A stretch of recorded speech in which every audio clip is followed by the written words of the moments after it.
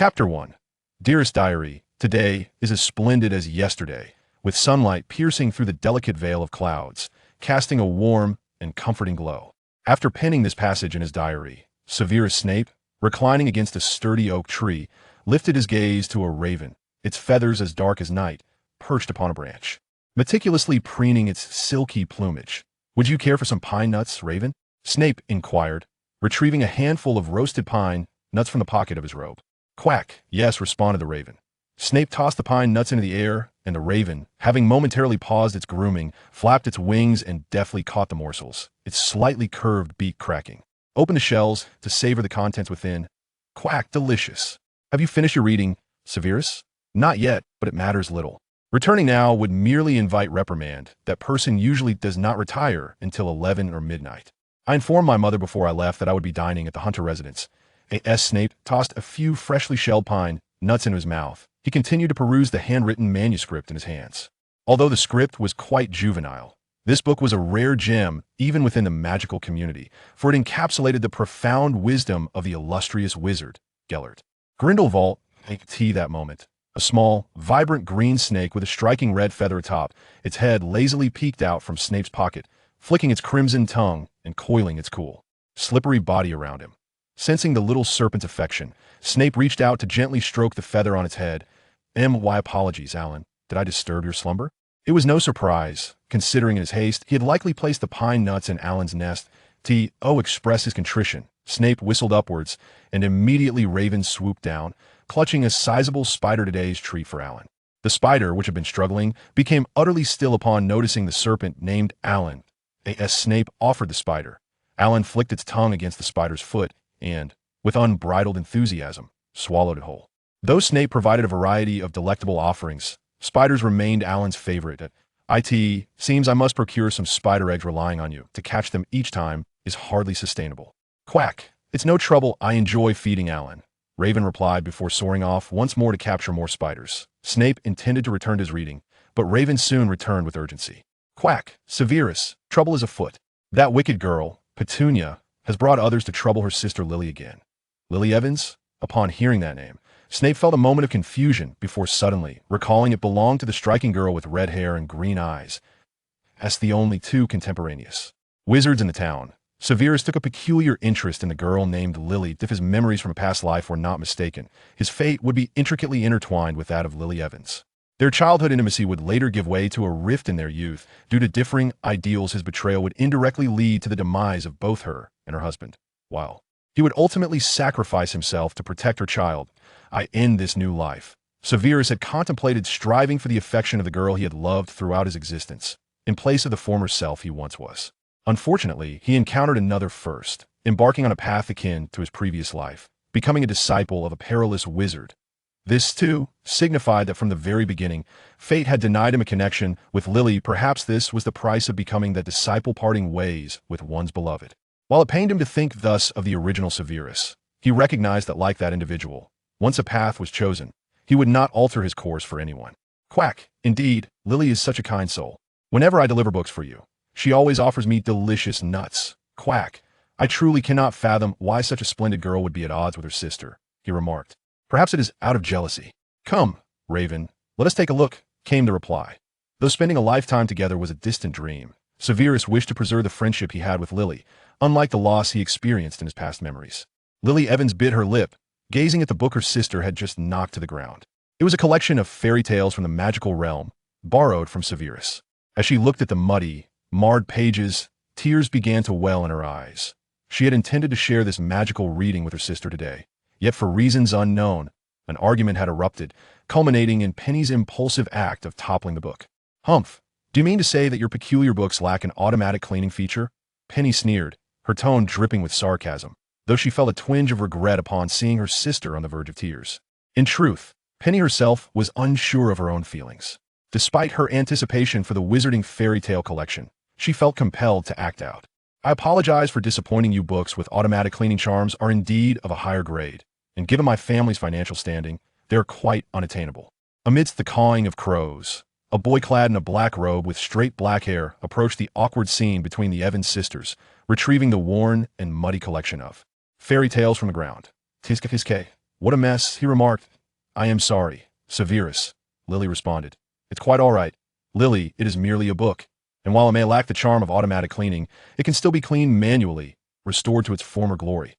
After comforting Lily, Snape cast a cleansing charm on the collection of stories about the poet Beetle. And, to the astonishment of the Evans sisters, the mud on the pages was instantaneously eradicated. Behold, it is now spotless. How wondrous! Is this magic? Can you teach me, Severus? Certainly, Lily. Although it is merely a simple cleaning spell, you shall learn it when you arrive at Hogwarts. Humph. Upon hearing the mention of Hogwarts, Petunia, who had been marveling at Snape's magical display, suddenly scoffed and turned away. Petunia. Lily was about to reach out to stop her sister, but Snape raised a hand to halt her and handed her an old tome entitled Basic Spells for Beginners. Peruse this book first. Familiarize yourself with the spells, Lily. As for your sister, if you trust me, might you entrust her to my care? With a thud, Petunia kicked a pebble into the brook at the edge of the town, taking a deep breath to calm her agitated spirit.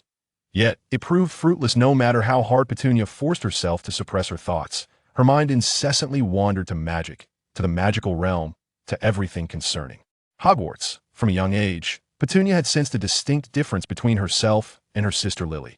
Lily had always been an extraordinary child. She could make flowers bloom in her hands and levitate objects, abilities that garnered her greater attention from their parents since childhood.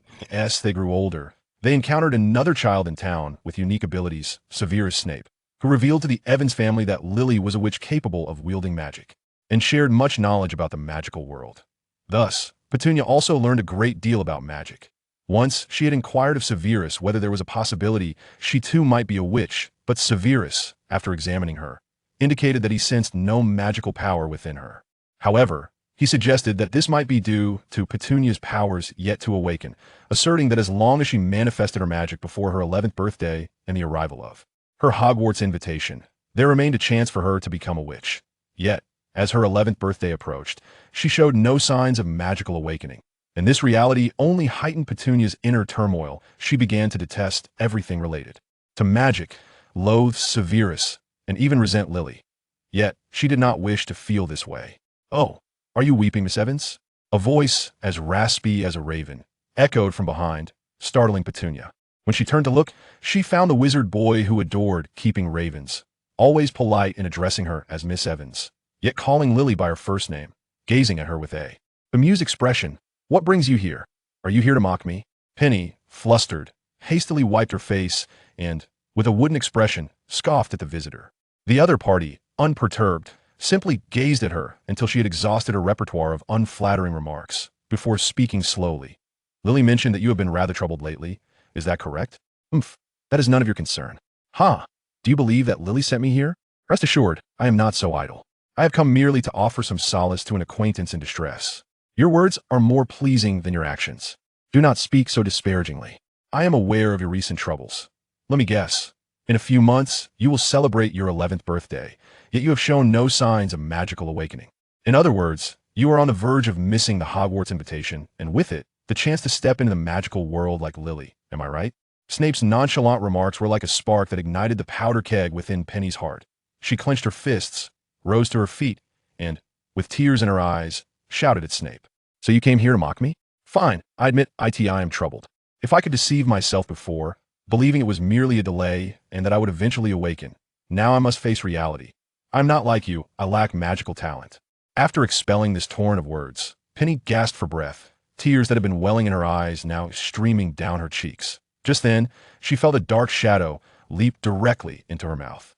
Ugh, don't spit out this chocolate frog, it's quite expensive. A bit of sweetness will help soothe your spirits. After stuffing a chocolate frog into Penny's mouth, Snape sighed, reflecting on the truth of ancient scriptures. Nothing in this world is more painful than yearning for what one cannot attain. In that light, Penny, whose life was intricately intertwined with magic, yet who could never step into its realm, was indeed a pitiable soul. Relax. Even among ancient magical families, there are those who cannot wield magic. Thus, whether or not one possesses magical ability is merely a matter of talent. No one will mock you for it, especially not Lily. I know all too well, but I simply cannot accept it.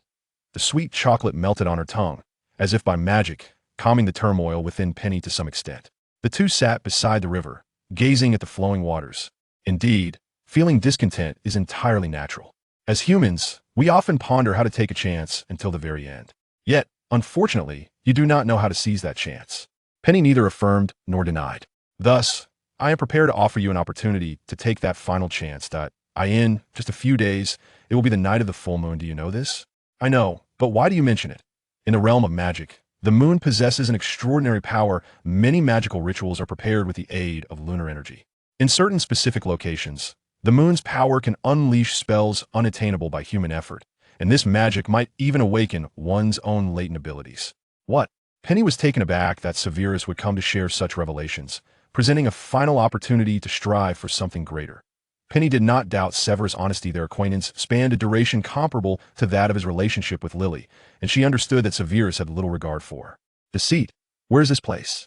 Be patient. In truth, I have not visited that location myself, but Raven knows the way. This information was relayed to Raven by other birds. Indeed, it was Raven who heard about it. Raven can guide you there, but I must caution you. Although Raven claims the place lies not far from the town in the mountains, it remains perilous at night. Not only bears and wolves, but also trolls and werewolves, along with other magical creatures, may emerge there. Severus paused momentarily before continuing. Thus, I must convey that despite the dangers of such a journey, what you stand to gain is merely a chance to awaken your magical abilities. Are you truly willing to take such a risk for this opportunity? Penny was about to voice her thoughts when Severus gently pressed a finger to her lips, silencing her. Chill. Do not rush to respond. There is still time before the full moon. Take a moment to contemplate. Miss Evans.it is getting late, and I must attend dinner at the Hunter residence. After leaving Penny alone, Severus made his way directly to a solitary villa at the edge of the town. Upon arriving near the entrance of Hunter home, he began to remove his black robe, stowing in a small bag behind him, revealing only a turtleneck sweater and white shirt as he rang the doorbell. Ding dong. Coming. Severus. Are you here to see the Hunters? Welcome, welcome. It has been a while, Mrs. Boggins. I hope I am not intruding. Not at all. Please come in. Mrs. Boggins warmly ushered Severus into her home. Though rumors circulated in the town, suggesting that Severus and Lily Evans were an odd pair, Mrs. Boggins and her husband had come to regard Severus as a fine young man after spending time with him. While old Mr. Snape was known as a notorious drunkard, his son Severus, in contrast, was a polite, principled, and academically gifted child. Once Severus was welcomed inside, Mrs. Boggins promptly called her son from the bedroom. With some time remaining before dinner, Hunter invited Severus to play baseball in the backyard. Hey, Severus, you cheated with magic again. I saw your eyes glowing. My apologies, but this is beyond my control. After tossing the ball to Hunter once more, Snape reclined on the ground alongside him, gazing up at the moon that had ascended into the sky, until Mrs. Boggins called the two for dinner. This evening's repast at the Boggins residence consisted of hummus accompanied by meat pies, while dessert featured freshly baked cookies. Following their meal, Snape and Hunter completed their homework together, after which Mr. Boggins just returned home, exchanged greetings before heading inside. Guided by the lamplight, Snape swiftly made his way back to the dilapidated Snape household, where the sounds of shattering glass bottles were soon followed by a chorus of snores. Very good. It seems that the sedative I put in the wine is still effective. However, at this rate, I should go buy a new batch of wine soon. After confirming that his father was asleep, Snape pushed the door open. At that moment, his father was slumped on the sofa, fast asleep, while his mother, Eileen Snape, or rather Eileen Prince, was cleaning up the broken glass from the bottles on the floor. Looking at her son who had come home, Eileen opened her mouth, but ultimately said nothing. As a witch who had graduated from Hogwarts, she naturally knew that her husband's drink had been spiked with a sleeping potion. It had been a long time since she had brewed such magical potions, so the only possibility was that her son had prepared the sleeping potion that her husband had consumed. Snape nodded at his mother, then walked into his room and closed the door. He was confident in the sleeping potion he had brewed. Old Snape would likely sleep until noon the next day, and then in the afternoon, he would hurriedly head to the pub, a never-ending cycle. It could be said that old Snape had not suffered a stroke or a heart attack, perhaps due to the virtue accumulated by his ancestors. However, this had nothing to do with Snape. He just needed a quiet and undisturbed environment to continue his studies with someone before going to school the next day and to prepare for an upcoming magical experiment. After confirming that he had locked the bedroom door and windows, Snape took a deep breath and skillfully pulled out an old magical newspaper written in German from his pocket. The date on it was from over a decade ago, 1944, the year before that person was defeated, when the ideal country he envisioned, Nurmengard, was just being established. This newspaper was a product of that time, although he did not know why it had ended up here or why it was held by his mother, Eileen. The strange magical power attached to it, indeed, connected Snape with that powerful wizard far away in Nurmengard. The large letters on the newspaper twisted, revealing an elderly man with a white beard, dressed appropriately, sitting at a simple wooden table, who mischievously winked at Snape. "Very well, you are as punctual as ever, Severus. After all, no wizard would neglect the opportunity to be personally taught by Gellert Grindelwald." Snape showed enough respect for this old man, who had once stirred the entire wizarding world, not only because of his magical prowess, but also due to his charismatic personality. Even with 2 lifetimes of experience, after a few encounters with Gellert Grindelwald, Snape still felt an impulse to follow this old man. "Haha, your words are always sweet. Now let's begin. You have already mastered the dark magic I taught you, so it's time to advance to a deeper level." Snape did not have to worry about his mother barging in. Like old Snape, that poor woman was not a qualified mother, having always lacked sufficient attention for her only son, only fiercely opposing when the Boggs couple suggested he attend a Muggle school. After all, as a witch, she inherently looked down on Muggle schools. Interestingly, on that day, the rarely sober old Snape, upon hearing Mr. Boggs praise his achievements and say he would surely make something of himself, surprisingly agreed to let him go to school, even taking some of his drinking money to cover the costs. Indeed, human beings are complex creatures. Today, Grindelwald was teaching him a fire-based dark magic, which involved planting a spark in a person's body. As long as any harmful thoughts towards the caster arose in the recipient's mind, the spark would begin to burn the recipient's soul. Snape studied earnestly, and Grindelwald was an excellent teacher. After 2 hours, Snape finally succeeded in planting his first spark in a captured mouse. At that moment, the little snake, Ellen, who had just woken up from sleep, poked its head out of Snape's pocket. When Ellen's gaze met the mouse in front of the table, the previously lively mouse instantly stiffened. "TSK, I was just about to test this magic-esque effect, but it seems it's too late now." After saying this, Snape tossed the now-dead mouse to Ellen, who unceremoniously devoured the midnight snack. "Ha, it seems you've raised your snake very well, Severus." Grindelwald watched with interest as the young snake munched away. This was precisely why he looked at this young wizard with a different perspective. Like himself, Severus Snape was also a wizard with special abilities. Parcel tongue, the ability to speak with snakes, although it can be learned, can also be innate. One of the founders of Hogwarts, Salazar Slytherin, was a natural parcel mouth. However, the ability to speak parcel tongue alone was not enough for Grindelwald to regard Snape with special attention. The real reason he decided to cultivate Snape was that the young snake, still in its juvenile stage, was something Snape had nurtured on his own without Grindelwald's intervention, although there was a considerable amount of luck involved. Like how a Muggle farmer's rooster happened to lay an egg, Snape's ability to successfully raise a snake at under 10 years of age demonstrated his talent. Watching this young wizard playing with a creature that had been prohibited from being raised since the Middle Ages, Grindelwald seemed to see a reflection of himself. Perhaps due to the extreme boredom of his days in Nurmengard, through this newspaper he had once founded, Grindelwald decided to nurture this child as a diversion. Although it was somewhat difficult to avoid the Ministry of Magic's monitoring and establish a connection with this newspaper far away in Britain, for Grindelwald, the rewards it brought were absolutely worth it. Besides being a natural parcel mouth, Snape was also a wizard whose talents were not inferior to his own in other respects. Combined with his own teaching and Snape's extraordinary effort, the not yet 10-year-old Snape possessed the strength to confront an average Auror head-on. By the way, Gellert, regarding the experiment I mentioned to you before, I have found a volunteer willing to participate. Ah, you found a fool of a Muggle willing to join your life-threatening experiment? Let me guess, it's someone you know, right? The little girl from the Evans family you mentioned. You guessed it right. In fact, Snape's visit to Penny today was not a spur-of-the-moment decision. It was because a certain magical experiment he had previously collaborated on with Gellert had finally reached the final phase, and Penny, the envious slave he could not have, was the subject he chose for the experiment. This magic was derived from an ancient druid spell that Gellert had once obtained. In the past, there existed a special druid sect that possessed the ability to transform muggles into wizards capable of using magic.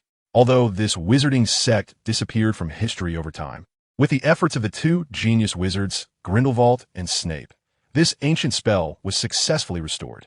A few days ago, Snape used his wand to perform apparition and found a suitable place in the mountains around the town to conduct the magical ritual, which was a giantess lair. Snape spent some effort taming the creature, which smelled like a mix of rotting fish and fruit left for half a year, convincing it to allow him to set up spells around the lair while also protecting the area for him. I must say, you're quite wicked, Severus.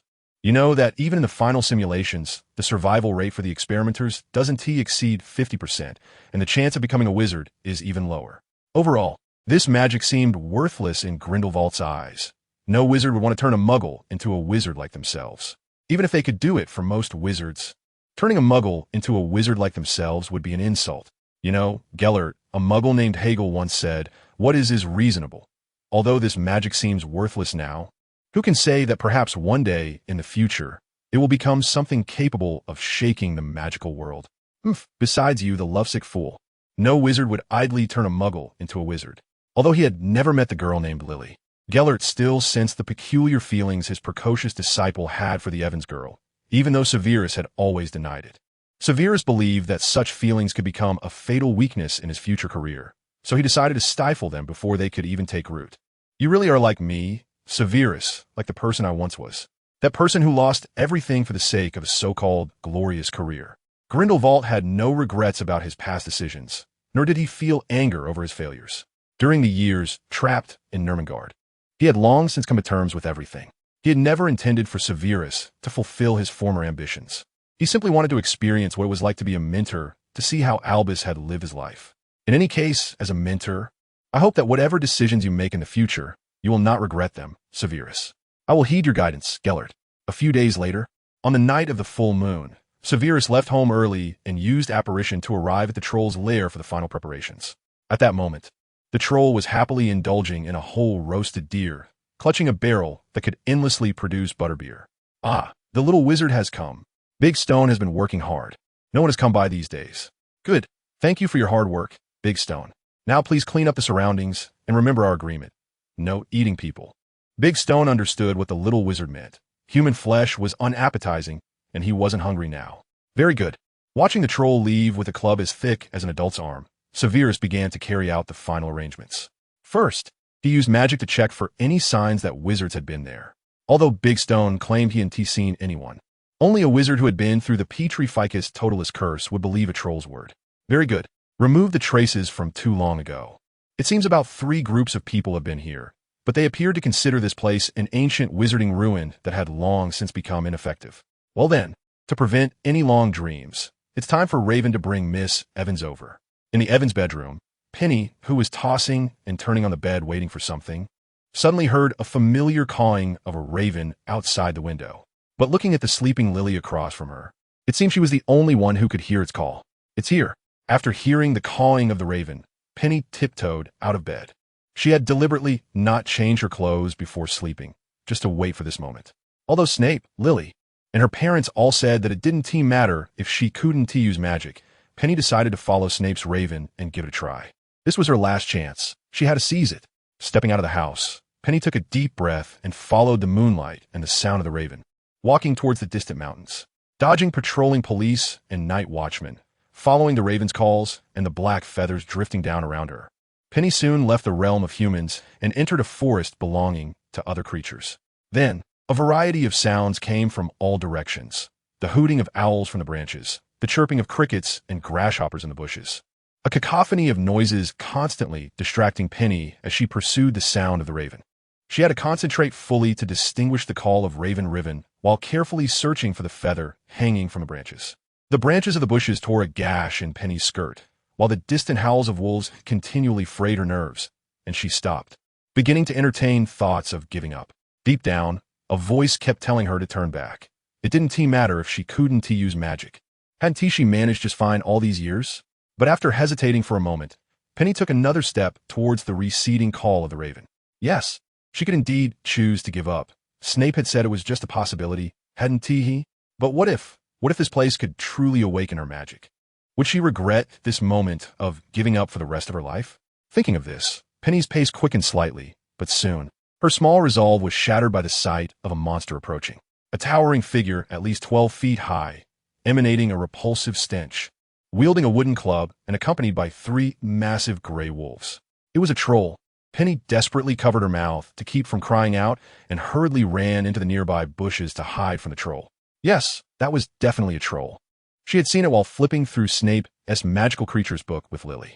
Yes, she was searching for an ancient magical relic. So encountering magical creatures was only to be expected.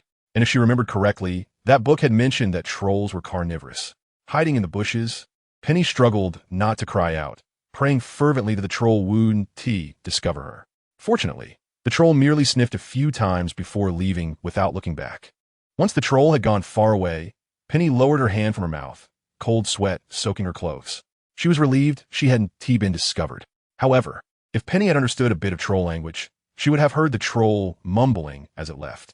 The little girl, tender meat, delicious, wants to catch.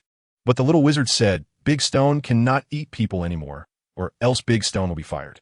Big Stone doesn't want to be fired. Big Stone wants to drink and eat good food. Yes, trolls are stupid, but they also understand the principle of having a full meal. Not to mention that the food Snape provided was quite delicious. So after hesitating for a few seconds, the troll made a difficult decision and left with the wolf it had just caught, abandoning the rare human girl. Penny took quite a while to get her weak legs moving again. At this point, the raven's calls, which had been distant, returned, indicating that Snape's raven had noticed she and followed. She broke off a dry branch from a nearby tree to use as support and continued to follow the sound of the raven, unaware of how much time had passed. She had to reach her destination before dawn. The path became increasingly rugged, and her leaden legs combined with the coolness from evaporating sweat wore down Penny's resolve. Thoughts of giving up lingered in her mind, but every journey has an end, and hard work always pays off. When the raven's call suddenly stopped, Penny pushed aside a bush and saw the magical array Snape had mentioned. Upon seeing the end of her journey, she collapsed in exhaustion. Quack! Congratulations on successfully reaching the end point. To be honest, I thought you would give up when the troll appeared. I was even thinking of notifying Severus. Yes, to be honest, I really wanted to give up at that moment, but then I thought having come this far, it would be too regrettable to give up now. Quack, well then, let us get started. It's exactly 2 in the morning. Although it's a bit late, it's not too late. Raven said as it flapped its wings and landed on a rune on the ground, placing one of its feathers on it. Quack! Activating this magical array requires a magical item, such as the feather of a phoenix or the tail hair of a unicorn. So my feather can be used as a substitute. So you're also a magical creature. Quack, yes, my ancestors once served Bran, the greatest king of England. You are a descendant of Bran's 7 ravens? Quack, it seems you know quite a bit about our ancestors. In fact, every English person knows a little about Celtic mythology. Penny and Lily had guessed that Snape's raven was actually a magical creature, but they didn't expect its origins to be so grand. Quack!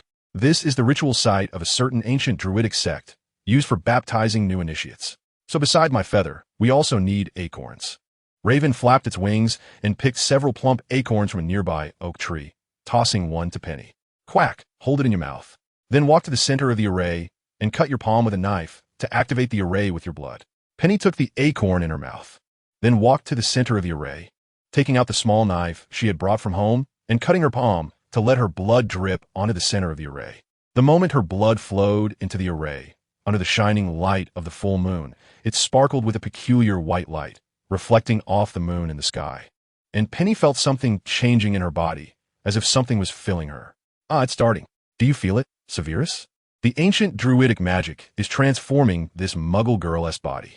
If all goes well, a new witch will soon be born. Outside the magic circle, Snape, who was witnessing this marvelous ancient magic with his mentor, took a deep breath and then pulled out a homemade wand from his pocket, measuring 9.5 inches, made of white oak with a core of a raven's tail feather. Since it was a hastily made wand, it wasn't very easy to handle. However, it should be sufficient to deal with the enemies to come.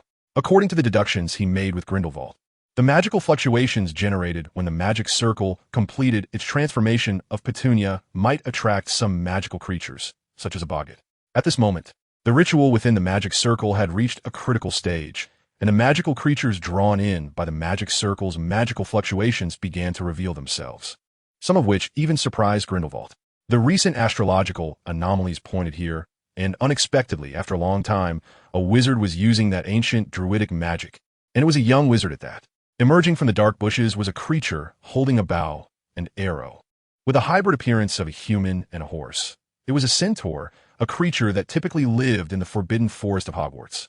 These beings, who predicted the future with their innate stargazing talents, were an unexpected arrival for Snape and Grindelwald. The centaur did not approach any closer, as its keen senses had already detected the young wizard's pocket holding a juvenile basilisk. It stood several meters away from Snape, watching the magic circle still in operation from a distance. You have a talent for reproducing such ancient magic, young wizard, but you are also very reckless." The centaur grabbed a handful of glowing sand from its satchel and sprinkled it into the air. "With the power of Luna and Bran's 7 descendants of the ravens, you have successfully reproduced this ancient magic, but it has also attracted a terrible energy. The dark mist, which you wizards refer to as the Murmur, has gathered here because of this magic and is preparing to take over your friend's body." "Ha, Severus. It seems the worst-case scenario has occurred. The Murmur has been attracted here, and now we can no longer stop the magic. The girl from Evan's family will soon be transformed into a Murmur." The Grindelwald in the newspaper smiled at his disciple, eager to see what decision his apprentice would make in this dire situation. However, it seemed that no matter what choice Snape made, the final outcome would remain unchanged. At this moment, the girl's fate within the magic circle was already sealed. She was destined to become a magical bomb known as a Murmur. However, soon Grindelwald noticed the smile at the corner of Snape's mouth, as if the current situation was precisely what Snape had anticipated. "Then, esteemed centaur, are you here to stop me?" The centaur looked at Snape's confident smile, knowing that everything was unfolding just as his divination had predicted. Today, another terrible and powerful wizard was about to be born. But the divination did not reveal what kind of person he would become in the future, whether a hero or a Dark Lord. "No, I do not have that ability. I am here today just to witness. I will not be the one to stop you, or rather, you do not need anyone to stop you. Is that so? Thank you then." After hearing that the centaurs would not interfere, Snape finally put down his wand and, along with Grindelwald and the centaurs, gazed at the dark mist emanating from Petunia in the nearby magic circle, a sign of a witch's transformation into a quietus. "Beautiful, isn't it, Gellert? This masterpiece of sorcery," Snape said, then waved his wand to establish a connection between himself and the magic circle, extracting the dark mist continuously generated from Petunia and absorbing it into his body. Inside the magic circle, Petunia's body was beginning to twist and deform under the influence of the quietus, her eyes glowing with a dazzling white light. While her soul was in a state of extreme agony, the buried jealousy towards her sister and anger at her own mediocrity magnified exponentially by the quietus. "Why her? Why is she special? Why am I so ordinary?" In midair, the broken Petunia continuously cursed her own sister, and these negative emotions became the sustenance for the quietus. Outside the magic circle, Snape, who was continuously absorbing the quietus born from Petunia, also had dazzling white light in his eyes at that moment. Under the influence of the magic array and the silent presence, Snape's negative emotions were being amplified exponentially. Among these were the pain of the near-death experience from his past life and the hatred he felt for his parents in this life. These emotions constantly pushed Snape's inner self to the brink of collapse. What a novel experience. Struggling to maintain his sanity amidst the tidal wave of emotions, Snape laboriously picked up his wand and cast the brain-locking charm on himself. The brain-locking charm, originally a high-level spell used to combat the legitimacy, allows wizards to temporarily clear their thoughts and emotions in order to resist mental intrusion. Now, Snape used it to counteract the effects of the magic circle that amplified negative emotions. But this was only temporary. Under the influence of the magic circle, Snape would soon be overwhelmed by the surging negative emotions again, at which point he would have to cast the brain-locking charm on himself once more. This cycle would continue until the magic circle successfully transformed Petunia into a witch, sealing the resulting emotional turmoil within himself. Not far away, Grindelwald was being carried by a raven, witnessing this audacious magic alongside centaurs, while a young wizard, not yet 10 years old, was attempting to master the catastrophic emotional turmoil. As bold as ever. After all, he was a wizard who dared to breed a basilisk alone at the age of 5 or 6. However, even if he successfully sealed the emotional turmoil within himself, how did he plan to harness this power? I truly look forward to it. Grindelwald did not believe Snape would fail. Their earlier conversation had already indicated that his apprentice, Severus Snape, would not die today. Otherwise, he wouldn't have appeared in the centaur's prophecy. Time passed second by second. Within the magic circle, Petunia Evans's transformation was nearing its end. The ancient druidic magic had successfully turned her from a muggle into a witch, while the amplified negative emotions had exhausted her both physically and mentally, causing her to faint in midair. On the other side, Snape's situation was not much better. The brain-locking charm consumed a significant amount of magic power, especially since Snape was not using the wand best suited for him. Judging by the dimly lit sky in the distance, it should be around 5 in the morning, and during this time, Snape had used the brain-locking charm on himself over 100 times. At this moment, Snape was already covered in black marks, a sign of the emotional turmoil sealed within him by the magic circle. He kept telling himself that if he could just hold on a little longer, he would succeed. Hey, Gellert, what do you think we should do with this emotional turmoil next? Any good ideas? Perhaps due to the nearing conclusion. After casting the brain-locking charm on himself once again, Snape even had the energy to chat with Grindelwald beside him. I must admit, your courage and luck are as surprising to me as your talent, Severus. But celebrating now might be a bit premature. I should have taught you a principle. Until you have completely succeeded, failure is still a possibility. I understand that perfectly well. In fact, Snape, having lived 2 lives, knew the saying that a journey of 1,000 miles begins with a single step. So, at this final moment, what he needed to do was not only cast the brain-locking charm, but also summon his Patronus.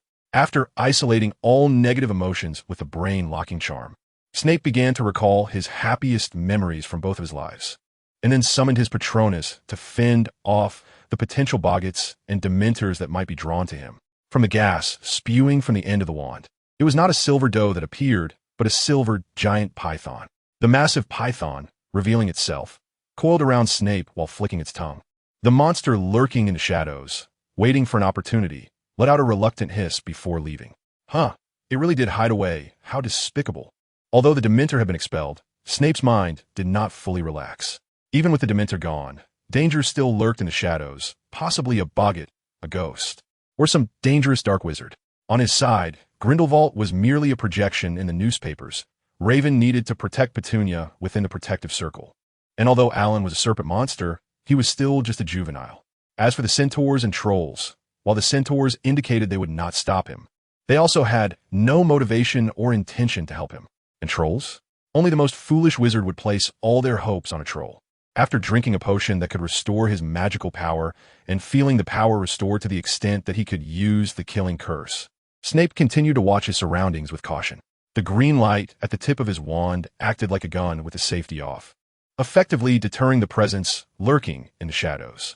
The dark figures that had been hiding and waiting to strike retreated significantly upon seeing the glow of the killing curse, leaving only a few simple-minded magical creatures that did not understand the horror of the curse. As for these creatures, a troll should be able to handle them. Time passed second by second, and at this moment, Penny, who was at the center of the magic circle, had fallen from the air and was gently lowered outside the magic circle by the currents blown by Raven. After the magic circle completed its transformation of Penny, the runes on it began to change, and while Snape remained vigilant of his surroundings, he slowly walked to the center of the magic circle. With his left hand, he reached into his pocket and gripped a small knife, withdrawing it only after feeling the blade cut into his palm, allowing his blood to drip onto the now completely different magic circle. By using his own blood, Snape successfully activated this new sealing magic circle. Under the effect of the magic circle, the black spots on Snape's face and the white light in his eyes began to slowly fade away, and soon this entity, referred to as Silence, was successfully sealed within Snape's body. Subsequently, the magic circle began to detach from its original vessel and attached itself to Snape. While silently sealing silence within him, it also allowed Snape to extract part of its power for his use whenever needed. In simple terms, Silence had now become a magical stone that Snape could draw from at any time. This was the only method Snape had come up with to utilize silence within him. After all, if silence were compared to a magical nuclear bomb, what he had to do was turn this bomb, which could explode at any moment, into controllable nuclear energy. This was destined to be a thorny path with heavy responsibilities. Finally, it was over. After confirming that the silence within him had subsided, Snape lay on the ground, gasping for breath as he gazed at the dawn on the horizon, his face filled with the joy of having survived.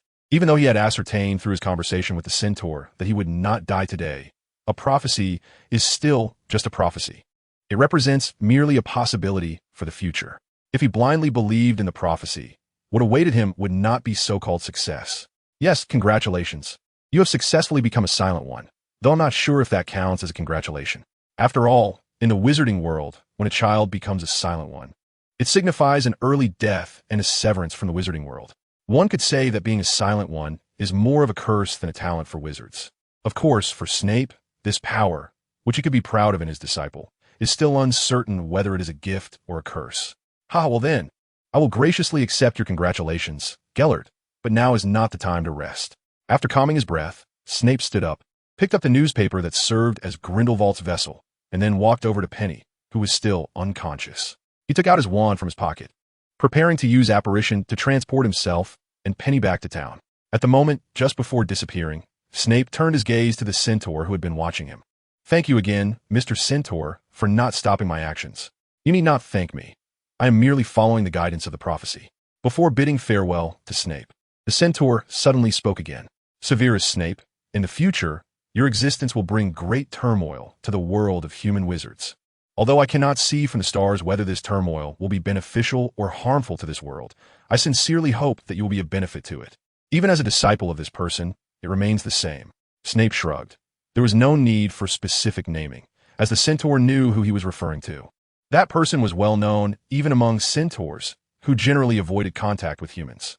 Whether a person is beneficial to this world is not determined by their background or mentors. Only you can decide this matter for yourself. Remember my words, Severus, even if you're a disciple of the dark wizard Grindelwald. What is your name, esteemed centaur? Glocka. Very well, Mr. Glocka, I will remember your advice. With that, Snape used apparition to leave the giant's lair. He needed to return Petunia before the Evans family woke up. After using the disillusionment charm to return to town, Snape cast a spell to relieve his fatigue and then carried the unconscious Petunia towards the Evans house. When he arrived, Snape realized that he was not the only one who had gone without sleep that night. On the steps of the Evans house, a red-haired girl in a nightgown was sitting on the stairs. Judging by the bloodshot eyes that were deeply sunken, she had likely been waiting since her sister left the night before. When she saw Snape coming back with her sister on his back, Lily's face first lit up with joy, but then it turned stern as she walked towards Snape. Upon seeing the torn dress on Petunia and the numerous cuts that looked like they had been made by tree branches, Lily's expression darkened considerably. "Hey, relax, Lily. Miss Evans is fine. She just overexerted herself." Snape tried to calm Lily's emotions, but was met with a sharp slap. "You've gone too far this time, Severus. Why did you let Petunia mess around? At least you and Petunia are okay. It seems Petunia talked to you about our conversation after you left that day. Petunia told me everything. I've advised her many times that it doesn't matter if she can't do magic, but she insists on wanting to try it once." With Lily's help, Snape successfully brought Petunia to the Evans sisters' bedroom, and then Snape sat with Lily on the steps of the Evans house and began a chat. "So, did Petunia really succeed in awakening her magical talent? Perhaps, but it's just a possibility after all, since magic isn't omnipotent. Is it?" For some reason, Lily's mood suddenly dropped when she heard Snape say that. If she fails, Petunia would be very disappointed, right? Who knows? Although Snape could have told Lily that the magic cast on Petunia had succeeded, and that Petunia was now a witch just like her, he chose to evade the issue. If it were someone else, Snape would probably have honestly told him the truth, but sitting across from him was Lily Evans, one of the few people who made Snape feel challenged. Looking at Lily's beautiful face, which was caught between girlhood and womanhood, the constant fluttering in his heart seemed to remind Snape that the future potions master and headmaster of Hogwarts deep down was screaming something. Snape reached out as if to touch her, but in the end, he did nothing. It was too late. This brave girl was born to be a Gryffindor, the house that symbolizes courage, while he, though uncertain whether in this life he belonged to Slytherin or Ravenclaw, had a barrier that was hard to overcome between himself and Lily from the very beginning, as a disciple of Grindelwald.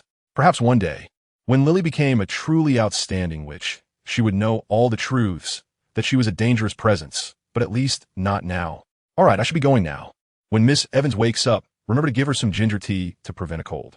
After saying this, Snape stood up and, without waiting for Lily to call him back, directly apparat back to his home. One soul, two bodies.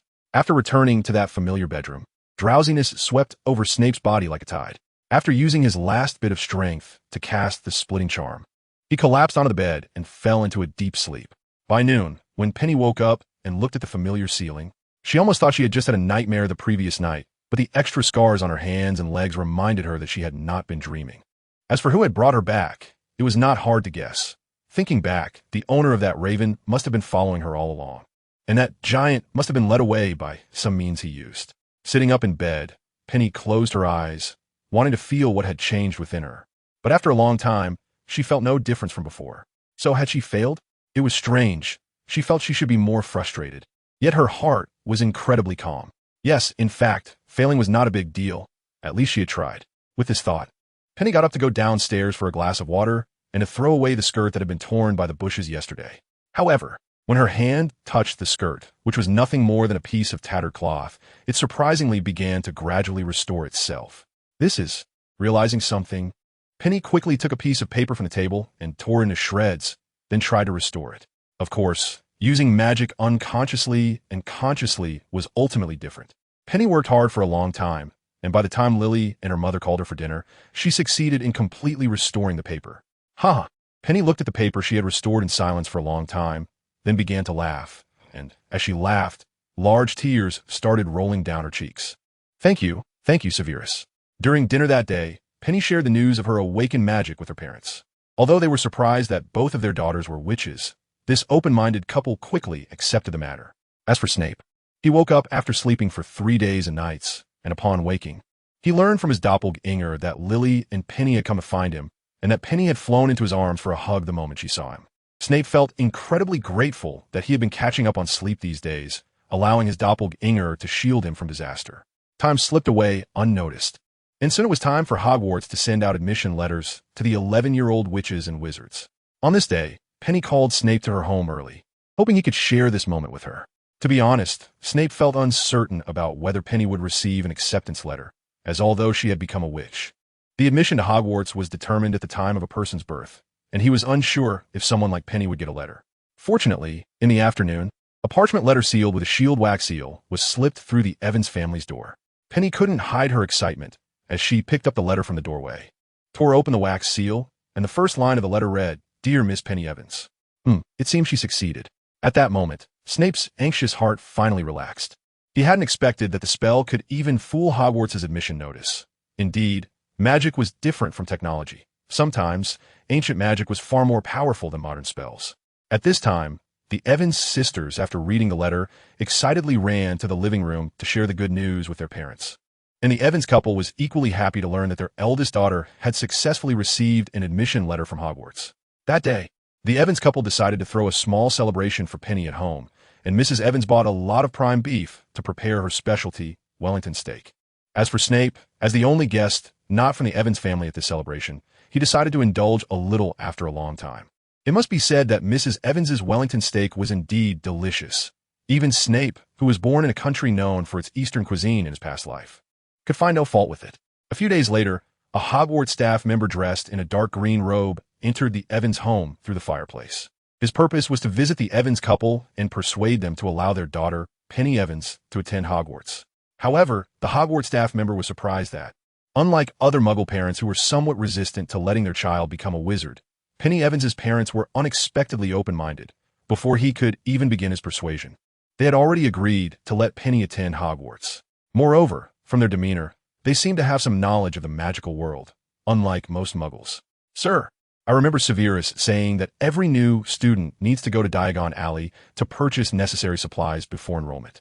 Could you please provide us with a list so I can see how much it will cost?" "Oh, sure. Severus. Oh, so it's Severus Snape." He remembered this child. He was the little wizard from this town who would enroll a year after Penny. He was a half-blood, and his mother had also been a Hogwarts graduate.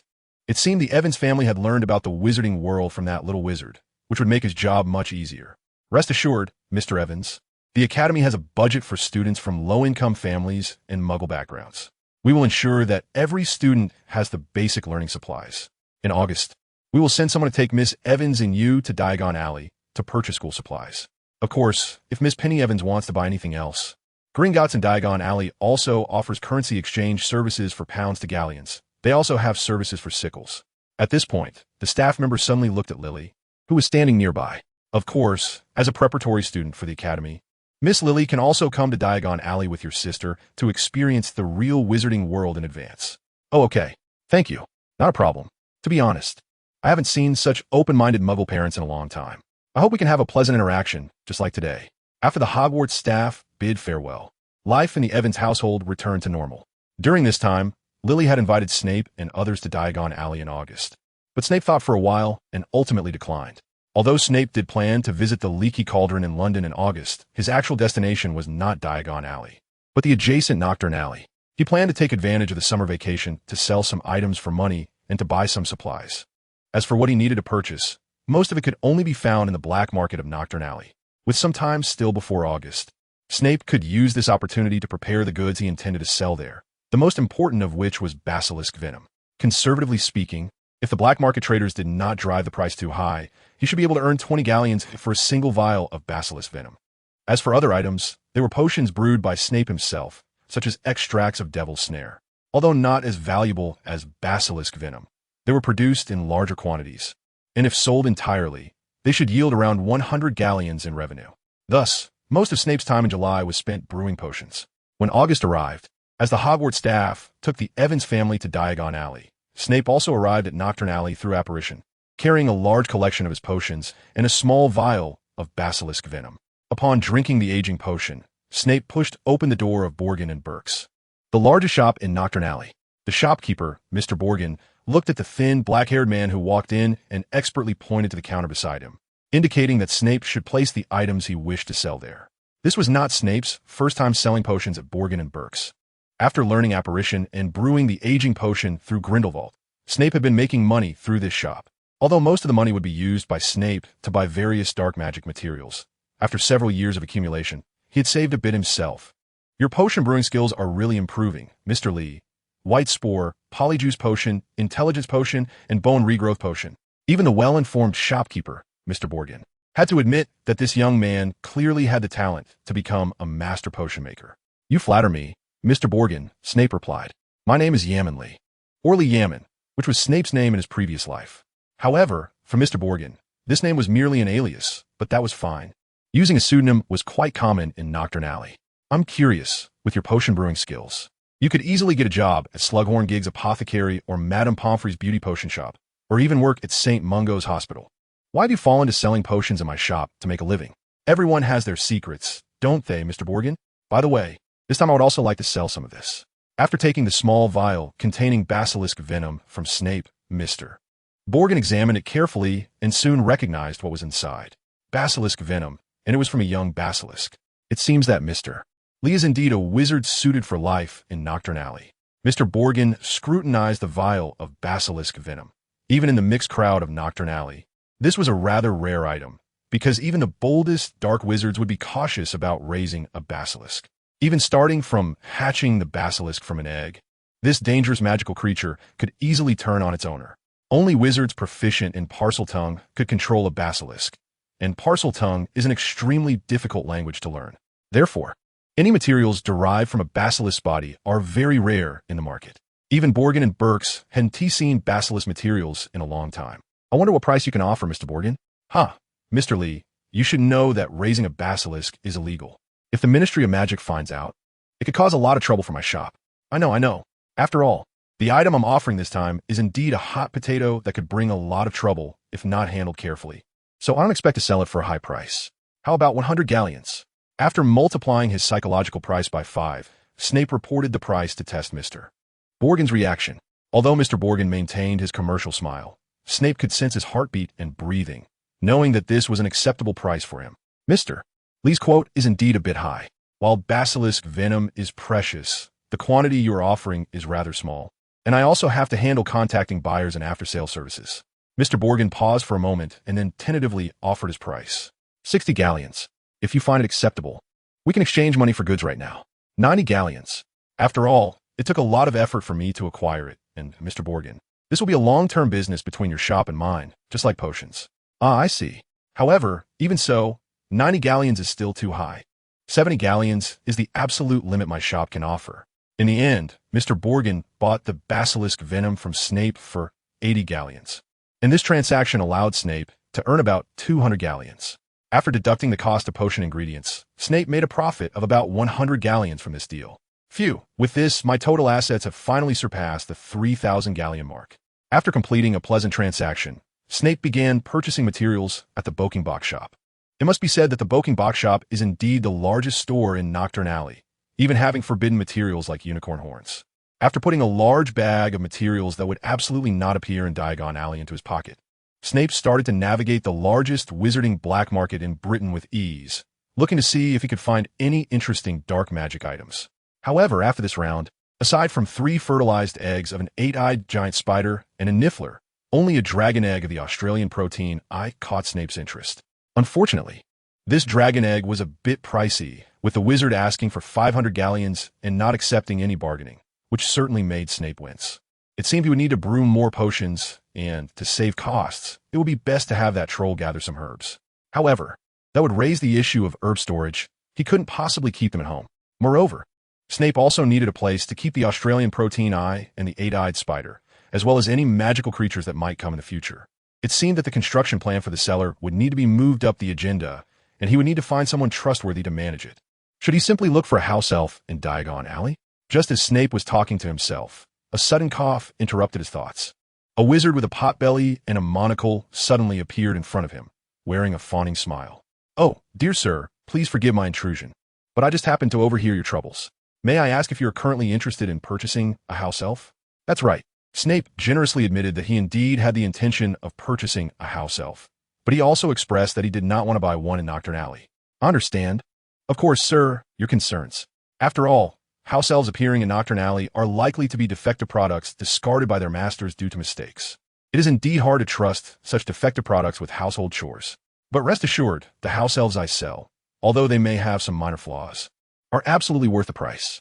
The wizard then made a gesture inviting Snape to follow him. After confirming that the wands he brought were safely tucked in his pocket, Snape selected a pine wand and followed behind Skiving Snackbox. "Ah, please don't be so nervous, sir. Even though this is Nocturne Alley, known for its bad reputation, crimes like robbery are still quite rare, especially when the target is a future potions master. It seems your information is quite reliable." "Flattery, flattery. I just have a good personal relationship with Mr. Bork, and I was also in the shop when you last sold potions at Borkin and Burke's." Although somewhat displeased, Snape felt reassured knowing that the other party was acquainted with Mr. Bork. Having a personal connection with the largest shop owner in Nocturne Alley meant that the other party was a sensible businessman. As long as the price was right, they could get along quite pleasantly. "Ah, we've arrived. Welcome to our humble shop. As you can see, our business specializes in introducing new owners to house elves abandoned by their previous masters." After entering the shabby doorplate of a new home introduction place for house elves with Shijinj in Nocturne Alley, Snape saw about 20 house elves. Among them, more than a dozen had an extra piece of clothing in addition to the rags they wore, clearly discarded by their previous owners for having made mistakes. The other house elves were very young, most of them not yet of age. However, it seemed that Shijin's shop did have some items worth considering, and the prices were significantly cheaper than those in Diagon Alley. "So, sir, have you chosen what you want?" Snape looked at the prices marked on the name tags of the house elves, most ranging from 600 to 700 galleons. Indeed, much cheaper than the house elves in Diagon Alley. However, despite this, Snape did not want to make a decision so easily. What Snape needed was not just a servant to clean his house. If that were the case, he might as well use a cleaning spell, which would be faster. What he needed was a trustworthy partner to whom he could entrust his future stronghold. Therefore, Snape had to be cautious in his selection. First, those house elves with extra clothing needed to be passed over. Although Snape did not care about the mistakes they made that caused their previous owners to discard them, the priority for purchasing house elves who had made mistakes was not high for him. The very young house elves also needed to be passed over. Experience was an important criterion for buying house elves, and very young house elves meant that Snape would have to spend more time teaching them how to manage the base. After much careful consideration, Snape ultimately decided to buy a house elf that was just approaching adulthood. Although its price was directly 1,000 galleons, Snape managed to buy this house elf named Kirby for 500 galleons and a bottle of Felix Felicis. "It's truly surprising, Mr. Lee, that you were able to successfully brew such a complex potion as Felix Felicis." After confirming the authenticity of the potion from Snape, Shiningo immediately took the little spider out from the group of house elves and handed it over to Snape. It was indeed a pleasant transaction, and I think both sides should feel that it was worth it, right? Since we obtained what we wanted at a reasonable price, it naturally feels like a good deal. "Haha, Mr. Lee, you really are well suited for Nocturne Alley. I hope we have the chance to do business again in the future. You should know that my business scope is not limited to selling ousted house elves." "Well, I'm sure we will." After a commercial chit-chat, Shijinj personally escorted Snape out of his shop.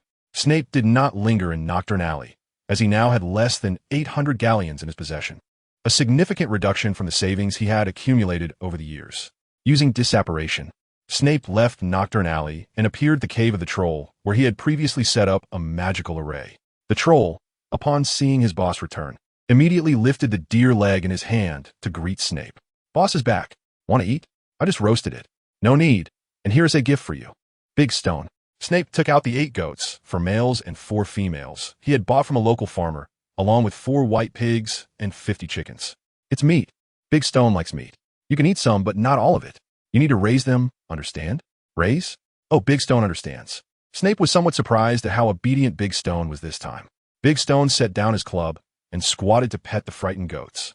Can't eat them all. Have to raise them, then Big Stone can find a wife. Hearing this reason, Snape couldn't help but marvel at how simple-minded trolls could be. And it was no wonder some wizards trained trolls to protect their property.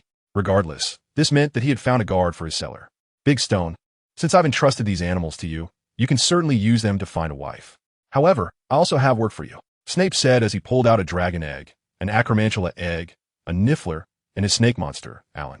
I need you to find food for these pets before the pigs and goats adapt, understand? As a reward, I will give you even more alcohol than now. The infinite wine barrel that Snape had given to Big Stone, under Snape's remote control, could only produce about 5 liters of mead daily. But to Big Stone, it seemed like his boss was magically sending his salary into the barrel every day. This time, Snape increased the daily production from 5 liters to 15 liters. So many eggs, Big Stone understands. Big Stone will hunt more prey to feed these eggs. Very good. Although Snape didn't think Big Stone could grasp such a complex matter instantly, it didn't matter, as he had also brought the cellar's steward with him. Let me introduce you, Big Stone. This is KB, and from today, he will be your second in command. When I'm not around, you must listen to him, understand? Second in command? Big Stone scratched his head and squatted down to take a closer look at the house elf hiding by Snape's feet. Hi, nice to meet you, Big Stone. KB, stepping out from behind Snape, politely greeted the troll. KB was not too surprised that Snape had a troll, as their previous boss had informed them that their new master was a potions master, and such masters often had very peculiar personalities. Although KB showed goodwill towards Big Stone, the troll did not appreciate it. Looking at this small creature, even smaller than Snape, Big Stone scratched his head and then shouted, "This little house elf wants to be Big Stone's second in command? That's not fair. Why can you, a weak little elf, ride on Big Stone's back? Although it's a bit presumptuous. I'm not a goblin. It doesn't matter what you are. Big Stone doesn't acknowledge you as my second in command unless you defeat Big Stone like the big boss." This master? KB hesitated for a moment, then turned his light green eyes towards Snape, seeking his permission. Although house elves could use magic and were much stronger than many wizards, they needed their master's permission to cast spells. If Snape disagreed, then even if Big Stone killed him, KB couldn't use magic. I've already told you, KB. I bought you to help me manage my base, which includes Big Stone. If he doesn't listen to you, then you can certainly use magic on him. I understand. Benevolent and wise master. Then, Big Stone, although this isn't my intention, since the master has entrusted me with the management of the cellar, I must do my utmost to fulfill it, so I will defeat you. KB extended a finger from behind, which emitted a white light. A battle ensued between Big Stone, the troll, and KB, the house elf. This was a predictable and boring fight. From the start, KB, permitted to use magic by Snape, could not lose. Although the magic used by house elves was mostly domestic, like cleaning and cooking spells, that didn't mean they lacked offensive magic. In fact, being able to cast so much magic without a wand or incantation demonstrated that house elves surpassed humans in magical ability. At the beginning of the fight, Big Stone roared and charged at KB with his club, but KB easily dodged with disapparation and then cast a levitation charm on Big Stone's club, causing it to float in the air. No matter how hard Big Stone tried, he couldn't retrieve it. Oh, the club is floating. Seeing his food suddenly out of his control, Big Stone forgot that he was in a duel and began to struggle with the floating club instead. KB didn't give Big Stone a chance to breathe and ended the fight with an expansion charm, causing Big Stone's already hefty body to transform into a balloon, floating in the air just like his club. Not bad. Even among house elves, KB's magical prowess can be considered excellent, and his combat skills are better than most wizards. It seems I've truly struck gold this time. Well done, KB. As a reward, I fully entrust you with the management of my base cellar, and you and your descendants will serve the Snape family forever. Your praise makes me feel honored, esteemed master. Thank you for your reward. But it seems Big Stone is still somewhat unconvinced. I'm convinced. I'm convinced, second in command. Quickly let Big Stone down. Big Stone is about to vomit. At this moment, Big Stone, completely transformed into a troll balloon, desperately turned his head to plead with KB. Haha, let him down, KB. At your command, my master. Then KB waved his finger, and the spells placed on Big Stone and his club were lifted. Thud. Big Stone fell heavily from the air, rubbed his bottom, quickly got up and looked at KB with newfound respect, similar to how he regarded Snape. Indeed, for a simple-minded creature like a troll, as long as you could subdue it with strength, it would become quite obedient. You're amazing, second in command. Haha, it seems you two will get along quite well in the future. Now, come over here, KB and Big Stone. I have something to say to you. Then Snape shared his idea of digging through the underground of the trolls' lair to establish a base with his companions. As Snape's house elf, Kraby naturally would not oppose Snape's decision, while Big Stone felt very resistant when he heard that Snape wanted to dig a hole under his own home. However, since both of his leaders wanted to do this, Big Stone could only agree, seeing that his companions all agreed to the plan. Snape immediately began to formulate a work plan. The plan was actually quite simple. After all, the only ones who could use construction magic here were Snape and Kraby. So most of the work would fall on the two of them, while Big Stone would only need to do some heavy lifting, like moving the dirt they dug out. However, Big Stone thought that since there was so much dirt, he also wanted to build a house above ground. Although it was possible to live in the underground lair, the troll preferred to stay above ground. Well, then let's do this. The dirt we dig out from the cellar will be transformed into bricks by me and Kraby. And then Big Stone, you will be responsible for building the house above ground. Oh, okay. I have to say that although trolls are generally quite foolish, this troll named Big Stone is much smarter than his kind. It is precisely because of this that Snape had the idea of training him as a bodyguard after defeating him. The barrel of wine Snape gave to Big Stone contained a small amount of intelligence-enhancing potion, which is also why Big Stone is able to speak simple human language. After assigning the tasks, Snape began directing his companions to build his first stronghold. In the afternoon, they dug out a 10-square-meter pit underground in the Great Stone Nest. After using a permanent deformation spell to turn the surrounding soil into brick and stone for reinforcement, Snape also conjured up 2 beds, one large and one small, with a transfiguration spell. All right, let's stop here for today. I'm heading back to the village now. I'll leave some food for you. Once Kibby is done, you can share with the Sure. Yes, my master. Very well. After you finish eating, I'll come back to take you to my home in the village. If you need anything, just use apparition to find me. Understood, master.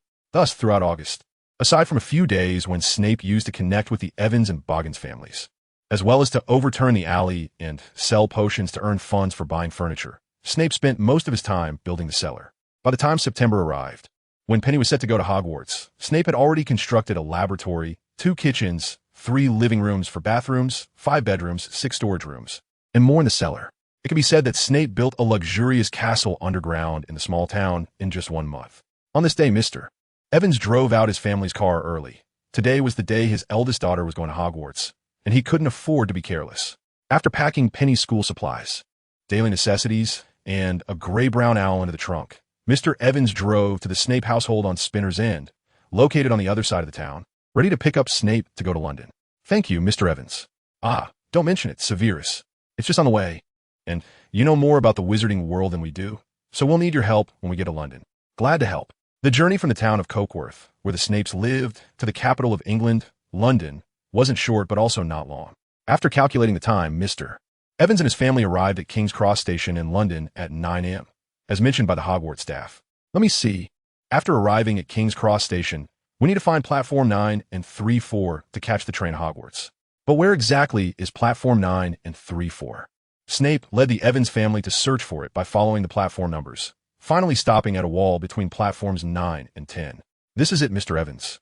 But this is just a wall, isn't it? Please follow me. After saying this, Snape took the Evans family and ran towards the wall. The expected concussion did not occur, and the Evans family found themselves at Platform 9 and 3-4 in King's Cross Station, where other wizarding parents were also sending their children off to Hogwarts. As the only school in the UK that has accepted Muggle-born wizards since its establishment. Hey, Penny, are you feeling nervous? When Lily handed her luggage and the owl to her sister, she felt Penny's hand was actually trembling slightly. Ah, yes, I feel very scared, Lily. This is the first time I've left home since I was born, and it's to such a faraway place as Scotland. In front of her sister, Penny easily admitted her nervousness. After successfully receiving the acceptance letter from Hogwarts, the rift between the Evans sisters began to mend. But it would take a long time to restore things to the way they were. Which house would I be sorted into? Gryffindor, Ravenclaw, Hufflepuff, or Slytherin? What kind of roommates would I encounter? Would I be able to keep up with the school curriculum? Overall, there were a lot of questions swirling in my mind. As she spoke, Penny suddenly crouched down and buried her face in her knees. It feels like even if I successfully awaken my magic, things won't really change, right, Lily? Do you think it would be better if I didn't awaken my magic? Just as she thought this, Penny suddenly felt a warm presence, emitting the fragrance of lilies. Embracing her, it was Lily, her sister. For some reason, in her embrace, Penny's originally tense emotions quickly eased. How could this be? For me, Penny, your ability to awaken magic is the best thing that has ever happened to me in my life. Lily, I've always felt lonely.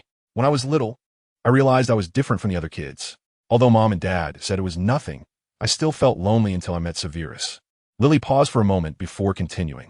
But Severus made me understand that I wasn't alone in this world. There are many others like me who are called wizards and witches. He taught me a lot, but deep down I still longed for something. As she spoke, Lily ended up shedding tears before Penny. I'm sorry, Penny. When you told me that Severus said there was a place that might help you awaken your magic, I pretended to stop you with my words, but inside, I hoped you would give it a try because I wanted you to become a witch like me.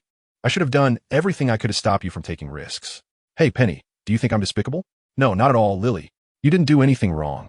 It was I who, because I couldn't awaken my magic sooner, took my frustration out on you and Severus. I'm really sorry. Thus, in front of the Hogwarts Platform 9, welcoming new students, the Evans sisters embraced and cried, and the rift caused by their earlier conflict finally healed. The Evans parents, who were chatting with the Hogwarts staff responsible for Penny's enrollment, heard their daughter's cries and were about to check on them when Severus stopped them. Shoo, let's give the sisters some time alone for now. So, the Evans sisters hugged and cried for a long time until the train's announcement notified them of the departure. After wiping her tears, Penny waved to her family and Severus. Well then, goodbye everyone. Lily and Severus, when you enter Hogwarts next year, I'll be the senior to help you get familiar with the campus. Huh, I'd be happy to. After watching the Hogwarts Express leave King's Cross Station, heading to Hogwarts School, located in Scotland, Snape followed the Evans family back to Cokeworth. On the way back, Snape excused himself to go to the restroom, then used the disillusionment charm to create a duplicate to follow the Evans family home, while he himself, after drinking an aging potion, used apparition to arrive at a Chinese restaurant in Chinatown, London. Boss, stir-fried rice noodles with beef and some rock sugar pear water, and 2 chive pockets and a steamer of crystal buns, and finally a bowl of old duck soup with extra pickled radish. Wow, Alley, you haven't been here for a long time. Have a seat, have a seat. While the boss was preparing the food, Snape took out his own tea leaves from his bag and brewed a pot of tea. As the familiar scent of tea wafted through the air, the boss peeked out from the kitchen. Not bad, Alley, where did you get this authentic Yi Ching? I was wondering why I hadn't seen you recently. Turns out you went back home. No, I bought it from somewhere else, but you have a keen nose, boss. Want me to bring you a pack? Sure. I've been coming here for years, and not to mention to Yi Ching, even regular tea is hard to find. I just don't understand why these foreigners love to add sugar to their tea. It's so sickly sweet. When a large plate of stir-fried rice noodles was served, the boss didn't hesitate to take a sip of Snape's freshly brewed tea. Delicious, so fragrant. Indeed, homemade tea is the best. Seeing the boss so absorbed, Snape smiled and began to eat. Ever since he learned apparition and brewed the aging potion, he would occasionally visit Chinatown in London to enjoy the taste of his hometown from his past life, and over time, he became familiar with the Chinese community there. With his jet black hair and foreign facial features, combined with his fluent Chinese, and no one knowing what Snape really did, the locals eventually nicknamed him Alley. By the way, Alley, that antique dealer Old Yang told me to let you know to visit his shop when you come. He said he has news about the book you were looking for. Really? I need to eat quickly and then go find Boss Yang. Hey, take your time. There's a saying, eat less for more flavor, eat more and ruin your stomach. In this world, nothing should be rushed, especially meals. The boss said, pouring himself another cup of Snape's Yi Ching, ignoring the shouts from the kitchen, savoring the rare tea. After lunch, Snape hurried to an inconspicuous antique shop in Chinatown. Despite its small size, the shop had a grand name, Qian Sangge. The owner, Old Yang, was quite skilled. If you asked, there was nothing he couldn't procure. This time, Snape had entrusted him to help find a copy of an ancient book, and he hadn't expected to hear news so soon. As soon as he entered, Snape smelled a strong sandalwood fragrance, indicating that Old Yang was performing some ritual. Is it you, little friendly? Please take a seat. I'll be done in a moment. No problem, Taoist, you carry on, as such matters cannot be rushed. Unlike his previous life where he had no taboos, this Taoist Yang was a true practitioner who had once studied under the Jingyi sect. Even now, residing in the UK, he never neglected his daily rituals. Soon, an elderly man with a long beard and an ethereal demeanor emerged from the inner room. Upon seeing his old friend, Daoist Yang nodded and then sat down in the main seat. It's been a while. Your magical power has improved again. However, I see that your forehead is dark, and the evil energy in your eyes has not alleviated. You are still on the verge of going mad. I didn't expect that after all this time. You still haven't dealt with the invading evil in your body. Indeed, I can't hide anything from your heavenly eye, Daoist. This is also the reason I asked you to help me find that item. Snape wasn't surprised that the other could see through him, as Daoist Yang had cultivated his heavenly eye.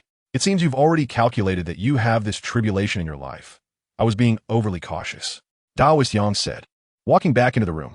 Moments later, he came out holding a book and presented Snape with a hand-copied version of the Qing Jing Jing, which was filled with red annotations made by a senior brother skilled in talisman techniques. Here you go, little friend. This is the best one I could find. Thank you, Daoist. After receiving the Qing Jing Jing, Snape took a cursory glance.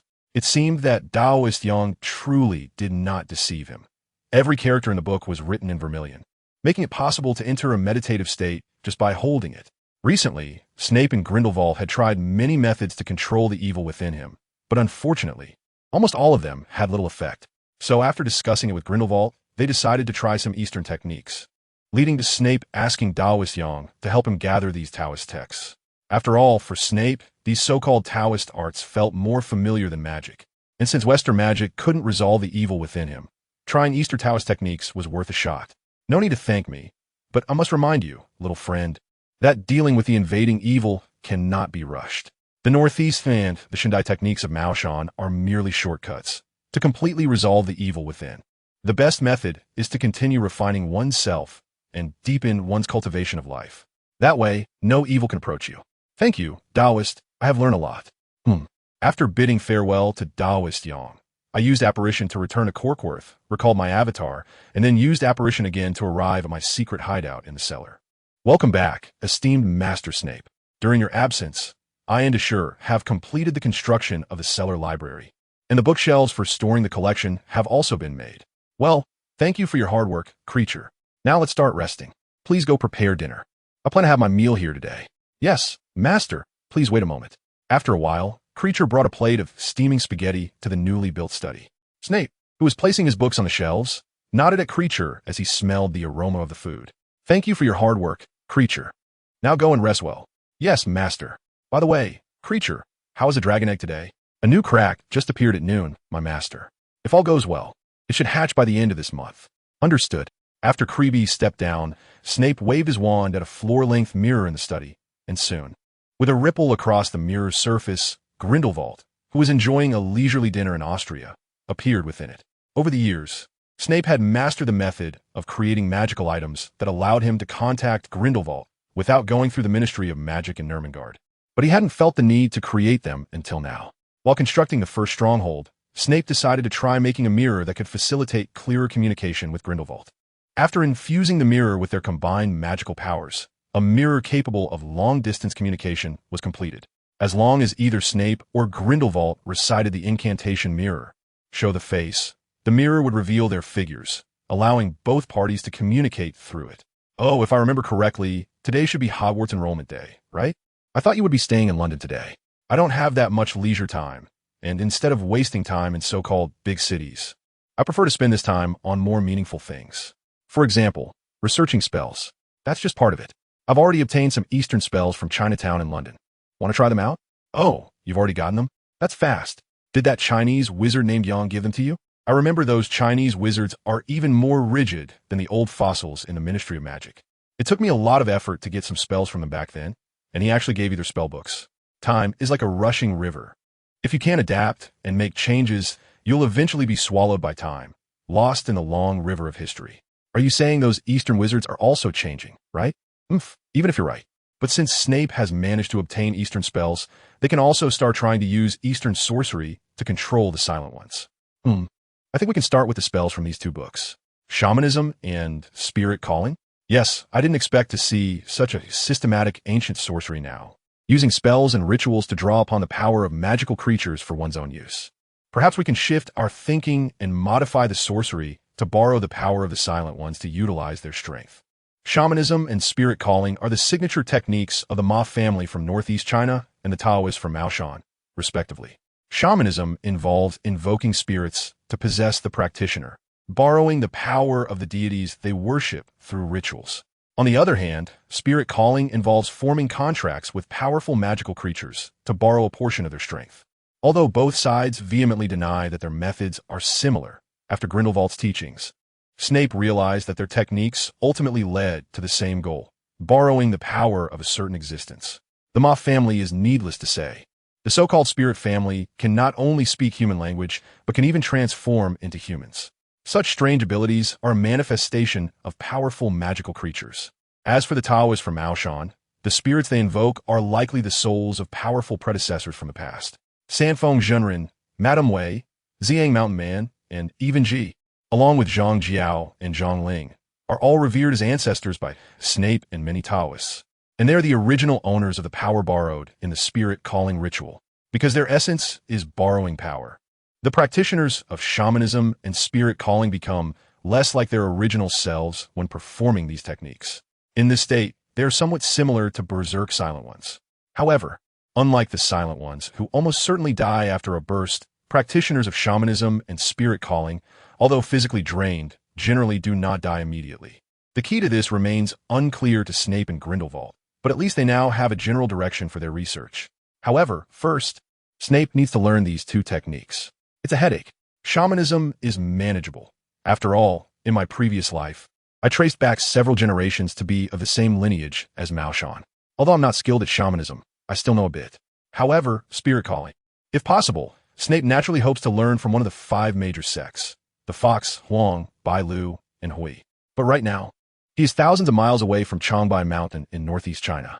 Forget about the orthodox spirit family. Even those wild spirits who merely worship Hu Sante at the docks are nowhere to be found. As for creating a spirit family, not to mention Snape, a disciple of the Southern Maoshan, even those orthodox disciples of the Northern Ma family probably wouldn't be able to explain the cultivation methods of those spirit families. It seems that practicing spirit calling still requires careful consideration, but trying to find a shortcut can be attempted. After briefly looking at the exorcism manual given to him by Taoist Yang, Snape took a few silver coins into the laboratory and used a transfiguration spell to turn the coins into silver needles. Then, according to the acupoints recorded in the manual, Snape pierced these silver needles into his own body. As soon as the needles were inserted, Snape felt a dull pain surging to the top of his head, overwhelming his brain. The sudden intense pain even made it impossible for Snape to grip his wand, and he collapsed to the ground. "Are you okay, Severus? Hurry and drink some pain relief potion, quick." "Ah, drink." Unable to speak due to the pain, Snape struggled to get up to reach the pain relief potion. But as soon as he touched the potion bottle, the sharp pain surged back into his head, causing him to drop the potion, spilling it on the floor. Resigned to his fate, Snape rolled over and lay flat on the laboratory floor, gasping for breath. Although the book mentioned that pain during the process was normal, Snape never expected it to feel like being torn apart. However, after the intense pain, he felt a refreshing sensation in his mind, as if a thirsty traveler in the desert had found a water source and tasted that first sip of water. Unknowingly, Snape fell into a deep sleep, and in his dreams, he saw a young man wearing a short coat, with small eyes and 2 prominent front teeth, sitting at a round table, squinting at him. How strange, he thought. I originally came to Europe just to sneak away from my family, but I never expected to encounter such a thing. Why would this foreigner also be involved in exorcism? The young man's round, sparkling eyes scrutinized Snape, as if he could see through all of his secrets. "Oh, it turns out you didn't drink enough Meng Pa soup, a wise guy with past wisdom, and you were actually a Taoist from Maoshan in your previous life." After uncovering the most important secret in Snape's heart, the young man looked at Snape with a hint of a smile. "Well, it's fate to meet you in this foreign land, and just in time. I also want to establish a sect, so let us make you my disciple." As the young man spoke, he raised his hand and conjured a plaque in midair. Before Snape could see the words on it, the young man waved his hand and sent him out of the dream. "Lee, my boy, my true form is still wandering in London. I will come to find you officially to establish the sect in late this month. Be sure to prepare 50 pounds of rice and 50 pounds of flour as offerings." Snape awoke from the dream, sitting up abruptly, only to find himself drenched in sweat. He took out his pocket watch to check the time. It was already noon on the second day. It seemed he had slept quite a long time. Unexpectedly, his first experience of astral projection led him to encounter a disciple of the Gouet family who was traveling in the UK, and it seemed the disciple was quite powerful. As Snape sat up from the ground, he recalled the plaque from the dream. The titles of the immortal beings were secondary.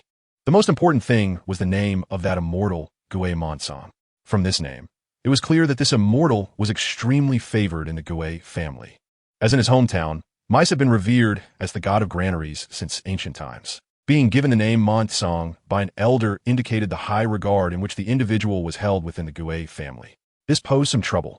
England was not a country where rice was a staple food.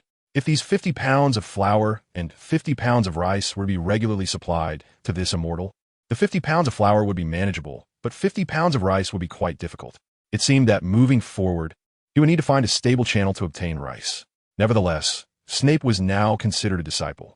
And the Gouet family's strengths in divination and wealth accumulation were exactly the methods he currently lacked.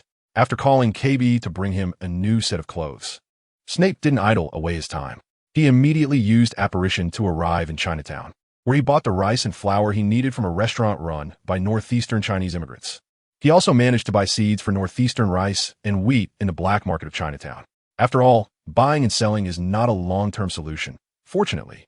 Crops like rice can be grown by himself as long as he has KB clear some land next to the cellar. The moon in September is indeed rounder than at other times. Snape said this while enjoying a lotus seed mooncake he bought from Chinatown on the balcony of the house, whose roof had just been completed. Today is the Mid-Autumn Festival, but this holiday is not celebrated in England. Besides the mooncakes available in Chinatown, Snape couldn't find any festive atmosphere. All right, Master, here is the Chinese black tea you wanted. Oh, thank you, KB. Although he wanted to wish KB a happy festival, after thinking for a while, Snape gave up. After all, apart from himself, the living beings in the entire cellar probably didn't know it was the Mid-Autumn Festival today. Even if he said it, they would likely be confused.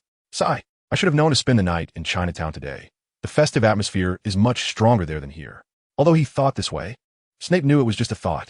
After all, the dragon egg he bought at a high price from Australia would hatch in the next few days, which was quite a bit earlier than the scheduled time. But that was normal since the predicted time was merely an approximate figure. Since oviparous animals generally regard the first creature they see after hatching as their parent, and dragons are no exception, Snape had been keeping the dragon egg close to him these days to be there when it hatched. Even when he returned to town, he did the same. However, although the cracks on the dragon egg were almost splitting it in two, the hatchling inside had yet to show any signs of movement, like a sleepy child. At this moment, a series of crawling sounds came from the cellar. When Snape turned to look, he saw several spiders as big as wheels emerging from the cellar, with the leader addressing Severus, who was lounging on a chair, enjoying life. Severus, can we go out hunting? Hunting? Haven't I fed you today, Oda? But we're tired of pork and chicken. We want deer meat now. Let us out. Looking at Oda and its siblings, who were persistently asking to go out, Snape smiled helplessly and waved his hand, signaling that they could go. All right, then make it quick and remember our agreement. MHM. Okay, Severus, we will keep the agreement. We'll avoid people and won't catch or eat anyone. Good kids. Watching these eight-eyed giant spiders he had raised himself, like Alan, go out to hunt, Snape couldn't help but feel a bit nostalgic, like an old father. Just as Snape reached for the lotus seed mooncake, he noticed that a piece was missing from the plate, and a sleek rat was nibbling on it. I still prefer the 5-nut flavor over lotus seed. But since I didn't notify you in advance, there's nothing to be done. Remember to buy some 5-nut mooncakes next time.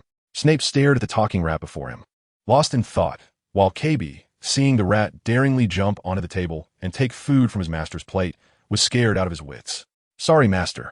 I'll chase it away right now. Panicking, KB hurriedly apologized and prepared to use magic to send the bold rat away. But just as he was about to act, Snape suddenly raised his hand to signal him to stop. All right, KB, don't be nervous. Just go down and remember to bring me some mooncakes from the third box in the storage cabinet to entertain guests. Ah, yes, master, I'll go right away. Hearing his master say this, and considering the rat's earlier speech, KB quickly used apparition to go to the kitchen to fetch the 5-nut mooncakes. After KB left, Snape clasped his hands together and performed a fist salute to the rat. Disciple of Yamming, I greet you, Lord Huaimon-san. Very good. Although I don't like playing these formalities, today is an important day for me to establish the hall, so we can't skip what needs to be done. Have you prepared the rice and flour as I instructed? They are all ready. Good. Then once I finish the mooncake, we can begin the hall establishment. Don't worry. Once the hall is established, we will be brothers, and I will look out for you. Is that so? Thank you, Brother Monsong. At this moment, KB returned to the balcony with a plate of fine five-nut mooncakes, but since Snape and Huaimon were speaking Chinese, KB completely understood nothing. Please forgive me for the previous offense, esteemed guest. Wow, your servant knows how to handle things well. After Huaimon finished the mooncakes, it was time for the formal hall establishment. Since Snape had already completed the necessary rituals, what remained was merely a formality. After carving Huaimon spirit tablet from peach wood and presenting the previously agreed rice and flour, Snape officially became a disciple of the Hui family. Snape was initially worried that he would need to offer the same offerings every time he summoned spirits. But Huaimon said that such offerings were only necessary during the hall establishment, akin to a disciple's initiation gift. In the future, there wouldn't be such a requirement, and it wasn't necessary to provide rice and flour. Offerings like wine, pastries, or meat were also acceptable. Hearing this, Snape felt relieved. After that, he quickly built a room specifically to enshrine the tablet. As for Huaimon, after the hall establishment, he didn't leave immediately, but instead moved into Snape's home. According to Huaimon himself, he had come to England secretly without his family knowing. After arriving in England and feeling unfamiliar with the surroundings, he had endured a long time of living outdoors. Just when he was contemplating whether to return home, he suddenly felt someone was performing rituals. Isn't it a coincidence that today, during this outing, I became the first one in my lifetime to establish a hall? Haha, really? That is indeed a coincidence. Hearing Huaimon explain why he was willing to establish a hall with him, Snape couldn't help but marvel that perhaps the cheat he gained in this life was the so-called good luck. Despite the perilous process, this version of Snape could always accomplish what he aimed for. After discovering his talent for parcel tongue, Snape wanted to breed a basilisk. Then, coincidentally, a farmer in town had a rooster that laid an egg. Following the instructions, Snape actually succeeded in breeding a basilisk. After encountering Grindelwald and wanting to receive his guidance, the latter took the initiative to teach him upon discovering his parcel tongue ability and successfully cultivating a basilisk. Subsequently, he gained the silent power, becoming a shaman. It seems that there is a so-called strong luck in the dark helping Snape achieve what he wants to do. KB entered the room built by Snape to honor the spirit of Huaimon, carrying a plate of steaming tofu, pudding, and noodle soup. A mouse, its fur shiny and slick, was lying on a mattress snoring. Lord Huaimon, I brought your breakfast today. Hearing KB's voice, Huaimon stretched lazily on the mattress. After getting up, the original mouse had disappeared, replaced by a young man with rodent-like front teeth and a short stature. I slept so well. Having a place to rest is really nice. I went out to have fun during the day and came back to sleep at night. I didn't expect to sleep all the way until now after having too much fun last night. Thank you for bringing it over, KB. Not at all. You are a distinguished guest of the master. This little service is nothing. After placing the breakfast on the table, Kirby bowed to Gray Man and then quietly left the room. After closing the door, KB finally let out a sigh of relief. He had been exhausted these past few days. After all, compared to his specialty in British cuisine, French, and Italian dishes, this Lord Gray Man preferred Chinese food. So he had to ask the master to buy Chinese recipes for him to learn. At first, KB could only serve some rather strange-tasting Chinese dishes.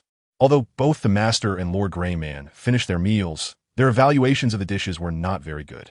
For this reason, KB staked the dignity of his house elf status and practiced diligently to master Chinese cuisine, aiming to make dishes that would satisfy both the master and the guests. After more than 10 days of practice, KB had learned to cook ordinary Chinese dishes, and his next goal was to challenge the 8 major cuisines of Chinese culinary arts. Fortunately, Lord Gray Man, like the master, was not a picky eater. During these days, Snape, who had successfully become a disciple of the Chuma under Grayman's guidance, gradually understood what the so-called Chumasian was and how their methods worked. Generally speaking, the methods described by Gray Man about Chumasian were roughly similar to what Snape understood, involving letting spirits or other entities possess humans connected to them, allowing the humans to use the powers of the spirits, while the spirits in turn received what is called incense offerings. Of course, the outsiders claim that every time a Chuma is invoked to shorten one's lifespan is not that sinister. While it is true that the practice of Chuma can deplete a disciple's vital energy, these 3 treasures of a person can actually be replenished through external means. In other words, as long as one does not lose too much vital energy at once, then the methods of Chuma would not pose any threat to one's lifespan, right? That's right. But isn't the way your Maoshan spirit medium similar? How could you, a disciple of Maoshan, not know this? Hearing Grayman speak so directly, even Snape, who had lived 2 lives, felt a bit embarrassed. However, he didn't get angry, not to mention that it was a matter from his previous life. But what Greyman said was also true. The skills I learned from my great-uncle are only tangentially related to the authentic Maoshan teachings from over 10 generations ago. After all these years, not to mention me, even my great-uncle has many things he doesn't understand. That's true. If you understood these things, you would need to resort to desperate measures to deal with a vengeful spirit. Haha. In any case, after becoming a Chuma disciple, Snape's life returned to normal. He went to a regular school, sold potions in Nocturne Alley, and continued to enhance his friendship with Lily and Hunter at the Evans and Boggins households. Then, on October 10th, Penny, who had been studying at Hogwarts for some time, finally sent her first letter home by owl. The letter was long, and Penny wrote about everything she had seen and heard at Hogwarts that month, such as how Professor Slughorn, who taught potions, was a huge snob, how interesting the classes were with Professor McGonagall for transfiguration and Professor Flitwick for charms, and how she almost fell off her broom during flying lessons because she couldn't grip it properly. Of course, the most concerning part for Snape was that Penny was sorted in a Hufflepuff during the Sorting Hat ceremony. According to Penny, when she first put on the Sorting Hat, it pondered for a moment before asking her question. Very well, another little witch who is hard to decide upon. I see in you a determination to achieve your desires at all costs, but I do not see the ambition you speak of. I see you have the courage to sacrifice everything for your goals, but you are too rule-abiding at heart. Gryffindor, Slytherin, and Hufflepuff are all suitable for you. So I must ask you a question. In the future, do you desire to build a great career and live a magnificent life? Or would you prefer to live as an ordinary but excellent witch? Penny said that the Sorting Hat's question made her think for a long time. She had to admit that the Sorting Hat's previous words were very appealing to a child, but at that moment, Penny suddenly recalled what Snape had told her. Sometimes, it is not shameful to acknowledge one's mediocrity. Yes, she had to admit that she could only be considered a mediocre witch, unlike her sister and Severus, and not like most of her classmates she had met on the train. She had awakened her magic almost by following Severus's guidance. Without him, she probably wouldn't even have been able to step into the magical world. She was just an ordinary witch, and what she longed for didn't seem to be a grand life. I made up my mind, Mr. Sorting Hat. I want to live as an ordinary witch and lead a simple yet fulfilling life. Is that so? Since this is your wish, then very well. There is only one place suitable for you, Hufflepuff. Thus, Penny became a little witch of Hufflepuff, and, after classes officially began, she found that her decision was indeed incredibly correct. Compared to the overly lively Gryffindor, the overly gloomy Slytherin, and the scholarly atmosphere of Ravenclaw, the atmosphere of Hufflepuff was relaxed, making Penny feel as if she had returned home. Professor Sprout, the head of Hufflepuff, was the kind of warm, grandmotherly professor, and her herbology class was Penny's favorite. Professor Sprout praised Penny's talent in herbology and said she definitely had the opportunity to become an excellent healer at St. Mungo's hospital in the future. Thus, Penny wrote her letter that she planned to follow Professor Sprout's advice and develop toward becoming a healer at St. Mungo's hospital. To be honest, learning that Penny was sorted in a Hufflepuff indeed surprised Snape, but upon reflection, it actually made sense. Despite his interference, Penny had now become a witch, but her essence was still that of a housewife seeking a peaceful life from the original story. Gryffindor, Slytherin, and even Ravenclaw were not her true homes. Hufflepuff was. However, it was unexpected that Penny's talent in herbology could earn praise from Professor Sprout. It seemed she indeed had her strengths, though it couldn't be ruled out that during that magical ceremony, Penny had shared in his talent for potions. That's Severus. Just as Snape was contemplating whether Penny's talent in herbology was innate or a result of his influence, he was interrupted by Lily, who was beside him. What is it? Lily? Do you think I could also end up in Hufflepuff? Lily said, her face showing a longing expression. It seemed that the atmosphere of Hufflepuff described by Penny had indeed made Lily feel a bit drawn to it. Huh, what's wrong, Severus? Is this funny? Indeed, it is quite amusing. But what Snape was thinking was that if Lily chose Hufflepuff, she would likely become another Cedric of Hufflepuff. No, I think you misunderstood, Lily. I was just thinking that if you went to Hufflepuff, you would undoubtedly be the best student Hufflepuff has ever had. Stop joking, Severus. That's not funny at all. I'm very serious. Although Snape spoke with utmost seriousness, Lily still thought he was being exaggerated. So what about you, Severus? Which house do you think you'll be in? Who knows? Maybe Slytherin, maybe Ravenclaw, but it definitely won't be Gryffindor or Hufflepuff. Why? It's understandable that Snape wouldn't be in Gryffindor. After all, his temperament has nothing to do with Gryffindor. Just based on our instincts, Snape does seem more suited for Slytherin or Ravenclaw. But why doesn't he consider Hufflepuff? Because it's too close to the kitchen, and I'm worried that I won't be able to resist sneaking into the kitchen for snacks while studying late at night. Although Snape wanted to brush it off in a half-joking manner, Lily clearly wanted to get to the bottom of it today. I'm asking you very seriously, Severus. All right. It's actually because I don't think the Sorting Hat would consider me to have the traits of Gryffindor or Hufflepuff. You know, the Sorting Hat sorts students based on the traits in their wizarding souls. Usually, a wizard will have one obvious trait that indicates which school they belong to. Someone like Petunia is basically an exception. Is that so, Severus? Hearing this, Lily began to understand that the Sorting Hat assigns houses based on the traits in the wizard's soul, determining which house they belong to. So, Severus, which house do you think I would be in? Who knows? Maybe Ravenclaw. Maybe Gryffindor too. After all, your fiery red hair matches their uniforms quite well. And you will be a brave girl in the future, Lily. That evening, Snape leaned against the pillar at the Evans' front door, watching the sunset's glow spill over Lily, making her shine like fire. Snape watched this fiery girl until the last rays of the sunset were swallowed by the night. The weather in late October gradually became cooler, and more importantly, Halloween was approaching. On this day, families in the town had prepared plenty of candy early and placed carved pumpkins at their doorsteps, creating a festive atmosphere that was much more lively than the mid-autumn festival in September. On this day, the Snape household had also prepared candy early.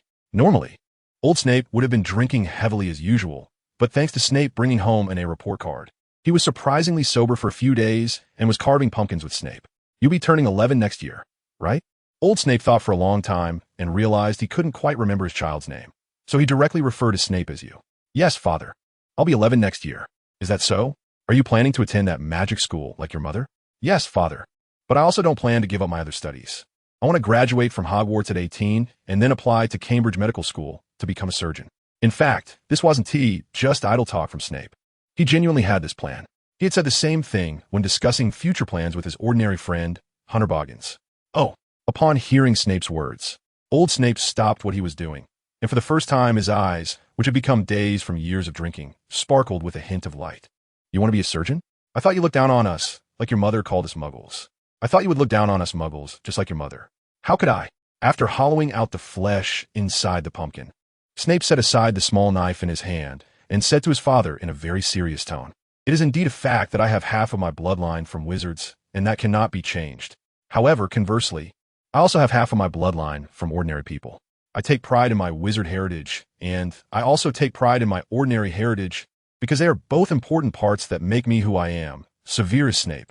Old Snape's eyes grew brighter. Perhaps he realized that his son, whom he had never truly looked at before, was indeed a son worth being proud of.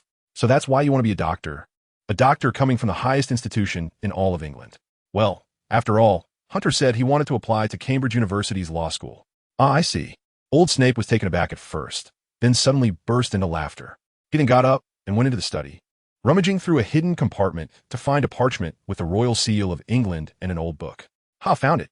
There was supposed to be a sword too, but this is all that is left. Old Snape came back to Severus with the parchment and handed over the ancient document written in Old English, which appointed nobles by the King of England, along with the family tree. This is just the past of a fallen noble family. Don't be fooled by this. In the past, our Snape family also had a castle and territory, although that was hundreds of years ago. Although Severus did not know much about European noble lineages, he could still understand that the parchment contained an appointment of a certain Snape as a viscount by a past king of England. The viscount, although the lowest rank among the nobles of the House of Lords, was still a hereditary noble. This meant that if Severus' ancestors had not committed a grave mistake leading to the loss of their title, then both he and his father should be nobles. So our family is noble, right, father? Yes, it is noble, a noble family that has fallen to the point of selling off its territory and ancestral property. Even the relics of our ancestors have been sold off. What we have now is merely the title of nobility and a bloodline document. Apart from that, the Snape family has nothing left. For some reason, old Snape spoke these words in an unexpectedly flat tone, as if he were talking about someone else's affairs. But that was a long time ago, during my great-grandfather's time. In fact, when your grandfather handed these things to me, I felt a sense of unreality that our Snape family could have once been noble. Old Snape handed these items to Severus and solemnly said to the child he had looked at properly for the first time in many years, "You are an excellent child." Severus, I should have noticed this earlier. Whether as a wizard or an ordinary person, You are good enough. If there is any hope for the revival of the Snape family, it must lie within you. Old Snape picked up a nearby quill, opened the old family tree, and took a long time to find the line he was looking for. Tobias Snape, 24th head of the Snape Viscount family. Ah, here it is. It seems I'm not yet that blind. Finding what he sought, old Snape murmured to himself and began to write on the next line of the family tree. His hand, which often trembled due to years of heavy drinking, surprisingly held the quill steadily until he wrote the last letter on the family tree. Severus Snape, 25th head of the Snape Viscount family. Then old Snape handed the family tree and the document personally signed by the British royal family to Severus. Perhaps there was more than just this. The old drunkard also handed down his and his ancestors' long-held wishes to Severus. Now it is yours, along with the title of Viscount. I understand, and I will do my best to restore the glory of the Snape family, but I cannot guarantee that I will succeed. It's all right. We've already lost hope since your great-grandfather's generation. After old Snape finished speaking, he picked up the knife again and continued carving the pumpkin lantern, while Severus returned to his room and used apparition to go back to the cellar, placing these items in the safe. Upon opening the safe, he found it already contained many things. The snake shed from the basilisk Alan, feathers from the raven Rowena, venom from the acromantula, and the gems found by the niffler that Severus raised. On top of these treasures, a small, pearl-white dragon with scales that shimmered with rainbow hues was comfortably sleeping. Hearing the noise, the little dragon stood up, flames erupting from its nose and mouth in an attempt to intimidate the intruder. However, upon recognizing its owner, the dragon's once threatening growl instantly turned affectionate, and it flapped its tiny wings to nuzzle against Severus. Good boy. Severus reached out to pat the little dragon's head, then placed the documents and family tree into a small box in the safe and solemnly set the box down in the spot where the dragon lay. This is very important to me, and I hope you can protect it while I'm not around. Do you understand? The little dragon, which had just hatched not long ago, nodded as if it understood Severus's words. Although it didn't think these items were more valuable than the gems the Niffler found, it would certainly do its utmost to protect them since they were important to its owner. Good boy. Just then, Kippy, who had brought the little dragon's lunch, pushed the door open and saw his master Severus interacting warmly with the dragon. Oh, master, you're back. Didn't you say you were going to spend Halloween in town today? I just came to put something away, Kippy. Happy Halloween. Happy Halloween to you too, master. But the things you came to store must be very important. Well, Severus then told Kippy about how his father, old Snape, had entrusted him with the position of head of the family and the title of nobility today. Hearing that his master was indeed a noble with the title of Viscount, Kippy's already large eyes widened even more. Viscount Snape? Goodness, I can't believe your family had such a glorious past. Calm down, Kippy. It's just an outdated title. And the Snape family has been nothing but a family of fallen nobility since my great-great-grandfather's generation. Even so, that is enough. This means that I am now serving a descendant of an ancient noble family. Serving such a master is already the highest honor for a house elf. Although Severus himself did not feel much about it, he could sense that Kippy's spirit was much better after learning about his noble status. As for Severus's other friends in town, their reactions were relatively calm upon hearing about Severus and old Snape's noble bloodline. I didn't expect the person sitting across from me to actually be a Viscount. Should I bow to you? Stop joking, Hunter. It's just an outdated title. On that day, at the Boggins estate, after hearing Snape mention that he inherited the title of Viscount from old Snape on Halloween, Hunter jokingly asked Snape if he needed a bow. But just think, Severus, once you graduate from Cambridge Medical School and become a fully fledged surgeon, you can receive a royal honor directly from a queen. Are you so sure I can get in, Hunter, even though I spent my entire middle and high school years studying at Hogwarts? What's there to be afraid of? You're Severus Snape. If you want to do something, there's nothing you can't achieve, right? Hearing his friend's words was certainly uplifting. But Snape didn't believe he could get into Cambridge Medical School after wasting his entire middle and high school years. So he realized he couldn't neglect his studies in regular middle and high school subjects while learning magic. To achieve this goal, he would need Hunter's help. Are you saying that you plan to attend a London school with me while studying at Hogwarts, Severus? That's right.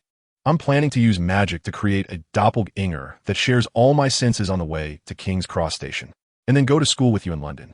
That way, I can study magic without falling behind in my school knowledge. Although having someone appear in different places at the same time sounds a bit far-fetched, magic can indeed accomplish this, like with a doppelganger. Fortunately, Snape was very good at this. Well, this sounds interesting, but if your doppelganger can attend classes for you, it seems like there's nothing you need my help with? No, there's still something. I mentioned before that this doppelganger can share my senses, and whatever food it eats will eventually return to my body. So, to avoid overstuffing myself, I can't let this doppelganger eat too much, and that's where I want you to help me cover for it. To try not to let the classmates notice anything odd about the doppelganger. Oh, I understand. After listening to Snape's explanation, Hunter realized why Snape needed his help and immediately patted his chest to assure Snape. Then the two of them lay under the big tree in Hunter's backyard, watching the clouds drifting across the sky. Hey Severus, with a few months left until my 11th birthday, do you think I could awaken magic like Penny Evans and receive an acceptance letter from Hogwarts? No, didn't I already say that? Just asking, after all. Penny Evans awakened her magic around this time. So am I really out of luck? Yes, Penny's awakening was because her situation was somewhat special, and I don't know if it could be replicated. Snape's answer was very straightforward, leaving no room for Hunter. This wasn't because he didn't want to help Hunter transform, nor was it because their relationship was poor. In fact, Hunter Boggins was Snape's closest male friend in town. Snape chose not to help Hunter because, unlike Penny, Hunter didn't have a deep obsession with magic. Penny had an almost obsessive desire to become a witch, as the Sorting Hat told her. She was even willing to sacrifice her life to become one. Such a deep obsession made even someone like Snape feel a bit fearful. If not resolved in time, Penny would fall into madness due to the pain of unfulfilled desire. If Penny from his past life might have had the chance to marry and have children while rejecting magic, this life as Penny would face an even worse future. Thus, Snape decided to help Penny become a witch, and what future she would have after achieving that goal was beyond Snape's control. The biggest difference between Hunter and Penny was that Hunter did not have a profound obsession with magic. Like Penny, Hunter had asked Snape whether he could awaken magic and become a wizard, but after receiving Snape's negative answer, he quickly accepted it after a moment of frustration. This time, Hunter was just looking for a topic to chat with Snape, as he wanted to be a lawyer who could freely enter the Supreme Court of the UK rather than a so-called wizard. Although there was still a hint of longing for the so-called magical world in Hunter's heart, it was merely a longing. He preferred to think about how to prepare for his upcoming secondary school entrance exams. However, fate seemed determined to tie this boy to the world of magic. Looking at the clouds drifting across the sky and his friend beside him, Hunter felt quite content as he tossed a peanut candy mint for Halloween into his mouth. The sweet taste temporarily making him forget about the entrance exams. However, perhaps he threw it too hard. The peanut candy ended up directly in his mouth, causing Hunter to choke on it. Cough, cough. Realizing something was wrong, Hunter immediately got up and coughed incessantly, trying to expel the candy. But it felt as if it were stuck in his esophagus. What's wrong, Hunter? Did you choke on the candy? Cough, cough, water. At a time like this, water wasn't very helpful. Wait a moment. I'll look for something. I remember I brewed a potion a few days ago, specifically for choking. After rummaging in his pocket for a while, Snape took out a potion that looked like mixed fruit juice. However, when he looked closely at the label, he realized that he seemed to have picked the wrong one. TSK, how could this happen? If I had known, I wouldn't have mixed this with the other potions. While Snape was mumbling to himself, Hunter, who was on the verge of choking, didn't care anymore. He quickly took 3 steps in 2 strides, grabbed the potion from Snape's hand, opened the cap, and drank the liquid in one go. Strangely enough, after drinking this potion, Hunter's esophagus suddenly expanded several times, and the candy that was stuck in his throat slid directly into his stomach. Phew, I'm alive again. Thank you for your potion, Severus. It really works. But the way this potion treats choking is just to expand the esophagus directly. That's a bit too simple and crude, isn't it? How should I put this? Though I feel it's a bit late to say this now, I still have to congratulate you. Congratulate me for what? Hunter, who had just recovered, looked at Snape, whose face was somewhat unpleasant, and his intuition told him that the potion he just drank must have a problem. Otherwise, Snape wouldn't show such an expression. Well, first of all, I need to tell you that this potion is not actually a potion for treating choking. It is a new potion I concocted during an experiment. The ingredients include werewolf saliva, vampire blood, and wolfsbane. Stop. I don't want to know what materials were used to brew this potion. I just want to know what effects it has. To put it briefly, in the wizarding world, werewolves are not a race, but a group of patients infected with a magical disease called lycanthropy. The medium for spreading this disease is contact with bodily fluids under specific conditions, which can cause another person to become infected and turn into a werewolf. Hearing this, Hunter began to feel that something was seriously wrong. If he had just learned that werewolf saliva could turn someone into a werewolf, then he was all too familiar with the effects of vampire blood. In other words, by drinking this potion, the real effect is as for the effects of vampire blood. I think you should already know. In short, congratulations, Hunter. You are now half vampire and half werewolf. Hunter's mouth dropped open, seemingly still caught off guard by Snape's words. But that was understandable, as this was indeed too absurd.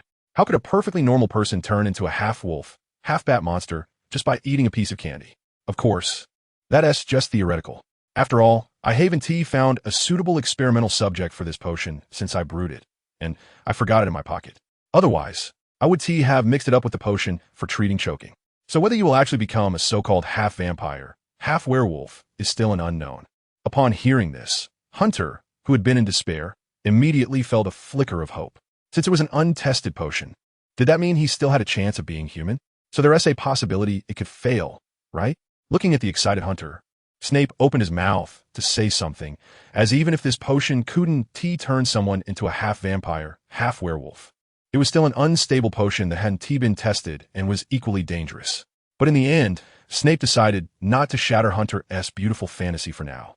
Unclear, so we must experiment to find out.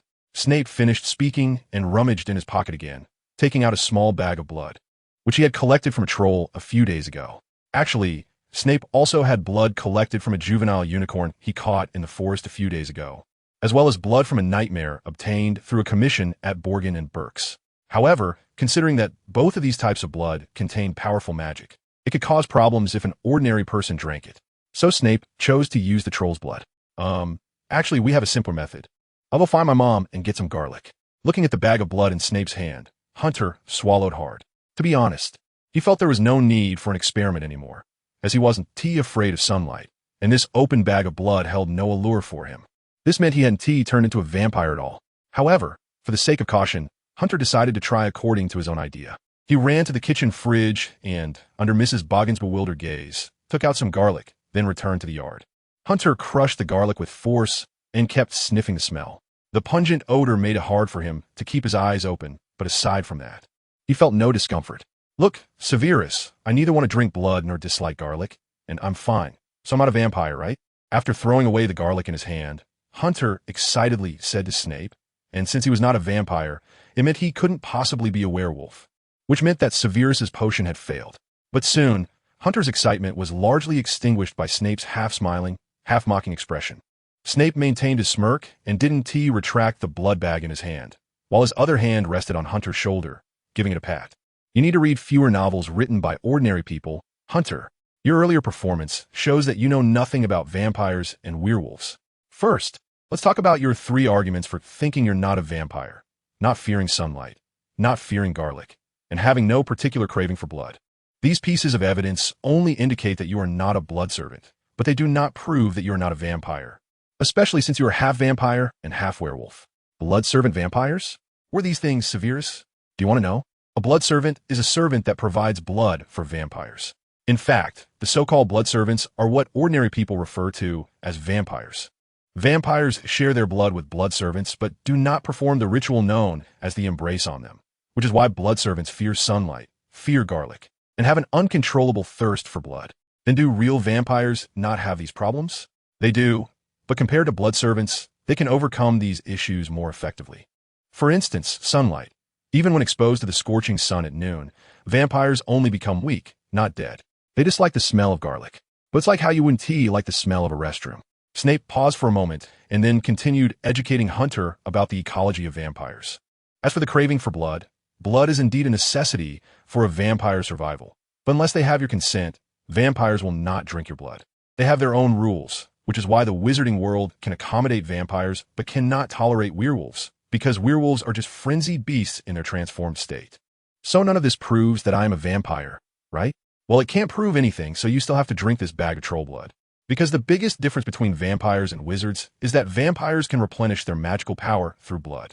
You have just transformed, and your body has not yet produced any magical power. So if you drink this blood and still cannot use magic, then we can confirm that you have indeed not become half vampire and half werewolf. All right. After a difficult internal struggle, Hunter finally took the bag of troll blood from Snape and poured it into his mouth.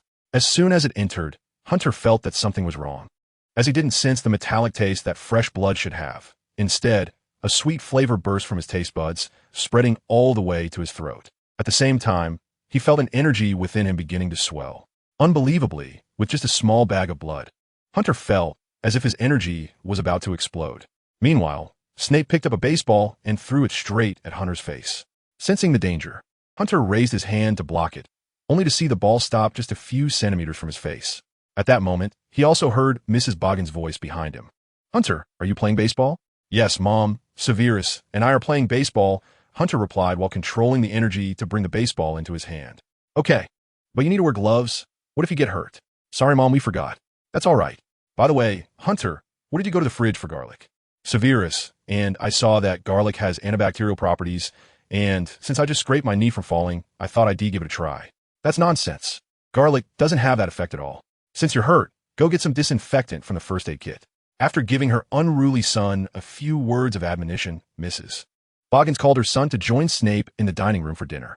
At the dining table, the Boggins couple was enjoying their dinner with great enthusiasm, while Snape elegantly yet efficiently consumed the food on his plate. In contrast, Hunter seemed to lack an appetite as he sat there with his chin resting on his hand, untouched hummus on his plate. "What's wrong, Hunter? Are you feeling unwell?" Mr. Boggins asked with concern after noticing his son's unusual behavior. "He probably just doesn't have much of an appetite. After all, he fell while playing baseball with Xavier today." "I see. Be careful, Hunter." "Got it, Dad," Hunter replied verbally, but his utensils remained mostly untouched. After all, he had become a vampire now, so could he still digest the food that ordinary people eat? "You should eat a little, Hunter." After finishing his own food, Snape put down his utensils and said to Hunter, "Although I still don't have much of an appetite, since Severus said so, I might as well eat a little to ease my parents' worries. Just a bit should be fine." With that thought, Hunter immediately scooped a spoonful of hummus into his mouth. Not bad. It's no different from the hummus my mom usually makes, but today it's a bit sour. Did she use that vinegar remedy she learned from Aunt Green? But still delicious. Wait, delicious? With a mouthful of hummus that he hadn't swallowed yet, Hunter looked up at Snape in shock, while Snape gestured for Hunter to calm down, indicating that they could talk after dinner when the Bogans were focused on their meal. That day, Hunter finished his portion just like usual, and the Bogans, who had been worried about the child's health, felt relieved when they saw Hunter eating normally. After finishing dinner, Hunter hurriedly pulled Snape into his room. "What is going on? Why can I eat like a normal person?" Calm down, calm down. There is no soundproofing charm here. If you're too loud, your parents will hear you." After confirming that the Boggins couple was not eavesdropping outside, Snape finally took a chair and sat down beside Hunter, who was eager to know the answer. "That's why I told you to read fewer vampire novels written by ordinary people. You don't really think that vampires can only drink blood and nothing else, do you? Otherwise, what would they be called vampires? Besides, didn't we say before that blood is essential for a vampire survival?"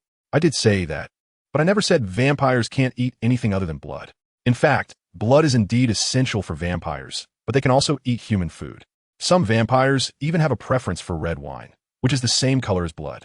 As for why they rarely eat, it's simply because it's unnecessary." As Snape spoke, he took out a tasteless hard bread and a piece of roast meat from his pocket and placed them in front of Hunter, then asked, "Now let's assume a scenario. If you urgently need to replenish your energy, would you choose to eat this piece of bread or this piece of meat?" "Roast meat," Hunter answered without hesitation. Compared to the bland staple bread, the roast meat had a better taste and contained more energy. Besides himself, others would probably also choose to eat meat. "Well, if it were up to me, I would choose meat as well," Snape said as he put the roast meat on the bread and started eating. For vampires, both drinking blood and eating ordinary food can replenish energy, but the former provides much more energy at a faster rate. For a vampire, 1 liter of fresh blood can provide far more energy than several hundred kilograms of bread. So ordinary food is more of a hobby for vampires. "Okay, I get it. So, Severus, how long will it take for you to brew the antidote?" Regardless, at least now he knew that he wouldn't be considered a freak for not being able to eat, which was a good thing. But what Hunter wanted to know most now was whether he could turn back. "I'm not sure. After all, this potion was developed by me, and there are many aspects that even I find confusing, so it will definitely take a long time." "All right, according to you, turning into this isn't such a big deal for me. Although I still think it's better to turn back, it's actually not a big deal if I can't. As long as you, Severus, do your best." "Of course. But I have to say, Hunter, your mindset is really good. I was worried you might blame me for this and cut ties with me. Well, I was pretty angry at first and wanted to punch you, but I can't blame you entirely, can I? Although you really need to work on your habit of leaving things lying around." Hunter walked to the dressing mirror and looked at his much paler skin, wondering if he could use his mother's foundation to cover it up. Then he said to Snape behind him, "Since this has already happened, blaming you won't change anything. As for cutting ties with you out of anger, that would be digging my own grave. According to you, only you can brew this potion in the wizarding world, which means only you have the ability to develop the antidote. So now, not only can I not fall out with you, but I also need to maintain a good relationship with you to get you to help me brew the antidote. Is it really that thorough? It feels like your mindset isn't that of a normal child. Isn't yours as well? After agreeing to help Hunter brew the antidote as soon as possible, Snape returned to his home. As soon as he entered his room, Snape immediately used apparition to arrive at the cellar outside of town, sharing everything that had happened today with Grindelwald. Is that so, Severus? I have to say, even though your friend is a muggle, he is a person worthy of respect. After hearing Snape's account, Grindelwald first expressed his embarrassment over the unfortunate accident, then conveyed his respect for Hunter Boggins. Based on your description, your friend cannot possibly be unaware of the power he possesses. That is a form of immortality with minimal side effects. Not to mention muggles. Even wizards rarely can resist such temptation. Yes, Snape agreed, as even Voldemort pursued immortality as his lifelong goal. Otherwise, he wouldn't have gone to great lengths to create so many Horcruxes. From this perspective, Hunter indeed seems to be a person worthy of respect, as Grindelwald said. Overall, aside from his skin becoming whiter and feeling weak like he had just run a marathon when outdoors at noon, Hunter's life was not significantly affected. Snape also brought him a bag of magical creature blood every few days to replenish his energy. At the same time, Snape did not forget to help Hunter brew the antidote. Whenever Snape came to deliver blood, he would always hand over a small vial of an unknown potion for Hunter to drink. Unfortunately, none of these potions could lift the magic from Hunter. Can't you add some sugar to the potion? One day, after drinking the potion Snape brought him and still unable to get used to its bitter taste, Hunter protested to Snape. Of course not.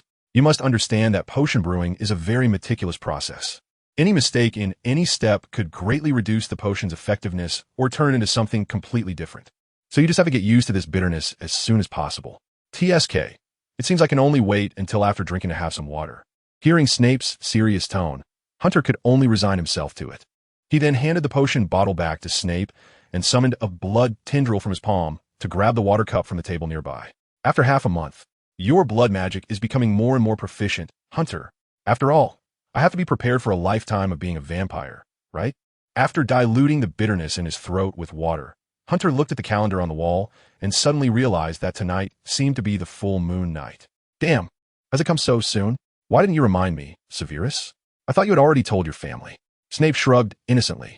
For the past half-month, he had been busy with this guy, basically trying every potion he could. He even went through a lot of trouble to find an unhatched phoenix egg based on the clues given by Grindelwald and prepared today as antidote using blood taken from the reborn phoenix. But it failed. With all this busyness, he almost forgot that today was the full moon night, the day when werewolves transform once a month. Originally, Snape and Hunter had agreed that after saying hello to Mrs. Boggins, they would go camping in the forest today. Once in the forest, Snape would use apparition to take Hunter to the cellar, so that even if Hunter regained his sanity during his transformation, Snape could easily control him in his own territory and wait until dawn. What to do now? His mother definitely wouldn't agree to what he said. Seeing Hunter looking anxious, Snape signaled him to calm down, as he had already prepared a backup plan. Don't panic, there is still a way to remedy this. How about we tell your mother that we want to spend the night in your treehouse, and then use apparition to my secret base in the forest? Hey, good idea. But if we say that, my mom might come over to bring us cookies and milk at night, right? TSK, I forgot about that. Given Snape's understanding of Mrs. Boggins, it was indeed possible that even if they told her in advance not to disturb them, she would still come over around 10 to order them to go to bed. Then we can only endure your first transformation in your treehouse. This is really a terrible situation. Sorry, Severus, but don't worry. I will do my best to maintain my sanity. Let us hope so. Although Hunter said this, Snape knew it was impossible unless his potion truly fused the vampire and werewolf parts within Hunter, making him a real half-vampire, half-werewolf. In that case, although Hunter's temperament would change drastically during the transformation, he wouldn't lose his sanity. However, given the current situation, Snape couldn't pin his hopes on this best-case scenario. To avoid destroying the treehouse while dealing with Hunter and prevent him from attacking ordinary people, Snape needed to use the relatively ample time they had to magically reinforce the Boggins treehouse. So first, you go tell your mother that we will be spending the night in the treehouse. For safety's sake, it's best to tell her that we will also have dinner in the treehouse. After all, it's November now, and the moon rises much earlier than in summer. I will go check your treehouse to see if I can reinforce it with magic. Oh, since this is a matter concerning family safety. Hunter didn't dare to be negligent and hurried to the kitchen to ask Mrs. Boggins. Mrs. Boggins easily agreed to their request to spend the night in the treehouse, but she absolutely refused their request to have dinner there. Please, Mom, can you consider it as a reward for me getting all A's on this exam? No means no. Hunter, you should know our family rules. Dinner is the most important meal of the day, and everyone must sit together at the dining table. Looking at his resolute mother, Hunter sighed. He didn't want to push it, but for the safety of his family, he decided to make an exception this time. With a conscious control over the flow of magic within him, Hunter's eyes flashed with a barely noticeable red light, a sign that the charm magic used by vampires had been activated. This magic was originally used by vampires to enchant others, making it easier for them to comply with their blood requests. Now, Hunter decided to use it to convince his mother to agree to his request. Please, Mom. I see. There's really no other way. Then just this once? Okay, Hunter. I'll talk to your dad about it. Thank you, Mom. And you and Dad can't go to the treehouse before tomorrow morning. All right, Hunter. Stepping out of the kitchen, Hunter let out a long sigh. He could feel his heart racing. This was the first time he had used a vampire's ability on someone else, and the target was his own mother. Although it was done out of necessity, Hunter had undoubtedly crossed the so-called line. However, the thrill of touching this taboo was indeed exciting. Hunter now felt a voice in his head telling him to inform Severus that it wasn't such a big deal if he couldn't turn back. It feels like in less than a month, I've drifted further away from being a normal human. Leaning against the wall, Hunter covered his face with his hands to calm himself, then immediately ran to the treehouse. There were still a few hours until nightfall, and he needed to see if Severus needed any help. So you really used the vampire's charm magic on your aunt? Severus, who was reinforcing and soundproofing the treehouse with magic, was taken aback after hearing how Hunter persuaded his mother. Yes, it was the only way. Go ahead and look down on me if you want. No, I wouldn't look down on you. In fact, I'm starting to think you're a natural Slytherin. Many wizards feel a twinge of anxiety the first time they use such magic directly affecting another person's soul, like the Cruciatus Curse. But Hunter used it without hesitation, and the target was his own mother. Even though Hunter had a very legitimate reason for using it and felt intense guilt as a result, it was undeniable that he had indeed used magic on his mother without hesitation to achieve his goal. Moreover, Hunter had a very clever grasp of the limits of magic use. If Hunter had directly asked his mother to agree to their camping trip, Mr. Boggins would surely have questioned Mrs. Boggins thoroughly, at which point she would have sensed something was off. But if he only got Mrs. Boggins to agree to let them stay overnight in the treehouse and have dinner there, Mr. Boggins would find it strange but wouldn't delve too deeply into it. After all, compared to the unknown wilderness, their home treehouse was undoubtedly a safe zone, and, as the head of the family, Mr. Boggins would be happy to give his children more freedom in a safe environment. I'll take that as a compliment. So, is there anything you need me to do now? No. Although you can now skillfully use several vampire spells, those spells won't help much right now.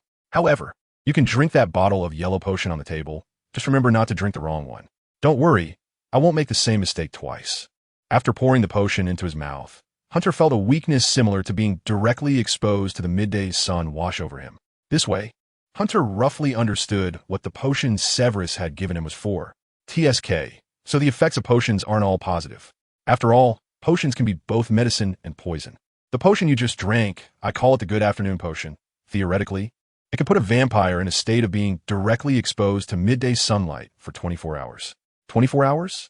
That's quite a long afternoon nap. Well, that's just theoretical. I don't know how long it will actually last, but it should last no less than 12 hours.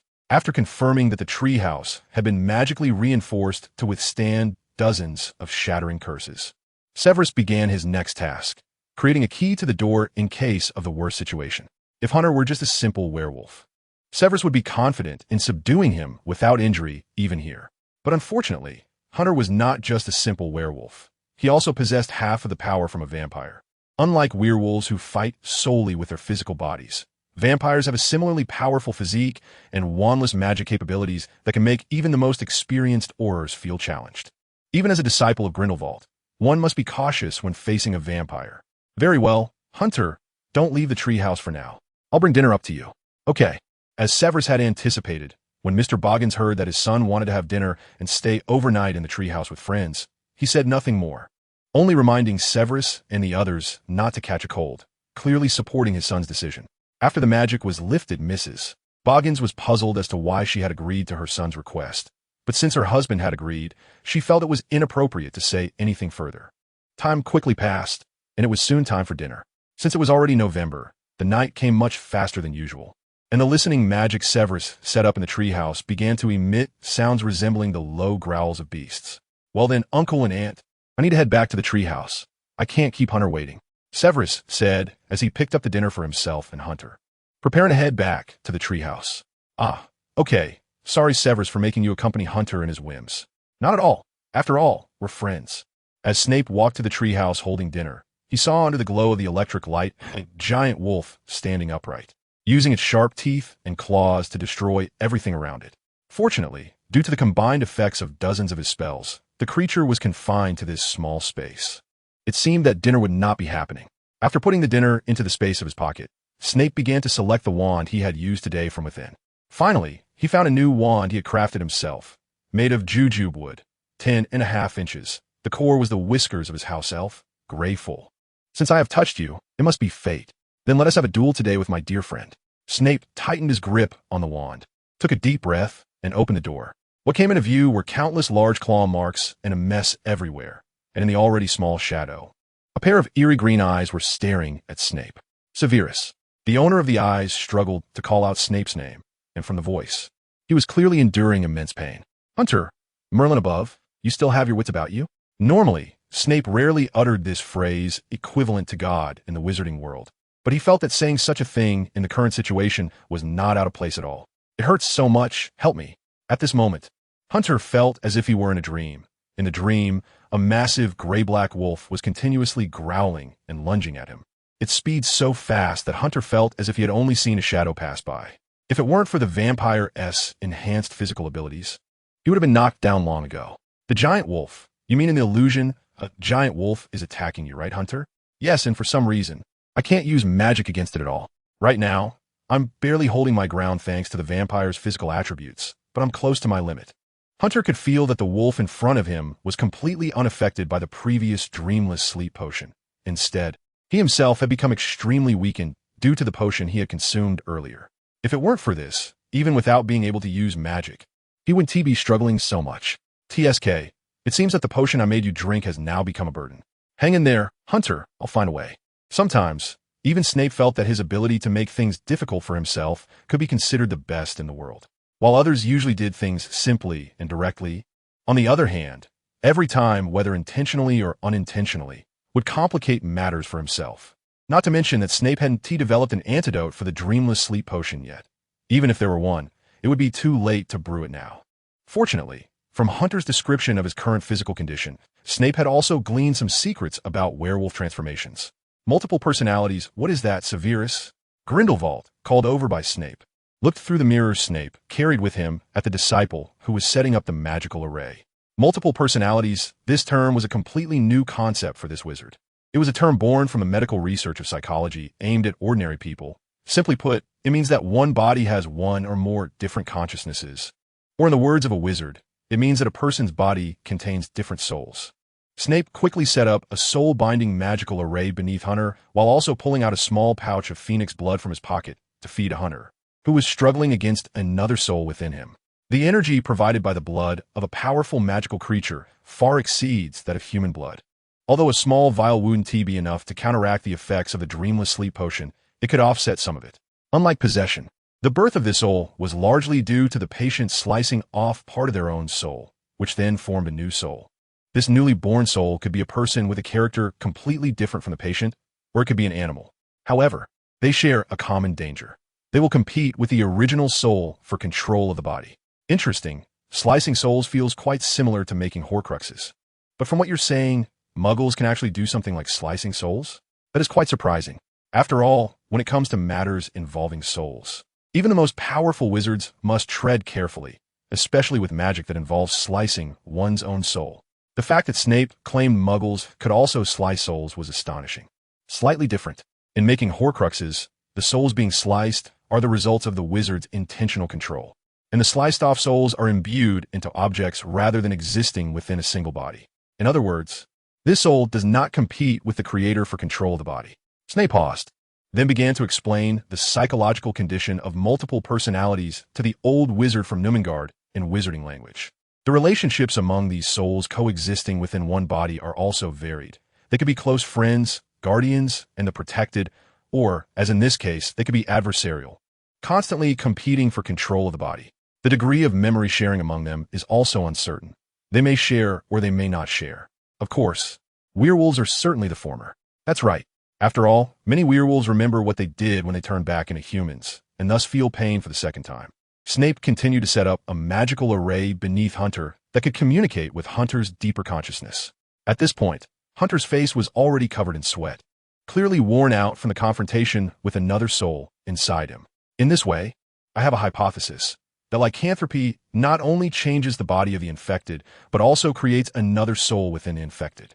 A wolf soul, which is usually suppressed by the host soul, but every full moon, the power of the full moon allows this wolf soul to reach its peak, and it seizes control of the body from the host. Thus, the werewolf is born. Even for wizards, this hypothesis might be too fanciful. But if what you said is true, then we may very well unravel the secret of this disease that has plagued the wizarding world for countless years. If we continue to research along this line of thought, one day, lycanthropy might not be an incurable disease anymore. Perhaps, although he said that, Snape didn't believe he would be the first wizard to discover the essence of lycanthropy. Over the long years, countless excellent wizard ancestors had emerged, and they might have already figured out the essence of lycanthropy in werewolves. As for why lycanthropy still remained an incurable disease in the wizarding world to this day, it was not hard to guess. First of all, because even now, werewolves are still a highly discriminated group in the wizarding world. Wizards who have turned into werewolves are even unqualified to enter wizarding schools. Even Hogwarts only set a precedent for a werewolf to enter Hogwarts under Dumbledore's leadership in his generation. And that werewolf, if his memory serves him right, would also be deeply intertwined with him in the years to come, and his original self almost died at his hands. Remus Lupin, an extremely rare werewolf wizard in the wizarding world. Despite having many sordid connections with his original self, Snape still felt sympathy for his life experiences. If one day he really developed a treatment for lycanthropy, then helping him wound tea be out of the question. But now is not the time to think about something that hasn't even begun. It wasn't even midnight yet, but the rationality in Hunter's eyes had already been mostly swallowed by his beastly nature. Indeed, even for a vampire, in the absence of magic, having a human under 12 deal with a wolf was still quite a challenge, wasn't it? Especially since you previously gave him a potion that completely weakened the vampire's abilities. It can be said that he is now at an absolute disadvantage in the struggle against another soul within him, before he completely loses his sanity. Hurry up and activate the binding magic circle you set up. All right, but just as Snape was about to activate the magic circle, he suddenly realized that although Hunter's eyes were now more beastly than rational, it was still just slightly more.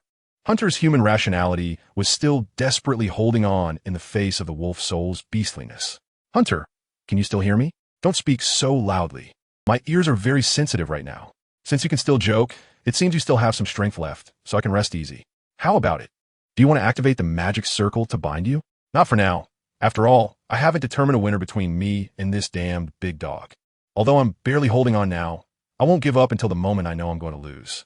Don't worry when I really can't hold on anymore. I'll remind you. All right, then I'll go with your decision, but don't push yourself too hard, okay? After all, you're the first friend I made in this second life of mine, Severus Snape. Although in later years, many places are still brightly lit even at 2 in the morning. It's currently the 1970s. And the place Snape and the others are in is not a metropolis like London, but a remote little town. So in this era, apart from the patrolling police officers, most of the residents in the town have long since fallen asleep. At this moment, Snape was also feeling quite sleepy. For the past few days, he had been keeping his sleep needs to a minimum in order to brew the antidote, basically relying on invigorating potions to barely maintain his spirit. However, Snape still forced himself to drink a bottle of invigorating potion and kept his eyes fixed on Hunter's wolf-like pupils. When the beastliness of the wolf soul within Hunter overcomes his rationality, Snape must activate the binding magic circle at the first moment to ensure Hunter's safety.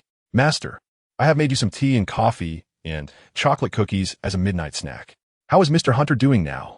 Using apparition, Kobe appeared behind Snape, holding a tray of snacks and glancing sideways at Hunter, who was continuously growling in the magical circle.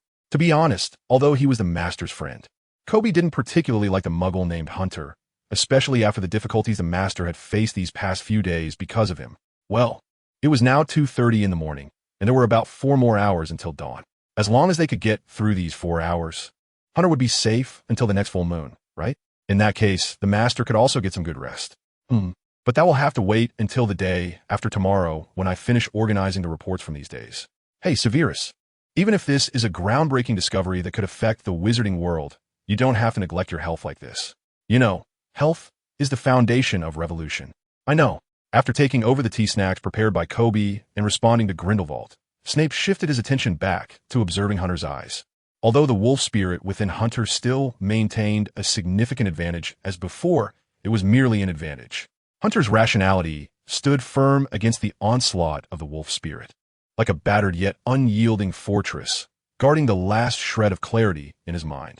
Even though he no longer had the strength to communicate with Snape as before, Hunter still indicated through small gestures like blinking that he could hold on. Time passed second by second, and finally, when Kobe brought the third round of snacks, a hint of dawn appeared in the east like a victorious banner beside the two who had been staring at each other for the entire night.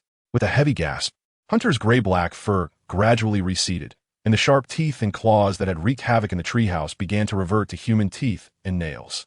Most importantly, the wolf spirit's ferocity in his eyes faded away at the moment the full moon set, replaced by Hunter's human rationality reclaiming dominance. Are you back? Want to have some sweets to celebrate? No, I really don't have the strength to even pick up a piece of paper right now. Hunter lay on the mattress in the treehouse, reminiscing about the battle with the giant wolf in his subconscious from the previous day. It was arduous and dangerous, but also a battle worth remembering, with a worthy opponent, just like the look the giant wolf gave him in the last moment before it vanished with the morning light. It must have recognized him as well. It's quite normal, although that battle only took place in your subconscious. Every confrontation and every fight with that wolf was consuming and harming your soul, so it's natural for you to feel tired. After hiding the magic circle in the treehouse, Snape began to repair the treehouse that had been damaged by Hunter using the repairing charm. At the same time, Snape did not forget to ask Hunter about every detail of the battle with the wolf spirit last night. Fortunately, although Hunter's soul was already very tired, his memory of the battle was still clear. According to Hunter, as soon as the moon appeared, he felt a force pulling him into a place that resembled the woods behind the small town. There, a giant wolf in human form with glowing green eyes was staring at him fiercely. When it lunged at me, I instinctively wanted to use magic, but soon I realized that I couldn't use any magic there, so I had to choose to dodge. Fortunately, even though I had drunk your potion, my body as a vampire was still much stronger than an ordinary person's, which allowed me to evade its attack. It's quite normal, after all, based on my guess. That place should be a space created by your subconscious, and the giant wolf you faced is the other side of your soul, which is why you couldn't use magic against it. In this light, it makes sense that those wizards who have been transformed into werewolves cannot maintain their sanity during the full moon transformation. After all, in a situation where magic cannot be used, even wizards are not much stronger than ordinary people, and it's impossible to defeat a giant wolf in human form. According to Snape's conjecture, if werewolves want to maintain their sanity during the full moon transformation, they must fight the wolf spirit barehanded in that subconscious space until they defeat it, and then they can maintain their sanity during the transformation. After that, every time they transform on a full moon, they should be able to retain their sanity, as it is an instinct in the souls of canines to offer loyalty to those stronger than themselves, as long as they can defeat the wolf spirit once. The wolf spirit will submit to the human soul. However, that said, how many people can actually defeat a giant wolf in human form?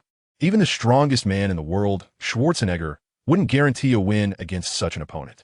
But that makes it a bit strange that Hunter could hold his own against the wolf spirit until dawn. How did you manage to do that? It was Bartitsu. Severus. Have you forgotten? My dad and I are both fans of Sherlock Holmes, so we've both studied Bartitsu. Although it's somewhat disreputable, I took advantage of the moment when the wolf lunged at me to crash into it, and then I locked onto it, refusing to let go no matter how much it struggled, and I held on until dawn. Bartitsu, I see now. I didn't expect the breakthrough to be here. Indeed, relying solely on physical strength makes it very difficult to defeat the wolf spirit. But compensating for a lack of strength with technique is the trump card for humans to overcome these large animals. Bartitsu is a martial art that originated in the late 19th and early 20th centuries in England, known as a gentleman's self-defense technique. It is a combination of British boxing, Swedish wrestling, French kicking techniques, as well as Japanese judo, karate, and aikido, integrating various hand-to-hand combat techniques and sword and staff fighting from both Eastern and Western traditions. The reason even Snape, who was originally from China in his past life, knows so much about it is that Bartitsu is a real martial art and is also the main martial art practiced by a world-renowned British detective. That detective's name is Sherlock Holmes. Just as Bruce Lee made the world remember Jeet Kune Do, this great detective also made the world remember Bartitsu.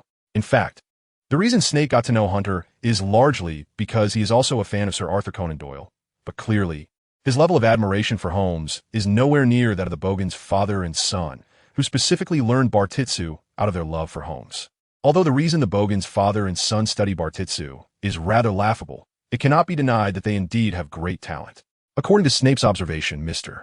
Bogans has already reached a master level in Bartitsu, while Hunter's Bartitsu, though somewhat immature, is at a mid to upper level. Well, it seems that before I successfully develop the antidote, you need to further refine your Bartitsu, especially in areas concerning jiu-jitsu, wrestling, and joint techniques, ideally reaching a top level. I know that without you telling me. In their previous subconscious encounter, Hunter had roughly figured out the tactics of the wolf spirit within him. Although in that space, the wolf spirit was stronger than him in both speed and strength. As a beast, he relied mainly on his rage and primal instincts during battle. Because of this, he was able to seize the opportunity to grapple with it using jiu-jitsu and wrestling techniques from the Barton's art, even managing to choke it once. Unfortunately, in that subconscious space, it seemed that neither he nor the wolf spirit needed to breathe, so he couldn't defeat it through suffocation. Next time, I suggest you focus on attacking its waist and abdomen while you're grappling with it. After all, I once heard in Chinatown that dogs and wolves have tough heads but weak waists, and the waist and abdomen are their most vulnerable parts. So when fighting them, you should prioritize attacking those areas. I understand, but, Cypher, can't you think of a way for me to use weapons or magic in that space? Many techniques in Barton's art require weapons, not just bare hands. Weren't you the one who said that your subconscious space is a forest? Then it should be possible to break off some branches to use as weapons. Did you think I didn't consider that? When I fought the wolf, I also thought about climbing a tree or picking up branches from the ground to use as weapons, but I couldn't reach it. If that's the case, why could the wolf destroy those trees? After hearing Hunter's description, Snape had a guess in his mind. The things formed in that subconscious space could actually be touched, but doing so required specific methods. So how could that wolf touch the things in that space? What was Hunter lacking compared to it that prevented him from touching those trees? Although the problems piled up like mountains, Snape knew that this was not the time to think about them. He was already exhausted, and his mind was in a chaotic state. After the fierce battle last night, Hunter's mental state was also extremely depleted. Let us just rest for now. There's no rush. Even if we wait until the next full moon and still can't find a way for you to touch the things in that space, you might not necessarily lose. Hunter naturally understood what Snape was saying. The reason he struggled so much this time was largely due to the good night's sleep potion Snape had prepared earlier. If he hadn't taken that potion, even if he couldn't win, he wouldn't have fought so hard. And I'll just go take a good nap. Too much has happened these past few days. Wait, I remember we have class today, right? I'll handle it with a doppelganger. You just drink this bag of blood and go to class. After Snape said this, he tossed a bag of unicorn blood to Hunter, then left a doppelganger in place before using apparition to return to the cellar, leaving Hunter, holding the bag of blood, in a state of confusion in the morning light. Cypher, you're really not a good friend. At this time, Snape, who had returned to the cellar, naturally couldn't hear Hunter's words. As soon as he got back, he took off his slightly odorous robe, wrapped a scarf around his waist, and entered the newly built Roman-style bathhouse. After stepping into the already smoky sauna, Snape comfortably leaned against the stone wall, occasionally waving his wand to send a few jets of clear water into the fire pit in the center of the room. It felt so good. Indeed, one must take a hot bath before going to sleep, especially a sauna. For the time that followed, Snape's life finally returned to normal. Although he still brewed a potion for Hunter every day, after failing to concoct the antidote with Phoenix blood, Snape and Hunter came to terms with it. Since even the Phoenix blood failed, they decided to let things unfold naturally from then on. Soon, it was time for the next full moon. On this day, Snape and Hunter greeted Mrs. Boggins early and then went up to the treehouse. As the moon rose, Hunter transformed into a werewolf once again, but this time, the beastly nature, symbolized by the wolf spirit in his eyes, was subdued by his rationality for only a short while. It was a success. Watching Hunter revert from his werewolf state back to human, Snape stepped forward and handed him a bottle of juice made from grapes of the French Lafayette winery to celebrate. It was a confirmation. Seeing it again made me more certain that although that guy had a human-like appearance, at his core, he was just a beast. As long as I understood his attack patterns, defeating him would be quite simple. After successfully overcoming his wolf spirit, Hunter saw submission in its eyes. Then, at Hunter's command, the wolf spirit obediently sat down, and Hunter transformed back into a human. Haha, I thought so too.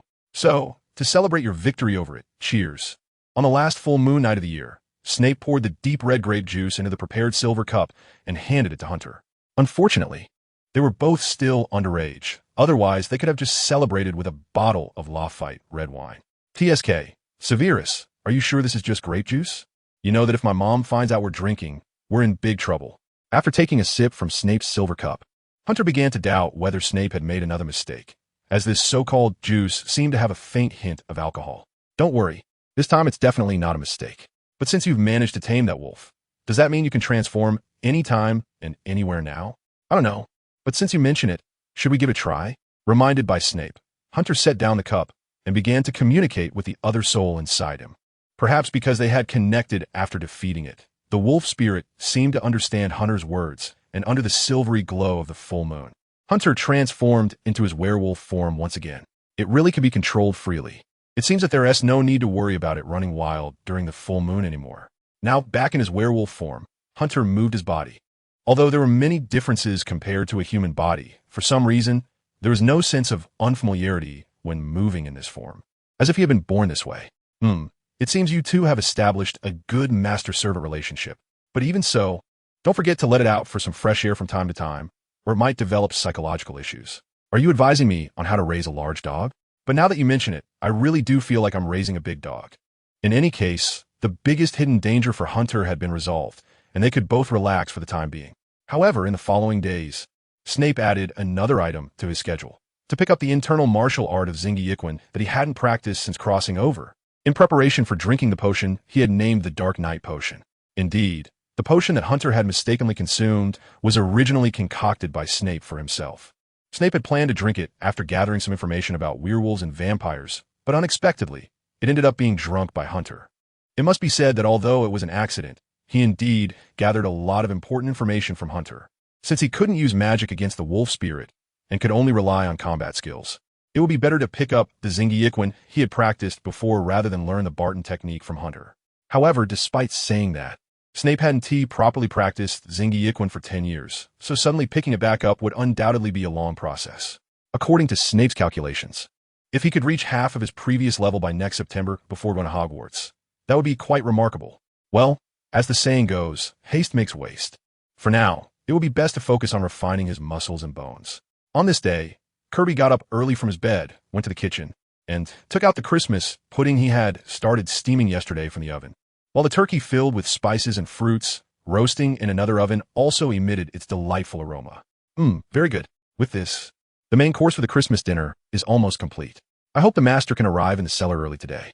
After carefully preparing the Christmas feast and setting it on the table, Dashi came to the giant's nest at the exit of the cellar, where the large stone and his wife, whom he had traded 3 sheep and 4 deer from a pair of giant couples this year, were cooking the giant's special stew in a large pot. Can we really eat this, boss? Dashi swallowed as he looked at the 2 plump cows. He couldn't figure out what day it was today. The usually strict boss had unexpectedly brought him and his wife 2 cows. Take them, Dashi. Consider it a reward for your hard work. Merry Christmas. Oh, Merry Christmas, boss. Meanwhile, in town, Penny, who had returned home for the Christmas holidays, was showing off her new broom to Lily. This broom was a Christmas gift from Professor Sprout, the head of Hufflepuff. Originally, Professor Sprout said he wanted to give me a set of gardening tools, but in the end, I chose this broom that could be ridden by 2 people. By the way, Lily, why haven't I seen Seamus? Didn't you invite him for Christmas this year? Seamus? He said he was going to Diagon Alley to buy some Christmas candy.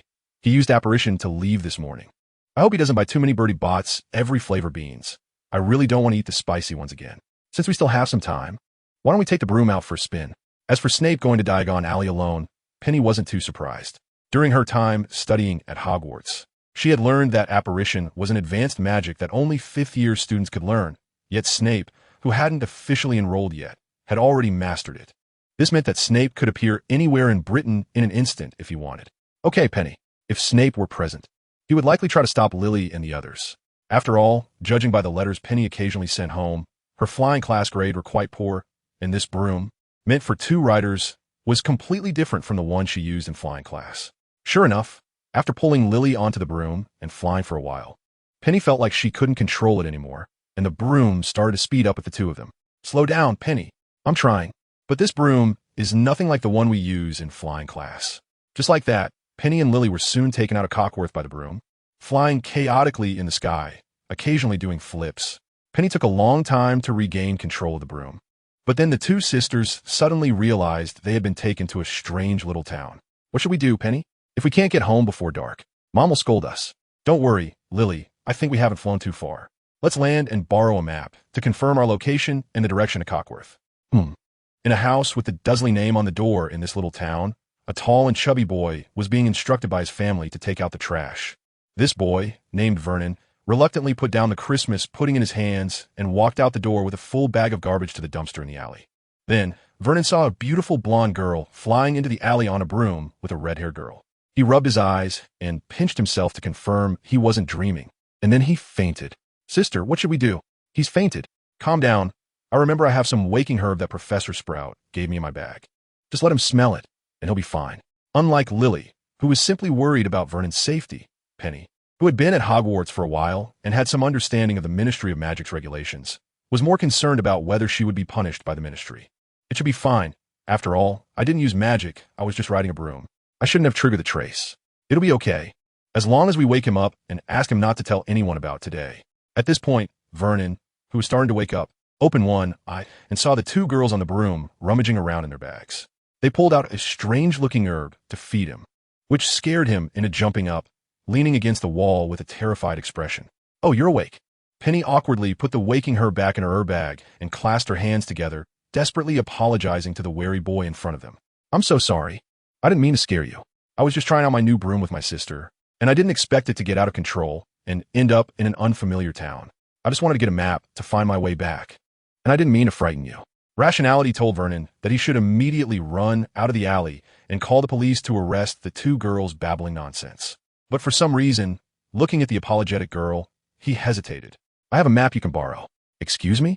Penny, who was still in the middle of apologizing, was stunned to hear that he didn't blame them and even offered to lend them a map. She didn't know what to say. She thought that just the fact he hadn't run away to call the police was already a huge help. Are you really willing to lend us the map? Vernon nodded, though he didn't know why he said that. He just felt that this was the only way to talk to her a little longer, and he would be satisfied with that. Thank you so much. I'm Lily, and this is my sister Penny. We live in Cockworth. Cockworth? Vernon knew that little town was about 2 towns away from his home, and even by car, it would take 5 or 6 hours. How could these 2 sisters say they live there? You're lying. Cockworth is 2 towns away from here. How could kids like you come here by yourselves? How should I put this? It feels complicated to explain, but my sister and I are witches. Witches, huh? Vernon looked at Penny with a questioning gaze, while she looked incredulously at her sister and then reluctantly nodded. Lily's right. We are indeed witches. What? Are you going to find a priest and send us to the stake? Hearing Penny say this, Vernon shook his head vigorously. No, I won't do that. I'll go get you the map.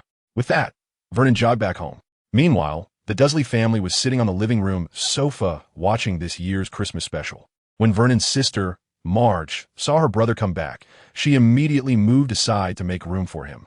Why were you gone so long, Vernon? Nothing. Just encountered a few wild dogs by the dumpster. Vernon randomly made up an excuse to brush it off. After all, if he told his family the truth, that he met 2 witches riding brooms, they would probably think he had a fever and laugh at him before sending him to bed. Oh dear, were you bitten? No, Mom, but I still have to go out again. I want to get revenge on those dogs. Vernon turned his head to prevent his mother from seeing his nose, because he remembered that both his mother and sister had said that whenever he wanted to lie, his nose would turn red and grow larger. Vernon quickly slipped into the study, rummaged through, and found a map, which he tucked into his pocket. Then he tiptoed out of the study, trying not to disturb his family, who were all focused on the television at that moment. This color television is really nice. The £2,000 spent on it were truly worth it. Holding the map tightly, Vernon jogged into the alley, and fortunately, the 2 sisters had not left yet. This is the map, Vernon stammered, handing the map to Penny. Ah, thank you. Let me see, Berkshire, is this real? It's hundreds of miles away from Cockworth. After confirming her current location and the direction home, Penny returned the map to Vernon. Although she still didn't know his name, she thanked him. "Ah, my name is Vernon. Vernon Dursley," he quickly replied as he took the map. He then watched as the two witch sisters mounted their brooms and slowly ascended into the air. For some reason, Vernon unexpectedly asked Penny, who was controlling the broom, will we meet again?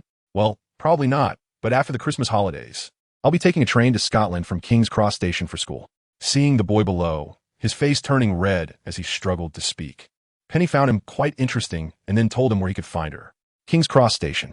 Vernon remembered that place. It wasn't too far from his school, just a 2-hour bus ride. So if he went there, could he see this girl? Goodbye, fat boy. I'm not fat. Goodbye. While Vernon Dursley was still savoring his Christmas adventure, Snape, who was shopping at Honeyduke's in Diagon Alley, had already arrived at the post office with various bags of candy. "Hello, please help me send some things." "Ah, hello, Mr. Yamanley. Is it the same as before, sending to Hogwarts, addressed to Professor Dumbledore?" "Yes." It's indeed the wool socks from Austria again. Professor Dumbledore told us he really likes these socks." The post office staff took a pair of warm-looking wool socks from Snape, packaged them, and said to him, "Rest assured, sir, we guarantee it will be delivered as soon as possible. However, since Professor Dumbledore has already asked us about this earlier, could you inform us, if convenient, who you're sending this for? Just tell Professor Dumbledore that it's from an old friend." "All right, understood. Please take care, sir." Stepping out of the owl post, Snape looked at the falling snowflakes and the wizards coming and going in Diagon Alley, feeling that there was not much difference between their enjoyment of the holiday and the muggles they looked down upon. Do you think he guessed something, Gellert? Who knows? Maybe he has known for years who has been sending him those wool socks. Grindelwald's voice came from the first copper button of Snape's coat. He had been present when Snape sent letters in Diagon Alley for the past 2 years, though at that time he was in Snape's pocket, as no one would deliberately carry an old newspaper while sending a letter. But this year, Grindelwald could finally watch as Snape prepared the gift for that person, packaged it, and sent it to that person's hands by owl. Speaking of which, he had to thank Severus. If it weren't for that box of Bertie Bott's every flavor beans he had sent him that Christmas, he might not have realized he had someone to send a Christmas gift to. Although he knew the other person wouldn't reciprocate, it didn't matter.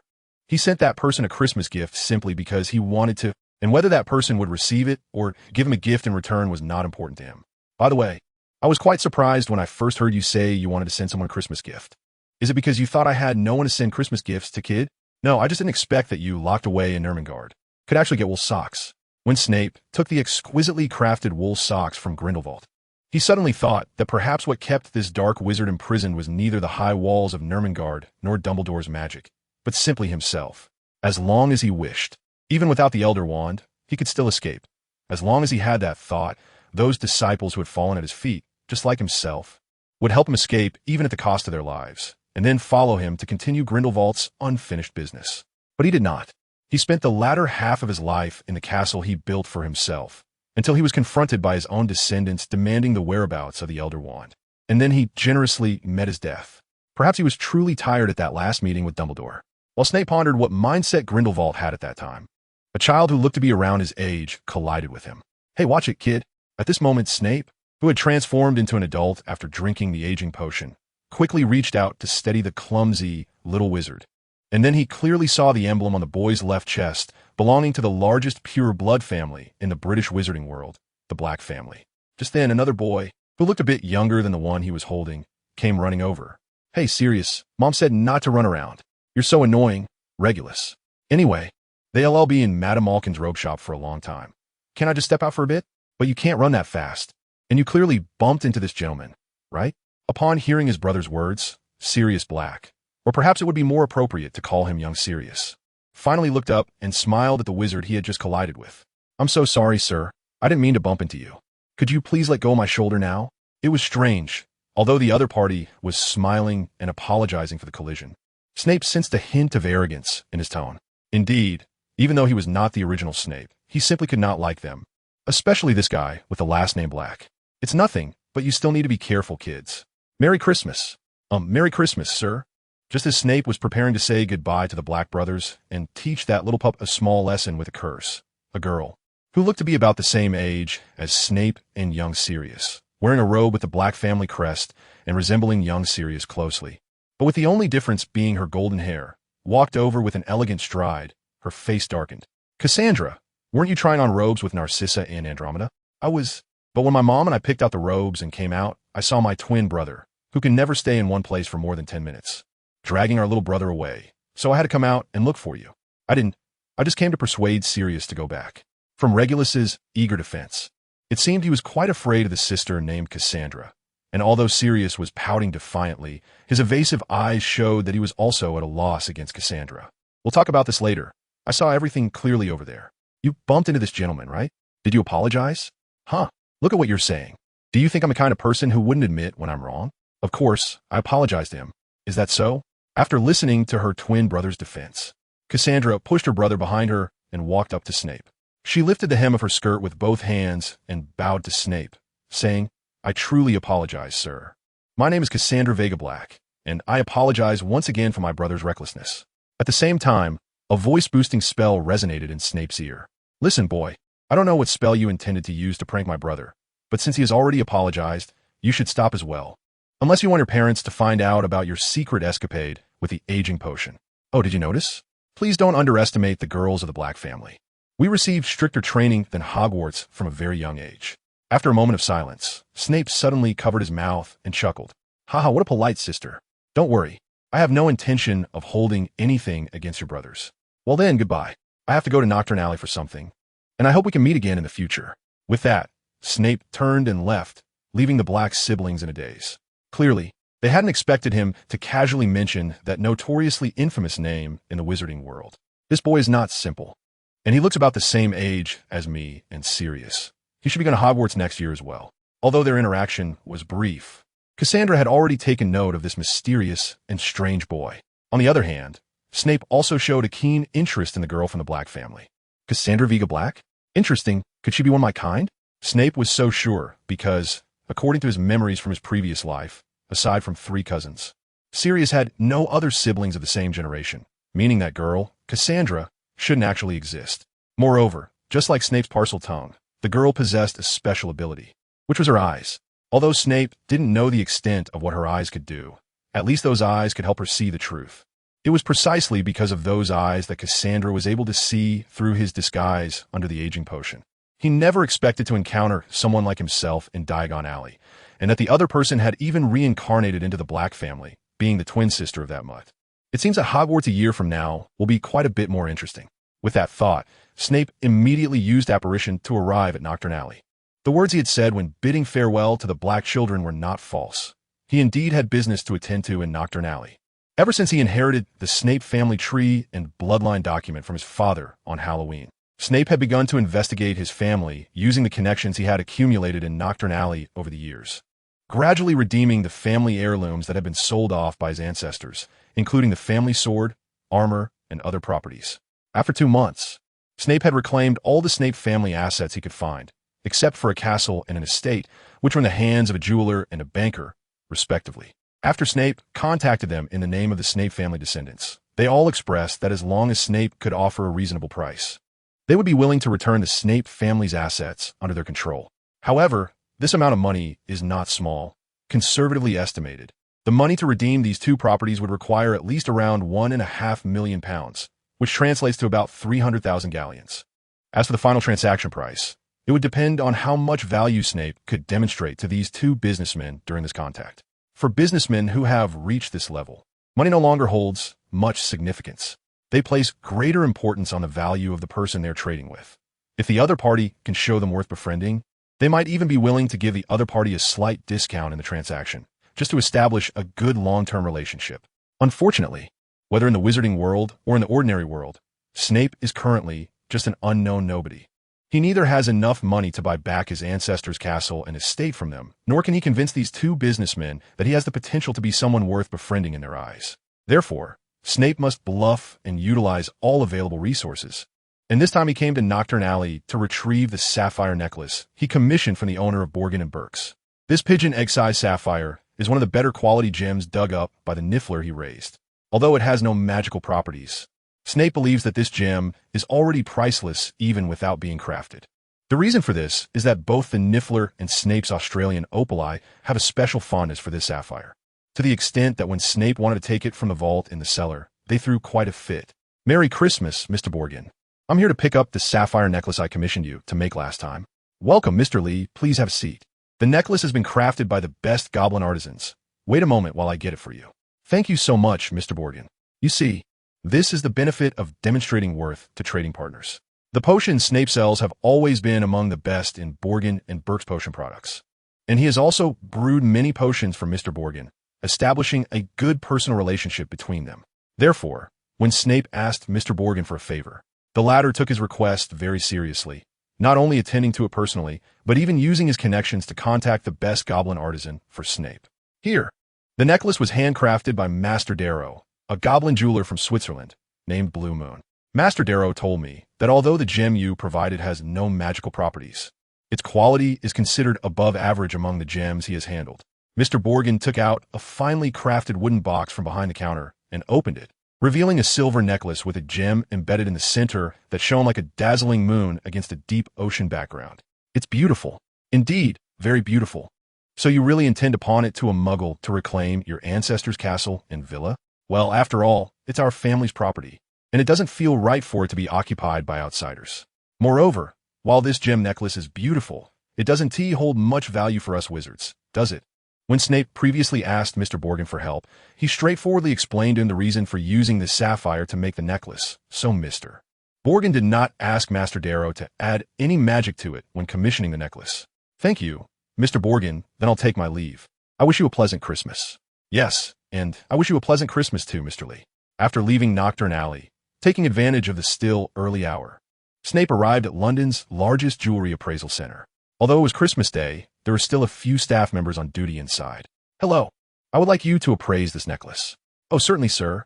The counter assistant, dressed in a blue uniform, took the wooden box from Snape and opened it, immediately captivated by the enormous sapphire on the necklace.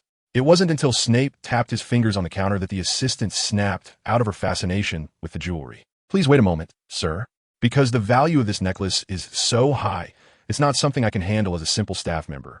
So we need to notify our manager first. No problem. Half an hour after the female employee finished her call, a Morgan car stopped outside the appraisal office. A middle-aged man, struggling to fit his hefty body into an expensive suit, rushed in. Damn, Linda. I even had to give up our family's annual ham-cutting ceremony just for that overpriced gemstone. Hello, sir. How may I assist you? Hello, sir. I apologize for interrupting your family time, but I really need you to issue an appraisal certificate for me, so I must sincerely apologize. No. There's no need for that, sir. This is my job after all. After a textbook-like change of expression, the manager of the jewelry appraisal office took the Blue Moon wooden box from the hands of the female employee. It was truly beautiful, with a deep blue texture that emitted a soft white glow, truly worthy of the name Blue Moon. In a jewelry appraisal office in London, a gray-haired gemologist is holding a necklace known as the Blue Moon, carefully admiring the beautiful blue gemstone through a monocle on his left eye. Although he had received several calls from the jewelry appraisal office today on Christmas regarding his temporary assignment, his grievances vanished the moment he laid eyes on the necklace. With years of experience in gem appraisal, the old man immediately recognized that the gemstone on this necklace is genuine. The natural sapphire, the size of a pigeon's egg, is already worth a fortune, not to mention the craftsmanship of the silver necklace itself, which is also made by a renowned artisan, further adding to its value. Although this is just a preliminary appraisal, I believe, sir, that your necklace is worth around £2 million. Of course, if we provide an appraisal certificate, its value will certainly increase significantly. After reluctantly placing the necklace back into the wooden box, the old jewelry appraiser looked up and shared his preliminary assessment with the necklace's owner. Oh, that's great. I was worried that this necklace would be undervalued, making it difficult to use as collateral. Upon hearing Snape mention his intention to pawn the necklace, the manager of the appraisal office hurried over to speak with him. Pawn? Sir, are you planning to sell this necklace because you need money? If that's the case, please make sure to sell it to our company. I'll contact my boss to offer you a suitable price. No, I think you misunderstand. I do intend to pawn this necklace, but not because I lack funds.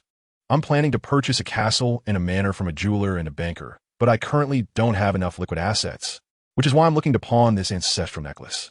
Hearing this, the manager understood why Snape, despite being wealthy, still wanted to pawn the necklace. Indeed, someone with such a large sapphire and who could hire a skilled jewelry designer would hardly be short on money. I see. If it's not too much trouble, could you tell me the names of that jeweler and banker? After all, our appraisal office has dealings with most jewelers and banks, we might know them. Of course.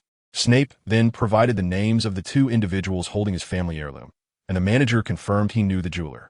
In fact, that banker was one of the shareholders of the appraisal office, and the jeweler had considerable business dealings with the appraisal firm as well. So it's those two gentlemen. Understood. Mr. Snape, please wait a few weeks. This necklace is truly precious, and we need to conduct a thorough appraisal before we can issue a certificate for you. All right. Thank you for your help. Snape wasn't worried that the appraisal office would misappropriate his necklace. After all, a jewelry appraisal office with such a large storefront in the most bustling area of London had a reputation that was worth far more than his necklace. For them, even if the jewelry were priceless, their own credibility and reputation were far more important. Moreover, from the images relayed by the mouse, controlled by Gray, after the manager carefully returned the blue moonstone to the vault, he immediately called the banker who held the deed to Snape's estate. Good. Everything is going according to plan. This way, I have demonstrated sufficient value to that banker, and as long as he isn't a complete fool, he should understand why I chose this jewelry appraisal office, in which he holds shares to appraise this necklace.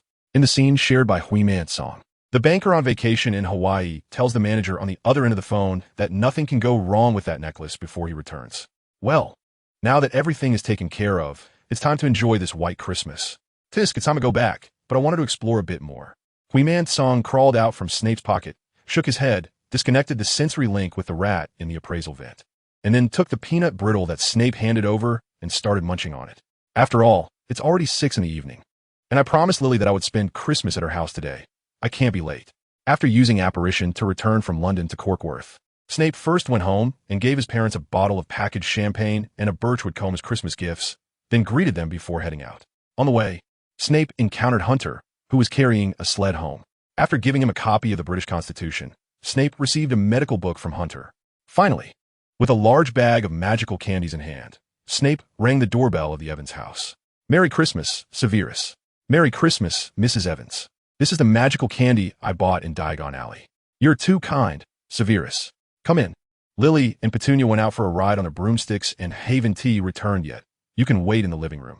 Hearing Mrs. Evans say that Petunia, who had taken flying lessons for less than a semester, dared to take Lily out for a ride on a 2-person broomstick, Snape suddenly felt a bad premonition. Those two girls, they haven't fallen off and gotten stuck on that cliff, have they? Just as Snape was contemplating whether to take Raven out to look for the two reckless beginners, there was a loud thud, and a large hole suddenly appeared in the snow in the Evans yard. Ouch, that hurt. I didn't have time to break. TSK, look at our flying master. That is quite a unique look, Snape said dryly as he saw Petunia and Lily awkwardly crawling out of the snow, startled by the noise. The usually gentle Mr. and Mrs. Evans rarely got very angry at the two sisters, and in the end, they led the snow-covered and wet Petunia and Lily inside to take a bath.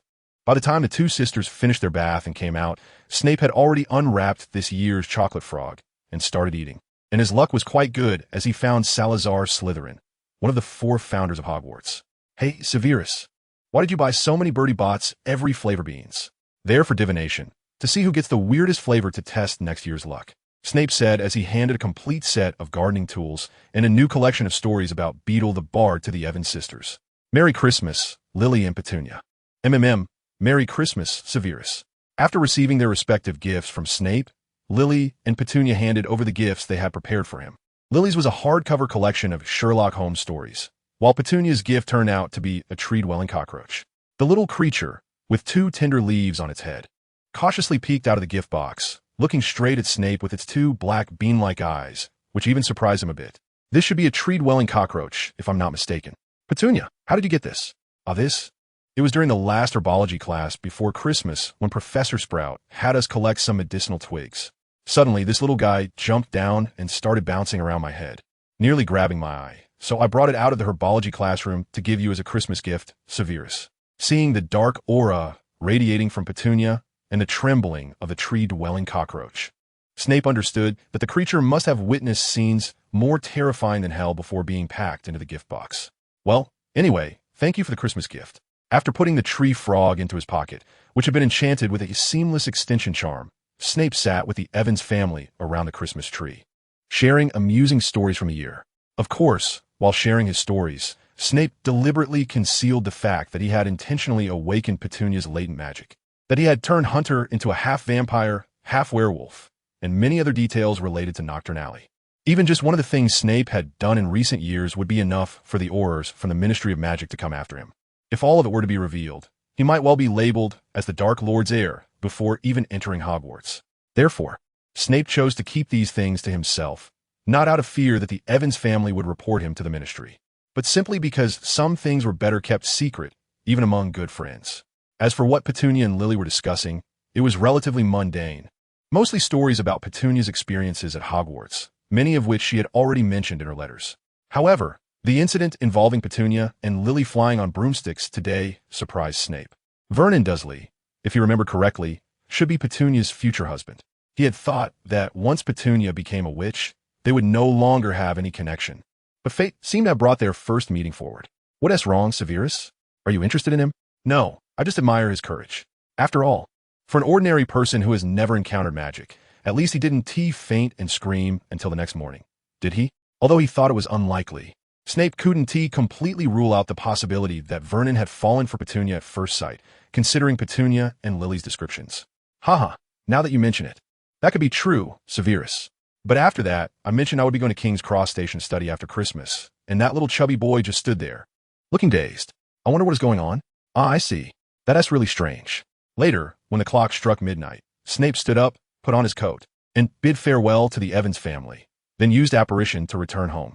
At that moment, the familiar sound of his father's snoring echoed from the living room sofa, and his mother was already asleep. Sneaking in quietly, Snape noticed a fountain pen and an old robe placed on the living room table. Clearly the Christmas gifts his parents had prepared for him this year. After putting away the gift, Snape returned to his room, using the key set inside to go back to the basement to sleep, and this year's Christmas passed just as quietly as always. After the Christmas holiday, Penny was also preparing to return to Hogwarts for school.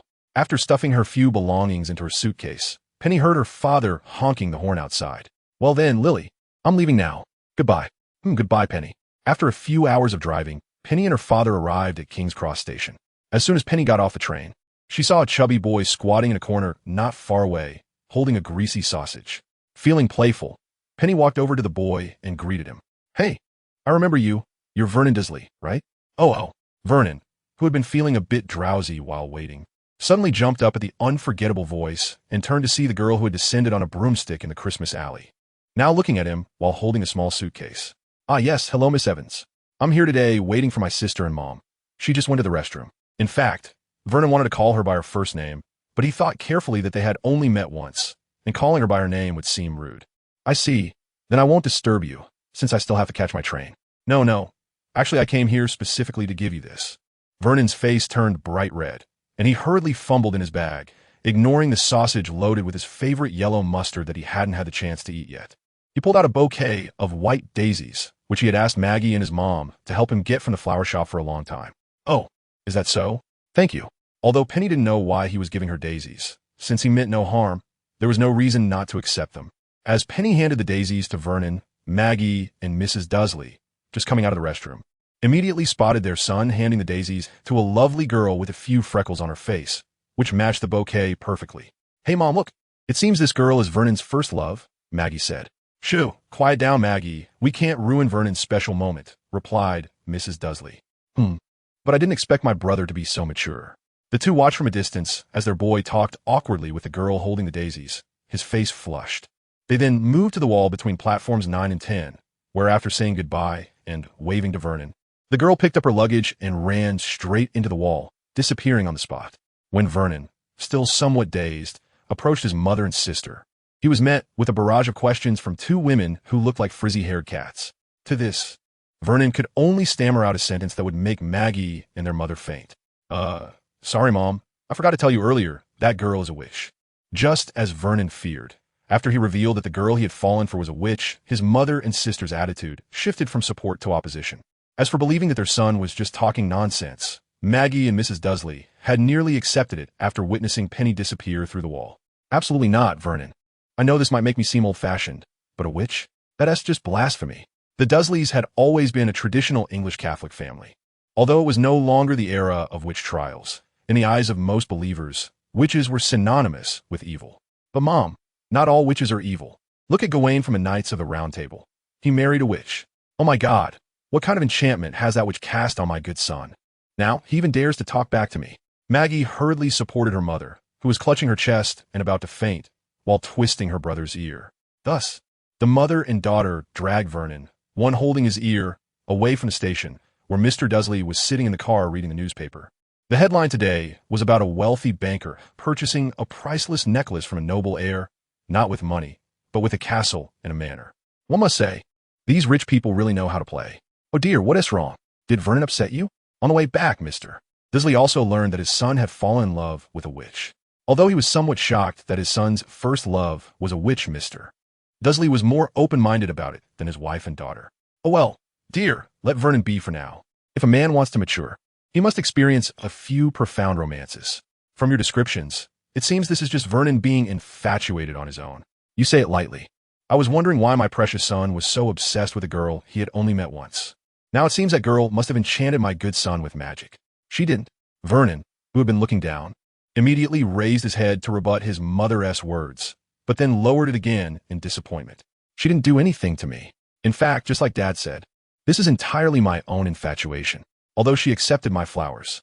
Seeing the unease on her brother's face, Maggie, who had been just as angry as her mother, quickly reached out to comfort him. It's okay, Vernon. You've always been a great kid. If that girl disliked you, she wouldn't have accepted your flowers. Just go ahead and pursue her in your own way. Maggie, how can you betray me too? Mrs. Dursley could only helplessly compromise. In fact, if she hadn't known that the girl was a witch, she would have quite liked her. Seeing that his wife was no longer fixated on the issue, Mr. Dursley smiled and began discussing the news of the day with her. Ha, let him be. By the way, dear, did you see today's news? It said that a banker traded a castle and a manor for a necklace from a noble descendant. Meanwhile, as the Dursleys returned home from King's Cross Station, in a luxurious house in South Kensington, London, the owner of the house was hosting a special guest, and around his beautiful wife's swan-like neck hung a silver necklace set with a huge sapphire. When the servant at the door opened it and let a slender young man in a well-fitted suit into the mansion, the owner came over, linking arms with his wife to greet the original owner of the necklace. Welcome to my humble abode, esteemed Lord Snape. I'm delighted you accepted my invitation to my dinner. It is my honor, noble Lord Spencer, and I also thank you for your previous assistance. Without you, I might have had to go through a lot more trouble to reclaim my ancestors' heritage.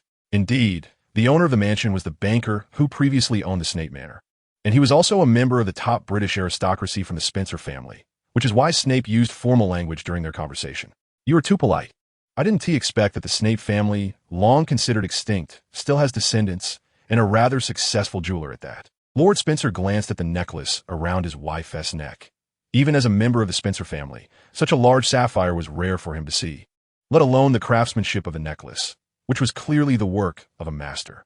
This indicated that the young man, who claimed to be a descendant of Lord Snape, was certainly not simple. Therefore, after obtaining the necklace named Blue Moon from his jewelry appraisal office, he immediately contacted the jeweler holding the Snape Castle and purchased the ownership of Snape Castle from him for 950,000. After quickly obtaining ownership of all the Snape family's scattered properties that he could find, Spencer immediately contacted Snape to make a deal using these properties. Spencer generously gifted all these properties to Snape in exchange for ownership of the necklace. Snape readily agreed to the transaction and mentioned that as a token of gratitude for Spencer's help, he would give Spencer an additional gift. Today, Spencer invited Snape to his residence for a banquet to formally sign the contract. After some pleasantries with Spencer, Snape presented the promised gift, a pair of exquisite ruby cufflinks. A wonderful gift, but the design style is different from the previous necklace. Of course, Spencer did not mean to belittle the cufflinks. In fact, although the craftsmanship of the cufflinks is slightly inferior to that of the necklace, they are still undoubtedly created by a master. Yes, after all, this necklace is my prized possession, and I wouldn't easily part with it if it weren't to redeem my family inheritance. As for these cufflinks, they were made by my own hands to gift to the Lord. I didn't expect such a precious gift. Thank you so much, my lord. Well, it's getting late, so let us start the meal. I must say, judging by the opulence of this banquet, Spencer must hold himself in high regard, as the event features the highest standard of Western banquets with 13 courses. The only downside is that this banquet is French cuisine rather than English. After enjoying the 5th main course, Spencer began to indirectly inquire whether Snape would be willing to establish a long-term partnership with him. Of course, the partnership I mentioned is not limited to the jewelry industry. As you know, the Spencer family is involved in various sectors. If Lord Snape is interested in other industries, such as finance, I can offer some assistance as well. Thank you for your kindness. In fact, I do have a sum of gold that I need a trusted financial professional to help me invest and manage. I wonder if Lord Spencer could assist me in finding someone. After raising his glass to toast Spencer, Snape followed up on Spencer's words with a request. Of course. In fact, I have quite a few employees who graduated from prestigious financial management schools in London, but I wonder how much gold you have on hand, Lord Snape. About 100 kilograms, Snape replied. To be honest, that would be a great help, as it could be quite difficult to liquidate such a large amount of gold. In fact, this was only half of the total amount of gold stored in Snape's vault. One must say that Nifflers are indeed excellent treasure hunters and miners. So while building the vault, Snape was also busy buying Nifflers in Nocturne Alley and Diagon Alley. Now, there are about 68 Nifflers living in Snape's vault, some of which have already started mating and giving birth. Under Snape's intentional training, these Nifflers began to search underground for gems and gold, enriching Snape's treasury. Now, Snape's treasury contains dozens of high-quality gems, along with 200 kilograms of gold and 500 kilograms of silver. 100 kilograms is not a small amount. Understood. I will help Lord Snape hire the best managers from our bank to manage your assets. Thank you very much for that. The entire banquet came to a close in a harmonious atmosphere, during which Spencer and Snape discussed some other matters, of course, excluding the issue of Snape's title, as it was not important for today's banquet. In today's era, where titles are no longer bound to bloodlines, but are linked to wealth, even if Snape's title is false, it is only a matter of time before it becomes real, given his vast amount of gold. After the host and guests have enjoyed their final course, Snape prepares to rise and take his leave. However, before departing, he politely expresses his wish to see Lady Spencer personally put on the cufflinks for Spencer, as a gesture of his hope for the couple to accompany each other for a lifetime. After some consideration, Spencer smiles and agrees. After taking the pair of ruby cufflinks from a butler, Mrs. Spencer gently lifted her husband's wrist, removed the previous pair of obsidian cufflinks, and put the new ones on him. I wasn't wrong. These cufflinks really suit you, Lord Spencer. Since the car has arrived, I will take my leave now. After taking the briefcase containing the contract from the Spencer family's butler, a black Bentley slowly pulled up to the Spencer family's door. A well-dressed, short-statured driver with large eyes stepped out from the driver's seat and politely greeted the Spencer family, then opened the car door for Snape. Goodbye, Lord Spencer. I hope the new year brings you success in everything. Thank you once again for your gift, Lord Snape. I also hope you find a partner who can accompany you for a lifetime in the future. That should be the case. After the car drove out of the South Kensington area, the driver let out a sigh of relief, then lifted the transformation spell on himself and his clothing, revealing his true identity as Snape's house elf, Creature. The car then vanished off the road at an intersection with very few vehicles. This Bentley was specially made by Snape for today's banquet, as he currently didn't have enough cash to afford such a good car. It could be said that apart from a scrap Bentley he had salvaged from a waste transport ship, Snape had modified it himself. So this car could be considered a relative of the Weasley family's magical car. I have to say, Master, this kind of transformation spell really tests me, especially when turning my clothes into formal wear. It makes me feel quite uncomfortable all over. After setting the car to autonomous driving mode, Kobe began to complain to Snape about what had just happened. In fact, the transformation spell on his body was not much of a problem, but transforming his clothes into an evening gown was simply crossing the line of keeping house elves. I know. I'm sorry for making you uncomfortable, Kobe. No. Since it was a master's instruction, I am certainly very willing. However, next time you make a similar request, could you give me a little time to get used to it? Of course. Thank you for your generosity, Master. So where are we going now? Let's first check out the estate and the castle we just acquired. After all, I need to see what value this ancestral property, which we worked so hard to obtain, actually has. Well then, Master, are we going to the estate first or the castle? Let's go to the estate first, Kobe. I remember the castle is on the outskirts of Yorkshire, while the estate is in Buckinghamshire, which is closer than the castle. Understood. I have to say, compared to the so-called broomsticks and flying carpets, magical cars are indeed more comfortable than the first two, especially since Snape had cast a stretching charm in the car, making the space inside feel no different from a house. After taking a chilled drink and cheese from the fridge in the car, Snape began to enjoy this trip to Buckinghamshire, while Kirby set the route and went to the kitchen in the car to prepare afternoon tea for Snape. Actually, I prefer adding goat milk to my tea rather than milk. At this moment, from Snape's suitcase, the gray fairy, who had just finished napping, crawled out and naturally jumped onto the table to munch on a cookie. So where are we going now? Buckinghamshire. I just bought a manor there, and I'm going to take possession of it. Oh, the ancestral property you mentioned before. That's right. At 4 o'clock in the afternoon, Snape's magical car arrived at his seaside manor in Buckinghamshire. After showing the contract with the Spencer family to the manor's manager, the manager handed the keys of the manor to Snape. Well then, let's go in and see what places are suitable for setting up the door key. As soon as they entered the house, Kirby began to use apparition to explore, especially the kitchen and pantry, as those would be places he would frequently use in the future. Not bad, there's hardly any dust. It seems the previous owner managed this place well before you redeemed it, Master. Yes, after all, even if I might not stay here more than a few times a year, it is still my asset, and basic maintenance is necessary. Enough of that, Kirby. Let us quickly check out the basement of this house and create a door key leading to the cellar there. All right, Master. After searching for a while in the house with the finding charm, Snape finally discovered the switch to the basement in a hidden compartment of the study. When he opened the manor's basement, a cloud of dust immediately covered the entire study in gray, indicating that the basement had not been opened for a long time before Snape arrived. Oh my, it's so dirty. It seems this place hasn't been cleaned in ages. As Creature used the cleaning charm to clear the surrounding dust, he extended a finger to cast the Lumos charm and followed Snape into the long-sealed basement. TSK, look, Creature. It seems my unknown ancestor left some things for the descendants. After lighting the candles in the basement with a fire charm, Snape saw the things left by his ancestors for their descendants in this hidden basement. A chest of jewels and books. It seemed that this was used by my ancestors to hide treasures in the past. After carefully checking other areas of the basement and confirming that there was nothing else, Snape took out his wand and pointed it at a book on the shelf, beginning to craft it into a permanent key to the cellar on the outskirts of Cockworth. The door to the cellar. Seeing the book emit a faint blue light, Snape knew that the door key had been completed. He waved his wand again, closed the manor's gate, and cast a no-entry spell on the estate. Then he returned to the cellar with Creature using the door key. As for the magical Bentley, Snape decided to leave it here.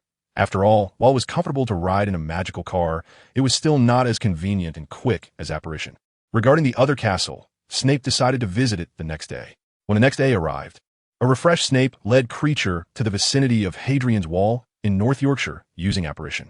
After a brief handover with the castle's caretaker, Snape began to magically search for the location of the castle's basement. He found it. Was the switch in the master bedroom this time? Arriving at the master bedroom, he pressed a certain brick on the wall. With a sound, the silk bed slowly moved aside, revealing a staircase leading down to the castle's basement. Walking down the stairs to the castle basement, Snape surveyed the underground space, which was several times larger than the previous manor's basement. Every 4 to 5 meters. A beautifully crafted and exquisite suit of knightly armor greeted the new generation of the Snape family head, as he picked up the English broadsword from the weapon rack, which had not been maintained for a long time, but still gleamed with a cold light. He noticed that both sides of the blade were engraved with runes by the craftsman who forged it. However, these runes showed no signs of magical power and were clearly just for decoration. Snape then inspected the other weapons on the rack, all of which were also inscribed with runes but lacked any magical enhancements. At the chest of the first suit of armor, Snape did not find runes, but instead discovered a phrase in French, roughly meaning humility. It was evident that this suit of armor was named the armor of humility. Humility, honesty, compassion, bravery, justice, sacrifice, honor, and soul. These are the 8 virtues of knighthood. It was surprising that so many suits of armor were created just to embody these knightly virtues. Coupled with the fact that although they had runes, they had no significant power, it was unexpected that his ancestors were quite fanciful. Although in this day and age these armors had lost their original meaning, Snape had no intention of selling them. Instead, he wanted to make full use of them. Like a skilled conductor, Snape waved his wand, sweeping past these armors that had slept for hundreds of years, accompanied by a crisp sound of metal clashing. The heads of the 8 suits of armor began to emit a faint blue light and started to move. Given souls by Snape's dark magic, the armors became animated and stepped forward to the weapon rack, picking up the rune-inscribed weapons and forming a circle around Snape. Then, these living armors knelt halfway, awaiting their master's command. Snape gazed at these armors, which stood guard like knights, with satisfaction. He then cast another spell to reinforce the bodies of the living armors, making them difficult to destroy, and reorganize the runes on their weapons, endowing each with the magical power of humility.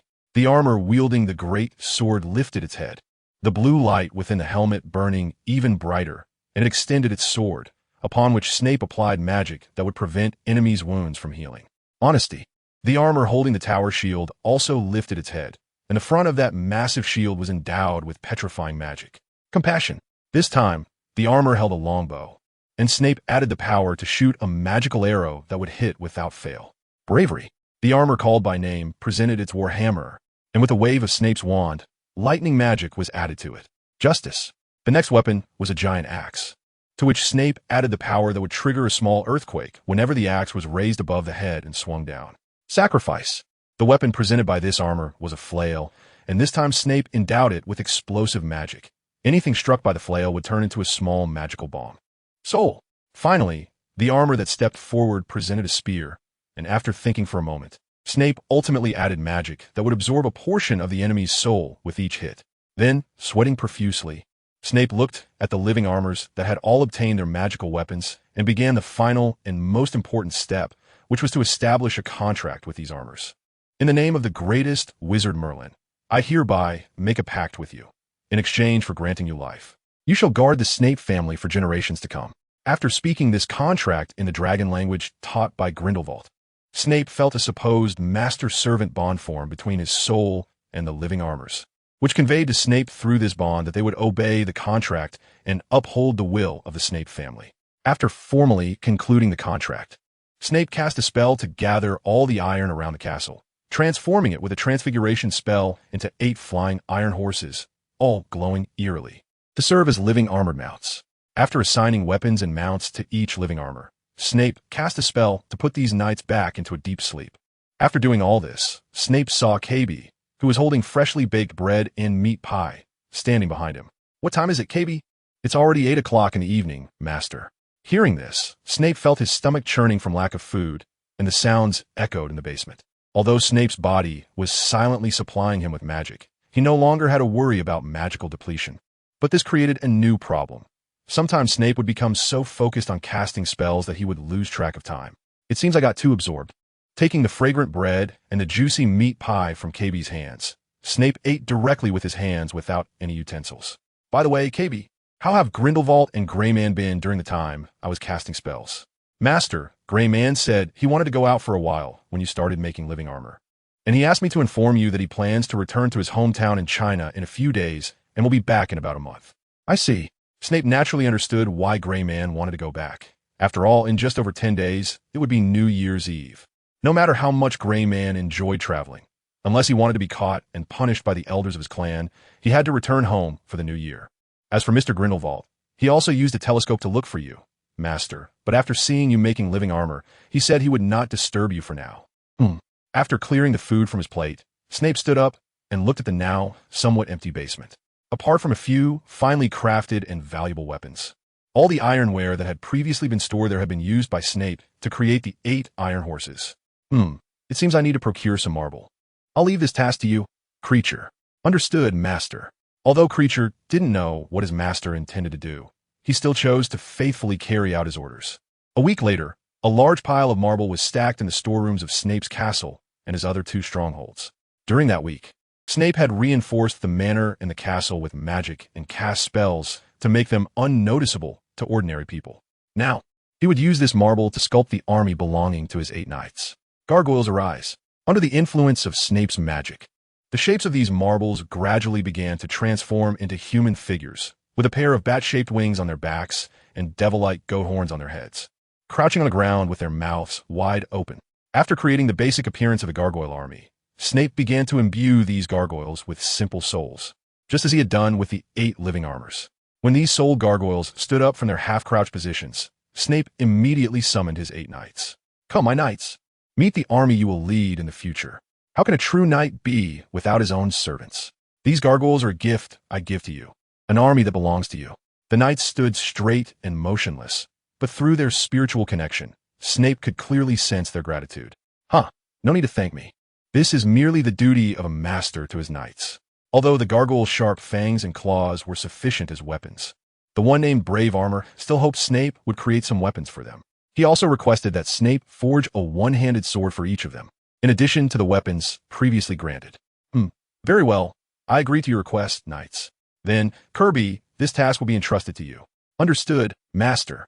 After leaving the live armor to allocate the gargoyles themselves, Snape left the basement and sat down in the Lord's chair in the castle's main hall. Now that there were knights and soldiers, it was time to expand the servant team. Should he buy a few more house elves? With a batch of excellent Niffler miners. Snape was not short on money, although he certainly could not compare to the aristocrats of the wizarding world like the Blacks or the Malfoys.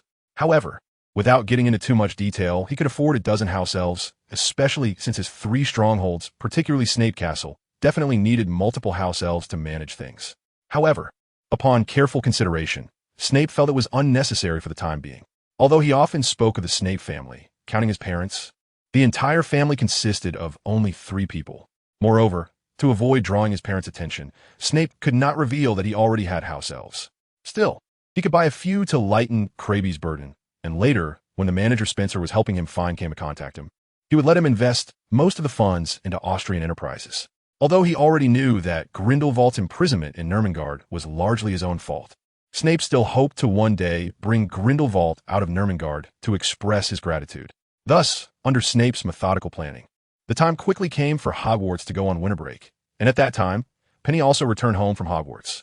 Feeling overwhelmed by the holiday homework and potions and transfiguration, Penny invited Snape over the day after she got home to help her with her assignments. Originally, Snape had planned to go to Austria to check on the enterprises he had commissioned the manager to acquire, but he could not resist Penny and Lily's persistent pleas. So he had to postpone his trip to Austria and help Penny with her holiday homework. It was surprising. Penny, your herbology grades are so good, yet your potions grades, while not at the bottom, are only at a mediocre level. There was no way around it. The professor who taught potions, Slughorn, was so annoying.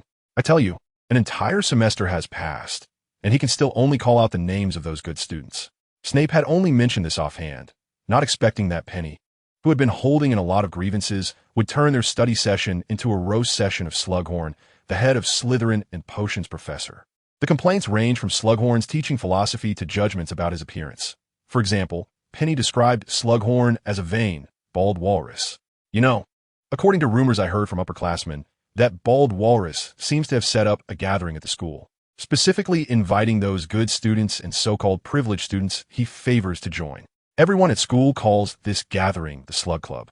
Well, Snape naturally knew about this. But to be fair, although Professor Slughorn was a super snob, he did indeed have a knack for recognizing talent. Students invited to the club often went on to achieve something significant in adulthood.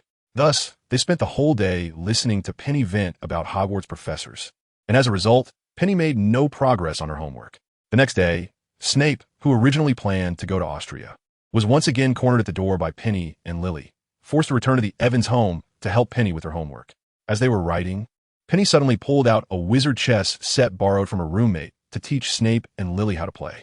But as one might expect, Penny, who was ready to dominate, was utterly crushed by Snape. Looking at Penny, who was biting her lip in frustration, Snape could only think that this really wasn't his fault. Although he was still unfamiliar with the borrowed pieces, after they played to the 15th move, the pieces realized that following Snape's instructions was much more likely to lead to victory than listening to Penny, who was just a novice familiar with the rules. Come on. As a result, that day, Snape was forced to play wizard chess with Penny all day long, and by the end, some of the pieces were starting to show signs of allegiance to him. On the 3rd day, when he was once again dragged to do homework, Snape directly used his wand to lock away everything in Penny's room that might distract her from her assignments. Finally, Penny's homework, which had remained untouched until now, began to progress a bit. Phew, sometimes you really need to be a bit strict to solve problems. However, when the next day came, and he was once again pulled in to do homework, Snape was bombarded with a series of questions from Penny and Lily, and most of the questions revolved around his wand. It was partly Snape's own fault for being a bit impulsive. He had pulled out the wand he had recently made from Elderwood, and, as luck would have it, Penny, the herbology honor student, recognized it. With the situation at hand, Snape could only tell the truth, but no matter how he explained, Penny and Lily simply did not believe that the wand was made by him. Finally, left with no choice, Snape snapped off a suitable branch from a birch tree in town and made a wand on the spot for the 2 girls, who were looking at him like he was a fraud. Birch, 10.4 inches, with a core made from unicorn hair bought in Diagon Alley. Although the materials used were not the best, it would do in a pinch. After a brief introduction to the material of the wand, Snape handed it to Penny to let her try it out. Penny took the wand from Snape with some skepticism and cast the most basic levitation charm. Although it felt a bit difficult, she ultimately succeeded. I didn't expect you to make wands, Severus. I thought only Mr. Ollivander could do that.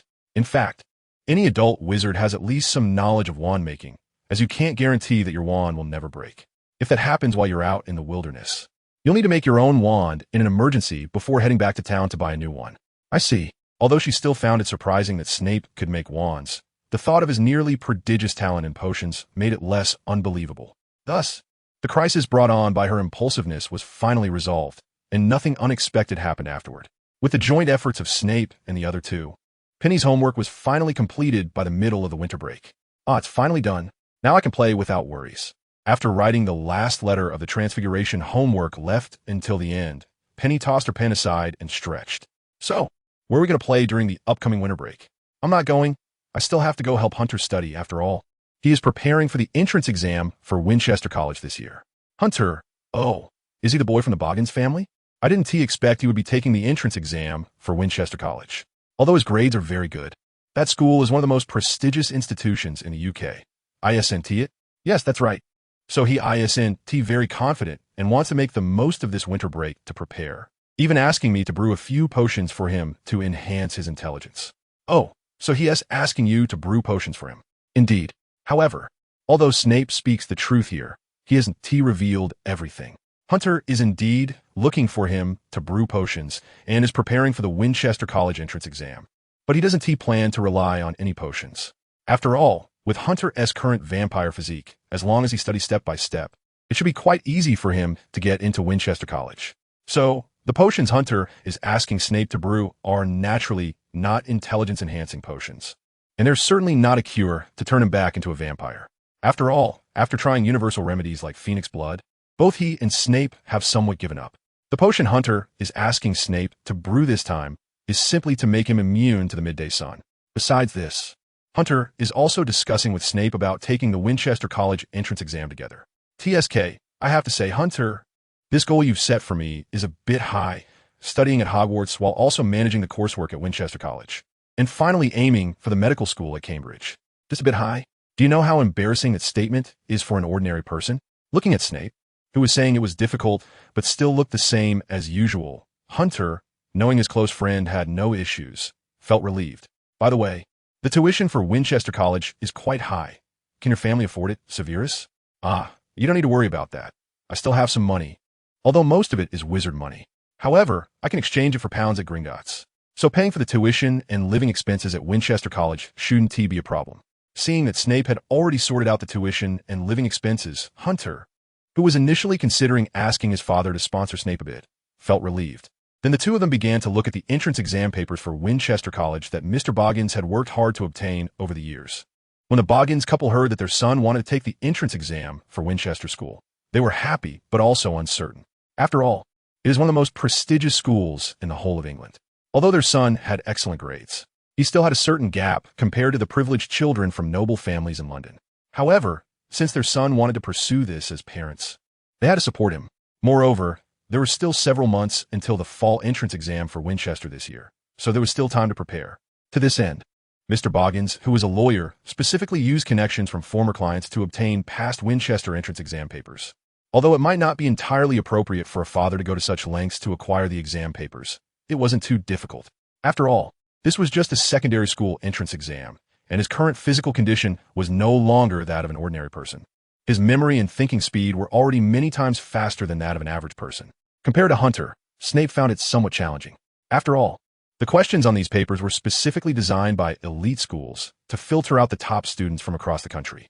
Even with the memories of 2 lifetimes and being mentally an adult, there were still things he simply didn't know. If it really didn't work, he could just use money to pave the way, since he had plenty of funds now.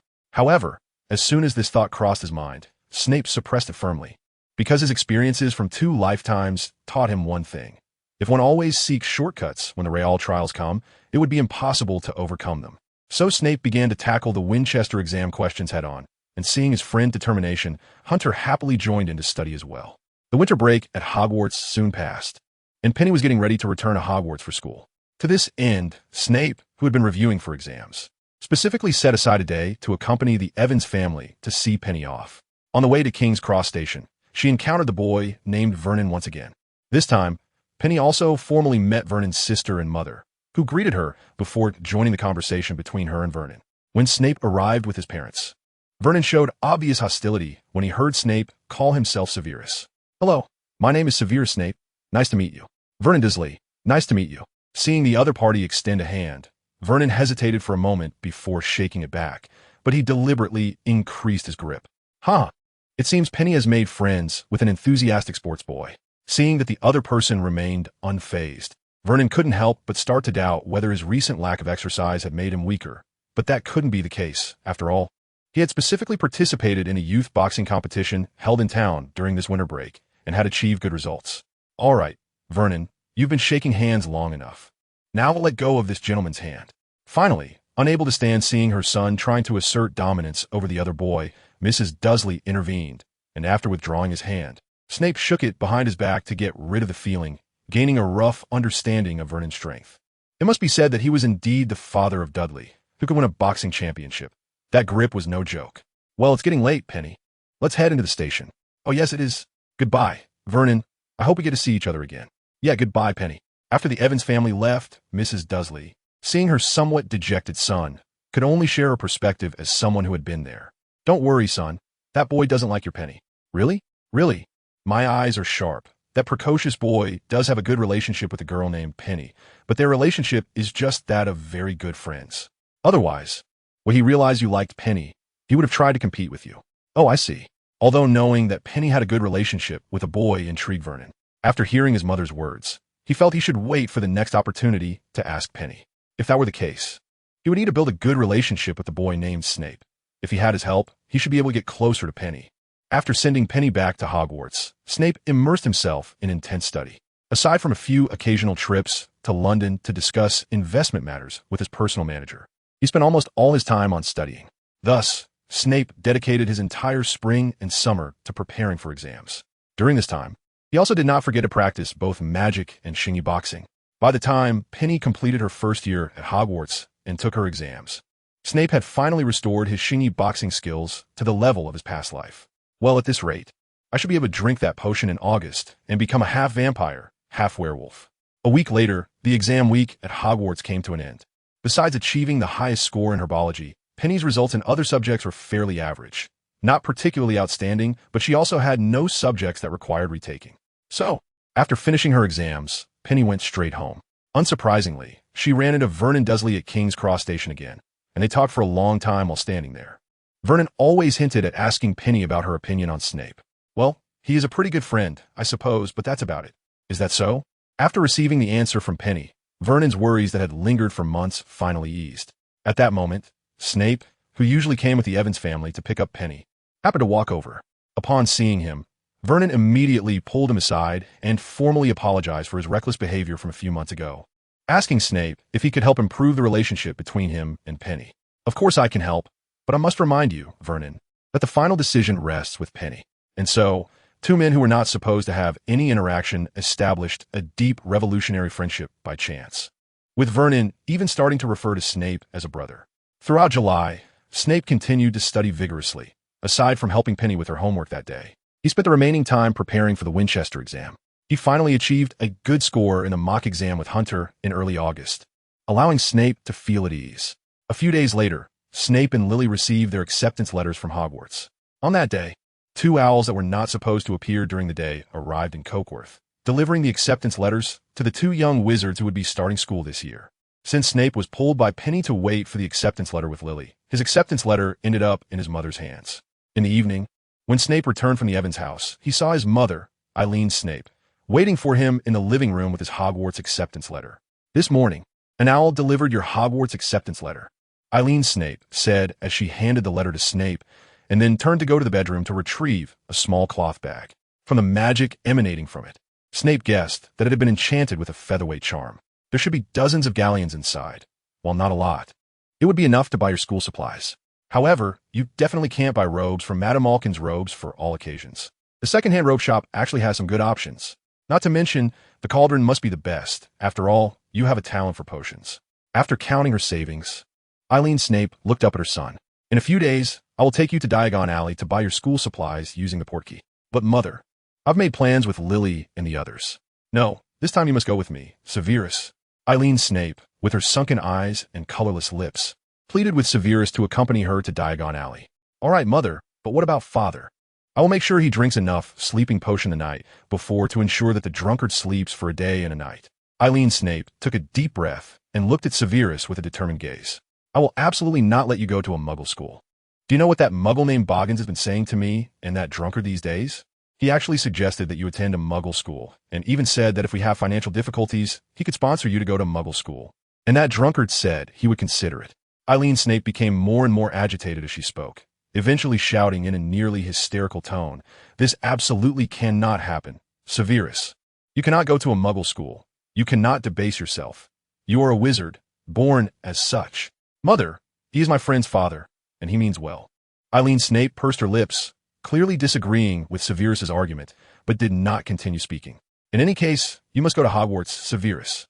After saying this, Aaron Snape returned to the bedroom, while Snape stood in the living room for a while before also returning to his own bedroom. After locking the door behind him, Snape used apparition to arrive in the basement. After having Creature make him a cup of tea, he leaned back on the sofa and began to think.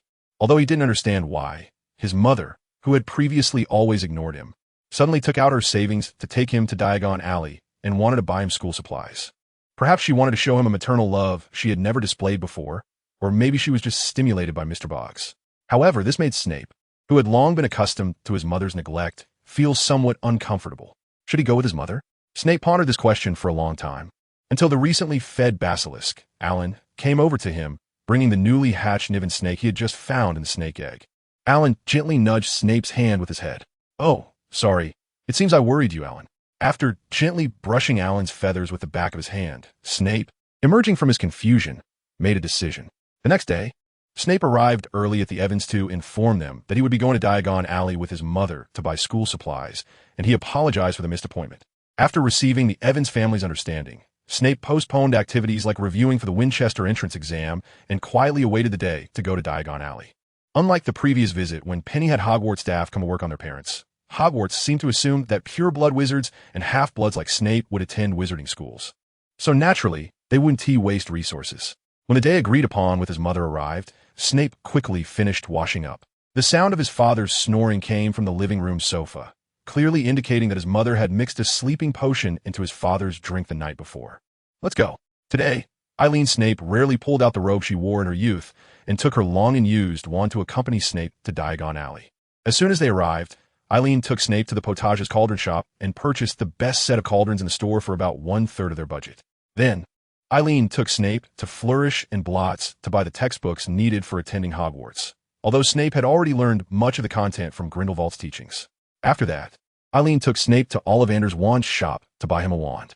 Mr. Ollivander, after examining Snape for a long time, smiled and pulled a wand from the shelf at the back. "Try this one, my boy. It's made of birch with a core of snake's nerve, and it's 13.5 inches long." After taking the wand from Mr. Ollivander, which was the same as in the original text, Snape used the levitation charm on a piece of paper in the shop, watching as the white paper floated around the store under the wand's command, finally gently landing back in its original position. A splendid spell. It seems this wand truly resonates with you. You are a very talented young wizard. Thank you for the compliment, Mr. Ollivander. After putting away the wand, Snape and his mother were about to leave Ollivander's wand shop to buy robes. Just then, the shop's door was pushed open, and a couple dressed in luxurious robes, looking haughty, entered the shop with a pair of siblings. Upon seeing the visitors, the shopkeeper, Mr. Ollivander, smiled and walked out from behind the counter. "Good to see you, Mr. Black. Are you here to pick out a wand today?" "Well, after all, my son and daughters are going to Hogwarts this year." "I see." Not interested in listening to the shopkeeper continue chatting with the head of the Black family, mainly wanting to avoid seeing Sirius's face, Snape took his mother's hand and prepared to leave after the Blacks had all entered. But at that moment, Cassandra, who had been following her parents, took advantage of their attention being on Mr. Ollivander and mouthed something to Snape. Although not proficient in lip reading, Snape understood what the girl named Cassandra wanted to say. She said, "Long time no see, boy." To be honest, Snape was somewhat surprised. After all, she recognized him despite having only met once last Christmas, and he had used an aging potion along with other magic to disguise himself at that time. It could be said that if it weren't for this special magic investigation, there would be no clues visible from his appearance. Yet this girl managed to see through it with just her eyes. Although Snape didn't know how much of his disguise magic she had detected beyond the aging potion, he could roughly conclude that her eyes possessed some magical ability. Coupled with her identity as Sirius's twin sister, who shouldn't exist. Snape could basically determine that this girl named Cassandra was similar to him. However, Snape didn't expect that she seemed to have also recognized him as her kind. Nevertheless, Snape wasn't planning to respond to Cassandra. After all, he didn't want to get involved with the Black family, especially Sirius. If Snape had to rank the so-called predators among the four in the original story, Sirius would undoubtedly take the first place, even ahead of James Potter. Because the others were merely school bullies, but Sirius truly wanted to see Snape dead. Although that was just a future possibility, it didn't prevent Snape from hating him, along with his family. After all, even aside from Sirius, the Black family, which upheld pure blood and rejected muggles, was certainly not a family one could like. Let's go. Mom, we shouldn't disturb these pure blood wizards while they pick their wands. After saying this, Snape pulled his mother out of Ollivander's wand shop, leaving behind a somewhat stunned Cassandra and an angry Sirius, who clearly heard Snape emphasize the term pure blood, one of the words Sirius hated the most. Who is that guy? He's really annoying. Although he had never seen this person before, it didn't stop Sirius from disliking him. All right, Sirius, since he's gone, there's no need to dwell on it too much. Although she didn't understand why this kind seemed to harbor such malice toward her family. Since the other party had no intention of establishing a good relationship with her, Cassandra felt there was no need to force herself into discomfort. Of course, this thought of Cassandra dissipated after Sirius angrily asked Mr. Ollivander about the name of that person. Severus Snape? Huh, what a weird name. Isn't that just snotty? While Sirius was mocking Snape's name, a huge wave surged in Cassandra's heart. So it's him. That makes sense. Last Christmas, he wanted to cast a curse on Sirius in public. I just wonder if he's reincarnated or traversed like me. If it's the former, then that's troublesome. In fact, if he wasn't a traveler but had been reincarnated, it wouldn't be surprising if he immediately cast Avada Kedavra on Sirius. This meant that once they arrived at Hogwarts, Sirius and the future members of the Predators would face a wizard skilled in potions and dark magic. Although in Hogwarts under Dumbledore, he couldn't cast an unforgivable curse in public, he would surely take many private actions, and if given the chance, he might directly put Sirius and the other three in danger. But if it were the latter, it would be much easier. If he was a traveler, then his hostility towards Sirius and the others was merely based on his current identity as Snape. This meant that as long as Sirius and the others didn't do anything too outrageous, he wouldn't take any extreme actions. It seems that no matter what, I must get to know this kind better, as it concerns Sirius's safety. On the other side, after leaving Ollivander's wand shop, Eileen Snape didn't take Snape to the second-hand robe shop, but instead went to Madame Malkin's robes for all occasions. Mother? Snape was somewhat puzzled. Hadn't his mother said she would buy a second-hand robe to save money for the best cauldron? Why now? Hearing the questioning tone from Snape, Eileen Snape suddenly turned and cupped Snape's face with her hands. You must remember, Severus, you are no worse than anyone else, even if they are from the Black family. With your talent, once you enter Hogwarts, you will surely shine. Even if you have half-blood for muggles, you will definitely become an excellent wizard. But I have never felt inferior about that half-blood for muggles. Before Snape could finish speaking, Eileen Snape hugged him tightly. In her view, Snape had emphasized pure blood earlier because he felt inferior about the half-blood from muggles within him, and now he was just trying to comfort her. In Eileen's view, if Snape had entered Hogwarts, he would surely have been sorted into Slytherin, the house with the strongest pure blood atmosphere at Hogwarts. However, the half-blood status within Snape would undoubtedly make his journey difficult, perhaps only slightly better than that of the muggle-born wizards in Slytherin. At this point, Eileen couldn't help her son. All she could do was provide him with the best things possible materially. In the end, the Snapes bought 2 sets of medium to low-quality robes and other clothing at Madame Malkin's robe shop, which significantly drained Eileen's wallet. However, determined to get the best school supplies for herself and her son, Eileen gritted her teeth and took Severus to the junk shop, preparing to sell a set of silver high-quality stone.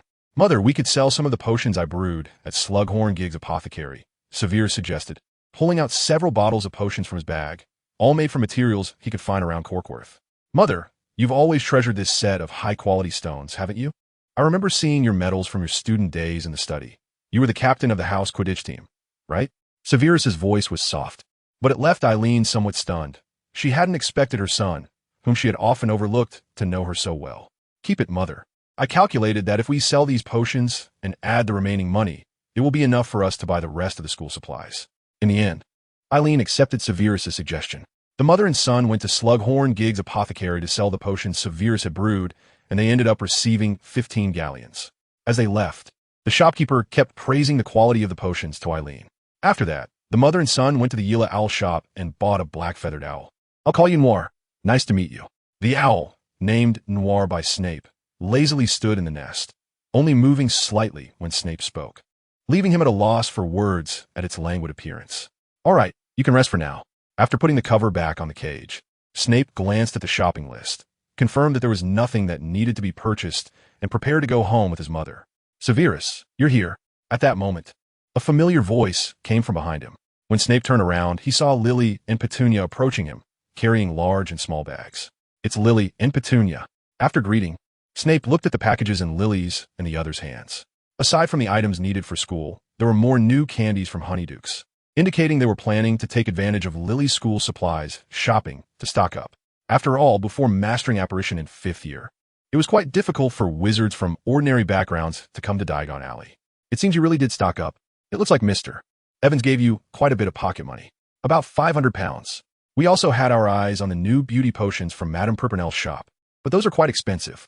That's understandable, as they are aimed at adult witches, so it's normal for them to be pricey. But Lily, aren't you planning to buy now? The reason Snape asked this was because he saw a blue kitten in Lily's arms, staring at him with its big round eyes, looking quite wary, as if it had sensed the lingering scent of dark magic on him. No, I'm about to buy one now, but I really like this cat, so I decided to keep it.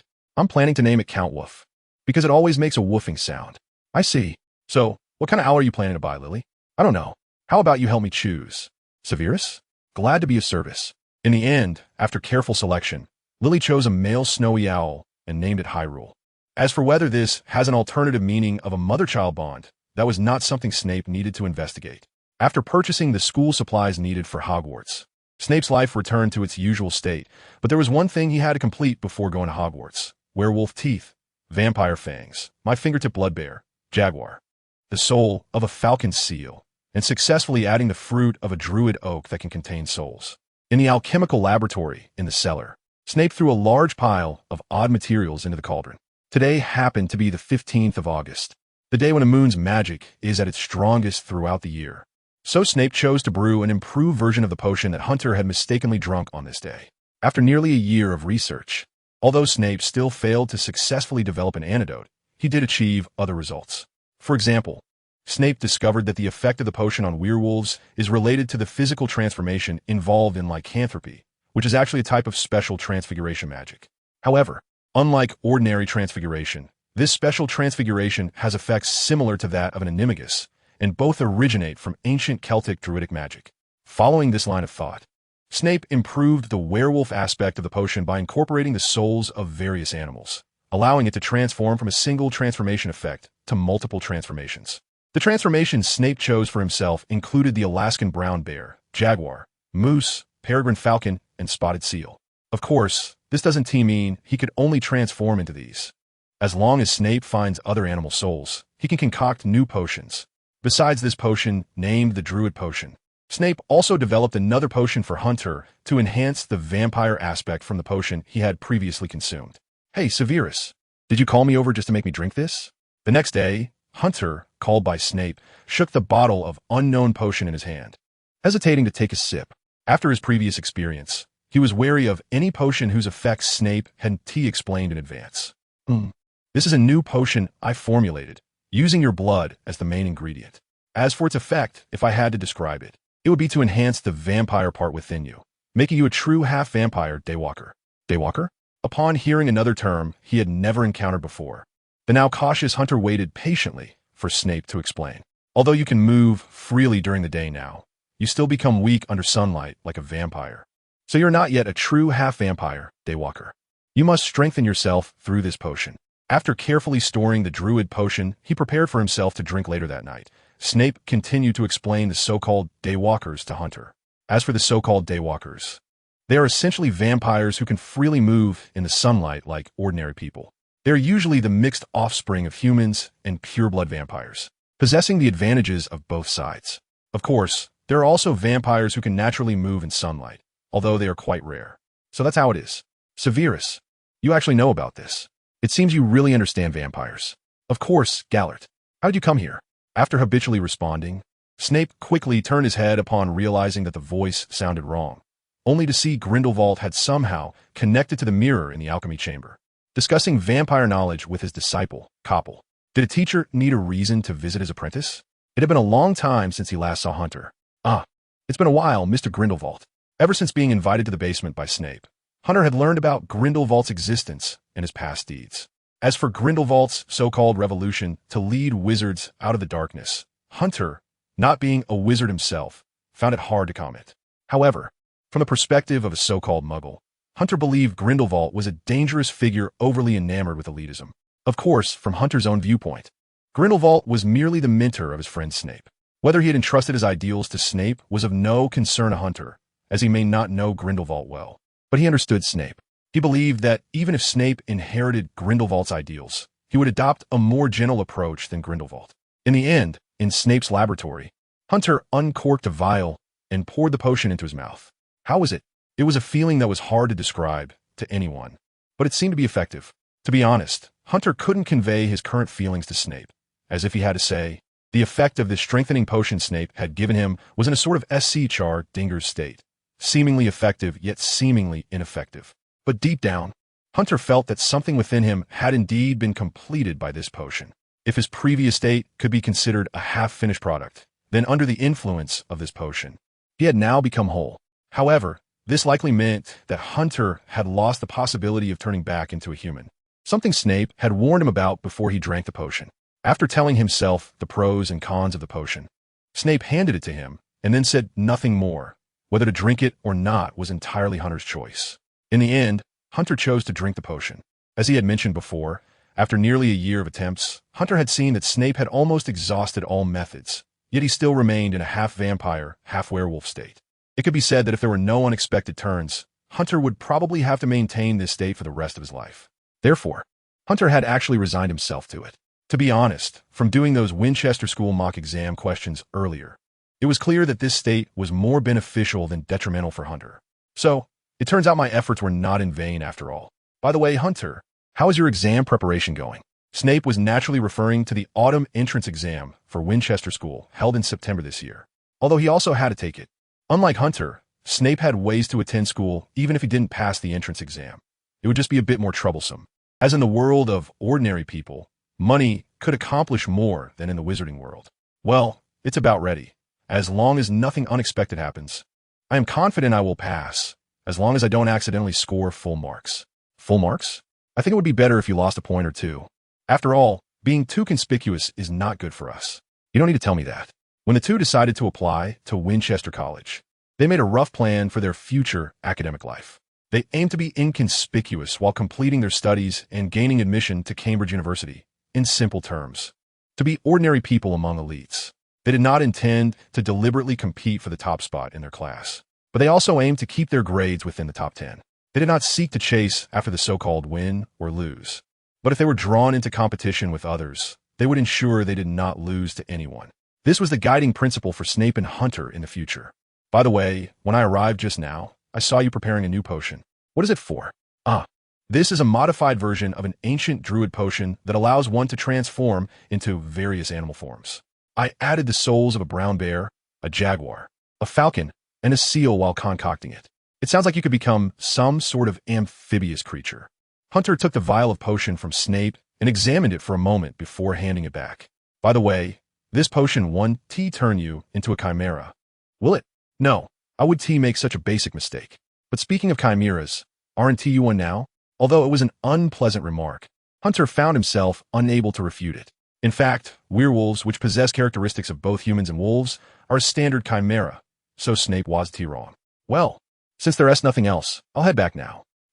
Remember to take back the vials of blood I left on the table. This time, I try to get you some mermaid blood. After Hunter left, Snape sat on the sofa, playing with the transformation potion in his hand. He quietly waited until the 13th bell of midnight rang before drinking the potion in one gulp. After drinking this untested potion, Snape felt the animal souls he used to brew potions flowing from his stomach into his mind. Once released from the confines of magic, a brown bear roared and charged at him, vying for control of his body. Well then, the show is about to begin. Before I became Snape, in the era of information explosion that I lived in, the most popular discussion among people was whether a defenseless human could defeat a fierce beast using so-called combat skills. The answers varied widely. Some said it could be done effortlessly, while others claimed it would result in instant death. However, the only truly correct answer could be known once one actually faced those fierce beasts, just like now. Firstly, no matter how much a person trains, without magic and relying solely on physical strength and combat skills, it would be impossible to confront a bear head-on. It could be said that as soon as one is hit by its forelimbs, a death sentence is basically declared. Therefore, one must choose to avoid confrontation. Snape quickly jumped back to evade the bear's swipe, while simultaneously locking his gaze on the jaguar that had been lurking in the shadows, waiting for an opportunity to strike. As the third largest feline after tigers and lions, jaguars are not something humans can compete with in terms of strength and speed. Similarly, without appropriate tools, humans cannot outrun deer. As for seals, while they can be defeated relatively easily on land, even consuming their souls does not significantly aid in combat. Thus, my only option was it. After dodging the bear's attack, Snape quickly locked onto his target, a peregrine falcon that had just recovered from confinement and had not yet taken flight. Upon landing, Snape crouched down, and with the explosive power of his leg muscles, he rushed towards the falcon and stepped down with his foot. With a sharp crack, the falcon soul did not even have time to comprehend what had happened before Snape snapped its neck, transforming it into particles of light that entered Snape's body. Very well, then next is, after absorbing the soul of the falcon, Snape quickly transformed his arms into a pair of wings and took off from ground, evading the ambush of a jaguar. From the sky, Snape swiftly locked onto his next target, the seal, which had become easy prey due to the lack of water, turning its weapons into meat on the chopping block. Diving down at high speed, Snape knelt and struck the seal's back, ending it. Good, now there are 4 left. After quickly taking off after dealing with the seal, Snape could sense that deep in the dense forest, a vicious wolf, sharing the same origin as himself, was staring at him. After absorbing the soul of the seal, Snape employed his old tricks again, quickly taking to the skies before the brown bear and the jaguar could react, continuing to overlook the battlefield from above. Although he had cleverly absorbed the souls of 2 animals, he still felt somewhat unqualified to confront the brown bear and the jaguar. The power of a vampire also needed some time to adapt. Based on the previous test data from Hunter, Snape believed that once he adapted to the vampire's power, he should be capable of engaging in close combat with large ferocious beasts like the brown bear. Of course, if before that, Snape could hunt down the fleeing deer and obtain its hardened hooves and antlers, his chances would be even greater. But the current problem was that the time required for a diving knee strike was too long, making it difficult to hit the deer's vital points from a high altitude, and flying low would not provide enough lethality to kill it. Unlike the hollow-boned peregrine falcon and the seal, which move clumsily on land, the deer, although the only herbivore among these animal souls, will be the most difficult to deal with if it kept evading. However, Snape didn't need to think too much because, upon seeing Snape flying high without descending, the brown bear and jaguar shifted their attention to the deer, and the lurking wolf also had its eyes fixed on the lone tasty meal. Oh, it seems there's no need to think of any countermeasures now. All I need to do is wait for one of them to catch the deer, and then I can snatch it from their grasp. Snape then watched the rare spectacle of 3 predators vying for one prey from the air. As the predators, the 3 beasts had explosive power and sharp teeth and claws that surpassed those of the deer, placing the prey in a clearly disadvantageous position. Fortunately, these 3 predators were not united. Rather, they were in fierce competition with each other, so it was possible that before they caught the deer, the 3 beasts would end up fighting, allowing Snape to reap the benefits. Of course, this was the ideal scenario. After seeing the deer escape, the brown bear and jaguar initially confronted each other for a while before each choosing a direction to leave. Meanwhile, the wolf kept its gaze locked on Snape in the sky, and it seemed that when Snape landed next time, it would attack without hesitation. TSK, looks like it's not going to work out. Oh well, I didn't expect to complete this so easily anyway. But this is fine. The distractions make it easier for me to take them out one by one. With that, Snape dove toward the jaguar, and upon seeing Snape descend again, the wolf spirit rushed toward him at full speed.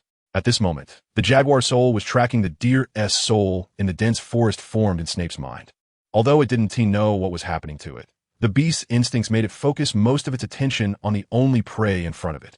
The jaguar was silently approaching the deer, which had stopped to rest after running for a while Snape had already arrived directly above it. After finding the right angle, Snape rapidly descended again, but this time his flying knee strike missed. The jaguar's unique sixth sense allowed it to pounce to the left just as it sensed the monster flying above, avoiding a strike that could have broken its bones. The knee strike, enhanced by gravitational acceleration, created a large crater upon impact with the ground, and the dust obscured the jaguar's vision. Amidst the clouds of dust, a small yet powerful figure lunged directly at the jaguar. After embracing the jaguar's body, Snape seized the opportunity to transform his mouth into that of a peregrine falcon and pecked at the jaguar's neck. The jaguar, in pain, jumped up and down, and Snape, not greedy for more, quickly released his hold and transformed back into wings to rise back into the sky. The effect wasn't significant. Although I pecked at the carotid artery again, it was still too shallow. However, it didn't matter.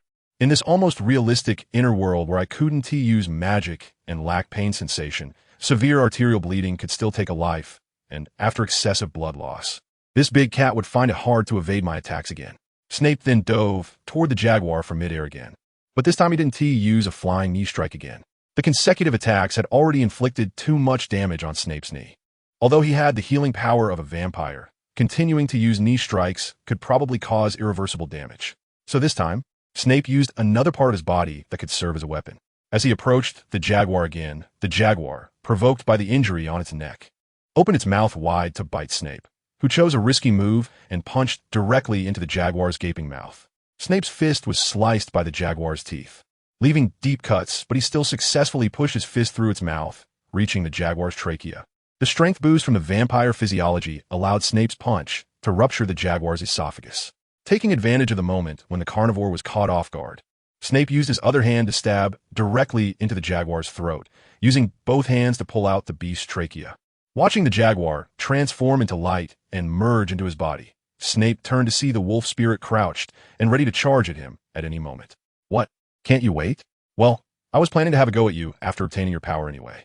After saying this, Snape swiftly transformed into a jet-black leopard and lunged at the wolf spirit, which was far more ferocious than the one inside Hunter. However, Snape clearly had no intention of engaging in a fierce battle. After getting in front of it, Snape quickly transformed back into human form and delivered a punch to the wolf's throat. With a dull thud, the wolf spirit quickly fell to the ground, clutching its neck, clearly unable to withstand the blow aimed at its vital throat. Before the wolf spirit could recover from the heavy blow, Snape reached out and grabbed its throat. This time, however, Snape used the jaguar's claws. The extended sharp claws hooked directly into the wolf spirit's carotid artery, and Snape smiled as he looked at the wolf spirit. So, will you choose to submit or die? Then, the brown bears that were originally preparing to hunt for salmon in the river of this forest and the deer gnawing on leaves were attacked by a leopard and a humanoid giant wolf, struggling fiercely before dying unwillingly. At this point, Snape finally succeeded in hunting all the animal souls within himself. Thus, I officially became an Agamones, and a multi-transforming one at that. Above the forest outside of the town of Cockworth, a gray-black peregrine falcon was soaring in the sky, which was Snape. Having gained the ability to fly without external assistance after drinking the transformation potion. After flying for nearly 4 to 5 hours, Snape finally swooped down and transformed into a jaguar, a creature that cannot exist in England, hiding in the woods. Not far from the place where Snape was testing his transformation ability, the troll security guard, Big Stone, was gathering summer berries. His wife, whom he had found earlier, had been pregnant for some time and had been clamoring for berries lately. So Big Stone had to get up early every day to gather enough berries while hunting. It was manageable for a day or two, but after about a month, Big Stone was starting to struggle. Boss, can your magic conjure up a few bunches of berries at my doorstep? After placing a basket full of berries on the ground, Deshure approached Snape, who had begun experimenting with the unique parts of animal souls within him, and made his request. Berries? Sure, but which kind does your wife love the most? It's this one. Deshure took out the type of berry his wife had eaten the most over the past month from the cloth bag behind him. Snape took it, looked at it, and realized it was raspberries. Oh, this? It's not difficult. Since you've been working diligently, I'll help you with this. I'll thank you, boss. But can you transform several kinds at once? I don't know if my wife's taste will change. Then, as a reward for his employee, Snape conjured several clusters of different varieties of berries at the entrance of the cellar, which was also Deshure's front door. Since they were magical creations, they would bear fruit all year round. Under the countless thanks of Big Stone, Snape did not make further contact but directly returned to the town. In a few days, it would be time for Boking to go to Hogwarts, and there were many things to prepare. That day, Snape was woken up early by his mother, Eileen Snape. These days were meant for sending him to King's Cross Station to take the train to Hogwarts. Although Snape insisted, like before, that he could go with the Evans family. Eileen Snape still insisted on using apparition to take Snape there. Unable to argue with his mother, Snape could only apologize to Lily and let his mother take him to Platform 9 using apparition. However, at Snape's insistence, Eileen had to set the apparition point outside the station to wait for the Evans family. Severus, although this is not something a mother should say, I still want to remind you that if you continue to associate with those muggle-born wizards at the school, it may have a significant impact on your school life. Originally, Eileen wanted to call Lily a mudblood, but seeing Snape's cold expression, she ultimately changed it to muggle-born wizards, while Snape maintained his indifferent demeanor. Snape certainly knew the consequences of continuing his friendship with Lily. After all, Slytherin's pure blood supremacy had always been the strongest among the 4 houses at Hogwarts.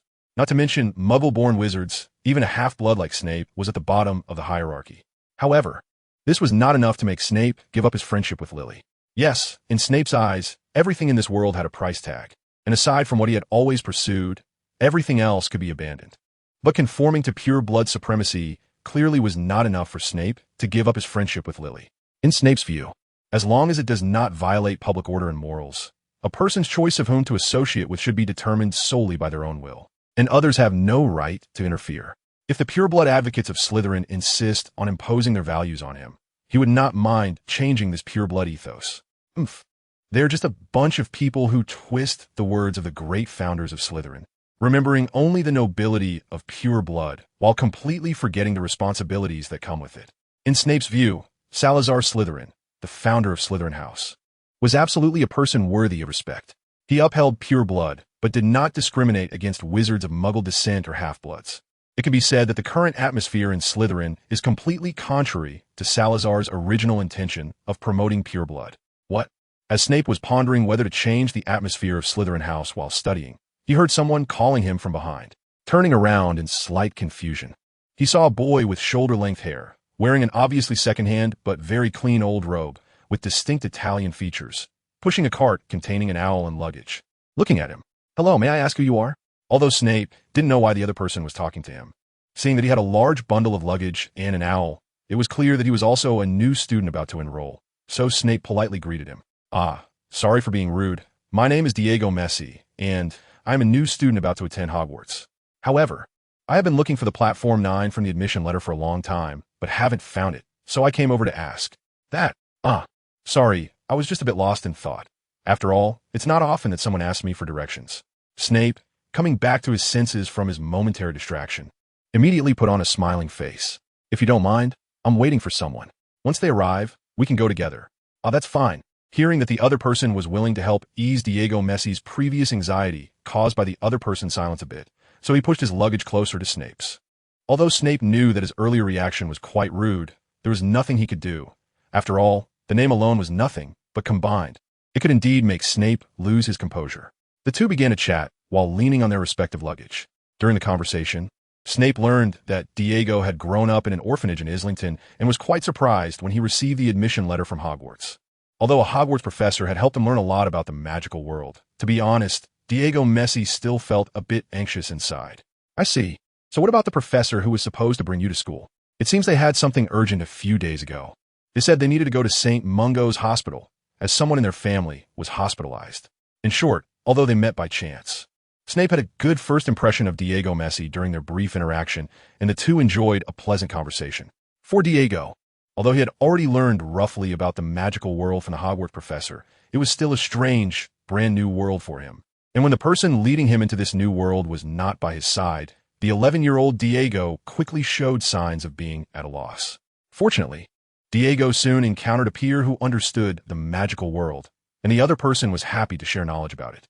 Snape thoughtfully took out today's daily prophet from his pocket and began to educate Diego about the magical world based on the news published in the newspaper.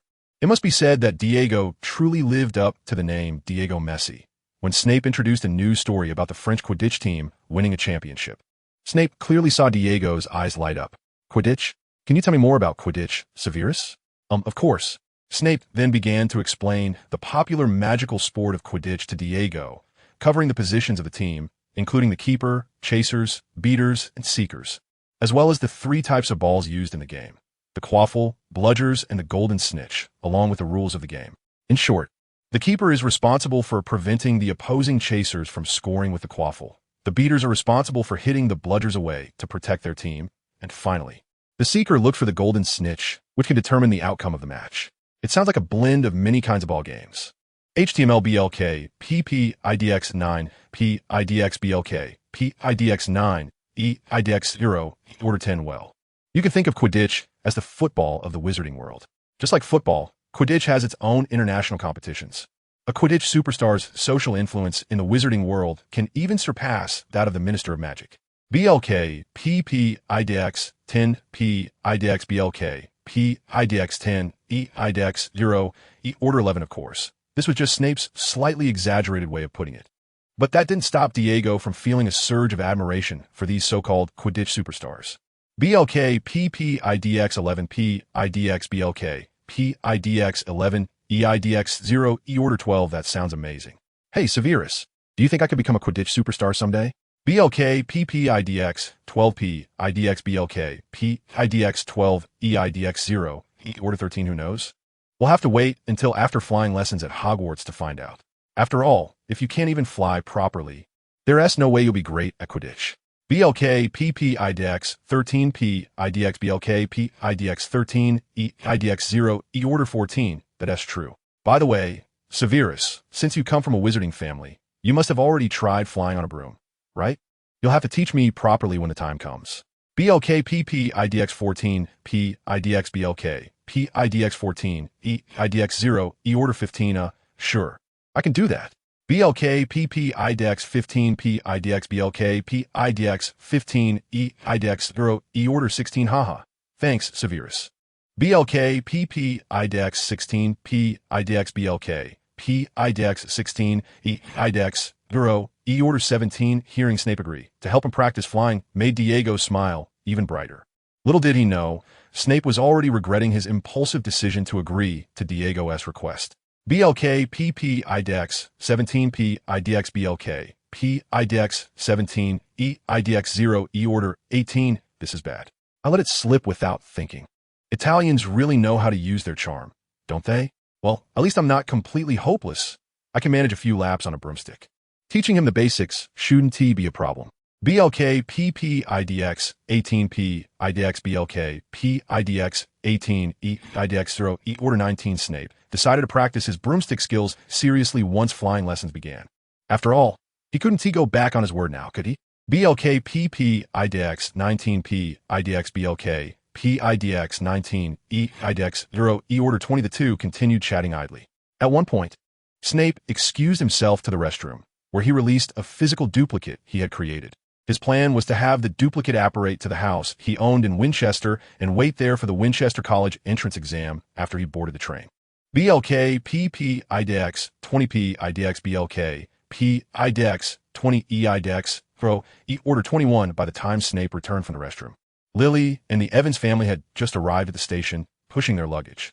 BLK, PPIDX 21P, IDX BLK, PIDX 21, EIDX 0, E Order 22, sorry to keep you waiting, Severus. And who asked this? BLK, PPIDX 22P, IDX BLK, PIDX 22, EIDX 0, E Order 23, hello, Lily. This is Diego Messi, another first year like us. Diego, this is Lily Evans. We're both from Cokeworth. BLK, PPIDX 23, PIDX BLK, PIDX 23, EIDX 0, E Order 24, hello, Miss Evans.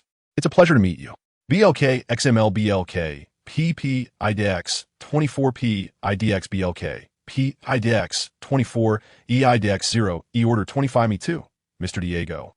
BLK, PPP, IDX 25P, IDX BLK, PIDX 25, EIDX 0, E Order 26. It must be said that the charm of Italians is indeed their innate talent.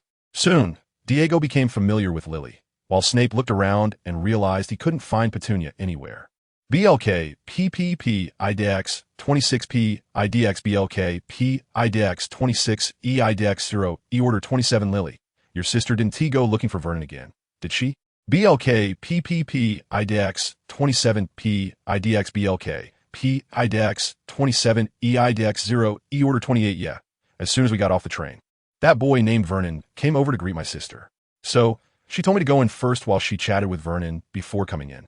BLK PPP IDX 28P IDX BLK P IDX 28 E IDX 0 E Order 29 IC. Well, there's no helping it. If they talked here, the Dursleys would probably get another visit from a Muggle-worthy excuse committee of the Ministry of Magic. BLK PPP IDX 29 P IDX BLK P IDX 29 E IDX 0 E Order 30 during the summer break. Petunia mentioned to Snape and the others that while chatting with Vernon, she heard the Dursleys had been approached by the Muggle-worthy excuse committee. After a series of interrogations, they ultimately decided not to erase the Dursleys' memories. Instead, the family had to sign a confidentiality agreement, promising not to reveal anything about the magical world to other Muggles.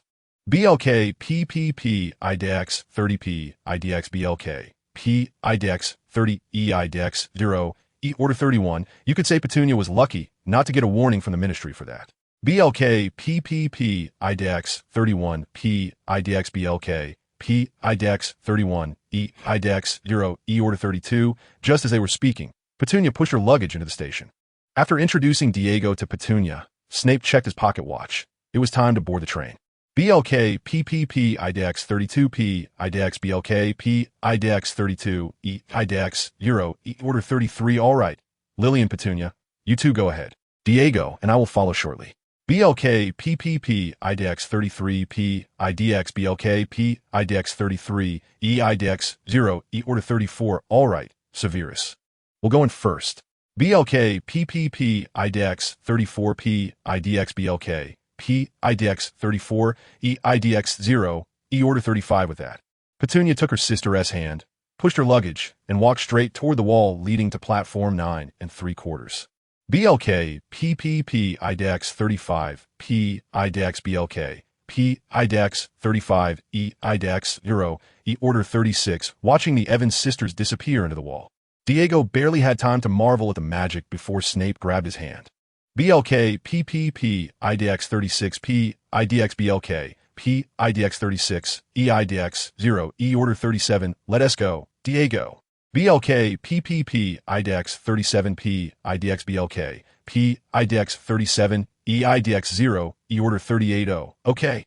BLK PPP IDX 38 P IDX BLK P IDX 38 E IDX 0 Order 39. After rushing through the wall with Snape and his mother, Diego saw a bustling crowd of wizards inside, all pushing luggage and sending their children off to board the Hogwarts Express.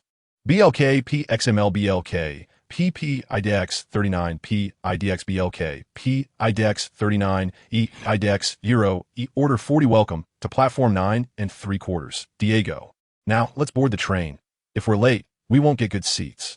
BLK PP BLK BLK PP IDX 40P IDX BLK P IDX 40 E IDX 0 E Order 41. After loading their luggage into the train storage, Snape led Diego to a compartment where first years were gathering and secured a seat. Lily had just finished stowing her luggage and joined them, while Petunia went to find her roommates among the second years. BLK PP BLK BLK PP IDX 41 P IDX BLK P IDX 41 E IDX 0 E Order 42. So, while we wait for the train to reach Hogwarts, how about a game of wizard chess? BLK PP BLK BLK PP IDX 42P IDX BLK P IDX 42 E IDX 0 E Order 43 with that. Snape pulled out a marble wizard chess set he had made himself and invited the two sitting with him to play. BLK PP BLK BLK PP IDX 43 P IDX BLK P IDX 43 E IDX 0 E Order 44. Sure, Sev. This time, I want to lose so badly. BLK PP BLK BLK PP IDX 44 P IDX BLK P IDX 44 IDX 0 E Order 45. But I don't know how to play.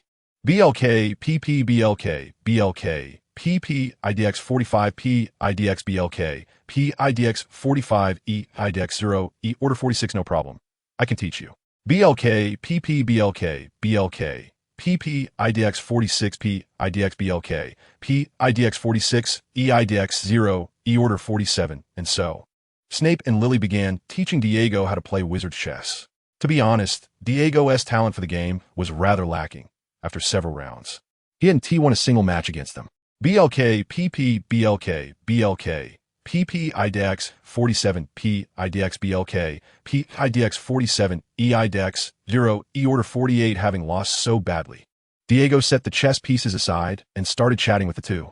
BLK PP BLK BLK PP IDX 48 P IDX BLK P IDX 48 E IDX 0 E Order 49. By the way, Sev, you mentioned that we'll go through the sorting ceremony when we arrive at Hogwarts. So, what do you think you'll be sorted? BLK PP BLK BLK PP IDX 49 P IDX BLK P IDX 49 E IDX 0 E Order 50. Who knows? But I think there's a good chance I'll end up in Slytherin. BLK PP BLK BLK PP IDX 50 P IDX BLK P IDX 50 E IDX 0 E Order 51. What about you, Lily? BLK PP BLK BLK PP IDX 51 P IDX BLK P IDX 51 E IDX 0 E Order 52. I'm not sure either. But I'd love to be sorted in a Hufflepuff. My sister S there.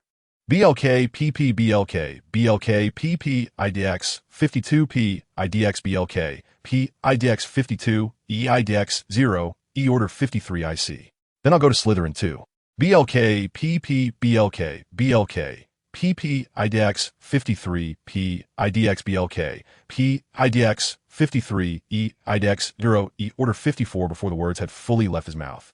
Laughter erupted from the other end of the compartment, and judging by its tone, it was far from friendly. BLK PP BLK BLK PP IDX 54 P IDX BLK P IDX 54 E IDX 0 E Order 55. Ha. Did you hear that, James? Someone here actually wants to go to Slytherin and Hufflepuff. BLK PP BLK Snape, and the others looked in the direction of the laughter and saw two boys in expensive custom robes laughing at them. One of the boys, whom Snape recognized, was Sirius Black, someone he had encountered twice before.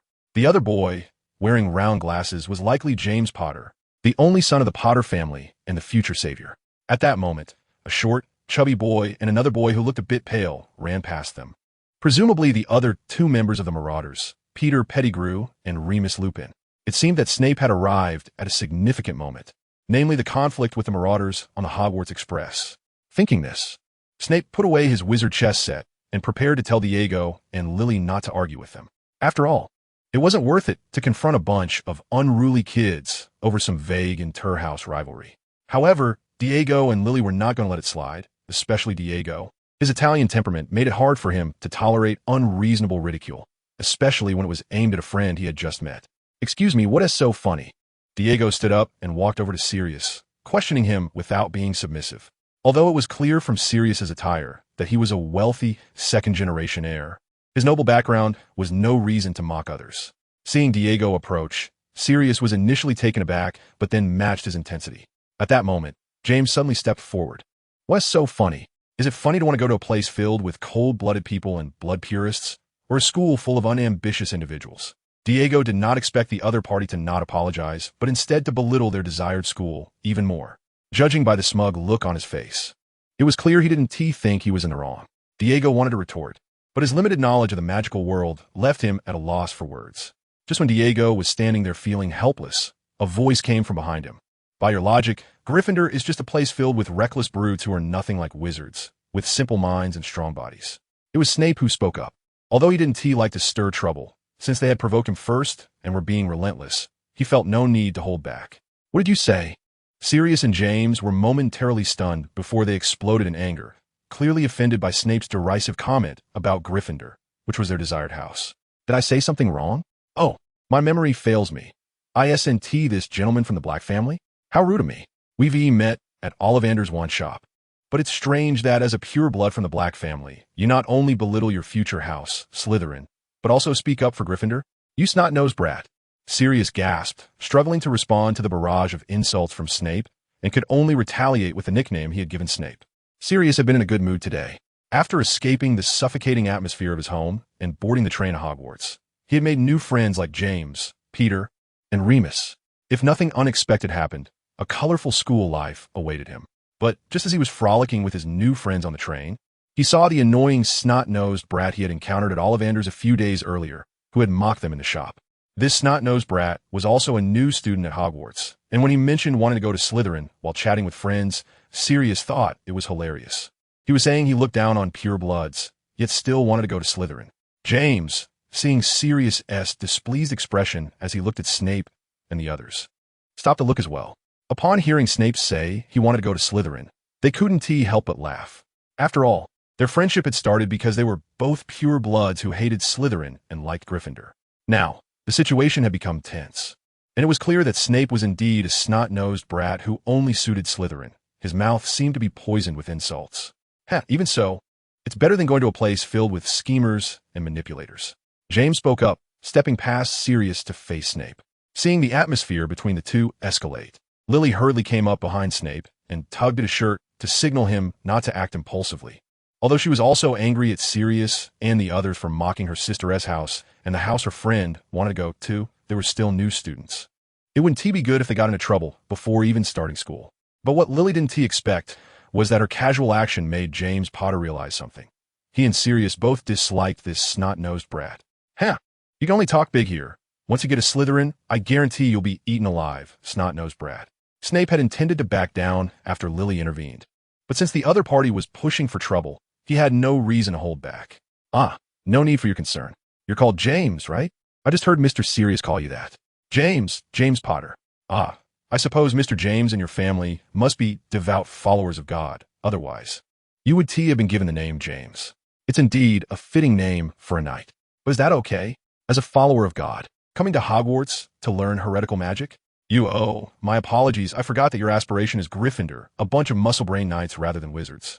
You certainly seem very suited for Gryffindor. After all, you are a knight.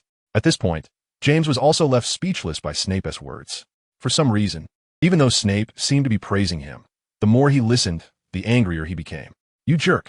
Seeing that James was also rendered speechless by Snape, Sirius stepped forward again, but Snape turned his gaze to Sirius. My God, Knight James, I must say your companion, Dogstar, is quite loyal. Indeed, the best pet for a knight is a dog. Who are you calling a dog? Admitting it so quickly? It seems you can understand human language after all. In the carriage at this moment, the already tense atmosphere began to escalate into an even more uncontrollable situation due to Snape's words. Both James and Sirius were seething with anger because of Snape's remarks, and they gained a new understanding of this snotty little brat's sharp tongue. While the two were contemplating how to retort and vent their frustrations, Snape's gaze had already drifted to Peter and Remus, who were observing from a distance and had not joined in the argument. Peter, perhaps guided by his rat-like instinct to avoid danger, sensed that getting involved in this conflict could be perilous. Snape's dislike for Peter stemmed not only from the fact that he was, in a past life story, one of the culprits who caused Lily's death, but also because Peter was the only one among the Marauders without any redeeming qualities.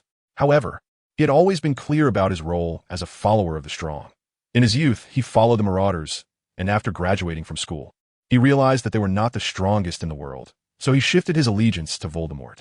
Perhaps he saw his youthful friendship with the Marauders as merely a bond formed because they were the strongest at school, but once they left Hogwarts, they were no longer the strongest, and he had no reason to follow them any longer. To put it bluntly, this person in the past life story truly was a despicable individual, even less worthy than a frog. As for the last member of the Marauders, Remus Lupin, who was a werewolf, his reason for observing was likely because he understood that it was indeed their side that initiated the conflict, thus choosing not to help either side, which aligned with his character. In the past life story that Snape knew, this person was merely a bystander. In his youth, he never directly participated in the disputes between James and himself, and even as an adult, he was the only one who felt regret over the conflicts between the Marauders and himself during their youth. However, that did not mean he was not a bad person. At least for the Snape in the past life story, the evil he committed was no less than that of James and Sirius. Of course, Snape wouldn't harbor too many negative feelings towards the four of them, as he was not that Snape. However, if these people continued to seek trouble as they had today, he would not hold back. Snape, returning to his senses, glanced at the flushed faces of James and Sirius, and seeing that they remained silent, he lost interest in continuing the argument. He patted Diego on the shoulder, indicating that it was time to leave. All right, let's go, Diego. There's no point in arguing with them any longer. Just as Snape had turned to walk away, James, who had finally prepared some insults, called out to them again. Stop. Who said you could leave, you ugly snotty brat? TSK, these guys, he had been ready to let them off the hook. But they not only refused to take the hint, but also pressed on. So he couldn't be blamed for what happened next. I'm truly sorry, Mr. Potter, for what I just said. James didn't understand why this snotty brat was apologizing when he was the one being insulted, but the next moment, Snape's words made the veins on his forehead bulge. Because you would be much more suited for Slytherin. After all, you look like an angry cobra with those glasses. It seems you and Mr. Black would indeed make great friends, as you both fit Slytherin perfectly. Bastard. Snape's taunts drove the two into a rage, and they immediately drew their wands at him. Seeing that they chose to fight instead of arguing back, Snape's expression turned cold. After pushing Diego away from the battlefield, Snape also drew his wand. Oh, is that so? It seems Mr. Potter and Mr. Black want to spar with me on spellcasting techniques. Although it's a bit sudden, I'm more than happy to accept the challenge. Remus, who had been observing from the sidelines, noticed the situation escalating dangerously and quickly called Peter to prepare to intervene. Just then, a bright voice rang out from the other end of the carriage. So there you are, Sirius. I've been looking for you. A girl with golden hair styled into 2 long braids that hung in front of her, her arms crossed over her abdomen, stepped gracefully to the center of the conflict. Frowning slightly at the sight of the 3 wands pointed at each other. Cassie, seeing his sister approach, Sirius, who had been blinded by anger, finally regained some clarity. Put down your wand, Sirius, and you too, gentlemen. This is the Hogwarts Express, not a place for dueling. But Cassie, it's that guy. Regardless of whether the other party was rude first, as members of the Black family, we must adhere to basic etiquette. Put down your wand, Sirius. Stop using family to pressure me like Mom and Dad do. This isn't home. At least listen to your sister's request, Sirius. Put down your wand. Although he was unwilling, under Cassiopeia's urging, Sirius eventually retracted his wand and left with James and the other Marauders. Seeing that the ones who had provoked him had left, Snape also put away his wand and prepared to return to his seat, but unexpectedly, after the brothers had left, the sister approached him again. Cassiopeia's youthful arms suddenly draped over Snape's shoulder, and after whispering a few words close to his ear, she departed. Both Lily and Diego noticed that after such an intimate gesture, Snape's face, which had been cold due to the provocations from her brother, actually curved into a smile. Lily looked a bit jealous as she watched Snape sit down with the same smile on his face. And the reason Snape was so happy was that he had once again confirmed that she was indeed kindred and not a result of changes in his timeline. Just moments ago, Cassiopeia had brought her lips close to Snape's ear. Hey, dear Severus, while I don't know your circumstances, as an adult with a psychological age definitely over 30, it's quite childish to argue with a few kids. Setting everything else aside, even if Sirius is in the wrong, isn't it a bit inappropriate to come at them with an unforgivable curse right off the bat? Snape was not surprised that the other party had noticed his intention to use a curse against the Marauders. After all, during their previous encounters, Snape had already determined that the other person possessed a pair of magical eyes that could help her see many things ordinary people could not, such as the spell he was ready to unleash under his silent incantation. However, she clearly misunderstood, although he despised those 2 brats. What he was casting was not the unforgivable curse, at least not the Cruciatus curse or the killing curse, even though it was still a targeted soul spell. Snape had named this magic the Scorching Soul Curse. As the name suggests, it would unleash an invisible and never-extinguishing green flame that burned the soul of the victim. The spell would only cease when the caster chose to retract the flame. Otherwise, it would continue to scorch the victim's soul until they became a soulless shell of a person. Originally, Snape only intended to give these 2 brats a small lesson and had no intention of killing them.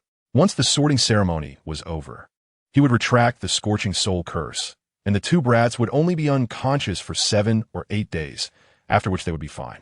However, since the other party had backed off under Cassandra's persuasion, there was no need for him to dwell on it any longer. Although he was unsure of Cassandra's stance, he could at least confirm that she was not a troublemaker like his brother and James. At least in this matter, she did not mindlessly protect her family, which was a rare quality. Of course, what Snape did not know was that after Cassandra left his compartment, she took out her handkerchief from her pocket to wipe the cold sweat from her forehead. To use an unforgivable curse so openly in public, regardless of whether this guy was a time traveler or reincarnated, or like him, he was definitely a dangerous individual. Earlier today, as soon as they boarded the train, Cassandra had repeatedly instructed her brother not to leave her side. Yet, she never expected that during her brief conversation with her cousin Narcissa, her restless brother would become familiar with those 3. Indeed, some things cannot be prevented by one's own power. If that were the case, it would be fine. But she did not anticipate that after getting acquainted with those 3, her brother would bring his friends to Snape's side. By the time Cassandra arrived, Both sides had already drawn their wands at each other, and although Snape did not chant a spell, the wand hidden in his sleeve was already emitting a faint green light. Although she had never seen it, the magic was clearly aimed at attacking the soul. It had to be an unforgivable curse. While she did not know which one, it was too much. Although she also knew that what they did to him was excessive. That had not happened yet, right? Cassandra sighed slightly, and although her intervention had stopped the conflict today, the rift between the two sides had already formed. Given her brother and his friend's personalities, they would definitely clash with Snape again. At that time, if she was not around, she did not know what Snape would do. After all, he was a reckless guy. Reluctantly, during her time at Hogwarts, she had to keep a close eye on Snape and Sirius so that she could intervene when conflicts arose, preventing the situation from escalating. Fortunately, if nothing unexpected occurred, that person, like her, would be going to Slytherin, which would make it easier for her to track his movements. At least she would have to wait until Sirius and the others had the ability to contend with Snape. Although Sirius would definitely hate her for it, there was nothing she could do. On the other side, Snape, back in his seat, saw that it was still early. So he took out the wizard chess set to play a couple of games with his friend. However, Lily, for some reason, was in a bad mood and rejected Snape's suggestion. Snape did not mind, thinking she was just upset by the Marauders. And then he continued to set up the chess pieces with Diego. Lily, on the other hand, propped her chin on her hand, thought for a while, and then left to find Penny in the second-year compartment. "Oh, Severus, don't you want to comfort Miss Evans? She's clearly feeling jealous." "Jealous?" Snape, who was moving chess pieces, paused upon hearing Grindelwald speaking through the copper buttons on his robe. "Yes, jealous.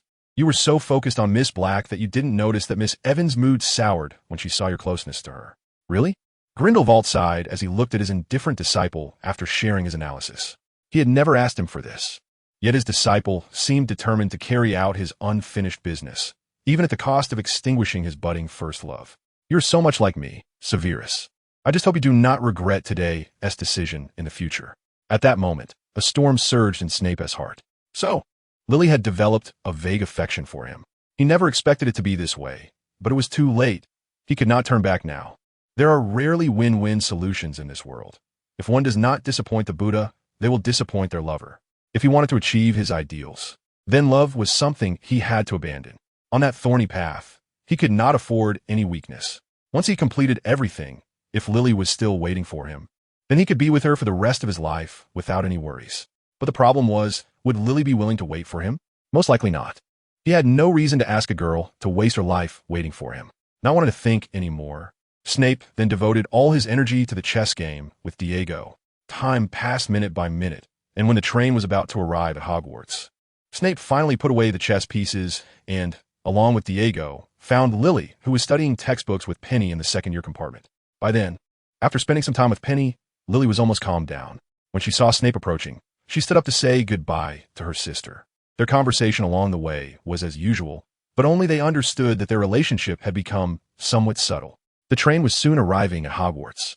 When the sorting ceremony began, that person would also be there. "Why need to sit a little closer to the professors during the feast, Gellert?" Seeing the train was about to arrive, Snape contacted Grindelwald through the buttons, asking if he needed to sit closer to that person. If it's too difficult, then it's fine. I just want to catch a glimpse of him from afar. But if possible, could you please sit a bit closer to him, Severus?" The person Grindelwald referred to was none other than the current headmaster of Hogwarts, Dumbledore. A few days before their departure, Snape had specifically contacted Grindelwald to ask whether he needed him to attach magic to his copper button so that Grindelwald could see the projection in front of him. "I can always see him, Severus. Although I never leave Nurmengard, I still manage to get every issue of the Daily Prophet. But what you see in the newspaper is just him wearing a mask in front of reporters. Don't you want to see him without a mask? Do you think he doesn't wear a mask at Hogwarts?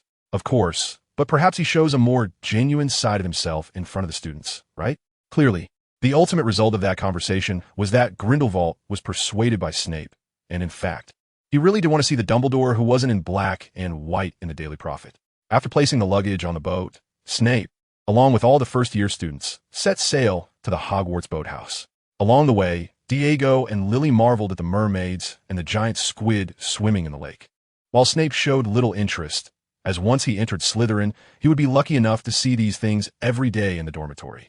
The fleet carrying all the new students leisurely glided across the lake and soon arrived at the Hogwarts boathouse. After unloading their luggage and handing it over to the house elves for storage, all the new students were led by Professor McGonagall out of the boathouse. Through the entrance hall of Hogwarts, to the waiting area for the sorting hat ceremony. The aroma of food wafting from the nearby Great Hall tantalized every new student's senses, especially Diego, who came from an orphanage. This was a luxurious feast he had never dared to imagine before. Gurgle. Patience, Diego. You'll be able to eat soon after the sorting is done.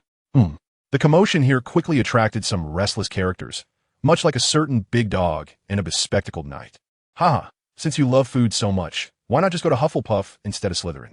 Diego, who was being mocked, was about to lash out, but Snape pressed his hand, signaling him not to act impulsively. Such an important ceremony as the sorting hat ceremony was not the right occasion for arguing or fighting. Although a bit unconvinced, Diego decided to temporarily treat the other party as heir, while the other side, seeing that Snape didn't retort, was preparing to take advantage of the situation to repay the grievance from the train. At this moment, Professor McGonagall, the head of Gryffindor, had brought the sorting hat, said to embody the thoughts of the 4 founding heads, to the Hogwarts Great Hall. Sirius quickly fell silent and walked in with the crowd. You may think I am not beautiful, but do not judge by appearances. If you can find a hat smarter than me, I will eat myself. You can't escape the sorting hat's keen eyes. Try it on, and I will tell you which house you belong to. You might belong to Gryffindor, where courage lies buried deep in your heart. Their bravery, spirit, and generosity make Gryffindor stand out. Or perhaps you will go to Slytherin. Maybe you will make sincere friends here, but those cunning and treacherous folks will go to great lengths to achieve their goals. Come put me on. Don't be afraid. Whatever you do, don't panic. In my hands, even though I don't have a single hand, you are absolutely safe because I am a thinking magic hat. After the sorting hat sang its customary song, the sorting ceremony at Hogwarts officially began. The first to step up was a freckled boy who looked a bit timid and shivered slightly as he put on the sorting hat. Ah, a kind little wizard. There's no doubt that only one place suits you, Hufflepuff. Accompanied by a round of applause, the freckled boy shyly took off the sorting hat and, guided by the head of Hufflepuff, went to sit at the Hufflepuff table. Ah, a wise little wizard. How rare, Ravenclaw. I see the courage in your heart. There's south only one place suited for you, Gryffindor. One by one, the new students stepped up to the front and were sorted into their respective houses by the judgment of the sorting hat, until it was the turn of the Black family twins. After Cassandra put on the hat, the sorting hat pondered for a moment and then sorted her into Slytherin. Cassandra's relatives applauded, clearly not surprised by the outcome. After all, pure-blood families, led by the Black family, have always been sorted into Slytherin, with very few exceptions. Especially since this time, it was the eldest son and daughter of the Black family. However, today, this so-called exception appeared once again. After Cassandra's brother put on the sorting hat, everyone expected to hear Slytherin again, but this time, the sorting hat said, Ah, such a brave little wizard. It's clear that you belong only there, Gryffindor. When a first-year student was welcomed with applause from Gryffindor, the applause from Slytherin suddenly stopped. All the Slytherin students, including their prefect, Lucius Malfoy, looked at the heir of the Black family who had taken a seat at the Gryffindor table with expressions of disbelief. As everyone's attention was drawn to Sirius, Cassandra let out a soft sigh. Indeed, no matter how hard she tried to get along with Sirius, some things were still unavoidable. Her brother had still gone to Gryffindor. After Sirius, James also went up to the stage, and, as expected, he was sorted into Gryffindor. Amid the applause from Gryffindor, James quickly walked over to Sirius and embraced his friend. Then came Peter and Remus, and, just as Cassandra knew, the two of them were also sorted into Gryffindor. Even the rat Peter, who had nothing to do with the word courage. After that, Cassandra stopped paying attention to the sorting ceremony on stage and began to think about how to explain things to her parents to prevent Sirius's relationship with the family from becoming too strained. However, when Professor McGonagall called out the name Severus Snape, Cassandra looked up again at the boy who had already put on the sorting hat. Would he be sorted into Slytherin as she knew, or would he go to another house? After all, he was no longer the boy he used to be. After being placed on Snape's head, the sorting hat began to probe into Snape's heart, and then it saw the immense ambition within him, while also uncovering the boy's secret. My goodness, such a vast ambition, and that willingness to do anything to achieve his goals. There's no doubt that only one place is suited for you, Slytherin. Amidst a round of applause, Snape took off the sorting hat and prepared to walk towards the Slytherin table. However, before he did, he specifically made a request to the sorting hat. Sorry, Mr. Sorting Hat, but could you keep this a secret? An expected request. All right, Grindelwald's disciple. I will keep your secret. After receiving the promise of confidentiality regarding the sorting hat, Snape was ready to leave for the Slytherin table. However, As he turned to face the headmaster of Hogwarts and the four house heads, he deliberately paused for a moment, allowing his front to linger in that direction before walking toward the Slytherin table. Snape could clearly hear that, even if it was just for a moment. The old wizard peering through the buttons here had slightly roughened his breathing. In the castle of Nurmengard, Austria, an old man with a white beard intentionally wore a robe and cloak identical to the ones he wore when he first met them in that valley. He silently gazed at the projection he had captured. The robe was exquisitely crafted, paired with a floor-length purple cloak, and he wore a purple round hat with crescent-shaped glasses. This outfit is truly terrible, Albus. How could I spend so long picking it out from the wardrobe today? Grindelwald looked at Dumbledore's face, now enveloped in white eyebrows and beard, noting that his nose had become somewhat crooked since their last meeting, but thankfully in other areas. He could still faintly see the appearance of a young man he once shared a bed with. How wonderful! Grindelwald took a bottle of Austrian red wine from the cabinet and poured himself a glass. On the table lay his dinner, a few pieces of bread and a meat stew made from a goose he had lured with magic. Not exactly food worthy of this wine. But what did it matter? You haven't changed at all, Albus. Grindelwald raised his glass to toast Dumbledore's projection, then drank it all in one go. He hadn't felt so happy in a long time, and he thought that tonight he might have a beautiful dream, a dream about his youth in Godric's Hollow. After arriving at the Slytherin long table, Snape glanced around and then found a relatively empty spot to sit down, continuing to watch the wizards conducting the sorting ceremony above. Following Snape was a boy with a bit of baby fat on his face, who was sorted into Gryffindor by the sorting hat. After about 3 more students, it was the turn of the boy Diego Macy, whom Snape had met on the train. Where would he be sorted? Although he said he wanted to be in the same house as me, given his athletic appearance, would he really end up in Gryffindor? However, this time Snape was wrong, as the sorting hat hesitated for a moment before loudly declaring Slytherin, and then the Italian boy took off the hat and strode over to sit next to Snape. Hey Severus, did you see that? We were sorted into the same house. After taking some food from the plate in front of him, Diego excitedly said to Snape with his cheeks puffed out, but seeing Snape's indescribable expression, he couldn't help but feel a bit uneasy. Aren't you happy? No. Of course I'm happy. It's just that, Diego, you really don't have to feel this way. No matter which house you are sorted into, our friendship won't change, whether you are in Slytherin or not. Snape glanced around at the other Slytherin students and then lowered his voice to talk to Diego. Didn't you notice that when you and I were sorted into Slytherin, the applause from these students was much sparser than when that girl Cassandra was sorted into Slytherin? That's right. The entrenched hierarchy of Slytherin began at the sorting ceremony.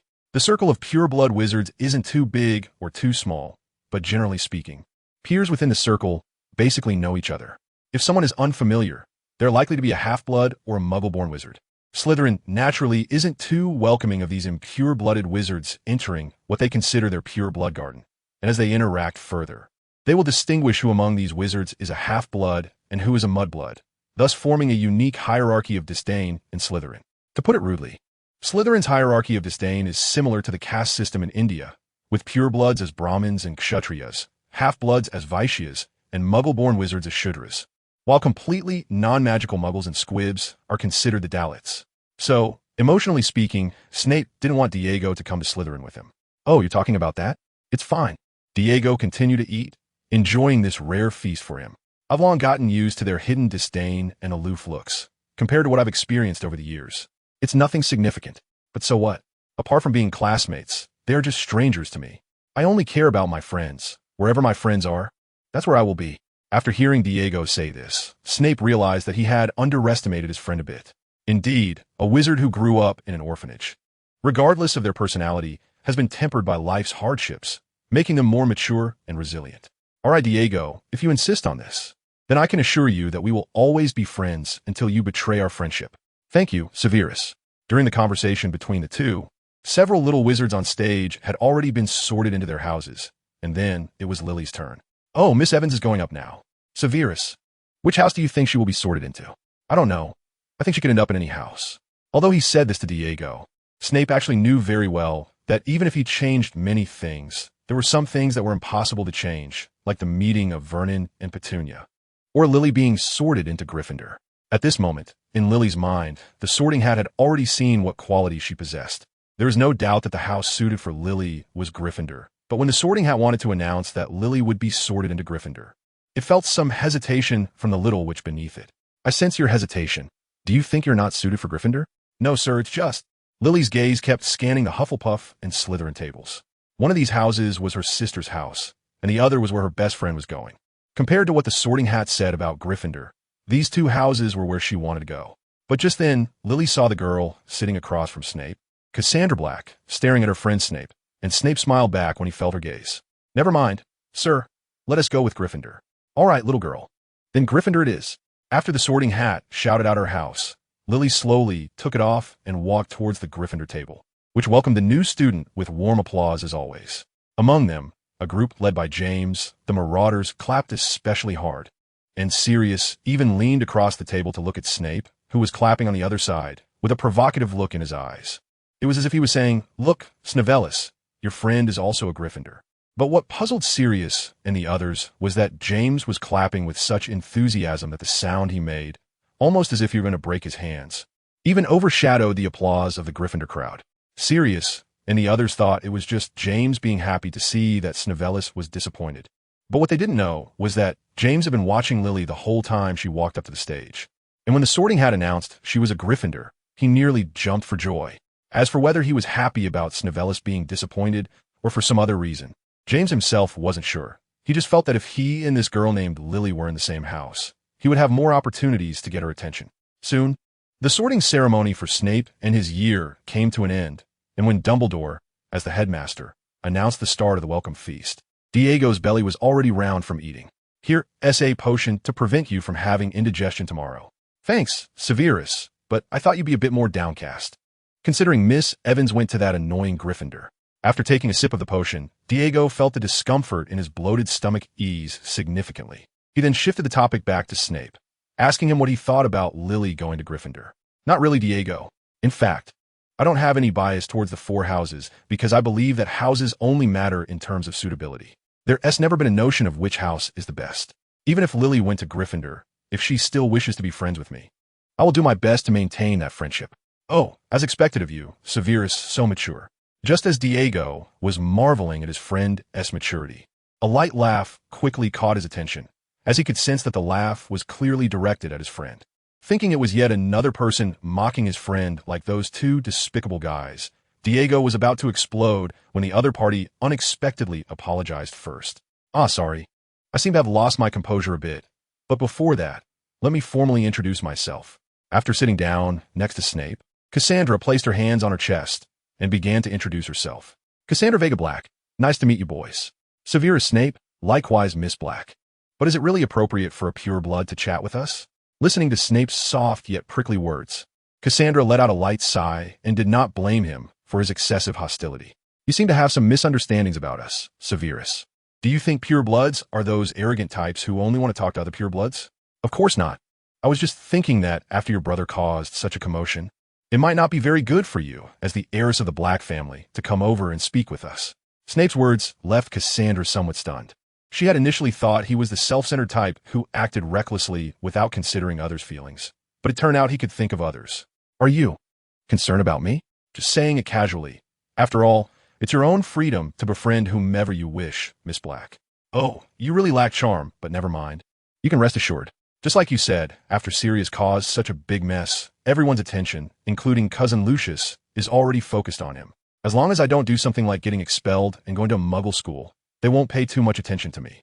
Hearing Cassandra say this, Snape gained a new understanding of how significant the disturbance caused by Sirius going to Gryffindor was. So, Miss Black, what brings you here this time? It seems unlikely that you came to persuade me to reconcile with Sirius and the others, but I still want to ask you. Could you please not use the Cruciatus curse on them when conflicts arise? It was a request that was expected, but Snape chose to remain silent. After all, the relationship between him and Cassandra was not strong enough for him to make such a guarantee. Seeing her persuasion fail, Cassandra did not feel disheartened, as she did not expect Snape to agree to her so easily after just a few meetings. However, since she had already decided to be a mediator between Sirius and Snape, she had no reason to give up. I understand, but I won't give up just like that. So, Severus, may I dine here? Please do. Miss Black, this is a public area. The freshman welcome party soon ended in a harmonious atmosphere, and after the teachers led the students out of the Great Hall, Dumbledore did not rush back to the headmaster's office. After all, if he returned now, he would inevitably have to listen to the portrait of Headmaster Black's nagging, especially since his great-great-grandson had just abandoned Slytherin for Gryffindor. Moreover, during the sorting ceremony just now, Dumbledore felt for a moment that someone seemed to be watching him, a gaze that was both distant yet strangely familiar. Although he was still in a state of confinement, it was not impossible that he had somehow infiltrated Hogwarts. If his guess was correct, it should be the same person who had sent him woolen socks for Christmas over the past few years. Gellert, what are you up to this time? Meanwhile, Sirius, who had just been assigned to the same dormitory as James, was about to go get his luggage when he saw his sister watching him from a distance. Cassandra, aren't you going to get your own luggage? What are you doing here? I asked someone else to help me take it to the dormitory. After you caused such a commotion as your sister, it would be too unreasonable not to come find you. Huh, so you're here to persuade me to go to Slytherin? Do you think I made a foolish decision? Sirius thought Cassandra was there to scold him, but Cassandra just shook her head and said in a tone of resignation, no. After all, I know that once you set your mind to something, no matter how much others advise you, you won't change your mind. I don't know if your decision is good or bad, but as your sister, I respect your choice, Sirius. Hearing his sister say this, Sirius felt warmth in his heart. After making such a decision, he had prepared himself to face the anger of his family. He wouldn't and didn't want to expect their understanding. This was his choice, and no one could change it. But deep down, Sirius still hoped for his family's understanding. Thank you, Cassandra. We are blood relatives after all. But after you made such a scene, I imagine our parents will find out soon. Their angry letters should arrive shortly. Let them be, since I dare to do it. I'm not afraid of their scolding. Sirius turned his head away, feigning indifference, and seeing her brother's stubbornness, Cassandra could only chuckle and step forward to hug him. I hope you have a good time in Gryffindor, Sirius. Promise me not to make things too awkward with the family, okay? Although I know you dislike some of Father and Mother's views, you have to understand that they love us more than anything else in the world. Hey, I doubt that. Cassandra was not angry. She just lightly patted Sirius on the back like when they were kids, and then slowly let him go. Well, goodbye, Sirius. It's getting late, and I should head back to the dormitory. I forgot to ask Cousin Lucius for the password in my hurry.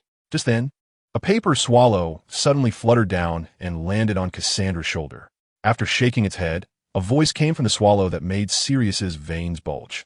Miss Cassandra, I have placed your luggage in the Slytherin common room, as you requested. It turned out to be a magical letter, and it was from that Snevelis. From a message in the letter, it seemed that the person Cassandra had asked to help with her luggage was indeed that Snevelis. And Vega? When did their relationship become good enough to call each other by name? Just as Sirius was about to explode, Cassandra, upon hearing that Snape had only helped her take her luggage to the Slytherin common room, pouted in dissatisfaction. Looking at Cassandra like this, Sirius suddenly had a feeling of foreboding. Although I appreciate his help, couldn't he just bring it directly to my dormitory? He could, but Miss Cassandra as a boy. Wouldn't it be inappropriate for me to enter the girls' dormitory? Hearing the voice coming from the paper swallow again, both Cassandra and Sirius were startled, and then Cassandra cautiously asked the paper swallow, so this letter can transmit sound in real time, Severus? Yes, this is a magic I improved that allows for real-time communication. Like a telephone. So, do you want me to help you take it to the girls' dormitory? If possible, just place my luggage on the bed. The head girl of Slytherin is a distant cousin of mine. You just need to mention to her that you're looking for her to let you in. Don't worry. I've told her before that a boy would help me bring my luggage in. Cassandra was avoiding Sirius, who was trying to snatch the letter paper from her, while using a paper crane to propose her new request to Snape on the other end. She initially thought that Snape wouldn't agree to her, but to her surprise, after pondering for a while, he did consent. All right, Miss Cassandra, then let it be, he said. Afterward, the paper crane directly fell onto Cassandra's shoulder, clearly indicating that the magic Snape had infused inside it had been exhausted. Oh, he actually agreed. It seems that as long as I don't touch Severus's bottom line, he is quite easy to get along with. After the recent interaction and previous tests, Cassandra had a rough understanding of Snape's character. Before he truly got angry, he was a very easygoing person, and once he agreed to something, he would definitely follow through. However, once he was determined about something, he wouldn't easily change his mind. Just like his brother. One could say that if you became friends with Snape, you could safely entrust your back to him. But if you became his enemy, he would be the most difficult kind to deal with. Therefore, it was crucial to avoid any irreconcilable conflicts between Sirius and him. Just as Cassandra was pondering what to do in the future, she turned and was met with her brother's fiery gaze. Tell me, Cassandra, what exactly happened at the Gryffindor long table? Why has your relationship with that snotty brat become so good? Using a pun on names like that is quite impolite, Sirius. And can I make new friends in the school? Cassandra frowned slightly, feeling a bit of a headache. With her brother acting like this, Her wish to improve his relationship with Snape seemed utterly unrealistic. It was indeed a long way to go. You mean that Snape is a friend you made at school? Of course, I sat with him at the welcome feast. Honestly, he's quite nice. You can rest assured, he's someone worth getting to know better. After saying this, Cassandra turned and waved at Sirius. Well then, goodbye, Sirius. I really have to head back. See you in class tomorrow. Wait, Sirius wanted to ask something more, but Cassandra had already walked away. After maintaining a posture of wide-eyed waving for a while, he reluctantly returned to the Gryffindor dormitory. However, for some reason, he found himself disliking Snape even more. On the other side, after delivering Cassandra's luggage to her dormitory, Snape left directly, as it was inappropriate for him to linger too long in a girl's dormitory. After coming out of the girl's dormitory, Snape did not rush back to his own dormitory. After all, his luggage had already been taken to his dormitory by Diego. Going back to pack later would just be a matter of casting a spell. He sat in the Slytherin common room for a while until he saw the girl from the Black family come in at the last moment before curfew. I've already put your luggage in your dormitory, Vega. Thanks, Severus, but you didn't have to wait here for me. No, I waited for you just to confirm one thing. What exactly do you want? Earlier, at the welcoming feast, this Miss Black had not left even after not receiving any assurance from him. She just sat down to chat with him and Diego, constantly trying to bond with him, and even later insisted that he call her by her middle name. It is known that aside from close friends and lovers, directly calling a girl by her middle name is quite presumptuous. If you simply want to protect your brother, then you can rest assured. I generally do not kill without necessity. In a conflict, trying not to harm the lives of those few troublemakers is the most significant guarantee that Snape can offer Cassandra at this moment. After all, no one knows what those kids will do in the future and whether those actions might cross their own bottom line. Therefore, Snape can only guarantee this much. In fact, he is somewhat impatient because of Cassandra's earlier overtly purposeful approach.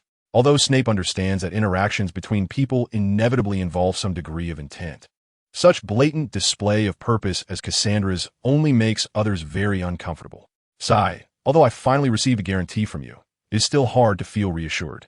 There's nothing I can do. From your perspective, I know that my guarantee is indeed difficult to satisfy, but considering our relationship, I can only guarantee this much. Even if you approach me with that almost blatant attitude, it is hard for me to make a guarantee of higher weight than this. I know, I understand your position, Severus, but I think you have misunderstood one thing. Cassandra's words made Snape feel a bit strange. He believed he had analyzed the whole matter quite thoroughly. Even without the serious issue, I would probably still do this, because even by the standards of the Black family, you are someone worth interacting with. You mean? The Black family does place the utmost importance on the bloodline of the other party in their interactions, but there are indeed exceptions. After all, there are always some people in this world whose brilliance can overshadow their bloodline, like that person. Snape knew who Cassandra was referring to. In fact, that person's bloodline is no secret among pure-blood families like the Blacks and Malfoys, or even in the entire wizarding world, yet they still choose to associate with him, simply because the ideals he upholds align with the interests of pure-blood families. So you think I am that kind of person? I don't know. Just as you don't know much about me, I know nothing about you either. But Severus, you are indeed special enough for the Black family to overlook your bloodline. Cassandra reached out and lightly tapped Snape's chest, then raised her beautiful eyebrows and smiled at him while tilting her head. So, as a member of the Black family and the first person in this school to recognize your uniqueness, isn't it quite normal for me to befriend you before you become successful? You'd better do less of these gestures in the future, Vega. As a girl, your demeanor shouldn't be too frivolous. After Snape finished speaking, he left the Slytherin common room, preparing to head to his room to pack his belongings. Cassandra noticed that although Snape appeared indifferent, there was indeed less distance when he called her by her middle name, so she also turned and walked toward her own room. Back in his room, Snape saw that his bed had been made, clearly indicating that Diego had not only prepared his own bed, but had also made Snape's while he was away. Since Diego was already asleep, Snape silently thanked him and lay down on his bed. As Snape lay down and entered a meditative state, he immediately began to receive information from his duplicate left at King's Cross Station. After he left, the duplicate had followed his instructions to apparate to Winchester and magically disguised itself as Liam, then acquired a house in Winchester. After applying the Muggle eviction charm to the property designated as the fourth stronghold, the Patronus went to Winchester College in the afternoon to take the entrance exam with Hunter. Overall, Winchester College can indeed be considered one of the best secondary schools in the world.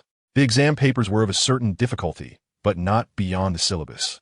At least that's how Snape felt when he used his Patronus to review the entire answering process. As for whether he would pass the entrance exam in the end, Snape was not too concerned. After all, even if he failed, as long as he donated 1 or 2 buildings to the school under the name of Lord Snape, the school would still allow him to enroll. After reviewing the entrance exam of Winchester School, Snape went to the basement to find Gray Man, who was sleeping soundly on a soft cushion. Upon sensing Snape's magical fluctuations, Gray Man turned over and opened one eye to look at him. "Oh, it's you, kid. Why are you coming to find me so late? Is there something up?" "Well, I do have a little something to ask you, man." After nearly a year of interaction, Snape had become familiar with the Gray Fairy, so there was no need for formalities. What Snape wanted to ask Gray Man for was to help him dig a tunnel between the Forbidden Forest and Hogwarts Castle. Although Snape could do this himself, he had just started school, and it wouldn't be wise to attract too much attention.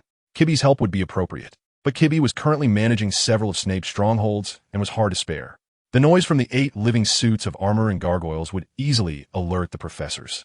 After considering it, Snape ultimately decided to entrust this important task to the fairy, as digging tunnels was a natural talent for mice, and Gray Man, being a fairy, was only better at this skill than ordinary mice. "Oh, you want me to dig a tunnel? That's easier than fortune-telling. Don't worry, I'll handle it.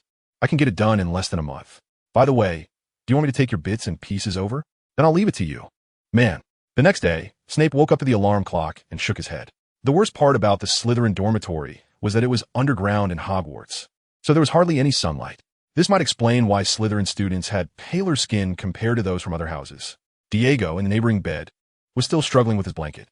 Snape went over and shook him awake. Today was the first day of classes, and they needed to finish breakfast quickly and head to class.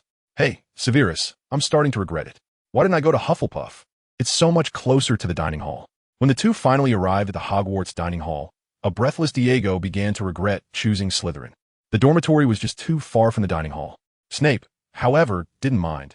After all, whether he went as Slytherin or Ravenclaw, both dormitories were quite distant from the dining hall.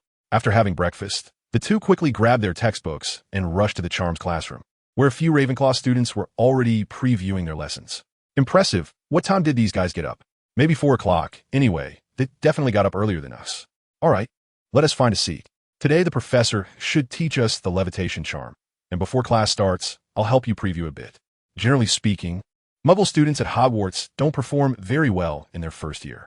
This is because they have had less exposure to magic compared to pureblood and half-blood students. What they need to do this year is not just to learn, but also to break the preconceived notions that have been shaped over the past 10 years. Diego Messi is currently facing a similar challenge. After all, although he has occasionally used magic before and has seen the wonders of the magical world, it is still somewhat difficult for him to move specific objects with magic. Wingardium Leviosa. A very spirited and loud voice. If it weren't for the feather that the wand was aimed at still staying in place, Snape would genuinely want to praise Diego. After demonstrating the standard incantation for the levitation charm, Snape let Diego try it out on his own to find his own rhythm. It still hasn't moved. Although it was already the 20th failure, Diego did not feel discouraged. Instead, he took a deep breath and prepared to try again. Just as Diego was focusing, aiming his wand at the feather, he suddenly felt something poke him in the lower back, startling him. He quickly turned around and saw Snape standing behind him with a smirk, holding his wand. "You're too tense, Diego," Snape said, walking around Diego to the front of the feather. He cast a silent levitation charm on the feather, and upon seeing Snape perform the charm without uttering the incantation, Diego's jaw dropped in disbelief. Unlike material technology that requires gears and energy to operate, magic is more of a mental force. Simply put, the power of magic requires you to believe, to draw upon the magic within you, and then it will work. Snape continued, casting an expansion charm on the floating feather and pointing at it as it inflated like a balloon. So, when casting a spell, you actually don't need to say the incantation. After all, when you're moving these objects, you're using the magic inside your body, not the magic generated by the incantation. The incantation merely reinforces that belief, meaning that as long as you believe, you can do it. After finishing his explanation, Snape removed the magic from the feather and gestured for Diego to try again. "All right, then I'll give it another try." Wingardium Leviosa. Taking a deep breath, Diego aimed his wand at the feather again, and this time, the feather truly began to sway and float. "I did it, Severus." Looking at Diego, who seemed eager for the whole world to know about his success, Snape merely smiled and nodded. Just then, he heard the door at the back of the Charms classroom open, and a figure that was clearly not a student walked out. It should be Filch. It wasn't hard to guess the identity of the person, after all. The only adult at Hogwarts who would be interested in two students practicing low-level charms would be the squawking caretaker, Filch. Well done, Diego. Since we still have a bit of time before class starts, let us practice a little more. By the time Professor Flitwick walked into the classroom with a book that was half his height, Snape and Diego had already practiced a dozen times. And the Ravenclaw students who were practicing with them quickly packed their things and left. Students from Gryffindor and Slytherin continuously entered the charms classroom through the front and back doors. Wait, aren't we supposed to have class with Ravenclaw? No. The class schedules for the 4 houses at Hogwarts are never fixed. It just so happens that we are scheduled with Gryffindor this time. I see. Hearing that it wasn't fixed that they had to attend class with Gryffindor, Diego felt relieved. Although it might sound childish, he really didn't have a good impression of Gryffindor because of those 2 guys. Hey, Severus, you guys sure came early. Can I sit with you? Of course, Miss Black. After all, there are no reserved seats in the classroom.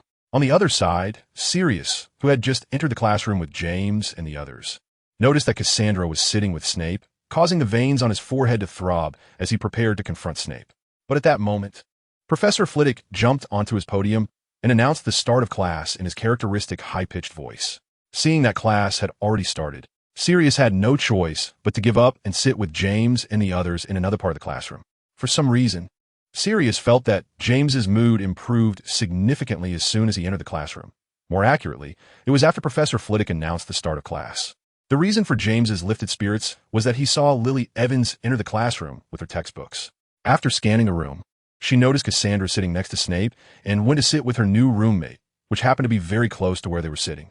Although it might sound a bit self-deprecating after listening to Professor Flitwick's class, Snape genuinely felt that he was not as good as the gentle little professor when it came to teaching. Flitwick's first lesson was also about the levitation charm, and he made it easy to understand while also being considerate of those wizards from ordinary backgrounds. During the class, after the Marauders finished practicing the levitation charm, they began to play around, and influenced by them, other students also started to liven up in class. It's no wonder that Professor Flitwick's class is so popular among Hogwarts students. After all, he really has no airs about him. Of course, the ones who started playing around were just the Gryffindor students, and their antics didn't go beyond the bounds of class. Some began to practice the levitation charm on each other's belongings like James and the others, while others started sharing their insights. On the Slytherin side, however, it was comparatively quiet. Besides the occasional Wingardium Leviosa, there weren't many other sounds. Of course, that doesn't mean there were no restless students. After all, even Gryffindor had Peter Pettigrew, so Slytherin naturally had its share of oddballs, like Diego. Hey, Severus, I saw some students seem to be having trouble practicing the levitation charm, so I called them over to let you help them. Originally, Snape was only planning to practice a few times symbolically and didn't intend to continue, as this low-level spell became uninteresting after too much practice. However, Diego, that little rascal, went around the classroom and called over those ordinary-born wizards from Slytherin. In the end, Snape had no choice but to spend the remaining time of the spell class teaching these people how to practice the spell. Ha! You will definitely be a good teacher in the future, Severus. Ignoring Cassandra's teasing, who knew she would become a Hogwarts teacher, Snape took the approach of teaching one is the same as teaching two, and began to instruct these ordinary-born wizards in the techniques of the levitation charm. Although the levitation charm is not a profound spell, it is still quite challenging for these young wizards to master it proficiently.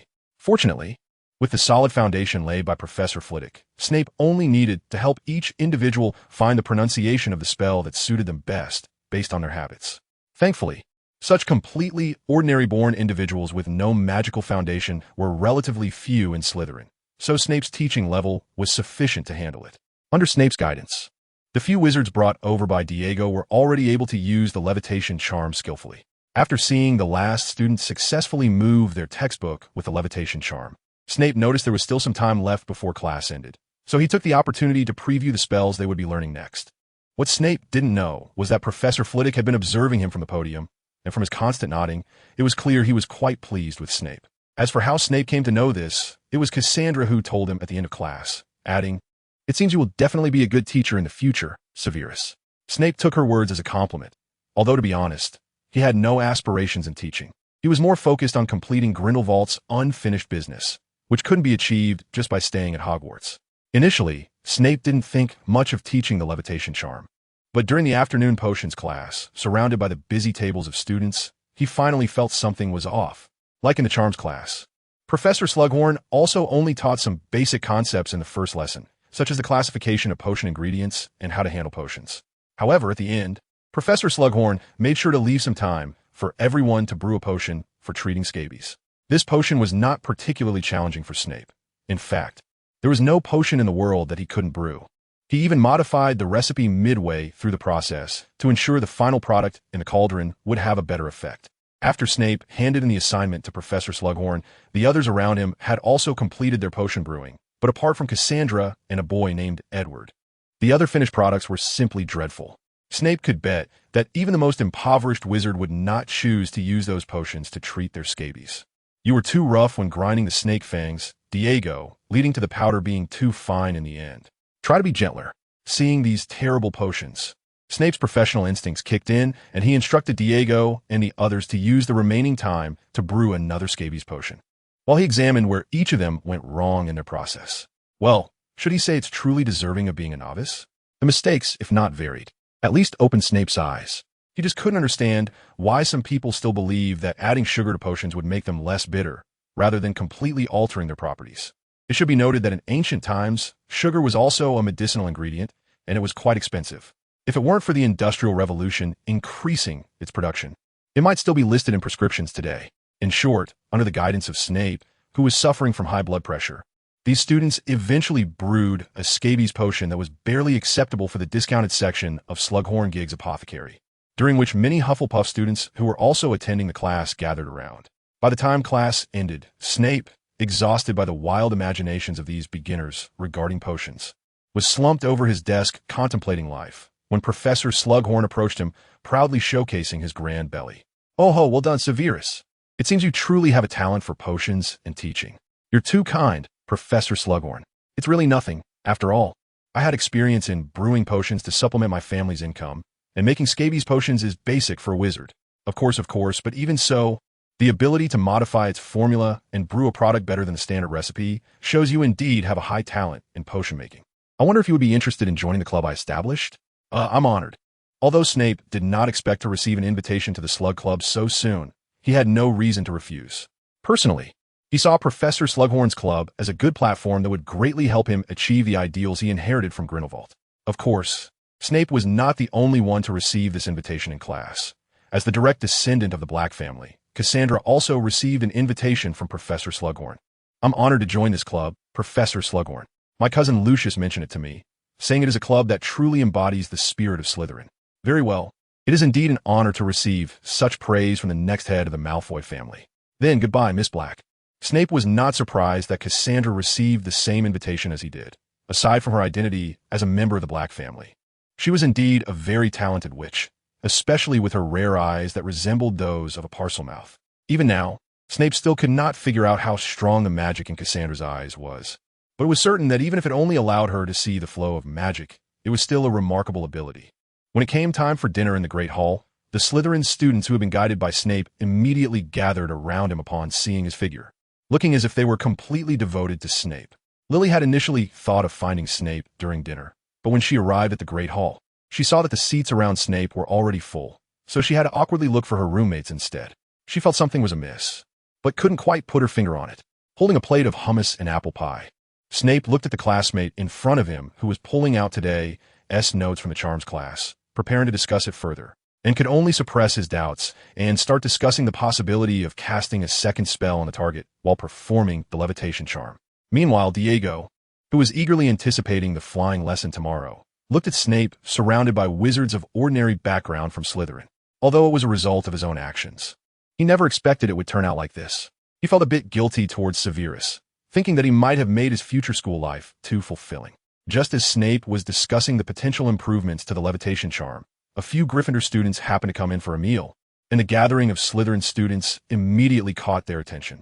Although it was not uncommon for students to dine in groups at Hogwarts, it was indeed very rare to see more than 10 students gathered at once, mostly Slytherin students at that. Among them, a tall boy with long hair decided to approach to see what these Slytherin snakes were plotting, and then he saw Snape being surrounded by them. "Hey, look, James. That little snot just started his first day of class and has already gathered a bunch of misfits around him."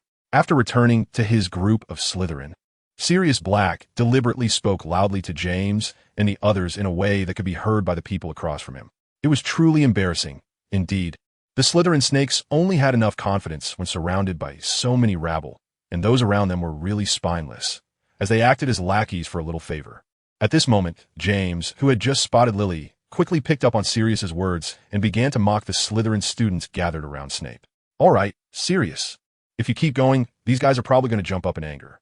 However, to their disappointment, the students gathered around the snotty one merely glanced at them before continuing to discuss class content around Snape, completely treating James and the others as if they were invisible. In the hearts of these Slytherin students, their perception of Gryffindor had already diminished quite a bit because of these few individuals. After all, no one likes to be disturbed while studying seriously, especially when that person keeps rambling on about nonsense. More importantly, the two core members of this newly formed Slytherin group had yet to speak, so they didn't dare to act out. As for Snape, he had certainly noticed these four troublemakers who had come over as soon as they entered.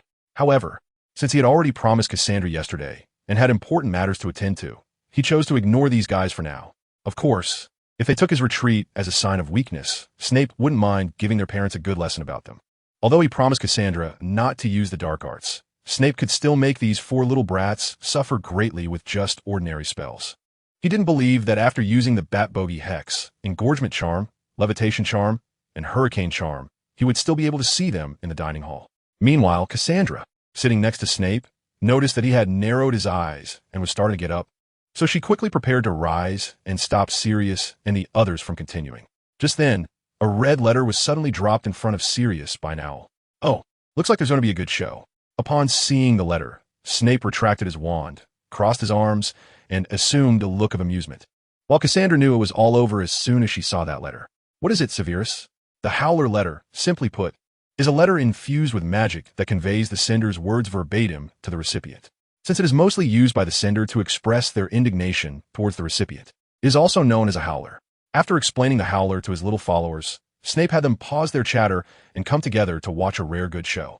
At this moment, Sirius held the Howler in his hand, his face alternating between pale and flushed. He had considered that once he chose Gryffindor, his parents would surely send him a Howler, but he didn't expect it to happen so quickly, especially not in the Great Hall, in front of that insufferable snot-nosed brat. Just then, the voice of that insufferable brat rang out. What? Aren't you going to open it? Don't you know the consequences of not opening a Howler, noble Mr. Black? If you did, you should understand that resisting is futile. Of course, Sirius knew that even if he didn't open the Howler, it would automatically open and play itself. So finally, he gritted his teeth and tore it open. Are you crazy? As soon as he opened it, the mouth made from the letter paper faithfully conveyed its creator's anger towards Sirius, and from the deep male voice, it was clear that it was Sirius's father, the head of the Black family. Although Snape had never received a Howler, he felt that this one was likely among the longest, as the head of the Black family scolded his eldest son for over 10 minutes. However, as soon as the Howler opened, Sirius bolted out of the Hogwarts Great Hall, and the other members of the Marauders followed suit after seeing him leave. Soon after, countless owls swarmed in, delivering howlers from the Black family to the Hogwarts Great Hall, but since the recipient was no longer present, these howlers quickly exploded, filling the entire Great Hall with the furious shouts of Mr. and Mrs. Black. What a nuisance! With such a situation, conversation was impossible. After casting a soundproofing charm on everyone, Snape finally had time to enjoy a leisurely meal.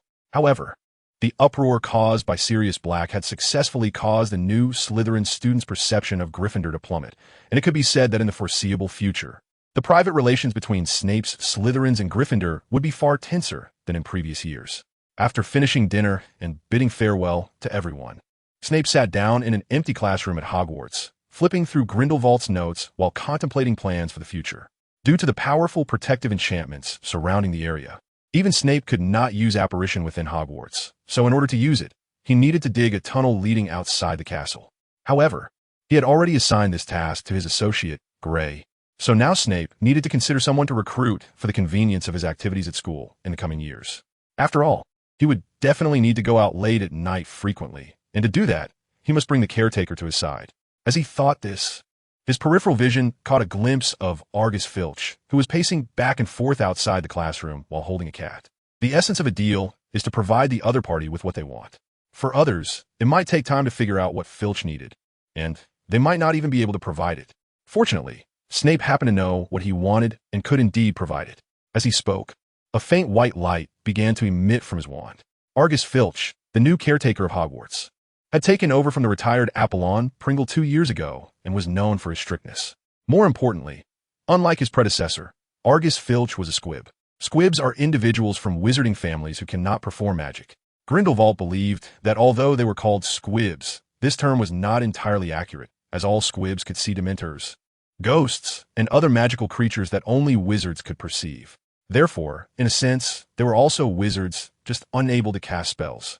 Snape, on the other hand, thought this could be explained from a genetic inheritance perspective.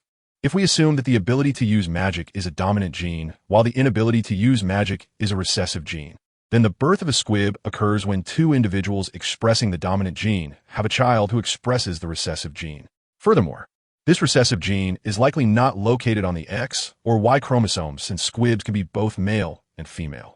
In other words, according to Snape's theory, squibs are essentially a common autosomal recessive genetic condition that only wizards can have, and this condition is a terminal illness that is difficult to cure in the world of muggles. As for the wizarding world, Snape was unsure if anyone had researched a cure for squibs, but considering the level of discrimination against squibs was comparable to that against werewolves, the Ministry of Magic wouldn't even bother to count their numbers, so it was likely that no such research existed. Of course, it was also possible that someone like Snape, who seemed particularly interested in this small, insignificant group, might pay attention to them, such as a Squib Support Association. However, they probably wouldn't specifically research a potion to change genes for the sake of squibs, like the half-vampire, half-werewolf potion he had previously developed. Snape hadn't tested this new potion after researching it, and unlike the former, this potion theoretically needed to be consumed continuously for at least a month to take effect. So it was decided, Argus Filch, you'll be my test subject for this potion. However, Snape currently did not have much potion-making material. He couldn't brew that potion with just the cauldron his mother had bought for him. Therefore, he would have to wait for Gray to bring over his supplies before executing this plan, until he managed to win over the caretaker. Snape would have to play the role of a good student for a while longer and obediently return to the dormitory at curfew. In the following days, Snape maintained the routine expected of an excellent student at Hogwarts, occasionally answering questions in class to earn credits for the school. Yet for some reason, every time class ended, Slytherin members would spontaneously gather around him and Diego, clearly treating him and Diego as their leaders.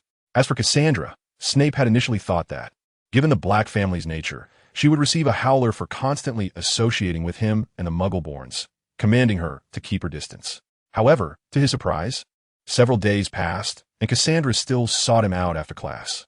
Once, when Snape casually mentioned this to Cassandra, she paused for a moment before responding with a wry smile. There's nothing I can do. After all, everyone's attention is on Sirius right now. I heard that my cousin Lucius has tried to meet with Sirius several times at my father's request, but each time they parted on bad terms. If it weren't for Sissy, Lucius would have been prepared to give him a good lesson. It was understandable. No wonder Lucius would hate him. As the eldest son of the Malfoy family, Lucius had always been educated to prioritize family honor. To him, Sirius, being a fellow pureblood and acting in such a manner, was tantamount to throwing the honor of the Black family away. But even so, it didn't make sense. It had been almost 4 or 5 days, and hadn't they noticed that you, as the legitimate daughter of the Black family, were mingling with a Muggleborn and other Muggleborns? After so many days, Snape found it hard to believe that those people hadn't noticed how close Cassandra was to him. So I mentioned before, Severus, that while pureblood families advocate for blood purity, we are also willing to associate with those who are exceptional enough to overlook so-called lineage. So they feel the same way about me as you do. If a student who received an invitation to Professor Slughorn's club in their first year didn't count, then there weren't many who did. Lucius had told her that Professor Slughorn held you in high regard in the club, saying you were a once-in-a-century talent in potion-making. After knowing why Cassandra was ordered by her family and relatives at school to keep her distance from him, Snape felt relieved. Although he didn't like Cassandra's overly obvious approach, he didn't want anything to happen to her because of him. That day, Snape got out of bed and went to Diego's bedside to wake him up, only to find that Diego was already up and dressed. I said, although I know you're looking forward to flying class, you're a bit too excited, aren't you? What can I do, Severus? Once flying class starts, we can borrow brooms from school during breaks, and then we can practice Quidditch every day and join the house team. Hold on, I never said I wanted to join the team. I'll just teach you how to play Quidditch and try to ask Professor Slughorn if he can let you into the house team. Whether you succeed or not depends on your luck. Of course. But to be honest, I still have my doubts, Severus. Is it really safe to fly on a broom like this? Don't worry. This is the most commonly used mode of transportation in the wizarding world.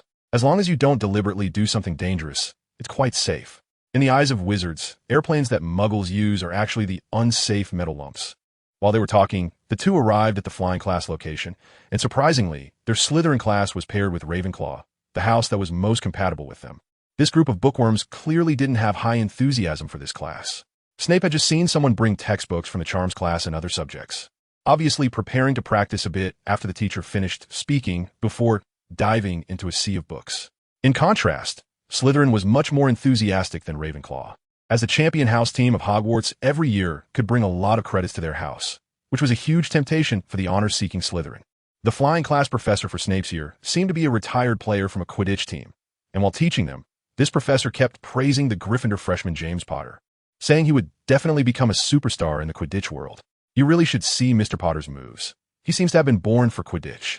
Throughout the class, the flying professor hardly stopped talking about James Potter, making those who didn't know think that James had already become a Quidditch star. Fortunately, although the professor seemed obsessed with praising James, he didn't forget his job and still took time to teach everyone the basic usage of flying brooms. However, when the professor saw some scattered upperclassmen outside the training ground, he started boasting again. You should all know that flying class is only open to first years, and it's also the time when house teams come to look for potential new members. But usually, you need to attend classes for a month or two before you receive an invitation from the house team. The Mr. Potter I mentioned only attended one class and was invited by the Gryffindor house team. Upon hearing this, Diego couldn't help but curl his lip. He had been looking forward to flying class, but he didn't expect that this flying professor would be the guy who couldn't stop talking about that annoying Potter. Diego didn't like James because he always targeted his friends, although most of the time it was Sirius, Cassandra's brother, who directly clashed with Snape. Whenever Sirius was at a disadvantage in a fight with Snape, James was always the first to jump in to help. Of course, during those times, Diego would always go help Snape, although Snape often said he didn't need to get involved in Snape's grievances with them. But it wasn't Diego's nature to remain indifferent while watching his friend be targeted. As a result, it hadn't even been a week, and counting the incident on the train, those two had already come to pick a fight with them more than 10 times, making Diego wonder if they had nothing else to do during their free time other than harassing him and Snape. However, over the past few days, even Diego had noticed that a significant part of the reason Sirius targeted Snape was because of his sister Cassandra. He had even suggested to Snape to keep his distance from Cassandra, but he also knew that Snape wasn't deliberately trying to get close to her. It was Cassandra who chose to approach Snape. In response, his friend took a dismissive attitude, neither pushing Cassandra away nor engaging in too much communication with her. Logically speaking, as a spoiled rich girl, being treated so coldly by someone would usually make her leave in anger and not want to befriend that person again. But now, looking at Cassandra standing next to Snape with a broom in hand, Diego couldn't help but wonder if the one-sided love described in novels really existed in reality. Flying brooms were inherently easy to learn but hard to master, mainly depending on personal practice. After teaching the basic operations to the students, the flying professor let them practice on their own. Most of the Ravenclaw students flew around on their brooms a few times before finding a shady spot to dive into their books. Of course, even among the academically inclined Ravenclaws, there were those who enjoyed flying classes and Quidditch. Some of them even used magic to simulate the 3 types of balls used in Quidditch and began practicing Quidditch in the air. However, after a while of practice, they started to review and correct their non-standard movements according to what was described in the books. Well, it's no surprise that they are Ravenclaws. Even their simulated Quidditch training is filled with a scholarly atmosphere. However, Snape couldn't say much because what he was doing was quite similar to what the Ravenclaws were doing. After manipulating the broom to fly into the sky with Diego, Snape watched as Diego struggled to keep up with him, imitating the Ravenclaw students. He simulated the 3 types of balls in Quidditch in this airspace, and then controlled 2 bludgers to aim at Diego. On the other side, Diego held the bat tightly, focusing intently on the position of the bludgers, and then controlled his broom to dodge the bludger attacks while swinging hard at one of the bludgers. Bang! Snape watched as the bludger was hit away by Diego. It was indeed a beautiful swing, but judging by the distance it flew, Diego had clearly put in too much effort. In this case, without teammates around, he was very likely to be knocked off his broom by another bludger. Oh! As expected, most of Diego's attention was concentrated on the swing, leaving him no time to dodge another rapidly approaching bludger, and he was knocked off his broom. The flying class professor, who was watching the students practice from the side, saw the situation and immediately flew over on his broom to avoid an accident.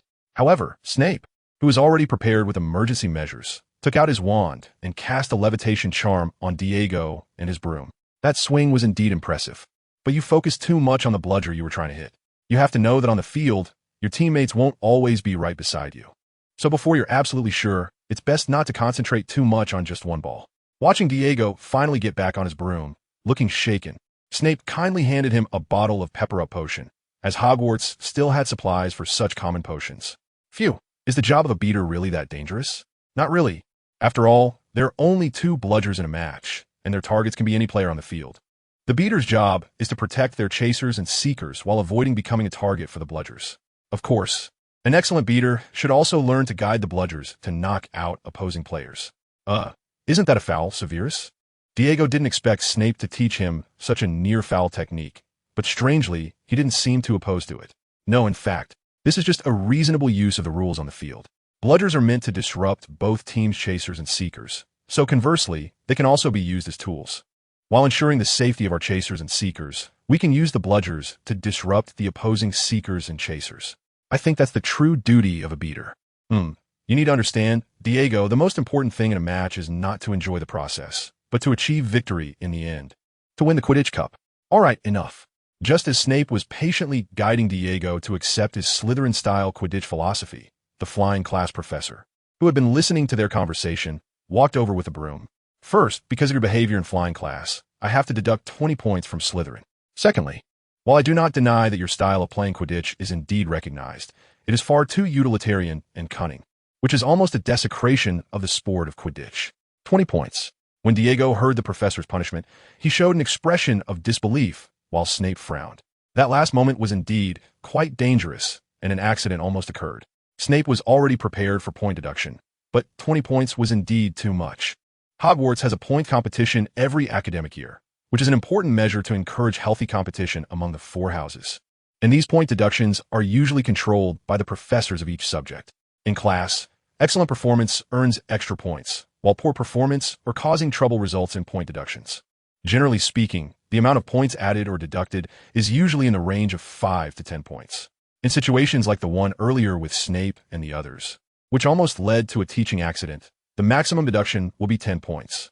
But now this professor starts off by deducting 20 points from them, which is simply unacceptable. Just as Snape was about to step forward to reason with the professor, or if that didn't work, to seek justice from Professor Slughorn, the flying class professor suddenly changed his tune. However, that swing you just made was really impressive. It seems you are indeed very talented in Quidditch, especially as a batsman. So I've decided to give Slytherin 10 points. Both Snape and Diago were somewhat taken aback by this professor's maneuver, but with this addition and subtraction, Slytherin ended up only losing 10 points, which Snape felt could easily be earned back in a single potions class. All right, you can continue your training. And what is your name, young man? I'll talk to your Slytherin team about adding your name to your house team. Diago Messi, Professor. Diago Messi, is it? All right, I'll remember that. After jotting down Diego's name, the professor came over and patted Snape on the shoulder. So, sir, what is your name? Snape, Professor Severus Snape. Mr. Snape, I admit my earlier words were somewhat excessive. In fact, your approach is quite straightforward in today's Quidditch world. But please forgive me. I simply cannot tolerate the current trend in Quidditch that is overly utilitarian, which pollutes my last bastion of purity. The flying instructor said no more, merely leaving with a touch of melancholy as he took his broom, leaving Snape alone to ponder this statement. The last bastion of purity? So that's how it is. After pondering the last words spoken by the professor, combined with his appearance of about 27 or 28 years and his identity as a Gryffindor graduate and former professional Quidditch player, it wasn't hard to guess why he had been so agitated. After all, at the age of 27 or 28, any professional athlete is still in their prime. Athletes who choose to retire at this age often have unavoidable reasons, such as serious injuries or being blacklisted, and it's very likely that this professor falls into the latter category. In the professor's mind, Quidditch is a noble sport that should not be tainted by any impurities, such as tactics. All players should compete solely based on their own skills in manipulating flying brooms, with seekers focusing on finding the golden snitch, chasers concentrating on scoring goals, beaters solely hitting bludgers, and keepers dedicated to guarding the goal. Each player has their own responsibilities, leading to a thrilling match. This is likely the ideal Quidditch scenario in the mind of this Gryffindor graduate flying instructor. However, Quidditch is ultimately a team sport, and in team sports, tactics are inevitable. No matter how much this professor dislikes them, tactics are an indispensable part of Quidditch. It seems that this professor was unable to adapt to the environment of professional Quidditch, which is why he chose to retire early and become a flying instructor at Hogwarts. Only in this way could he say that the inter-house matches are the last pure land in his heart. As the innocence of children is indeed greater than that of adults, considering that most of the fouls in Quidditch rules are created by adults. However, what kind of past this professor named Frank Guardiola has is none of Snape's business. He never really liked Quidditch anyway, and only studied Quidditch knowledge overnight to accompany Diego in practice. Keep practicing, Diego.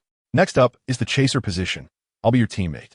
And then I'll place a few rapidly moving barriers next to the goalposts to act as opposing players.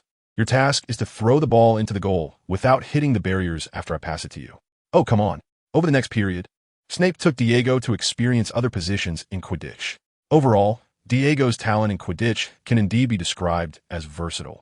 He has high potential in almost every position, although Diego himself prefers the roles of seeker and chaser. Both positions test a player's reaction speed and broom flying skills, especially the seeker position, which can be said to be the core of a Quidditch team. Generally speaking, teams are reluctant to assign such positions to young novices. Of course, there is an exception for a certain destined savior many years later. I understand your intention.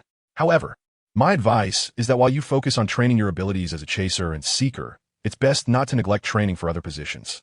After all, you never know which position the team will assign to you when you play, especially when you have less experience in your second and third years. After all, not everyone is a savior, someone who is expected to excel right from the start. I understand. He then rode his broom down to the ground. And to Snape's surprise, the flying instructor was waiting for them with an old Nimbus 1001 broom. Here, I just inquired and found out that you grew up in a Muggle orphanage, so you don't have your own broom. This is an old broom I bought last year, and I'm giving it to you. Practice well. Thank you, Professor Frank. Just like that, Diego received his first broomstick. Time quickly passed to the weekend.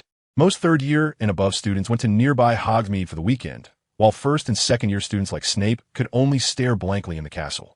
Early on the weekend, Diego was already practicing with the broom that the flying instructor had given him, while the others in the dormitory were still lost in dreams. Snape was the same.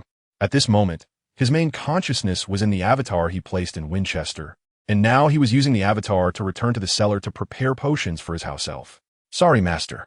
I don't know why I caught elf flu. It's not your fault, creature. This fall is the time when elf flu is widespread, and even many house elves at Hogwarts have been affected. Although generally speaking, humans rarely see house elves or goblins getting sick, it doesn't mean they can't get sick. Elf flu is a condition that only goblins and house elves can catch. Most symptoms of this illness are similar to those of regular flu.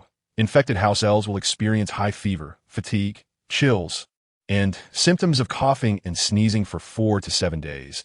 And of course, the most deadly symptom, magical blockage. In simple terms, it's like a cannon barrel accumulating too much dust, preventing the cannonball from being fired smoothly. Infected house elves find it very difficult to use magic, which is undoubtedly a fatal blow for house elves accustomed to using magic for chores. Fortunately, the duration of elf flu usually lasts only 3 to 5 days. With the constitution of house elves, they don't need to take potions. As long as they endure this period, they will recover and be able to use magic again. However, coincidentally, this year's autumn coincided with the outbreak of elf flu, and many house elves fell ill, especially in places like Hogwarts, which has hundreds of house elves clustered together. This led to a shortage of house elves during this year's school opening, forcing students to carry their luggage to the dormitory themselves. Originally, after receiving the news from the Daily Prophet, Snape had told Kreacher to be cautious and preventive, but Kreacher, whether he didn't take it to heart or for some other reason, happened to catch it while out shopping. If it weren't for Raven and the others notifying me, I wouldn't have known you were so ill. Gah, yes, it really startled me when you suddenly collapsed while delivering food to the Acromantula yesterday. If I hadn't intervened in time, you would have been eaten by them. Raven swooped down to Kreacher's bedside, complaining about why he didn't tell them he was sick earlier. You know, Acromantulas, although they can be friendly with humans, will not hesitate to eat the corpses of those they are close to after they die. It's their instinct. I'm really sorry. I thought I could withstand it this time, but I didn't expect it to be so serious. All right, enough talking. I'll go prepare the potion now. You drink this first, Snape said as he took out a bottle of invigorating potion, lifted Kreacher's head with his hand, and fed him the potion. Master, you really don't have to waste such a precious potion on me. It's just elf flu. I can tough it out. You are an excellent house elf. So you better obey my orders, creature, or I will give you a piece of clothing. Yes, master. After forcefully making creature drink the potion, Snape went to his laboratory to prepare a potion that could better alleviate creature's symptoms. As its name suggests, the fairy flu does not have a good cure. And even the best potions can only relieve its symptoms, such as nasal congestion. Therefore, Snape quickly concocted a potion to alleviate symptoms and enhance physical strength. Here, drinking this should help reduce your symptoms. Thank you, master. I'll go to work after I finish the potion. You seem to have misunderstood, creature. This potion won't allow you to use magic immediately. It can only relieve your other symptoms and boost your strength to help you recover as soon as possible. Snape said as he placed the potion on creature's bedside table, and then got up to head to the kitchen to prepare a meal. Rest well, creature, until you recover. The chores can be taken care of by the others and me. What you need to do now is to recover quickly and continue providing me with the best service. Yes, I understand, master. After Snape left, creature lay in bed, recalling how Snape had gently closed the door to avoid making noise. Mr. Boggins was right. Master is indeed a strange person. Very few would care so much for a house elf like us. And I feel that Master does not treat me as a servant, but rather as family. Indeed, it is rare for wizards like Snape to treat house elves as family. But they do exist. At this moment, in number 12, Grindelwald Place in London, an elderly house elf was also suffering from fairy flu, violently coughing in a makeshift shelter made of rags under the kitchen boiler. Cough, cough, how embarrassing. As a house elf that has served the Black family for generations, I can't believe I caught the fairy flu. Master Orion and Mistress Walburga should have my head chopped off and displayed on the mantelpiece. Creature, can you hear me? Creature? Just as the elderly house elf wallowed in self-pity, a young boy's voice suddenly came from above. Hearing the voice, Creature immediately forced his sick body to crawl out of his shelter to greet his most beloved young master. I heard you, Master Regulus. Please forgive Creature for not being able to greet you immediately. Are you here because Master and Mistress have finally decided to have my head chopped off and placed on the wall of the fireplace? What nonsense are you talking about? Creature, I won't let Mom and Dad do that. Look, I brought you some food and water and a bottle of invigorating potion. As Regulus spoke, he handed over some exquisite white bread, biscuits, and a bottle of invigorating potion to old Creature. To Creature, this food was like a feast, and he respectfully received it with both hands, but pushed the bottle of potion back. Please take this precious potion back, Master Regulus. Creature is able to rest while sick because of your pleas to Master and Mistress. You've already brought me food. That's enough. I can't add to your burdens. You've never been a burden to me, Creature. You're like family to me. Just drink the potion. But Master, after some back and forth between the master and servant by the kitchen boiler, Creature finally relented and was stubbornly made to drink the potion by Regulus. All right, I'll head back now, Creature. You must get better quickly. Once you're better, we can play together again. Yes, it is Creature's honor to accompany Master Regulus.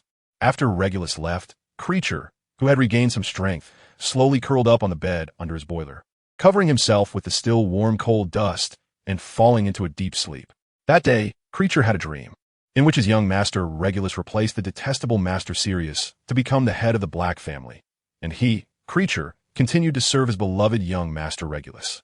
Then, when Regulus grew old and could no longer move, the adult Regulus used magic to remove his own head and placed it in the most prominent position on the fireplace wall. A few days later, under Snape's care, Creature finally recovered his health. During this time, Snape and Hunter's entrance exam results for Winchester School were finally announced. Although Snape reminded Hunter to manage his scores appropriately, Hunter still only ranked 9th, showing how fiercely competitive the best schools in all of England were. On the day the results were announced, cheers erupted from the Boggins family in Cockworth, and the next day, the entire Cockworth learned that the only son of the Boggins family had been accepted into the best Winchester school in all of England.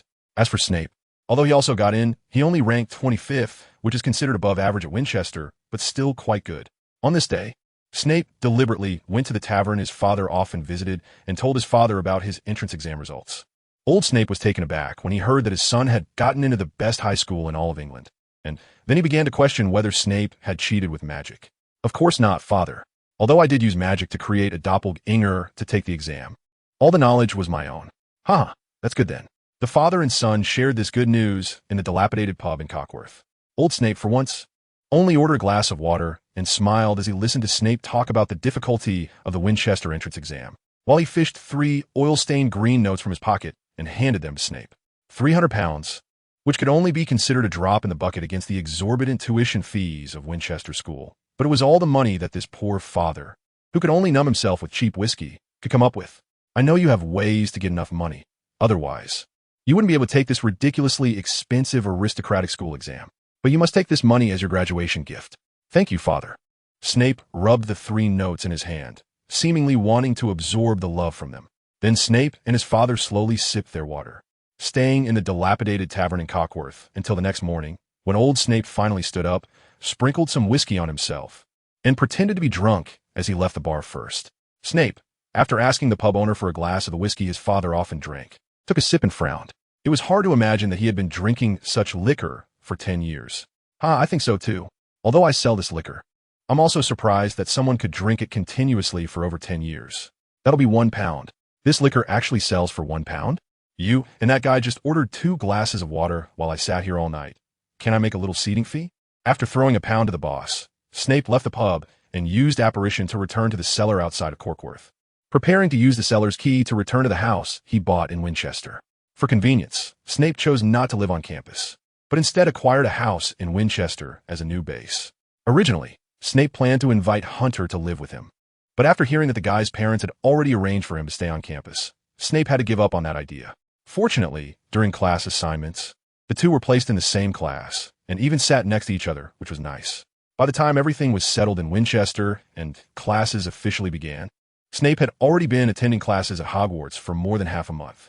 During this time, the 4 troublemakers known as the Marauders had completely unleashed their true natures, challenging the blood pressure of Filch, the Hogwarts caretaker, all day long, especially Potter and Black. Snape had specifically counted, and in the past half-month, he had seen these 2 being dragged to the detention room by Filch 3 times, and there were probably more instances that he didn't witness. The reason for this was that while reconciling intelligence with Lily, Snape learned that Lily had seen the Marauders pull pranks no less than 10 times. That annoying Potter, for some reason, always seemed to latch on to him after finishing a prank, like a victorious rooster. This was something Lily complained about to Snape and Penny during a reading session in the Hufflepuff common room, invited by Penny. To this, Snape simply smiled and quietly listened to Lily vent her frustrations. It seemed that no matter the world, James Potter at this age could only attract girls in such a way. Although he wanted to help Lily, he was also busy with his own matters. Over the past half-month, the attention of pure-blood students in Slytherin had finally shifted from the rebellious heir of the Black family to another Black. Upon seeing the esteemed Black mingling with a group of muggles and a half-blood, some fools who could only pride themselves on their pure blood started targeting Snape. Avery and Mulciber were typical examples among them. As Snape did not deliberately cater to the pure-blood atmosphere of Slytherin, their relationship with him, naturally, could not be good. Avery and Mulciber even openly called Snape a half-blood who could only seek superiority among a bunch of mudbloods, while Snape, after smiling through their remarks, flipped through their notebooks and remarked that they were nothing but foolish fools with no merit in their bloodlines. In response to this, although the 2 fools were angry, they were helpless, as Snape was indeed far superior to them. Thus, a grudge was formed, and Avery, Mulciber, and other pure-blood students began to deliberately or inadvertently target Snape. Of course, not all pure-blood Slytherins held animosity towards Snape. Over the past half-month, Snape had also developed some rapport with Lucius Malfoy, the head boy of Slytherin. Originally, due to getting too close to him and being recommended by the flying professor, Diego faced some targeted treatment when he first joined the Slytherin team, but after Lucius, as the head boy, intervened, that targeting ceased. Upon learning of this, Snape specifically found Lucius in the Slytherin common room to thank him, to which Lucius replied that it was no trouble, and during their conversation, he subtly indicated that he supported Snape's relationship with Cassandra. Of course, this is just my personal stance. As for the attitudes of Narcissa and Cassandra's other cousins, you'll have to figure that out for yourself. But you can rest assured that Uncle Orion's attitude is probably the same as mine. After all, half-bloods are still within his acceptable range. I think you might have misunderstood. Senior Lucius, Cassandra, and I are not in that kind of relationship. Who knows? I've never seen that girl care so much about any boy. In Lucius's view, the relationship between Cassandra and Snape can only be explained as a budding romance typical of adolescence. There are no other possibilities. Otherwise, Cassandra would have no reason to be so close to Snape, who is indeed an outstanding boy, so exceptional that the Black family overlooks his Muggle bloodline. Although Lucius does not agree with some of Professor Slughorn's ideas, it is undeniable that the professor has a remarkable talent for recognizing people. Anyone he invites into his club is sure to achieve great things in the future. That is why Lucius has the intention of building a good relationship with Snape, even helping him navigate between Narcissa and Bellatrix, not only because Snape may become his brother-in-law in the future, but also as an investment in Snape's future, much like Professor Slughorn. As for Snape, he sees things more clearly than Lucius does. He does not believe that Cassandra's recent closeness to him is merely a teenage crush or infatuation. She clearly has other motives. The reason is that Snape has experienced what is called love at first sight, exemplified by Vernon's infatuation with Petunia. When he first met Vernon, Snape observed the way Vernon looked at Petunia. It was a gaze devoid of any impurities, a pure expression that conveyed a passion as intense as a daisy's simple appearance belies. As for Cassandra, Snape can sense that her gaze towards him is not pure. She must have her own plans, but the feeling she has for wanting to get close to him do take up a large part, which is why Snape has tolerated her up to now. In fact, as he continues to interact with Cassandra, Snape finds her state very strange. She clearly knows some things that will happen in the future, which means she understands the so-called plot. But her mentality does not resemble that of a typical traveler or reincarnator. Whether a traveler or a reincarnator, one of their significant advantages is the maturity gained from living two lives, but while Cassandra demonstrates a maturity that surpasses her peers in front of everyone, including Snape, it feels to Snape as if it is a facade put on by a child. For example, during their first encounter, although there was an urgency to save her brother, her subsequent warning to him was entirely unnecessary. It served no purpose other than to provoke the anger of the mob. Did she really believe that the security forces of Diagon Alley and the reputation of the Black family could deter an unknown dark wizard? Then there was their second meeting in the wand shop. Although both quickly recognized each other, they were still in the stage of guessing each other's identities. If it were Snape, he would never reveal that he is a traveler unless absolutely necessary. But Cassandra directly greeted him using lip reading. Setting aside the fact that they are both travelers, their relationship at that time was no different from that of strangers. And such a direct revelation of her hand was essentially digging her own grave. Later, on the Hogwarts Express, she directly inserted herself into the conflict between him and James. It would have sufficed to stop the conflict, but then Cassandra deliberately leaned in to whisper to him. Upon reflection, in their initial 3 encounters, Cassandra indeed did far too many unnecessary things. Snape would bet that whether Cassandra is a traveler or a reincarnator, she is certainly not more than 20 years old in her previous life. However, if that is the case, she lacks the typical youthful arrogance associated with being a teenager who has traveled through time, as her attitude during their interactions has shown a significant degree of caution. It is quite contradictory.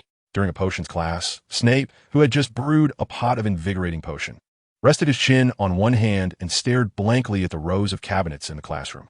Seeing Snape like this, the little first years who had originally hoped for his guidance had no choice but to fend for themselves, resulting in nearly double the number of cauldron explosions for Slytherin that day. What's wrong, Severus? You look like you have something on your mind. It's nothing, Diego.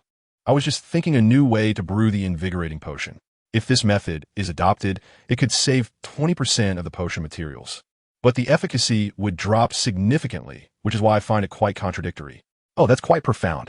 While Diego echoed Snape, he was actually thinking about the upcoming Quidditch practice. After half a month, he had lost most of his interest in potions class. As long as he maintained a passing grade, that was enough for him. Of course, aside from flying lessons in Quidditch, Diego was also quite interested in defense against the dark arts and had a talent for it. Snape thought that even if this guy couldn't become a Quidditch star, becoming an Auror would also be a good choice. I don't think this brewing method is very good. After all, the most important aspect of potions is their efficacy. We can't sacrifice that just to save materials. The response came from Edward Rockbell, another good friend and roommate of Snape's, a half-blood wizard. It should be noted that the reason Snape's small group didn't have many cauldron explosions today was largely due to Edward guiding everyone in Snape's stead. Edward's talent in potions also surpassed most others. Although he hadn't received an invitation to Slughorn's club, he had no problem helping others after Snape had given him some extra tutoring. I see, then this formula really isn't that good. Diego also expressed his support for Edward. Although he didn't understand potions much, he knew that the better the effect, the better the potion. Well, that's true. Then I won't pursue it any further. Snape smiled. He hadn't actually intended to delve deep into this. He was just using it to disguise what he was truly thinking at the moment. That evening, Snape lay on his bed, contemplating the issue regarding Cassandra, when he suddenly felt the floor tiles beside his bed shift slightly. Then, Snape's consciousness was pulled into a wondrous space. "Ah, finally done. I've been exhausted these past few days." The strong northeastern accent immediately informed Snape, who had arrived. "Oh, it's you, Monsong. Thank you for your hard work. Hey, you wouldn't believe how hard I've been working these past few days, but it's not mainly because of your tasks. It's the Liu family and the Huang family who somehow heard that I found a place abroad to settle down and came looking for me. So what? Since they're your friends, I naturally welcome them." "Huh, you wouldn't say that if you knew how tough those guys are. That Liu family's thug has challenged me at least 10 times in the past few days, and that Huang family sends over a few cigars every day, making my place a smoky mess. Oh, these days have been exhausting." In short, after complaining to his apprentice, Monsong used magic to transport Snape to his hideout in the Forbidden Forest, leaving behind an illusion of Snape in place. "Here you go, as per your request. I've already dug a big hole underground in this forest. As for the decoration, that's up to you." "Well, thank you, Monsong." After saying this, Snape began to use magic to transform a cave. First, he worked on the surrounding walls, using magic to transfer a portion of marble from a large marble quarry under Hogwarts, then used transfiguration to turn these marbles into columns to reinforce the cave. After that, the surrounding walls, floor, and ceiling were also covered with a layer of marble. Once the basic decoration was completed, Snape's next step was furniture. But since there was a large forest above the cave, there was no shortage of wood. After Snape created a wooden cabinet, Monsong pointed at the cabinet with his hand, and the potion materials that Snape needed appeared neatly on it. "I brought you these bits and pieces. But what are you trying to do by setting this up next to your academy?" "Not doing anything for now, but since I have to stay here for 6 years, I need to establish a base. Besides, this forest has the most magical creatures in all of England, making it easy to either capture them for raising or gather potion materials." "Oh, I see." Monsong nibbled on the pastries that Snape had brought him. In truth, he wasn't very interested in what Snape intended to do with this place. Originally, Snape set up this base just to have a place to stay while traveling around Europe. And over the year, he also understood that this kid was by no means a great villain. As long as Snape's base still housed his altar, Monsong could teleport back to Snape's basement from anywhere through the altar. "All right, since I've finished what I promised you, I'm going back to rest. I have to hurry to Florence tomorrow to meet up with those 2 kids." "You mean that Liu Xian and Huang Xian are in Italy now?" "Yeah. They said they wanted to see how the opera there compares to our Northeast Air Rinjuan. If you ask me, they've just gotten tired of watching Air Rinjuan all the time, so they want to check out the opera for something new." After finishing his sentence, Monsong transformed into a wisp of blue smoke and disappeared, leaving Snape with a message that he would bring back pizza and Italian sausage. Seeing that this fairy had already left, Snape didn't linger. After setting up Monsong's altar, he transformed into a gray mouse and returned to his dormitory through the tunnel dug by Monsong. Anyway, the base was generally established, and it was almost 5 o'clock now. The remaining little corners could wait to be dealt with in a few days.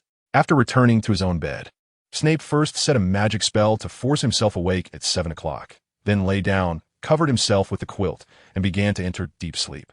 However, Snape estimated that he might be woken up by that guy Diego before 7, as tomorrow he had his favorite defense against the dark arts class.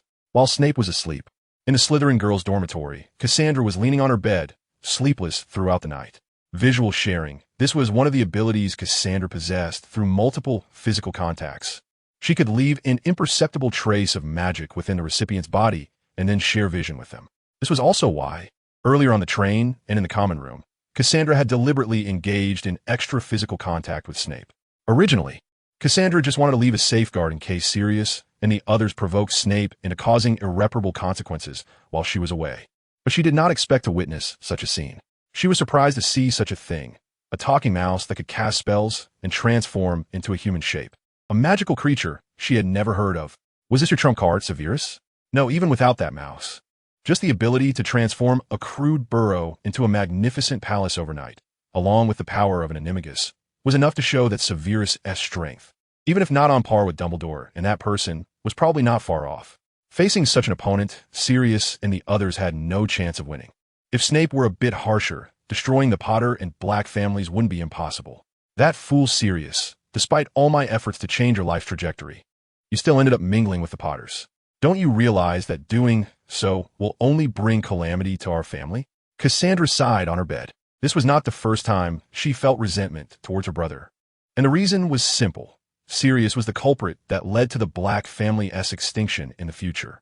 Because of your stubbornness, Regulus had to bear responsibilities he should not have had to take on, if not for this. He wouldn't have allied himself with that person for the sake of their parents, and wouldn't have died young. Cassandra closed her eyes, and the image of the obedient boy appeared before her. How painful it must have been when he drank the poison and died at the cold bottom of the lake. I said I respected your choice, Sirius, but I also mock your end. You could have lived, but you, this arrogant fool, only thought about your progeny.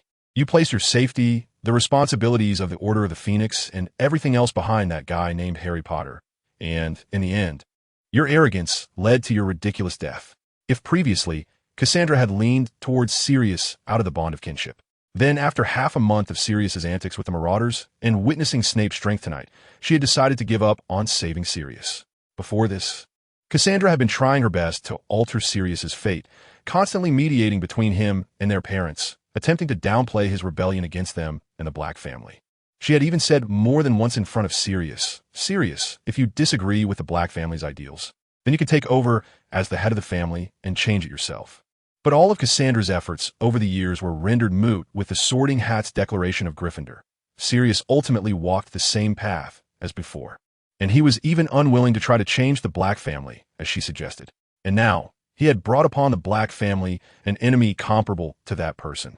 A terrifying adversary who, without Cassandra's mediation, would have killed Sirius and the others several times over. If something happened to Sirius, their parents would surely seek revenge, and then the demise of the Black family would just be a matter of time.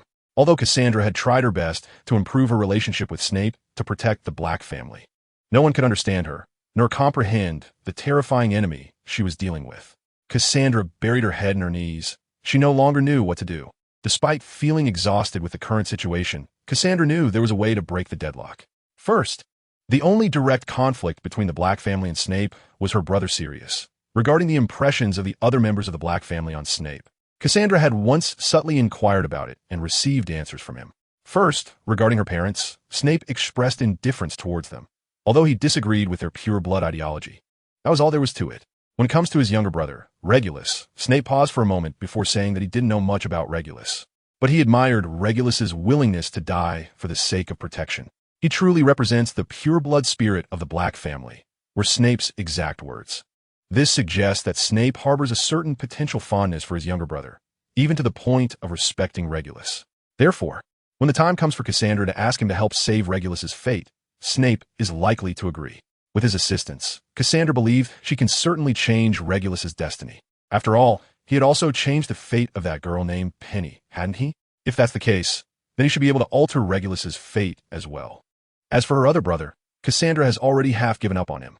Although she still finds it difficult to completely ignore him from now on, she is no longer prepared to stand by his side, as long as he and the Raiders are not in life-threatening danger. And there is no conclusive evidence to prove that their deaths are related to Snape, which would trigger a conflict between the Black family and Snape. Then no matter how badly they may be targeted by Snape, Cassandra will no longer concern herself with them. After all, Cassandra has stated that she would respect Sirius's choice. And breaking away from the family that raised him rather than trying to change it, as the head of the family, is also Sirius's choice, isn't it? Good luck, Sirius. This is all I can do for you as your sister now. Having decided to give up on Sirius, Cassandra resolves to focus entirely on her chosen ally, Snape. Firstly, Snape's power is indeed formidable. He not only masters the unforgivable curses with great skill, but also possesses magical power rivaling that of Professor Dumbledore. Although he may be slightly inferior compared to Dumbledore, who wields the Elder Wand, the difference is minimal. In terms of strength, he is indeed the most suitable ally she can find. However, she wonders about his attitude towards Voldemort. Cassandra speculates that it probably isn't good. If this Snape is a time traveler, then he wouldn't want to associate with Voldemort unless he were foolish. Even if he were a fan of Voldemort, he should understand that only the dead Voldemort is a good Voldemort. If this Snape is a reincarnator, then she doesn't need to worry. If the soul within that body truly is Snape's, he is an archenemy of Voldemort. But it's strange, she still cannot see through him, cannot see through Severus. If Severus is a time traveler, then his malice towards the Raiders is quite intense. Although the body he has crossed into does not have a good relationship with the Raiders, Snape's experiences are merely a story to him. As a time traveler, he has no need to risk being wanted to use the unforgivable curse on Sirius in public. However, if he is a reincarnator, then his feelings for a girl named Lily Evans are too bland. Cassandra can bet that if he truly is Snape reincarnated, he would never allow Lily to go to Gryffindor. He would find a way to make her go to Slytherin with him and keep her far away from that boy named James Potter. It seems she needs to find a time to have an open and honest conversation with Severus, but before that, should she gather more of Severus's secrets to see if he can protect the Black family, and whether the Black family is worth being his support? Cassandra's intuition tells her that Severus's secrets are certainly not limited to these, although her rational side tells her that she should talk to Snape as soon as possible. Her curiosity tempts her to temporarily conceal this and discover more of Severus's secrets. Thus, after tossing and turning in bed for a night, during the next defense against the dark arts class, Cassandra unexpectedly did not join Snape's small group, but practiced with other pure-blood wizards instead. It's really strange. Severus, look, Cassandra didn't come over today. Did you two have a fight? Who knows? Just focus on practicing, Edward.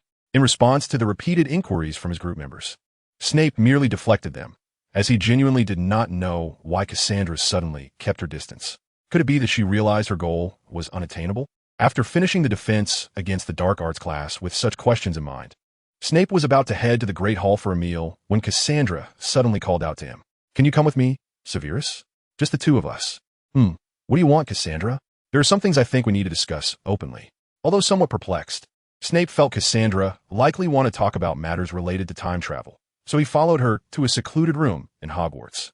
Once there, Cassandra took a deep breath and said to Snape, This place is fine, but before we start, I need to ask you to cast the Muffliato charm. After Snape cast the charm as requested, he crossed his arms and looked at Cassandra, curious about what she was about to say. I know you've always been curious about the abilities of my eyes, Severus. In fact, even now, I haven't fully grasped their powers. However, besides allowing me to see further and clearer, they also enable me to share visions with the body that holds my unique magic. Before Cassandra could finish, she suddenly felt a chill all over her body, and then she sensed Snape's shadow had enveloped her entirely, constricting her like a snake. So you shared vision on me, huh? And you saw what I was doing. You were playing with fire, woman. The coldness in Snape's gaze was something Cassandra had never encountered before. It was clear this matter had crossed his bottom line. If she mishandled the situation here, she would undoubtedly face dire consequences. Cold sweat broke out all over Cassandra, and after closing her eyes and taking a deep breath, she continued speaking to Snape. I admit I saw your secret, but I haven't told anyone else. You can use legilimency to verify whether I'm telling the truth. Don't worry. I won't use such advanced techniques as a clemency. The shadow of Snape still entangled Cassandra, like the noose of a gallows, with just a slight pull. Snape could take the girl's life. However, Snape did not act, for the reason Cassandra had gambled her life on was that Snape was not a madman. The distinction between a normal person and a madman is not good versus evil, but whether one is bound by rules. Normal people, regardless of whether they pursue good or evil, are more or less constrained by rules in their actions, while madmen are not. Whether they do good or evil is merely based on a fleeting thought in their minds. For Snape personally, Cassandra's act of planting magic on him while he was distracted was enough to infuriate him, let alone the fact that she had discovered his secret. It could be said that Cassandra's actions undoubtedly led her to the path of death. However, from the perspective of this society or world, while Cassandra's behavior was inappropriate, it did not constitute a capital offense. If he killed her here, he would undoubtedly cross a social red line, which would add many obstacles to his ideals. So what if I confirmed your words with legilimency? Does that mean I can't kill you, Miss Black? Snape said, tightening his shadow's grip around Cassandra's neck. Or do you think that the power of the Black surname can protect you no matter what? How could that be? I never held such a delusion. I said before that I came here today to be completely open, feeling the tight grip around her neck and sensing the approach of death. Cassandra desperately suppressed the urge to cry and continued speaking. Aren't you curious about why I know what will happen in the future, Severus? What does it matter? Aren't you a traveler? You really think so? But unfortunately, that's not the case. After that, Cassandra explained to Snape what kind of existence she was. First of all, Cassandra was not a traveler. At least, she had no memories of any so-called past life. Of course, she was not a reincarnated either, because there was no record of Cassandra existing in that book. As for whether she died young or was absorbed by her brother Sirius in the womb, that was unknown. That book? A book sleeping in the Black family's underground library, telling the story of an ordinary wizard forced by fate to become a hero. The title is Harry Potter. Familiar? Snape was certainly familiar. One could say this world was based on that novel. However, He had not expected that Cassandra was neither a traveler nor a reincarnator, but a native who accidentally obtained knowledge of the plot from the novel. And what about your abilities? Can only travelers have special powers? My abilities are innate, not awakened after coming into contact with that book. Cassandra casually pointed to her eyes, and under legitimacy, Snape knew Cassandra was not lying. Moreover, she had no reason to lie to him in this situation, as lies would not benefit her, but rather lead to her death. Furthermore, Cassandra's words could answer many of Snape's questions, such as her seemingly feigned maturity and why her strength as a seer was so weak. Without the blessing of a past life as soul, Cassandra's soul strength was only at the level of a child, so it was impossible for her to learn magic in advance like Snape. I think I understand.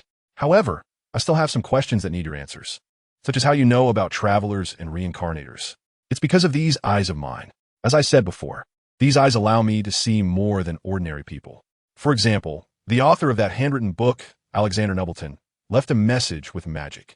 He said that in this world, besides travelers like him, there are also some so-called reincarnators. I see. It seems that the book Cassandra obtained was left behind by someone who traveled before her. Although it's unclear what his purpose was in leaving the book, since it is a relic of another traveler, Snape had no reason not to be interested. So, Miss Cassandra, may I take a look at that book? Sure, but you'll have to wait until the Christmas holiday. At that time, I will invite you to my home for Christmas, and I will give you the book then. Clever girl.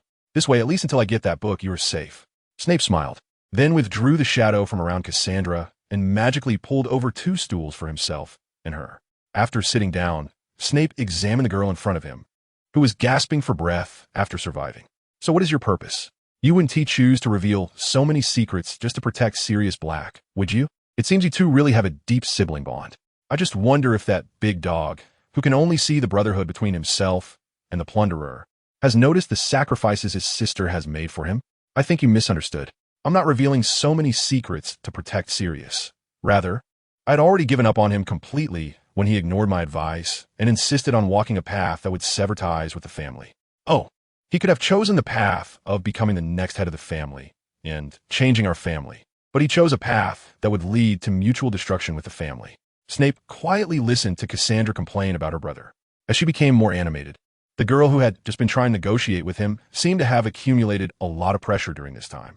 From these complaints, Snape also learned that after discovering the plot from the book left by that traveler named Alexander, Cassandra had spent nearly 10 years trying to change her brother, wanting Sirius to understand that as the next head of the family, he could completely reshape the Black family into what he envisioned after becoming the head. But in the end, Sirius stubbornly chose to resist the family, longing to escape from it. The Sorting Hat's words during the sorting ceremony turned Cassandra's nearly 10 years of effort into nothing, and she still had to force a smile and tell Sirius that she respected his choice. At the right moment, Snape handed a handkerchief to the sobbing Cassandra. After thinking for a while, he decided to reciprocate by revealing one of his secrets to her, shifting the focus while avoiding unnecessary trouble caused by Cassandra's red eyes when they left. All right, Cassandra, be strong. You're a Black family girl. Since you said that you came here for complete openness, let me tell you one of my secrets. Just like your situation is neither this nor that. My situation is both this and that. What?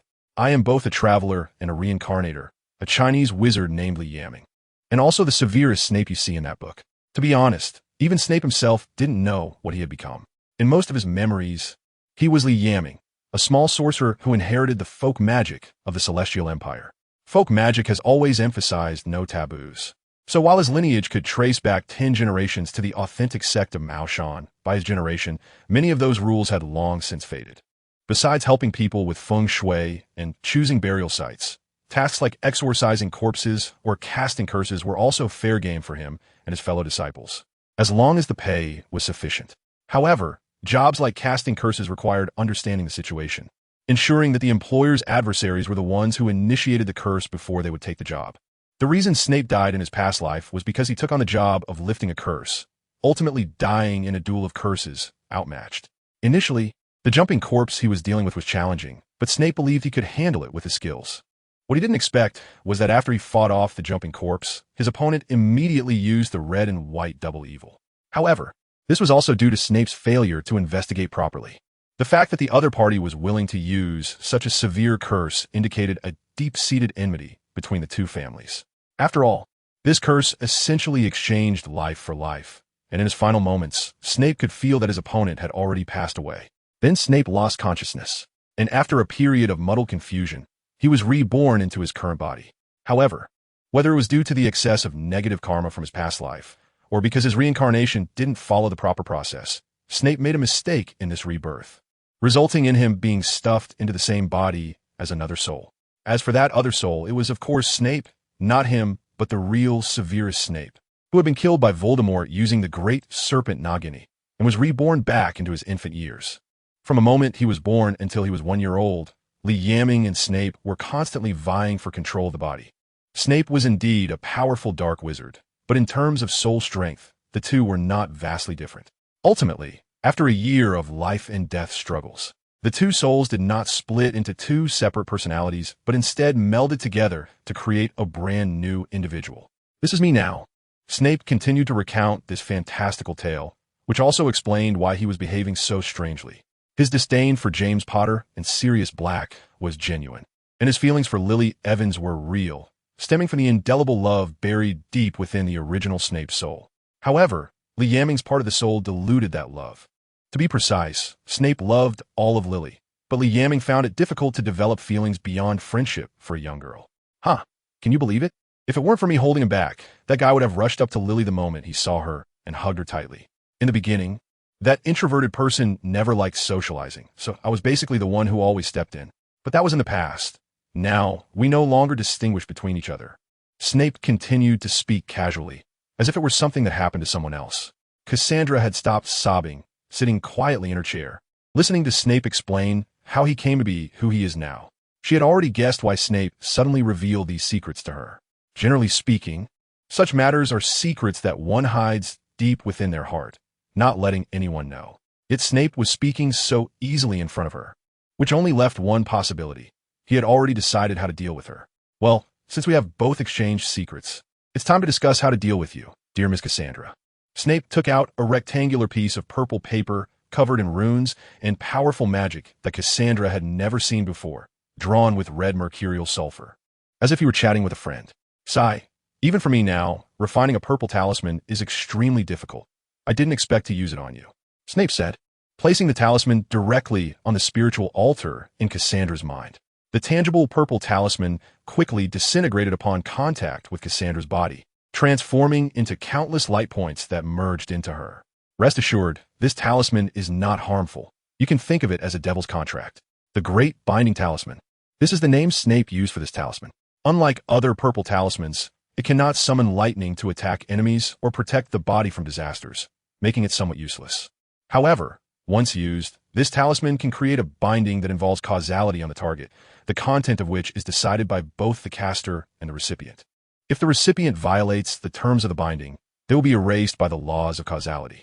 Of course, while the content of the binding is decided by both parties, when using such a purple talisman, the caster generally stands in an absolute position of advantage. So, usually, the content is determined by the caster. Well then, let us properly discuss what we should write in the contract between you and me. Snape didn't intend to write anything that would make Cassandra a servant. He had no such wicked interest.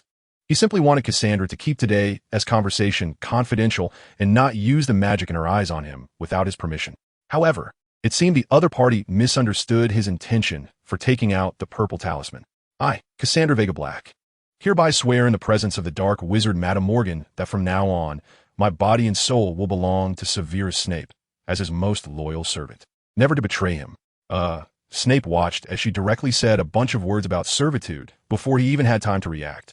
And it turned out that those words spoken in English were indeed recorded as the binding content of the talisman. It seems this spell even has automatic translation. Looking at the already recorded and unchangeable binding content, Snape blinked at this self-satisfied girl, then saw the light of the binding flash in her eyes, visible only to him, and could only shake his head. I really don't know what to say anymore, but since this is your own choice, I can only express my respect. However, before that, Miss Cassandra, I must clarify that I do not intend to make you my servant. I know, or rather, this is exactly what I hoped for. For some reason, Snape felt that when he said he didn't want to enslave her, Cassandra didn't show any emotions like surprise, regret, or annoyance. Instead, there was a kind of joy as if becoming Snape's servant through the contract was her true goal. Indeed, this is a very powerful contract magic. even surpassing the level of a soul contract. I can feel the breath of fate on it. Even knowing the principle, it cannot be undone because even just having the thought of wanting to break it would result in death from this magic. After observing the magic engraved on her soul and confirming that it was an unbreakable contract, Cassandra stood up from her seat, grasped her robe with both hands, and performed a curtsy to Snape. Then, as stated in the contract, from now on, my body and soul will belong to you, my Lord Severus. Snape did not expect that.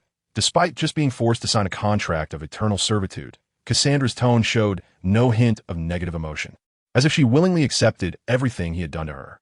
Oh dear, please do not show such an expression. It should not be seen on a future Dark Lord worthy of the Black family's allegiance. Cassandra walked gracefully to Snape, gently smoothing the look of confusion on his face with her hand, then revealing a seductive expression that was not fitting for her age. Rest assured, as your loyal servant whose body and soul will belong to you, I will naturally take on the responsibility of answering your doubts. In fact, Snape did not need an answer. He already had a rough idea of what Cassandra was thinking, because her gaze reminded him of someone, specifically Cassandra's cousin, Bellatrix. Yes. Now Cassandra looked at him with the same eyes that Bellatrix had when she looked at Voldemort. Damn it. He had forgotten that this girl, like Bellatrix, also had the blood of the Black family. Was your ultimate goal always this, to lure me into signing a contract and become my follower? Was everything you previously displayed just an act? In response to Snape's questioning, Cassandra shook her finger, denying his guess. Not entirely. As I mentioned before, my only purpose has always been to protect the Black family, to prevent it from facing the same fate as that in the book. To that end, I have indeed made many attempts, such as continuously guiding my brother Sirius, helping him understand that he should not oppose the family, but use his position as the eldest son to change it. When she brought this up again, Cassandra no longer exhibited the earlier helplessness of a little girl.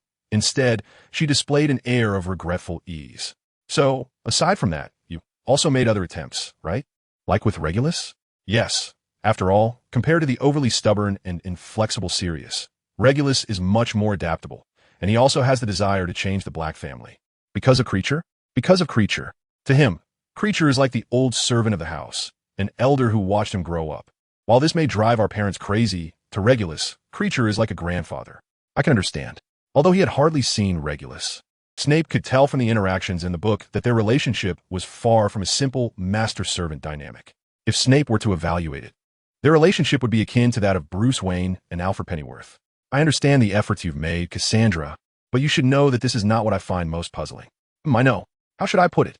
Protecting the family has always been my original intention, and I have made many efforts for that, but relying solely on these efforts is far from enough to change the fate of the Black family. Fortunately, I met you, the fusion of the time traveler and the reborn, the exceptional among the exceptional, a Dark Lord powerful enough to reach the forces of destiny.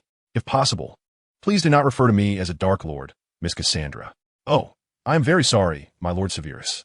After that, Cassandra continued to confide in Snape about her inner journey. During that initial encounter on Christmas, Cassandra noticed Snape using an aging potion and began to suspect that he was the time traveler mentioned in the author's notes of that book. At that moment, the idea of collaborating with Snape formed in her mind. In their second meeting at Ollivander's wand shop, when she learned that the time traveler was actually Severus, who had a fierce rivalry with Sirius in the book, Cassandra began to weigh her options. Should she choose Sirius or Severus? After all, Sirius had not yet come to Hogwarts at that time, and she naively thought that after all her years of guidance, he would no longer choose Gryffindor. If he could so easily change his mind because of others, he would not be Sirius Black. Indeed, he had been behaving quite well before, to the point where she had become somewhat careless.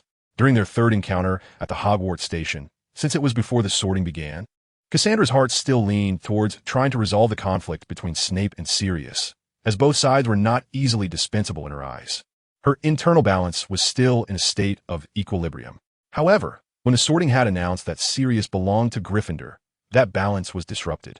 Cassandra realized that her nearly 10 years of effort had not changed Sirius, and after he joined Gryffindor, it would be even more impossible. So, she decided to give up on Sirius. Nevertheless, he was still her brother, and, subjectively, she did not wish for him to die. Moreover, if he were to die at Severus's hands, it would surely bring endless trouble to the Black family, and she would lose a good collaborator. After all, he was your brother. Can you really be so heartless? Although blood relations cannot be severed, He disregarded her years of effort and acted as if he was the biggest victim in the family, leaving even her disheartened. Then came last night and now. After witnessing Snape's true strength, Cassandra felt a mix of fear regarding the potential disaster Sirius could bring to the Black family and a sense of admiration and infatuation towards Snape's formidable power. So, she thought a lot last night and realized that continuing with the original plan to make you the collaborator seemed inappropriate, given your immense power, Lord Severus. Therefore, when you presented that contract, do you know how delighted my heart was? Looking at the fleeting fervor in Cassandra's eyes, Snape's intuition told him that he seemed to have entangled himself with a rather tricky woman. In Snape's view, Cassandra is undoubtedly a person with typical Black family arrogance. But compared to the arrogance possessed by other members of the Black family, Cassandra's arrogance is clearly more complex. It contains pride from being a member of the Sacred 28, pride in being a seer, and of course, Cassandra's own excellent magical talents also contribute to her sense of superiority. The most important factor, however, is Cassandra's innate magical eyes. These factors combined create a pride that makes Cassandra much more difficult to deal with than other members of the Black family. For those unfamiliar with her, she appears to be a somewhat arrogant, pure-blood young lady, which is also the impression others, including her parents, have of Cassandra. However, for someone like Snape, who understands her deeply, it becomes clear that Cassandra has never regarded others, not even her family, as her equals. She sees herself as a unique individual, and in her eyes, only individuals who are also unique can be considered her equals, such as Snape. Therefore, after their first encounter, Cassandra recklessly tests him, just to establish a connection with him, the only other special individual she recognizes as a potential partner. But if it were only that, Cassandra would merely be a difficult child for Snape to handle. Setting aside the deeply ingrained Black family pride, Snape would actually be quite willing to interact with her. However, what bothers Snape the most is that he has shattered Cassandra's pride. After realizing that Snape possesses power comparable to that of Voldemort and Dumbledore at the same age as her, Cassandra's pride is indeed broken, as Snape is not only a similarly unique individual, but also has strength that she cannot reach. Generally speaking, for someone with such extreme pride, when their pride is shattered, two situations usually arise. Psychologically fragile individuals may become despondent, while those with mental resilience will view the person who shattered their pride as a target to compete with. Cassandra, however, chose a completely different path. She chose to submit to the one who shattered her pride, namely herself. Snape does not know whether her choice stems from a worship of powerful forces like her cousin Bellatrix or is truly a sacrifice for her family. But in any case, after the binding spell is inscribed on Cassandra's soul, neither she nor Snape can turn back. So, do you really think the decision you made is correct, Miss Cassandra? Yes, I am absolutely certain, Master Severus. The moment you inscribed that binding spell into my soul was the happiest moment of my 11-year life. Cassandra covered her cheeks with her hands, her slightly tilted head displaying an expression of intoxication, causing Snape to shiver involuntarily. It seems that the aftereffects of breaking Cassandra's pride are indeed considerable, but this also indicates that she was never quite mentally normal to begin with. But that's fine. Although it turned out differently than expected, under the effect of the binding, Cassandra has found her first partner in school whom she can trust unreservedly. All right, since that's the case, then I won't linger. We should leave. Cassandra, staying here too long will attract unnecessary attention. Yes, Master Severus. Drop the master. This is school. Yes, Severus. With that, Snape led Cassandra out of the empty classroom. Afterwards, Snape granted Cassandra access to his hideout in the Forbidden Forest and introduced her to his house elf, Creature, and his mentor. However, when Cassandra learned that Snape was actually a disciple of the dark wizard Grindelwald, she reacted with unusual calmness, as if it were a matter of course. What puzzled Cassandra, though, was that she had expected this legendary dark wizard to resemble a sinister and terrifying old man. Yet the elder before her exuded an unusually kind presence. Moreover, Cassandra felt that the aura emitted by Grindelwald was very similar to that of Hogwarts headmaster Dumbledore. It's a pleasure to meet you, the great Gellert Grindelwald. I am also pleased to meet you, young witch of the Black family. After that, Cassandra officially integrated into Snape's small group, and Snape's friends were very surprised, including Diego, who had the closest relationship with Snape. To be honest, Diego also didn't know what happened after Cassandra called Snape away after that potions class. However, after the two returned, Diego could clearly feel that Snape's attitude towards Cassandra had changed a lot.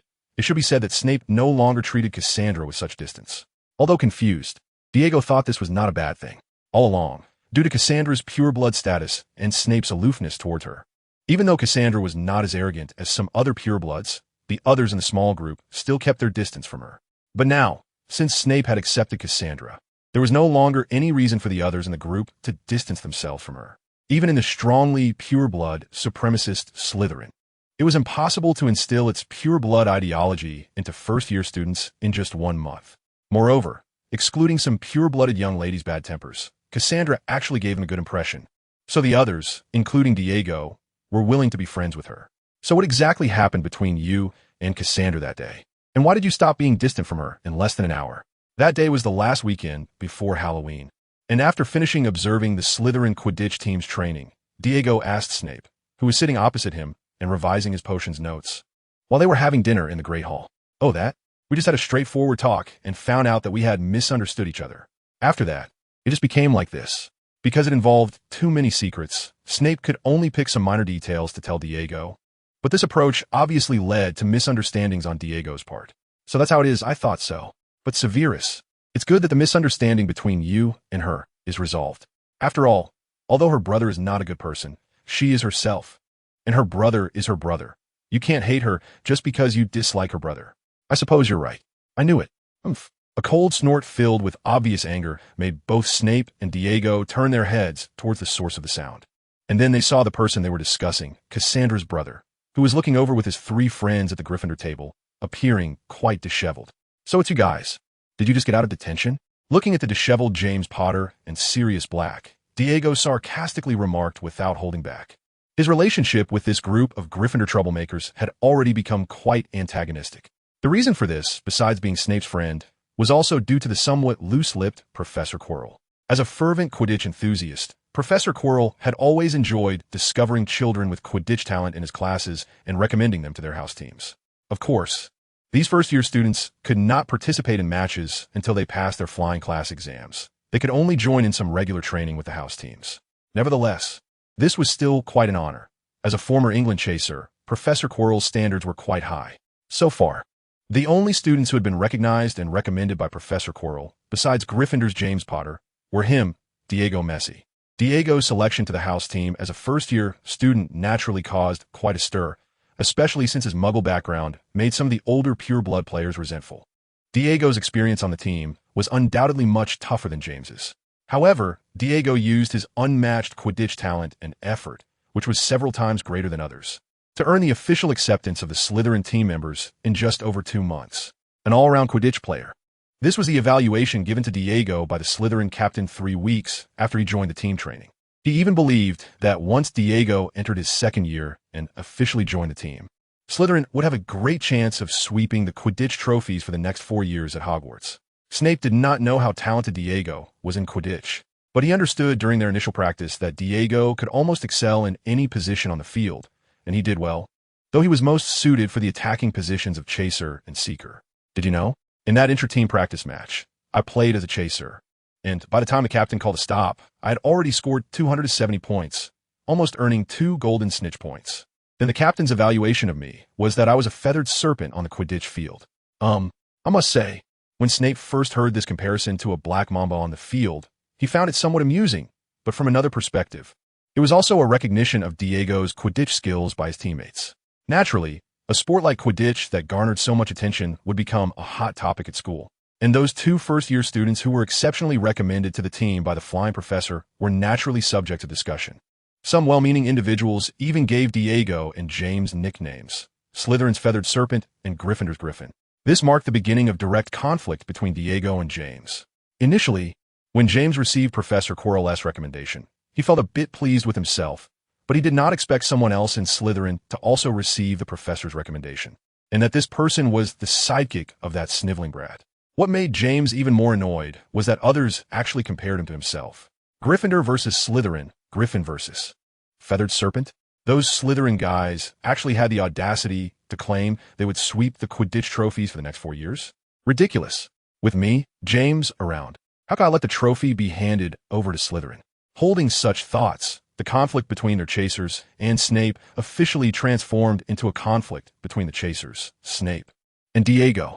However, so far, due to Cassandra, the conflict between both sides had only remained at the verbal stage, and when it came to verbal disputes, the Chasers were not doing well. After all, this group often found themselves caught by the headmaster for their pranks. Oof, are you feeling proud?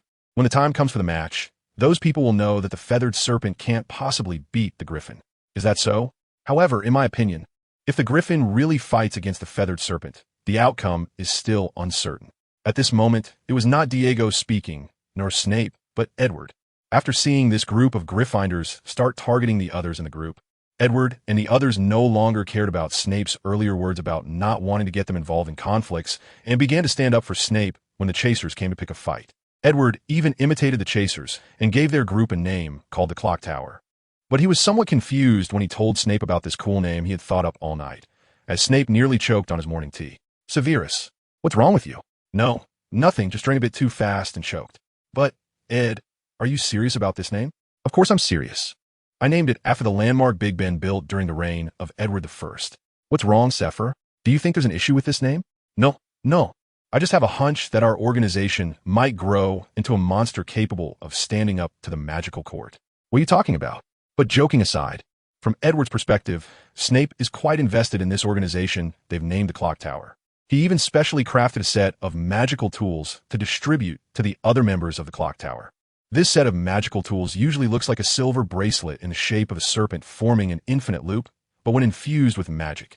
The serpent opens its mouth to release its tail and transforms into a wand that can automatically cast preset spells by the user. Although I'm happy to have such magical tools, don't you think using a few silver sickles as raw materials is a bit too casual? Sepher, when Edward received his bracelet, he felt grateful but couldn't help but feel a bit skeptical. After all, no one knew how reliable the magical item made from sickle was. Since it was unwanted, why not just give it back? Of course we want it. With the organization name and emblem confirmed, Snape's own organization, the Clock Tower, was officially established. Although it was just a startup for now, its future was still uncertain.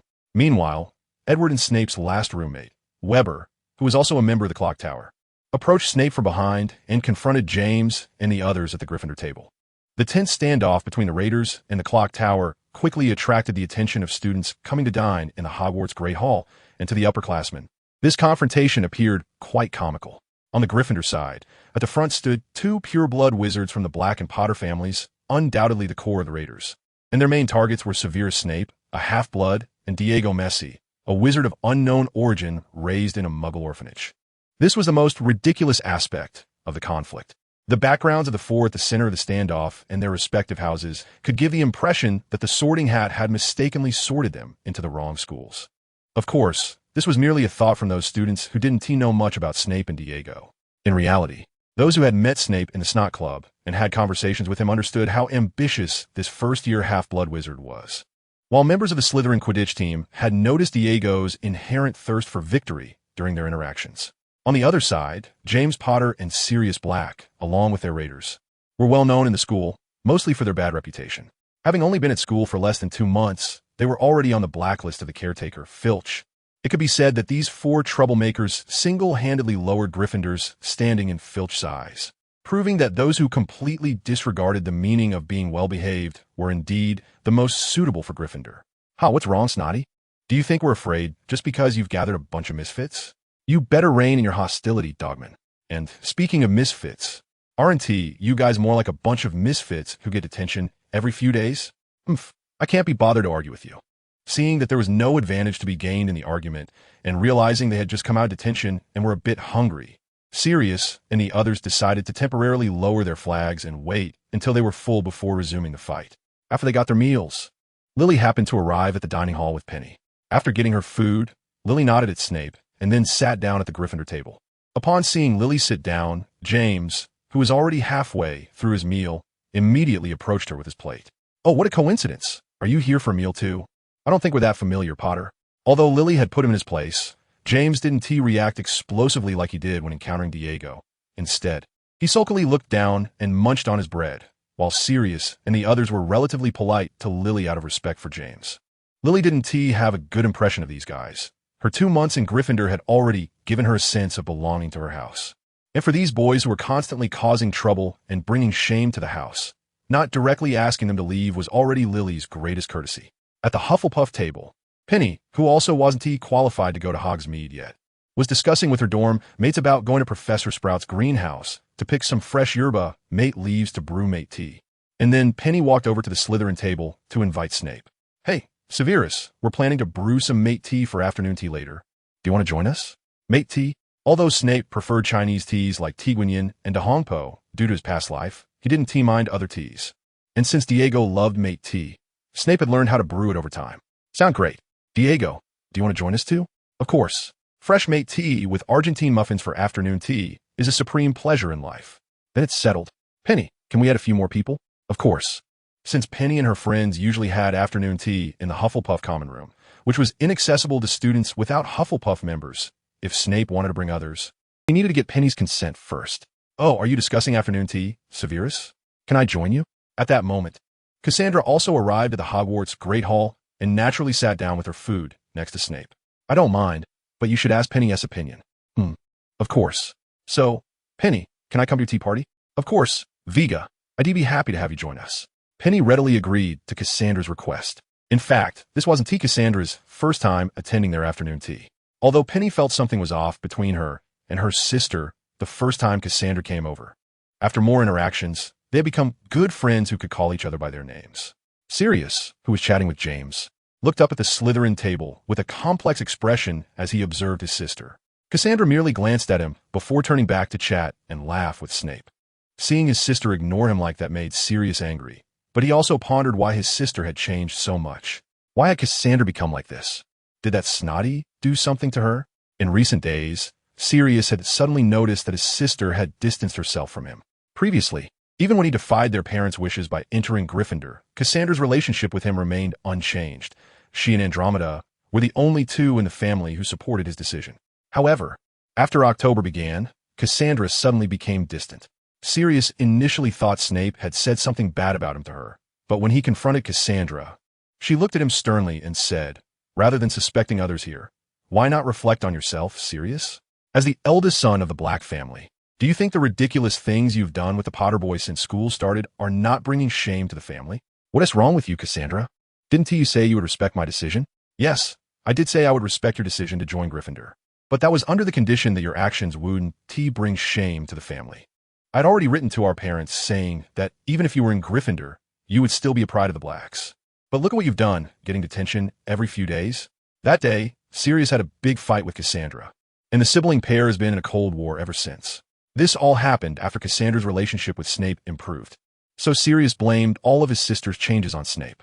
At that moment, Slytherin's head boy Lucius Malfoy was leading Narcissa Black into the dining hall. Snape had heard Cassandra say that they had started dating since last year's Christmas party, and Lucius had even visited her uncle's house, where her uncle and aunt were very pleased with him. If nothing unexpected happened, they would probably get married just like it was written in that book. Snape didn't doubt that the two would get married, but he was unsure whether, given his current relationship with Lucius, they would actually ask him to be the godfather of their child, Draco Malfoy. TSK, can you smell that, Lucius? There's a strong scent of gunpowder in the air. After arriving at the dining hall, Narcissa first glanced around before she started to banter at the Gryffindor long table. If you desire the Slytherin long table so much, Sirius, I'll write to Uncle Orion tomorrow and ask him to transfer you to Slytherin. Don't worry, Hogwarts will still give the Black family this little favor. Who cares? Sirius retorted without hesitation. His relationship with Narcissa had never been good. To him, she was just a flashy, superficial peacock with no opinions of her own, always echoing the Black family's consistent pure-blood ideology. Of course, just as Sirius disliked Narcissa, she also had no fondness for him. To her, her cousin was just a restless troublemaker since childhood, but she never expected Sirius to rebel like this. Not to mention his choice to go to Gryffindor. In less than a year, he had already tarnished the Black family's reputation with his dubious friends. Not to mention, her father had previously written to inform them that many families who were part of the Pure-Blood 28, like the Blacks, were questioning whether her cousin was qualified to become the next head of the family. Because of this, Narcissa and Bellatrix frequently sought out Sirius with Cassandra during breaks. It could be said that aside from Andromeda, all the members of the Black family currently studying at Hogwarts had advised Sirius, and they had even given up on trying to get him to Slytherin. They only hoped he would pay a little attention to the family's reputation. In the end, however, Sirius still did as he pleased. After learning that he had a big fight with Cassandra, Narcissa's already limited patience was finally worn thin by Sirius. She ultimately chose to ignore his existence completely, just like Cassandra, thinking that if he really needed to be dealt with, it should be left to their fathers and uncles. They, as juniors, should not overstep their bounds. Oh, I see. Then I won't disturb you while you eat, Sirius. As Lucius approached the Slytherin long table, he greeted Snape amicably, and Narcissa smiled and nodded slightly at him. For someone as proud as Narcissa, this was the greatest goodwill she could extend to a non-pure blood. In fact, Narcissa learned about the situation between Cassandra and Snape from Lucius. Their family had been in a tizzy over Sirius's issues at the time, and by the time they remembered this matter, Cassandra and Snape were already inseparable. Generally, as a member of the Black family, Narcissa did not think highly of half-bloods and muggle-born wizards. However, Snape was a student who received an invitation from Professor Slughorn's club in his first year, and her fiancé Lucius held Snape in high regard, so Narcissa had a pretty good impression of him. After several encounters, Narcissa also agreed with Lucius's assessment of Snape as a natural Slytherin. Although he is indeed outstanding, just this alone makes it hard for him to pass Uncle Orion's test. For Uncle, being non-pure blood is undoubtedly fatal. However, who knows, with a troublesome son like Sirius around, any significant flaws in the son-in-law can be overlooked, she thought. Moreover, apart from his half-blood status, Snape met all the other criteria for a suitor as per the Black family standards. Even if Uncle still disagreed with their relationship in the end, he would definitely be willing to let the younger generation befriend Snape.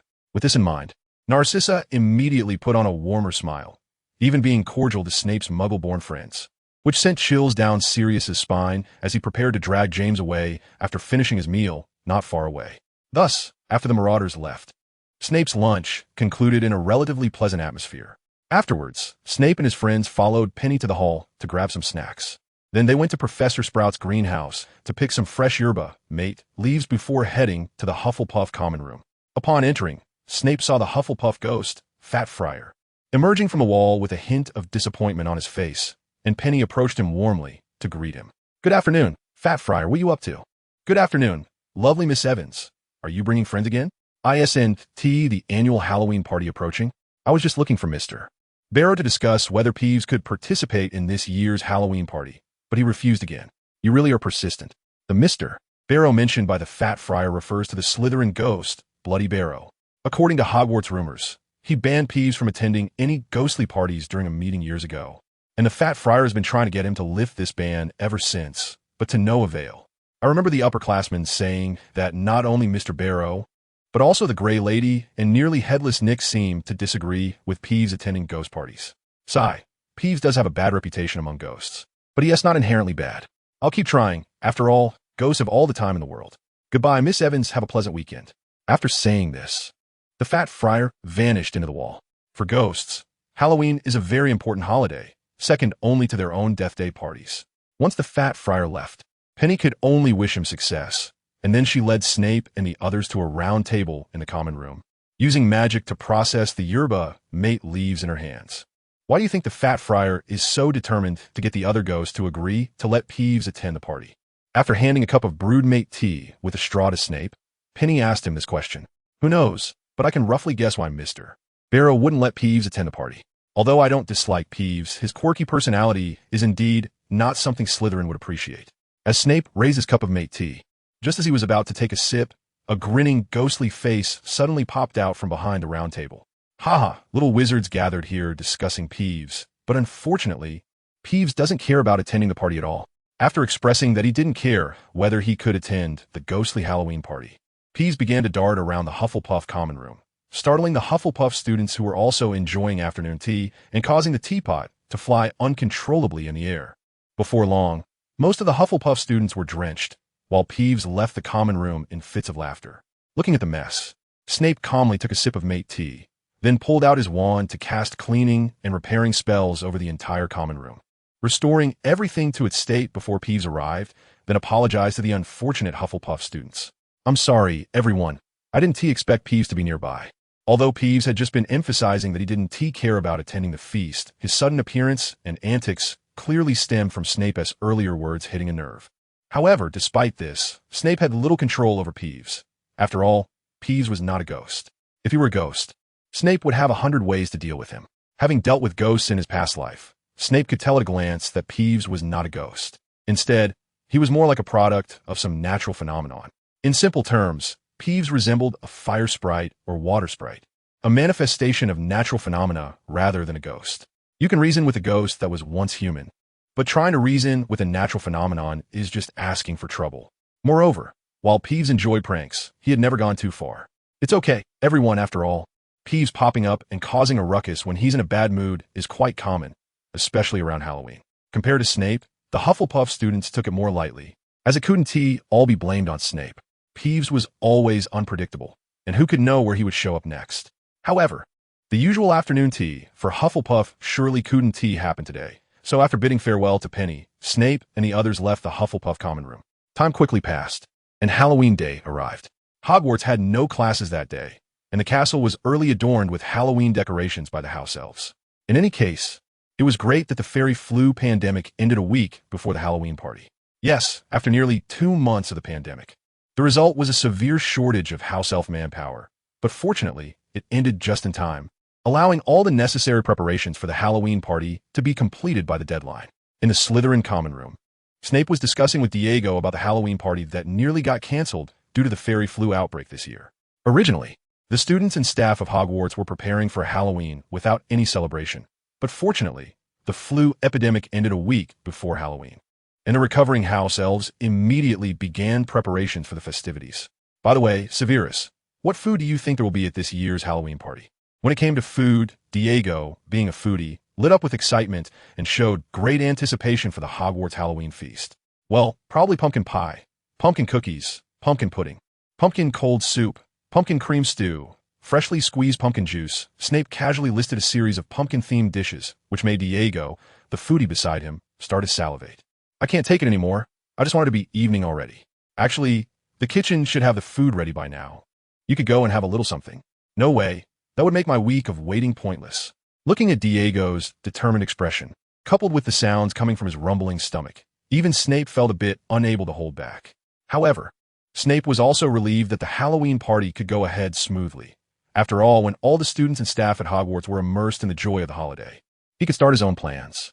By evening, the impatient Diego immediately dragged Snape, Edward, and Webber to the Hogwarts Great Hall where the pumpkin lanterns had already been lit, creating a strong Halloween atmosphere. It's so nice. When I spent Halloween in the orphanage, it was just a bunch of us older kids dressing up with bed sheets and cardboard boxes to go trick-or-treating, and we couldn't eat all the candy we got. We had to leave a big part in the nun's candy jar. While munching on the Halloween pumpkin cookies on the table, Diego shared his past Halloween experiences with his friends. After Diego started, Snape and the others began to share how they used to spend Halloween as well. Edward and Webber's Halloween experiences were pretty much similar to Diego's. They would dress up and go out for candy. However, Edward mentioned that his father would add some prank magic candies to the candy jar every year, causing the baby teeth of the children who ate them to fall out the next day. Webber, on the other hand, complained about his tragic Halloween experiences, as he would always have his candy confiscated by his father, who was a dentist, due to his very strict candy-eating rules, allowing only 2 milk candies a day, with other candies counted separately. As for Snape, although he used to be dragged by Hunter and Lily to go trick-or-treating, most of the candy he collected was magically decomposed and used as potion ingredients, which made the others silently give Snape a thumbs up. Sorry everyone, but I might need to step out for a bit. I need to check on the potion I brewed in the potions classroom. I'll be back in about an hour. Oh, I see. Then be quick, Severus. Although the three were somewhat dissatisfied with Snape's behavior of brewing potions on holiday, they still let him leave without any fuss. After Snape left the Great Hall, he saw a figure carrying something heading towards the Hogwarts headmaster's office. Oh, it seems like the timing is just right, Snape said as he cast an invisibility charm on himself and followed Filch into the headmaster's office. Upon entering, Snape saw Filch placing his cat in its bed, then picking up a nearby book about teaching quick spellcasting and flipping through it, occasionally picking up a corresponding children want to practice spells. At that moment, the cat, which had been napping in its bed, suddenly stood up, its fur bristling, arching its back and lowly growling at an empty corner. What's wrong, Mrs. Norris? Just as Filch put down the book to check on his precious cat, laughter suddenly echoed in the headmaster's office, which should have only had him and Mrs. Norris, followed by a flash of white light as a Slytherin student appeared out of nowhere in front of him. Haha, it seems animals are indeed much more sensitive than humans. Good evening, dear Argus Filch. Please forgive my uninvited arrival, but may I ask why you, as the headmaster of Hogwarts, Are reading such a book meant for children? The moment he saw Snape, Filch didn't think about how to punish this audacious student, but rather hurriedly hid the quick spell he had in his hand into his drawer, even though the other party had already seen it. "What's wrong, Mr. Filch?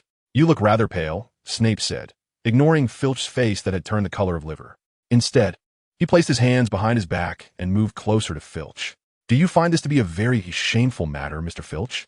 Snape's relentless questioning made Filch, already flustered, break out in a cold sweat. He had a premonition that this Slytherin student had already guessed the secret he had been carefully hiding. It's quite strange, isn't it? While not all wizards excel in their spell classes during school, and needing to take private lessons as adults is understandable, even so, it's quite exaggerated for you to use this book to learn a spell like levitation. After all, it's forgivable for a wizard to forget other spells. But forgetting the levitation charm is simply inconceivable. Get out of here quickly. In less than a minute, Filch's mental defenses had been completely breached, and he shouted hoarsely at Snape. If Snape hadn't previously cast a silencing charm here, Filch's voice would surely have attracted a lot of unnecessary attention. However, it must be said that the fact that he was a squib was something Filch desperately did not want others to know. He even forgot to punish himself, and just wanted to get away quickly. Please forgive me, Mr. Filch, I had no intention of offending you. But seeing you like this has led me to a guess that might sound a bit offensive. If I'm wrong, please don't mind, Mr. Filch. No, stop, don't say it. Don't say it. Mr. Filch, you are actually a squib, right? He said it without any mercy. Filch slumped in his chair, staring at Snape with a gaze mixed with deep hatred and despair, while Snape, seeing Filch like this, felt neither fear nor shame. Instead, he smiled even more brightly, as if his guess had been confirmed. It seems I guessed correctly. I really didn't expect the current headmaster of Hogwarts to be a squib. I wonder how many people in the school know about this. After all, even now, in the eyes of many wizards, squibs are still a highly discriminated group. If too many people found out that Hogwarts actually employed a squib as its headmaster, it would certainly cause an uproar.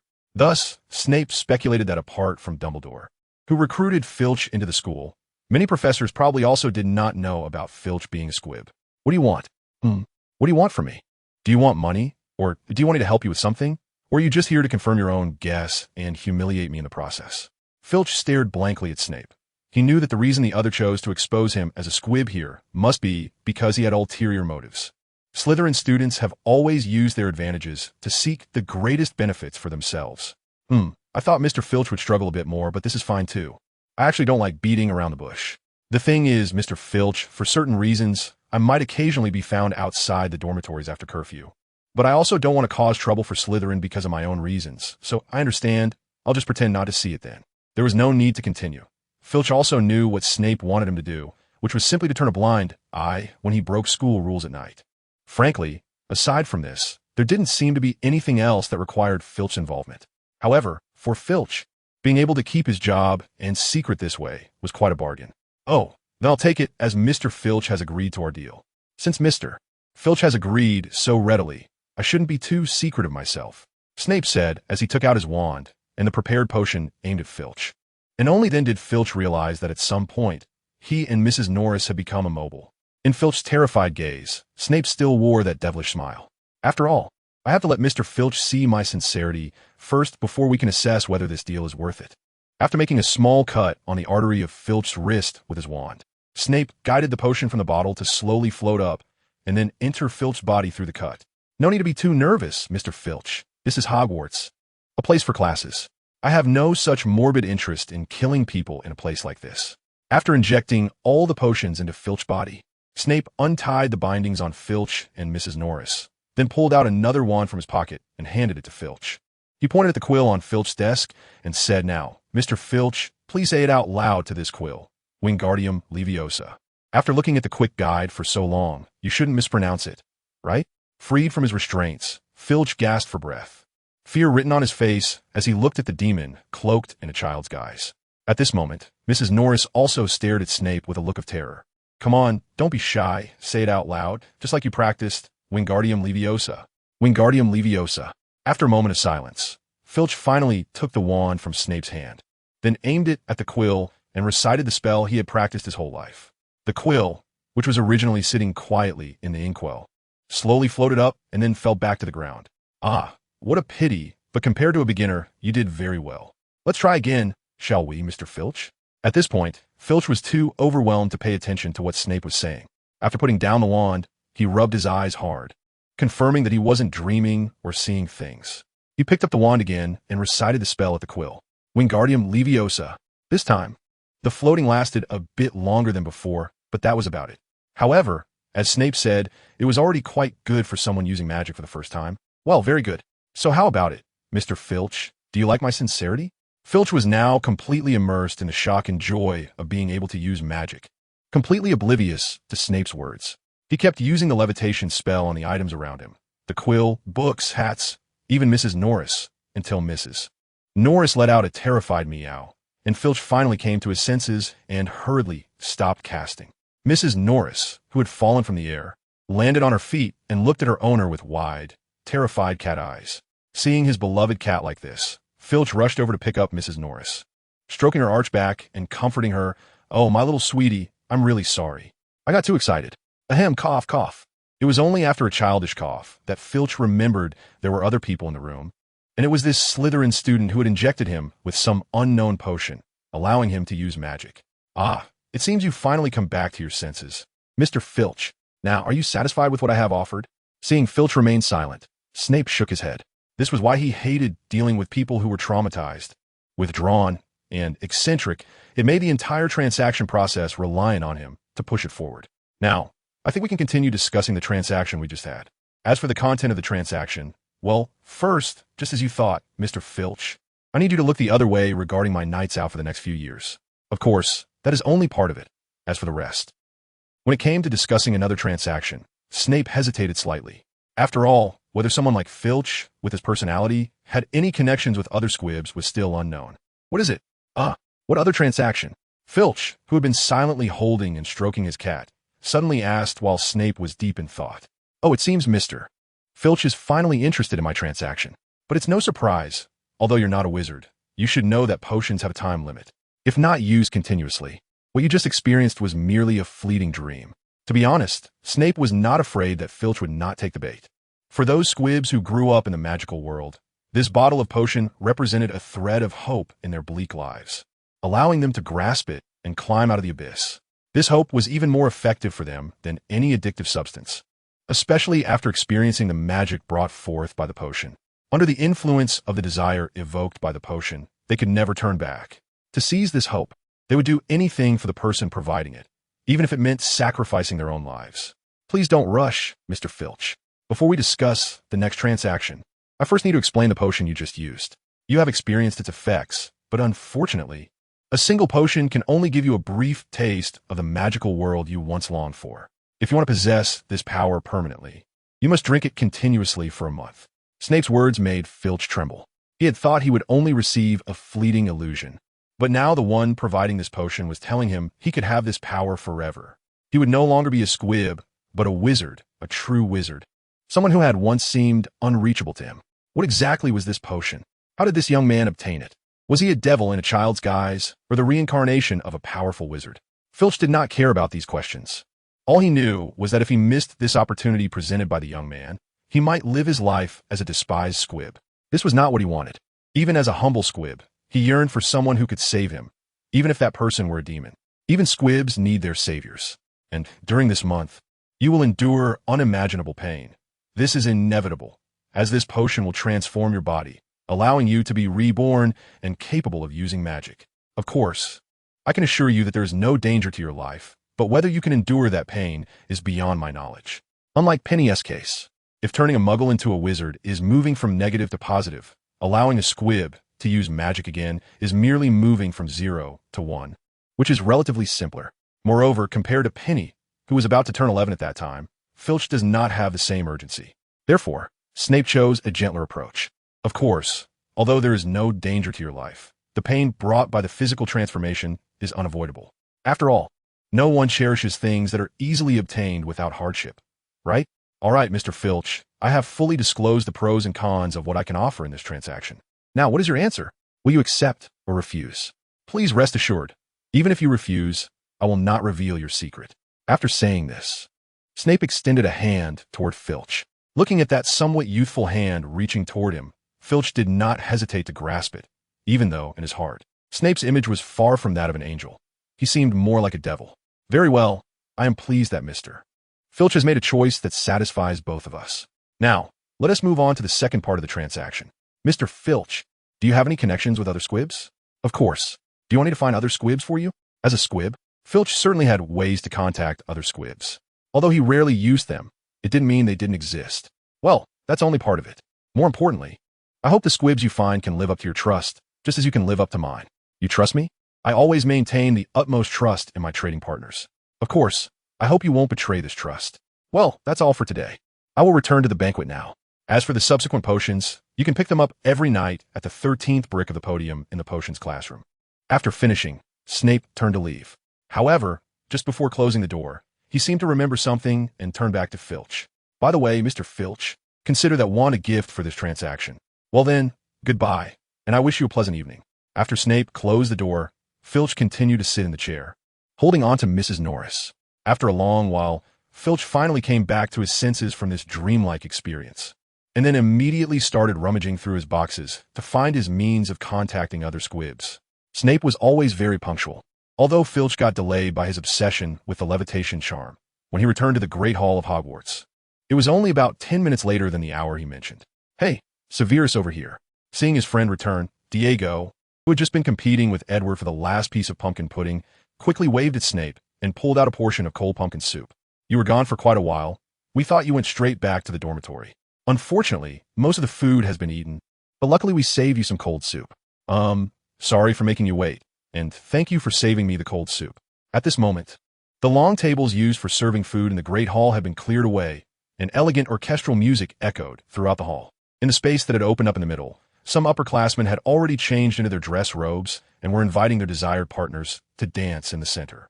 The focus of this Halloween ball was none other than Lucius Malfoy and Narcissa Black. Although pure blood did not equate to nobility in the wizarding world, both of them clearly had received excellent dance training. Whether it was Lucius's male steps or Narcissa's female steps, both were impeccable. Coupled with their already good looks, it was easy for them to become the center of attention at the ball. Hey Severus, do you want to go up and give it a try? Although the professors said only upperclassmen can dance, we could sneak up and give it a shot, just as practice for the future. I'm indifferent. But what about your dance partner? Oh, I forgot. But it's too late to find one now. How about just the two of us go up and dance a bit? Sure, but let's be clear. You'll take the female steps once we get up there.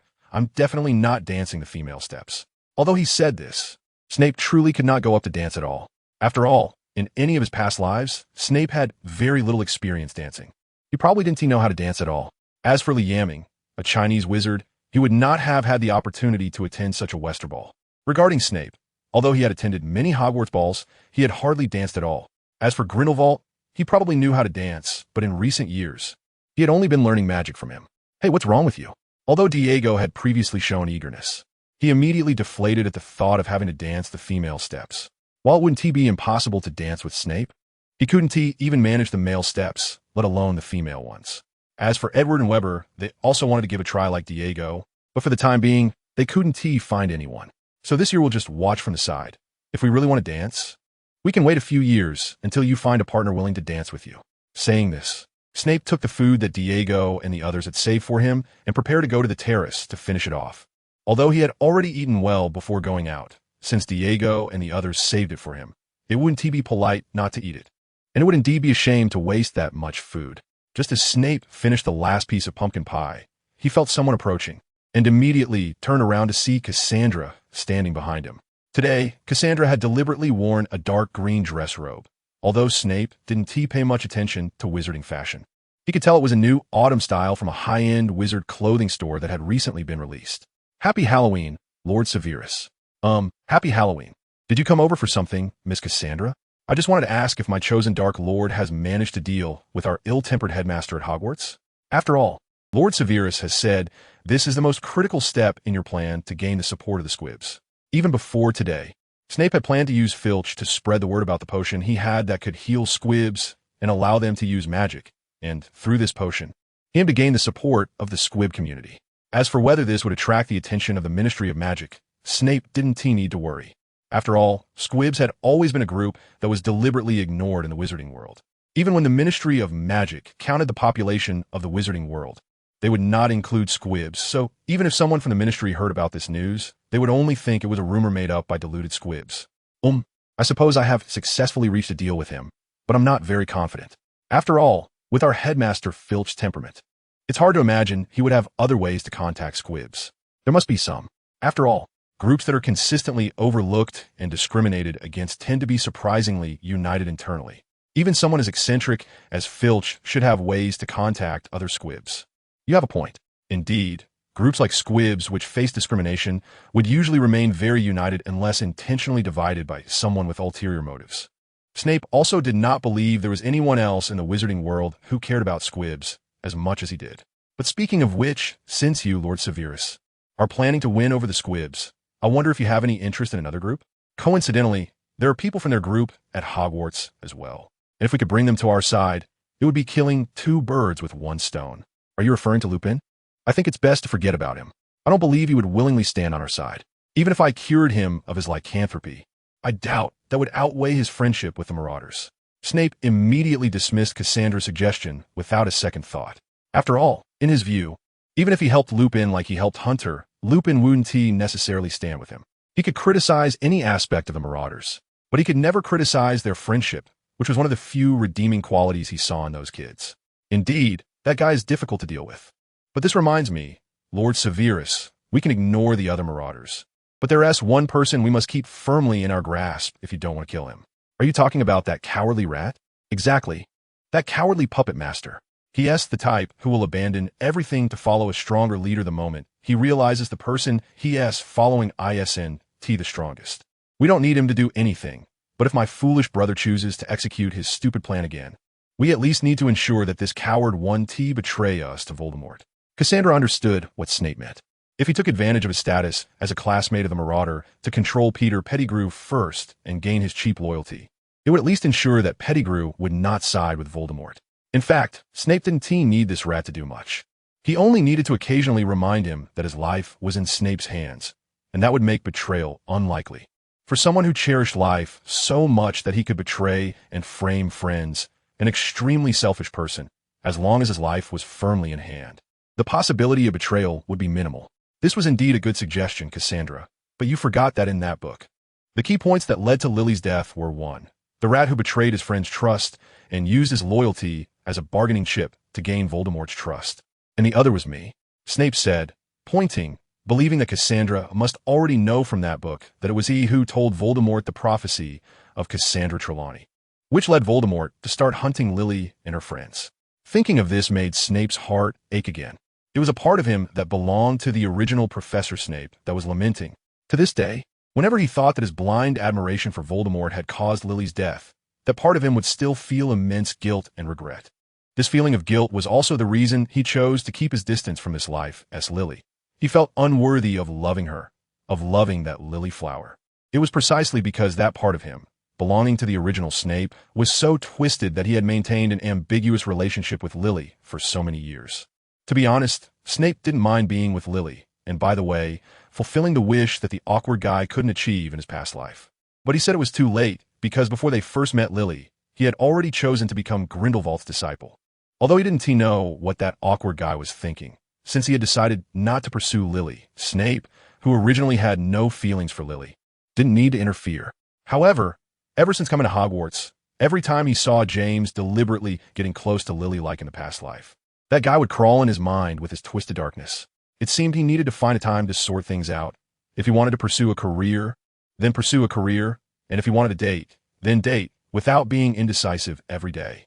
However, one thing they could agree on was that neither of them wanted the loyalty of that disgusting fat rat. With this thought in mind, Snape then put on his usual smile and said to Cassandra, "So you don't think that if I am missing, Voldemort wouldn't know about the prophecy, and Lily wouldn't die? If that is the case, then what reason do I have to gain that rat's cheap loyalty? After all, whether he betrays or not, Lily has already escaped death." Although Snape said this with great certainty, after meeting Cassandra's calm gaze, he suddenly felt less confident. "I certainly understand, Master Severus. Indeed, you could never willingly serve as another Dark Lord's hound like in that book. At least from my perspective, your fate line has changed significantly since the day you were born." After signing the master-servant contract, Cassandra told Snape all the abilities her eyes possessed without reservation. As she had mentioned, her eyes could see many things, what others could see, distant things, the insides of objects, and of course, the most important, the future. In simple terms, the abilities Cassandra had developed included shared vision, clairvoyance, X-ray vision, and most importantly, foresight. This foresight was also the reason why the Blacks named her Cassandra, after the Trojan priestess. When I heard about it before, I wondered if your parents naming you this would be inauspicious. If it were me, I would have named you Gulweg. Isn't that even more inauspicious? But if you, Lord Severus, want to be Loki, I wouldn't mind, Cassandra said, putting her hands behind her back, leaning forward to shorten the distance between her face and Snape's to about a palm's breadth. After all, if it's your heart that Lord Severus eats, I would welcome it. Noticing the seriousness in Cassandra's tone, Snape quickly turned his head away. Forget it. I'm not interested in taking your abilities. Besides, your current abilities are already of use to me. You just said my fate has changed. So that means Lily's fate remains unchanged? Well, it's only a possibility, after all. My foresight can only clearly see events happening in the near future. At most, what's going to happen within a day. Beyond that, I can only see a vague outline. And as for the timing of events, I can only see a thin thread. But I can assure you, Miss Evans's outcome has still not been changed. Of course, the process has definitely changed. As Cassandra said this, she felt Snape's hands on her shoulders, and the calmness in his eyes was replaced by unmistakable anxiety. After all, for Snape, whether or not he was with Lily didn't matter much. But even if Lily didn't have that kind of relationship with him, she was definitely his friend. So he would never let Lily die at Voldemort's hands. Otherwise, the crossing of Lee Yamming and Professor Snape's rebirth would be meaningless. Are you serious? Well, it's okay. Lord Severus, these are just things that have not happened yet. As long as we introduce enough variables into the future now, we can definitely change the future. Feeling the pressure on her shoulders increasing, Cassandra didn't feel uncomfortable. Instead, her body trembled with excitement. I understand what you mean. It seems I was thinking too simply before. Clearly, I had already seen the effects of the convergence of world lines. Penny and Vernon's acquaintance, that big dog entering Gryffindor. While I still thought that as long as I was this variable, I could definitely change the future where Lily dies. It seems that no matter how much I dislike it, I must firmly grasp that groundhog in my hands and add enough variables to the future. However, even so, this matter is not urgent. After all, at least during this time in Hogwarts, that groundhog is safe, and now Snape has more important things to do. As Cassandra and Severus returned to the hall together, the ball was nearing its end. The younger students who couldn't attend had already gone back to their dormitories. At that moment, Cassandra extended her hand to Snape. Since there is still some time before the ball ends, would you like to dance, Professor Snape? It would be an honor. Although he didn't understand the customs of balls very well, Snape knew it was impolite to refuse a lady's invitation. So he took Cassandra's hand and bowed slightly to her. The final dance was a waltz, and as the melodious music played, Snape began to follow the rhythm with his male steps. However, while he managed to keep up with the first 3 steps, his lack of practice soon became evident as the music quickened. To avoid stepping on his partner's feet, Snape missed the beat 3 times. Although it was a minor issue, it was fatal for the dance. Fortunately, Cassandra seemed to have received professional dance training, and upon noticing Snape's awkwardness, she took the initiative to lead, guiding him to keep in time with the music.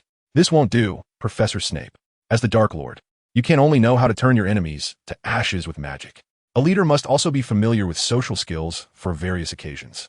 At the very least, your dance steps should be presentable at a ball. I will take note of that and will find time to practice, Snape replied, acknowledging Cassandra's critique, knowing that dancing was indeed a shortcoming of his. However, he found it a bit uncomfortable that Cassandra spoke to him in a tone reminiscent of a subject advising their ruler. You can relax a bit, Cassandra. Although we do have a master-servant contract, we don't necessarily have to interact in that manner. Of course, Professor Snape. After all, I now regard you with the same reverence as I do a deity. Snape ultimately decided to let go of his concerns and allowed Cassandra to lead his steps. When the dance concluded, he noticed that his friends were still there, seemingly waiting for him. Diego and the others were watching him with expressions that clearly said, "We knew it," after he had just finished dancing with Cassandra, while Lily seemed to be looking at him with an indescribable gaze. However, when he turned to look at her, her expression quickly returned to normal, and she smiled, waving at him and Cassandra. It appeared that there were more than just friends remaining, as Snape had felt a piercing gaze fixated on him and Cassandra during the dance, as if someone wanted to swallow them whole. Since earlier, Sirius had been incredulously watching his sister dance with the snotty one. Has she gone mad, dancing so intimately with that snotty one? Over the past few days, Sirius had been looking for an opportunity to talk to Cassandra to ease their tense relationship. But every time he found her, the snotty one was always by her side, leaving Sirius no chance to speak. Watching Sirius, who looked like he was about to grind his teeth to dust, Peter and Remus were preparing to bring James, who had the best relationship with Sirius, to talk to him, but they found that Sirius's attention was now entirely on the girl named Lily. As for brotherhood, what was that? Could it be Eden? With no other choice, they had to muster their courage and approach Sirius, unsure if he would listen. Calm down, Sirius. You can't cause a scene today. You and James have already been grounded too many times in the past few days. Remus is right. You need to calm down, Sirius. Going over now would just harm you more than your enemy. Plus, looking at it from another angle, shouldn't this be a good thing for you? From a certain perspective, having a good relationship with a half-blood means your sister is on the same side as you. Seeing Sirius's expression grow colder, Peter, who was about to say something, immediately shut his mouth, not expecting his advice to backfire. Hey, James, come over and talk to Sirius. Realizing that Sirius was on the verge of losing control, Peter and Remus had to pull James over, who was about to go ask Lily to leave with him. Oh, calm down, Sirius. Just like Remus said, we've indeed gone a bit too far these past few days. Not just you, even my parents sent me a letter scolding me. I think we should lay low for now and leave any trouble with the snotty one for another day. Ultimately, James secretly hoped that Snape and Cassandra's relationship would improve, as selfish as it might seem to Sirius. This way, the snotty one wouldn't have any thoughts about Lily Evans. Fortunately, his persuasion successfully brought Sirius back to his senses, avoiding the tragedy of him getting grounded again right after being released. You're right. Let's go, James. Let's head back and get some sleep. I haven't slept in my own bed for a long time. Oh, all right. As the last wave of fireworks outside the window burst into bloom, this year's Halloween party at Hogwarts finally came to an end. After the headmaster Dumbledore's speech, the teachers began urging the young wizards to return to their dormitories. After saying goodbye to Lily, Snape followed Diego and the others back to the dormitory. Along the way, Diego and the others teased Snape about his awkward dance steps, and Snape simply smiled without saying anything. However, once he lay down on his bed, Snape secretly vowed to practice ballroom dancing seriously from now on, at least enough to impress Cassandra at the next ball. After Halloween, Hogwarts returned to its usual state. If there was anything different, it was that the caretaker Filch's temper had suddenly improved significantly after Halloween. Several times, when students were playing around in front of him, he merely walked past them with a stern face while holding his cat, mumbling something under his breath, instead of dragging them by the collar and putting them in detention as he had done before. Everyone was speculating whether Filch had been possessed by the ghost of a kind-hearted caretaker from previous generations during Halloween, or if someone had cast a soul-taking curse on him. Otherwise, why would he be acting so strangely? In fact, if those students understood a bit of lip-reading, they would know what Filch was mumbling about. Wingardium Leviosa, Lumos, Alohomora, Scourgify, restored to its original state. Filch was quietly practicing the spells from a quick practice book as he slowly made his way to the potions classroom at Hogwarts. It was mealtime, and Professor Slughorn had already gone to eat, leaving the empty potions classroom with only a few cauldrons bubbling away. Filch first looked around to make sure no students had suddenly entered, then quietly waited a moment. Once he confirmed that the mischievous Peeves was not there, he walked to the spot where he had agreed with Snape to find the 13th brick. He pulled out the wand that Snape had given him and tapped the brick, which then revealed a mouth. Filch reached into the mouth and quickly pulled out a vial that looked exactly like the potion Snape had injected him with before. After putting the vial into the inner pocket of his coat, Filch hurriedly left the potions classroom. It was no wonder Filch was being so sneaky. After all, this vial of potion was extremely important to him. He remembered the first time he came to retrieve the potion. He wasted a lot of time because he was unsure how to approach the mouth on the 13th brick, and by the time he finally got the potion, the commotion had already attracted Peeves, who could be considered a disaster for every headmaster. Oh no, old Filch is sneaking around here, talking to a brick with a mouth. Peeves is going to tell everyone about this. When he heard Peeves' voice, Filch felt his heart nearly stop. Fortunately, he quickly turned his eyes and glared at Peeves, saying, Peeves, what's the deal with this wall brick that has a mouth? Did you make it? Huh. Grumpy old Filch is randomly blaming others because he can't find the culprit behind the prank. I think this brick is indeed quite interesting, but it wasn't created by me, so keep fuming over there. I'm leaving. With that, Peeves floated out of the potions classroom, leaving a sweaty and collapsed Filch on the ground, nearly crushing the potion vial labeled for oral use in his hand. Once back in his office, Filch couldn't wait to pour the potion into his mouth. Then he understood why that Slytherin student had deliberately emphasized the word pain during their previous conversation. It was a kind of pain that Filch couldn't describe.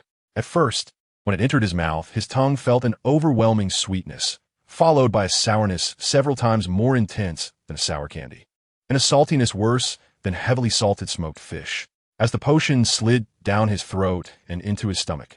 A burning sensation like swallowing a mouthful of super spicy sauce began to spread throughout Filch's digestive system. The pain from this burning made Filch think that Snape had given him a vial of poison. That day, Filch painfully curled up on his bed, clutching his aching stomach with both hands. However, he soon stopped paying attention to the pain in his abdomen, as it began to spread throughout his entire body with the absorption of the potion. What made Filch feel worse was that, under this extreme pain, his consciousness did not become blurred. Instead, it became increasingly clear.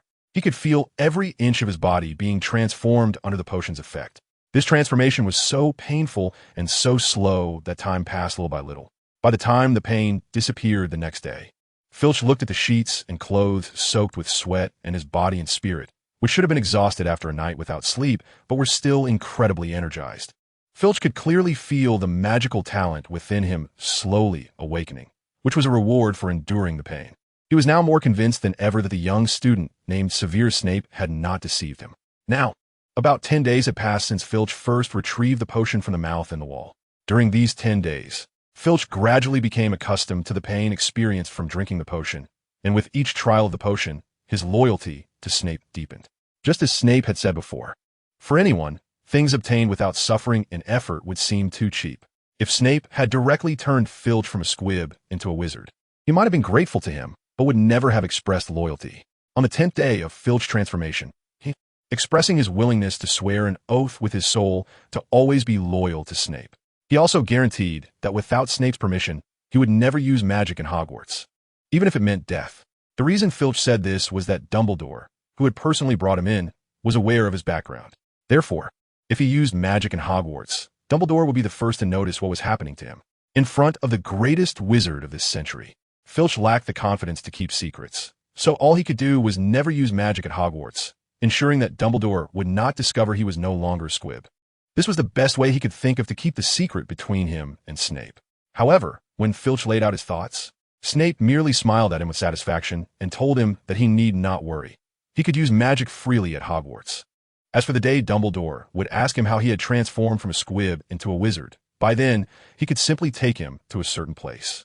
With that, Snape led Filch to a secret passage between the Slytherin common room and the potions classroom. In the room at the end of the passage, Snape placed an ordinary dressing mirror in the center and taught Filch a method to activate the mirror.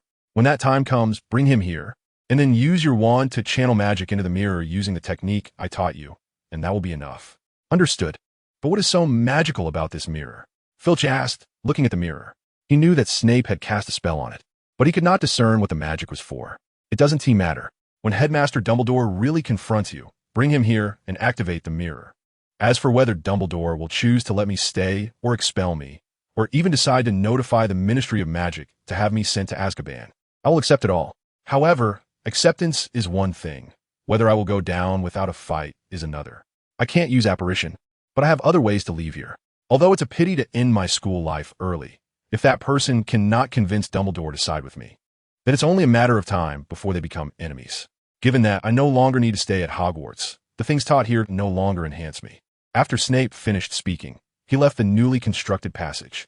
Filch, having memorized the technique Snape had given him, hesitated for a moment while looking at the mirror, but ultimately gave up on trying to channel magic into the mirror as Snape had instructed and followed Snape out of the secret chamber. After Filch returned to his office, he first sat down at his desk and took out the book on spellcasting, reading through it once.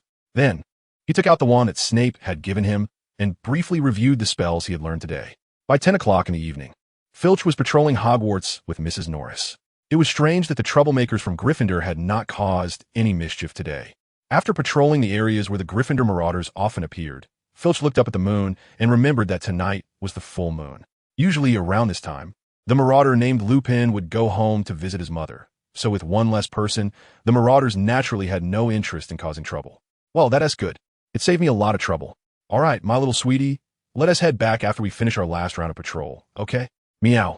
Holding Mrs. Norris, who purred comfortably as he gently stroked her back, Filch continued to check the places in Hogwarts where students might be out late at night. before returning to his office to drink the potion for the day. Even after experiencing the same pain over a dozen times, Filch still couldn't get used to the sensations brought by the potion. However, whenever he felt he couldn't endure it any longer, he would remember Snape's words to him. This suffering is meaningful. It is the glorious path to what you have always desired.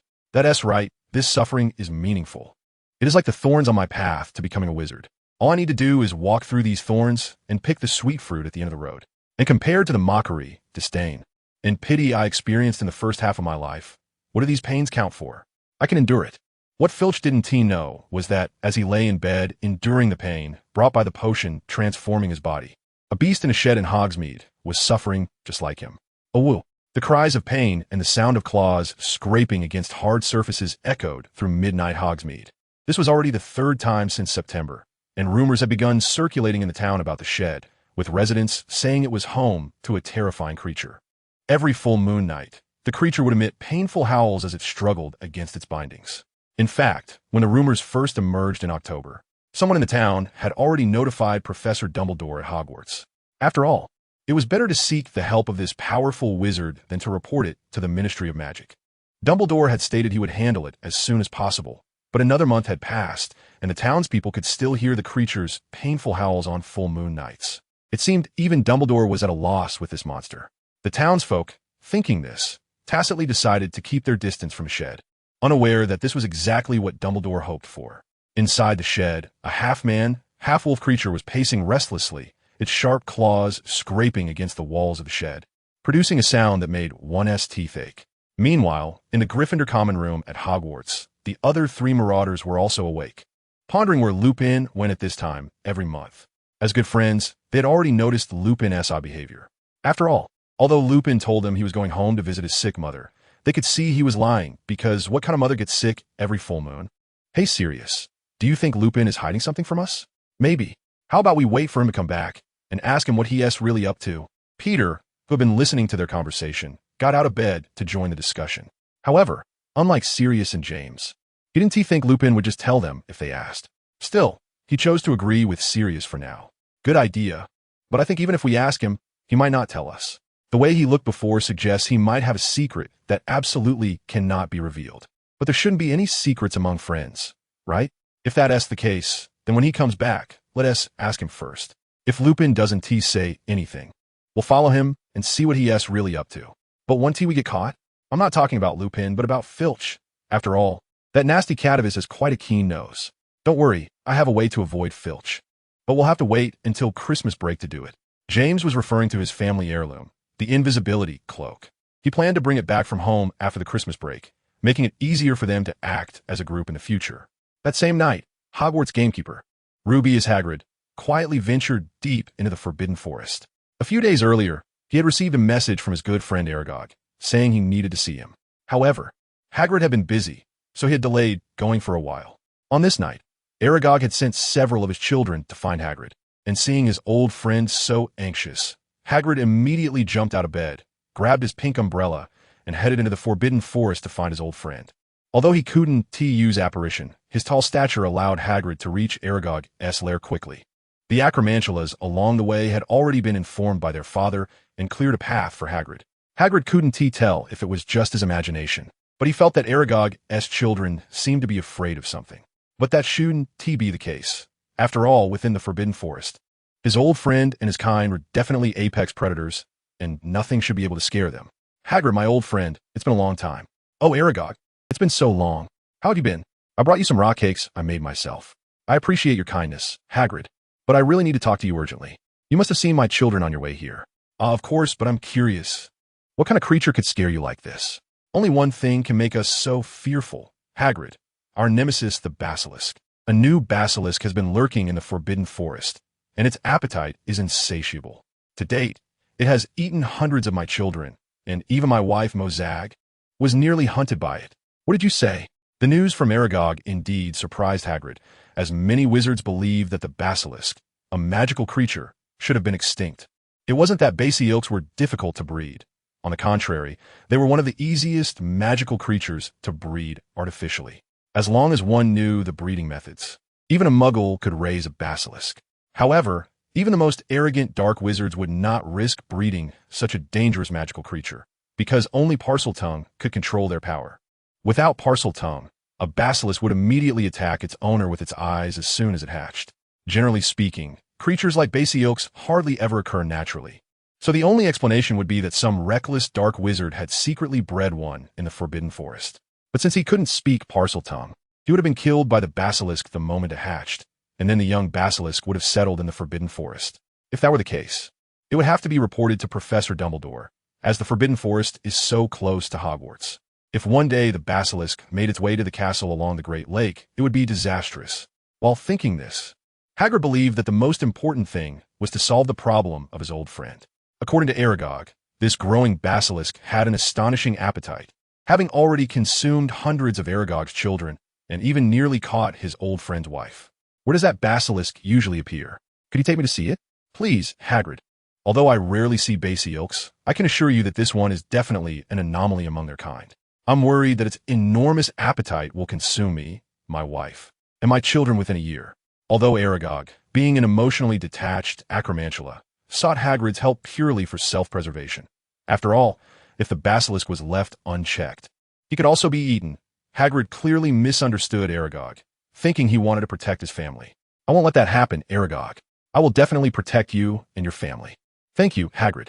Although Aragog knew Hagrid would agree, he didn't expect Hagrid to agree so readily. Aragog's children also looked at Hagrid with gratitude. If they had previously only obeyed their father's orders, Hagrid had now won their affection. After discussing strategies with Aragog, Hagrid decided to let Aragog's children take him to the place where the basilisk often appeared. Of course, just in case. Hagrid also had Aragog's children catch a male wild chicken to bring along. Soon, Hagrid arrived at the basilisk's most frequented area, guided by Aragog's children. The ground was littered with broken branches and leaves, showing clear signs of being crushed by something as large as a cart. It was evident that this basilisk was quite massive. Wow, it seems to be a big fellow. Although surprised by the size of the basilisk, considering its astonishing appetite, such a size was not surprising. However, Hagrid cautiously reached into his pocket to feel the wild chicken, ensuring that he could take it out immediately when he spotted the basilisk. He then continued to track the basilisk with the eight-eyed spiders. Crack! Feeling something following him through its tongue, Alan turned his head. Those eyes, containing petrifying magic, eerily stared at the place he had just walked past. Through the continuously flicking tongue, Alan gradually gathered some information about the creature that was stalking him. It was a human male, over 3 meters tall, and he had some snacks with him, along with a male chicken that he disliked the most in his pocket. After analyzing the information about the trackers, Alan pondered for a moment and said, could it be those snacks hired to help? That shouldn't be the case. Unlike me, those snacks recipes always involve humans. The reason Alan could speak was that a few days after Snape started attending Hogwarts, Snape's spirit medium, Gouet-Montson, came to live in Snape's basement with a weasel and a green snake. According to Gouet-Montson, both the weasel and the snake had grown up with him since childhood. Although the weasel and the snake caused quite a bit of trouble for Snape's house elf, Creature, during their stay in the basement, they also left behind some skills. For instance, the green snake named Lu Longwang taught snakes a shape-shifting spell that allowed them to change their size at will and the ability to speak human language, among various other things. However, Lu Longwang made it clear to Alan and the others that these abilities were not taught for free. Since they had learned the Lu family's skills, they had to acknowledge him as their master and recognize the Lu family as their sect. This was not merely Lu Longwang's desire to be a teacher. From the Lu family's perspective, Alan and the giant snake were indeed born outliers with good potential, which prompted Lu Longwang to consider taking them as disciples. Alan and the giant snake were somewhat confused about this, but upon hearing that they could communicate with Snape, Alan immediately agreed. The man was not verbose. He simply had Creature prepare some Chinese tea, and after Alan poured himself a cup, he taught Alan some basic spells and how to control his eyes. When Snape learned from Creature that Alan had become a disciple of Lu Monsong, he just smiled, as it was not a bad thing for Alan. By today, Alan had learned how to ride clouds and change his size. Of course, the most important thing was that after Lu Longwang helped him remove the obstruction in his throat, Alan also began to learn to speak human language. However, Alan found it extremely difficult. He even felt that learning to control his eyes was easier than learning to speak. Fortunately, once Alan learned to ride clouds, he could fly to Hogwarts to find Snape. What made Alan even happier was that there were quite a few of his favorite eight-eyed giant spiders in the forest near Hogwarts. Although Snape also kept some eight-eyed giant spiders, he had told Alan that they were family and could not be eaten, so Alan had to endure it. However, in the wild forest, Alan had fewer concerns, so he had been visiting Hogwarts every day to enjoy the autumn breeze, and over this period, he had gained quite a bit of weight. Regardless, if he were discovered, Snape would definitely find out about his secret visits to Hogwarts, and he would undoubtedly be reprimanded by Snape. At this moment, not wanting to be scolded by Snape, Alan felt the approaching tracker and had a rare thought of silencing him. Of course, Alan only considered it briefly. Not only had his teacher, Lu Longwang, told him that the biggest difference between immortals and monsters was that monsters eat humans while immortals do not. But since he had already acknowledged the Lu family, he had to abide by their rules. He also recalled Snape saying he did not want Alan to eat humans. However, while he couldn't eat humans, teaching a lesson to the person tracking him should still be acceptable. With this thought, Alan immediately used the shape-shifting spell taught by his teacher to double his size, and then slithered in the direction indicated by his forked tongue. Meanwhile, Hagrid, carrying a wild chicken, was following several eight-eyed giant spiders as they tracked the trail left by the basilisk deep into the Forbidden Forest. In this place, the moonlight and the glow from Hagrid's Lumos spell became one of the few sources of light, alongside Hagrid's giant bloodline. Good, it should be here. The traces are still fresh, which means the basilisk is nearby. After reaching down to touch the recently broken dry branch on the ground, Hagrid became even more cautious. First, he cast a disillusionment charm on himself to avoid being detected by the basilisk, and then he released a tracking spell on the branch that had some of the basilisk's bodily fluid on it. The white light emitted by the tracking spell spread deep into the forest, and Hagrid's mood became increasingly excited. After all, this was a basilisk, one of the rarest magical creatures, and being able to observe such a creature up close was a very rare experience for him. Although Hagrid himself was not a Parselmouth, his almost obsessive love for magical creatures led him to self-study Parseltongue for a while. Though he only learned a few simple sentences from the Parseltongue book he had found in a junk shop, he should be able to communicate with a basilisk, which was the confidence that allowed him to come here. As Hagrid and his companions got closer to the basilisk's location, the acromantulas sent by Aragog began to slow down, eventually stopping altogether, unwilling to move even a step further. Knowing that the spiders were refusing to advance out of instinctive fear, Hagrid did not force them. After instructing them to wait for him, he prepared to approach the basilisk alone. Just then, Hagrid's giant bloodline made him aware of a sound around him, as if scales were scraping against the ground, and from the sound, it seemed to be a massive creature several times larger than himself. "It's here." Realizing that the basilisk was approaching, Hagrid tightened his grip on his umbrella wand, but before he could react, a thick, dark green lightning bolt swept past him, binding him tightly with its body. Apparition. In the urgent situation, Hagrid had no time to think and used his unpracticed apparition spell to break free from the basilisk's grip. The acromantulas that had followed him had already scattered in all directions a second before the basilisk appeared, except for one younger acromantula, which was caught by the basilisk's tail due to its youth. The young acromantula struggled desperately under the basilisk's grip, and in a moment of panic, it even tried to bite the basilisk with its venomous fangs. However, clearly, all its struggles were in vain against the basilisk's dragon-like defense. Watching the meal he had caught, Alan flicked his tongue. Although he had already eaten enough today, he could still manage a small one.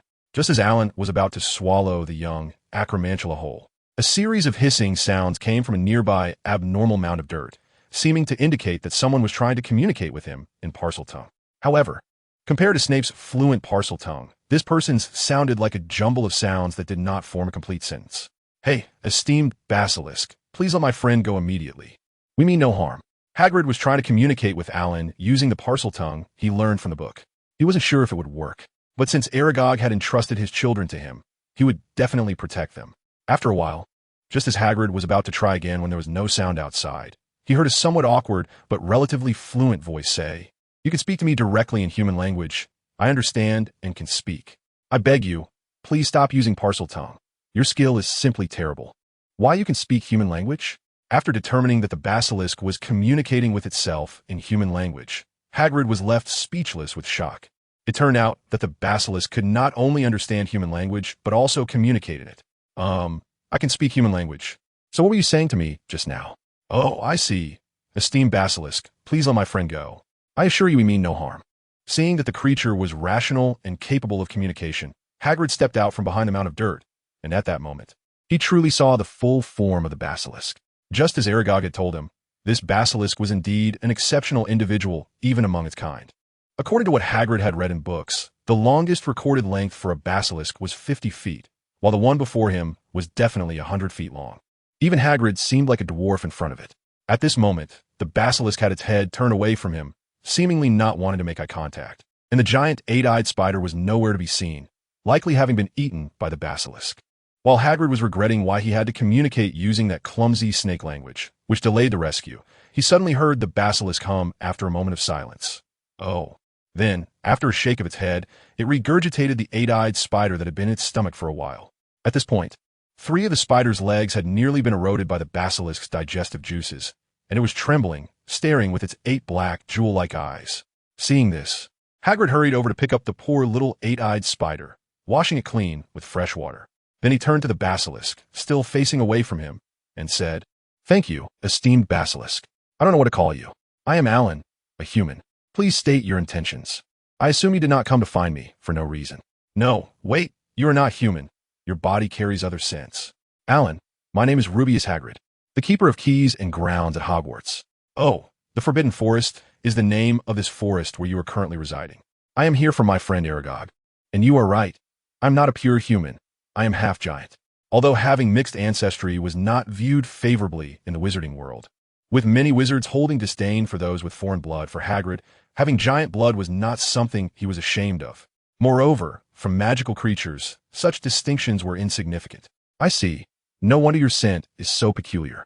So, Hagrid, what do you want with me bringing these snacks? Are you trying to stand up for them?"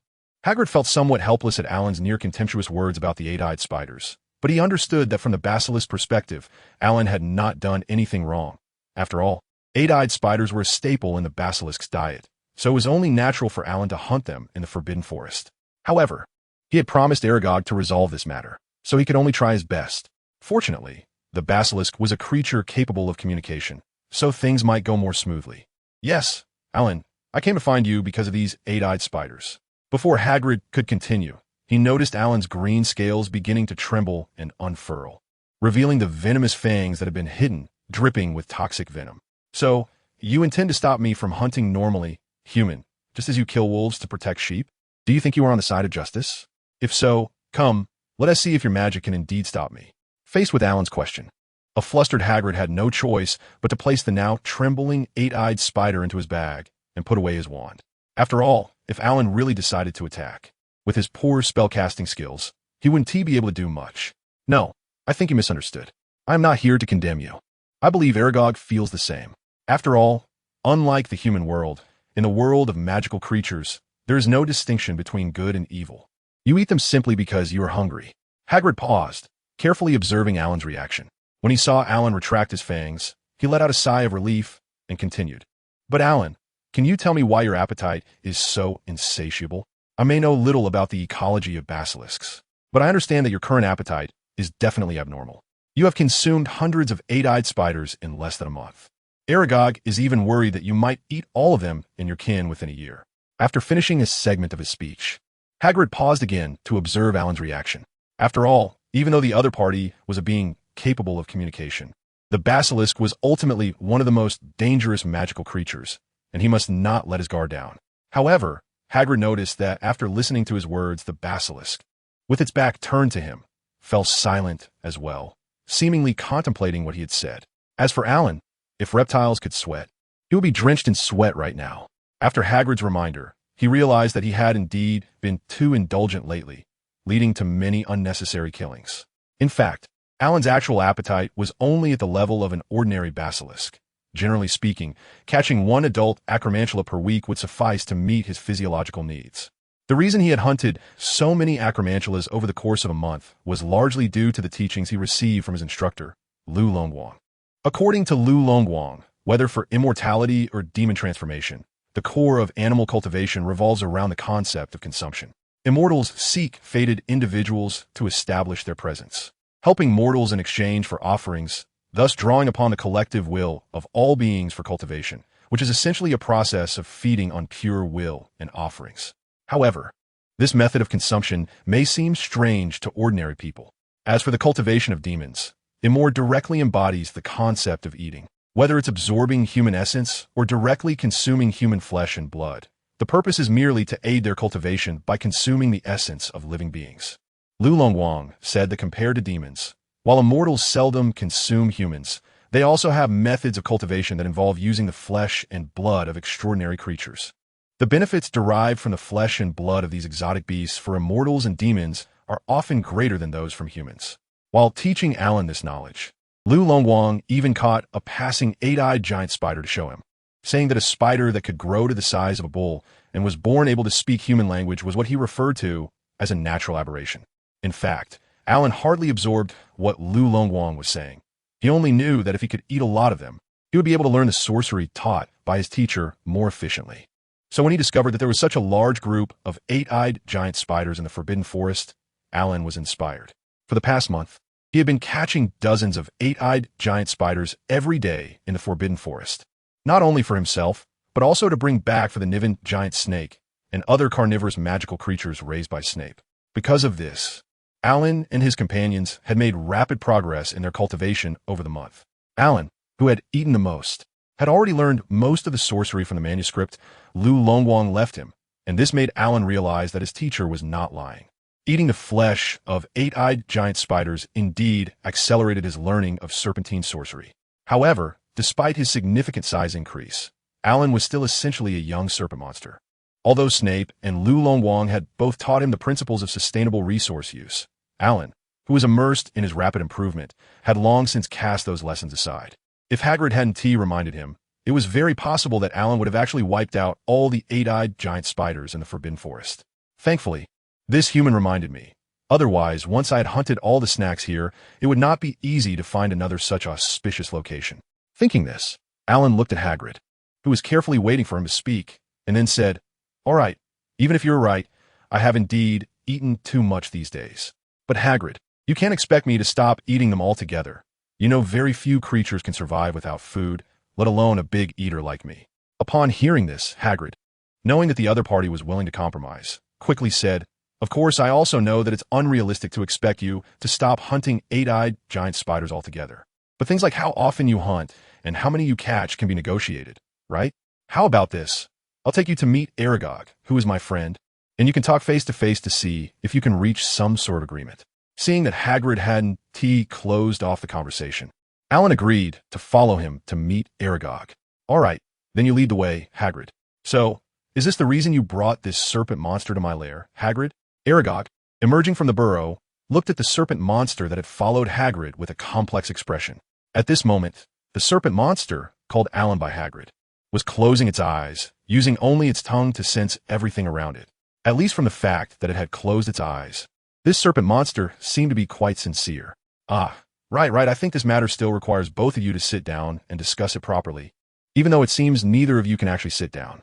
Hagrid, attempting to lighten the mood with a bad joke, noticed that the 8-legged giant spiders had surrounded them at some point, seemingly preparing to find an opportunity to ambush their natural enemies. "I sense a lot of malice. Hagrid, can I open my eyes?" "Hey, Alan, calm down. I'll handle this.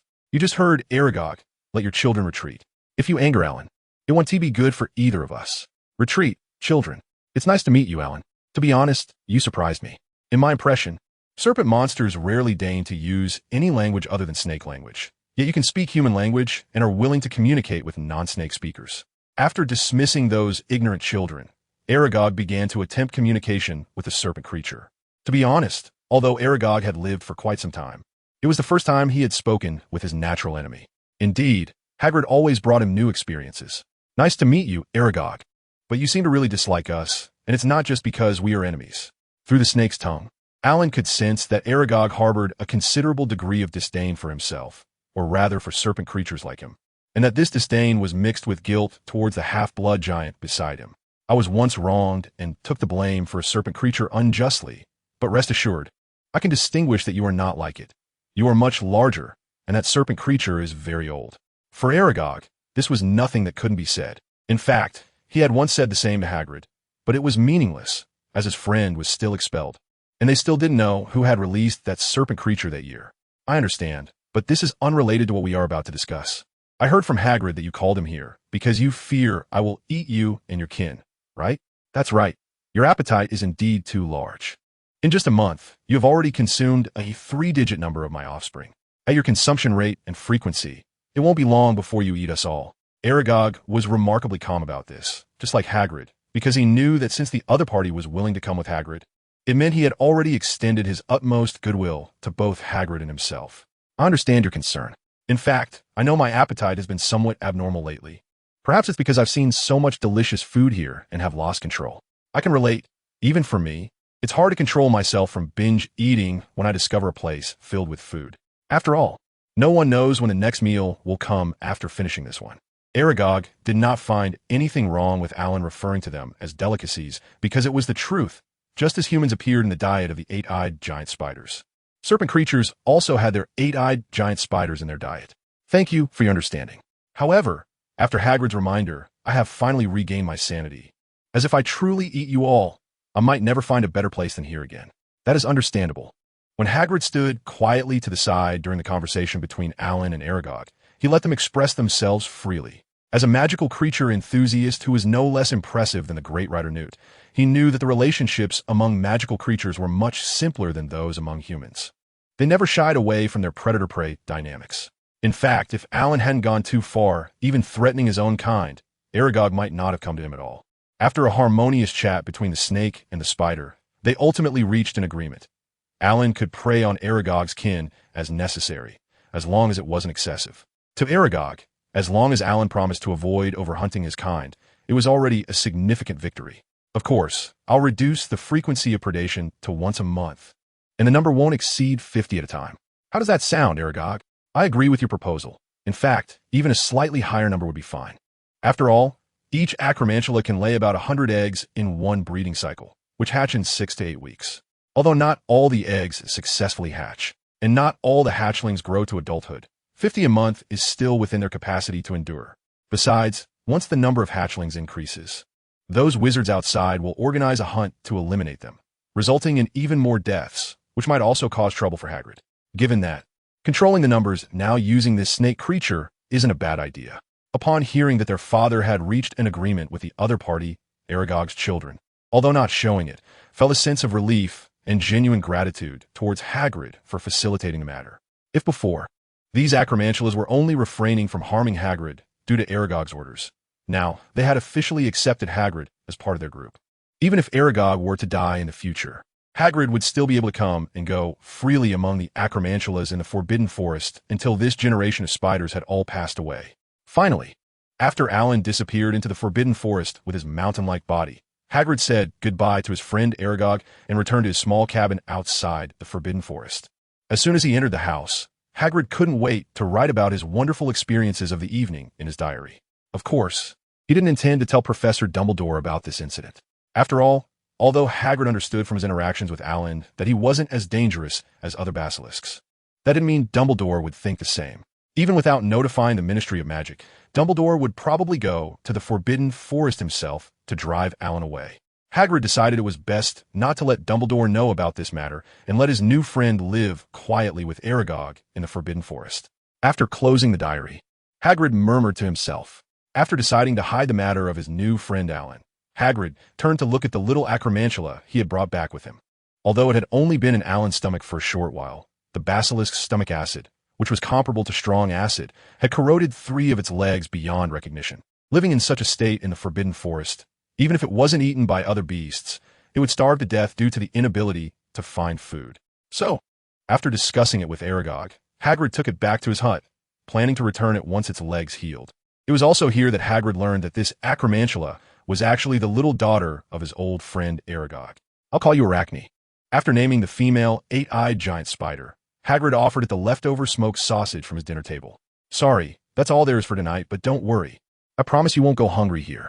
However, we need to make a pact first, one that I also made with your father, which is to not eat humans. Do you understand? The young 8-eyed giant spider blinked its 8 black pearl-like eyes. Although it couldn't speak yet, after spending so many years with Aragog, Hagrid could still read the meaning in Arachne's eyes. It was filled with gratitude for the human who dared to negotiate with the terrifying basilisk and save its life. Therefore, it readily agreed to his request. After all, One less item on the rich menu of the eight-eyed giant spider was no big deal. You agreed? Great. Then you can rest here for now. Tomorrow, I'll bring you a whole wild boar to help you regain your strength. Meanwhile, upon returning to the outpost set up by Snape in the Forbidden Forest, Alan recounted everything that had happened to Snape that night. When Snape heard that Alan encountered Hagrid in the Forbidden Forest, he pondered for a moment, weighing the pros and cons of the situation, and then decided to let it go. After all, even if Hagrid did inform Dumbledore about the basilisk's presence in the Forbidden Forest, that great wizard would likely not suspect him. He would think it was some foolish and arrogant dark wizard breeding a basilisk and ultimately getting burned by their own fire. As for Snape, he still had things to do. Tomorrow, Winchester School would also have a break for the weekend, and he planned to take Hunter to a vampire hideout he had heard about from the overturned alley. Having adjusted to his half-vampire, half-werewolf identity over the past year, Hunter had become increasingly proficient in using his vampire abilities, so Snape felt it was time to introduce him to the world of vampires and werewolves. Finding a werewolf hideout was not an easy task, especially since most werewolves in England were under the command of Fenrir Greyback. Recklessly seeking them out would only backfire.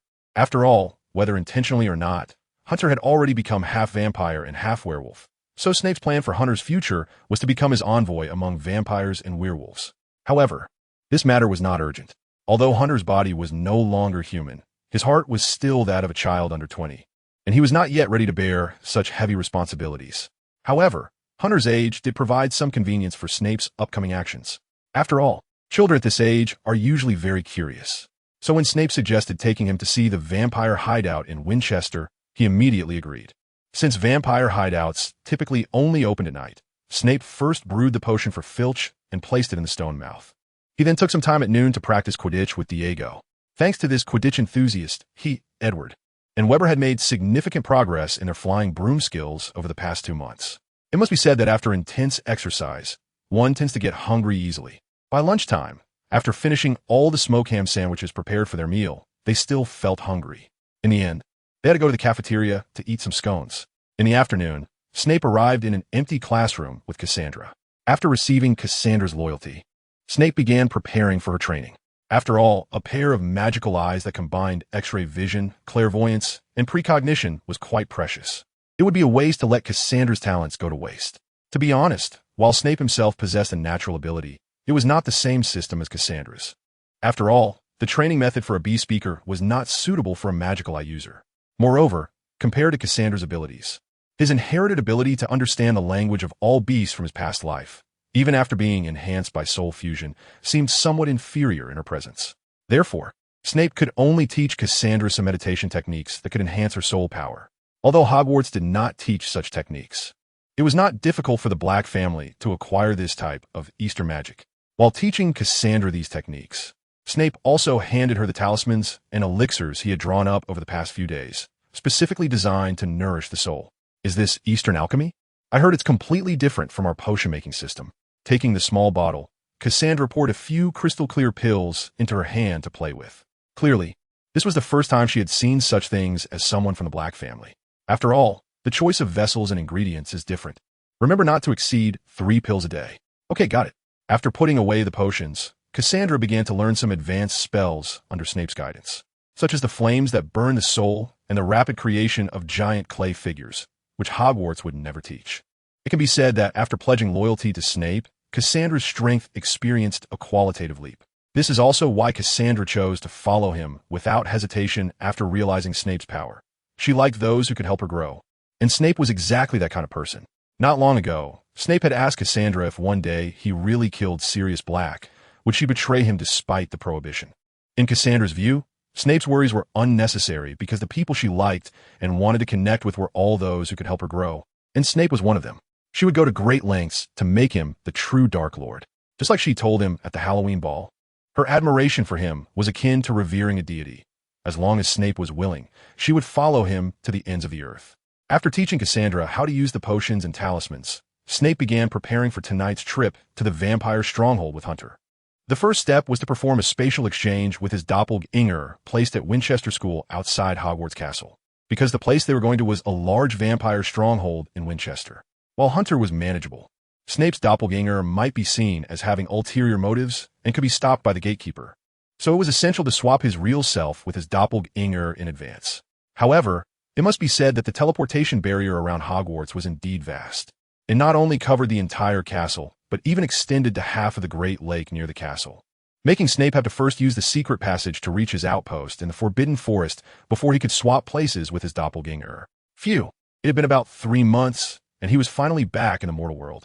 As Snape, having transferred through the apparition to Winchester, gazed out at the completely different landscape filled with the scent of smoke and fireworks, he brewed himself a cup of Maugean tea with magic and slowly savored it. It was only after deep into the night, hearing something tapping on the window, that Snape set down the tea he had already steeped 3 times and opened the window. Then, a seemingly spirited bat flapped its wings and flew in, transforming back into human form in the living room. And Snape timely prepared a pot of Darjeeling tea for him. Your vampire magic has certainly become more proficient. Why are you out so late? Did that headmaster catch you out? No, my parents came over today. I accompanied them around Winchester all day, and they only left after dinner. I came straight over after seeing them off, since I had already taken leave from the headmaster yesterday. After receiving the Darjeeling tea that Snape poured for him, Hunter took a sip and then asked Snape, "Let's not talk about my matters for now. Severus, you've been a bit strange lately. You actually fell out of the top 20 in this month's monthly exam, and even Professor Luz came to ask me if something was wrong with you." Hearing Hunter say this, Snape remembered that he seemed to have performed poorly in this week's monthly exam. However, there was nothing he could do about it, since he had spent most of his energy on making talismans these past few days. "It's nothing, just some issues with my coursework over there. I had to focus my energy on that for now, but fortunately, the problems will be resolved after this month." "Oh, I see. I don't understand how difficult those spells are to learn, but you really shouldn't push yourself too hard." Hunter swirled the tea in his cup, expressing concern for his childhood friend, who always seemed to find trouble for himself. He then stood up and asked, "So are we leaving now? The sun has already set." "Well, to be honest, this is my first time here, and I'm not familiar with the situation. I just heard from Gellert that this place is one of the few vampire strongholds open to wizards and other races." Snape did not hide this from Hunter, as it was indeed his first time going into vampire territory. And as for Liaming, the Taoist from the Celestial Empire, Snape had spent most of his adult life revolving around Hogwarts and those 3 troublesome students, so he hadn't had much exposure to creatures like vampires. "I see. Then let's go." Saying this, Hunter transformed back into a bat, and Snape took out his flying broomstick that he had left here, flying out of the window towards the coordinates Gellert had told him, while Hunter flapped his wings and followed behind Snape. In a big city like Winchester, the nightlife was definitely richer than in a small rural town like Corkworth, especially since today was the weekend and families had free time. After dinner, some people bring their families to the theater in Winchester to enjoy an opera or go to the cinema to watch a color film. There are also some bachelors or men whose families do not like to go out who gather together in taverns on the street, each ordering a beer and sitting at the table chatting. In short, after the invention of electric lights, nighttime is no longer just a time for sleep for everyone, which also means that some creatures that used to roam at night must learn to coexist with humans. For example, vampires. Here we are, it should be here, Samizgaitusa, a name that sounds like something an Eastern European vampire would choose. Wait, did I misread it, or did you? Doesn't the sign say beer clam? Just concentrate your magic into your eyes and take another look. Hearing Snape say this, Hunter finally realized and channeled his magic in his eyes, looking at the sign again, and saw that the words really had changed from beer clam to Samizgaitusa, the name of an ancient city in Transylvania. Let's go, and remember, if the owner offers you a Bloody Mary when you go in, it's best not to drink it, because they don't use tomato juice. After finishing his instructions to Hunter, Snape stepped into the vampire hideout hidden within the bar. As soon as he entered, he was hit by the unique scent of vampires that filled the air.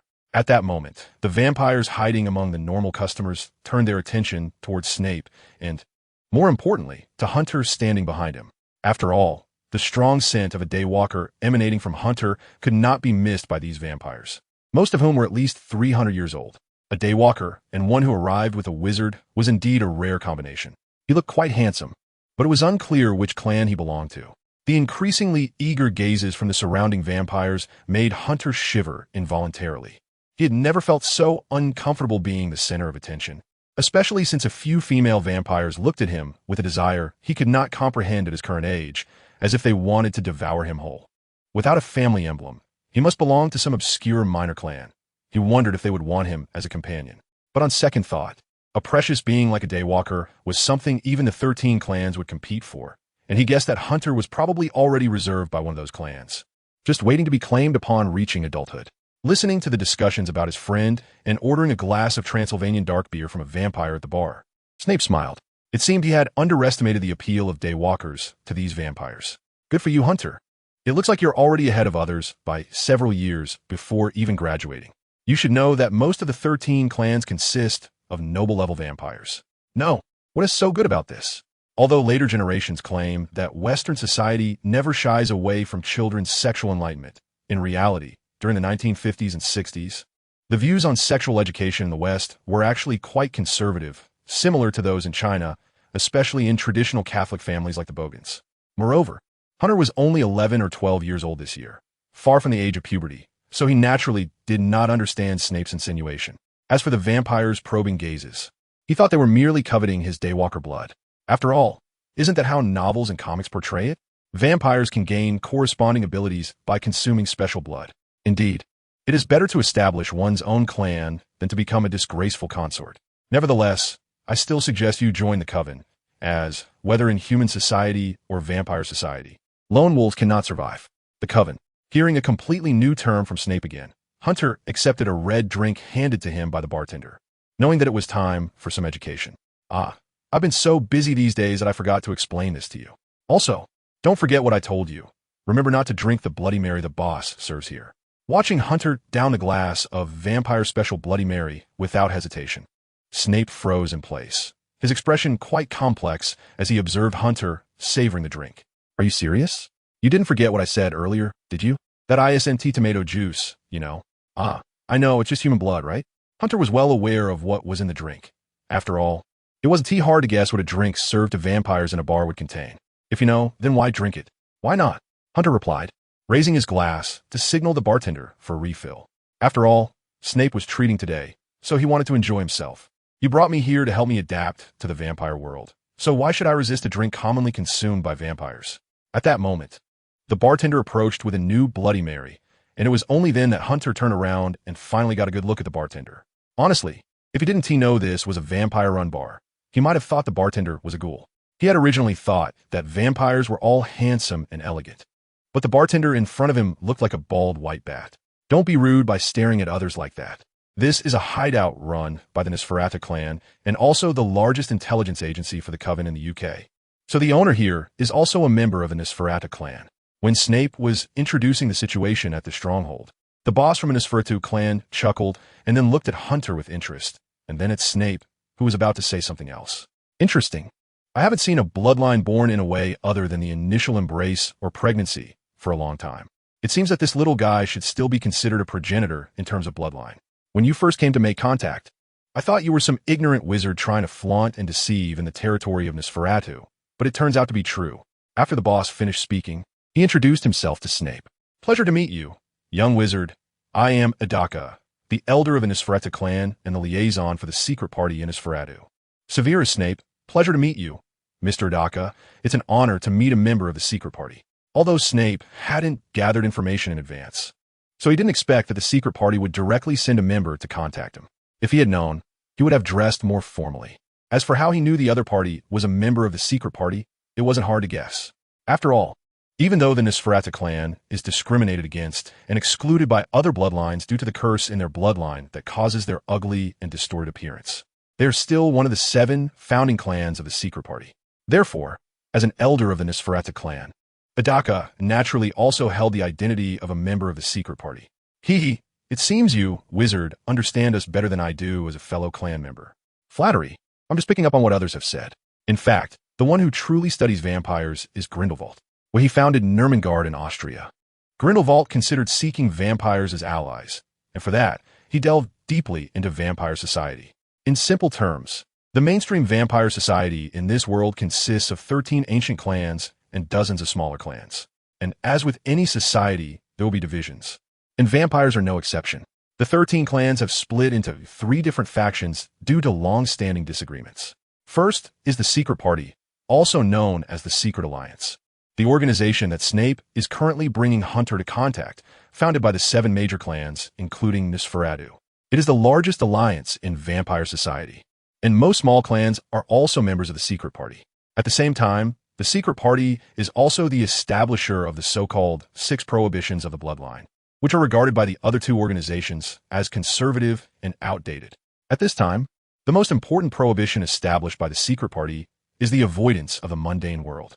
Of course, the avoidance mentioned here is similar to the wizards-muggle secrecy law, which only requires hiding one's existence in front of ordinary people. However, compared to the wizards-muggle secrecy law, the secret party's approach is somewhat more radical. In the past, whenever vampires were exposed in front of ordinary people, the Blood Knights under the secret party would be dispatched to capture the Blood Clan members who violated the rules and silence the ordinary people who knew about the existence of vampires. However, in modern times, although the secret party's methods have become less radical due to the intervention of the Ministry of Magic, they still apply vampire spells similar to the soul-sucking curse on ordinary people who know the secret. Overall, compared to another faction, the Blood Feast, the secret party's approach can be considered moderate.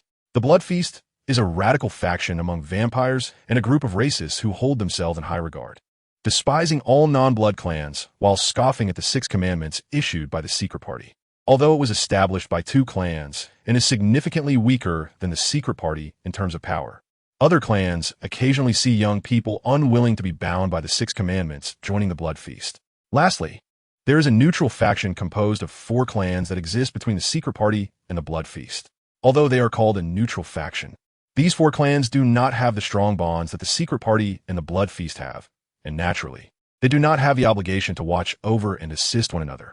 However, when faced with significant threats to vampire society, they generally stand on the same front.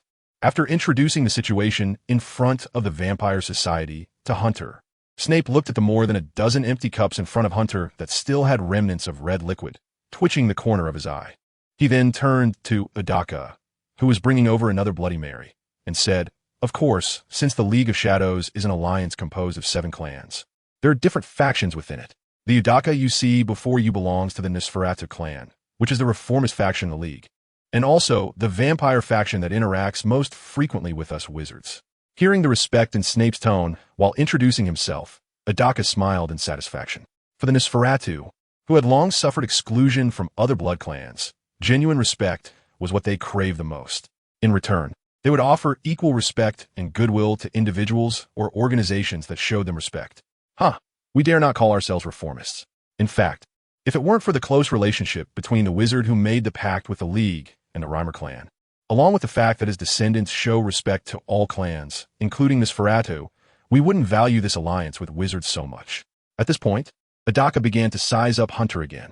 It turned out that the process of this young man's transformation into a vampire was quite similar to that of the Reimer clan, who were once wizards. Both underwent a transformation through magic. The difference was that this young man's transformation was merely an accident, while those wizards sought true immortality. However, when all is said and done, the clan most suitable for this young man in the League is still the Reimer, as his birth was ultimately due to the dark magic of wizards, and the vampire abilities he possesses are very similar to the blood magic used by the Reimer clan. Next, Adaka engaged in a long conversation with Snape, mainly discussing what dark magic Snape had used to transform Hunter, as such techniques akin to the embrace were strictly monitored and controlled by the League. Snape did not hide much in this regard. Apart from revealing that the potion he created produced a half-vampire, half-werewolf, he told Adaka everything in detail. When Adaka heard that Snape had turned an ordinary person into a vampire using just a bottle of his brood potion, even after living for nearly 800 years, he was shocked by Snape's extraordinary talent in potion making. If the wizards of the Reimer clan heard that you only used a small bottle of potion containing blood from the Baruch clan to transform someone into a vampire, they would probably be so ashamed they'd want to drive a stake through their own hearts. You're joking, Mr. Adaka. In fact, compared to the transformation rituals used by the Reimer clan, my technique still has many immature aspects. I bet when they hear you say that, they'll go even crazier and spare no effort to absorb you into their clan.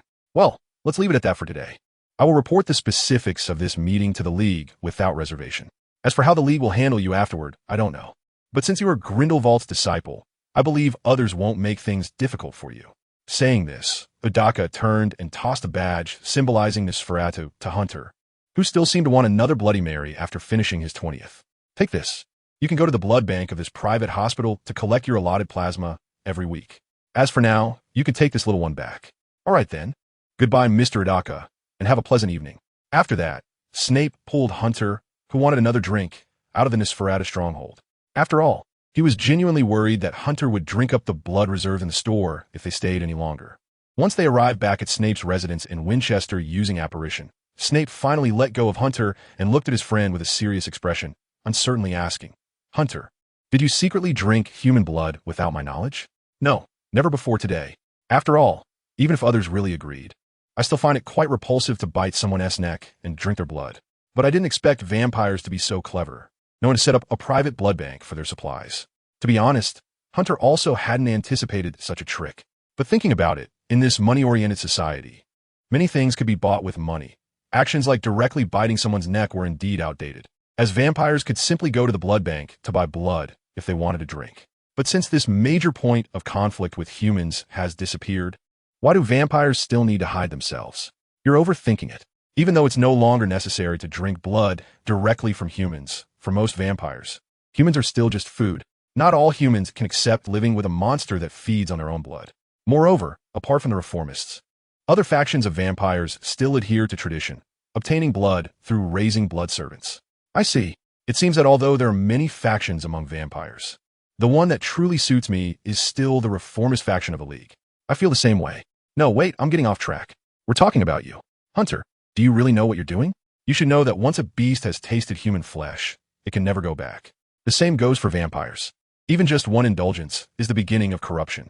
No matter how noble the soul, once that line is crossed, it marks the start of a fall. This is why Snape had never provided Hunter with human blood. He did not understand how great the temptation of human blood was for vampires. To prevent Hunter from succumbing to the temptation of human blood, Snape had always refrained from offering it to him. Stop. You're being too serious. It's as if I'll definitely fall into depravity just by touching human blood. Watching Snape getting more and more absurd, Hunter, after a moment of speechlessness, took out 2 bottles of chilled soda from the refrigerator, handed one to Snape, and opened the other for himself. "I certainly understand your concerns, but Severus, it seems you forgot that the reason you took me to the Nosferatu stronghold today was to help me integrate into vampire society as soon as possible. Since it has been confirmed that I will be living in vampire society in the future, why should I regard vampire food as a scourge and avoid it?" After finishing his soda, Hunter toyed with the empty bottle in his hand, gazing out at the crescent moon about to set, and continued. "Since I have already decided to join the secret society, it means I will often attend vampire banquets in the future. If I show any resistance to human blood, I will undoubtedly become an outlier among vampires, and outliers cannot gain power and status in a conservative faction. If that happens, I won't be able to help you, Severus. Therefore, in order to advance further in the secret society, gain a higher status, and become your ally among vampires, I must adapt to human blood and the vampire society as quickly as possible. That's why I didn't refuse the Bloody Mary that Adaka offered today." To be honest, when Severus heard that Hunter was adapting to the vampire society for his sake, he was genuinely touched. However, he soon realized something was off. It seemed he had been led astray.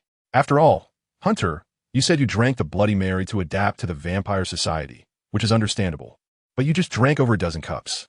Even if the drink was mixed with vodka and spices, if you calculate it, Hunter has consumed almost a liter of human blood, which cannot simply be explained by so-called adaptation and habit. Tell me the truth, Hunter, have you ever secretly drunk human blood before? What responded to Severus was a long silence, as Hunter understood that with Severus's abilities, if he wanted to investigate, it wouldn't take long to find out what he had done.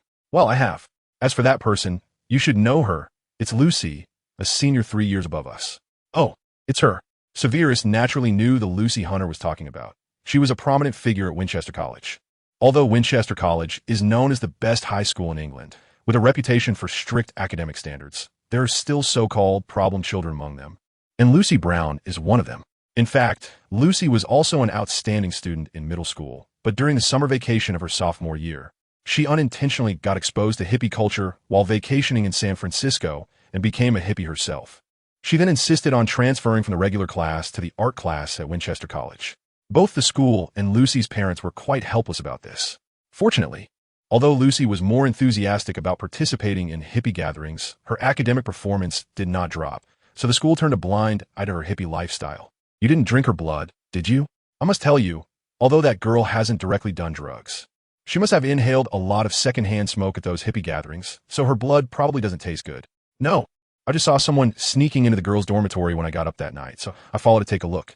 Somehow, it seems I startled the guard, and that person immediately jumped over the wall to escape when they heard the dog barking. Then I picked up a bag of plasma from where they ran out. Severus initially thought Hunter had attacked some student at the school, but he didn't expect it to be like this. In fact, Severus had also heard about this incident. It was said that this invasion directly alarmed the board of directors, and many parents of female students even doubted the security of Winchester College, which made both the principal and teachers overwhelmed during those days. And then you drank that bag of plasma just to destroy the evidence? Well, don't say the taste wasn't quite good. And you definitely wouldn't believe what I saw on that bag of plasma. As Hunter spoke, he took out the label he had torn off from the blood bag, which bore a complex symbol drawn in some unique ink. Severus recognized it as the crest of the Toreador clan, indicating that the vampire lurking around Winchester College must be from the Toreador clan. So what does that indicate? Isn't it obvious? It means there's a vampire at Winchester College. So what? Severus didn't think this was surprising at all.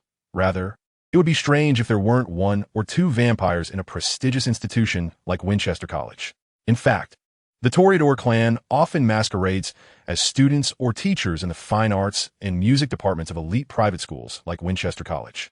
Seeing Severus's calm demeanor, Hunter, who initially thought he had discovered a shocking secret, instantly lost interest in continuing to beat around the bush and shared all the information he had gathered about the vampire at Winchester College.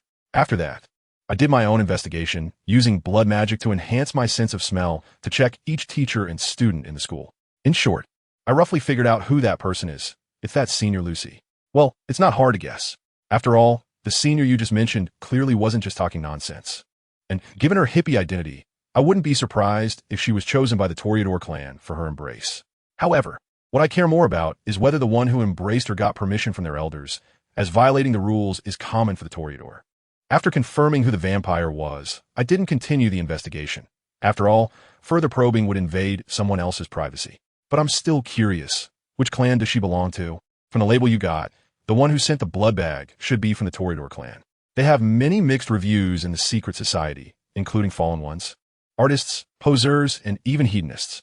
Of course, no one can deny that they are indeed born with a passion for beauty and art. After taking the label bearing the Toreador clan's crest from Hunter, Snape continued to educate him about the social structure of vampires using this piece of paper, discussing the characteristics and crests of the 13 clans, as well as their intertwined loves and hates. Of course, Snape focused on which clan Hunter's blood came from and the clan he was about to visit next. So, you used blood from the Braha clan while brewing the potion. And the clan I'm going to visit next is the Tremere, right? Well, the reason for using Braha blood is because at that time I could only find their blood in the alley, but that is not surprising. After all, they're the most divided clan within the Camarilla, and many people say that if it weren't for their prince and elders suppressing them, it wouldn't be surprising if they all defected from the Camarilla at any moment. After discussing the origin of the bloodline power within Hunter, Snape began to introduce the Remiel who would soon accept Hunter. As for the Remiel you are going to, you should have heard the Elder of Nosferatu mention them. They are a group of vampires transformed by wizards in ancient times in pursuit of immortality, and they are the clan most adept at using magic among the secret society. However, you needn't worry about being ostracized by them. In fact, the Remiel, like you, are vampires transformed through magic using the blood of other clans. By the time Snape finished explaining the love-hate relationships among the 13 clans to Hunter, dawn was approaching. After bidding farewell to Hunter, Snape controlled his avatar to return to the stronghold in the Forbidden Forest through the secret passage and used apparition to return to Hogwarts. Well, since the matters concerning Hunter have been mostly resolved, all that remains is to have Filch brew potions a few more times, and then things should be much easier. So, from now until Christmas, I can enjoy a leisurely campus life. For Filch, this day was special. After a month of physical training, it was finally time to test the results. Since yesterday, he hadn't received any potions from the Stone Mouth in potions class. And last night was the most comfortable sleep he had experienced in a month. When a morning purring of Madame Loris awakened him from his dreams, he instinctively picked up the wand that Snape had given him from the bedside table and habitually cast a summoning charm towards the cat food. Snap. After using one hand to assist with the cat food, Filch did not immediately feed Madame Loris as he had before. Instead, he held the bag of flying cat food and stared blankly at the closed door of the headmaster's office until Madame Loris's dissatisfied meows snapped him back to reality. Only then did Filch come to his senses, pouring the cat food into Madame Loris's bowl. Splash! Watching the cat food tumble into the bowl, Filch suddenly felt an unreal sensation. He had not taken the potion yesterday, yet he could still use it, meaning that starting today, he was no longer a squib, but a real wizard. A true wizard, capable of using various spells with a wand. After a long time, the cat food had formed a small mountain in Madame Loris's bowl, and it was at this moment that Filch awakened again. He suddenly hugged the half-full bag of cat food tightly, curling up on the stone floor and crying. His cries contained so much, the grievances and anger felt for the injustices endured because of his squib status, the joy of finally reaping the rewards of his struggles, and most importantly, the relief of being able to always believe in Snape and his profound gratitude towards him. Thank you, Severus. At this moment, even without the binding of the soul vow, Filch's heart would never betray Snape. In his heart, Snape's status had surpassed that of his parents, exceeded Dumbledore's kindness in taking him in, and even surpassed himself in Madame Loris, becoming the most important person to Filch. Because only he saw what Filch truly desired and was willing to give it to a squib like him. It was Snape's gift that saved Filch's inner self. Filch was never afraid of power, nor of death. The exclusion and disdain he had faced over the years had forged his heart to be as strong as steel. But now, there was something new in his heart that terrified him. The thought of being abandoned by Snape. This was the one thing Filch would do anything to avoid. That man was so powerful, mysterious, and elegant. But more importantly, he confronted his own heart. Even though bound by a child's form, Filch firmly believed that beneath the child's disguise was a great existence surpassing any wizard in history. Someone he could love and revere as a messiah without feeling out of place. Death was not frightening. But Filch absolutely could not bear to be abandoned and killed by Snape, the one he regarded as a messiah. After simply tidying up his appearance, Filch walked out of the headmaster's office while holding Madame Loris, just as the Slytherin students were heading to their astrology class. Thus, Filch unexpectedly encountered his messiah early in the morning. Watching Snape walk by with other Slytherin students, laughing and chatting, Filch had a lot he wanted to tell him. But just as the words were about to spill from his mouth, he held back, knowing that speaking to Snape at that moment would only cause unnecessary trouble. However, just before he passed by the ascending Slytherin students, Filch suddenly patted Madame Loris in his arms, and as she let out a sharp, cat-like yowl, Filch quickly whispered in a voice only he and Snape could hear, "Thank you." Diego, who was yawning, looked at Filch with a strange expression as he passed by, then began discussing with his friends Filch's unusual behavior that morning. Did I sleep too deeply this morning, or did those 4 annoying Gryffindors put a curse on me? Was that really our Filch? It's no wonder Diego thought this way. After all, the previous Filch always wore a grim expression, as if the whole world owed him something. He didn't look too old, but he gave off the impression of a solitary, world-weary old man. Now, however, Filch not only lacked that long-standing hostility, but even seemed to exude a sense of calm. In fact, it wasn't just Diego. All the students at Hogwarts were surprised by Filch's transformation. Hey, do you think Filch accidentally knocked over that potion brewed by that booger in the potions classroom while patrolling at night, which caused him to change like this? Very likely. After all, that booger's potion could probably kill someone. In the potions class for Gryffindor and Hufflepuff, the Marauders, equally puzzled by Filch's change, simply abandoned their brewing potion and started discussing why Filch had become so strange. That booger acts like a real potions master every day, but honestly, his skills are just mediocre. I bet he only got into the Boogers Club by flattering that big fat slughorn. Even now, James and Sirius didn't believe Snape got into the Boogers Club through his own genuine talent. They thought he only joined because of his flattery towards Slughorn. Hee. But if what we say is true, that would be fantastic, seeing Filch and that booger both have bad luck. And it would be even better if we could involve that snobbish Slughorn. The 4 of them casually chatted in class, completely forgetting about the potion simmering in their cauldron. It wasn't until a burnt smell wafted through the air that they remembered their potion, but by then it was too late. Despite their frantic attempts to salvage it, the potion in the cauldron was inevitably burnt, and Peter's cauldron even exploded. 10 points from Gryffindor. Looking at the black smoke rising from the Gryffindor side, Professor Slughorn, who was individually instructing Lily on how to brew potions for the best results, looked up and said nonchalantly towards the source of the smoke. In fact, since the beginning of the class, Professor Slughorn had been paying attention to the Marauders. He had naturally heard their comments about himself and one of his most valued students, Snape. However, Slughorn wasn't angry about these remarks. After all, these 4 didn't even have the qualifications to be invited into his club. It's not that their grades were poor. On the contrary, While they couldn't be considered prodigies like Snape and Riddle among the students Slughorn had taught, they were still very capable students, especially that Lupin. Slughorn was certain he would achieve the most among them in the future. But the premise for that was that he needed to distance himself from the other three troublemakers, especially Potter and the Black Boy. Although they were also capable students, they were only capable. Slughorn never denied the excellence of others' abilities, but if a student is only capable, then their future won't hold much promise. Humans are ultimately social animals. Even geniuses need to abide by certain rules to progress further in society. Those who don't follow the rules, no matter how capable, will find it hard to achieve much. And regarding the aspect of following rules, Slughorn had lost count of how many times he had heard about James and Sirius being in detention for violating school rules since their enrollment. He had also heard that these two little rascals had made it onto Filch's blacklist. If it were only once or twice, it wouldn't be a big deal. Everyone makes mistakes. But for James and Sirius to be so unrepentant, even failing to disguise their behavior, only indicated one thing. They didn't take Hogwarts rules seriously. Of course, people can change.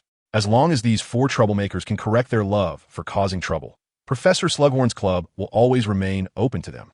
However, given their current behavior, it was only natural for Slughorn to view them as mediocre, and mediocrity receives no special treatment from him. Since they violated classroom discipline, Slughorn could naturally deduct points to the maximum extent. That's right, it wasn't because these little brats called him a big fat man and a snob. Meanwhile, Lily, who was receiving face-to-face instruction from Professor Slughorn, looked at the Marauders frantically dealing with their burnt potion and frowned in disgust. As these guys had instantly halved the points she had worked hard to earn from Slughorn today. Didn't they care about Gryffindor's honor at all? With this thought, Lily could only pray that these guys would behave for the rest of the class, so she could earn more points for the house from Professor Slughorn. By the time class ended, the four of them, covered in soot and dirt, didn't even have time to clean up their cauldron and hurried to the infirmary as quickly as possible. When Peter's cauldron exploded during the potions lesson, the four of them, being closest to the epicenter, got splattered with potion all over their faces, and now they were swollen and in pain all over. Oh my God, this situation is serious. You four little rascals, hurry and lie down. I'll go get you some medicine. Remember not to scratch, or it will be a hassle. And you won't be able to attend any classes for the rest of the day. Just rest after applying the medicine. Although students came to the infirmary every month due to accidents during classes, cases as severe as James and the others were quite rare. Madame Pomfrey could only let them lie down and recuperate first, then brew some ointment for treating burns and relieving itching. After Madame Pomfrey left, James and the others lay in their beds, starting to groan in discomfort. Peter, you idiot, usually no one would blow up their cauldron like that, James said, then began scratching the spots on his body that had been splashed with potion. There was no way around it. It was just too itchy and Mrs. Pomfrey had probably just intended to scare them a bit to teach them a lesson. Sorry everyone.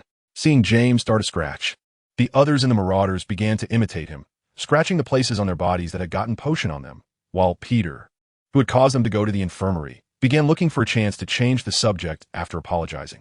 Right, Lupin, since we're all stuck in the infirmary today, you might as well tell us what you do every month on the 15th. Otherwise, we won't let you off the hook. Hearing Peter say this, James and Sirius, who had been struggling with their itchiness, perked up.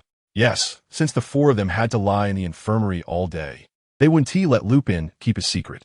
Haven't I already said? My mom is sick. I go back to visit her. But we're curious.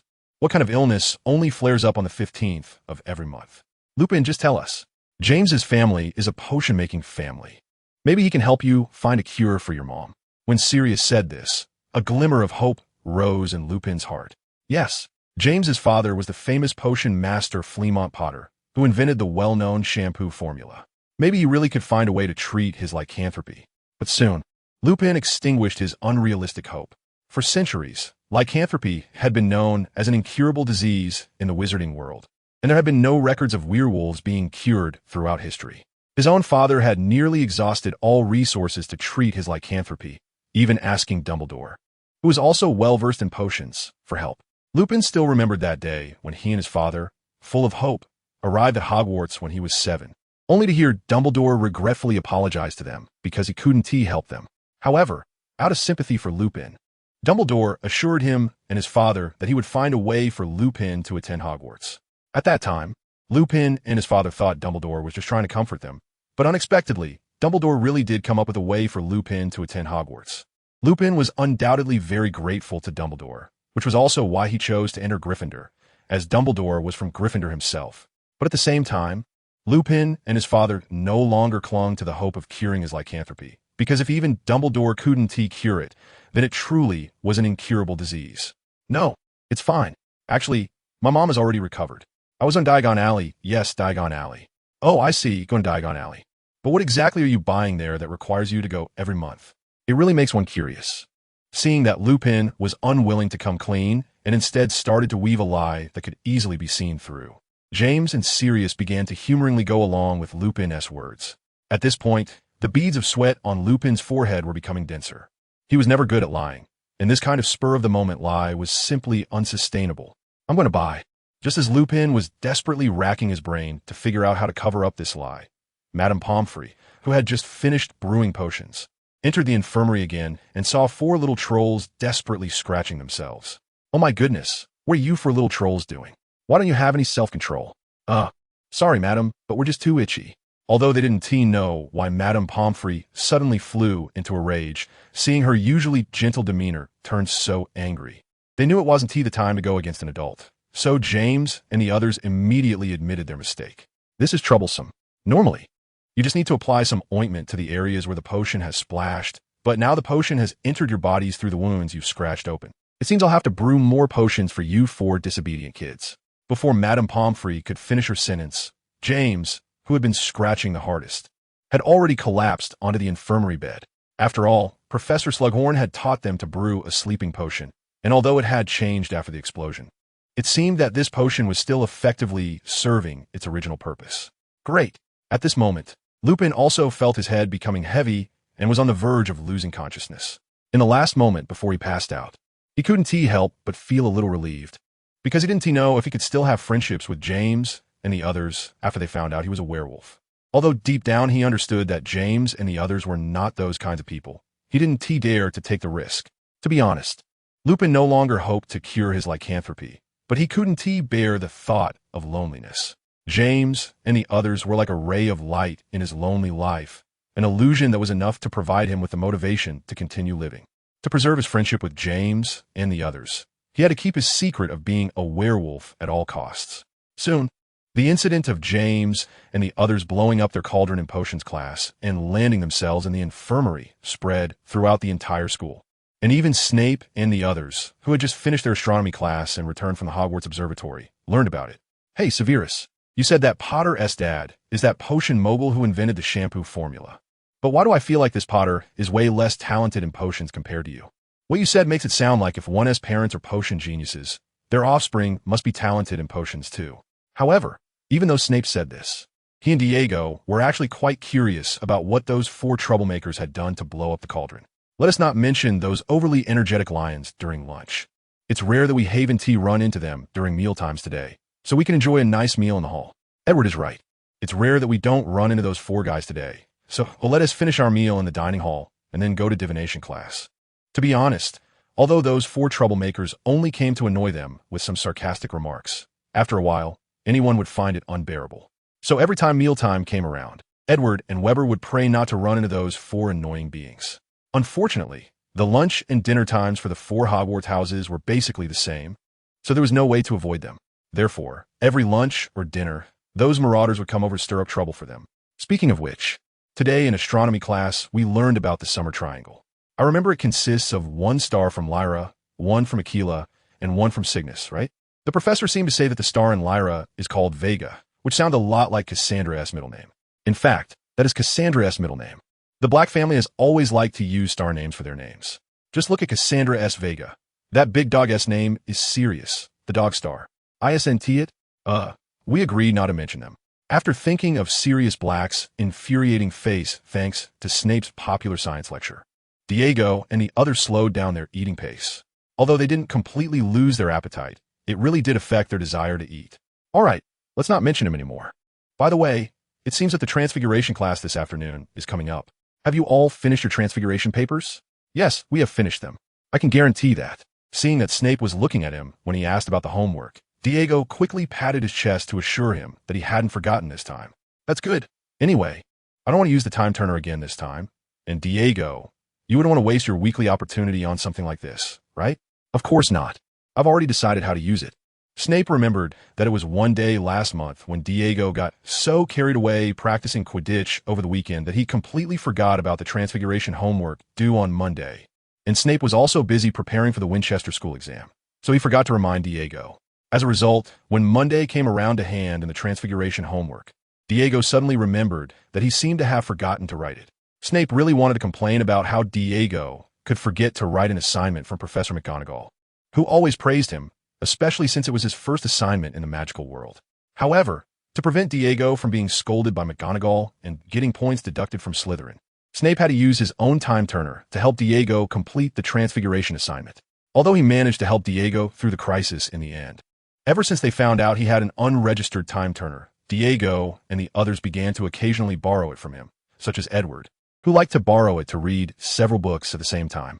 In the end, to avoid overusing it and causing time jumps or attracting the Ministry of Magic's attention, Snape had to set a rule that each person could only use the time turner once a week, and the time reversal could not exceed one day. In today's Transfiguration class, Professor McGonagall entered the classroom in her usual unique manner. When a cat with spectacles and a patterned coat jumped through the window into the classroom, the sharp-eyed students immediately fell silent. Then the cat jumped behind the podium and transformed back into a human form, wearing a dark green robe and square glasses. No matter how many times you see it, it's still incredible, an animagus that can turn into an animal. It's nothing if you learn how to do it. I happen to know the training method for becoming an animagus. Do you want to give it a try? To be honest, I'm quite curious about what your animagus forms would be. Really? Knock, knock. Quiet, gentlemen and ladies, we're starting class now. I believe that after all this time in class, you should understand that Transfiguration is an easy subject to learn but hard to master. Many of the spells are very dangerous, such as the animagus transformation I have demonstrated. If used improperly, there is a risk of not being able to return to your original form. After saying this, Professor McGonagall tapped her wand on the desk and looked directly at Snape and the others, clearly having heard their earlier conversation. Especially you, Mr. Snape. You should know that becoming an animagus is not just about knowing the method. Every step in the process is very dangerous. Therefore, I hope you won't privately encourage your friends to attempt to become animagi. Please remember to always have a sense of awe towards magic. Otherwise, you will suffer its backlash. Yes, Professor McGonagall, I will be careful. Until I have complete confidence, I won't attempt to use this spell. Snape naturally listened carefully to the heartfelt advice from his teacher and kept it in mind, even though his current state wasn't much different from that of an animagus. Unlike an animagus that can only transform into one animal, he had achieved multiple transformations by incorporating the souls of different animals into his body. Very well, Mr. Snape. I believe you're a true gentleman who keeps his word. Now, let's begin our lesson. Today, we will learn about the transfiguration of soil and rocks. After Professor McGonagall finished speaking, she took out her wand and cast a transfiguration spell on the clay sitting on the podium, transforming it into a small white ferret. Professor McGonagall's transfiguration skills were almost indistinguishable from reality. Under her command, the clay-turned white ferret began to run around the classroom. If you didn't look closely at the ferret's hollow eyes, you would definitely mistake it for a real one. As the ferret passed by Snape under Professor McGonagall's command, Snape lowered his head and stroked the fur on the ferret's back. It had a unique texture that was hard to believe it had just moments ago been a lump of white clay. After the ferret made a round in the classroom, Professor McGonagall finally cast a spell to turn it back into clay. All right, class, since you have all seen my demonstration, we will officially begin today's practice. Rest assured, I understand that the magic you just witnessed is far too difficult for you first years. So what we will do today is perform simple transformations on the clay in your hands. I will grade you based on the shapes of your clay later. Although this may sound a bit like arts and crafts, it is a genuine transfiguration practice. Once Professor McGonagall said to start practicing, everyone began to pick up their wands and sculpt the clay in front of them. After transforming his pile of clay into a small knight sculpture, Snape began to observe the practice of others in the classroom. Diego's work, to put it mildly. Snape had to admit that his talent in transfiguration was on par with his skill in defense against the dark arts. He picked up the latest Quidditch magazine and began to shape his clay according to the image on the cover, which featured a Quidditch player about to catch the golden snitch. As for Edward, he chose a knight template similar to his own, but after molding the general shape of the knight, he surprisingly took out several paint jars from his bag and started adding color to the knight statue. To be fair, Edward did have some artistic flair. When Snape looked over at Weber, he found that he was actually molding a statue of the Macedonian Emperor Alexander riding his beloved horse Bucephalus, and Weber was working with great seriousness. even to the point of reverence. I didn't know Weber was such a fan of Iskandar. Please call him Alexander, as Iskandar is the Persian transliteration of his name. But speaking of which, Severus, do you also like Alexander? After all, you even know the Persian transliteration of his name. It's not that I like him. I just read about him in a book, but I admit he was indeed a great man, even if he wasn't a wizard. After all, not everyone can establish an empire spanning 3 continents. Well, you have a point there. The 4 of them then continue to focus on creating their works. After seeing Edward add color to his sculpture, Snape felt that just creating a plain figure was indeed a bit monotonous. So he decided to add some color to his sculpture before class ended. After class, the group went to the Hogwarts Great Hall, where they saw the Marauder, who had been missing all afternoon, dining with a light purple face. It looked quite amusing. Even Snape, who usually had a neutral expression, couldn't help but let out a chuckle. Oomph. Although Snape tried to control his voice, he was still heard by a few of them. Just as James and Sirius were about to speak up, 2 stifled laughter sounds came from the entrance of the hall. Sorry, Potter, but I really couldn't hold it in. Just now, when Lily entered the dining hall with Cassandra, she didn't expect to see such a comical scene right away. How to put it? The appearance of these 4 troublesome Gryffindors now looked as if they had transformed their faces into eggplants with transfiguration. Seeing that it was Lily, James, who was about to get angry, suddenly lost his momentum, and after huffing in response, he no longer pursued the matter.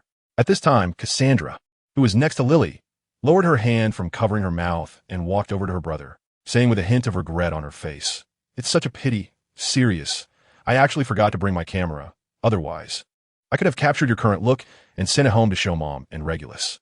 Cassandra, looking at your little devilish sister reveling in your misfortune. Sirius couldn't understand how his sister had changed so much in just a few months at Hogwarts. It's definitely all that snotty brat's fault. If we were to rank the levels of dislike towards Snape among the current Marauders, Sirius would undoubtedly be the champion. As his cousin Cassandra grew closer to Snape, Sirius's disdain for Snape also escalated sharply, leading to most of the grievances against Snape being initiated by Sirius. As for James, he didn't harbor much personal animosity towards Snape, as it was evident to everyone that Cassandra was infatuated with Snape, and Snape did not show any signs of rejection. However, since his group, the Marauders, was now at odds with Snape's clock tower, James couldn't say he liked Snape, who was at the core of the clock tower. Regarding Diego, since they were the only 2 first-year students recommended by Professor Guardiola for their respective Quidditch teams, and Hogwarts' gossiping students had given them nicknames like Griffin and Feathered Serpent, James felt a strong sense of competition with Diego. Due to his nature, James even took this competitive spirit beyond the pitch. As for Lupin, he had a certain interest in Edward, as the werewolf's intuition told him that Edward was hiding a secret just like he was. This was based on an incident in herbology class when the members of the clock tower were discussing family. Edward only mentioned living with his father and deliberately remained silent when others talked about their mothers. More crucially, during that herbology class, Lupin caught a fleeting glimpse of Edward's eyes transforming into beast-like slits when a pixie attacked, and he struck the pixie's neck with inhuman speed, causing it to collapse. Although everyone assumed Edward had defeated the pixie with his wand, Lupin didn't agree, as he was certain the change in Edward's eyes was not his imagination. Thus, Lupin was convinced that Edward Kenway, a Slytherin student, was also deliberately hiding a secret in his interactions with friends, which made Lupin pay more attention to him, feeling as if he had found a kindred spirit. Finally, it seemed almost intentional that Peter, like James and the others, considered Weber Elmero as his rival. The reason was not only because Weber was the only one left in the clock tower he could pick, but also because he believed Weber, like himself, was an average member of their respective groups. Severus Snape's talent in potions was praised even by Professor Slughorn, while Diego Messi's Quidditch skills were on par with James's. He had heard more than once about Messi scoring 2 golden snitches in a practice match. Then there was Edward, who, while not particularly outstanding, had no significant weaknesses and performed well in nearly all subjects, and seemed to be the one who first proposed forming the clock tower. Lastly, there was Weber, in the shadow of the more accomplished individuals, appeared somewhat mediocre, like Peter himself. However, even so, Weber's grades were still significantly better than Peter's, and more importantly, compared to the handsome Weber, Peter felt somewhat ashamed of himself. Because of this, Peter began to develop a deep jealousy towards Weber, akin to how someone who consistently ranks 20th would not envy those who ranked 1st or 2nd, but would feel intense jealousy towards someone who ranked 19th. Thus, the previously tense atmosphere became awkward due to Lily and Cassandra's intervention. James and the others had to grab some bread and jerky from the long table and hurried back to the dormitory. They knew they looked pathetic and realized they would be laughed at. But humans can be strange beings. They may not care about being mocked by others. But if a specific person ridicules them, they can become furious. Once the troublemakers had left, Snape and the others relaxed their clenched fists. After all, Hogwarts' rules prohibited using wands to attack each other in public, and being caught could lead to points being deducted. Thus, at Edward's suggestion, everyone in the clock tower practiced some hand-to-hand combat skills. To Snape's surprise, Edward had decent swordsmanship and hand-to-hand combat skills. Well, since those annoying idiots are gone, let's take our time with dinner like we did at lunch. By the way, everyone, how about we play a round of Knights of the Round Table while we eat? Huh, great idea. I've been itching to play today, Weber said as he took out a chessboard and a few magical chess pieces shaped like knights and placed them on the table. As the pieces touched the chessboard, a shadowy figure appeared behind them due to the board's magic. Lancelot, Gawain, Galahad, Percival, Tristan, Mordred. All right, everyone, which piece will you choose this time? Bedivere, the greatsword. After choosing Bedivere as a piece, Snape infused it with magic, and then the originally empty hands of the piece suddenly grasped a giant sword. Oh, Bedivere. Then I'll choose Kay, and my weapon will be a spear. After bringing Kai in front of him, Diego looked at the knight who was polishing his gunflower and asked Edward, Ed, what about you? As for me, I think I'll go with Lancelot, and I'll choose the longbow and dagger as my weapons. After arranging their pieces, Snape and his companions looked at Weber, who had yet to choose his piece, waiting for his decision. Lily and Cassandra, on the other hand, sat aside with food as they had no interest in this chaotic battle of wizard chess. While many male students in the cafeteria were drawn over, it was no surprise. After all, this game was a chess game created by the clock tower itself. With simple rules, players select their own round table knight pieces and weapons, then maneuver these pieces to battle on a board transformed by magic into various terrains like mountains, rivers, plains, and deserts. Yet, this game had an irresistible charm for boys, as it allowed them to control legendary round table knights in chaotic battles. Even if they were just pieces, it was enough to satisfy a boy's fantasies. As for Snape, after discussing with Diego and the others, he decided to have his uncle invest in this new wizard chess game on their behalf. Of course, this uncle was impersonated by Snape's avatar, and regarding the profit split, Snape told them his uncle agreed to an 80-20 split, with the uncle taking 2 shares and the remaining 8 shares divided among them. All right, Weber, you've been thinking for a long time. Have you decided which piece to use? Actually, everyone, I've had an idea these past few days. Our pieces don't necessarily have to be limited to round table knights. After all, having only round table knights would be too monotonous. So, I plan to introduce some new pieces. After Weber said this, he placed a brand new piece on the board, from the Mediterranean-style armor. It was clear that Weber's piece was definitely not a medieval knight. Alexander, with a single-handed sword and the warhorse Bucephalus. When Weber placed the piece representing Alexander on the board, the spectators, including Snape and the others, fell into a brief silence. Well, that's not impossible, but it just feels a bit strange. It wasn't that the 3 of them were being picky, but Weber's piece was indeed quite odd. If he had brought out a piece like Roland or Astolfo, Knights of Charlemagne, it would have been acceptable. Even pieces like St. George, Richard the Lionheart, or Knight Dane would have made sense, but bringing out a piece of a Pan-Hellenic hero was a bit too much. What's wrong? Is it very strange? Well, not exactly. It's just that suddenly introducing a Pan-Hellenic hero into a medieval knight battle feels like a huge leap. However, it's fine. Alexander does have the qualifications to compete alongside the Round Table Knights. Seeing Snape say this, Diego and the others stopped questioning it, as they were also very interested in Alexander's piece and thought they would ask Weber to try it out in a couple of days. Since we've already selected our pieces, let's get started. As the 4 of them infused more magic into the board, the originally black and white chessboard began to change continuously. Clear water, soil, gentle breeze, and flames, 4 elements that make up the world, appeared on the board. For the terrain, let's choose the plains. That way, it will end faster. After Snape finished speaking, the 4 elements began to blend together, forming a vast plain on the board. He chose this terrain to limit Edward, who had selected Lancelot and the longbow as his pieces. After all, if it were a forest or snowy area, Edward could easily hide his pieces. It could be said that in a forest, archers have a significant advantage, while on the plains, where it's hard to conceal oneself, others can quickly approach for close combat. Of course, Snape knew that the terrain he chose was precisely the cavalry's home ground, but this was also a strategy. Snape was forcing Edward and Diego to target Weber's Alexander first, as his choice of the great sword had no significant advantage against cavalry. Oh, since that's the case, I'll choose the weather. I pick fog.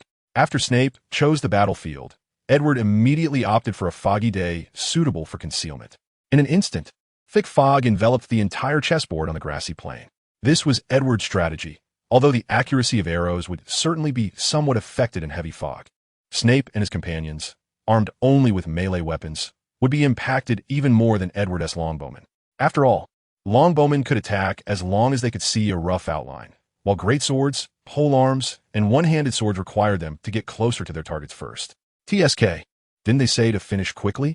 At this rate, it might take until evening to complete the game. Well, since that's the case, I want to hold back. I'll add swamp terrain. After Diego spoke, swamps of various sizes randomly appeared across the fog-covered grassland.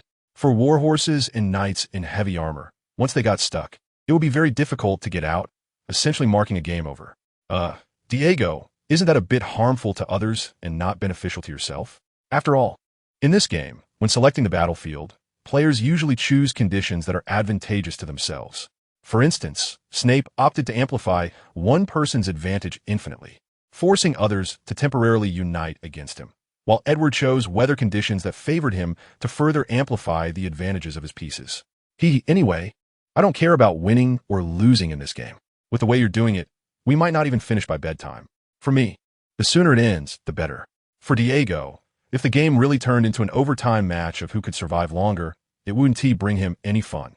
Instead, it would just become a time-wasting chore. So he might as well choose a trap-type terrain change to speed up the game. How could this happen? I initially thought I could catch you off guard with cavalry, but now the advantage has turned into a disadvantage. Weber clutched his head, looking helpless. As cavalry, Alexander had a speed advantage over Snape's pieces. Meanwhile, the charge of the warhorses posed a significant threat to Lancelot with his longbow and Bedivere with his greatsword. Except for needing to be cautious against Kay with his polearm, Alexander's pieces could gain a considerable advantage in battles against Snape's and Edward's pieces. However, now the extra weight from the warhorses made it easier for his pieces to get stuck in the swamp terrain than others. And Edward's thick fog made it even more difficult to identify the swamps, according to the previously agreed victory condition of eliminating the other three pieces. The possibility of losing was quite high. Well, since that's the case, I'll add a victory condition. Victory condition 1. Eliminate all other pieces except my own. Victory condition 2.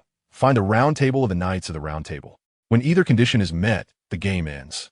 After Weber spoke, a small phantom of a round table appeared within the already fog-covered chessboard, emitting a soft glow. It symbolized the wedding gift of King Arthur and Queen Guinevere. The round table formed by the Knights of the Round Table. Not bad, Weber. This way, the game can end quickly. So, the game has started now, right? Yes. Let us get started quickly. Seeing that Diego agreed to Weber's additional victory condition, Snape and Edward also consented. After Snape spoke, he began to infuse more magic into his chosen piece, Bedivere, who then started to step down from the platform that had bound him, wielding a great sword as he began to walk on the vastly expanded grassy chessboard. Due to the fog and the swamps surrounding him, Bedivere moved extremely slowly. After all, one misstep could lead to getting stuck in the swamp and ending the game. Therefore, Bedivere used his great sword as a staff, continuously poking the ground around him to avoid accidentally stepping into the swamp while progressing toward the location of the round table. Just then, an arrow, carried by strong wind, flew straight toward Bedivere's face. Bedivere immediately raised his great sword as a shield to deflect the arrow. 49. Snape controlled Bedivere to crush the arrow with his foot while silently counting the remaining arrows Lancelot controlled for Edward, rolling away from his original position as quickly as possible. Even though arrows could kill enemies from a distance, the number of arrows each player could carry in a game was limited and could not be replenished. So the use of each arrow had to be calculated carefully. However, the sound of deflecting that arrow had already alerted Edward to Bedivere's location. So Snape couldn't care about the potential swamps around and rolled away from his previous position. Whoosh! 2 more arrows flew rapidly toward him, and this time, Edward's predicted positions were quite tricky. Before Bedivere could even get back up, his arm and calf were hit. A silvery liquid shadow flowed from the wounds where the arrows pierced Bedivere, representing blood. Once it flowed out completely, it would signify the death of the piece. Fortunately, thanks to the protection of armor and the fact that he was hit not on the knee or ankle, the injuries were not severe. Moreover, The arm that Edward struck was Bedivere's prosthetic, so Lancelot's 3 arrows only inflicted a wound on Bedivere's calf. What a gamble, but now I confirmed your location too. After breaking the 2 arrows on his body, Snape controlled Bedivere to rush towards the direction the arrows were flying from, while picking up the broken arrows on the ground and throwing them forcefully. The flying arrows didn't feel like they hit anything, but Bedivere could now barely see a vague shadow of Lancelot. Found you. I didn't expect you to really stand still, Ed. Is that so? Unfortunately, it's not. When Bedivere got closer, he realized it was an obstacle made of grass, and the surrounding thick fog made this disguise, which could have been easily seen through, even more deceptive. Good strategy. Just as Snape praised his opponent's scheme, several more arrows shot from behind. However, having already heard the sound of arrows slicing through the air, Snape controlled Bedivere to cross the great sword behind him, blocking the arrows shot from behind, while quickly retreating behind the grass pile. Huff, there's still 39 left. Is this okay, Ed? Just for a feint, wasting so many arrows? Who knows? But your condition doesn't look too good either. At this moment, Bedivere, controlled by Snape, was hit by arrows in the shoulder and hip, with silver blood continuously flowing from these 3 wounds. Although none of the wounds hit the joints, the cumulative damage was considerable. No, at this rate, I'm too passive, but Ed is also somewhat hesitant now. If he wastes too many arrows in our confrontation, when he encounters Diago and Weber, he'll only be left with a short dagger to fight against the spearmen and cavalry in close combat. As for picking up Snape's great sword to use, that was impossible. Once a piece dies, the weapon constructed by the controller's magic would directly disappear. Therefore, for the sake of the upcoming matches, Edward had to carefully consider the use of arrows.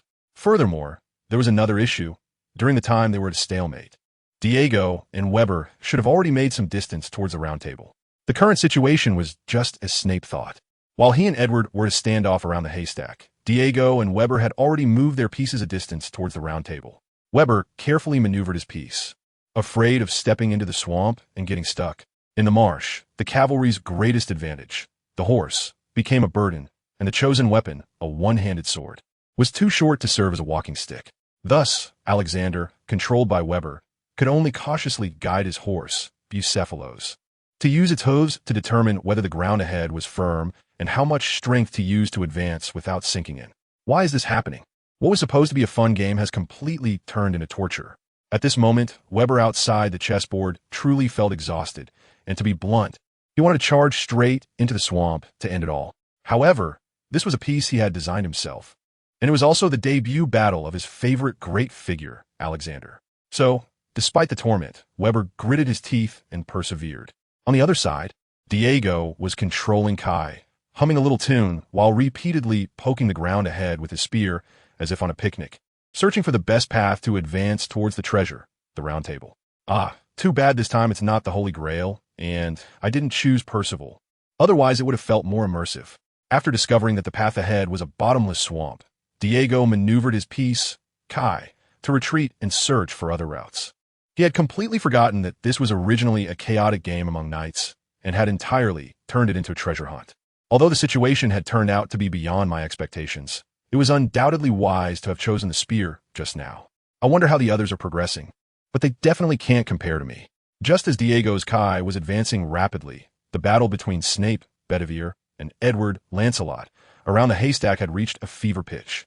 Taking advantage of the cover provided by the thick fog and the haystack he had built, Snape managed to trade injuries for arrows, successfully taking down about 20 of Edward's arrows. Although he had over a dozen wounds on his body, fortunately, none were fatal injuries such as to the joints, arteries, or heart. Phew, being on the defensive like this isn't a sustainable strategy, but luckily, the secret weapon was ready. Snape, controlling Bedivere, looked at the simple sling made from woven grass and the collected gravel in his hand. Although he had set the terrain as a plain earlier, he could still find quite a few stones if he looked carefully.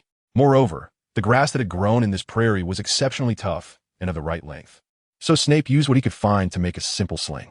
Now it was time for a counterattack. At the moment when another arrow flew past his helmet, Bedivere swung his arm with all his might and threw the sling filled with gravel towards the direction of the incoming arrow. On the other side, Edward, having just shot another arrow, looked at his quiver, which was now nearly half empty, and was pondering whether it was necessary to continue dragging this out with Snape. Just then, he saw a torrent of gravel flying from Snape's direction towards him. Ping, ping, pong. The sound of stones hitting the armor was so jarring in the stillness of the grassland. Knowing he had succeeded with this strike, Snape wasted no time and immediately directed Bedivere to launch more stones towards the source of the noise. Watching the stones continue to come his way, Edward quickly maneuvered Lancelot to roll away from his previous position. The sling is quite capable, isn't it, Severus? After several rolls, Lancelot finally came to a stop at the edge of swamp, and Edward had almost guessed what Snape was using to hurl so many stones. Although the sling was far less lethal than a bow or crossbow, Bedivere's incredible arm strength gave the stones a destructive power comparable to that of a bow. Looking at the dented breastplate from the stones, Edward knew it was time to retreat. My arrows are limited, while Severus has no shortage of ammunition. Dragging this out is not beneficial for me. But I must thank you, Severus, for helping me come up with a good method to conserve arrows. Edward then controlled Lancelot to quickly withdraw from this troublesome place, heading towards the location of the Round Table, while on the other side, Snape, having confirmed that Edward had left, leaned back against a pile of grass with Bedivere. Although I know I am definitely the last one now, there is nothing I can do. I sustained too many injuries earlier while trying to buy time for the sling's creation. Most are just flesh wounds, but if not treated in time, I might bleed to death. After crushing the grass into mud with his great sword, Bitterval began to apply the non-toxic but not very healing grass mud to the wounds to stop the bleeding. After simply treating the wounds, Snape manipulated Bitterval to continue moving forward. Due to the combination of mist and swamp creating an effect greater than the sum of its parts, the four on the scene had abandoned the first victory condition and focused on finding the Round Table. On the way, Edward started to learn from Snape to weave a simple slingshot from the surrounding grass. Great, this way we can save quite a few arrows. But I wonder where those two guys have gone during my confrontation with Snape. At this moment, about 2 kilometers from the Round Table, the two had set their sights on the second victory condition since the beginning of the game, finally encountered each other. In the next second after they met, Diago controlled Kai to throw his spear forcefully. With no time to react, Weber could only watch as the spear pierced the side of Buckcephalus. Accompanied by a mournful whinny, Buckcephalus fell to the ground, and Weber could only control Alexander to roll off the horse while drawing his one-handed sword to strike down hard at Kai, who was rushing towards him. Although Diego's backward jump kept him out of the range of the one-handed sword's attack, Alexander's strike still split Kai's breastplate, leaving a long wound on Kai's body. This is troublesome. Diego looked at the long wound on Kai's chest, knowing that what he did was indeed a bit reckless. Although that strike took out the opponent's warhorse, he had also lost his weapon and damaged his breastplate. At this moment, about a mile away from the Round Table, Diego and Weber faced off, controlling their respective pieces. Although the Kai that Diego controlled had just taken out Alexander's warhorse Buckcephalus with a throwing spear, he had also lost his own weapon in the process. Alexander held his sword horizontally at his waist, lunging towards Kai with such speed that it tore through the thick mist. With no time to dodge, Kai could only cross his left arm in front of his chest, using his arm guard as a shield to deflect Alexander's attack, while his right hand punched directly at Alexander's face. Bang! Poochie! Boom! Although this seemingly guaranteed strike was blocked by Kai's arm guard, Alexander's sword still left a wound on Kai's abdomen that even injured his internal organs, while Kai's right hook left a dent on Alexander's helmet at the temple. After taking a heavy blow to the head, Alexander staggered, almost losing his grip on the sword in his hand. Seizing the opportunity while Alexander was still dazed, Kai quickly rushed towards a spear that was still embedded in Buckcephalus. Finally coming back to his senses from the dizziness, Alexander saw Kai about to retrieve his weapon, and without thinking, he imitated Kai and threw his sword directly at Kai's back. Sensing the gust of wind behind him, Kai had to leap sideways to dodge the flying sword, which then flew past him and directly pierced Buckcephalus' body. With a new wound, Buckcephalus, who still had some breath left, let out a mournful cry before collapsing to the ground, bleeding from its mouth and nose, turning into a spot of glowing light and completely exiting the game, while Kai's spear and Alexander's sword fell to the ground. With this delay, Alexander quickly lunged at Kai, and the two weaponless fighters rolled together, wrestling like street thugs. Punches, kicks, elbow strikes, knee hits, headbutts, every part of the human body that could be used as a weapon was employed in this deadly struggle. If it weren't for the fact that Snape and the others hadn't given their pieces biting capabilities when designing them, they might have even used their teeth to tear at each other. In the cafeteria, the girls lost their desire to watch after seeing such an ungraceful battle, while the boys split into two factions, cheering for Alexander and Kai respectively. If Snape and Edward's duel earlier was a thrilling intellectual battle where a single misstep could lead to total defeat, then the battle between Diego and Weber was the purest fight that could ignite a man's adrenaline. Although it was merely a battle between two magical puppets, everyone couldn't help but cheer for them. Unfortunately, those supporting Kai knew that such fierce exchanges were just a fade, judging from the 2 wounds on his abdomen. There was no doubt that Kai was at a disadvantage, and defeat was only a matter of time. As the outside world cheers for this confrontation, the 2 pieces on the chessboard have already gone through several clashes. Alexander's helmet has been knocked off, and even critical areas like his temples and the back of his head have taken several punches. Kai's condition is also not good.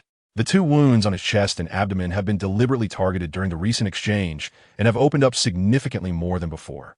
It is no exaggeration to say that Kai is now on the brink of death. Puff! Alexander landed another punch on Kai's face, sending him flying several meters away. This time, the exhausted Kai did not get up again, his body and the long spear on the other side dissipating into points of light on the chessboard. While Diego now held Kai's piece in his hand. He has exited the arena. Indeed, that last flying spear move was somewhat reckless. After placing Kai's pieces back into the storage box designed by Snape, Diego joined the spectators with a handful of nuts. Meanwhile, among the teachers watching the match not far away, Professor Flitwick let out a sigh as he observed the defeat of his favored Kai, and then resumed his focus on the round table battle. It's a pity. Mr. Messie's previous judgment was indeed correct. When infantry encounters cavalry, prioritizing the opponent's mounts is the right choice, but the method used was somewhat thoughtless. Simply throwing the only weapon over would undoubtedly put oneself in a passive position afterward. At this moment, Dumbledore, who was also interested in the new type of wizard chess invented by Snape and others, began to comment on the recent battle. While the 4 house heads beside him nodded in agreement, especially Flitwick, who was very fond of Kai. Well, if it were me, I would choose to have Kai approach Alexander through the thick fog. After all, when surrounded by swamps, the cavalry's proud speed would be difficult to utilize effectively.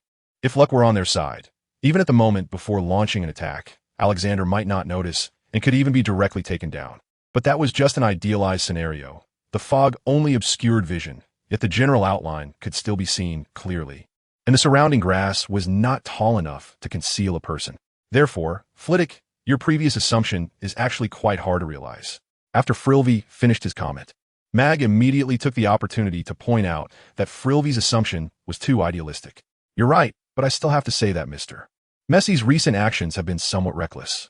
However, given the current situation, the next to be eliminated should be Mr. Elmer.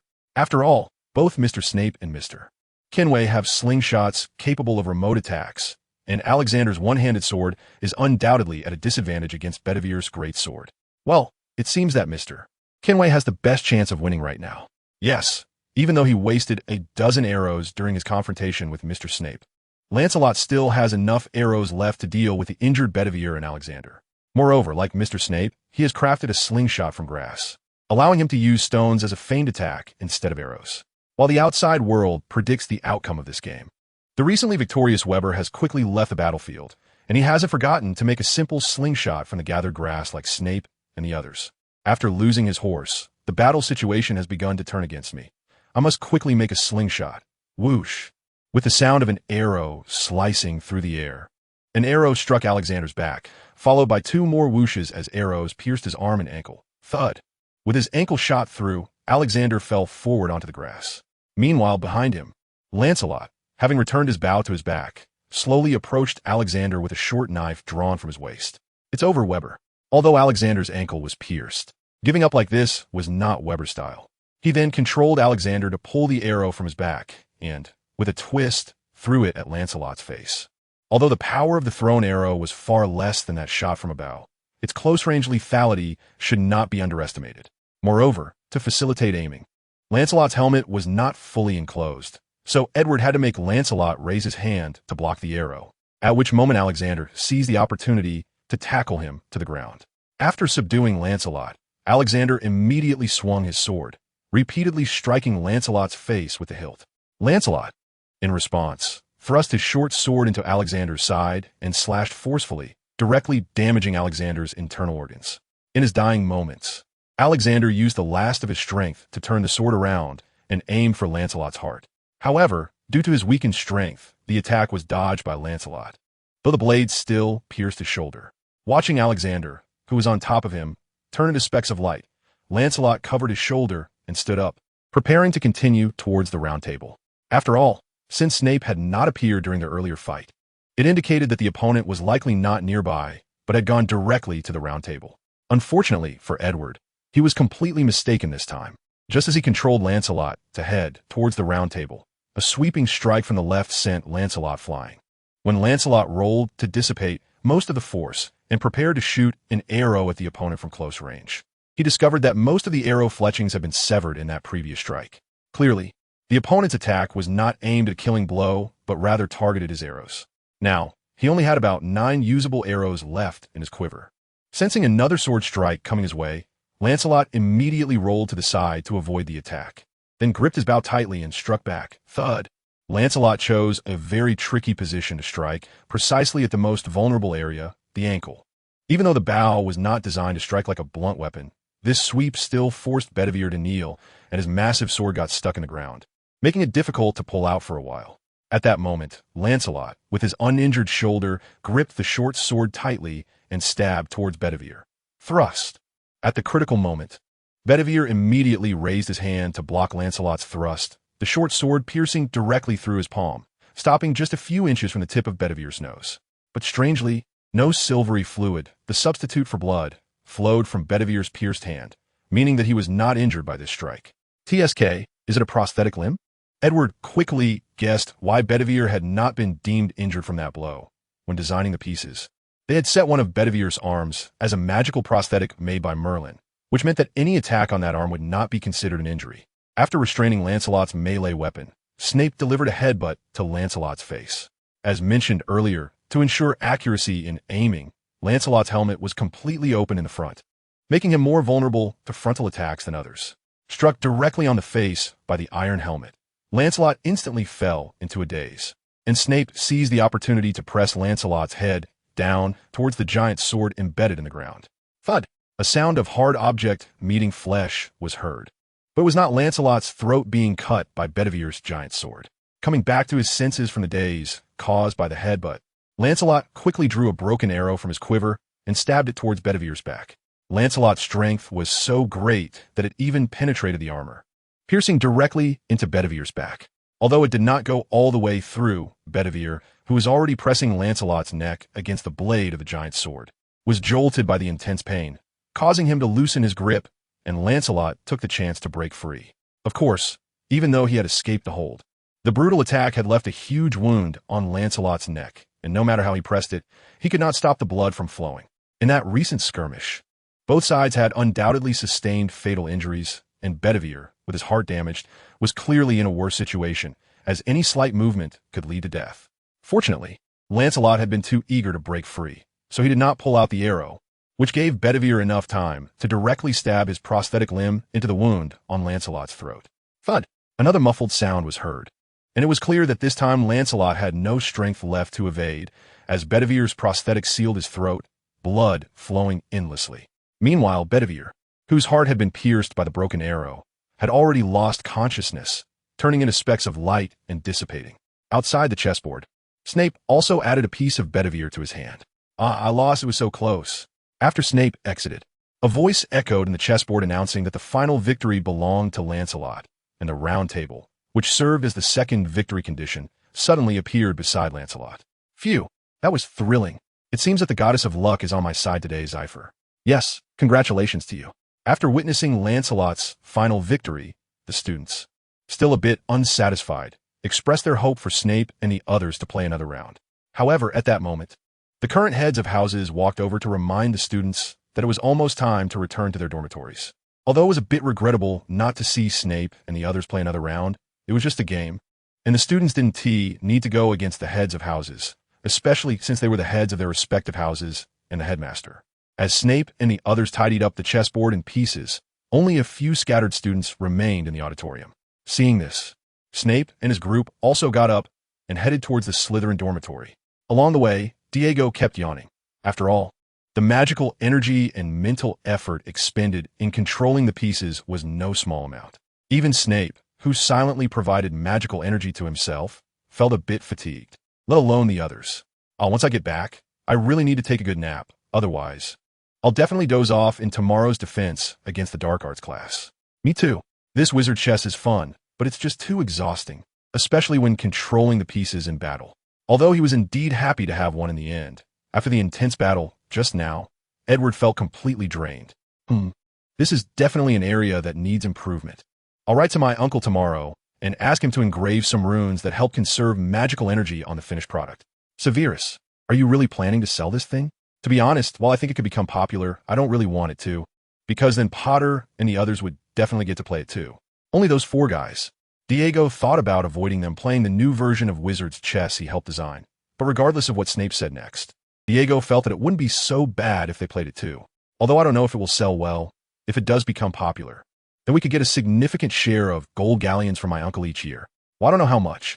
A conservative estimate would be no less than 900 galleons. Well, if that's the case, there's nothing to be done. If those guys want to play, then let them play. I mean, 300 galleons could buy the best broomstick. So earning a few hundred galleons without doing anything for a year is a deal no one would pass up. As for what those guys might play, it's no big deal.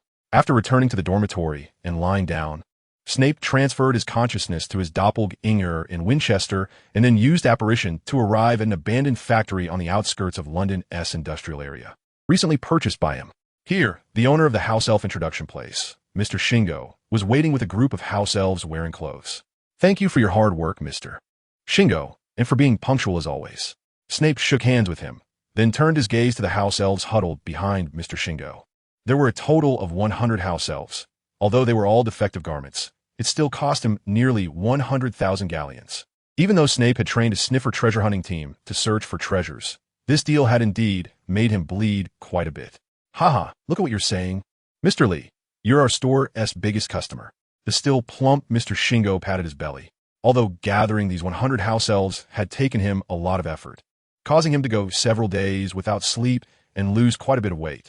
He felt invigorated at the thought of the 30,000 galleons deposit he had received and the upcoming 70,000 galleons balance. Very good, exactly 100 house elves. So, Mr. Shingo, here's the remaining 70,000 galleons balance, and of course a small gift I prepared for my partner. As Snape spoke, he took out a potion made from the fur around a sniffer's nose and rabbit's foot. The effect was similar to a Felix Felici's potion, but unlike Felix Felici's, it only enhanced the dringer's ability to manage property or improve their financial luck. Compared to the complicated process of making Felix Felici's, this financial luck potion only required a week to brew and had no limit on the number of doses. After creating it for the first time, Snape generously offered this potion for free to Mr. Borgin, the owner of Borgin and Burke's, and to Mr. Skinner for trial. From the results, both of them gave high praise for Snape's new potion. It's indeed a pleasure to do business with you, Mr. Lee. That previous bottle of fortune potion helped me secure a big deal, and I made quite a profit. After putting the fortune potion into his pocket, Sir Ginge took out a transfer contract he had prepared earlier and handed it to Snape.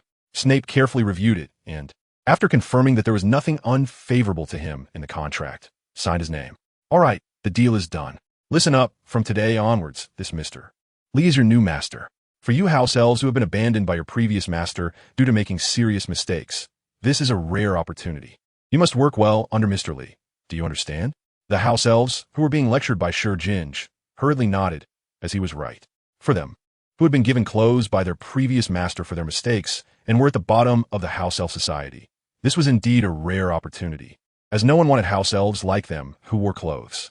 Very well, then, Mr. Lee, I will take my leave. If any of them make mistakes again in the future, just come to me, and I will provide you with a new house elf at 30% below market price. Thank you for your generosity, Mr. Sir Ginge. After some small talk, Shijinge raised his wand and disapparated away from Snape's factory. At that moment, the house elves, who had just had their ownership transferred to Shijinge, huddled closer and timidly greeted Snape. Hello, Master. Thank you for buying us, the house elves who have made mistakes, from Mr. Shijinge. We have heard from Mr. Shijinge about our future work. You want to open a workshop to make wizard chess, right? Yes, that's correct. However, that's not all of your responsibilities. In fact, in addition to making the chess pieces, you will also need to help me manage my castle, estate, and cellar. I will take you to see the other work locations later, but first, let me introduce your future manager. As soon as he finished speaking, the house elf saw a young fellow appear behind Snape through disapparation. This is Krebby, my first house elf, and he will be the one in charge of managing you. For any work scheduling and related matters, please report directly to him. Understood, Master. Although some of the older house elves felt a bit uncomfortable working under a younger fellow, there was nothing they could do. After all, he arrived first. Moreover, judging from their master's tone just now, it was clear that he trusted this young fellow very much. Furthermore, based on the proficiency of the disapparition just now, it was evident that this fellow was among the most talented house elves, indicating that the master's trust was not solely because he was the first house elf, but also because he was indeed very capable. Leave it to me, Master. I will manage these fellows well. Is that so? Don't push yourself too hard, Krebby. All right, since that's the case, you can teach them how to make the products. After you're done teaching, please brew me a cup of Darjeeling tea. Understood, Master. However, I must remind you that the tea snacks you've been having late at night these days are all used up. I remember it was a new product from a snack company, right? I just asked and they said it's out of stock. Then switch to Phoenix Dansong. And remember to brew me a second pot. Yes, Master. Now everyone, please come over here. I will explain the production process of the products and the magic we will use. Is there anyone among you who is more proficient in transfiguration? Krebby's question plunged the house elves into silence. Although they were naturally good at household magic, very few house elves knew transfiguration without special training. Watching his fellow house elves fall silent, Krebby maintained his smile on the surface but inwardly sighed. Although this situation was within his and the master's expectations, it meant he would be quite busy for a while. If that were the case, he wouldn't be able to brew tea for the master anymore. Just as Krebby was lost in thought, he noticed a few of his fellow house elves raising their hands. You know, a little. My former master was a grocer and taught me some transfiguration to save costs for making products. And my master also taught me some. He is a scholar researching dragons, and because he needed to spend long periods in the field, he had me learn some transfiguration to make some simple tools. Besides that, I also know some attack spells. And I too. After counting, it turned out that about 8 out of 100 house elves had learned varying degrees of transfiguration. Although that wasn't many, it was still better than the worst-case scenario they had anticipated. Very well. Then your main task from now on will be to assist me in teaching others transfiguration. Please follow me. I will take you to the master's castle and estate. Please hold hands with each other. Upon hearing this, all the house elves were taken aback. Although they had heard from Mr. Shijinj that their upcoming master was very wealthy, they never expected him to own a castle and an estate. Following Krebby, the group of house elves arrived at Snape Castle in North Yorkshire. As they landed, the gargoyles that had been resting on the eaves opened their eerie blue eyes and gathered towards the unexpected guests. What is this? Seeing dozens of huge magical creatures with green faces and sharp teeth approaching, the frightened house elves huddled even closer together. All right, calm down, folks. Don't worry. These are the gargoyles created by the master to guard the castle. They want to attack anything that carries the master's aura. After calming down his petrified compatriots, Krebby turned around and issued a command in dragon language to the group of gargoyles to stand down. After the gargoyles dispersed, Krebby began to lead these still vigilant companions on a tour of Snape's castle. Well, as I mentioned, this castle was recently redeemed by the owner from someone else, so most of the areas still retain their original decor style. My apologies, as this will be your living place in the future. I hope you all can listen carefully to what I have to say. Krebby said as he brought the house elf to a room located between the first floor and the basement, where dozens of 5-tiered bunk beds were set up, each already equipped with a complete set of bedding. Although they appeared to be roughly made with transfiguration, this kind of treatment is already the highest standard among house elves. Many of them had to sleep in storage rooms or under the boiler with the previous owner. Here we are. This will be your dormitory from now on.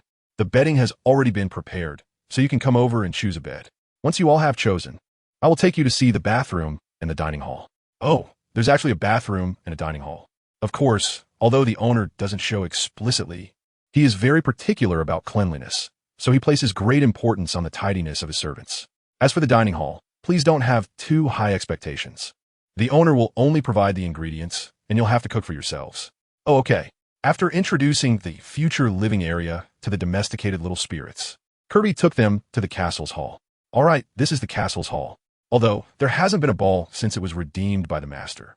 It will definitely be used frequently in the future, so daily maintenance is essential.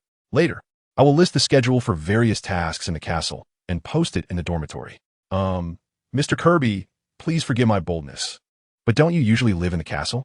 Well, I live in the cellar, which is another stronghold of the master and also the most important one. The master keeps most of his magical creatures there. After introducing the general structure of the castle, Creature took these house elves to several other strongholds of Snape. When they arrived at the cellar, Snape's Australian erumpent emerged from the cellar to the pasture managed by the troll, responsible for catching sheep for a feast. That was an Australian erumpent, the house elf, who had once served scholars specializing in dragons. Instantly recognized that this dragon was not a native of England, but one that came from Australia, on the other side of the earth. Huh, it seems you have indeed picked up quite a bit of knowledge from your former master. Let me introduce you. This is Scarsa, the dragon raised by the master. You will also be responsible for feeding him later, and please do not run around, as no one knows where those acromantulas might come from. There are even acromantulas. Oh, by the way, if you see a talking basilisk or a giant anaconda later, please do not panic. They're also raised by the master. The basilisk's name is Alan. And rest assured, it does not eat house elves. While continuing to introduce the magical creatures that Snape kept in the cellar. Creature did not notice that when he mentioned Snape had a basilisk, many house elves had already frozen in place. At this moment, this place and the new master had turned into a den of magic and a dark lord dwelling within it in their eyes. On the other hand, after playing the role of a dismissive manager, Snape did not return to the house in Winchester, but instead went to an intelligence selling point in Nurmengard Alley, where he intended to purchase some information about the Death Eaters. Although the scale of the Death Eaters was far from the vastness he remembered, with Voldemort's strength and personal charm, they had already formed a considerable force not to be underestimated. Snape came here to understand the development of the Death Eaters and to see if his presence had caused their development to deviate from the normal trajectory. However, from the current information, the development of the Death Eaters seemed to be roughly similar to his past life. Most pureblood families that identified with Voldemort's ideology were still in a wait-and-see phase regarding the organization. Thus, the core members of the Death Eaters were still those who had followed Voldemort at Hogwarts. But according to the information, these individuals had already committed several horrific crimes against Muggles under Voldemort's leadership. However, due to their secretive operations, the Ministry of Magic only suspected that the deaths of those Muggles were related to the Death Eaters. From another piece of information, a faction of werewolves led by Fenrir had begun to make contact with the Death Eaters. Additionally, it seemed that the head of the Malfoy family had introduced his son Lucius to Voldemort. It appeared that the Malfoy family had confirmed their intention to officially align with the Death Eaters after their only son graduates next year. While flipping through the intelligence report, the disguised Snape seemed to intentionally or unintentionally engage in casual conversation with the person next to him. Indeed, I must say that the Malfoy family has been somewhat hasty this time.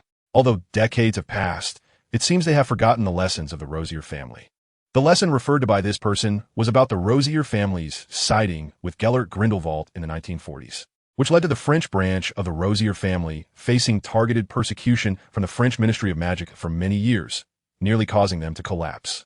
That being said, it appears that the British branch of the Rosier family also harbors intentions to side with the Death Eaters. As Snape spoke, he picked up another intelligence report that mentioned someone had seen Voldemort at the Rosier estate a few months ago. Rosier Malfoy and Black are merely a bunch of old-fashioned individuals unwilling to abandon their past glory, just like that so-called pure blood 28 they concocted. To be honest, I admire their persistence in such extreme pure blood beliefs in this day and age. The middle-aged man beside him seemed quite opinionated about those pure blood families holding extreme views, such as the Blacks, and began to speak passionately to Snape on this topic. Those guys always look down on others because of their lineage, and the Black family even expels family members who do not align with their interests. But in the eyes of those they look down upon, they are merely a bunch of outdated clowns. Holding a mug of butterbeer, Snape listened intently to this middle-aged man's grievances against pure blood families, and from his complaints, Snape could tell that the man seemed to harbor considerable animosity towards the Black family in particular. It sounds like you really dislike the Blacks, don't you, sir? It's not that. I just look down on them a bit. After all, I don't have much to do with the current Black family. My grandfather had direct grievances with them. Grandfather? Yes.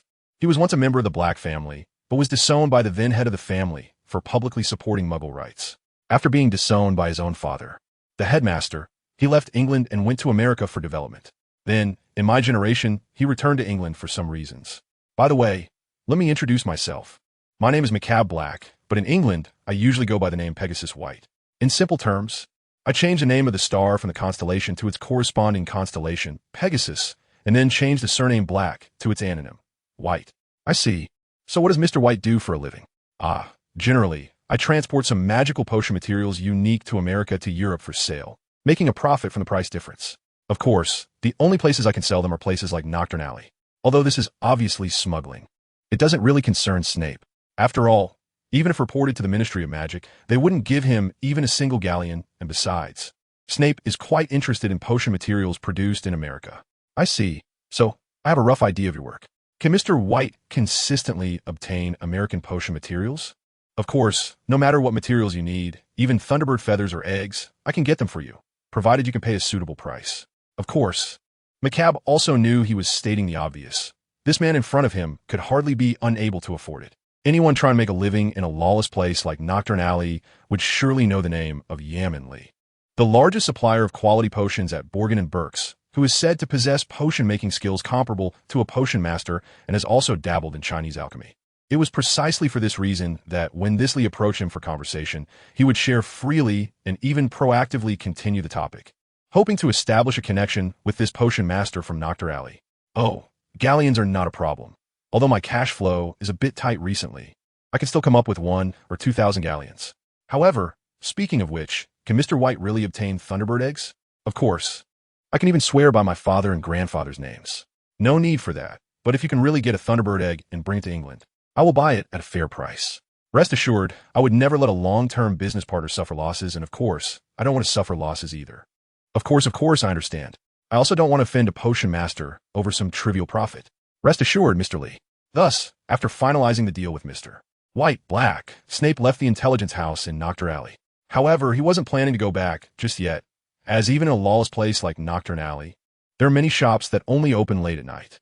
For example, the place Snape was heading to now was the stronghold established by the Ventrue clan in Nocturne Alley, where Snape could obtain some unique vampire potions, such as the blood orchid he had recently acquired, which only grows in Borneo. But just as Snape was less than 100 meters from the Ventrue stronghold, he saw a wizard wrapped in a black robe pass by him.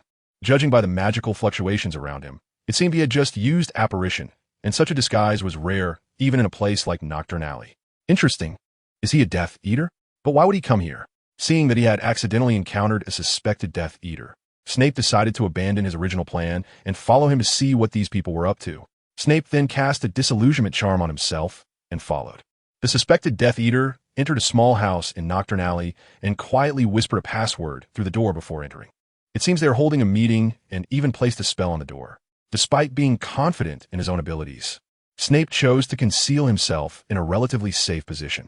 About 3 hours later, the previously closed door finally opened, and a dozen wizards dressed like the man from before emerged, then disapparated away. In the end, Snape got to see that guy he had longed to meet, the object of Professor Snape's admiration, and also the person he hated the most in this world aside from James Potter, Tom Riddle.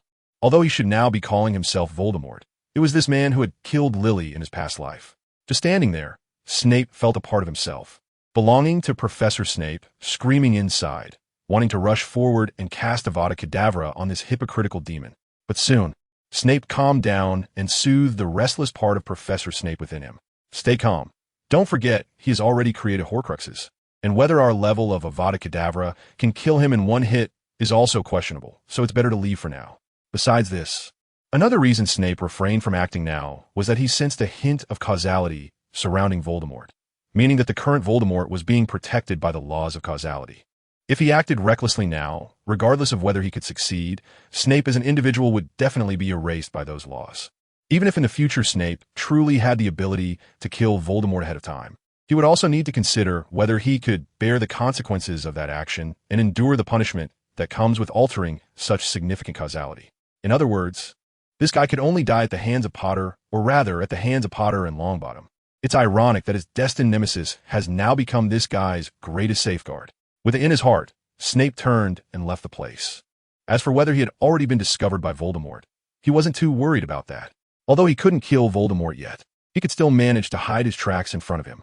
As Snape approached a distance of about 400 or 500 meters from Voldemort, he finally used apparition to return to his stronghold in Winchester. "Creature, are you there?" "Yes, I'm here, Master Snape." Hearing Snape's call, Creature, who had just finished his teaching duties, immediately apparat to Snape's side. From Snape's tone, Creature sensed that his master seemed to be in a bad mood. "Make me a pot of Phoenix Oolong, using the best spring water." "Understood, Master, but I dare to suggest that you switch to Darjeeling tea today, and add double the usual amount of sugar, accompanied by chocolate frogs. I remember you have always opposed me eating too many sweets late at night. But I believe, Master, that you need sweets to soothe your mood right now. While speaking, Creature had already taken out Snape's treasured Darjeeling and the light gold English tea set from the cupboard, brewed a pot of the most authentic Darjeeling black tea, and then brought out the chocolate frogs from the sweet cabinet to present to Snape. Huh, you always know my needs. After adding 3 sugar cubes to the cup filled with tea, Snape lifted it and took his first sip. The slightly bitter fragrance of the tea, mixed with the sweetness of the sugar, indeed soothed Snape's mood. He continued to drink sip after sip until the sun peeked over the distant mountains, casting the morning sunlight through the window onto Snape's face. Snape stirred the tea leaves in the cup, and then slowly redirected his consciousness back to his physical body located in Hogwarts. At that moment, Weber, who usually woke up the earliest among them, had already gotten up and started washing up. "Oh, Severus, you're awake. Good morning." Good morning, Weber."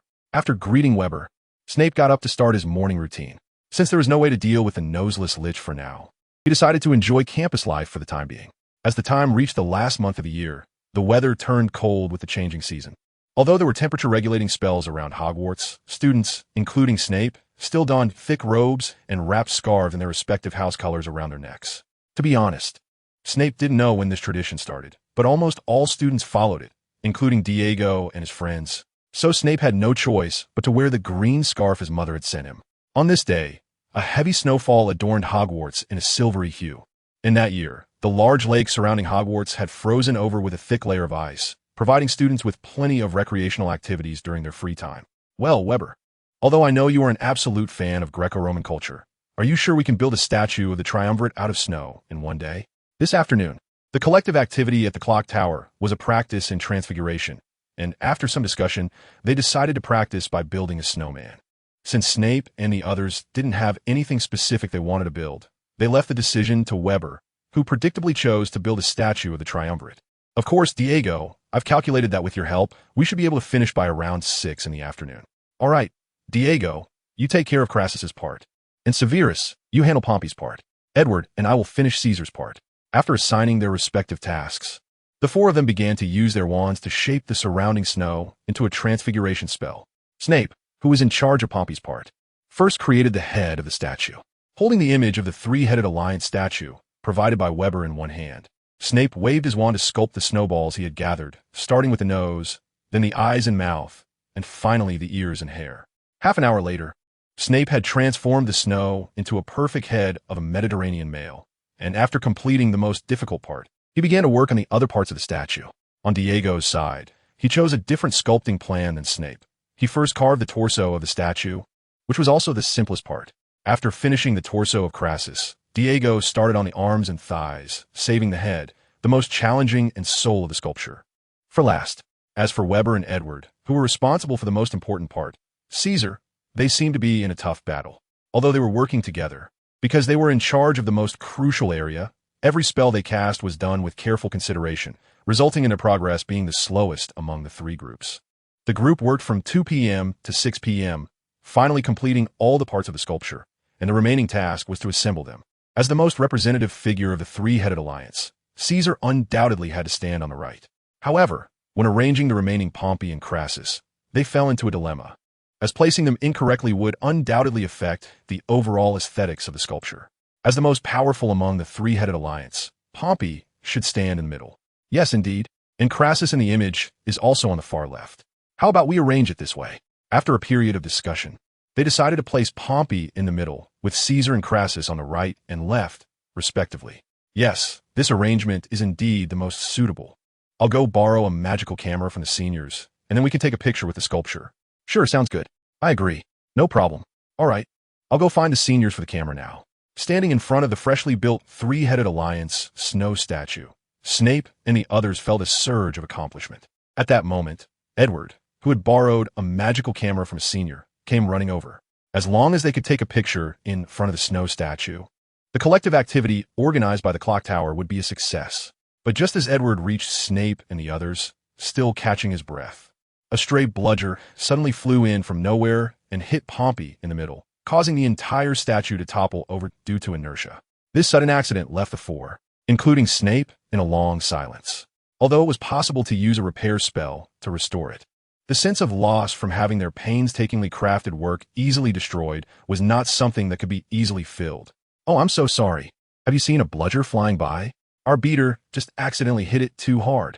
Just then, a figure on a flying broomstick flew over from the distant sky. Without needing to see his round-bottomed glasses, Snape recognized who it was just by the voice. They were indeed having a bad day, as they unexpectedly ran into the Gryffindor team practicing nearby, and it happened that the Gryffindor beater had apparently consumed a strength-enhancing potion, hitting the bludger directly toward them. Huh. Should I say what kind of misfortune you have with you damn lions, Potter? I remember this isn't a Quidditch practice field. Watching his hard work from the afternoon being destroyed by a bludger, Diego felt a surge of heat rise to his head.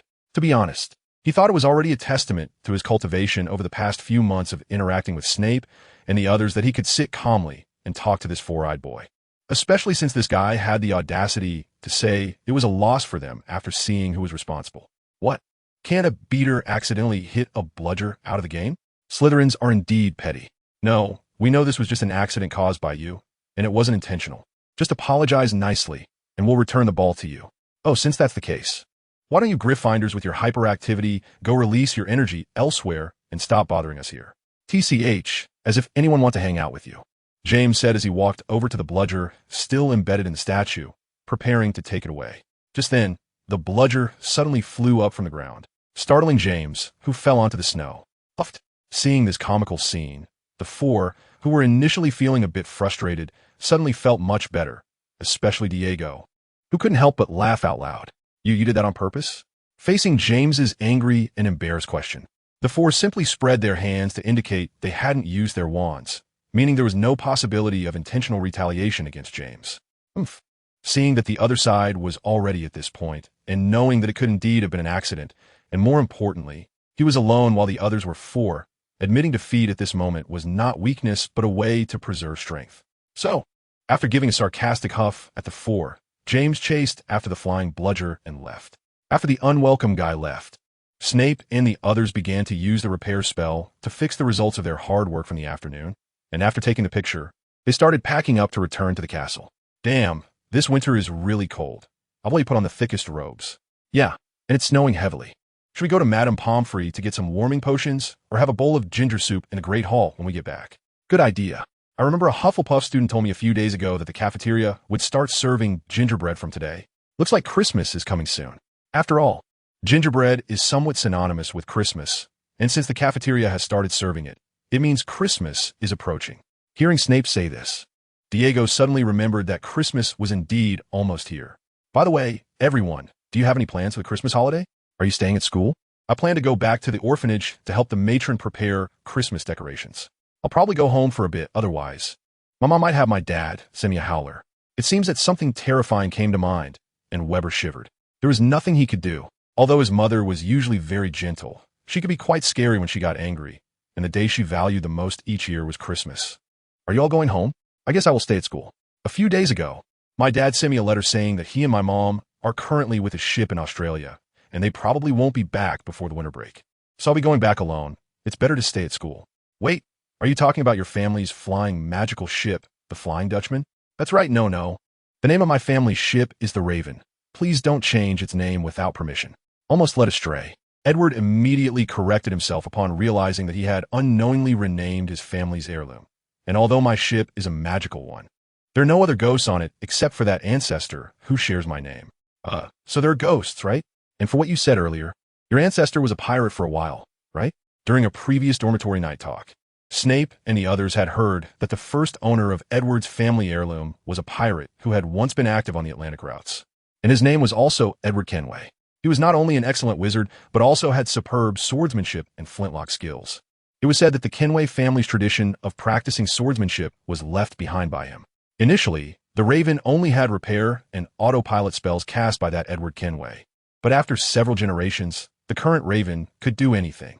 However, after the first owner retired from piracy, the current Raven was often shrunk and stored in Gringotts using transformation spells, and the Kenway family's current business had turned into potions and alchemy.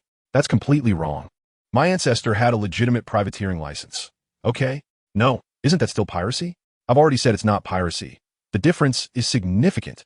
Thus, the four of them debated whether someone holding a privateering license issued by the government at that time could be considered a pirate while walking towards the Great Hall of Hogwarts. As soon as they entered the hall, They smelled the distinct aroma of gingerbread. Today, besides the usual dishes on the long tables of the four houses, there were also large plates of fragrant gingerbread. The moment Diego saw the gingerbread, he dashed over to the plate, grabbed a piece, and popped it into his mouth. Perhaps due to magic, the gingerbread man raised its body to greet Diego just before being bitten into pieces. Oh, this is the taste. Although it's slightly inferior to what my grandma makes, it's still very tasty. After hearing Diego say this, Snape and the others also walked over to grab a piece of gingerbread and put it in their mouths. How should I put it? Although it was quite strange to see a cookie about to be eaten greet him, they had eaten stranger magical snacks before. As for Diego's claim that his grandma's gingerbread was better, it might be due to some childhood nostalgia. But Snape believed that the gingerbread made by Diego's grandma must be delicious. After all, she was able to raise a cheerful child like Diego from an orphanage. So that nun must be a very warm person. Haha, I definitely want to see what kind of gingerbread can earn such praise from you, Diego. Haha, if that's the case, I can have my grandma bake some more when I go back and bring it over. Although it's not as good as freshly made, it won't be too bad. However, although the gingerbread was delicious, after a busy afternoon, Snape and the others were more in the mood for meat than sweets. Since for boys in their growth period, sweets only served to satisfy cravings, and coincidentally, there were several whole roasted pigs for dinner today. Oh, the pig's hind leg is mine, Diego exclaimed, grabbing a carving knife from the table and cutting off an entire hind leg of the pig.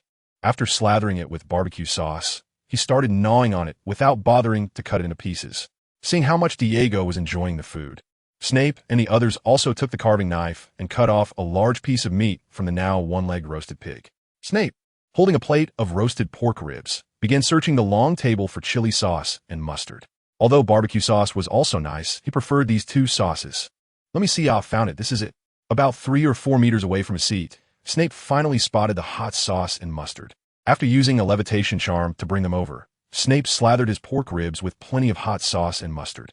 Oh, although I already knew, Severus, you really can handle spicy food. If I were to cover an entire rib like that, I certainly would, wouldn't I? Snape, holding the pork rib in both hands and gnawing on it, looked up in slight surprise when he heard Weber say this, as he didn't think that just these two sauces could indicate whether someone could eat spicy food. Since most of Europe has a preference for sweeter flavors, the sauces tend to be sweet as well. Therefore, to cater to the tastes of most students, these two hot sauces are actually not very spicy, especially for someone used to eating Jiangxi cuisine.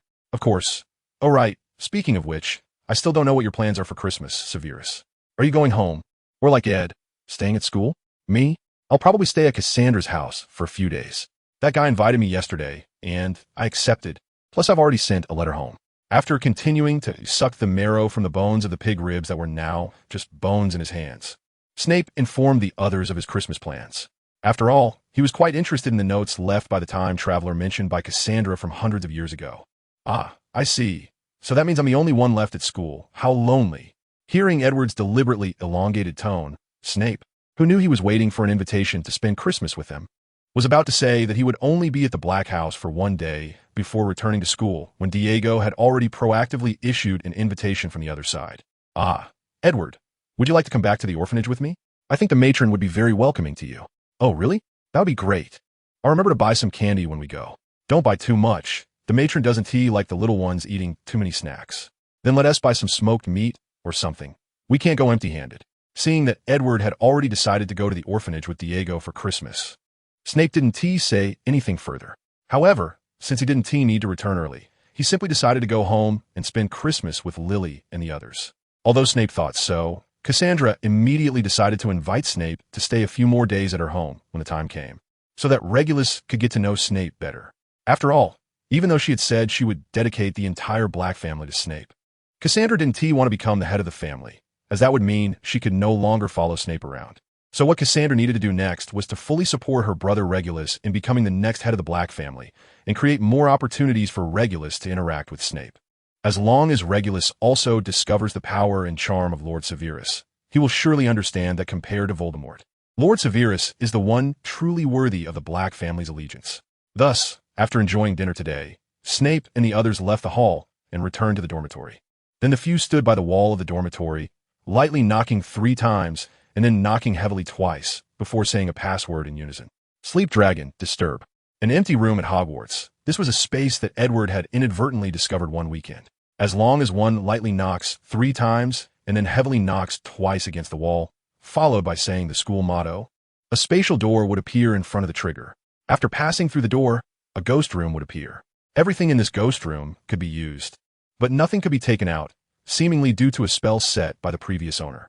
However, since this space was quite spacious and equipped with various tools, after some discussion, Snape and the others decided to use it as the secret base of the clock tower. According to the materials Snape and the others found in the space, this space seemed to have been created by a Ravenclaw student named Ambrosius Aminu 200 years ago.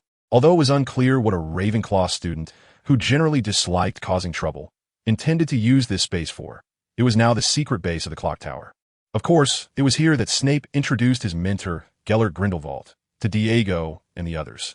Although Diagon thought the old man in the mirror was just a knowledgeable wizard who once appeared in the history of magic class, nothing special beyond that. Seeing Edward and Weber's expressions as if they had witnessed the most unbelievable scene of their lives, Diagon understood that the old man before them was not simple. Although I know you have many secrets, I didn't expect you to be his Grindelwald's apprentice. According to Edward's speculation, such secrets were either hidden tightly or revealed at the most opportune moment, but was now the most suitable time?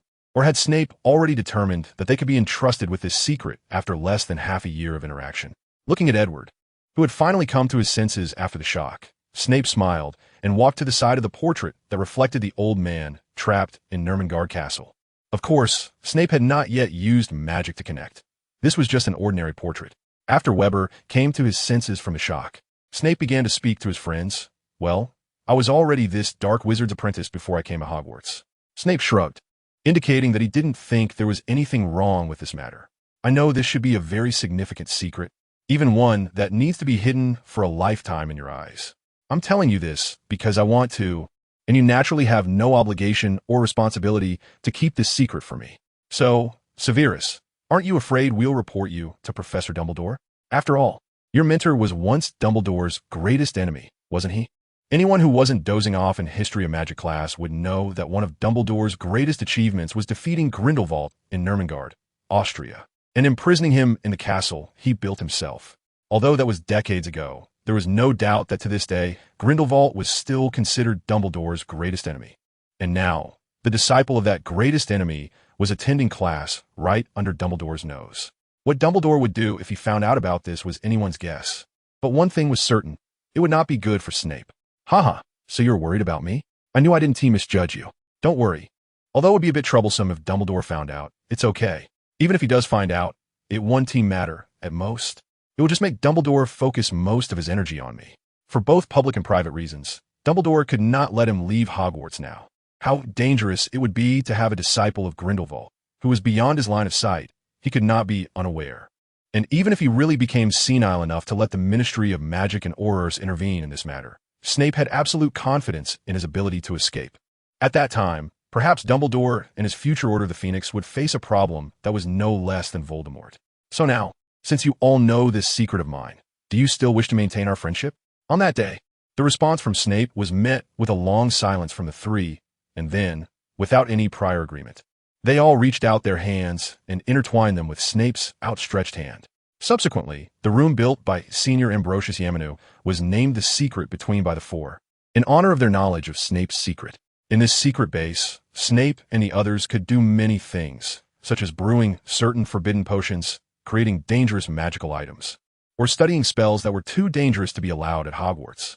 For instance, at that moment, Snape and the others were learning the so-called necromancy, a significant category of dark magic, of which even Grindelwald only mastered a small part. Just like now, the body explosion spell they cast on the corpse of a dead insect was something Snape had never heard of, even after obtaining it from Diagon Alley. However, although he had never heard of this spell, his studies with Grindelwald allowed Snape to recognize its resemblance to the Loa magic used by the group of Haitian wizards from Central America, who had always been masters of necromancy and never shied away from using it in front of ordinary people. Bang! Accompanied by another explosion, Diagon, having failed again, casually tossed his wand aside and began reading a Quidditch magazine, while Snape, after successfully controlling the insect's corpse to hover in the air for a while before it exploded, also ceased his practice. Edward had a good talent in this area, but advanced necromancy spells like the corpse explosion spell were still too challenging for him at this stage. As for Weber, after successfully attempting it once, he began to research other spells. Then, when the hands of the old clock in the room pointed to 10 o'clock, the few of them stood up, recited the spell, and left the ghostly room. Soon, it was Christmas holiday. On this day, after tidying up his bed, Snape went to the Slytherin common room to meet Cassandra, and the two of them then went to the Hogwarts train station together. After waiting for about half an hour on the train station platform, the two finally spotted a figure in Gryffindor robes reluctantly walking towards them. To be honest, Sirius didn't want to go back for Christmas because he knew that once he returned, he would face an even harsher lecture than the Howler letters he received in September. Although he hadn't listened to a single one of those Howlers, it didn't mean he was unaware of how angry his parents were with his behavior over the past few months. However, when he heard that Cassandra was planning to invite Snape to spend the Christmas holiday with them, Sirius felt he had no choice but to go back. He thought that if he didn't return, Snape would definitely share a room with Regulus, meaning that the snotty little brat would be sleeping in his bed for several days. This was something Sirius was determined to avoid at all costs. After all, even if he didn't return for Christmas, he would still have to go back to that suffocating home during the winter and summer breaks. Just the thought of having to share a bed with that snotty little brat gave Sirius goosebumps. He absolutely wouldn't let that snotty brat get his way. On the other hand, Snape and Cassandra didn't have as much drama in their minds as Sirius did.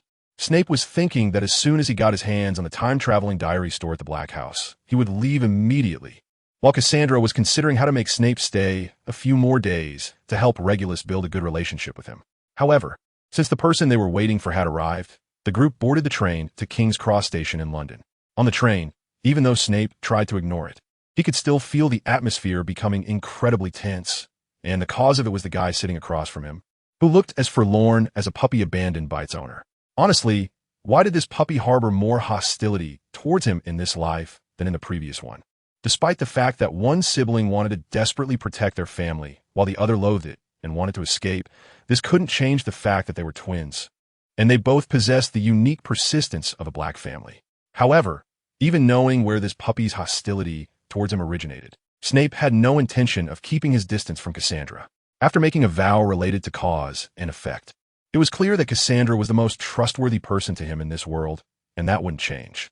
Even without this relationship, Snape wasn't going to change anything because of Sirius. As Snape often said, everything he did in this life was determined by his own will.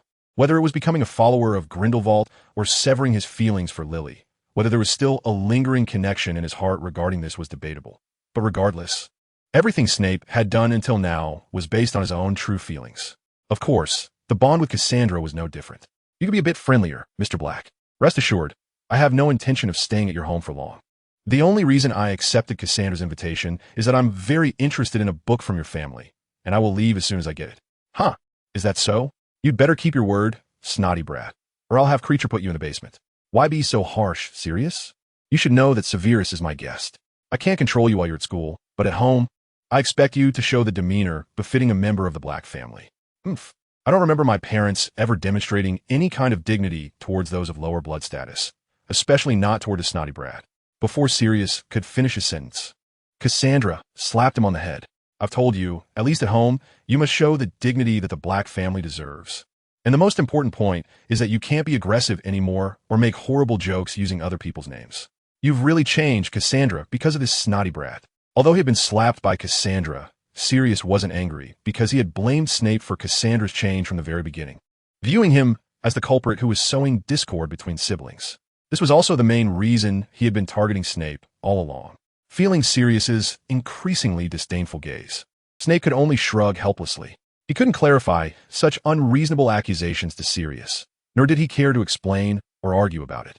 In Snape's view, even without himself, it was only a matter of time before Sirius and Cassandra, the twin siblings, would part ways, as their pursuits had been at odds from the very beginning. As a typical prodigal son of a prominent family, Sirius had always regarded his family as a form of confinement and restraint. He despised the responsibilities that came with his family, believing they were constraints imposed upon him. This perspective was further reinforced when he entered Hogwarts and encountered James Potter, who, like him, came from a noble background but was completely different. In Sirius's view, although both he and James are the eldest sons of ancient pureblood families, James is much freer than he is. The Potter family has never imposed the so-called family responsibilities on James like the Black family has. In James, Sirius saw a way of life that was completely different from the one he had lived for the past 10 years, a way of living freely and without restraint. It was through James that he saw the possibility of living the kind of life he yearned for, which deepened his hatred for his family and directly led to him abandoning everything and running away from home a few years later.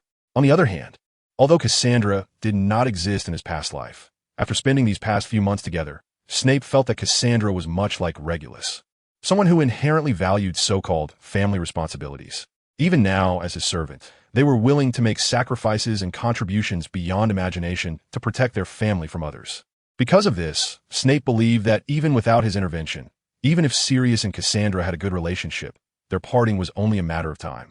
After all, if I cherish it as a treasure while you regard it as worthless, such a situation would wear away even the best of friendships. Thus, the three of them arrived at King's Cross Station in this awkward atmosphere. After they got off the train, Snape saw an elderly house elf waiting for them on the platform. "Welcome back, Master Sirius, Miss Cassandra. It seems you had a pleasant time at Hogwarts, especially you, Master Sirius. Your parents have mentioned you to Creature quite a bit these days." Humph. Sirius glared at the house elf who had taken care of them since they were young. Knowing from his insinuating tone that his parents could not possibly have said anything good about him to Creature. Creature was unfazed by Sirius's coldness. After all, he and Sirius had a bad relationship for quite some time. From a young age, Creature had noticed the unusual rebellion in Sirius, and he had once hinted to the master and mistress about it. However, they thought it was nothing significant, believing that children are naturally mischievous. Orion and Walburga both believed that as time passed, Sirius would eventually outgrow his childish rebellion and become a proper heir of the Black family. However, based on Sirius's behavior since he entered school, his rebellion not only did not improve, but had worsened. Yet even now, the Black couple and Creature believed that they could not blame Sirius entirely. If he had followed the Black family's tradition and entered Slytherin, he would not have mixed with that detestable Potter boy, and none of this would have happened. Indeed, it was a mistake for the young master to choose Gryffindor.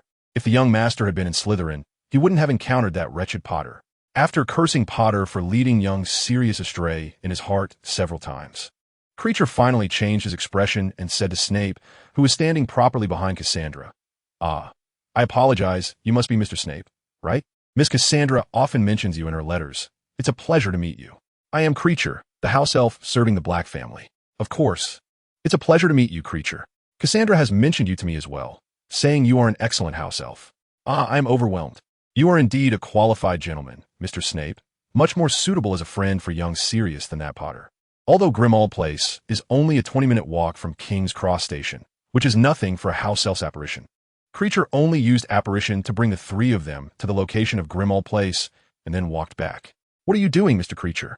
"I beg your pardon, Miss Cassandra and Mr. Snape, but I think young Sirius may need a few minutes to carefully consider how to address his meeting with the master and mistress, to explain his entry into Gryffindor and his actions at school over the past few months." "Well, that is understandable. After all, for what I've seen, aside from academics, Miss Cassandra's brother does indeed have quite a gap to a qualified Black." "Huh, what are you blubbering about? Do I need you to define whether I am a qualified Black?" Having just calmed down from Creature's earlier words, Sirius exploded upon hearing Snape's comment. As a rebellious child, the thing he hated most was others defining him without permission. "Please don't make a scene, young Sirius, and do not deliberately replace others' names with unpleasant words. Your behavior is precisely confirming Mr. Snape's words. In these few months at Gryffindor, aside from academics, you are far from a qualified Black in other respects." "Humph, I don't need a house elf to lecture me. You better remember your place." Creature wisely closed his mouth, having no desire to continue advising. This was why he hated young Sirius the most, because Sirius was not only the most rebellious child in the Black family, but also the one who disrespected him the most. Miss Cassandra would recognize and praise his work, and Master Regulus openly called him family, while only young Sirius took all of Creature's contributions for granted, being as picky as the master and mistress about everything he did. Only at such times did he act like a true Black. In fact, the place Creature transported to was not far from the Black family's home at number 12, Grimmauld Place, just a few minutes away. Soon, Snape and the others arrived at a large door covered in scratches, painted black, with no keyhole or mailbox. The silver doorknob twisted like a silver serpent. Creature stepped forward and expertly opened the door to the Black family home, as it was one of his duties. "Master, mistress, I have brought Miss Cassandra and young Sirius back." Creature's respectful voice magically reached the living room on the second floor. After waiting quietly for a few minutes, Snape saw a couple who looked about 80% like Cassandra and Sirius, accompanied by a boy who appeared to be a year younger than them, walking down the hallway on the second floor to look at them. Why didn't you bring them directly home, but instead wasted time outside? Creature? Please forgive me, Master Olean. You know, Creature unfortunately contracted Pixie flu 2 months ago and has not fully recovered. So there was a bit of mishap during apparition, and I could only transport to Grindelwald Place. Of course, Creature would not tell the truth to the master and mistress, as he knew that once they learned the truth, not only would young Sirius face greater blame, but the master and mistress would also be even angrier. Naturally, he would also face greater punishment, but that did not matter. As long as he could maintain harmony in the Black family, he would be willing to give his life for it. Still not fully recovered? Very well. Hurry up and get to work, Creature. There are many things waiting for you to do for Christmas. Yes, Master Olean. Creature had prepared himself to go hungry for a few meals or to be punished by his master with magic. But his Master Olean merely let out a light grunt and then sent him off to work. After Klitch bowed and withdrew, the Blakes turned their attention to their daughter who was returning home, their gaze shifting from indifference towards Klitch to tenderness. Mrs. Blake gracefully descended the stairs and embraced her daughter. Welcome back, Cassandra, my daughter. Did you have a good time at school? Thank you, Mom. I had a great time. After embracing Walburga, Cassandra began to introduce Severus to her mother and her father, who had just come downstairs. Mom, this is the classmate I mentioned in my letter. Severus Snape. Severus, these are my parents, Orion Black and Walburga Black.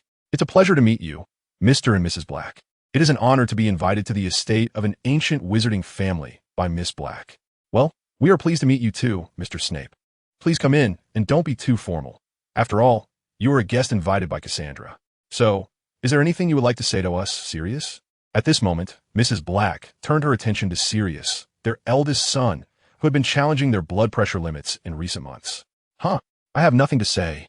It was my own decision to join Gryffindor, and you have no right to interfere. Seeing his mother's cold gaze, Sirius, who had no intention of softening up as per Creature's advice, turned his head away. He didn't think he had done anything wrong by choosing Gryffindor.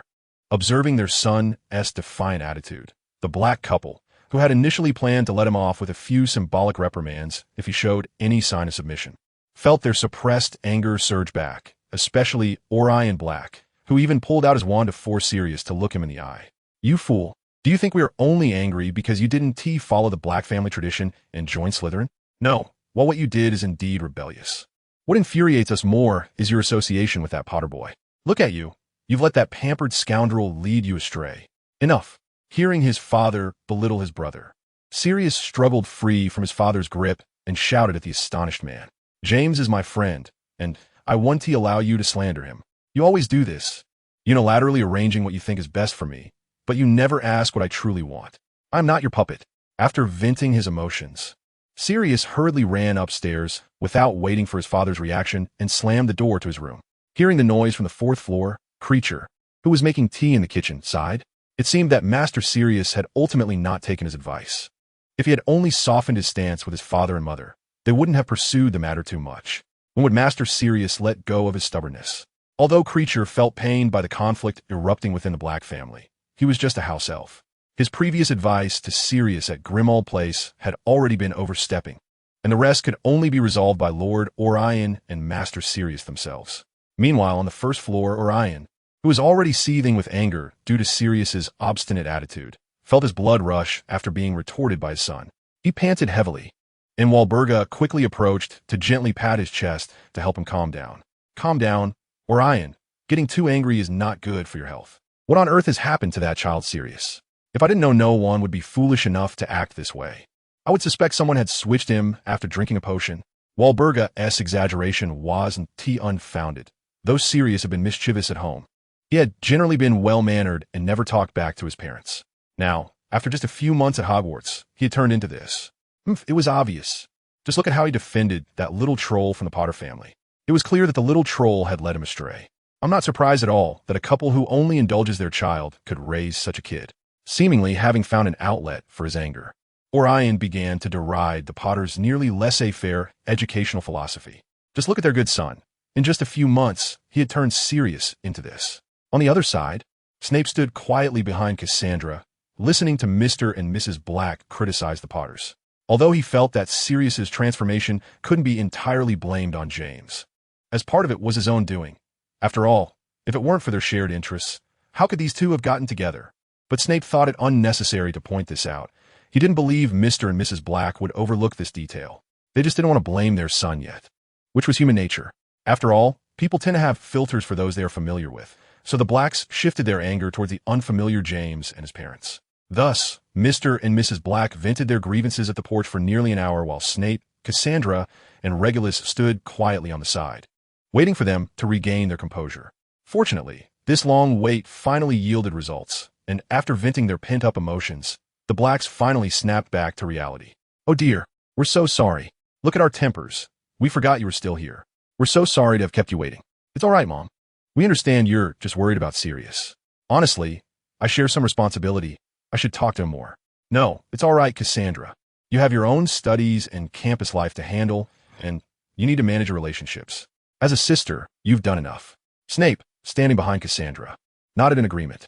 Even though he had become her servant and stood on the same side as her, Cassandra still perfectly fulfilled her duties as a sister, supervising homework, preventing him from getting into trouble with the Marauders, even if it often ended in failure. Undeniably, although Cassandra had begun to lean towards her cousin Bella after forming a contract with Snape, she was still doing her best in her own way for her family and everyone in it. However, what surprised Snape more was that he had thought Walburga's personality would be like the hysterical portrayal he had seen in a portrait when he used Grindelwald Place as a base for the Order of the Phoenix. But after personally interacting with the still-living Walburga, Snape found that despite her pride in the Black family's pure blood, she seemed to be quite gentle and elegant. I wonder if this is due to changes in the timeline. Of course, it could also be that this is just Mrs. Black's true nature. After all, when that portrait was painted, both Mr. Black and Regulus had already passed away, and it's not impossible that Mrs. Black underwent a drastic change in personality due to that loss. All right, Walburga, keeping the guests waiting at the porch is not the Black family's way of hospitality. "Come in, children. I believe Creature has prepared tea for us." On the way to the living room, Mr. Black kept subtly asking Snape various questions. When he learned that Snape's lineage was indeed the mixed blood his daughter mentioned, a hint of disappointment flashed across Mr. Black's face. However, when he heard that Snape's Muggle bloodline belonged to an aristocrat with hereditary titles, that disappointment eased somewhat. Although Snape later added that he and his father were merely titled nobility without any real wealth, Mr. Black dismissed it. After all, since Snape had managed to gain the favor of Professor Slughorn in his first year and enter the club, it showed that Snape indeed had the talent to be seen differently. Especially since this talent was in potions. Professor Slughorn had stricter standards for judging someone's potion-making talent than for other subjects. The fact that Snape could impress Professor Slughorn in potions indicated that, barring any accidents, he could definitely become a potion master. This talent, combined with his noble title, was enough to offset Snape's disadvantages in bloodline. "I didn't expect you, Snape, to have a title to inherit just like Cousin Lucius. That's impressive. It's nothing. Just a nominal title. My family is actually quite poor." "Is that so? But I think you look very wealthy, especially your robes. I haven't seen anything like them in the fancy robe shop. They must be custom-made." "Is that so?" Hearing Regulus say this, Snape looked down at the robe he was wearing, which he had made from the silk of an acromantula. "I made this myself using acromantula silk.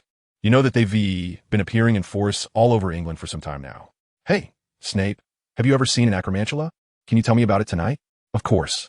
Looking at Regulus's eager eyes, Snape agreed without thinking. But after casually agreeing to Regulus, he suddenly realized something was off. Wasn't he supposed to grab his book and take his leave? Originally, Snape did not plan to stay at the Black family home for too long. Although Cassandra seemed eager for him to stay a few more days at number 12, Grindelwald Place, as a servant, she could not force him to accept her invitation if he was unwilling. However, it was different for Regulus and the others. Their relationship with Snape was merely that of a master and a guest invited by a daughter or sister. Refusing the host's warm invitation was not considered polite. Not to mention, he had just agreed to stay, so declining now would seem somewhat hypocritical. As for Cassandra, upon hearing Snape accept Regulus's invitation, she seized the opportunity to strike while the iron was hot. "Indeed, I'm curious about how you obtained the acromantula silk, Snape. Why don't you stay for Christmas? We would love to hear your story." Cassandra was confident that her brother had already developed a strong interest in this mysterious peer, and with a little more encouragement, she could plant the seeds of admiration for Snape in Regulus's mind. This way, the next generation head of the Black family would officially become a supporter of Snape. "Of course, I would be happy to, but it ultimately depends on Mr. and Mrs. Black's wishes." Although Snape spoke politely, he knew that the couple would likely not refuse their son and daughter's small request. Sure enough, when Mrs. Black heard that both her son and daughter wanted Snape to stay. She immediately summoned Creature from the kitchen. Hee, what a polite and well-behaved child. We would certainly welcome you to stay, Snape. Creature, go prepare the guest room on the 4th floor. Yes, madam. Creature, summoned, bowed to his mistress and immediately used apparition to the 4th floor to tidy up the guest room. After that, the black couple, also interested in Snape's past, began to join the discussion. Their conversation further made them realize how unusual this child was. After all, not every little wizard could command a corpse to catch Billy Wig stings for potion ingredients at the age of 6. In fact, wizards of that age were not even allowed to cast spells alone, yet Snape could use the dark magic to summon corpses. Well, it seems you indeed have a talent for charms and potions, child. Did your mother teach you? From their earlier conversation, the Blacks had learned that Snape's wizarding lineage came from his mother, so they found it reasonable to assume that his charms were taught by her. Not at all, madam. In fact, my mother is just an ordinary witch who graduated from Slytherin. The only thing worth remembering about her in school is probably that she was once the captain of the Slytherin Quidditch team. Oh, I see. So did you learn all these advanced spells through self-study? No, madam. In fact, no matter how talented someone is, it's impossible to master so much without guidance. My achievements today are all due to having a good mentor. A mentor? Yes, the best mentor in the world. But I'm sorry, madam. I can't reveal more about my mentor for certain reasons. I hope you understand. Oh, that's all right, child. I understand your mentor's concerns. In fact, Mrs. Black was not just speaking casually. She genuinely understood the other party's concerns. After all, this was someone who was crazy enough to teach advanced dark spells to 5- or 6-year-old little wizards. It could be said that even among those dark wizards who defied common reasoning, Snape's mentor was among the most insane. Generally, such people carry countless crimes and might even be targets of the Ministry of Magic. Therefore, it would not be surprising for someone like that to compel a child to swear an oath on their soul, even if that child was their own apprentice. While most wizarding families would choose to keep their distance from such individuals associated with dark wizards, the Black family was clearly not an ordinary wizarding family. Thus, Snape's experience was not a detriment in their eyes. Rather, it was a point in his favor. After all, a little wizard who could survive the unsafe teachings of that group of insane dark wizards was undoubtedly a genius among geniuses. Not to mention, given Snape's mastery of so many spells and potion knowledge at such a young age, his future was bound to be limitless. This view was shared not only by Walburga, but also by her husband, Orion. At that moment, Creature, who had been busy in the kitchen, quietly entered the living room without anyone noticing. Pardon me, sir and madam, dinner is ready. You may take your guests to the dining room at any time. Oh, thank you, Creature. Then let's go, children. We'll have Snape taste the cuisine of the Black family. On the way to the restaurant, Regulus was still adoringly pulling Snape along, constantly asking him how he extracted venom from the acromantula. To be honest, there was no need for Cassandra to deliberately guide him. Regulus had already become Snape's loyal admirer. After all, compared to Snape's tumultuous life, Regulus's childhood could only be described as mundane. Meanwhile, Creature, who was cautiously following the Black couple, spoke up to ask his two masters if he should go to the top floor to calm Master Sirius down. No need, Creature. He'll come down when he's hungry. If he doesn't come down, don't bother saving him any food. Consider it a lesson for him, otherwise, this child will cause trouble sooner or later. Understood, madam. What the Black couple didn't know was that, at that moment, Sirius, who was feeling a bit hungry, was just coming down from his room to prepare to go to the restaurant, and he overheard their conversation with Creature in the corridor. As if anyone would care about eating. Hearing that his parents were actually going to punish him by not letting him eat, Sirius felt the anger that had finally calmed down flare up again. Then he saw that damn Snivellus laughing and joking with his parents as they walked towards the restaurant, while his brother Regulus looked at that damn Snivellus with admiration. Regulus had never looked at him with such adoring eyes, and his parents had never shown such a kind expression in front of him. It was as if that Snivellus was their real family. Sure enough, that damn Snivellus. Not only Cassandra, but even my other family members have to take him away. Sirius stood at the top of the stairs, glaring fiercely at Snape, who had already entered the restaurant with his family. He now had an inexplicable urge to rush down and beat that intruding Snivellus until he cried. Although Sirius wanted to put his thoughts into action, all he could do was think about it. It wasn't that he was worried about Cassandra or his parents stopping him. He didn't believe they would stand against him for someone they had only recently met. The reason he didn't act was simply because he couldn't beat Snape. Even if he teamed up with James, without wands and fighting barehanded, they would still be completely defeated by Snape. If Snape teamed up with that Kenway, even if they attacked together, they wouldn't stand a chance. Honestly, Sirius had never seen wizards as proficient in Muggle combat techniques as Snape and Kenway. Although they were roughly the same age and had similar physical development, Sirius just couldn't win against him. While wizards generally dueled with wands and didn't place much importance on hand-to-hand combat skills, for boys around 11 or 12, losing so easily to appear was hard to accept. So Sirius was determined that one day he would beat Snape to the point of tears, just like he had in September. That time, he and the other three happened to run into Snape and Kenway heading to potions class, and coincidentally, Cassandra wasn't nearby. So they jumped straight into a fight after exchanging a few words. But the result was that although they had the numerical advantage, once the fight began, Snape and Kenway each landed a hit on Peter's face, knocking him out cold. Then, while he and James were still processing what had happened, they received a slap on the neck from Snape, which, although seemingly light, left them unable to get back up. After dealing with the three of them, Snape and Kenway turned their attention to Lupin. Although Lupin was physically much stronger than the three of them, he couldn't withstand the combined force of two. After struggling for a few minutes, he was eventually choked unconscious from behind by Snape. What was even more infuriating was that after taking care of the four of them, Snape and Kenway actually began discussing what needed improvement in their recent fight, right near them, and only got up to leave when the four of them finally managed to recover and rise from the ground. Since that incident, whenever there were conflicts in the clock tower, as long as it didn't escalate to the point of needing wands, it would only remain at the level of verbal disputes. After all, when those two fought Sirius and his friends, it was like they were fighting children, and Sirius and the others didn't want to humiliate themselves again. Although Sirius couldn't beat Snape now, it was also impossible to have him and Snape share a table for dinner. With that thought, Sirius ran upstairs and closed his door again. As for his parents, saying they wouldn't let Kreacher save him any food, Sirius didn't believe they would actually do that. After all, he was their son. Meanwhile, Snape, who was enjoying dinner in the restaurant, heard the sound of a door being slammed from the fourth floor and could roughly guess that some hungry little brat was preparing to come down for dinner, but happened to overhear his parents' conversation with their house elf. After sulking for a while at the top of the stairs, he went back upstairs. It's just a child's temper. Only a child would threaten their parents by making themselves uncomfortable with hunger. But it's just missing one meal. Nothing serious will come of it. Snape couldn't be bothered to deal with Sirius, the problem child. He then tore a piece of bread from the roll beside him and dipped it into the broccoli soup to continue eating. When everyone finished their meal and saw that there was still no movement outside, the black couple, who had already made up their minds to give their child a serious lesson, ordered Kreacher to dump the remaining food into the slop bucket, which Kreacher promptly did. Looks like your brother is going to go hungry today, Cassandra. Don't worry about him.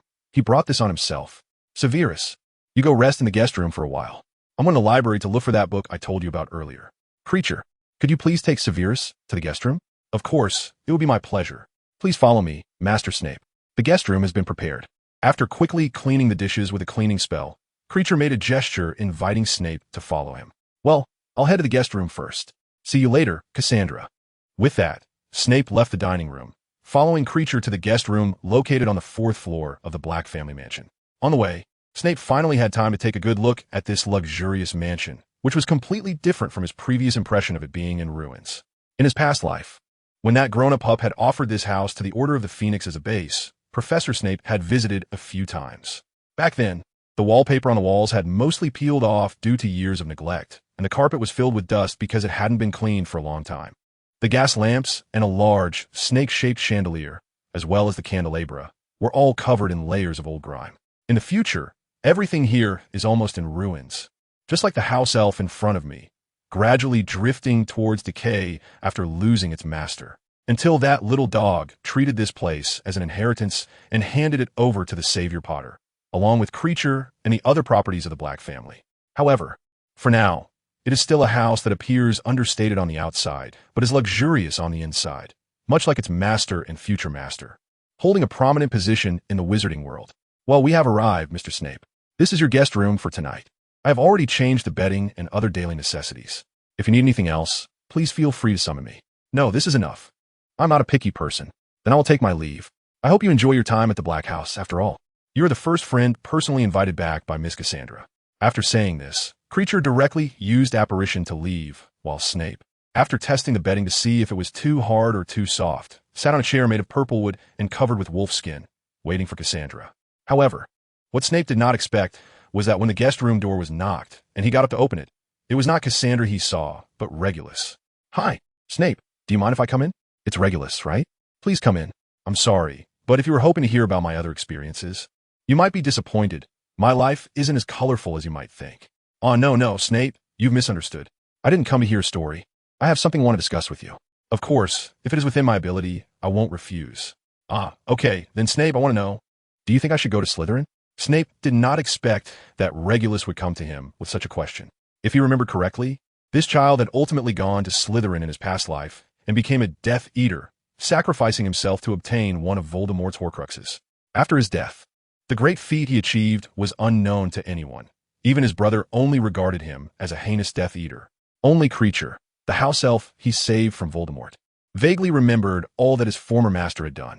It wasn't until Potter officially began his journey to destroy Voldemort's Horcruxes that everything Regulus had done became known to the world, revealing the courage and spirit of sacrifice that this Slytherin lion possessed. Frankly speaking, Snape felt that in his past life. He was not worthy of the title of the bravest person. Regulus truly deserved that title. As for why Potter gave it to him, it was purely because he knew that everything he had done was to protect him, and then added some filters for himself. At that moment, while recalling his past life, Snape was also pondering whether Regulus's doubts were a butterfly effect brought about by him and Cassandra, or if Regulus had entered Slytherin with such confusion in his past life and then became a Death Eater. Well, if it's convenient, can you tell me why you have such doubts about not being suited for Slytherin, Regulus? Regardless of the past life, Snape could not say he knew Regulus well. To Yamming, he was merely a background character with a few lines in a book, and to Professor Snape, while attending Hogwarts, he was just a detestable brother of Sirius.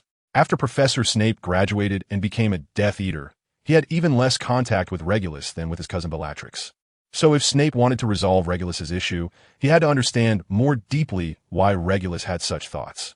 Do you think you're more suited for Gryffindor like your brother? After all, your name is the brightest star in Leo. No, I don't think that. Although saying so might anger my parents. To be honest, I feel that the four houses at Hogwarts are not inherently superior or inferior. It's not that Slytherin is necessarily better than Gryffindor. However, the Black family has gone to Slytherin for several generations, starting from my great-great-grandfather, who was a headmaster at Hogwarts. Initially, Regulus, like his ancestors, believed that the Black family should belong to Slytherin. But upon learning that Sirius had entered Gryffindor, a hint of doubt arose in his heart, thinking maybe he could also go to another house. However, after witnessing his parents' furious reaction upon learning that Sirius had entered Gryffindor, Regulus extinguished that budding thought.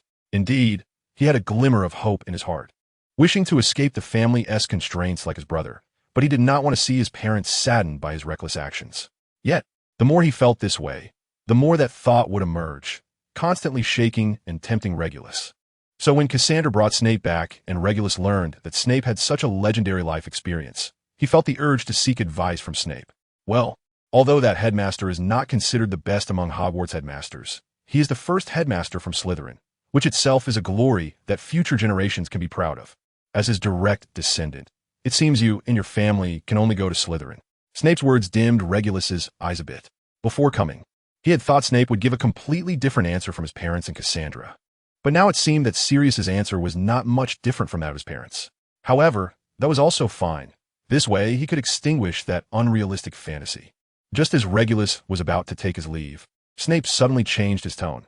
But who says that the descendants of knights must be knights and cannot be officials or blacksmiths? Snape, right now, the most important thing for you is not to be tangled up in which house to go to, Regulus, but to think clearly about what you really want to do. Of course, I don't expect you to answer it right now, because this question is one that many people spend their whole lives trying to find an answer to. But I think you can at least answer me what desires you have. Your ancestors chose Slytherin because they wanted to follow and inherit the glory of your ancestor Phineas Black. That is their desire. Your sister, well, even now I don't know what she wants, and your brother Sirius, he chose Gryffindor, which is least compatible with Slytherin, to hang out with James Potter, all stemming from his own desire to escape the family's constraints. Snape paused to give the 10-year-old child time to digest what he had said. Then, when Regulus finally came back to his senses from his contemplation, the first question he asked was, "So, Severus, what is your desire?" My desire? This time, it was Snape who fell into contemplation, as this question was one that required careful consideration before answering. However, after thinking for a while, Snape smiled and said the answer. My desire? How should I put it? It's actually something I inherited from others. That person, you should have heard me mention before, is my mentor, and this desire is to let wizards lead humanity. Let wizards lead humanity? Isn't that the ideology of that person? Snape certainly knew who Regulus was referring to, although there were still a few years until the First Wizarding War. Voldemort had likely already marketed his ideology to the pureblood faction among the Sacred 28 like the Black family, so it was not surprising that Regulus knew. Slightly different. I'm not a purebloodist. After all, my bloodline is mixed blood. If I support that person's ideology, it would undoubtedly be a betrayal of my own bloodline. The wizards I speak of include not only purebloods, but also mixed blood wizards and wizards of Muggle descent. Of course, in Snape's vision, if a still-conceived, global scope of wizardry succeeds, then this scope will expand infinitely. Well, since I have already expressed my desires, it's now your turn, Regulus. After briefly explaining his views to Regulus, Snape turned the topic back to him. Watching Regulus, who was completely at a loss for words, Snape wasn't too anxious. As he had said before, questions about one's desires and what one wants to do are things that even adults struggle to answer throughout their lives, let alone a 10-year-old child like Regulus. So, Regulus, what is your answer? I looked at Regulus, who seemed hesitant to speak, and knowing that he probably hadn't figured out his desires yet, Snape wasn't prepared to push further. He didn't want to pressure Regulus into giving a hasty answer. All right, I think I understand. But it's okay, Regulus. You have a long life ahead of you, so you have plenty of time to think about my question. As for the question you just asked me, my answer is that you just need to follow your heart. Even if your final choice isn't Slytherin, you will still be you. But my father and mother will definitely be angry. Just like they're angry about my brother go to Gryffindor, because that undoubtedly breaks the tradition of the Black family. But just like even the biggest waves will eventually calm, your parents' anger will eventually subside. But they're still furious about Sirius going to Gryffindor even today? Haha, Regulus. Do you really think your parents' anger is solely because your brother chose Gryffindor? With Snape's guidance, Regulus then realized that his parents' anger was not just about Sirius choosing Gryffindor. As everyone knows, Gryffindor and Slytherin are indeed at odds at Hogwarts. This is likely a curse left by the two founders with differing ideals, but it doesn't change the fact that they both belong to Hogwarts, and for students, they are both good houses. On the other hand, they are just houses, merely places for students to learn. In fact, the courses they offer and the professors teaching them are almost the same, so there is no real distinction in quality. One could say that choosing a house will not determine your achievements. Even Hufflepuff, often criticized for mediocrity, has someone like Mr. Scamander who has achieved great success. In fact, if your brother Sirius had been a well-behaved, good student after entering Gryffindor and took every class seriously, showing Mr. Black that he could be excellent even after choosing Gryffindor, I think even if your parents were not optimistic about his choice, they wouldn't react so strongly as they do now. But his brother Sirius, after entering Hogwarts, seemed like a wild horse, causing trouble all day long with that Potter, completely different from how he was at home. This is also why their parents have such a strong prejudice against Gryffindor, because Gryffindor has corrupted their brother. In other words, the conflict between Regulus's parents and his brother is not about Gryffindor, but rather about his brother's increasingly unruly behavior after entering Gryffindor. His parents' anger does not stem from the prejudice against Gryffindor as he imagined, but from their disappointment in their brother. After understanding the crux of the matter, Regulus no longer had doubts. It turned out he had been wrong from the beginning. While the choice of house is indeed important, what matters more is how one performs after entering the house. If he were to follow in Sirius's footsteps or exhibit other poor behaviors, then even if he were in Slytherin, his parents would not be pleased. Thank you, Severus, I understand now. Congratulations, Regulus. So have you decided which house you want to go to? I made up my mind, it's still Slytherin. But this time, it's not to meet my parents' expectations. After thinking it through, I've confirmed that I want to go to Slytherin. As for the question you asked me, I'm sorry, but I still don't have an answer to give you. It's okay. As I said earlier, you have plenty of time in the future to find an answer that belongs to you. However, today, you've confirmed that your desire to go to Slytherin is not just to meet your parents' expectations, but because you truly want to go, which is already a significant progress. Yes, thank you, Severus. I'll head back to my room now. I hope you have a wonderful Christmas at my home. Then Sirius got up and left the guest room. However, when he reached the 5th floor and found the shared room with Sirius, he discovered that the door was still tightly closed. It seemed that Sirius had not yet finished sulking. Creature, who was waiting in the Black couple's bedroom, immediately appeared by Regulus's side upon hearing him coming upstairs. Looking at the closed door, Creature sniffed to express his anger. Today, Master Sirius had indeed gone too far, locking himself in his room, even now, leaving Master Regulus stuck outside. Sorry, Master Regulus, I'll open the door right away. No need, creature. Please go tidy up the other guest room on the 4th floor. I think Sirius really needs some time alone today. Yes, Master Regulus. I'll take care of it right away. Meanwhile, Cassandra, who had just found the annotated Harry Potter book in the Black family's library, was holding it as she approached the guest room where Sirius was staying. After gently knocking and receiving permission from Snape, Cassandra walked in holding the book. Sorry to keep you waiting, Severus. Here, this is the manuscript by Alexander Knope-On. After handing the somewhat damaged book cover to Snape, Cassandra began to look around the guest room, sensing another familiar magic. The corners of her mouth curved slightly as she confirmed that Regulus had just been there not long ago. It seems Regulus has secretly come to find you, Severus. He came to ask me some questions, probably about whether he could choose a house other than Slytherin. I told him that the best solution is to follow his heart, and after some thought, he still decided to go to Slytherin. Snape flipped through the notes of another traveler while chatting with Cassandra about his recent conversation with Regulus. Oh, it sounds like my little brother is feeling confused about his choice because of his brother's reckless behavior. Upon hearing that Regulus had privately discussed with Snape whether he should go to Slytherin, Cassandra quickly understood who had influenced him. Indeed, he is struggling with whether his choice of Slytherin was to please his parents or from his true self. But in fact, he already has the answer at his heart. All I do is give him a little push. Honestly, I'm not surprised that Regulus has such worries. After all, although he is a child with the courage of a lion and the quality of sacrificing everything for his family, he is first and foremost an independent individual. And with that comes his own troubles. Indeed, everyone has their worries. Watching Snape, who was half focused on reading while answering his thoughts, Cassandra smiled and then sat down opposite him. By the way, Severus, I have a question for you. Do you think Regulus is actually quite similar to one of your past lives? I don't think so.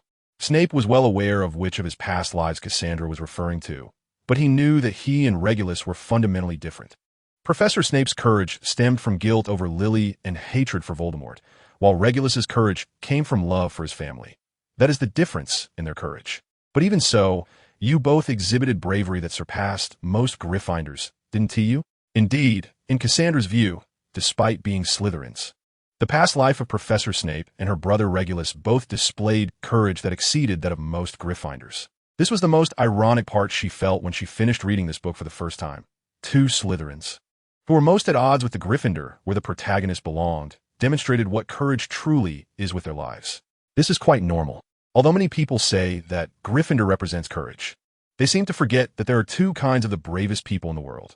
One is those who have nothing to lose, and the other is those who are prepared to fulfill their desires. Slytherin happens to be the latter. Sometimes, unwaveringly pursuing one's ambition and putting it into practice is a tremendous act of courage because, for the sake of that so-called ambition, they may even sacrifice themselves. And the brilliance of such people shines brighter than anyone else. Snape flipped to the last page of the manuscript, which should contain the words written by Alexander Knope-On before his death, roughly conveying that he had a very fulfilling second life. Although it was somewhat regrettable not to have been born in the same era as Hermione, being able to enter Hogwarts and become a Ravenclaw made his life complete. No, you guys should stop always thinking about stealing Ron's spotlight. And besides, you Hermione fans like the Hermione played by Emma Watson, not the original Hermione, right? You guys shouldn't always connect characters with actors, you idiots. Overall, this Greek guy who traveled back to ancient England a few hundred years ago, aside from once being a Ravenclaw student, doesn't he have much else worth noting in his life?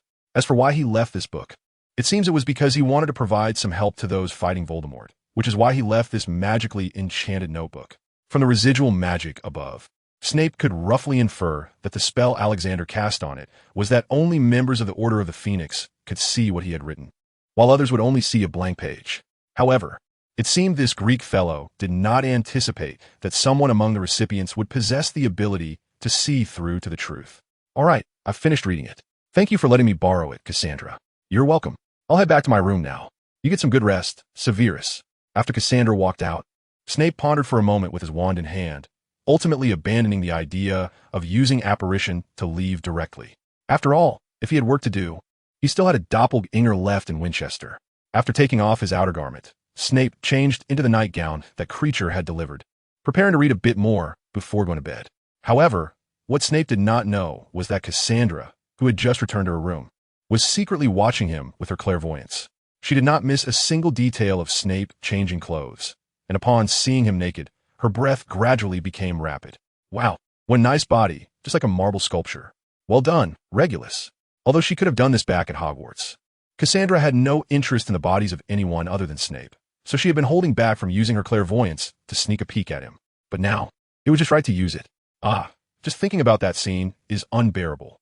Remembering that earlier image, Cassandra's hands unconsciously moved towards her lower abdomen, and a layer of fine sweat began to appear on her body.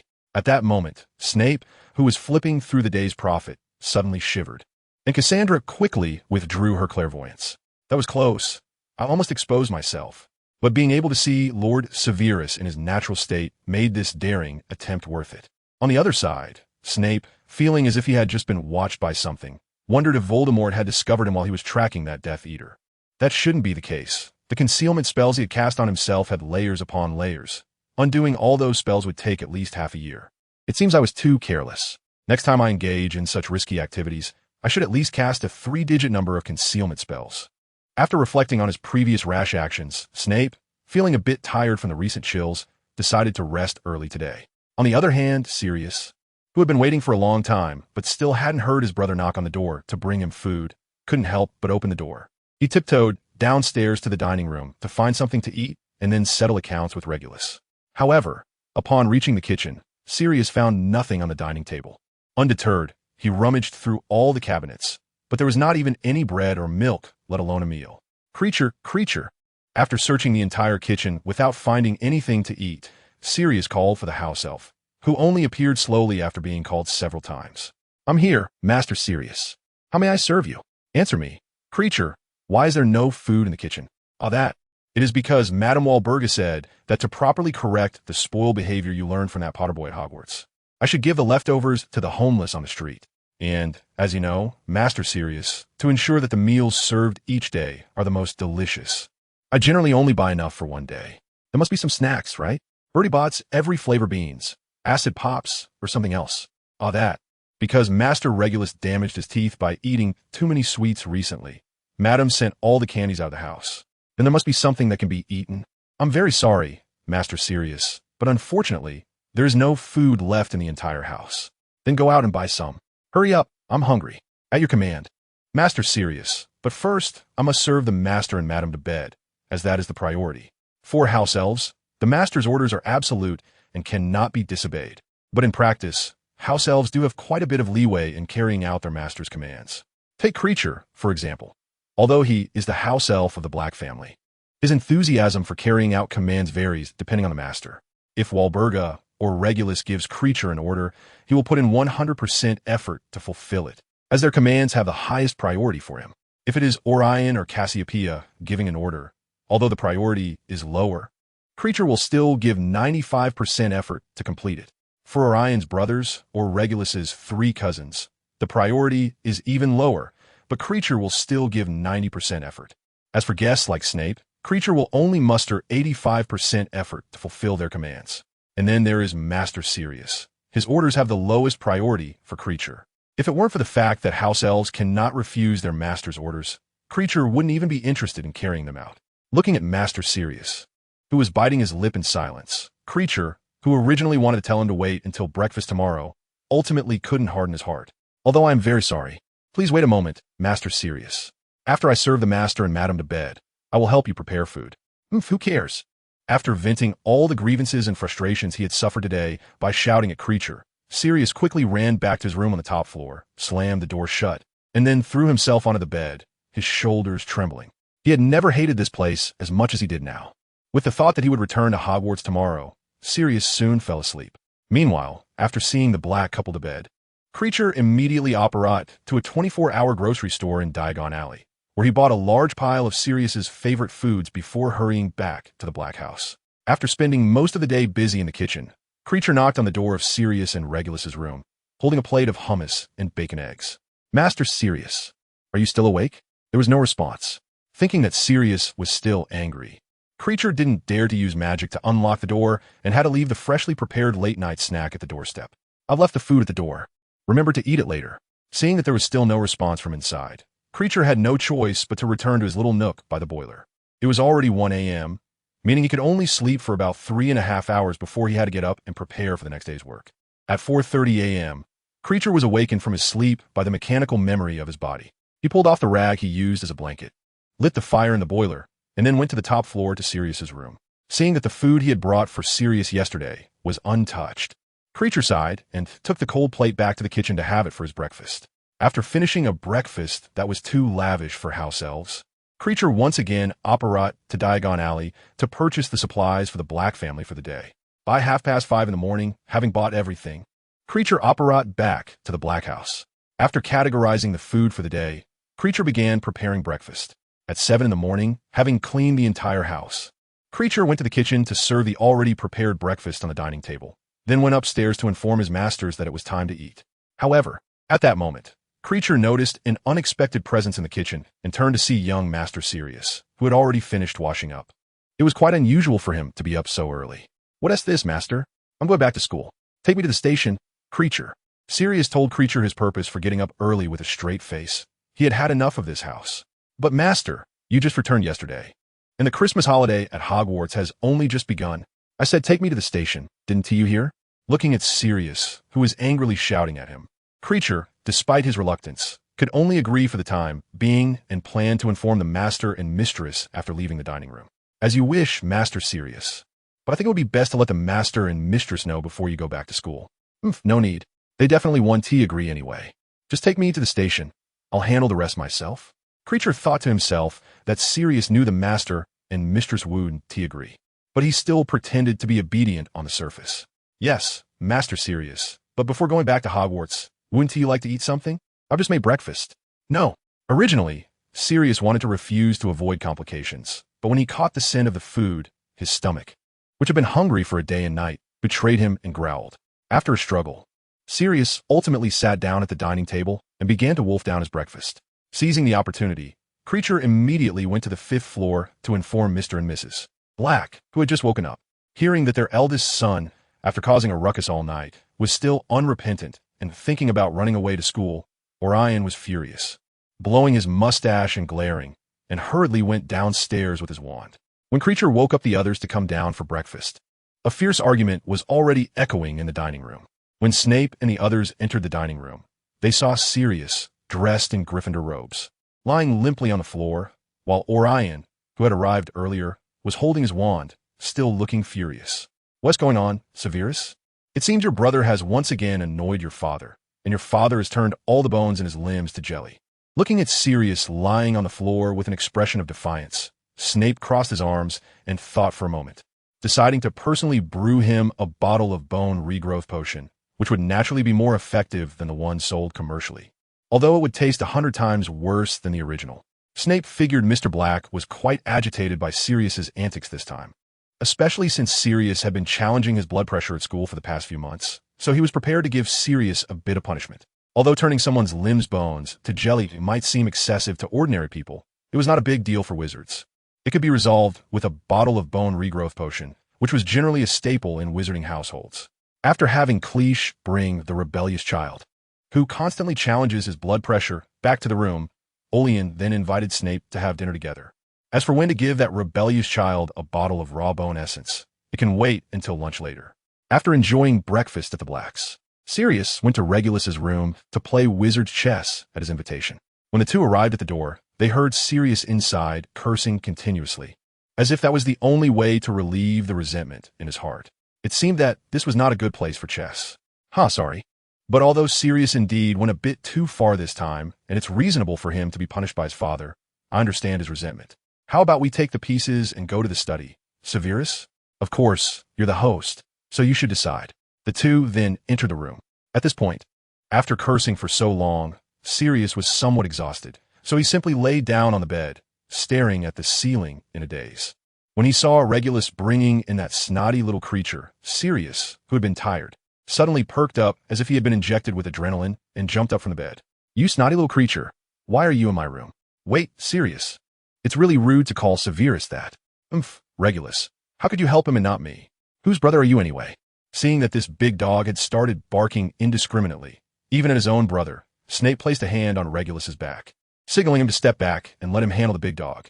After all, in this room, the one who truly had a grudge was just him. Regulus was purely collateral damage.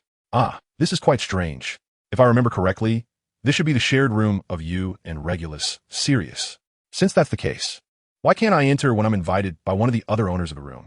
Snape said, patting Sirius on the shoulder, exuding an arrogant demeanor as if he had nothing to fear from him. Humph, sharp-tongued foul snake. Realizing he couldn't argue with Snape, Sirius didn't continue to make a fool of himself. Just the thought of having to share a room with this snotty little creature and not being able to run away made Sirius feel a chill run down his spine. Fortunately, Snape had no interest in staying in the room with this big dog who could only show his teeth at him. After getting Regulus's wizard chess, the two left the room to head to the study to play. Once they left, Sirius, who still had to lie on the bed, looked at the now empty room and fell into a deep loneliness. Sirius had never felt as lonely as he did now, on what should have been a family gathering Christmas. His most hated classmate was invited to his home by his sister, and then his parents and brother, even that damned creature, seemed to favor this venomous snake with a belly full of bad intentions, making it seem as if he were the outsider in this family. Although Sirius didn't like any family members except Uncle Alfred and Cassandra, after meeting James, he began to see his parents as shackles binding him. However, when his family truly isolated him, Sirius felt very uncomfortable, as if something that belonged to him had been taken away by someone. He felt, for some unknown reason, that he and everyone in his family were gradually drifting apart, just as Sirius was feeling the emptiness in his limbs and staring at the ceiling in a daze. He suddenly felt a strong urge to urinate, probably for drinking too much orange juice at breakfast. Creature, creature, Sirius called out urgently. When Creature arrived in the room upon hearing his call, Sirius felt like he was about to burst. I'm here. Is there something you need, Master Sirius? Quick, go get the bone regeneration potion for me. I need to use the toilet. I'm sorry, Master Sirius, but the master instructed that no one in the house can give you the bone regeneration potion until he returns. Would you like me to help you to the toilet? You, please rest assured, Master. You know that when you were little, it was Creature who helped you change your diapers, and when you got a bit older, it was also me who taught you how to use the toilet and help you with that. You can trust this to your old servant. Sirius didn't expect that at 11 years old, he would experience being helped to relieve himself again, and without a second thought, he refused. Creature, not angered by the rejection, simply bowed and left the room, then waited just outside, wanting to see if Master Sirius was really going to hold out and wet the bed. So, Creature waited outside for nearly half an hour. Seeing that Sirius was still trying to hold out, he prepared to go back to work, but at that moment, a muffled grunt came from inside, followed by Sirius's gritted teeth summons, indicating he had truly reached his limit. Come in, Creature, and take me to the toilet. Understood, Master Sirius. Please wait a moment. Sirius ultimately yielded, choosing the latter option between wetting the bed and being helped by Creature. Creature then used the levitation charm to bring Sirius to the toilet, using magic to remove his pants while waiting for him to finish. Can you please step outside?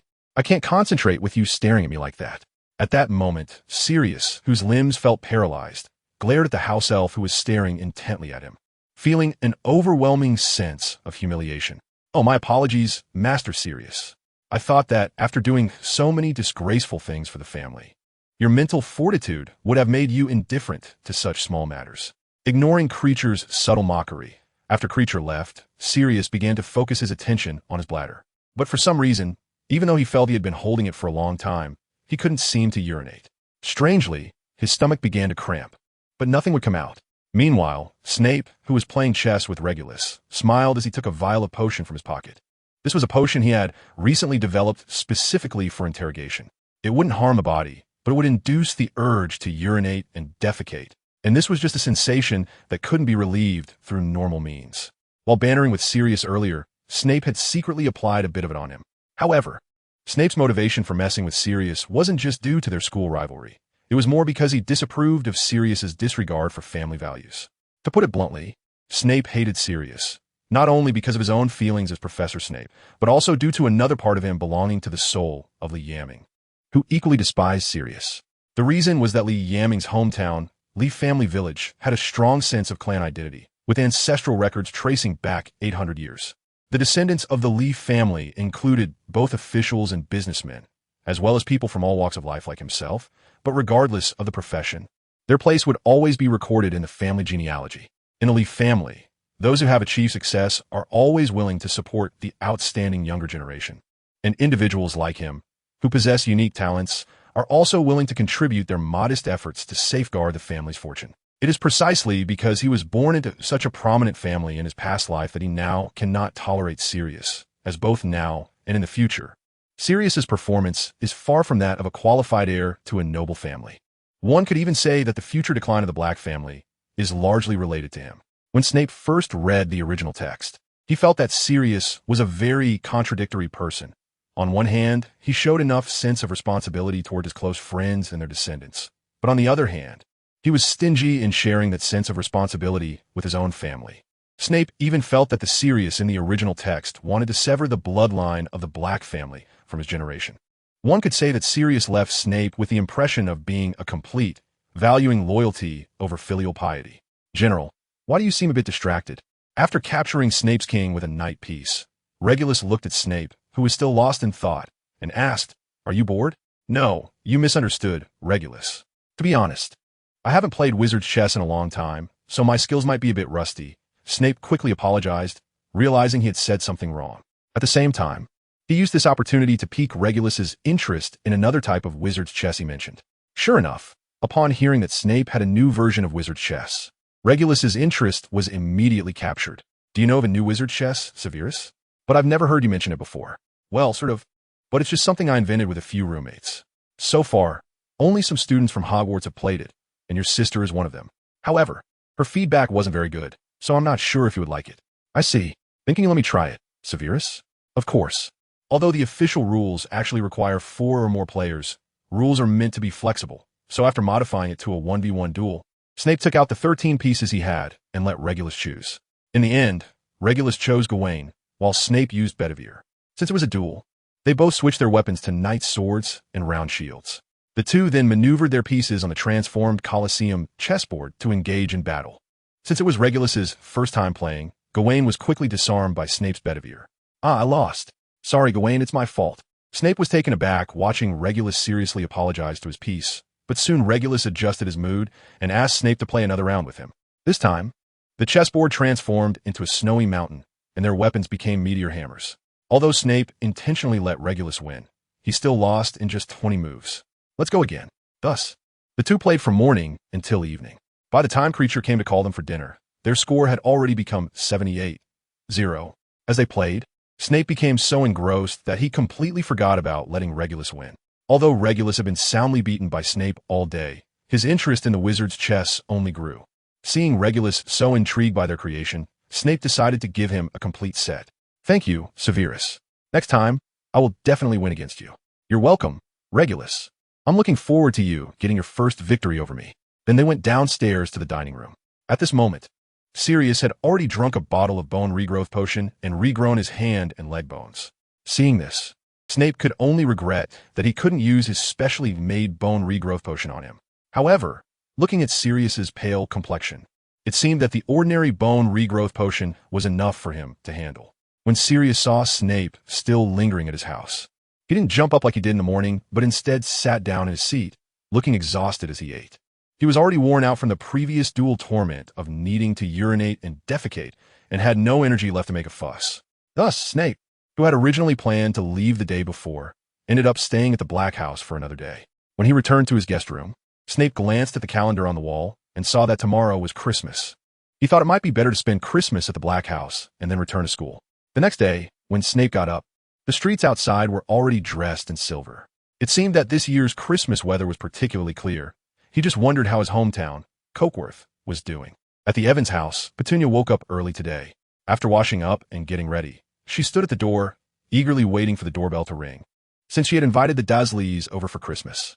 Although she had only mentioned it casually, Vernon immediately agreed upon hearing her invitation, which surprised Petunia, but also brought her a bit of joy.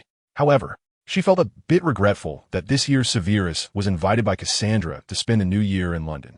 Meanwhile, the Evans couple, who were preparing the Christmas feast in the kitchen, could only sigh at their eldest daughter's situation, expressing that a daughter is hard to keep. "Relax, Petunia. Not everyone can use magic like you. Even if they drive here, it takes time," her mother said. "I know, Mom, and I'm not anxious." Just as the mother and daughter were bickering, the Evans doorbell rang, and Petunia eagerly ran over to open the door. Standing outside were the Dursley family of 4, with Vernon at the front holding a mistletoe wreath made of red ribbons. Given the band-aids on his hands, it seemed he had made it himself. Merry Christmas, Petunia." "Merry Christmas, Vernon. Please come in." After taking the mistletoe wreath from Vernon's hands, Petunia led them into the living room and used magic to hang the gift Vernon had given her on the fireplace. Vernon was certain that this was the second farthest he had ever traveled in his life. The first farthest was when he was 8 and his dad won a £1,000 lottery, allowing the whole family to go on a trip to France. During that trip, Vernon ate too many croissants, and he spent the last 2 days in the hospital. But it remained a very beautiful memory. Today, just like that trip, Vernon woke up early and changed into his best clothes from the wardrobe. He even used his father's expensive hair oil, which he usually wouldn't dare to use. After the family enjoyed breakfast, Vernon held the mistletoe wreath he had spent all night making, and Mr. Dursley drove the family to Cokeworth. Along the way, Maggie, who was sitting in the back seat with Vernon, kept guessing what a wizard's home would be like. Maybe as soon as we walk in, we'll see a huge cauldron brewing some green goo, and occasionally some strange creatures will pop out of the fireplace. The Dursley lady in the front seat, listening to her daughter Maggie's descriptions of the Evans family, pinched her hand to ensure she could grab the Metrolol in her handbag at the first opportunity and put it in her mouth. Yeah, maybe there are brooms and carpets that can fly, and there might even be rings that seal fairies or vampires or werewolves living nearby. Vernon didn't think much of it. He just continued on with his sister's words, completely unaware of the impact his words had on his mother. After hearing her son's words, Mrs. Dursley took her hand out of her bag, tightened her grip on the cross at her chest, and prayed for the Lord's strength to help her avoid those evil creatures. However, when the Dursleys arrived at the Evans house in Cokeworth, they found that the Evans family was actually no different from their own, just an ordinary family in the town. This was truly ordinary. Seeing the plain house, Mrs. Dursley realized she was perhaps overreacting. "Ha, it's good to be ordinary. It's good to be ordinary. All right, son, since the invitation is for you, you should ring the doorbell." However, once inside the Evans house, Mrs. Dursley felt it was very wise to have brought Metolerol with her, because the girl named Penny, after taking the flower crown from her son, used a small stick to make it float and hung it on the fireplace. Just then, the Evans sister's owl, sensing the presence of guests, flapped its wings and flew over. When the two owls stared at them with their round eyes, Mrs. Dursley felt even more nervous than when she used to hide in the air raid shelter as a young woman. Mr. and Mrs. Evans warmly led the Dursleys to the sofa in the living room and went to the kitchen to continue preparing the Christmas dinner. Not wanting to stay near the two owls for a moment longer, Mrs. Dursley decided to follow them to help out, while Mr. Dursley casually turned on the living room TV to watch the Christmas programs, as he was tired after driving for so long. As for the two owls, it was amusing. After all, he had once carried a gun to defend his country. Although he was drafted due to that special era, how could a veteran be afraid of such things? As for Vernon and Maggie, they were invited by Penny to her and Lily's room. When they entered, they saw the scene they had discussed on the way here. 2 cauldrons filled with thick green liquid, occasionally bubbling up. "Ah, sorry, we are actually doing our potions homework." "Oh, I see." Maggie could only pray that the potion wasn't for her and her brother to drink, but looking at her brother's expression, she guessed that even he could probably just pick up the pot and drink it. "Don't worry, Maggie, this is actually just a medicine for scabies. It's not dangerous. Although we do use some special ingredients while brewing, like fluffy fur." Maggie listened to Penny talk about a bunch of terms she didn't understand. She felt that these words were even more hypnotic than what her literature teacher said in class. But her brother seemed to be listening with great interest. Maggie suspected that he, like her, didn't really understand what Penny was talking about. He just wanted to hear her talk more. "By the way, Penny, where's Snape? Isn't he spending Christmas with you this year?" "Oh, him? This year he seems to have been invited to spend Christmas at a classmate's house he met at school, somewhere near King's Cross Station." "I see." Originally, Vernon thought he might become related to Snape, but now it seemed that Snape really only regarded the Evans sisters as his best friends. However, even if they couldn't become in-laws, Vernon was still willing to be friends with Snape. He believed that Penny and Lily thought the same way. Just as the four were chatting in the room, the doorbell of the Evans house rang again. When Mr. Evans opened the door, he found it was Hunter, the only son of the Boggins family in town. "Merry Christmas, Mr. Evans." "Merry Christmas, Hunter. Did you just come back from Winchester?" "Yes, the public school is on holiday these days, so my parents came to pick me up for Christmas." "Ah, come in. I'll pour you a cup of turmeric tea to warm you up." At this moment, Penny and Lily heard the commotion and came downstairs, and Vernon and Maggie followed suit. The brother and sister then saw a boy who was excessively handsome standing in the hallway, greeting the four of them. "Merry Christmas, Hunter. Did you come back from Winchester Public School?" "Yeah, too bad West didn't come back this year." "Merry Christmas to you both." After greeting the Evans sisters, Hunter turned his attention to the Dursley siblings who were sizing him up. "Aren't you going to introduce your guest, Lily?" "Oh, sorry, I almost forgot, Vernon. This is Hunter Boggins, a friend of Sev's and ours, currently studying at Winchester School." Hunter, this is Vernon Dursley and his sister, Maggie, friends I met by chance. I see. Nice to meet you, Vernon. Seeing Hunter extend his hand towards him, Vernon hesitated for a moment before shaking it. But this time he wasn't as impulsive as he had been during his meeting with Snape. Over the past year, Vernon had matured quite a bit, especially after frequently encountering people from the Muggle Protection Department of the Ministry of Magic. However, what struck Vernon as odd was that the boy in front of him had an unusually pale complexion, not the sickly kind, but rather a white that was close to a jade-like sheen. More importantly, when the boy smiled at him, Vernon noticed his unusually sharp, animal-like canine teeth. What a strange boy, Vernon thought as he withdrew his hand. It seems we should get along quite well. An inexplicable intuition told Vernon that this boy named Hunter was definitely not normal and was certainly hiding some secrets. But that was none of his business. As long as he was Penny's friend, he was his friend too. With that thought, Vernon immediately put on a smile and started chatting with Hunter. Meanwhile, Hunter was also sizing up the chubby boy who had a crush on Penny, as mentioned by Snape. Initially, he was curious about what kind of person could be remembered by Snape, but from their brief interaction, Hunter found Vernon to be just an ordinary boy who had crossed paths with the magical world by coincidence. According to Snape, in the past, boys like Vernon would have certainly been subjected to a memory charm by the Ministry of Magic, but perhaps the new Minister of Magic in Britain was more lenient, which allowed Vernon to retain his memories of magic after some trials and continue to interact with Penny. I say, Sev, is there really someone who would go to such lengths for so-called love at first sight? Yes, but not many. Although love can easily blind people, I've never seen someone as love-struck as that Vernon, which is why I find him interesting. Reflecting on his previous conversation with Sev, Hunter withdrew his gaze from Vernon, affirming Snape's assessment of him. Then, Hunter sat in the Evans living room for a while, quietly placing the Christmas gift that Sev had given him in a corner of the room before getting up to bid farewell and heading toward Spinner's Inn to visit the Snape household. Indeed, Snape had also prepared Christmas gifts for his parents. After Hunter left, the special Christmas feast prepared by the Evans family was nearly ready. Since they had guests this Christmas, Mrs. Evans had made extra food, and with Mrs. Dursley's help this year, Mrs. Evans felt much more relaxed than in previous Christmases. After helping Mrs. Evans set the table, Mrs. Dursley went upstairs to call the children to the dining room for dinner. However, it was unfortunate that when Mrs. Dursley entered, Vernon was tasting the magical candy that Petunia had given him.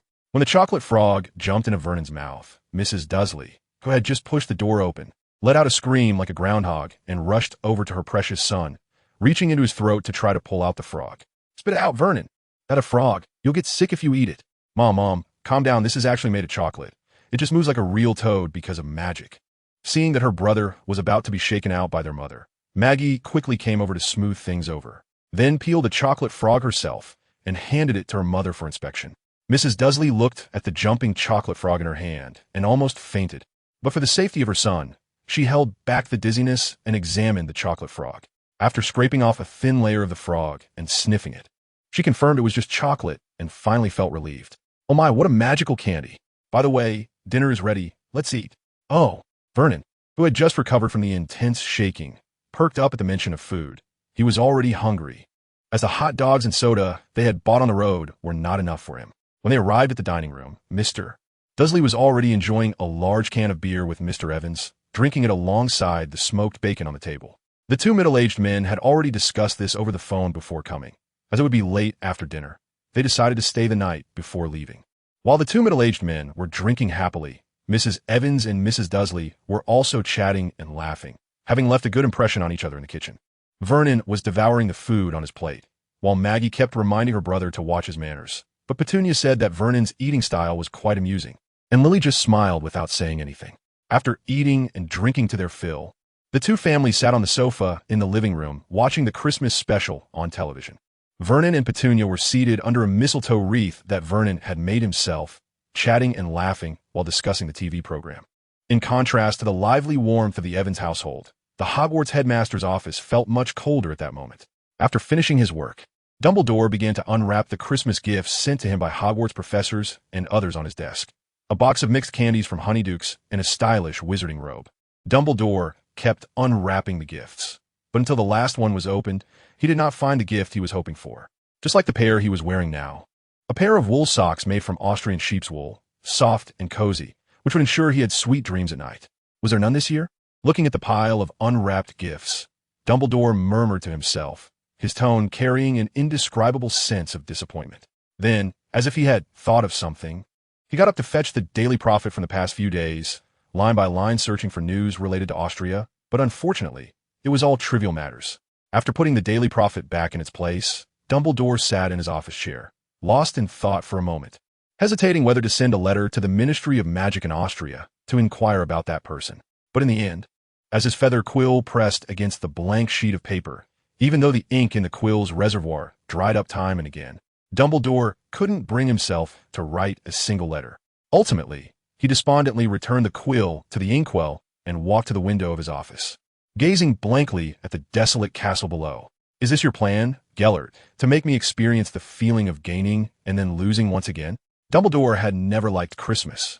Although he received many gifts during this time, none of them were what he wanted.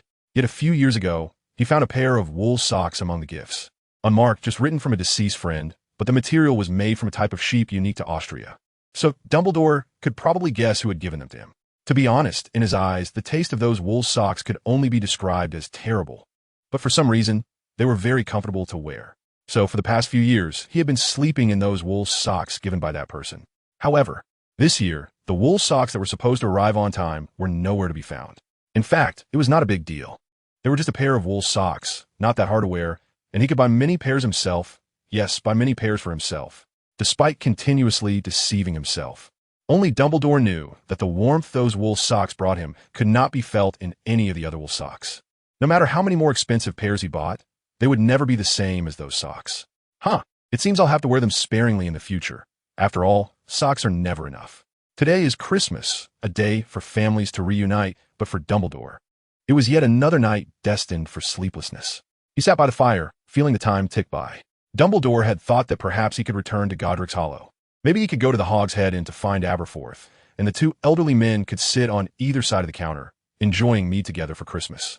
However, since Aurelius's death, their previously eased relationship had once again become strained. Although for a squib, living into one's 50s could be considered a miracle, Dumbledore could not deny that if it weren't for the chaos brought about by Grindelwald, Aurelius could have lived longer. Aurelius Dumbledore was his nephew, Aberforth's son, but perhaps in the Ministry of Magic's records, the name Credence Barebone was more widely known. He was a member of the Salem organization and also a squib. In 1926, he caused a squib outbreak in America and was subsequently killed by the Ministry of Magic. But what the world did not know was that Credence miraculously survived and found his true heritage. At the end of his life, Aurelius lived in the Godric's Hollow Valley with his father, and his death plunged Aberforth back into guilt. Both of his loved ones had been cursed by that damned Grindelwald, and they had died before his eyes, unable to be saved, with their deaths linked to him and Grindelwald. Now, Dumbledore wasn't sure if Aberforth would still accept him as his brother. Perhaps deep down, he too couldn't face the fact that the only family left in this world was him. Dumbledore was even more uncertain about how to confront Aberforth. Perhaps after learning that his brother had been receiving Christmas gifts from Grindelwald all these years, Aberforth might completely sever ties with him. Thus, Dumbledore sat by the hearth until morning, and this year's Christmas had ended without him receiving the wool socks from Austria. All right, Aberforth, it's time to wake up from this unrealistic dream and have a cup of tea with a pile of cockroaches. When Dumbledore pushed open the window of his office, an owl from the owl post flew in, clutching a package. After dropping off the package, the owl nodded at Dumbledore and soared back out the window. Dumbledore looked at the late package, and a smile involuntarily appeared at the corner of his eye. It seemed he had not been forgotten. It was just the owl post that was slow. As he unwrapped the mundane packaging, the taste of the wool socks inside was as dreadful as ever. But that didn't stop Dumbledore from placing them in the most conspicuous spot in the coat room, so he could feel them as soon as he entered. Dumbledore certainly understood that if he wanted to repair his relationship with Aberforth, he had to stay away from anything related to Grindelwald. No matter what, their relationship was like that broken blood pact that could never be restored. But it was fine. It was just a pair of wool socks, and no one would see them once he put on his boots. After hanging up the late wool socks, Dumbledore finally opened the apology letter from the owl post. The letter first apologized for the delay in mail delivery and then explained the reason for the Christmas mail's tardiness. A group of dark wizard thugs had attacked the headquarters of the Owl Post and had stolen a package during the mail. The letter concluded by stating that the details were still under investigation, but it was known that these thugs all bore a dark mark on their left forearm. Death Eaters?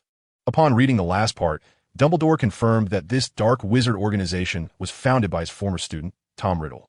Since Riddle graduated from Hogwarts, Dumbledore had been keeping an eye on him and the organization he founded because he had once seen Grindelwald's shadow in that talented young man. However, compared to Grindelwald, Riddle seemed more radical. Even during Grindelwald's most insane times, he had never thought of exterminating all muggles, while Riddle held such beliefs. Dumbledore had once used legilimency to probe the soul of a Death Eater and had glimpsed Riddle's terrifying and crazy ideas. Dumbledore didn't know if anyone else had already caught a glimpse of Riddle's horrifying thoughts like he had. But he understood that he had to take action ahead of time because he knew that besides himself, no one could lead others to fight against his former student. It seemed that some things needed to be planned early, and he needed to gather some people. Meanwhile, Snape, who had spent a night at the Black House, got out of bed, and a small mirror was floating beside him. On the other side of the mirror was his mentor, Grindelwald. "It looks like you slept well at the Black House, Severus. Good morning, Gellert. If you came to ask about the wool socks I was supposed to deliver for you this year, I picked them up at the Owl Post the day before yesterday with my Patronus." "Ha! I never doubted your ability to get things done, Severus. I just came to check on my apprentice." Without needing to turn around, Snape knew that the old man on the other side was definitely wearing a bathrobe, sitting by the hearth, reading today's Daily Prophet, with a magically animated statue serving him. To be honest, Snape thought that although this old man had been locked up in a castle by his ex-boyfriend for over a decade, his daily routine of drinking tea, reading the news, eating, and sleeping without worry was more comfortable than most people's lives. "Ah, by the way, Severus, regarding that organization you mentioned before called the Death Eaters, I used some old connections to find out some things. To say the least, this junior is playing quite a big game, at least for what I know. Veda's British relatives have clearly stated their support for him." "Veda? You mean your most capable assistant, Veda Rogier?" "Yes, it's a pity you know her. I haven't seen her since the war in 45. Of course I know her.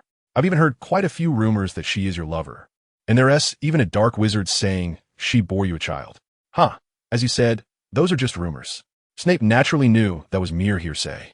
After all, if this old man had truly let go, then whether Dumbledore could win the battle at Nurmengard decades ago would still be uncertain.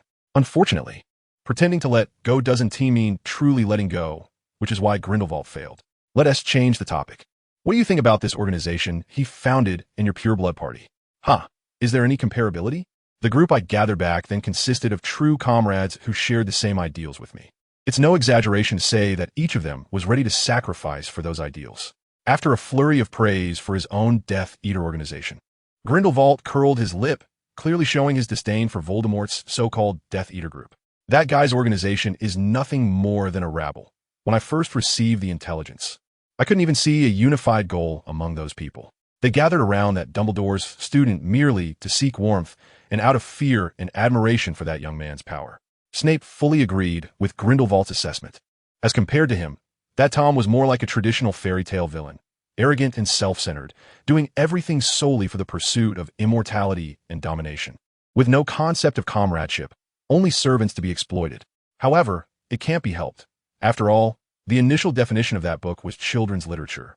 Even if the author later tried to add some depth to the characters, they couldn't escape the main theme of the hero battling the villain, resulting in this Tom and the organization he founded feeling quite juvenile. In contrast, Grindelwald appeared to have more depth, although his ultimate goal was also domination. His methods were evidently more sophisticated.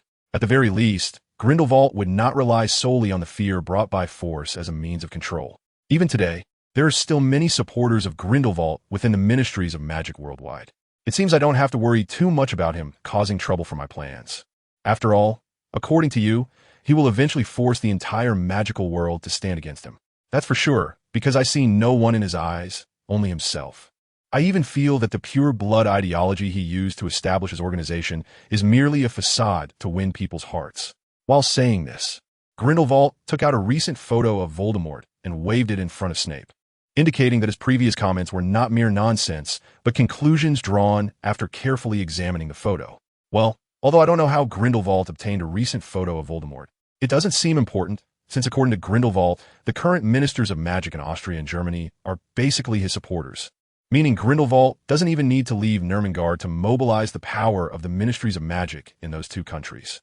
With such power, obtaining a photo of the still immature dark wizard is a piece of cake. Well then, Gellert, what do you think Dumbledore will do? After all, The activities of the Death Eaters are mostly concentrated in the British Isles. I believe Albus will step in to stop him, but that will only be when the situation has escalated to a certain extent. He always waits until the sheep are lost to mend the fold, and he won't patch up the holes from the start, even if he had already seen the essence of that student at Hogwarts. He wouldn't do anything because he is essentially a teacher, not a politician. When talking about Professor Dumbledore, Snape could naturally sense the change in Grindelwald's tone. So you're still brooding over your previous split? It's a lie to say you don't care. I thought that after such an experience, Albus must hate Muggles to the core. But I was wrong. Even though his father was imprisoned in Azkaban because of Muggles, Albus still held the greatest goodwill towards them. He would even think that my methods regarding the Salem organization were too radical. After that, Snape listened to Grindelwald complain about Professor Dumbledore until the house elf from the Black family came to notify him that it was time for dinner, interrupting his conversation with Grindelwald. Upon arriving at the dining room, Snape saw Sirius, who had come in before him, quickly clear his plate of food as soon as he spotted Snape, and then immediately get up and leave the dining room. Wow, it seems your rival really doesn't want to spend even a second longer with you, Severus. I feel the same way. Although it's not worth arguing with a child, having a big dog barking incessantly beside me is quite annoying. Huh, you're about the same age as him, Severus. After that, Snape stayed at the Black House until the end of the Christmas holiday, during which he gifted Regulus a brand new set of wizard chess, and after agreeing to meet at Hogwarts next year, he took the train back to school with Cassandra and Sirius. As soon as they boarded the train, Sirius saw his longed-for James Potter, and James, upon noticing his friend, came over. Long time no see, Sirius. You don't seem to have had a good time these past few days. It turned out that, without Lily around, Potter was quite perceptive, as he immediately noticed that his friend looked much more haggard than before at school. Don't mention it. Some unpleasant things happened at home during Christmas, and my parents are still hung up on my not getting into Slytherin, but ending up in Gryffindor. You've had a tough time, Sirius. Just through a few words, James, who shared a connection with Sirius, understood how difficult this Christmas had been for his good friend. It's a pity I didn't invite you over for Christmas. Otherwise, your holiday wouldn't have been so miserable. As James spoke, he patted Sirius on the shoulder to offer comfort. Meanwhile, Snape stood aside, watching these two clowns perform their brotherly bond. If he weren't a first-hand witness to Sirius's Christmas experience, even he would have believed that Sirius had suffered inhumane treatment during the holiday. To be honest, aside from being starved on the first day back and having his father turn his limbs bones into nothing for a whole morning, along with being secretly drugged, Sirius's Christmas holiday wasn't that bad. In fact, Mr. Black later felt he had gone too far, so on Christmas Day, he specifically went to Diagon Alley to buy a whole bunch of things for Sirius's compensation.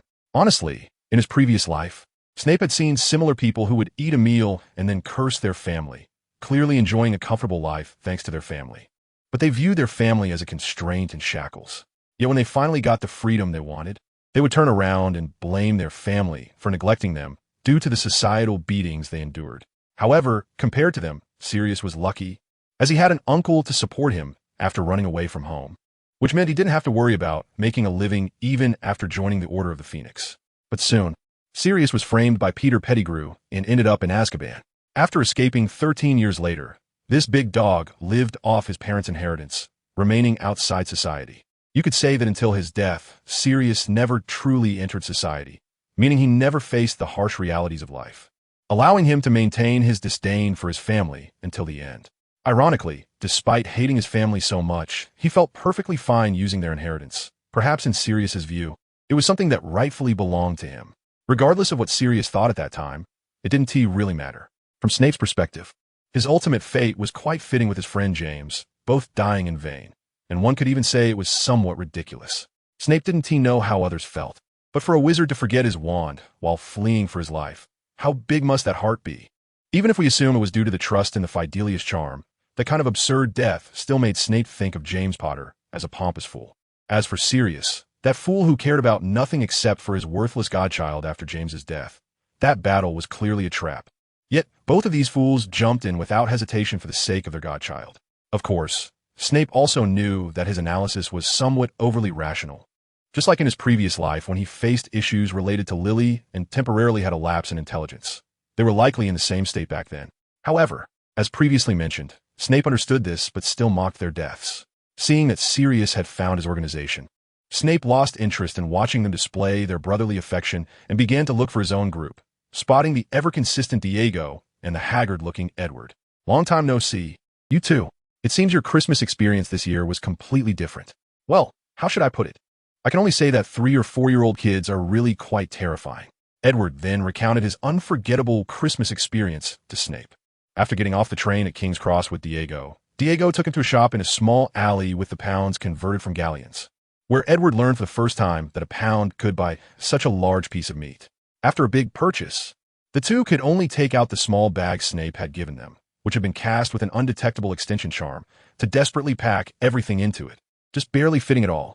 Later, when they brought these items back to the orphanage where Diego was raised, Edward met the nun who had taken care of Diego. How should I put it? She looked quite different from what Edward had imagined. Before meeting her, he thought she would be a short, kindly old lady. But upon meeting her, can you imagine a grandmother as strong as a black iron tower? I mean, I was shocked to see a woman with noticeable muscles on her arms. When we arrived, she was clearing the snow off the roof of the orphanage. Oh, so you help her with magic? Although using magic in areas populated by ordinary people would trigger the Ministry of Magic-esque tracking spells, the mechanism for triggering such monitoring spells wasn't that sensitive. Snape had used magic many times in Spinner's End, which was partly because he hadn't yet enrolled in school. However, according to Snape's memory, young wizards using magic in front of their guardians or long-term acquaintances wouldn't trigger the tracking spells, as those young wizards from ordinary backgrounds also had to do homework during the summer, right? They couldn't just block the way completely. If that were the case, it would be great, but unfortunately, before we could even take out our wands, that Sister Teresa gave us a broom and dustpan, and we ended up sweeping the snow all afternoon. Edward shook his body. It seemed that the snow shoveling activity that day had given him a novel, yet exhausting experience. Then came the preparation for dinner. It was my first time peeling 2 large bowls full of potatoes and carrots because Grandma said they were having curry that day. After that, it was time for bed. How should I put it? Diego's younger siblings were all well behaved, but after they blinked their big eyes and clung to you for a whole evening of stories, it became quite frightening. It was evident that Edward had a fulfilling Christmas holiday, so much so that he couldn't even sleep well. It seems you've had a tough few days. Edward remained silent, seemingly acknowledging Snape's words, while Diego, with a hint of apology, said, "Sorry, Ed, but thanks to you, Grandma and I had a much easier Christmas this year." I'm glad to help you guys. Later, on the train, Edward simply occupied a row of seats and fell asleep, leaving Weber to stand by helplessly at the scene. What happened to Ed? Why does it feel like he exhausted himself over a Christmas holiday? He just experienced a bit of Diego's daily life during Christmas. Do you need me to give you my seat for a while? No, it's fine. I can stand for a bit. Speaking of which, Cipher, how about a game of wizard chess? I made a few more Pan-Hellenic pieces for Christmas. Take a look. Weber said as he pulled out a large pile of pieces from his pocket. Besides the ancient Roman emperors, Snape surprisingly spotted a robust man holding a club and draped in a lion's skin. After examining the piece in his hand for a moment, Snape tentatively guessed who it was. Hercules? That's right, you really know your stuff, Cipher. So how about a game? Sure, but given the current situation, we can only do 3v3. And compared to these Roman heroes, I think my paladins would be more suitable, Snape said as he took out his newly made pieces. The 12 paladins of King Charlemagne of France. Oh, so you also made new pieces, Cipher. But why is there a girl mixed in with these knights? Is it Joan of Arc? Oh, that's Astolfo. Didn't I mention? This set only has 12 paladins.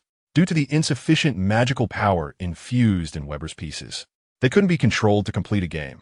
So in the end, the 3 could only choose to use Snape's 12 paladins. Then, the 3 engaged in a chaotic battle using the 12 paladin pieces on the train. In simple terms, each person controlled one piece to battle another, determining the winner before facing the last opponent. There were 3 rounds in total, and the one with the most wins would be declared the champion. Snape chose Oliver. Diego selected Roland, and Weber picked Hodge. As for weapons, they all agreed on sword and shield. The first match was Snape against Diego. After about 150 moves, Snape maneuvered Oliver to block Roland's thrust with the shield, then swiftly drove the sword into Roland's chest. Your skills have improved a lot. Cipher, did you secretly practice during Christmas? Yes. I happen to meet someone who also enjoys this stuff. If all goes well, you should become our junior next year. Junior? Could it be Cassandra's brother? Diego and the others quickly guessed the identity of the person Snape mentioned, as limiting it to the Black family and a junior, only the brother Cassandra had mentioned fit.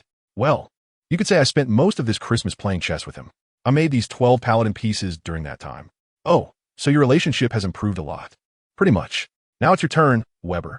The following match with Weber was also without suspense. After about 40 moves, Weber's Hodge was directly knocked off by Snape's sword.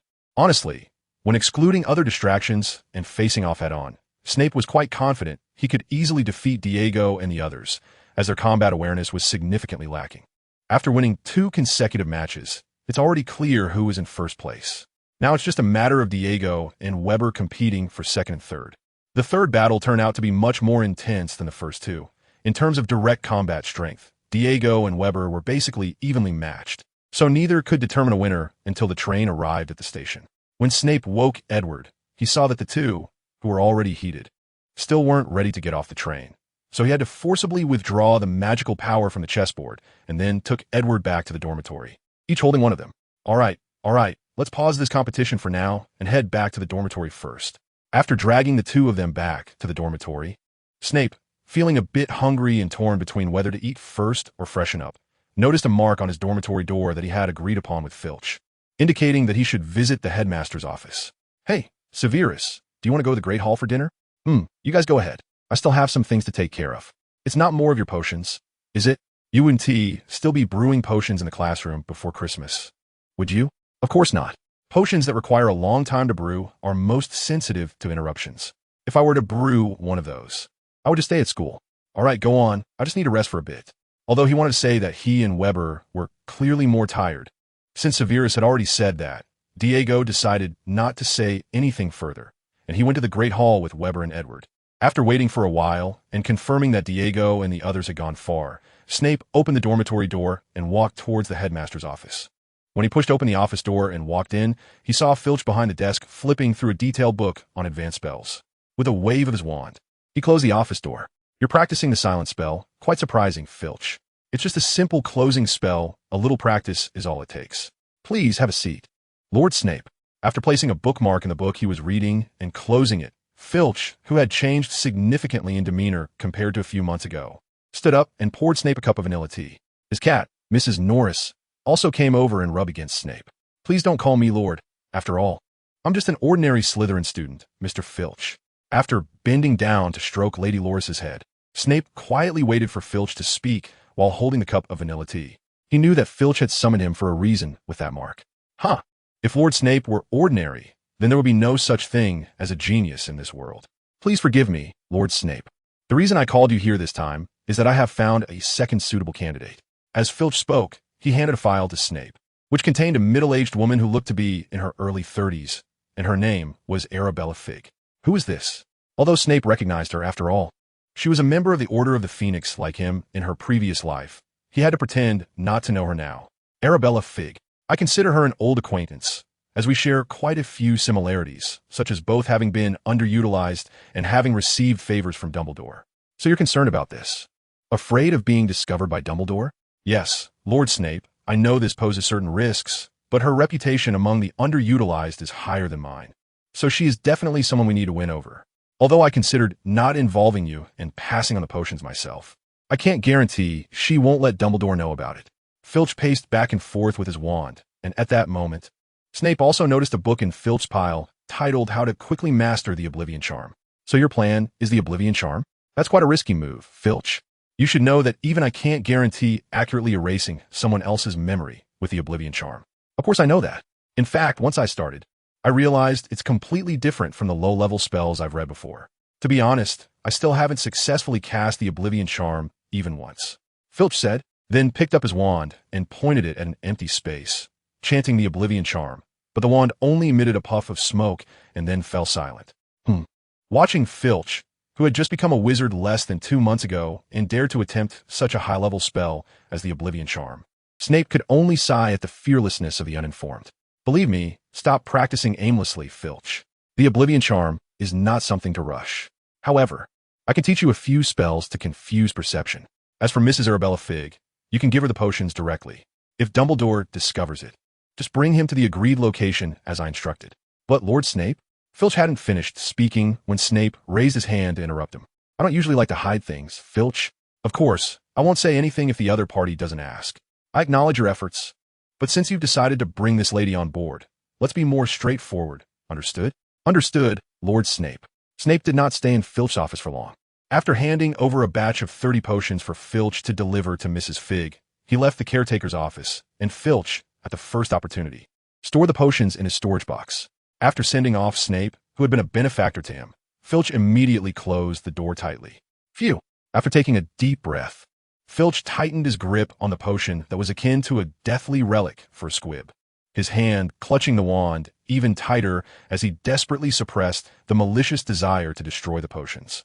To be honest, Filch really hoped to be the only one to receive such a favor from Snape, as it would make him feel special. However, Filch also knew that this was impossible. As he understood he was just an ordinary squib, Snape approached him first not for any special reason, but simply because he worked at Hogwarts. Perhaps in Snape's eyes, turning him from a squib into a wizard was merely a casual act of interest, but for someone like Filch, who had longed for such a change, it was an immense grace. He would even consider it a blessing if Snape were to kill him with the killing curse the moment he succeeded. Because of this, Filch saw a flaw in Snape, or perhaps a weakness. Perhaps due to his innate power, Snape had a kind of stubbornness that was inherent to him. Once he was set on something, no one could change his mind. This trait alone wasn't problematic. But the issue was that Snape still believed too much in human nature. Indeed, Filch never denied that Dumbledore was a good person. One could even say he was a benefactor to him. However, Dumbledore was also a staunch guardian of order. And Filch was unsure how Dumbledore would react when he learned that this potion could change the existing wizarding world. Filch was fully aware that such a potion would bring chaos to the wizarding world, subverting centuries of entrenched beliefs among wizards. Although this might be an oversimplification, Filch believed that the current wizarding society was still quite conservative, instinctively rejecting new things.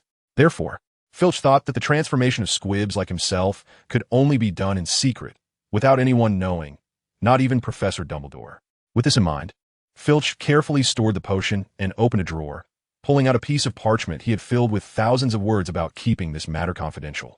Indeed, for Filch at present, the Obliviate charm was still too advanced, but among the various strange spellbooks he had purchased over the years, there were quite a few simple confidentiality spells.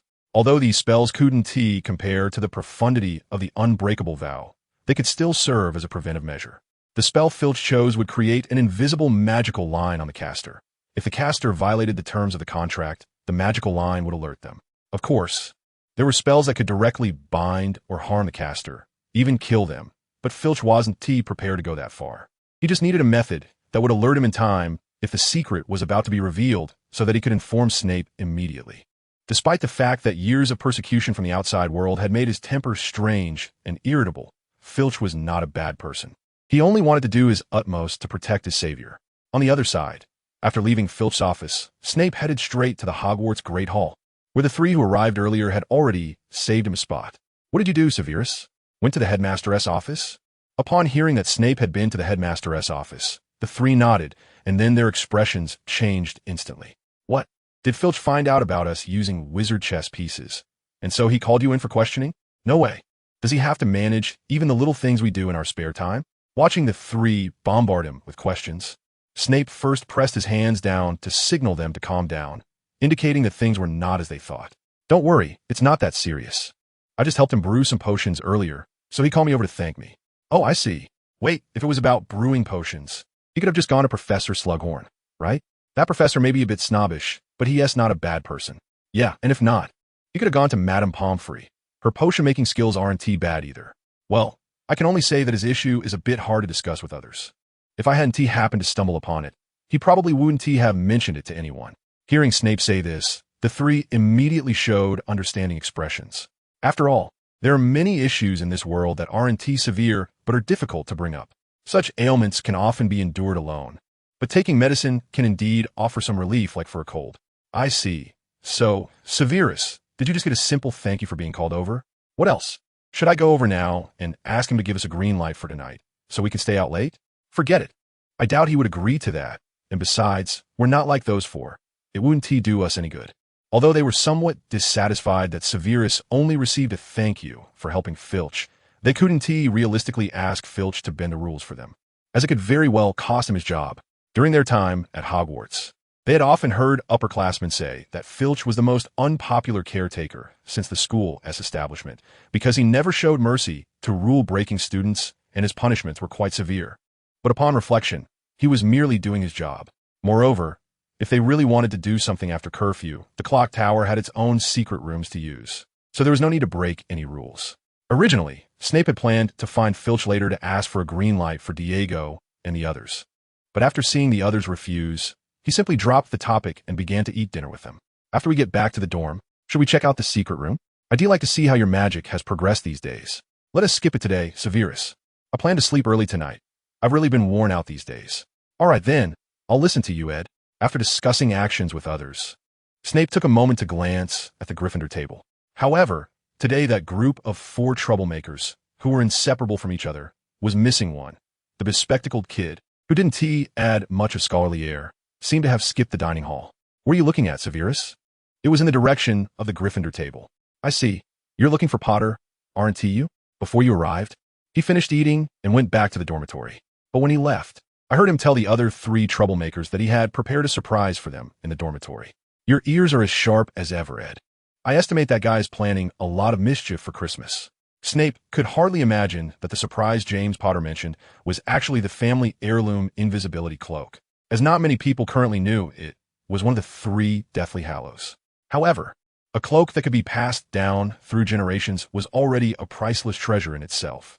If Snape had known, he might have risked being discovered by Dumbledore to forcibly break into Gryffindor's dormitory, cast a sleeping spell on the 4 troublemakers, and seize this Deathly Hallows item, then return it after studying it, as his research on the Deathly Hallows had stagnated for a long time. Although the method of making invisibility cloaks had long ceased to be a secret, ordinary invisibility cloaks, whether made from the fur of a demiguise or enchanted with a disillusionment charm, would lose their invisibility effect over time. Only the invisibility cloak known as a Deathly Hallows could provide permanent invisibility. In this regard, the Elder Wand was the same. After learning how to make wands from Grindelwald, Snape once attempted to replicate the Elder Wand using collected elder wood and a thestral tail feather. However, the result was undoubtedly a failure. Although the wand made from the same materials possessed power beyond that of a typical wand, when Snape used this Elder Wand in front of Grindelwald, the former owner of the Elder Wand, he was told that it still fell short of the Elder Wand. Only someone who had truly wielded the Elder Wand could understand the power contained within it. Frankly, if it weren't for the knowledge that there were no gods in this world, I would almost believe that you truly received gifts from death. But in any case, over the past few hundred years, many wand makers like you had attempted to create another Elder Wand, and they all failed without exception. Grindelwald's words were undoubtedly a cold splash of water, washing away Snape's arrogance and fanciful thoughts at the time, making him realize that he had underestimated the complexity of replicating a Deathly Hallows item. However, this did not mean that Snape had given up on the idea. He simply felt that his current level was insufficient to continue this research, so he temporarily set it aside, and Grindelwald naturally knew this. Just like Filch's assessment of Snape, Grindelwald could see that his disciple had a stubbornness that set him apart. Once he set his mind on something, he would absolutely pursue it. Although research on the Elder Wand had hit a bottleneck, Snape had made some breakthroughs in the study of invisibility cloaks. According to Snape's plan, he first obtained a demiguise from Nocturne Alley, and after a period of training, he cast a deep sleep spell and a transfiguration spell on it, putting it into a deep sleep before transforming it into an invisibility cloak. In this way, the demiguise in its dream would subconsciously use its innate invisibility ability, hiding both itself and the wizard wearing it. And since the demiguise was still alive, this invisibility ability would not weaken over time. However, this plan also had many drawbacks, such as needing to periodically remove the spells from the demiguise for feeding, and if it were accidentally harmed by an aggressive spell, leading to the demiguise's death, the invisibility effect would be nullified. For this reason, after successfully creating a finished product, Snape immediately terminated this research and shifted his focus to studying permanent disillusionment charms and concealment transfiguration spells. As for the Resurrection Stone, its function was actually the easiest to find a substitute for. After all, even in the story, it couldn't truly bring the dead back to life, only temporarily pulling souls from the realm of the dead back to the present. Similar dark spells, even Snape knew a few, not to mention Grindelwald. However, Snape's research on the Resurrection Stone, like the previous 2, had also come to a standstill. In the end, Snape concluded that with his current level, he could not create any of the Deathly Hallows. However, if he could get his hands on the original for research, it should be possible. By now, Due to needing to balance studies at both Hogwarts and Winchester, Snape temporarily paused all research on the Deathly Hallows to focus on his studies. Meanwhile, James, unaware of the near miss he had just escaped, was currently draped in the invisibility cloak he had sneaked from home, thinking about scaring Sirius and the others when they entered the dormitory. After waiting for about half an hour, James finally heard someone push the door open. Excited, he pulled the sides of the cloak together and hid under Peter's bed, quietly waiting for Sirius and the others to come in. "Hey, where's James? Has he gone somewhere else?" As soon as they entered, Sirius noticed that his friend was not in the dormitory. After looking around for a moment and confirming that James was absent, he sat down beside the large cauldron in the middle of the dormitory with Remus. "Well, since James isn't here, let us continue the topic we were just discussing. Do you think James has a chance with that girl named Evans?" As soon as they sat down, Peter eagerly brought up the earlier topic again, while James, who was about to come out from under Peter's bed, decided to stay hidden a little longer upon hearing his friends discussing him. "I don't know. I actually don't understand much about relationships between boys and girls. What do you think, Peter?" "Me? I actually think it's unlikely. After all, James didn't make a good first impression on Evans." Although Remus didn't seem keen to discuss this topic, since he was asked, he naturally had to speak honestly. "Anyway, James isn't here right now." "Hey, Peter, are you saying it's wrong for us to clash with that snotty kid?" No, you misunderstood me, Sirius. How could I think that? I meant you and James mocking Hufflepuff in front of Miss Evans. After all, even though Evans ended up in Gryffindor, her sister is still a Hufflepuff. Isn't she? Hearing Peter say this, Sirius and the others were just about to crawl out from under the bed when they remembered that during their train ride, they seemed to have insulted Hufflepuff while also criticizing Slytherin. They hadn't realized that Lily's desire to join Hufflepuff was because her sister was there. Although it wasn't unheard of for two wizards to be born into a Muggle family, it was still a rare occurrence. In fact, when the four of them learned that there were two witches from the Evans family both attending Hogwarts, they were all quite shocked. "So you're saying that the reason Evans has been ignoring James all this time is because we spoke ill of Hufflepuff on the train, and she's been holding a grudge ever since?" "No, I think that's just part of the reason. Besides that, our conflicts with that Snivellus since the start of the school year must also be a reason she dislikes us. After all, you know Evans and that Snivellus grew up together. So isn't it still because of that Snivellus that she hates James?" Hearing Sirius return to the original topic, Peter could only follow along with what Sirius said. "Yes, I just said that. It's one of the reasons. In reality, there are many complex reasons why Evans dislikes James. But right now our best opportunity is through Evans' sister." Upon hearing Peter say this, Sirius understood what he had been trying to say all along, that James should build a good relationship with Evans' sister. That's a good idea, but Lily's sister, Petunia, is a year older than us, and Hufflepuff's schedule doesn't align with ours very well. "Yes, that's the problem. Wait, James, where did you come from?" Peter, who had been confidently crossing his arms, was startled when a figure suddenly sprang up from under his bed, scaring him out of his wits since he had just been speaking ill of James. Once he regained his composure, he realized that James had been hiding under his bed all along. "So this is the surprise you mentioned, James. I have to admit you really did scare Peter quite a bit." No, right? I actually want to scare you all even more." James had initially planned to introduce the invisibility cloak to everyone, but as soon as he opened his mouth, he remembered that he had taken the cloak from home to follow Lupin and discover his secret. If he brought it out now, wouldn't it make Lupin suspicious? So James quickly changed his tune, claiming he was just trying to scare Sirius and the others. After hearing this, the others didn't think much of it, except for Peter, who was still a bit unhappy about being frightened. "Anyway, back to the point, Peter, you were saying that if I want to get along with Lily, I have to get past her sister Petunia first, right?" "Yes, that's correct, but I was just saying that. After all, because of that Snivellus, her sister's impression of us is definitely not good. In the end, it's still all that Snivellus' fault, isn't it? It's the same for me. I blame that Snivellus for making my entire Christmas a living hell." Fine, Sirius, whatever you say." Before going to bed, James and Sirius discussed for a while longer and quickly agreed.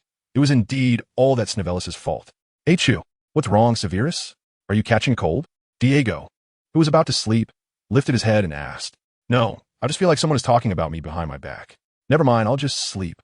What Snape didn't expect was that from that day on, those two little troublemakers seemed to have reached some kind of consensus and began to target him relentlessly. Although they never managed to gain any advantage, their persistent annoyance was like a sticky plaster. Fortunately, a few days after Christmas, the new year arrived. On that day, when Big Ben's New Year chimes rang out, Snape was at his house in Winchester, sipping red tea with Creevy while waiting for the arrival of the new year. Just then, hearing a noise from outside the window, Snape put down his teacup, took out his wand, and opened the window, and a bat flew in from outside.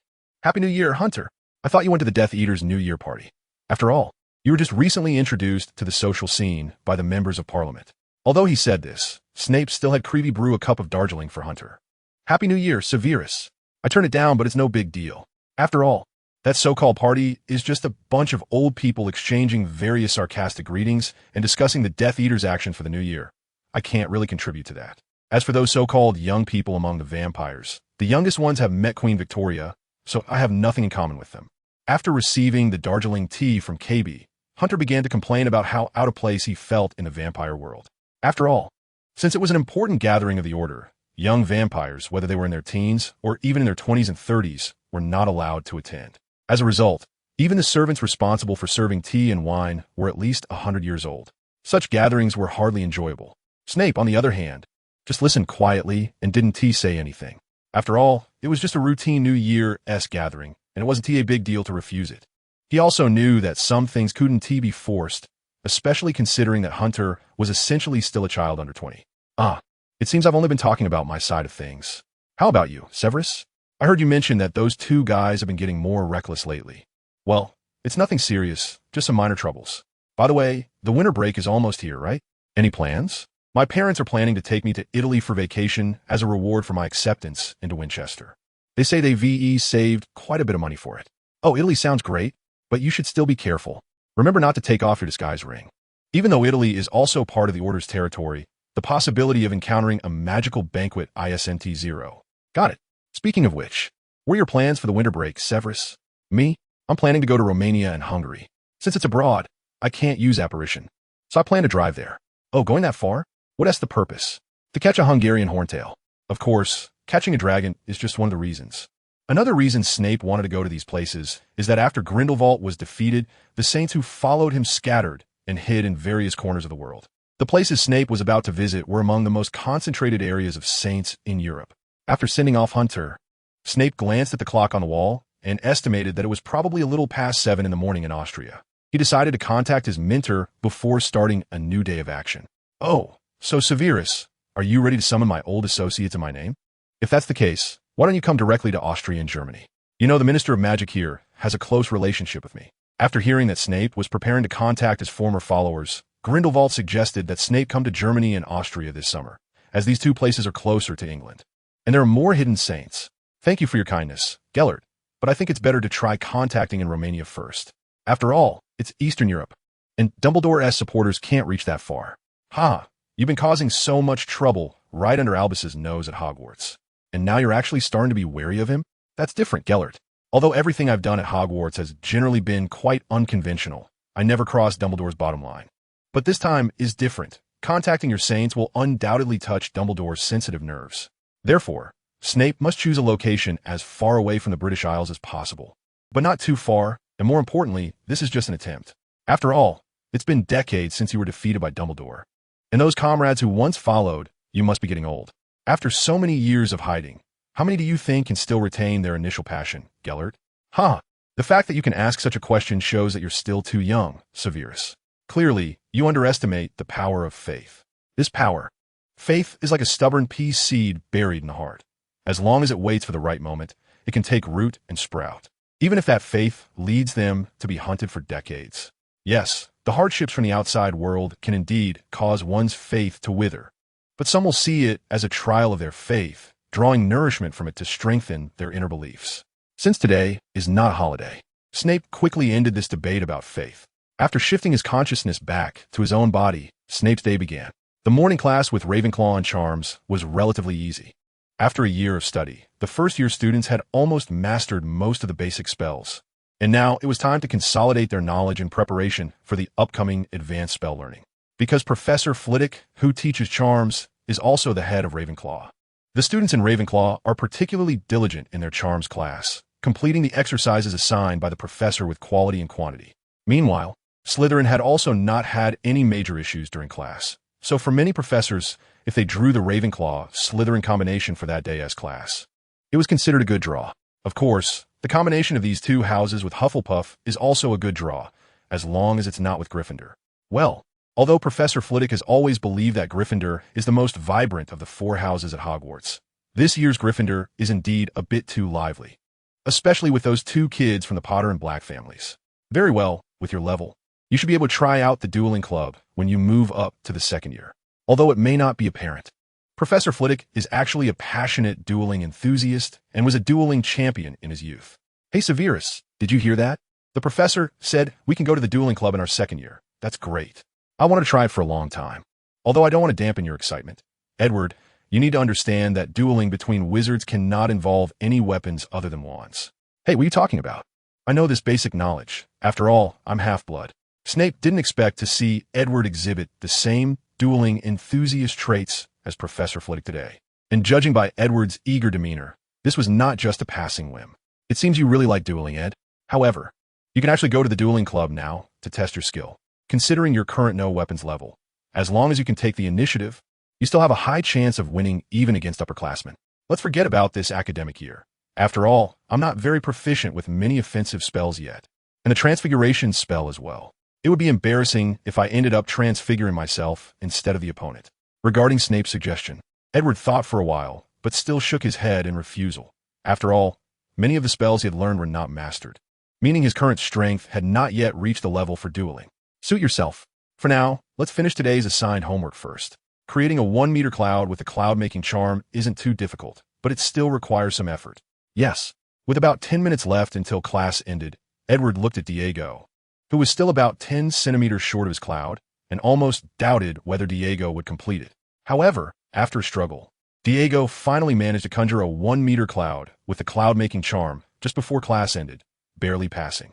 In the afternoon, it was Diego's favorite flying class, since flying is a subject that relies on personal skill after being introduced by the teacher. Professor Guardiola let the students practice twice before allowing them to engage in free activities. After the free activities began, Diego found an open space and eagerly showed Snape and the others his newly developed flying stunts. After joining Slytherin's Quidditch team, Diego's flying skills have made remarkable progress. Once, Diego even performed a thrilling loop in the air. After casting a cushioning charm on himself without a wand, he soared to the highest point before jumping off the broom. Just as the broom completed about 2 circles, Diego landed back on it perfectly. Impressive, but it seems this stunt won't be much help in a Quidditch match. So Diego, are you preparing for a pregame show? Hey, can I just practice it because it looks cool? Although, in terms of practicality, the technique Diego just demonstrated really has no substantial effect on a Quidditch game. After all, you can't expect your opponents to just hand over the quaffle or the golden snitch after seeing such a thrilling stunt. But I have to admit, it looks really cool. Speaking of which, I didn't expect that the first flying lesson of a new year would be with Gryffindor. What bad luck. Although Diego doesn't have much bias against Gryffindor, those 4 are just too rowdy, and they tend to cause chaos regardless of the time or place outside of class. Even during free time, they start messing around before class is even over. Moreover, these guys treat everyone equally. They don't hold back even against their own classmates, although they are slightly more restrained than when dealing with students from other houses. Sure enough, they somehow got their hands on some Flooper caterpillars and started throwing them at others while flying. Those Flooper caterpillars, could they have stolen them from Professor Slughorn? Although these caterpillars, classified as magical creatures, are harmless except for secreting some gooey substance that stains clothes, and their slime is often used as a thickener in potions. Snape is probably the most familiar with their properties. After helping a nearby Slytherin girl get rid of the caterpillar on her, Snape took it in his hand and examined it for a while, basically confirming that it was not one of the flobberworms raised by Professor Slughorn. It shouldn't be. The patterns on this caterpillar were completely different from those of the batch Slughorn kept in the potions classroom. It must have been caught by them in the wild. I remember that these caterpillars are hardly seen in winter. If that's the case, maybe they were cultivated in their dormitory. They really are dedicated. I was disgusted for a long time when you called me over to collect flobberworms for Professor Slughorn last time. Yes, I admire their enthusiasm in that regard. While those 4 lively ones were still flying around chaotically, Snape immediately went inside with the others. At that moment, Professor Guadier was using a cleaning spell to clean the clothes of the students covered in slime. Since the number of victims this time was a bit high, Professor Guadier also experienced the feeling of being flustered after a long time. Then, when Professor Guadier saw the culprits causing his fluster still flying in the air, he angrily pulled out his wand and directly froze those little troublemakers in midair. Professor Guadier then watched as the four unfortunate children, frozen in midair, fell to the ground in free fall, only casting a levitation spell when they were less than a meter from the ground. Then Professor Guadier took these four Gryffindors, who never seemed to learn their lesson, to his office, intending to let them clean the slime-covered classroom after class. It seems that the flobberworm incident has come to an end. Yes, but the slime in winter. Oh, right, Severus. Should we go to the dining hall to try out the new dish? I remember hearing from the house elf cleaning the Slytherin common room that they attempted to make margarita pizza this time. Looking at the time, it was almost time for class to end, and the four began discussing what to eat today. Diego, who had heard from the house elf responsible for cleaning Slytherin about the margarita pizza, expressed a desire to try it. I don't really like pizza without meat, but the sweet and sour pork they made last time was really delicious. That Chinese sweet and sour pork? Severus, you seem to really enjoy Chinese food. Yes, maybe that's where my unvisited hometown is. Just as Snape and the others were walking toward the Great Hall, they saw a burly man about 3.5 meters tall hurriedly heading upstairs. That seemed to be Hagrid, the groundskeeper of the Forbidden Forest. I thought he wouldn't come to the castle at all. Seeing him in such a hurry, could it be that Professor Dumbledore called for him? It should be, but I wonder what Dumbledore needs Hagrid for.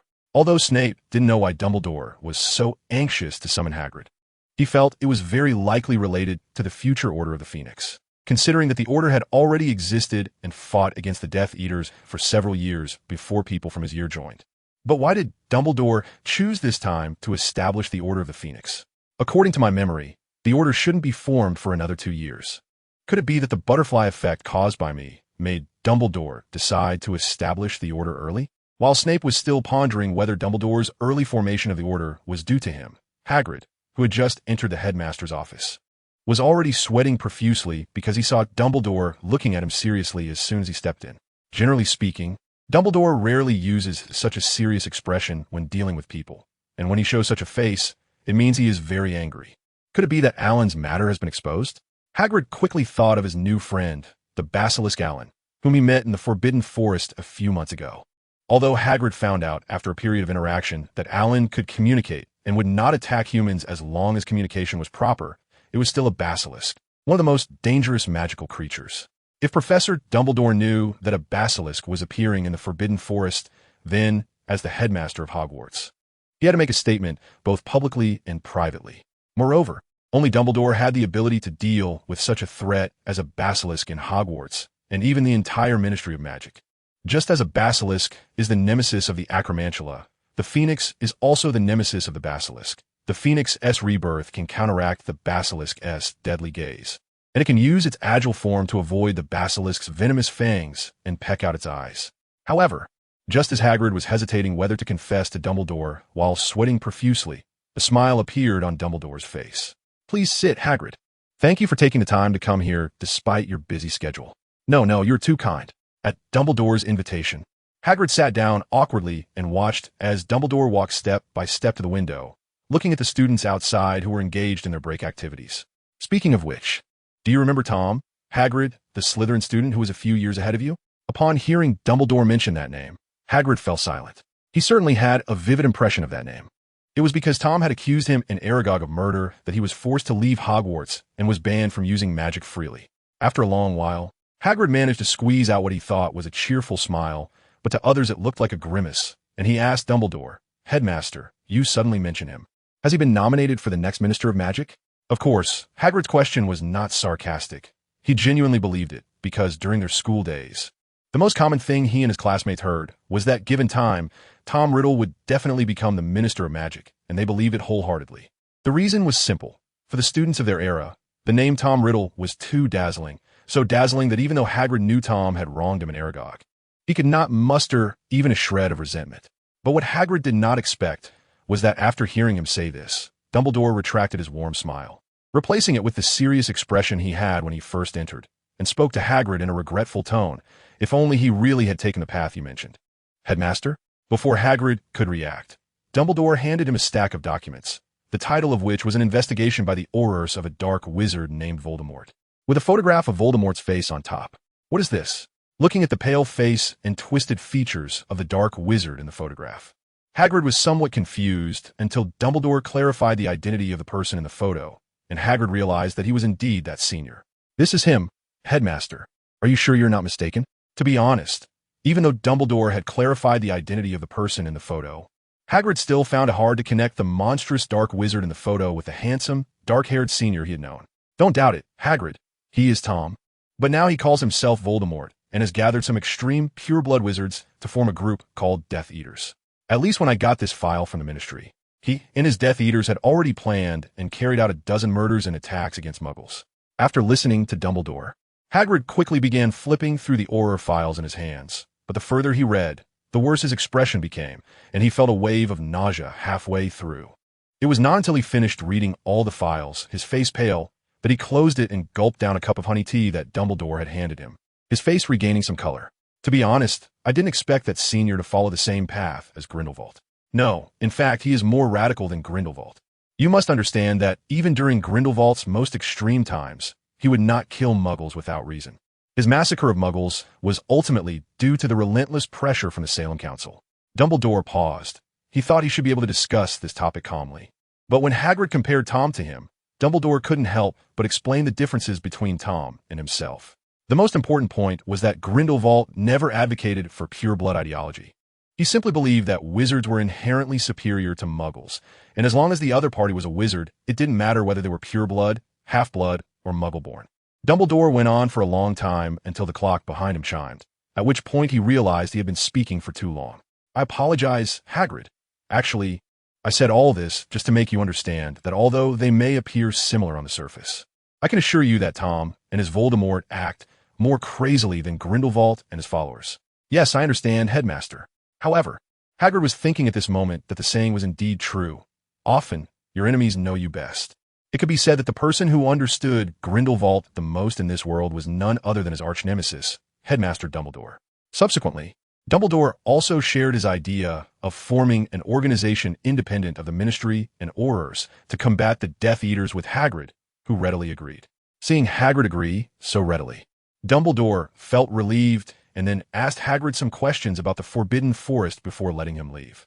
In fact, the reason Dumbledore invited Hagrid was not only because Hagrid was one of his trusted allies at the school, but also because he had suspicions about that cold case from decades ago.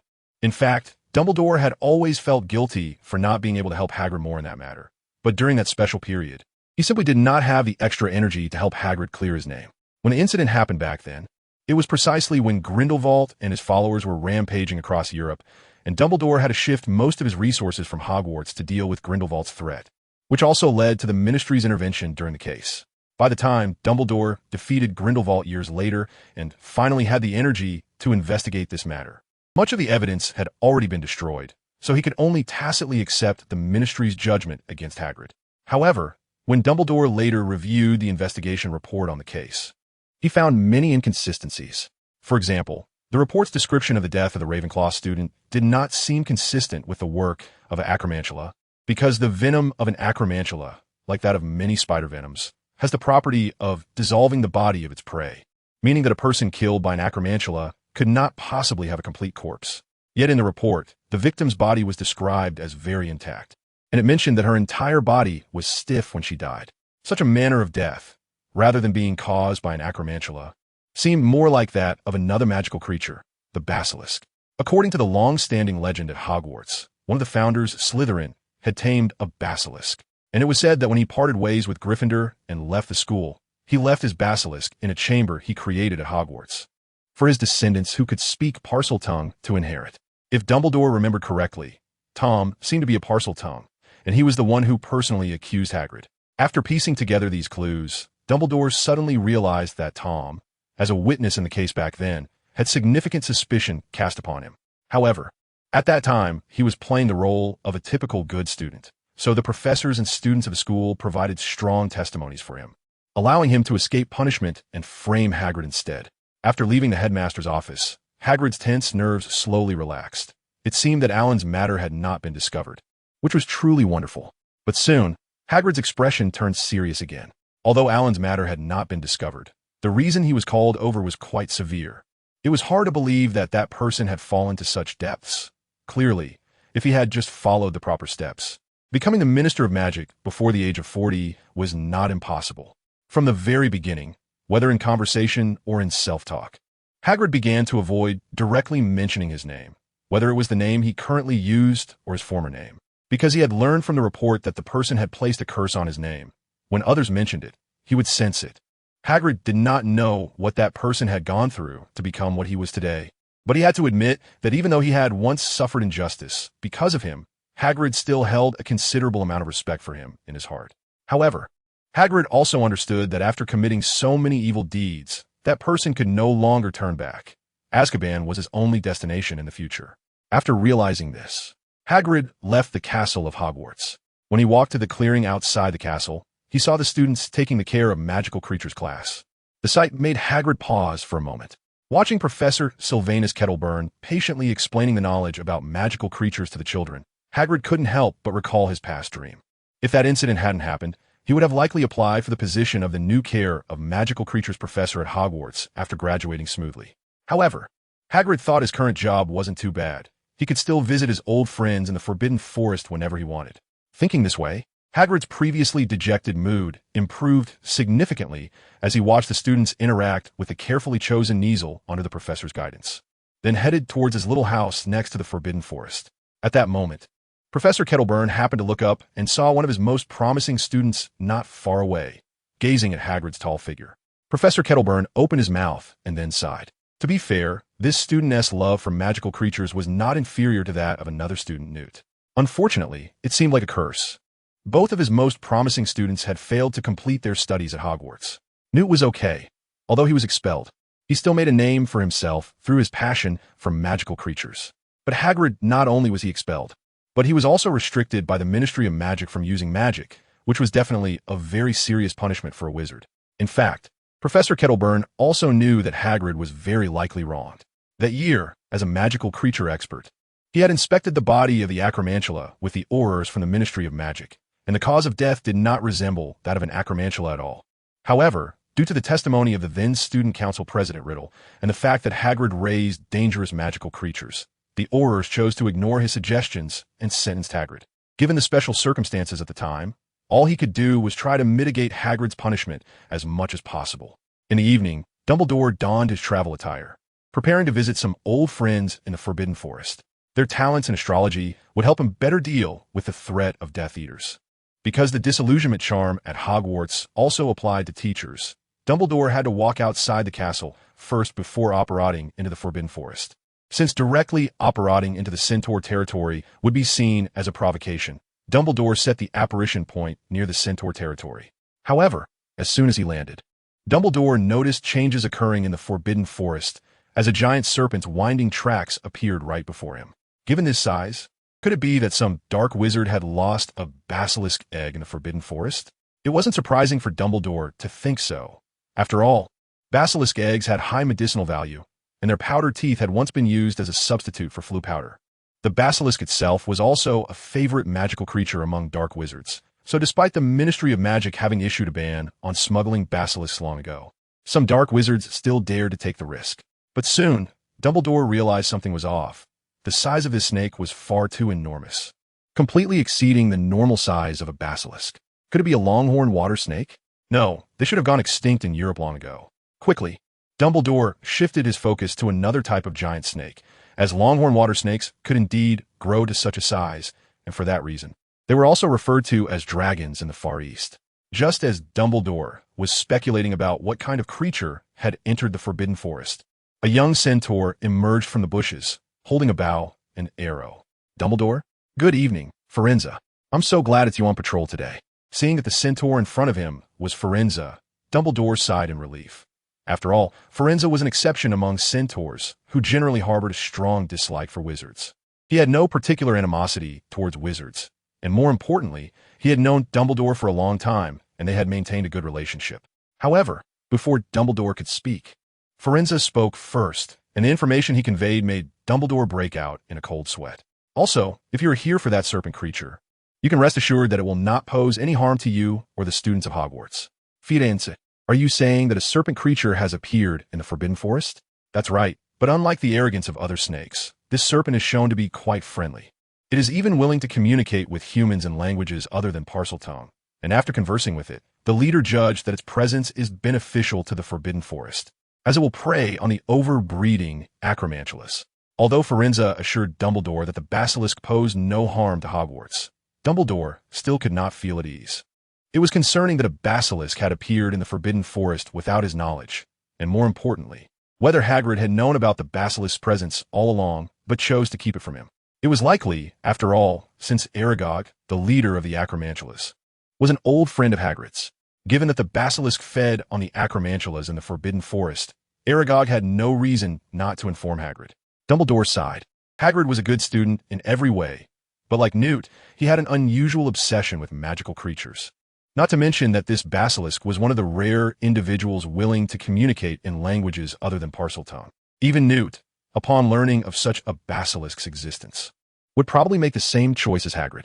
Although Dumbledore felt somewhat angry about Hagrid keeping the basilisk information from him, he did not want to blame Hagrid too harshly. This was not only because he knew Hagrid had confirmed the basilisk was a friendly creature capable of communication after interacting with it, but also because Dumbledore felt Hagrid had already suffered enough.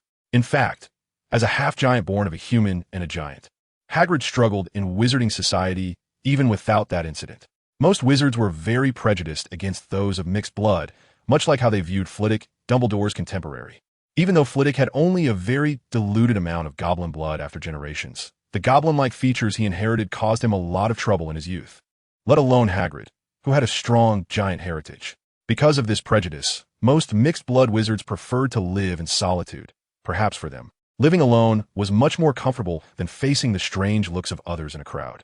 Hagrid was a rare exception among these mixed-blood wizards. He was tall, outgoing, and friendly, willing to go to great lengths for his friends. However, due to his appearance, few were willing to befriend him, leading to his animal friends outnumbering his human friends significantly. This combination sometimes made it difficult for outsiders to understand why Hagrid valued magical creatures so highly. However, now was not the time to delve into Hagrid's inner journey. Dumbledore had not forgotten the purpose of his visit today. Thank you for your information, Firenze, but I'm not here to discuss the basilisk in the Forbidden Forest. As you said, it is not only harmless, but even beneficial to the forest to some extent. I have come to discuss the Death Eaters with you. You may not be aware, but so far, this organization has caused considerable damage. We certainly know, Dumbledore. In fact, the stars you mentioned have already revealed this to us, and we have gained insight from the stars. The wizard who can defeat him still remains shrouded in the mists of the future and has yet to manifest, which means that for now, no one can kill him. Dumbledore felt somewhat disappointed because the centaur's prophecies were far more accurate than those of humans. Since they had predicted that the wizard who could defeat Tom was not yet born, it meant that no matter how meticulously Dumbledore planned or set traps, Voldemort could evade them and live until the day that wizard defeated him. Oh, that is terrible. It seems the best I can do now is to lead the Order of the Phoenix to mitigate the damage he and his Death Eaters cause as much as possible and wait for the birth of a hero who can defeat the Dark Lord. Firenze. If you're prepared to wait idly for that day, that's fine. However, as your friend, I feel it is necessary to tell you about some prophecies made by Gellert. Gellert? The unfamiliar name made Dumbledore frown. Although he only knew the centaurs in the Forbidden Forest by name, he had never heard of a centaur named Gellert, a centaur leader living outside the Forbidden Forest. As you know, most of the centaurs on the British Isles now reside in the Forbidden Forest, but a small portion lives outside it. Gellert and his tribe are among them. Gellert possesses remarkable stargazing talents, even among centaurs, which has allowed him to see the birth of a powerful wizard in the stars. A powerful wizard? Upon hearing this, Dumbledore's heart tightened once again, and when he heard what Firenze said next, this powerful and wise wizard felt uncharacteristically at a loss. Gellert refused to disclose the name of that wizard like others do, and the astrology related to him became obscure afterward. However, we still glean some useful information from the changes in the stars, such as that the wizard predicted by Gellert is a disciple of Grindelwald. Grindelwald. Hearing that deeply ingrained name again made Dumbledore's heart skip a beat. He should have thought of it. The wool socks he had received over the years could not have been sent from Austria to England by Gellert alone as a prisoner. There must be a large organization helping Gellert with the delivery of letters. Dumbledore had previously thought that those aiding Gellert were merely remnants of saints, but now it seemed that they were perhaps more than just remnants. They had been reassembled by a disciple who inherited Gellert's will and were waiting for an opportunity to execute Gellert's intentions once more. Why, Grindelwald? Why are you still clinging to your ambition? Dumbledore continuously cried out inside, yet he could not share this torment and heartache with anyone. He had thought that Grindelwald had changed, that after all these years, he had finally abandoned his ambition and returned to being the boy who smiled at him in the sunny barn. But he had not. Not only that, but he had also passed his ambition onto others, making the child he chose as his disciple a puppet of his ambition. Are you okay, my friend? It's nothing, Firenze. I'm just finding it hard to believe that after all these years, Grindelwald still hasn't given up his ambition and has even bound an innocent child to his chariot. Seeing Dumbledore's pale face, Firenze remained silent for a while before deciding to tell Dumbledore more about that wizard. I understand your frustration, Dumbledore, especially upon learning that your nemesis's will has been inherited. But you need to relax. Even though that child has inherited Grindelwald's will, whether he is good or evil remains an unknown in that murky astrology. What do you mean? Gloric once told us during his prophecy that although that person inherited Grindelwald's will, he is neither a villain nor a hero. His future is as uncertain as the stars that symbolize him. Everything remains unknown. Firenze paused for a moment, then before turning to enter the thicket, he gave Dumbledore his final prophecy. It was foreseeable that this person would have a significant impact on wizards and the entire world in the future. I once divined alone about that child, but the stars did not tell me what kind of impact the child would bring. However, I believe that as long as you, Dumbledore, can provide the right guidance, he will become someone like you, and the stars indicate that the disciple is now on the British Isles. The British Isles? Wait a moment. Firenze, upon hearing Dumbledore mention a specific location, wanted to ask more, but Firenze had already walked into the thicket. Seeing that the other party had gone far, Dumbledore did not try to hold him back. He understood that compared to the vague prophecies from those diviners, the information Firenze provided was already clear enough. The British Isles, with just this piece of information, Dumbledore could narrow down the possibilities significantly. He was quite sure that the Disciple of Grindelwald must be one of the children studying at Hogwarts now. Of course, he could not rule out the possibility that the individual had not enrolled at Hogwarts, but that would actually be more advantageous for Dumbledore.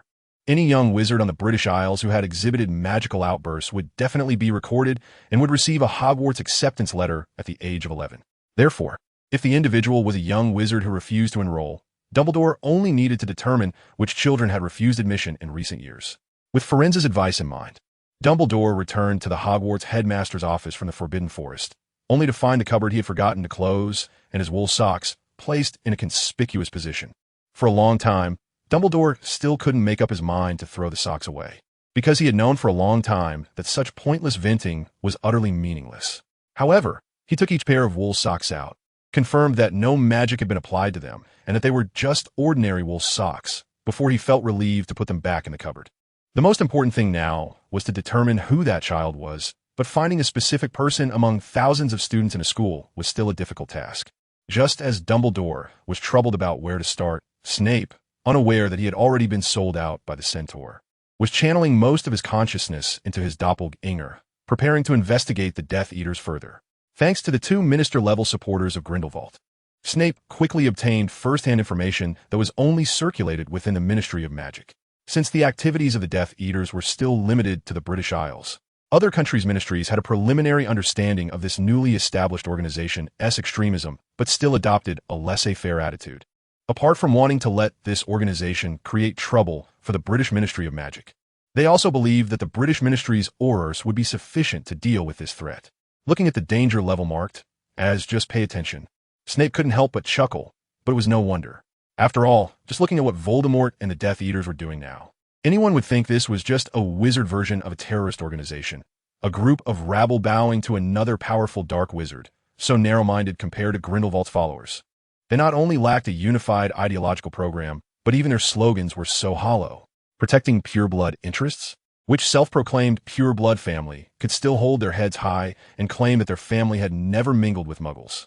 If the British Ministry of Magic couldn't even handle such petty squabbles, that would be truly pathetic. Unfortunately, knowing the future, Snape found reality to be quite absurd because the leader of this organization was a guy whose talents were all invested in power and survival. Under the influence of the leader's strong personal strength, the Death Eaters, this terror organization, indeed grew to an extent that could not be ignored, surprising everyone. It seemed that Voldemort had put all his points into those two attributes when leveling up, leaving not a single point for luck. As a result, he was defeated twice in a row by a boy who had nothing but luck and perhaps a little talent in flying broomsticks and defense against the dark arts, but was otherwise utterly useless.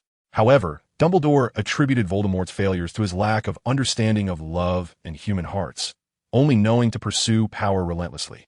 In the end, he merely treated love as a tool to be exploited. Without Professor Snape's memories of that Potter, it was likely that Potter would have indeed defeated Voldemort with his life, just as Voldemort had planned. But let Dumbledore deal with the troubles of Voldemort and the Death Eaters. What Snape needed to do now was to contact the scattered followers, which was also another purpose for his doppelganger being here today. I must say, your followers really are throwing themselves into the wrong remedies. Gellert, treating this organization as your successor. There's no helping it. After all, one rice feeds 100 kinds of people, and my junior should still know that he must hide his true self. If it were just the first meeting, many people probably wouldn't be able to see through his true nature. Snape agreed with this point. After all, in his previous life, he had been deceived by Voldemort's disguise. Even later, because of Lily, he became a double agent but still held respect for Voldemort until he killed Lily, at which point he finally woke up. Before arriving at the house where the saint marked in the intelligence lived, Snape first used magic to scan the surroundings, confirming that there were no Aurors nearby monitoring. And then he used magic to release a Grindelwald saint symbol of the window of the house, composed of the 3 Deathly Hallows. After waiting quietly for a while, Snape saw the lights in the room come on, followed by the faint sound of an adult male hurriedly getting out of bed and his feet touching the floor. After merging with those beast souls, Snape felt his senses becoming increasingly sharp, and this sensitivity seemed to accompany the soul. If it weren't for this, it wouldn't explain why even a clone of his felt a change in perception. When the middle-aged man in his 40s walked down the stairs, Snape could sense his increasingly rapid breathing even without deliberately trying to listen. Perhaps it was because it had been a long time since he had seen someone practicing with this mark. Of course, it could also be due to seeing Grindelwald's reflection in the mirror floating beside Snape. To be honest, if it weren't for the intelligence he had seen, Grindelwald wouldn't even remember what this British saint looked like. After all, during its peak, his saint had a large-scale organization, and it was impossible for him to remember everyone's name and appearance. Nevertheless, many wizards still recognized and followed him. However, the man in front of him was already so excited when he saw him that he couldn't speak. Although it was just a reflection in the mirror, the occasionally moving eyes told the man that the one he had dedicated his entire youth to was right there looking at him from the other side of the mirror. "Hello, Mr. Carlot. I wonder if you would be so kind as to invite me in to talk." Carlot's connection to the Pure Blood Party dates back to the late 1930s when he had just graduated from Ravenclaw at Hogwarts. He then applied to the French Ministry of Magic as a file clerk, and it was during that time that Carlot heard his first speech by the Pure Blood Party. Of course, the speaker that time was not Grindelwald, but one of his saints. It was that speech that sparked Carlot's desire to join the Pure Blood Party. This was not a sudden whim. After several days of contemplation, Carlot formally submitted his application, reflecting the consistent rigor of someone from Ravenclaw, where every step is taken with careful consideration. Thus, Carlot became a saint of the Pure Blood Party, responsible for helping the party win the election for the Minister of the French Ministry of Magic. Through the efforts of him and other members of the Pure Blood Party working at the French Ministry of Magic over the years, they successfully gained the support of a large portion of the ministry, to the extent that the next French Minister of Magic could be said to be in the Pure Blood Party's pocket. During this process, Carlot also had the fortune of seeing Grindelwald in person, but at that time, he was mobilizing the saints at the headquarters in Nurmengard. As a key member of the French Pure Blood Party, Carlot had the opportunity to attend Grindelwald's mobilization speech in Nurmengard. In the audience, Carlot looked up at Grindelwald on stage with admiration. He was such a spirited person. Carlot believed Grindelwald was a pioneer who would risk everything for his ideals. However, just as Carlot and his companions were gearing up to take the French Ministry of Magic, a shocking and sorrowful piece of news came from the Pure Blood Party's headquarters in Austria. Their leader, Grindelwald, had been defeated by Dumbledore in a duel and lost the Elder Wand, and was imprisoned in Nurmengard. This failure of the Pure Blood Party's leader triggered a reckoning against them from the ministries of magic around the world. A large number of key members were captured by Aurors, and Carlot was fortunate to escape. Consequently, the Pure Blood Party was forced to shift from expansion to contraction. Despite the severe blow the Pure Blood Party suffered from that operation, their years of groundwork had allowed their roots to penetrate various aspects of the magical world, making it impossible for the ministries of magic to uproot them completely. They even hesitated to transfer Grindelwald from Nurmengard to Azkaban, knowing that if they took that step, they would face a furious backlash from the Pure Blood Party, leading to a split in the magical world. While the Ministry of Magic was hesitant, the Pure Blood Party was also working hard to rescue Grindelwald. For the Pure Blood Party, this was a devastating defeat, but they knew that one failure did not mean anything. Grindelwald was not the kind of person to be discouraged by a single defeat, nor was the Pure Blood Party. Those who could not be defeated would only grow stronger. But for some reason, after being defeated by Dumbledore, their leader, Grindelwald, seemed to lose interest in continuing. Even when they, the Saints, had found a legitimate way to take him out of Nurmengard, he politely declined. Carlot did not understand why Grindelwald made such a choice, but at that time, he was filled with anger, feeling that he had misjudged him. The person he had admired was just a coward who faltered after a single defeat. Fueled by anger and disappointment, Carlot eventually resigned from the French Ministry of Magic and withdrew from the Pure Blood Party, returning to his hometown. Because he had once been part of the Pure Blood Party, Carlot struggled to find a suitable job. Having lost the goal for which he had fought his entire youth, he drifted aimlessly through his days. To be honest, Carlot did not know why he wanted to join the Death Eaters. He was no longer a young man in his 20s or 30s. But perhaps in that equally spirited person, Carlot could find a trace of Grindelwald's shadow. After finishing a pot of tea, Snape also listened to Carlot's life journey. It seems that as people get older, they tend to talk more easily. Moreover, his reason for leaving the Death Eaters was quite interesting. It turned out to be because the perfect leader in his heart had shattered. To be honest, halfway through, Snape wanted to find an excuse to leave, but there was no way out. After all, he had just called Grindelwald to help him save face, and he didn't know what the other party would do if he just walked away now. So, Snape could only patiently listen to Carlot's words and let Gellert take a rest while he handled the rest himself.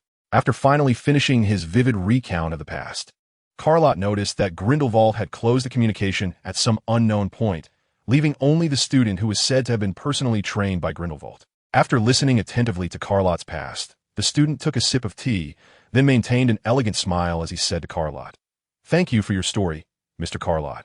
But to be honest, I am quite disappointed."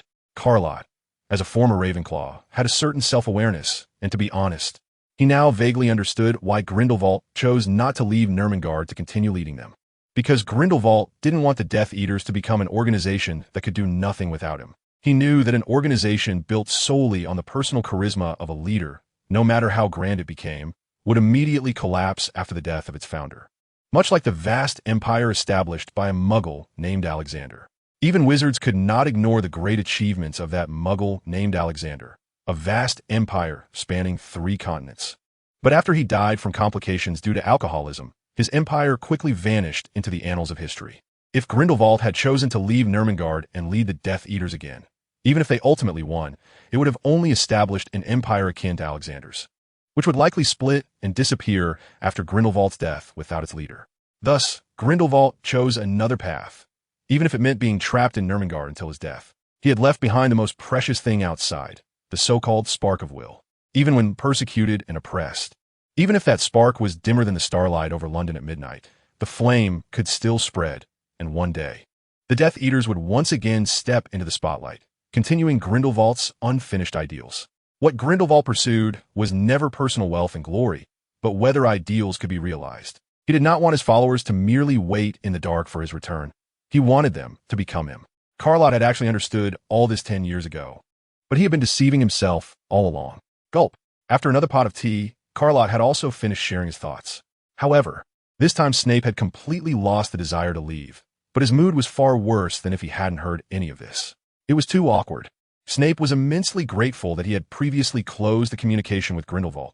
Otherwise, it would have been even more embarrassing with the person involved present. Indeed, he had underestimated the power of these single-minded followers, who could interpret an unintentional action of their idol as a deeply calculated move. In the eyes of these followers, whatever Grindelwald did must have profound meaning behind it. But in all honesty, Grindelwald had no other intention. He simply wanted to abide by his agreement with Dumbledore. However, fortunately, although Carlot's monologue sounded quite awkward, overall, everything was moving in a positive direction. Very good. I'm glad, Mr. Carlot, that you've come to this realization. However, I am curious. Since you have already figured it out, why would you still want to join such a second-rate organization? Haha, perhaps it's out of shame and the unique pride of adulthood. After adding a third pot of water for Snape, Carrot stirred the dregs in his own cup of tea. As I just said, although I have come to terms with everything, I no longer have a right to go back because I was the one who abandoned everything first. Abandoning the goal I had fought for so long. I still remember the unbearable words I said to those comrades who tried to keep me from leaving. Even though I understood everything afterward, my ridiculous pride would not allow me to back down. As for why I joined the Death Eaters, even Gellert himself was unclear. He once thought it was because he saw the shadow of Grindelwald in Voldemort, but after seeing the person he truly admired today, he realized how wrong he was. Indeed, Voldemort's magical power might exceed Grindelwald's, but apart from that, even without close contact with Voldemort, Gellert could feel that Voldemort's spirit was far poorer than Grindelwald's. Or rather, Gellert saw no grand ideals in Voldemort that he had once seen in Grindelwald. All there was desire. So now, you're helping Mr. Grindelwald, right, Mr. Snape? No. After all, I'm just a mere student. How could I bear such a heavy burden? Snape's words caused Gellert to hesitate for a moment while pouring the water. Then he laughed and set down the teacup. Haha, just a student? You are really humble, Mr. Snape. Although in the past, countless people, including myself, called ourselves Grindelwald's saints, we never actually received his personal guidance. Just based on this, you're much luckier than most people. Lucky? I certainly feel lucky to receive the guidance of a great wizard, but whether this luck is seen as such by the general public is uncertain. Although there were many ups and downs in between, overall, the two had a pleasant conversation. After Snape extended an invitation, Gellert, a former saint now, a Death Eater, immediately expressed his willingness to rejoin Grindelwald's cause and to act as a spy for the saints embedded within the Death Eaters. Although this was indeed seen as a very dangerous and somewhat unnecessary job in the eyes of most people today, as the current Death Eaters were merely considered a small-time, pure-blood organization by the Ministry of Magic, Gellert, who had gained insight into Voldemort's strength, understood that under the leadership of that Slytherin Jr., they would one day become a problem for the new saints. Upon hearing that Mr.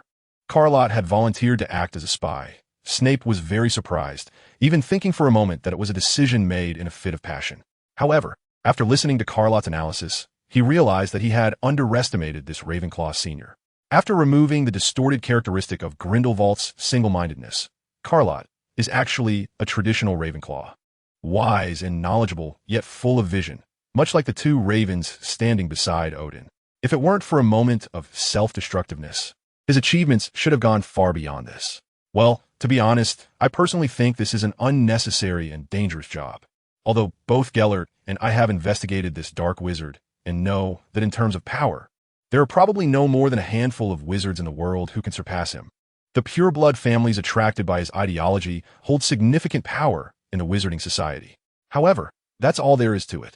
Even among wizards, the power an individual can possess is limited, and the pure-blood families are not entirely united. Not everyone in the Sacred 28 chose to support Voldemort, such as the Weasley family. If Voldemort hadn't created so many Horcruxes for himself, coupled with the so-called interference of fate, Snape wouldn't have had such a troublesome time dealing with him and the Death Eaters. Of course, I know that, but I think Mr. Grindelwald has already taught you, Mr. Snape, to never underestimate your opponent.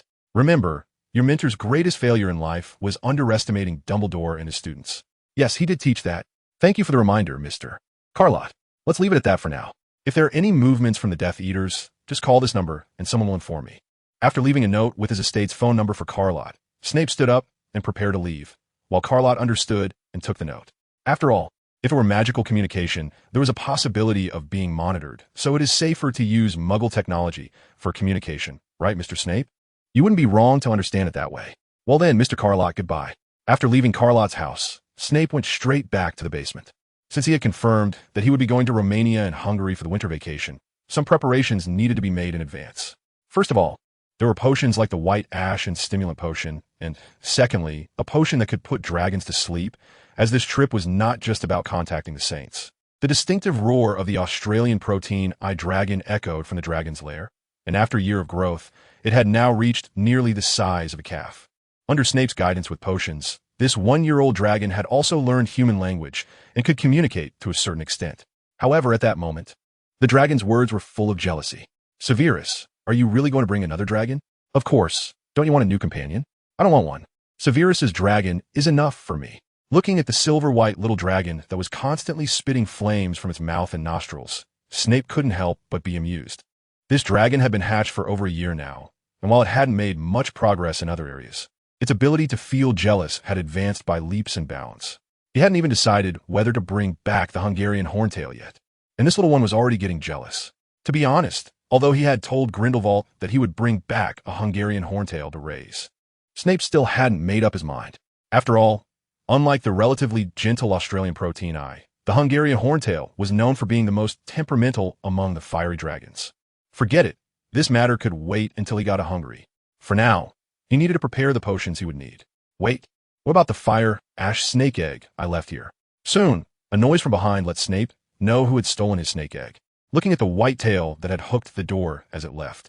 It seemed this little one had taken the opportunity to grab his fire ash snake egg while he was ignoring it. Afterwards, the dragon caretaker, KB, returned empty-handed after being sent to retrieve the egg from the dragon's lair. I'm sorry, Master. It's nothing. After all, taking things from a giant dragon is not an easy task. It seems it was prepared for me to go get it myself. After sealing the boiling cauldron with magic, Snape stood up to go to the dragon's lair. After coaxing the jealous dragon like a child, he promised not to bring any other dragons into the lair without its consent and finally retrieved his fire ash snake egg from the jealous dragon's grasp. Looking at the snake egg covered in the dragon's saliva, Snape could only take out his wand to collect the dragon's saliva from the egg to use as potion material, fearing that adding it directly would alter the potion's properties. Due to the delay caused by his jealous dragon, by the time the clock in the basement laboratory pointed to 6 o'clock, Snape had only completed half of his work. It seemed he would have to work overtime tomorrow to ensure all the potions were ready before the winter vacation. After planning the upcoming schedule, Snape redirected his consciousness back to Hogwarts.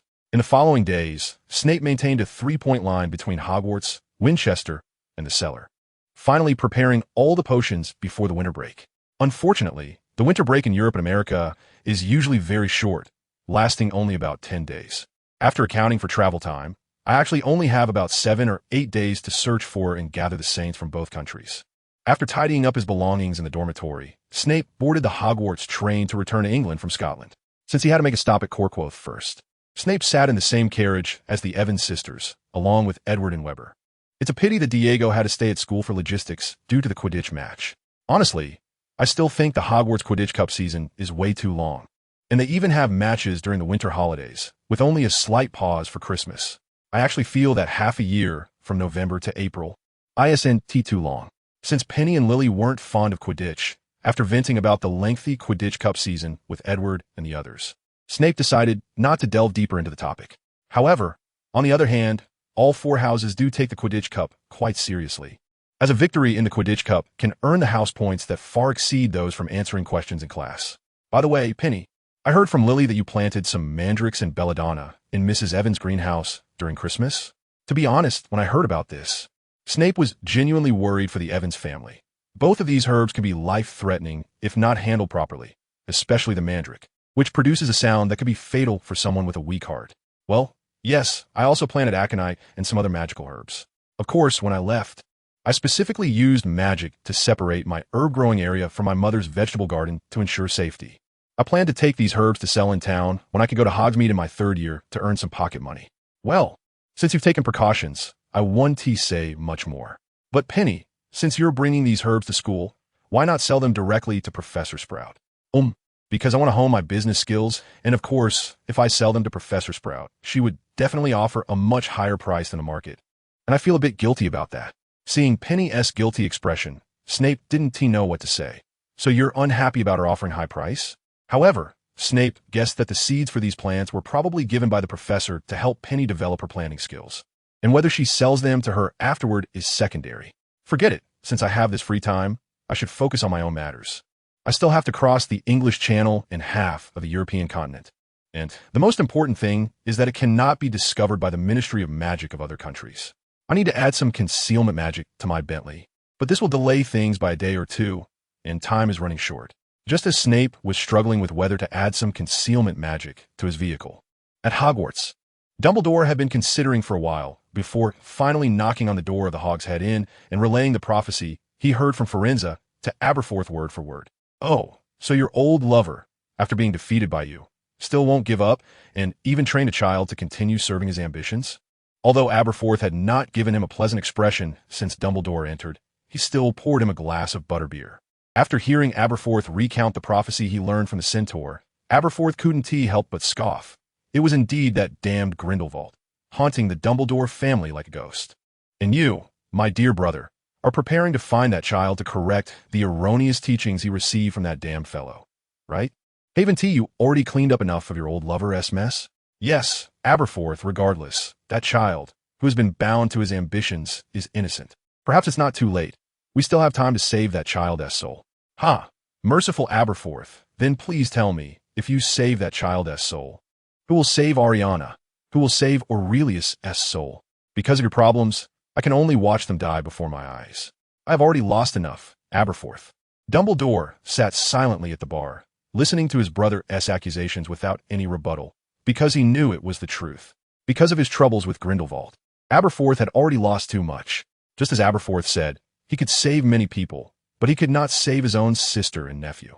He touched his nose, which had started to ache faintly, a pain that was interrupted decades ago at Ariana's funeral, and then again years later at Aurelius's funeral. I'm sorry, Aberforth. I was reckless. This decision is no different from pouring salt on your wounds again. After finishing the cup of butterbeer on the table, Dumbledore placed a gold galleon on the table, only to have it roughly pushed back by Aberforth. Take your money back. I can afford a cup of butterbeer, he said. And where do you plan to start your search? You're not thinking of running around England like a headless chicken trying to decipher the language of the centaurs, are you? No, I plan to start here. Seeing Aberforth willing to help, Dumbledore paused for a moment, then smiled and took out his copied materials from his robe pocket. These are the children who, for various reasons, have refused to attend Hogwarts over the years and live on the British Isles. There aren't many, but there are over 50. I intend to start from here. Do you think one of these little brats doesn't go to Hogwarts because they believe they can receive Grindelwald's teachings and thus don't need to come to Hogwarts? That's quite an arrogant thought, but we can't rule out that possibility. As he flipped through the list that nearly covered all of Britain, Aberforth had a premonition that he might have to close the shop for a while. When do we leave? Tomorrow or the day after is fine. After all, you need time to manage the pub. Shall we take a trip to Godric's Hollow? Bring the flowers Ariana liked, the books that Aurelius enjoyed, and things that Mom and Dad liked. Before Dumbledore could finish his sentence, Aberforth had already taken his cup into the kitchen, leaving behind a single awkward, magical phrase echoing in the empty pub. How ridiculous! Do you remember what their favorite things were, Aberforth? After a long while, Dumbledore dejectedly picked up the galleon that Aberforth had not wanted from the bar, carefully put it back in his pocket, and left the Hogshead Inn. Yes, I remember. Aberforth, I have never forgotten. Meanwhile, Snape, who had returned to Cokeworth, after bidding farewell to the Evans sisters, headed to Hunter's place to retrieve his Winchester double, as he had relied on it to cover for him during the past few days of summer vacation. Oh, it's you, Severus. I want to say it's been a while. I feel like we see each other every day. Seeing the falcon flying in from the window, Hunter was momentarily stunned, then recognized the other's identity from the smell of blood emanating from him. Ha! Say whatever you want, Hunter. Now, back to business. I'm here to collect my double. Oh, it's right there. You could have let it come back on its own. After all, it's just a matter of apparition. ISNT it? That's true. But I plan to give it a bit of an upgrade. And, with the kind of high intelligence doubles I create, leaving them unattended could lead to big problems. After retrieving his avatar from Hunter, Snape decided to chat with his old friend for a while before heading back, as his house was likely still a mess. Are you saying it would develop self-awareness like the novels written by Asimov and then replace you? Sort of, but not exactly. It won't develop self-awareness. But over time in a long-term environment, it might come to believe that it is the real deal, which could cause even more trouble.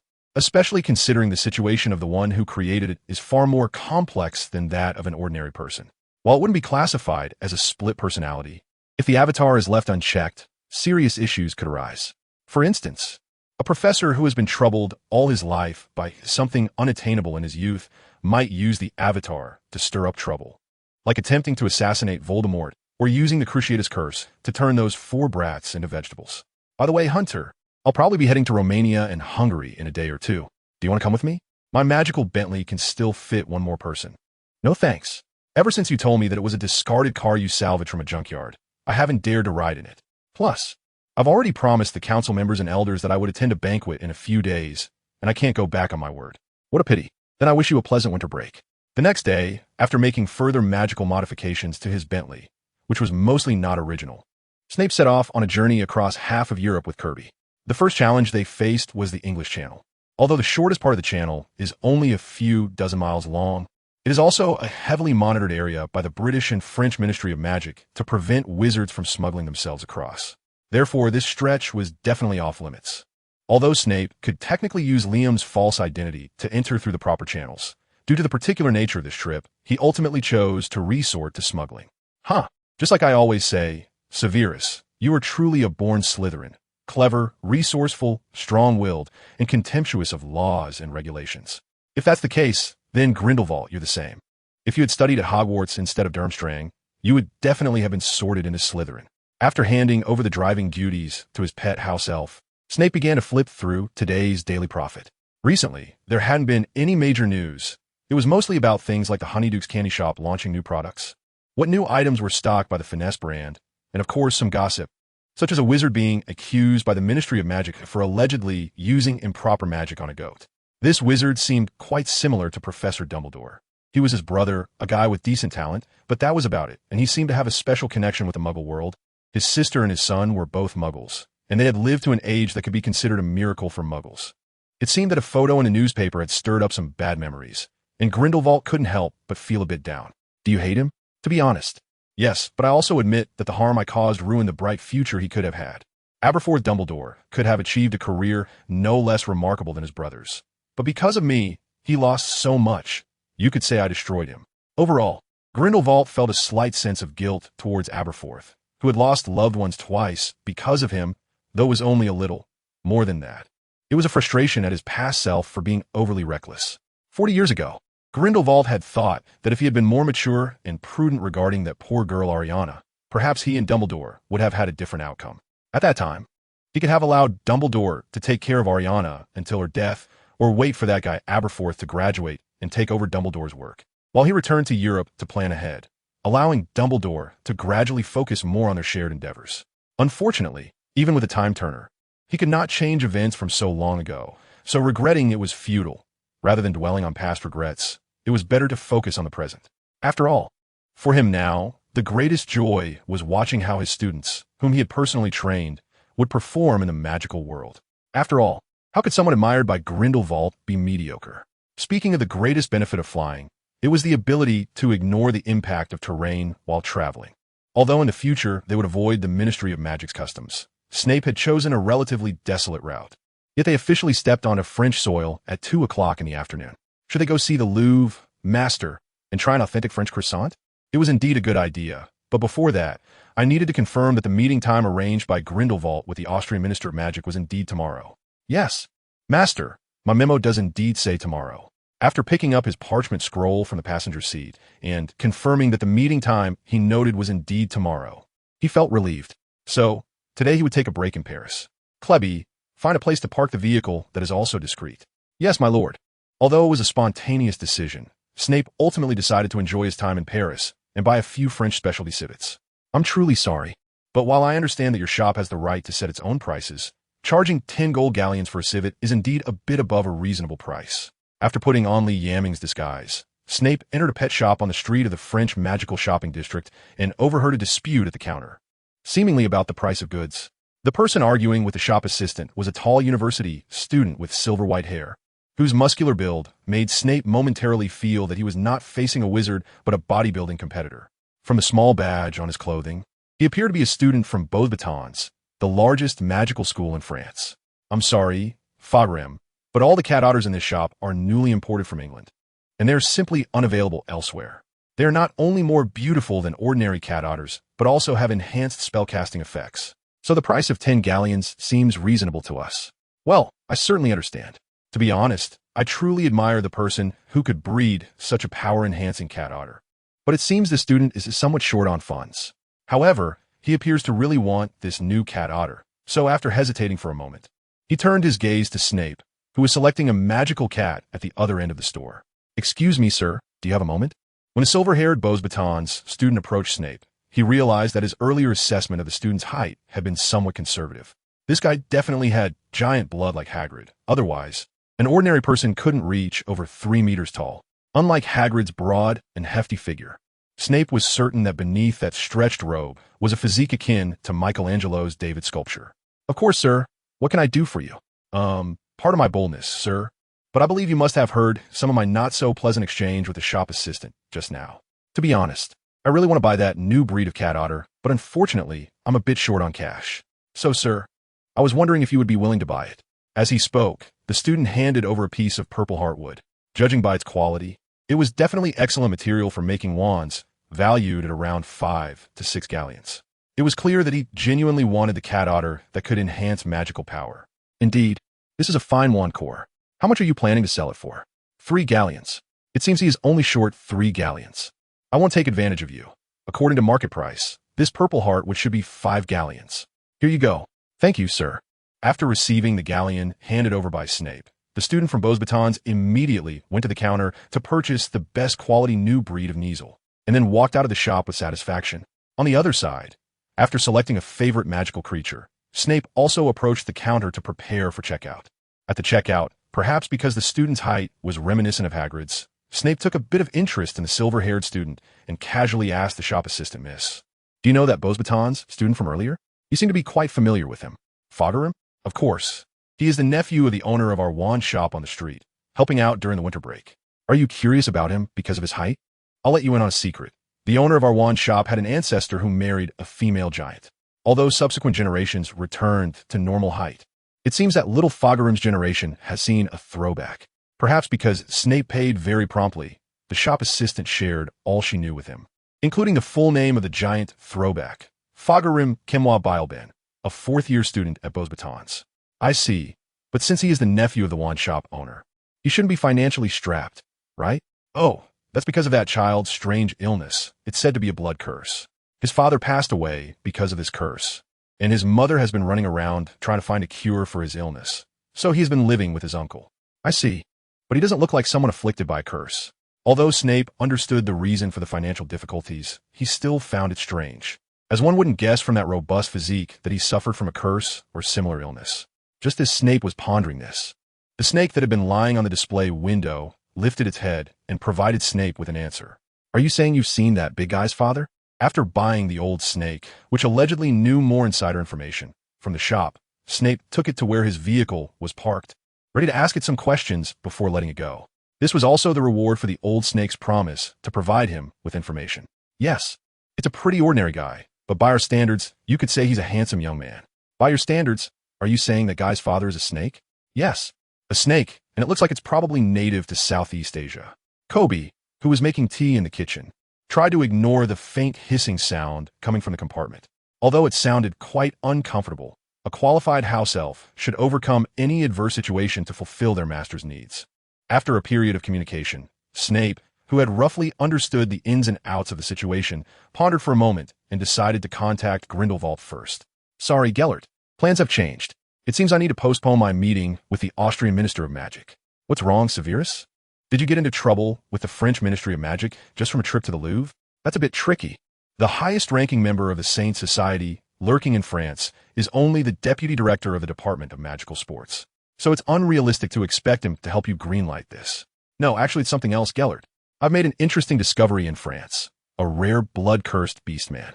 P.S. a student at the Beauxbatons Academy of Magic named Fagarum Kemois Bilben. That's right, from the intelligence of that old snake. Snape learned that the curse affecting Fagram's paternal family is what is known as a blood-cursed beastman, a hereditary transformation curse similar to an animagus.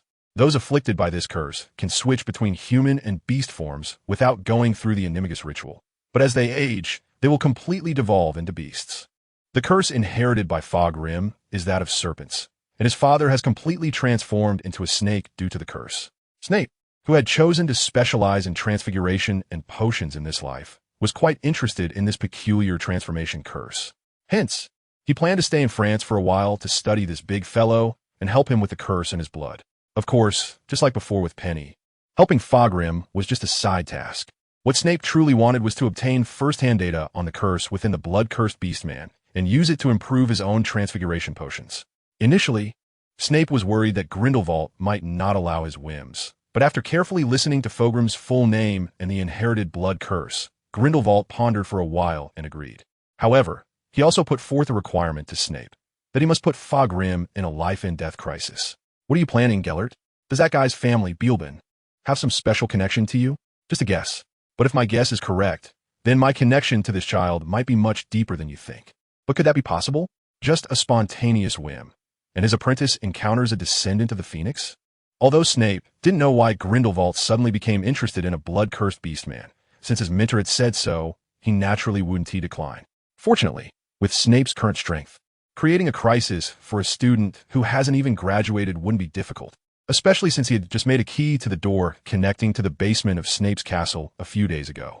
After embedding the button he had made into a key for a suitcase, Snape followed the address given by the shop assistant and found the wand shop run by Mr.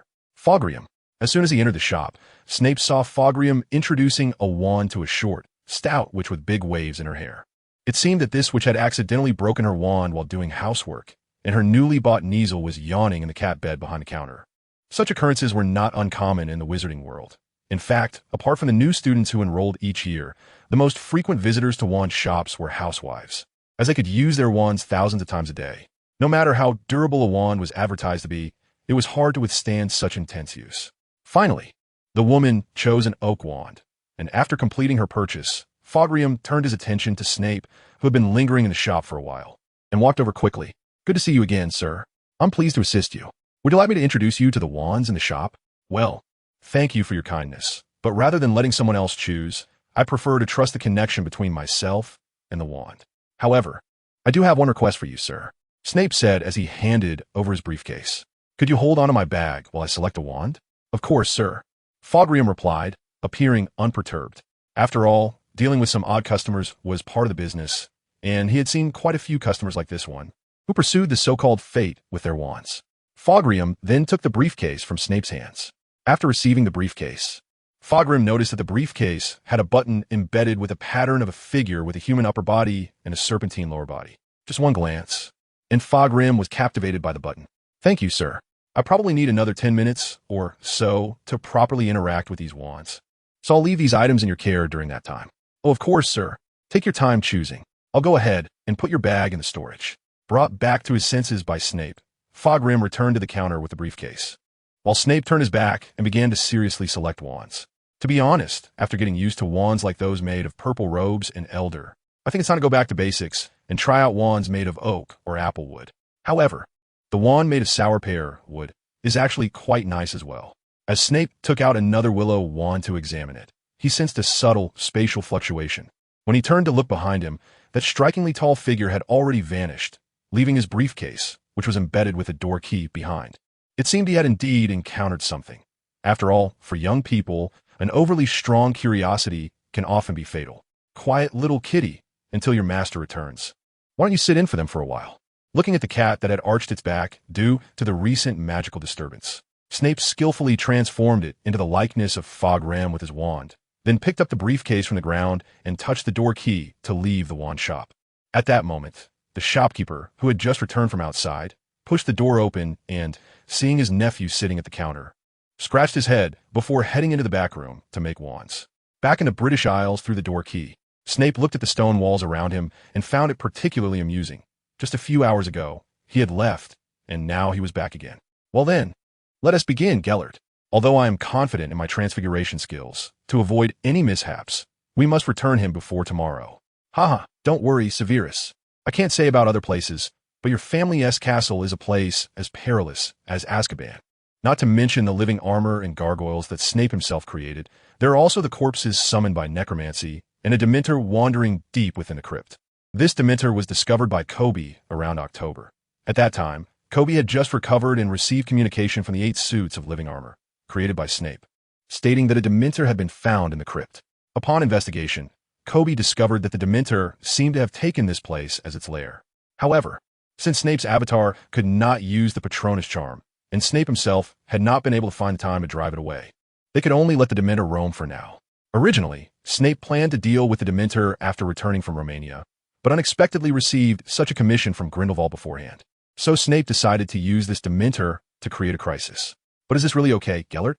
You should know that the Patronus charm is a high-level spell that is difficult for a typical 4th-year student to master, and even if that child did master it, it would likely be hard to cast it in front of a Dementor. No need to worry. If my deductions are correct, even if that child doesn't know the Patronus charm, they won't be in danger. The contract magic in their bloodline will help them resist the Dementor. I hope things develop as you say. After Snape finished speaking, his eyes glowed white as he used magic to connect with the vision of the living armor and gargoyles in the crypt. helping him locate Fogrim. He soon found Fogrim, who was currently wielding his wand, continuously casting fire spells to repel the approaching corpse. Who would have thought that button was actually a door key? But why is that? I'm certain it was my first meeting with that gentleman. What was his purpose in using the door key to send me to this place? As he pushed back the wraiths surrounding him, Fogrim calmly analyzed the current situation. He was certain that he had been brought to this place by the gentleman who had helped him at the magical creature shop using a door key. But he still did not know the motive behind it. From the surrounding environment, this seemed to be a dark wizard's tomb, which explained the presence of so many wraiths. The gargoyles around also appeared to be magical creations, but fortunately, he could still manage the situation for now. However, he knew that if he didn't find an exit, his ultimate fate would be death. So, Fogrim summoned a floating light orb from the end of his wand and slowly carved a path through the circle of wraiths. After finally escaping the encirclement of the undead, Fogrim began to search for the exit of the tomb. He initially wanted to use a pathfinding spell, but it seemed that the dungeon was warded against such magic. With no other choice, Fogrim had to resort to some clumsy methods to find the exit. However, the dungeon was indeed quite large. Even after walking in one direction for about half an hour, he still had not reached the end. It appeared that the area was under the effect of a seamless expansion spell. After reaching this conclusion, Fogrim also abandoned the idea of trying to find the exit of the dungeon by inching towards the edge. Just then, a chilling and bone-piercing aura wafted from a distance, and Fogrim saw a pair of decayed, scabbed hands emerging from beneath a black cloak. It was a Dementor. How could this be? Weren't they all supposed to live in Azkaban? Fogrim was certain he was not in Azkaban at the moment, because he had just observed the moss on the ground while dealing with the wraith. And it was a type of moss unique to Britain, which meant he was most likely in the British Isles. It was precisely because Fogrim confirmed that he was not in Azkaban that he showed more surprise at the appearance of the Dementor. Watching this most notorious creature of the wizarding world drifting towards him, Fogrim didn't think twice, raised his wand, and aimed at the Dementor with the fastest speed he had ever mustered, recalling how to deal with Dementors from the defense against the Dark Arts class at both batons. He then cast the Patronus charm. With a swirl of white smoke and silver light, a silver phoenix flew out from the end of Fogrim's wand, standing between him and the Dementor. To be able to successfully cast the Patronus charm in 4th year, it seemed that Mr. Fogrim truly had remarkable talent, and his Patronus was a phoenix, which was a very rare Patronus. While most wizards have ordinary animals as their patron uses, a few exceptionally gifted wizards have magical creatures as their patron uses, such as phoenixes, pegasi, or dragons. In front of him, Fogrim's Patronus was indeed the rare phoenix. In his past life, Snape had only seen one other wizard whose Patronus was a phoenix, and that was Albus Dumbledore. Of course, in this life, he also knew that another person's Patronus was also a phoenix, and that was Grindelwald. So is this what you wanted to see, Gellert? Can it be that similar patron uses attract each other? Maybe, after all, a Patronus reflects a person's inner self. So it wouldn't be surprising if those with the same Patronus are drawn to each other. Then, according to your logic, there should be a repulsive relationship between him and me, since my Patronus is a basilisk. As Snape in Grindelwald praised Fogrim's textbook response, a huge creature suddenly emerged from the shadows, opening its massive mouth to swallow Fogrim, who was focused entirely on the Dementors. It was Alan. Why was he here today? I clearly remembered he was supposed to be hibernating. Oh no, there was no time to think about why the hibernating Alan appeared here. Snape hurriedly revealed himself to stop Alan, but just then, a large bird that closely resembled Fogrim's Patronus, but in bright crimson, suddenly flew out from Fogrim's body and rushed to fight Alan. Just as expected, I didn't think that guy's nephew actually left descendants with that blood-cursed beast. Should I call it fate or a curse bond? Severus? The person you inadvertently encountered turns out to be Albus's great-nephew. In the long history of wizards, there have always been a few wizarding families that sign contracts with specific magical creatures, making them the guardian spirit beasts of the family. This is somewhat similar to the ancestral spirits in the 3 provinces of China, both being derivatives of ancient shamanistic practices. Once this magic, engraved in the bloodline, is established, no special rituals are required. One only needs to possess the bloodline of that family to command the specific magical creature to do their bidding. However, such special wizards rarely reveal themselves in front of outsiders, which is why Snape was witnessing this contract magic akin to the ancestral spirits of the Chuma family. For the first time, it's no wonder that Gellert was so concerned about this young man whose name he had only just heard. A family that has a contract with a magical creature, especially a rare phoenix, would definitely be a target for the Saints' Alliance to court. However, it was strange. If Snape remembered correctly, the only family that had a contract with a phoenix seemed to be that of his headmaster, Dumbledore. Could it be that Headmaster Dumbledore had been married and already had descendants? No, Gellert had just mentioned a great-grandnephew, so this person was a descendant of Aberforth. But if that were the case, why was his surname Baelburn and not Dumbledore? Looking at the phoenix wrestling with Alan, Snape couldn't help but sigh that sometimes the saying of mutual generation and restriction among all things was indeed not wrong. Although under his careful nurturing, Alan possessed strength far beyond that of a typical snake monster at his age, and after receiving teachings from his family's ancestral spirit, Alan's power had soared. Even so, the seemingly newly hatched phoenix chick was still exchanging blows with him, even coming close to pecking Alan's eyes several times.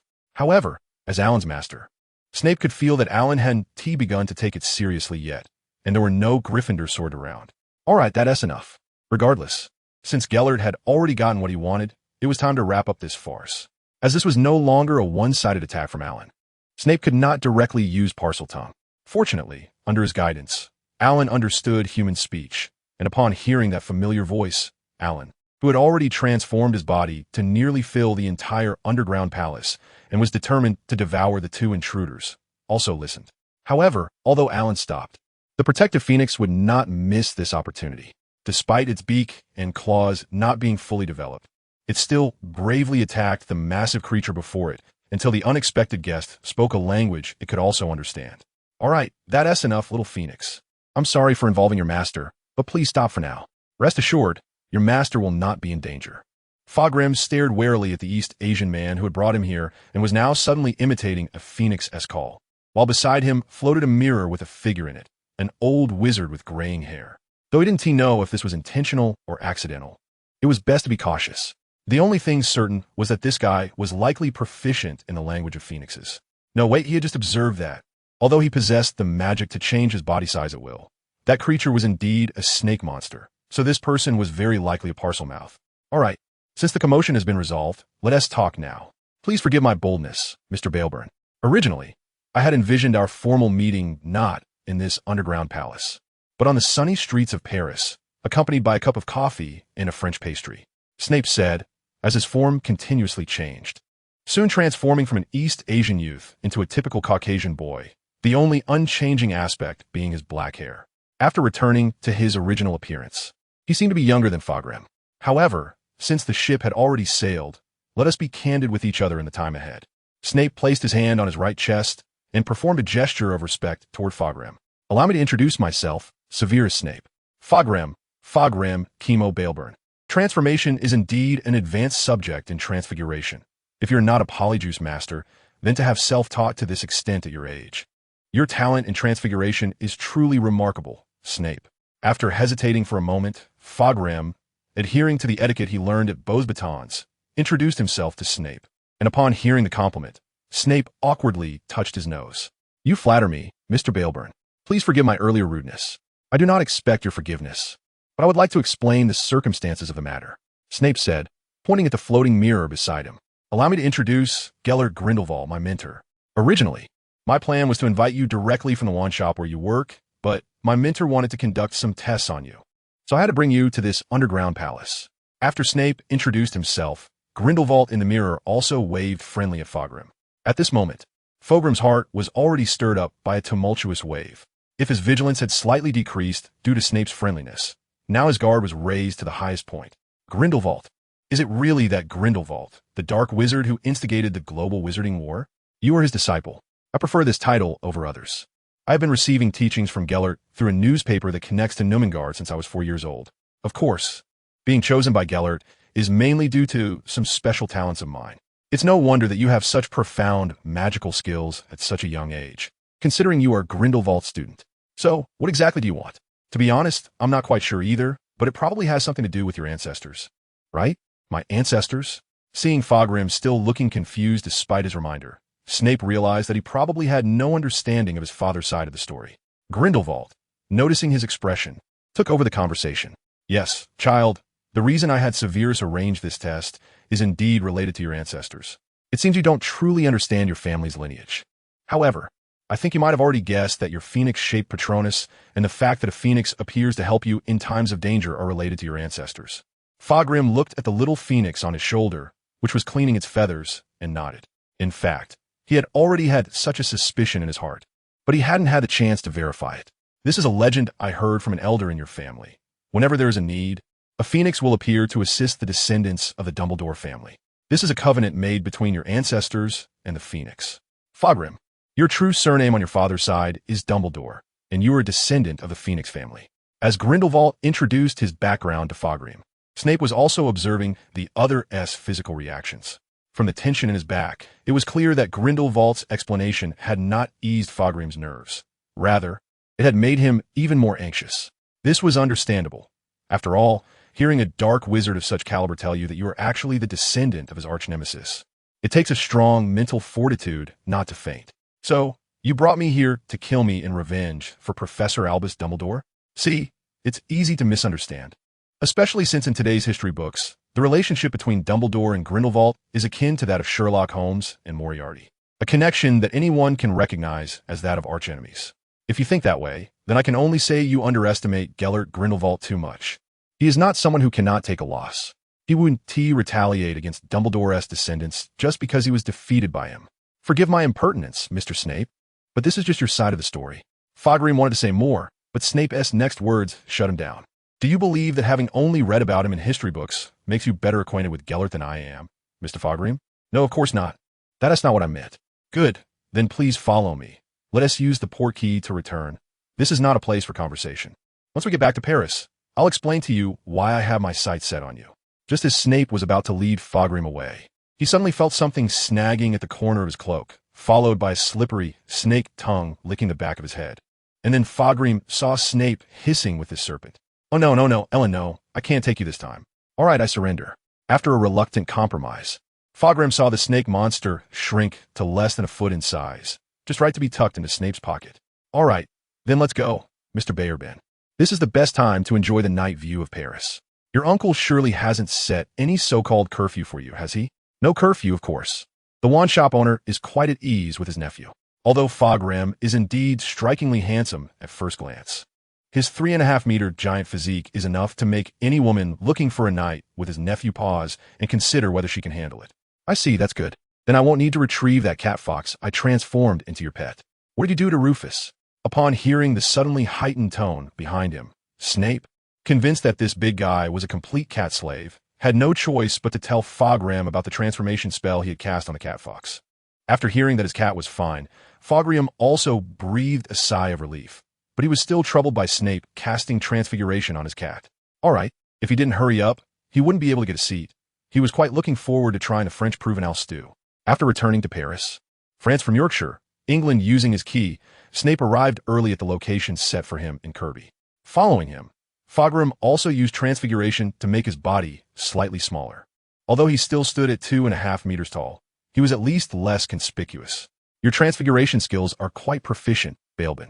No wonder, considering your great-great-grandfather was once a professor of transfiguration at Hogwarts. I hope you don't overlook my own efforts due to your ancestors' honors, Snape. Now, back to the point. You just said you had your eye on me. Aren't you my mentor? No.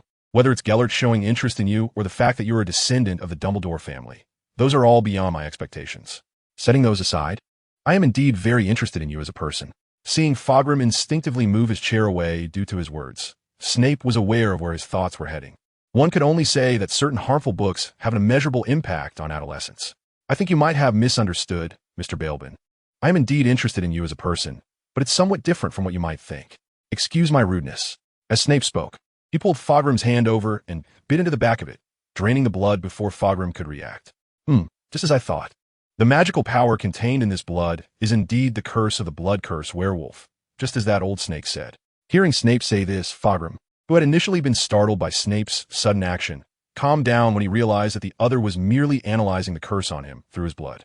Blood curse werewolf. Is this the curse I inherited from my father?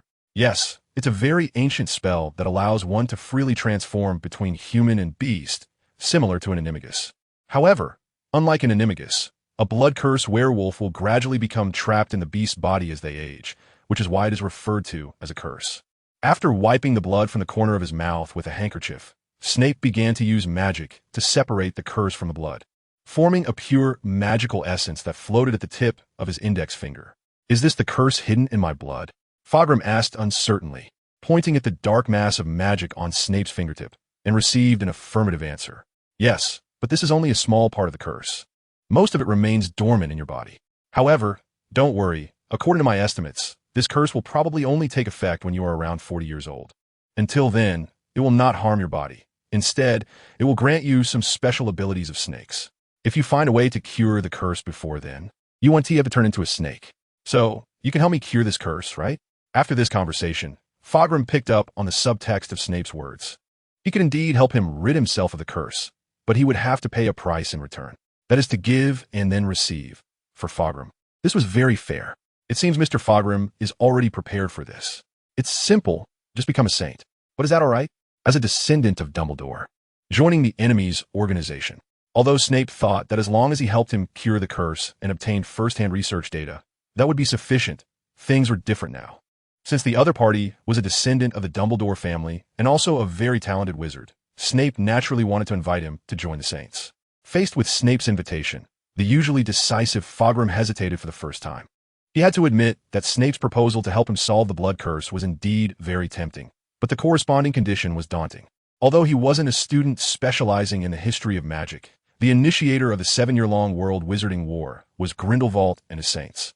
At that time, almost all the wizards in the world were caught up in this war, and they were nearly unstoppable.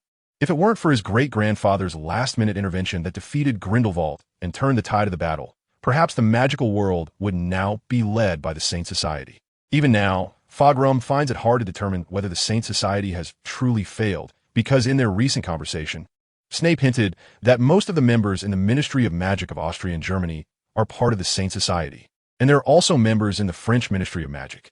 This means that although the Saint Society has gradually moved from the forefront to the background after that great battle, their spies still permeate the entire magical world. What they currently lack is a banner that can unite them scattered across the world, and that banner is now before Fogram, an heir personally chosen by Grindelwald. Perhaps he seems immature in many ways and is even a few years younger than Fogram, but he possesses an advantage that Fogram's great-grandfather cannot compare to, which is youth. Although wizards live much longer than ordinary people, with those in their 30s being quite common and some living to 150 or even 200 years, Fogram's great-grandfather is already 90 years old, while Snape is still just an 11 or 12-year-old boy. This youth is Snape's greatest advantage. When Fogram's great-grandfather passes away, there will be no one left in the world to stop Snape. Fogram looked around at the people, and although they were sitting in a position that had been enchanted to block out sound, not far from there, he spotted an Auror who had once visited his uncle's wand shop. If he could create some commotion to attract that Auror over. I understand, Mr. Snape, but you should also understand my concerns. After all, the reputation of your saints in the wizarding world is not exactly good. I certainly understand that. The war caused too many people to lose their loved ones. It is undeniable that we acted too aggressively at the time. For various reasons, we ultimately decided to achieve our goals through the means of war, which is the least desirable in politics. Snape rolled some proven owl stew onto his fork and put it in his mouth. This shop's proven owl stew indeed has its unique qualities. Most importantly, the use of spices, especially pepper, which is not the kind of roadside fare, but the highest grade of pepper that can fully stimulate the taste buds, equivalent to gold. Since you know this, why still join the so-called saints? Very simple, because you cannot completely negate our contributions to wizards due to a past wrong decision. The world is not simply black and white, Fogram. Our contributions to wizards are more than you can imagine. Do you know the Salem Council? An organization named after a famous witch trial event. After setting aside the half-eaten Provençal stew, Snape clasped his hands on the table and brought up a topic that left Fogram somewhat puzzled. No, they weren't mentioned in the history of magic. Are they a wizarding organization? A group of fools who call themselves the Purifiers, attempting to expose magic to ordinary people and unite them to eliminate wizards. Of course, they should have already lost their influence by now. After all, when two equally radical groups collide, one being sheep and the other wolves, the outcome is quite clear. The Pure Blood Party began strategizing against these groups, harboring malice towards magic and wizards long ago, and during the World Wizarding War, countless Purifiers were eliminated by the Saints. Of course, it's impossible to say that there are no Purifiers among today's ordinary people, because malice cannot be eradicated. Even if the descendants of the earliest Purifiers have been exterminated, new purifiers will inevitably emerge over time. Just like Penny, although she merely hated magic in her past life and has now become a witch.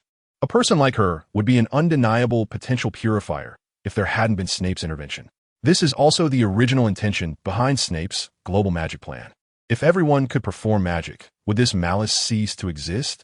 Though I think this way, Snape understands that even if he eliminates this difference and gives everyone magic, new malice will arise over time, because that is human nature. In short, the Salem organization is a group of witch hunters, right? You actually know about witch hunters? That description is indeed fitting, but the established witch hunter organizations were mostly eliminated during the World Wizarding War, and it wasn't the Ministry of Magic that did it. I understand that, but that is not enough to persuade me.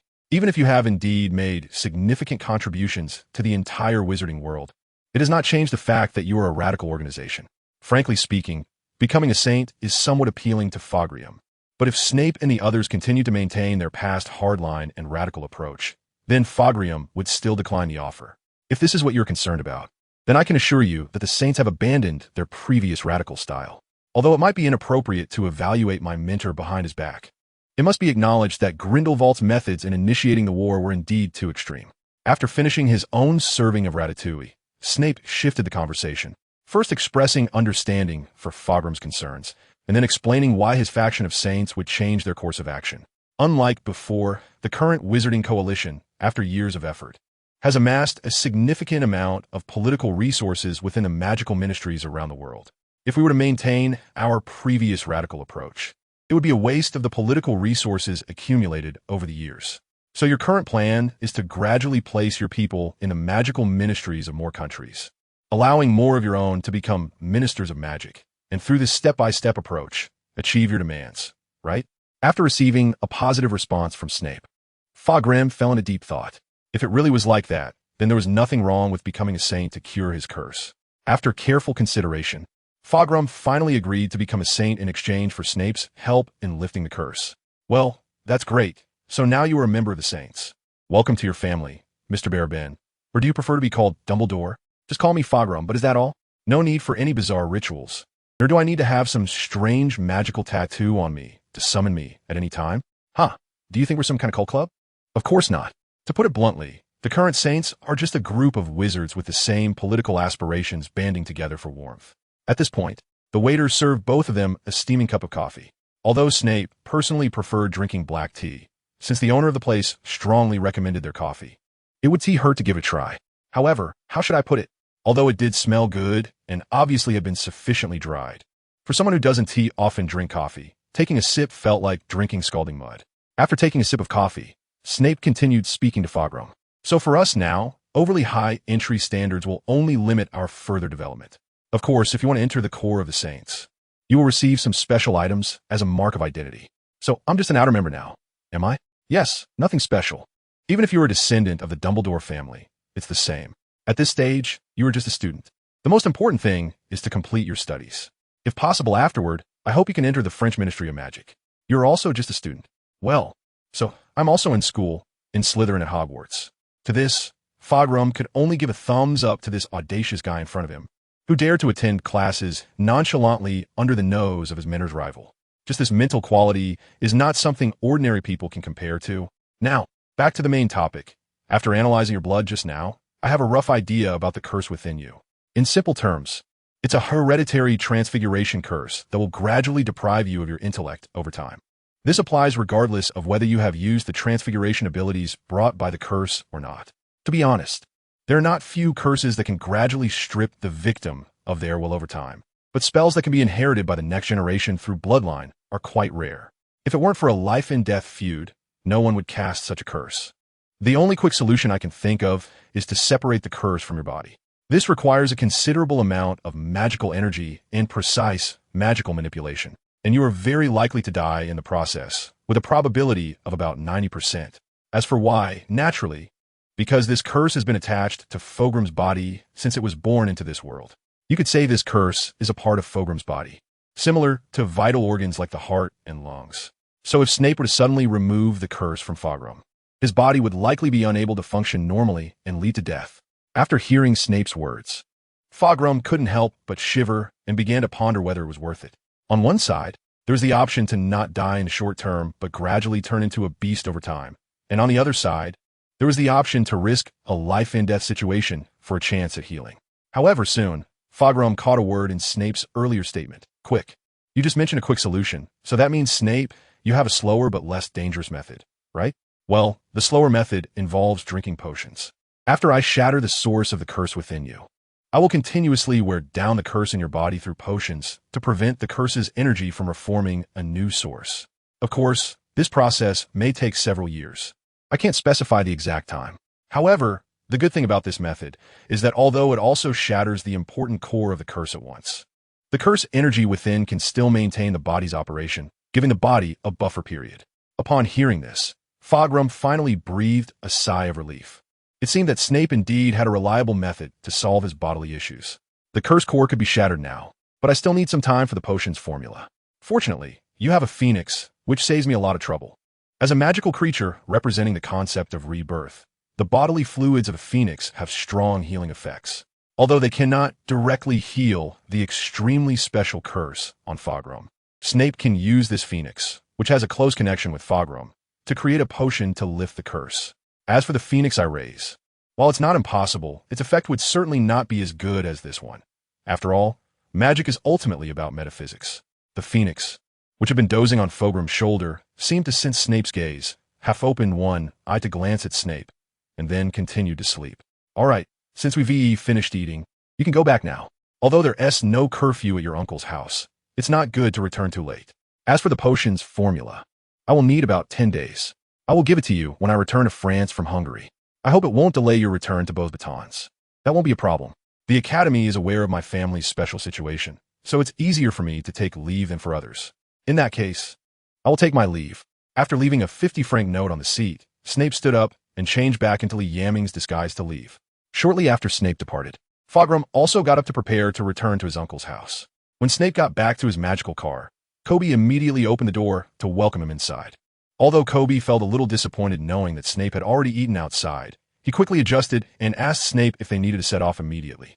No, I'd like to stay in Paris a bit longer. Let's leave tomorrow morning after buying some croissants. At that moment, Grindelwald, who had temporarily cut off contact after returning to the street, reconnected with his student. Upon hearing that Snape had persuaded Foghorn to become a saint, even Grindelwald couldn't help but feel a bit emotional, lamenting that both he and his student were indeed targeting only Albus. Not to mention his own matters with Albus and Ariana, his son Aurelius had also chosen to follow him under his influence, and now, his great-grandson had decided to join the Saints because of his student. That night, Snape didn't look for a hotel, instead sleeping in a flying car hovering over Paris. The next day, during breakfast of red tea with fresh milk and lamb pie, the car continued flying toward Hungary. Along the way, after finishing his breakfast, Snape dove into the car's laboratory, starting to seal the cursed power he had extracted from Fogram's blood using his vampire abilities into a small box.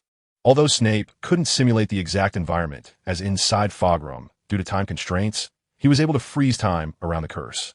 After placing the cursed power into the sealed box, Snape began to brew potions.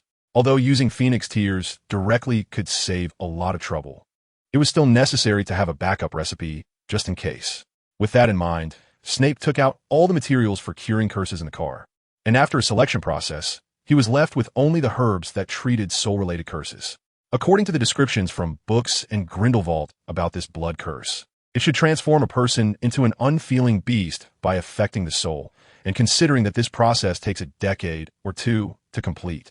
This soul-targeting curse is not strong, but definitely very troublesome. After determining the direction of the experiment, the next step is to precisely remove the curse while maximizing the retention of the transformation abilities it grants to the owner. So once again, it's you, Grindelwald, who is voluntarily increasing the difficulty for yourself, seeking discomfort. Clearly, all you need to do is remove the curse. Yet you want to eliminate its harmful effects while retaining the transformation abilities it brings. At this moment, Grindelwald, who had just woken up and connected with Snape, sees that his student is once again voluntarily increasing his own difficulty and can only smile helplessly. After all, this is just the nature of his student. Even if asked to run a straight 100 meters, he would think for a long time to come up with the best plan. To be honest, the distance from Cockworth to Budapest isn't particularly far or particularly close. The straight line distance is less than 500 kilometers. Snape's magical car, with KB exerting full magical power, could reach speeds of about 300 kilometers per hour.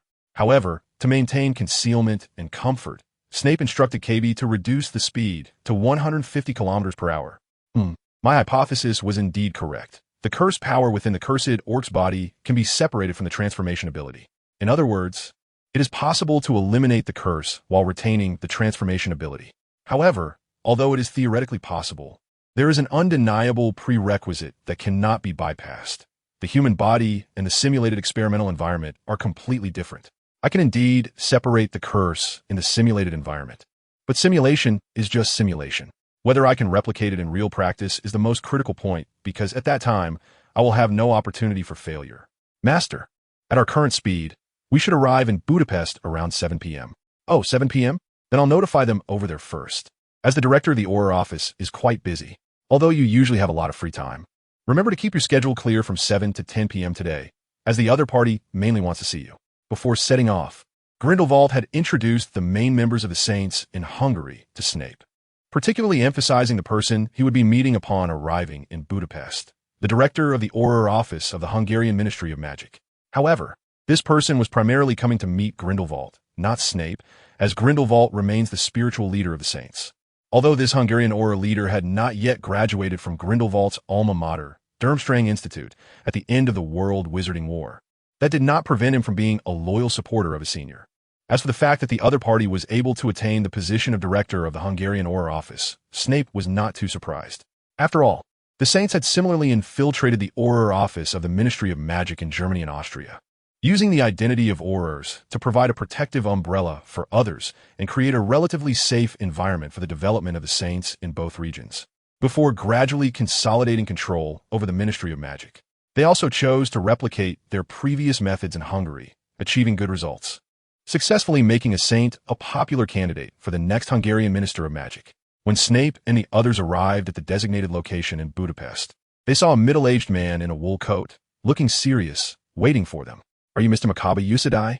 After getting out of the car, Snape chose not to disguise himself as he did in his past life, but approached the Hungarian Auror leader, Makabe Usadai, in his true form. "It's a pleasure to meet you. I hope I'm not too late." Makabe Usadai's sharp eyes scanned Snape, and when he turned to see the mirror floating beside Snape, with Grindelwald in it, the stern expression on his face finally cracked slightly. There was no doubt. Usadai recognized that the figure in the mirror was indeed Grindelwald himself. After all, just like Mr. Carlyle, Grindelwald had also been part of Usadai's youth. "No, you're quite punctual, Mr. Snape, and—" Usadai bowed to Grindelwald's reflection with a hand on his chest, his lowered face betraying excitement. "It's a pleasure to meet you, the great Grindelwald. It seems I was indeed correct. They seem to be more eager to see you than me, Gellert." After getting to know each other, Usadai led Snape and the others towards the designated hotel. Along the way, Snape and the others learned from Usadai about the current situation of the Saints operating in Hungary. Overall, as Snape had previously understood, although the Ministry of Magic in Hungary was not completely under the control of the Saints like in Germany and Austria, it was now dominated by the Saints. Originally, the next Minister of Magic for Hungary, who is currently the head of the Department for the Regulation and Control of Magical Creatures, was also planning to meet Grindelwald, the spiritual totem of the Saints. However, coincidentally, some minor issues arose recently in Hungary. An Hungarian horntail, which should have still been in hibernation, was awakened by a group of ordinary tourists and began to wreak havoc. It sounds serious, but fortunately, it seems that there were no Muggle fatalities. In fact, this incident resulted in about 4 Muggle deaths. Although the Department for the Regulation and Control of Magical Creatures rushed to the scene to maintain order, the awakened Hungarian horntail was in its prime. So by the time they caught up, it had already attacked several Muggle shepherds and burned all their cattle and sheep. Generally speaking, places inhabited by dangerous magical creatures, like the habitat of fire dragons, have strong barriers to expel ordinary people to prevent some reckless individuals from entering the territory of magical creatures. Indeed, these barriers are mostly established to protect ordinary people, as even the most skilled wizards cannot guarantee victory against these magical creatures, let alone ordinary people. However, recently, it seems someone has damaged the barriers around the fire dragon habitat, allowing some so-called backpackers among the Muggles to camp in the fire dragon's territory. As a result, those Muggles unknowingly did something that directly awakened the Hungarian horntails.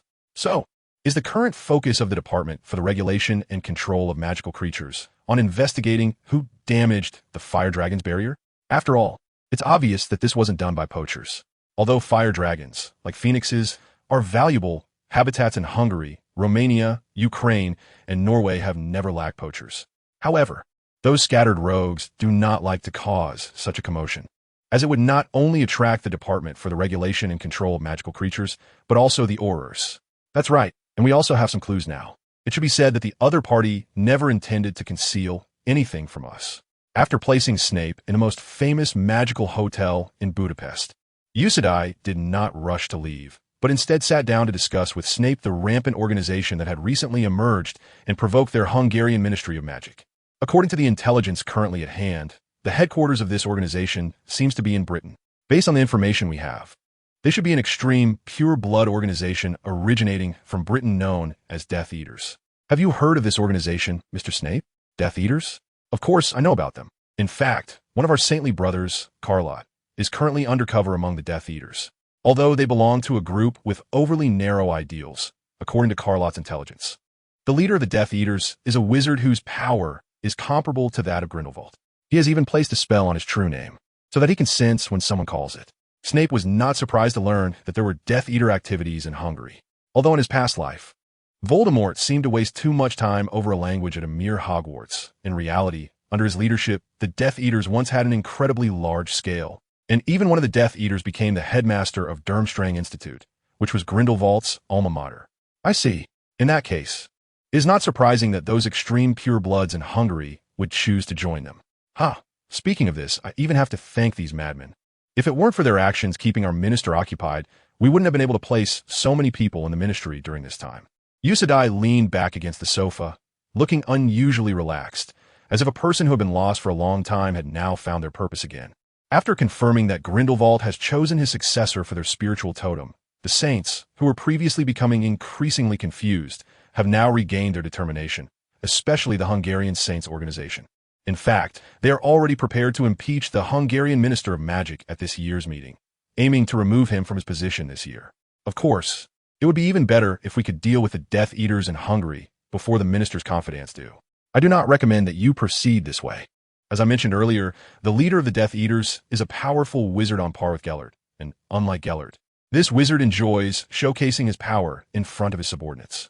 Are you saying that if we take action, that arrogant guy would travel all the way from Britain to personally intervene, just make an example of us? Although he did not say it directly, Uxadai also understood Snape's implication. It seems that the leader of the Death Eaters is indeed a mad dog. Well, this is also why I do not advocate for a direct confrontation with him, and we don't need to be the ones to stick our necks out. Even if these guys are a pack of mad dogs still have their value. Mr. Uxadai, why not share your current intelligence with your comrades? Are you trying to use someone else's hand to kill? That's indeed a good idea, but how can you be so sure that he will take action? Although the Hungarian Ministry of Magic is not as powerful as the British Ministry, would he really be foolish enough to confront a national Ministry of Magic? There's a good chance, after all. He is a guy who hides extreme insecurity behind dangerous arrogance and is extremely self-centered. He would show no mercy to anyone who defies him, and the consequences of such actions, such as whether the Death Eaters will be besieged by the Ministry, wouldn't be within his consideration. The key point is that if the part of the memory in Snape's mind regarding Yamming is correct, Voldemort should have already created 4 Horcruxes: the Riddle Diary, Gaunt's Ring, Hufflepuff's Cup, and Ravenclaw's Diadem. Apart from Slytherin's Locket, the unexpected living Horcrux Potter, and another living Horcrux Nagini, Voldemort's Horcruxes are basically complete, which also means he currently has 4 more lives than others. With the support of these 4 lives, he is completely fearless now. Even if someone hits him directly with an Avada Kedavra, he wouldn't be afraid. More importantly, due to the interference of fate, even if Snape knows the locations of these Horcruxes, he wouldn't dare to act rashly, as this could likely lead to a terrible butterfly effect, such as a vigilant Voldemort continuing to create more Horcruxes. So the best plan for us now is to use someone else's hand to kill, and then focus on the ensuing power struggle regarding the position of the Minister of Magic. Of course, by that time, I will also contact the Ministries of Magic in Germany and Austria to assist you.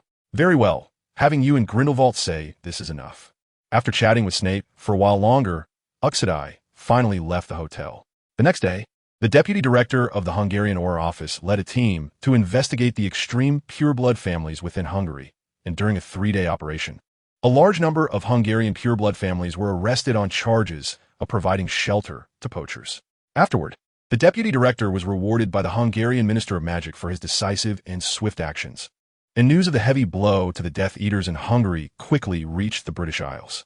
A few days later, the deputy director and other Aurors involved in the arrest were found dead in their homes in a tragic state. Judging by the magical fluctuations around them, it was evident that the deputy director had been tortured by the Cruciatus curse for a long time before his death. These positions were quickly filled by Uxodi's people, and he was promoted to director of the magical law enforcement department. As for the Minister of Magic, who lost most of his confidence, after the Saints occupied most of the main departments of the Hungarian Ministry of Magic, he was undoubtedly left as a mere figurehead. He is still able to sit at the ministry only because the Saints do not want to draw too much attention, allowing him to continue serving until the end of his term. Meanwhile, on Snape's side, as soon as Uxodi organized the intelligence he had gathered and inadvertently caught the attention of the deputy director during a working day, he had already left Hungary with a Hungarian horntail dragon egg that he had just obtained from the habitat after crossing the boundary of the Department for the Regulation and Control of Magical Creatures. Heading to Romania, although he had promised his dragon that he wouldn't bring other dragons to the den before obtaining its consent, what if he didn't keep in the den but in another place? After all, his castle and mansions underground was still quite empty. If it really came down to it, he could keep it in his magical creature suitcase. By noon the next day, Snape had arrived in Bucharest, the capital of Romania, and met with the core figures of the local saints at a famous restaurant known for its cabbage rolls. After enjoying a traditional Romanian meal, Snape followed these high-ranking saints in the Romanian Ministry of Magic to the Auror office. After placing no less than 10 protective charms on the door handle, they finally indicated to Snape with eager eyes that he could contact Grindelwald. Snape could be sure that when the elderly man, who had just finished lunch like him, appeared in the mirror, he could hear someone's eyes even turning red. Then, just like in Hungary, Snape began to inquire about the development of the saints in Romania from these high-ranking Romanian saints. Just like Hungary and any other ministry of magic that had been infiltrated by the saints, the Romanian Auror office was one of the first to fall. Although its influence is slightly inferior to that of Hungary, the Romanian saints still occupy nearly half of the departments in the Ministry of Magic. Unfortunately, due to its international fame as a fire dragon research site, foreign fire dragon scholars frequently come here to observe and study fire dragons. Therefore, compared to saints in other places, the Romanian saints appear much more low-key. Of course, in addition to fire dragons, Romania is also rich in werewolves and vampires. Count Dracula, who is well known even among ordinary people, lives here. This information was obtained by Snape from the Nosferatu clan's intelligence network, which is also the reason why Snape chose Romania as his second destination. He planned to meet this vampire count and, by the way, ally with Romania's werewolves. You wish for us to summon the werewolves of Romania, don't you, Mr. Snape? I wonder what you want those rough beasts for? In fact, I hope to make those werewolves our potential allies. After all, for the upcoming development of our saints, having more allies is always better. Snape's words made the Romanian saints exchange glances. Although they agreed with Snape's point, choosing werewolves as allies really could not be considered a wise move. With all due respect, Mr. Snape, we do not deny the strength of werewolves. In fact, no one understands their power better than the wizards of Romania, but they are too uncontrollable. For any organization wanting to ally with werewolves, the werewolves' monthly loss of control is like a ticking time bomb, capable of accidentally harming their own. Therefore, werewolves cannot be considered excellent allies, whether for them or others. Snape naturally knows this, but since he brought it up here, he must have already thought of a solution. Forgive my boldness, but I would like to ask you all to help me invite a werewolf in the next few days. I will probably be staying in Romania for a few days, and at that time, I will show you the bargaining chip I have for inviting the werewolf. This is certainly possible.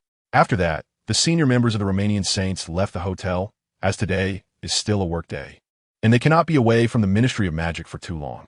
After the saints left, Snape came out of the hotel and prepared to take a good look at the capital of Romania. After exchanging some Romanian lei at the Romanian branch of Gringotts, Snape first went to the largest park in Bucharest, where he bought some breadcrumbs from a vendor and began to feed the pigeons. Ha, another sucker, let's go together, brothers. Sometimes the biggest drawback of understanding animal speech is this. When you know what these guys are saying, you no longer think they are adorable. Snape fed the pigeons all afternoon and only arrived at a lively little tavern at dusk. He ordered some Romanian specialty grilled maisai and an eggplant salad, accompanied by a unique Romanian beer for dinner. Although he hasn't reached the drinking age in this life, He remembers that Europe used to have a tradition of using low-alcohol beverages to replace water, so it should be fine. In the slight intoxication brought on by the low concentration of beer, Snape solved today's dinner and walked out of the tavern. The moon was just hanging above the treetops at that moment. When he returned to the hotel, Kirby, who had just gone out to shop, had already brought Snape a cup of red tea with fresh milk. "Did you drink, master?" "Just some Romanian beer. Remember to wash my clothes well." Kirby understood, master. That night, Snape slept rather deeply, and whether it was due to the alcohol or something else, he unusually dreamed, and this dream was not a pleasant memory for Snape. In the dream, I, who had already become the headmaster of Hogwarts, pretended to obediently follow Voldemort to the Shrieking Shack. At that time, the Horcruxes set up by Voldemort had already been largely destroyed by that Potter, and sensing the threat of death, he exhibited a rare sense of impatience. Therefore, he began to seek the power of the Elder Wand to better deal with Potter, although he had already obtained it. He believed that this Deathly Hallow was still loyal to Snape. To completely possess the Elder Wand, Voldemort ordered his pet snake. With a muffled sound, Snape was slammed against the wall of the Shrieking Shack, his throat pierced by the venomous fangs of the giant snake. Voldemort had already left the Shrieking Shack the moment Nagini attacked him, not even casting a glance at his loyal subordinate. This gave Potter, who had been hiding outside the shack, an opportunity.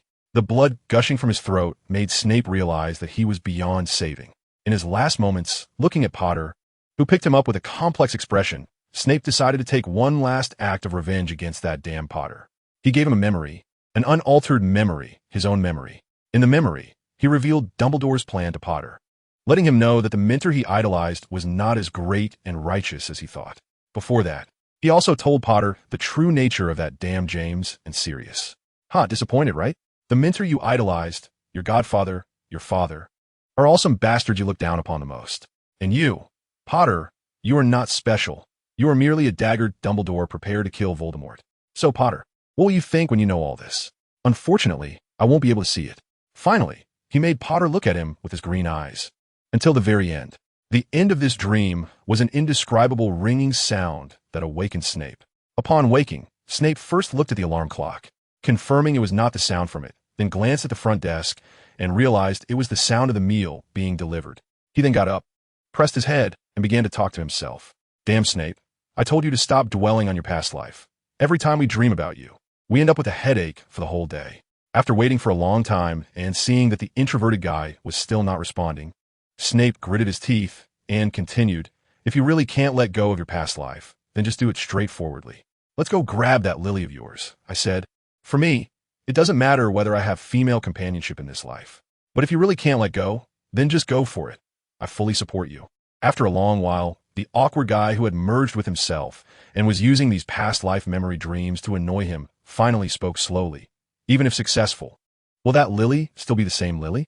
Snape decided not to continue arguing with this guy anyway. This awkward fellow was just occasionally making him have dreams like today to make him uncomfortable, and even if he hated it, he and that guy were already inseparable. Getting out of bed, Snape first put on a bathrobe and went to the door to take the lunch delivered by the hotel. He then went to the bathroom to wash away the sweat from the night with hot water, and then he noticed a letter that came with the lunch. The letter said they had contacted a werewolf and could bring him over at any time. With Snape's call, the house elf, who had been up for a long time, immediately appeared, ready to carry out Snape's orders. "Yes, master, I'm here. It seems you didn't sleep well last night. I had a dream for the first time in a long time, but it wasn't a good one. Go inform them to bring that werewolf gentleman to a place where he can see the moon." "As you wish, master." After sending Cobby away, Snape began to enjoy the meals provided by the hotel. Since Snape checked in using his appearance from his past life, the drinks served in the restaurant were also low-alcohol, sparkling wine, perfectly complemented by the slightly salty taste of the cured meats. Due to the dream from last night, Snape wasn't in the mood to go shopping that day, so he simply prepared the items needed for the ritual that evening in the hotel. When night fell, Snape, having completed his preparations, had Cobby take him to the agreed-upon location.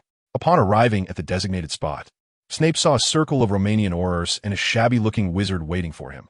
The nervous-looking middle-aged man appeared to be the main subject of the ritual that night. "Good evening, everyone. I hope I haven't kept you waiting too long. Let's skip the pleasantries, Mr. Snape. As per your request, we've brought you a werewolf. However, I still don't understand. Since you specifically emphasized bringing him here at night, it should be for a ritual involving the werewolf and the moon. If that's the case, why not wait for the full moon?" After a saint standing to the right of the werewolf voiced his doubts, The remaining saints nodded in agreement with their colleague. Since they were specifically asked to bring the werewolf over at night, it indicated that what Snape was about to do was certainly related to the moon. So why not choose a full moon? Regarding this question, you're all correct. If it were the original version of the ritual, there would indeed be a restriction for a full moon. However, after several improvements, this ritual can now be conducted as long as it is not on a new moon night. Of course, the effects are best on a full moon night. As Snape spoke, he had already walked over to the werewolf, who was dressed in tattered robes that hadn't been changed for years, and raised his hand to signal the surrounding people to disperse. Then, countless wolfsbane and other herbs floated out of Snape's bag, igniting into silver flames upon hitting the ground, forming a complex magic circle around the werewolf. If you don't want the ritual to be in vain, don't step out of this magic circle, sir, Snape reminded as he observed the werewolf, who was panicking and considering exiting the magic circle. The werewolf paused for a moment, then chose to let his rationality win in the struggle for survival. After all, even if he escaped the magic circle, he had no chance against so many Aurors. In that case, it was better to face it calmly, and besides, the silver flames did not cause him any harm. At the moment the magic circle was completed, everyone could feel that under the moonlight tonight, something usually imperceptible was stripped from the werewolf within the magic circle, and after being tainted by the burning magic circle, it transformed into a silver-white evil wolf that resembled a guardian spirit. What is this? It is another soul within this werewolf gentleman. Unfortunately, it is not a full moon. Otherwise what you would see is a silver-white werewolf. Now, this werewolf gentleman, please defeat it. There is no need for excessive explanation. From a moment this silver-white evil wolf appeared, the werewolf in the center of the ritual understood that this giant wolf was the culprit that turned him into a werewolf. In the ritual arranged by the wizard in front of him, the curse within his body was manifested in a more intuitive way before his eyes. And after the appearance of this giant wolf, the wizard said to defeat it, which means that after defeating this wolf, his lycanthropy could be cured. Upon realizing this, the werewolf in the ritual displayed a fierce glint in his eyes, despite having a thin and weak appearance due to years of solitude. The knowledge that he had a chance to escape from lycanthropy caused that emaciated body to burst forth with boundless strength. Without any roar or warning, the werewolf lunged fiercely at the silver wolf, engaging in a fierce struggle. Their fight, in terms of aesthetics, was devoid of beauty, but it was incredibly shocking, as it was a battle fought purely for survival. The struggle continued for a long time, yet all the onlookers felt no weariness. Although almost none of them knew the unexpectedly chosen werewolf, they all earnestly hoped that he would achieve his desire. As for Snape, he watched as the werewolf bore numerous deep wounds, visible to the bone, inflicted by the savage wolf. While he began to assess the shortcomings of the ritual he had modified, although the ritual had been improved to manifest the wolf spirit within the werewolf and limit its strength, once the wolf spirit had a physical form, it could cause substantial harm to the host's body, meaning that theoretically, the host could also use weapons to attack the wolf spirit. With this thought, Snape immediately pulled out a wand and a fairy-crafted short sword from his pocket and threw them to the werewolf. Looking at the wand and short sword tossed by Snape, even the dullest person would understand what this meant. It indicated that in this duel, humans could use tools. After receiving Snape's reminder, the werewolf quickly took out his wand from his robe and pointed it at the silver wolf that was pouncing towards him. As he chanted the spell, a fierce fire shot out from the end of the wand, engulfing the silver wolf. Oh! To be able to use such a powerful fire spell with such an old wand, it seems his magical skills are not bad at all. Achieving this level solely through self-study is indeed impressive. Although werewolves, who lose control and harm others every full moon, are generally not admitted to magic academies. Most werewolves are wizards, so they can still learn and use magic. However, due to a lack of systematic education, their spell-casting skills are often mediocre. Moreover, the most important thing is that no one would hire a werewolf, so they are mostly very poor. Just buying a wand and spell books is a challenge. They barely have a few decent clothes, and the robe and the worn wand that this werewolf has on him are probably all his possessions. However, despite its tattered condition, this broken willow wand still performed its duty well, continuously releasing magic towards a silver giant wolf under its owner's chant and magical impetus. Snape always agreed with the saying, "There's an insurmountable wall between being armed and unarmed." The combat power of a barehanded human is completely different from that of an armed human. With the aid of the wand, the werewolf, who was originally at a disadvantage, gained the upper hand in just a few rounds. Flames, ice, rock, and hurricane kept bursting from the end of the wand with the werewolf's chance. If it weren't for the barrier spells set by Snape and the Aurors around the magic circle, this commotion would definitely attract some unnecessary trouble. As for whether this werewolf could win or not, no one was worried. By now, everyone could see that, besides being larger than an ordinary wolf and having stronger recovery abilities, this wolf had no other special abilities. Of course, perhaps its bite could cause someone to contract lycanthropy, but the problem is that this ability is nothing to its opponent. Although in terms of magical power, this werewolf might not compare to the Aurors. His years of living in the wilds of Romania had honed his combat instincts. He clearly knew when to use which spell and understood how those spells could be combined for greater effect. Before long, the wolf spirit, given form by Snape's ritual, was already battered and on the brink of death. In the final moment, the werewolf could feel that the beast that had plagued him for many years was nearing its end, and at the same time, he felt that close connection between him and it, as if it were part of himself. "Now what should I do, sir?" The werewolf finally stopped, retracting his wand into his sleeve, looking at Snape outside the magic circle, asking what to do next, but at this moment, there was a hint of respect in his tone. "What's the matter? When it comes to this monster that has harmed you for so long, are you really hesitating to let go of it?" Seeing Snape's playful smile, the werewolf knew that the intuition he had honed from years of living in isolation had helped him again. When facing the unknown, rash and reckless decisions might provide temporary satisfaction, but often, after making such decisions, one could fall into an abyss of no return. "I understand.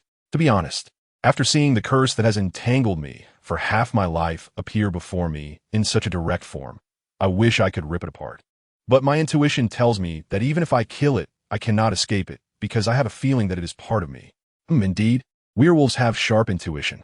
You guessed correctly. This wolf is indeed a part of your soul.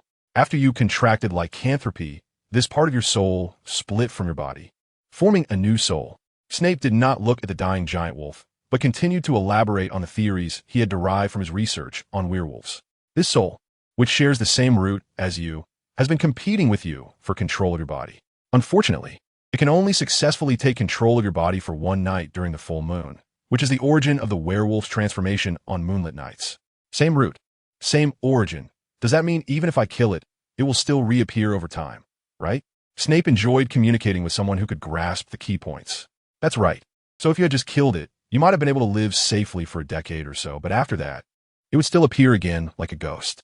However, while you cannot completely kill this wolf, you can tame it, right?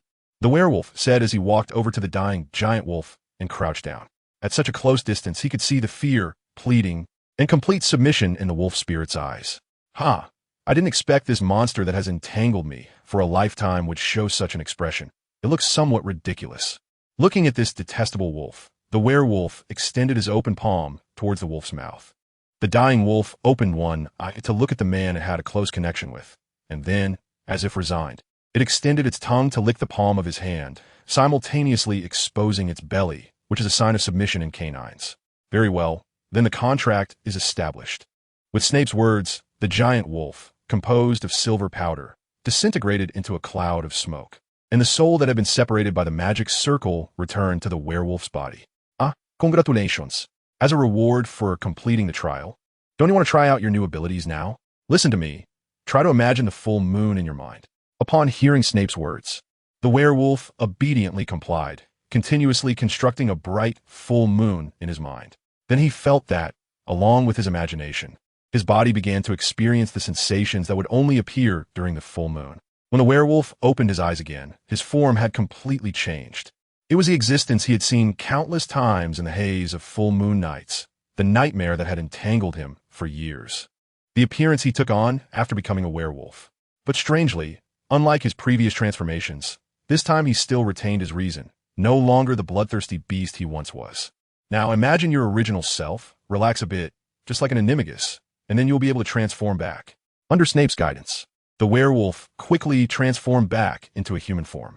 At this moment, the glowing magic circle on the ground dimmed due to the loss of its magical power. Snape approached the werewolf, clapping his hands and smiling. "Congratulations on your rebirth. Now, sir, I believe it's time for you to repay your debt. Are you willing to become a saint?" The answer was obvious, not to mention the immense favor Snape had done for him. The werewolf realized that being surrounded by a group of proud Aurors left him with only one path to take: accepting. Moreover, to be honest, Joining the Saints wasn't such a bad thing for him. Before becoming a saint, he had lived a solitary life, and perhaps after joining, that loneliness could finally be filled. After receiving the werewolf's reply, Snape and a group of Romanian saints welcomed the new comrades joining, and Snape picked up the sandalwood wand from the ground and presented it to the werewolf as a gift for joining the group. However, after accepting the new wand, the werewolf did not discard his original willow wand, but instead carefully put it away, treating it like a treasure, even though the wand was so old that the core was exposed. Subsequently, Snape appointed the werewolf named Romulus Laxey as the contact person for the Eastern European Pureblood Party, responsible for gathering werewolves in Eastern Europe to become saints. The reward for this role would be the ritual trial he had just undergone, and the saints would also use their resources in the Eastern European Ministry of Magic to help the werewolves with employment issues. This was a very generous offer for the werewolf, and Romulus had no reason to refuse. After agreeing to become the werewolf liaison for the Pureblood Party, Snape also taught in the ritual. Although Mr. Snape had just mentioned it, as the leader of the Romanian Saints, I will reiterate, welcome to the Saints, Mr. Romulus. I will find you a new job at the Department of Magical Creatures in a few days, which will also facilitate your future work as a werewolf liaison. As a world-renowned research center for fire dragons, the Department of Magical Creatures in Romania is the department of the entire Romanian Ministry of Magic that interacts most frequently with foreign wizards. Because of this, under its cover, Snape's plan to gather Eastern European werewolves can also proceed discreetly. By the way, Mr. Snape, I wonder when you plan to popularize this ritual in Western Europe. That will take some time. We need to ensure that the Pure Blood Party is firmly established in Eastern Europe first. As you know, it is too close to Britain. Regarding the issue of saints, Snape thought for a moment and finally provided a more convincing answer. After all, to outsiders, it is indeed seen that his mentor and the headmaster are mortal enemies, making his reasoning more acceptable. Sure enough, after stating this reason, no one asked about the gathering of werewolves in Western Europe anymore. Although no one had seen that wizard whose personal combat power was on par with their spiritual totem Grindelwald, it did not prevent them from speculating about Dumbledore's strength. Then, Snape handed over the potion recipe that would allow a mute person to use magic to the leader of the Romanian Saints and explain the effects of the potion. With the recent werewolf ritual as a foundation, the saint leader did not doubt Snape's words and assured that he would complete it. Afterwards, Snape stayed in Romania for a while and visited the vampire count who was once known as Vlad III and now called himself Dracula. Sensing the presence of a fellow countryman, this vampire, belonging to the Blood Feast Alliance and the Tsitsimitl clan, did not directly attack Snape. But neither did he show him any goodwill. As the elder who leads the entire Romanian vampire clan, Dracula's style has always been very ostentatious, which is why his name is well known among ordinary people. After simply hosting Snape with a blood feast, Dracula directly issued an order for him to leave. Although Snape did not receive a warm welcome from Dracula, he did not expect to gain the favor of the capricious elders of the blood feast either. He came purely because of the Dracula movies he had seen in his past life. After staying in Romania for 4 or 5 days, Snape left in his magical car. On the way, he received a message from Mr. Usidai in Hungary that the Death Eaters had indeed launched a retaliation. The deputy director was found dead at home, with the cause of death being Avada Kedavra. I've seen quite a few dark wizards who like to use the unforgivable curses, but someone like him, so blatant and capable of killing a seasoned aura with just one spell, is indeed an extremely dangerous individual, just as you said. Usidai paused for a moment and then continued with a hint of regret in his tone. It's a pity the deputy director had the skills, and if he hadn't been so stubborn in viewing us saints as a great threat, I would have quite liked to save him. Are you mourning for your colleague, Mr. Uzidi? Mourning? No. I'm just a bit regretful that his abilities cannot be utilized by us. Now, as planned, I will tighten my grip on the entire department of magical law enforcement. Try to keep a low profile. Otherwise, those mad dogs might discover us. Although I'm not afraid of fighting them, starting a war now would be very detrimental to our development. Don't worry, I have it under control. After putting down the communicator, Snape hurried to France at the fastest speed to find Fogrim, preparing to help this blood-cursed orc solve his problem before the end of the winter holiday. This was also the reason why he chose to shorten his Eastern European trip by half. Meanwhile, at the doorstep of a farmhouse in Wales, Dumbledore, having just finished visiting the last child who had not attended Hogwarts in recent years, wore a hint of disappointment on his calm face. Among all the children he had visited over the past few days, there was no sign of any suspected Grindelwald's disciples. However, this was quite normal. Gellert would not place his disciples in such conspicuous positions. Moreover, he had sensed a gaze that resembled Gellert's during this year's sorting ceremony, although he had not felt it afterward and even thought it was just an illusion. But now it seemed to indicate that Gellert's disciples should be at Hogwarts. Regardless, at least this time, Dumbledore ruled out the possibility that Grindelwald's disciples were no longer at Hogwarts. When Dumbledore shared this hypothesis with Aberforth, Aberforth began to mock him sarcastically. "Huh, so you dragged me all over England for a week just to do something useless? Aberforth, do you think I have nothing better to do? I still have a pub to run." Despite Aberforth's biting words, Dumbledore could still sense that he, like himself, had let go of the stone in his heart. After expressing gratitude for his brother's willingness to help at a critical moment, Dumbledore left the little house with Aberforth. Once back in Hogsmeade, Aberforth began to inquire about Dumbledore's next plan. "So, where do you plan to start next? Although there are just over 1,000 students at Hogwarts, it's not realistic to check them one by one, and it's easy to alert the snake. Thank you for your concern, Aberforth. Next, I plan to start with some pure-blood families that have had dealings with the saints, like the Rosier family, as well as some outstanding students. After all, that person is a complete elitist, just like Slughorn. Based on his understanding, Grindelwald would not care about the qualities of his disciples. His disciples could be from Gryffindor, Hufflepuff, Ravenclaw, or Slytherin, but one thing was certain: Grindelwald would never choose mediocrity as his disciple, even if that child intended to hide, no matter how well they concealed themselves. An outstanding child could not completely suppress their brilliance. Since the great Aberforth already has a plan and seems to not need me anymore, I'll head back to my little pub." As Aberforth said this, he prepared to return to the Hog's Head, but Dumbledore called out to him again. "Wait, Aberforth, what have you thought about that matter?" Dumbledore was naturally referring to the Order of the Phoenix. Over the past few days, he had shared his ideas about the Order with Aberforth and invited him, but the latter had not agreed. However, Dumbledore's question made Aberforth start to rant again.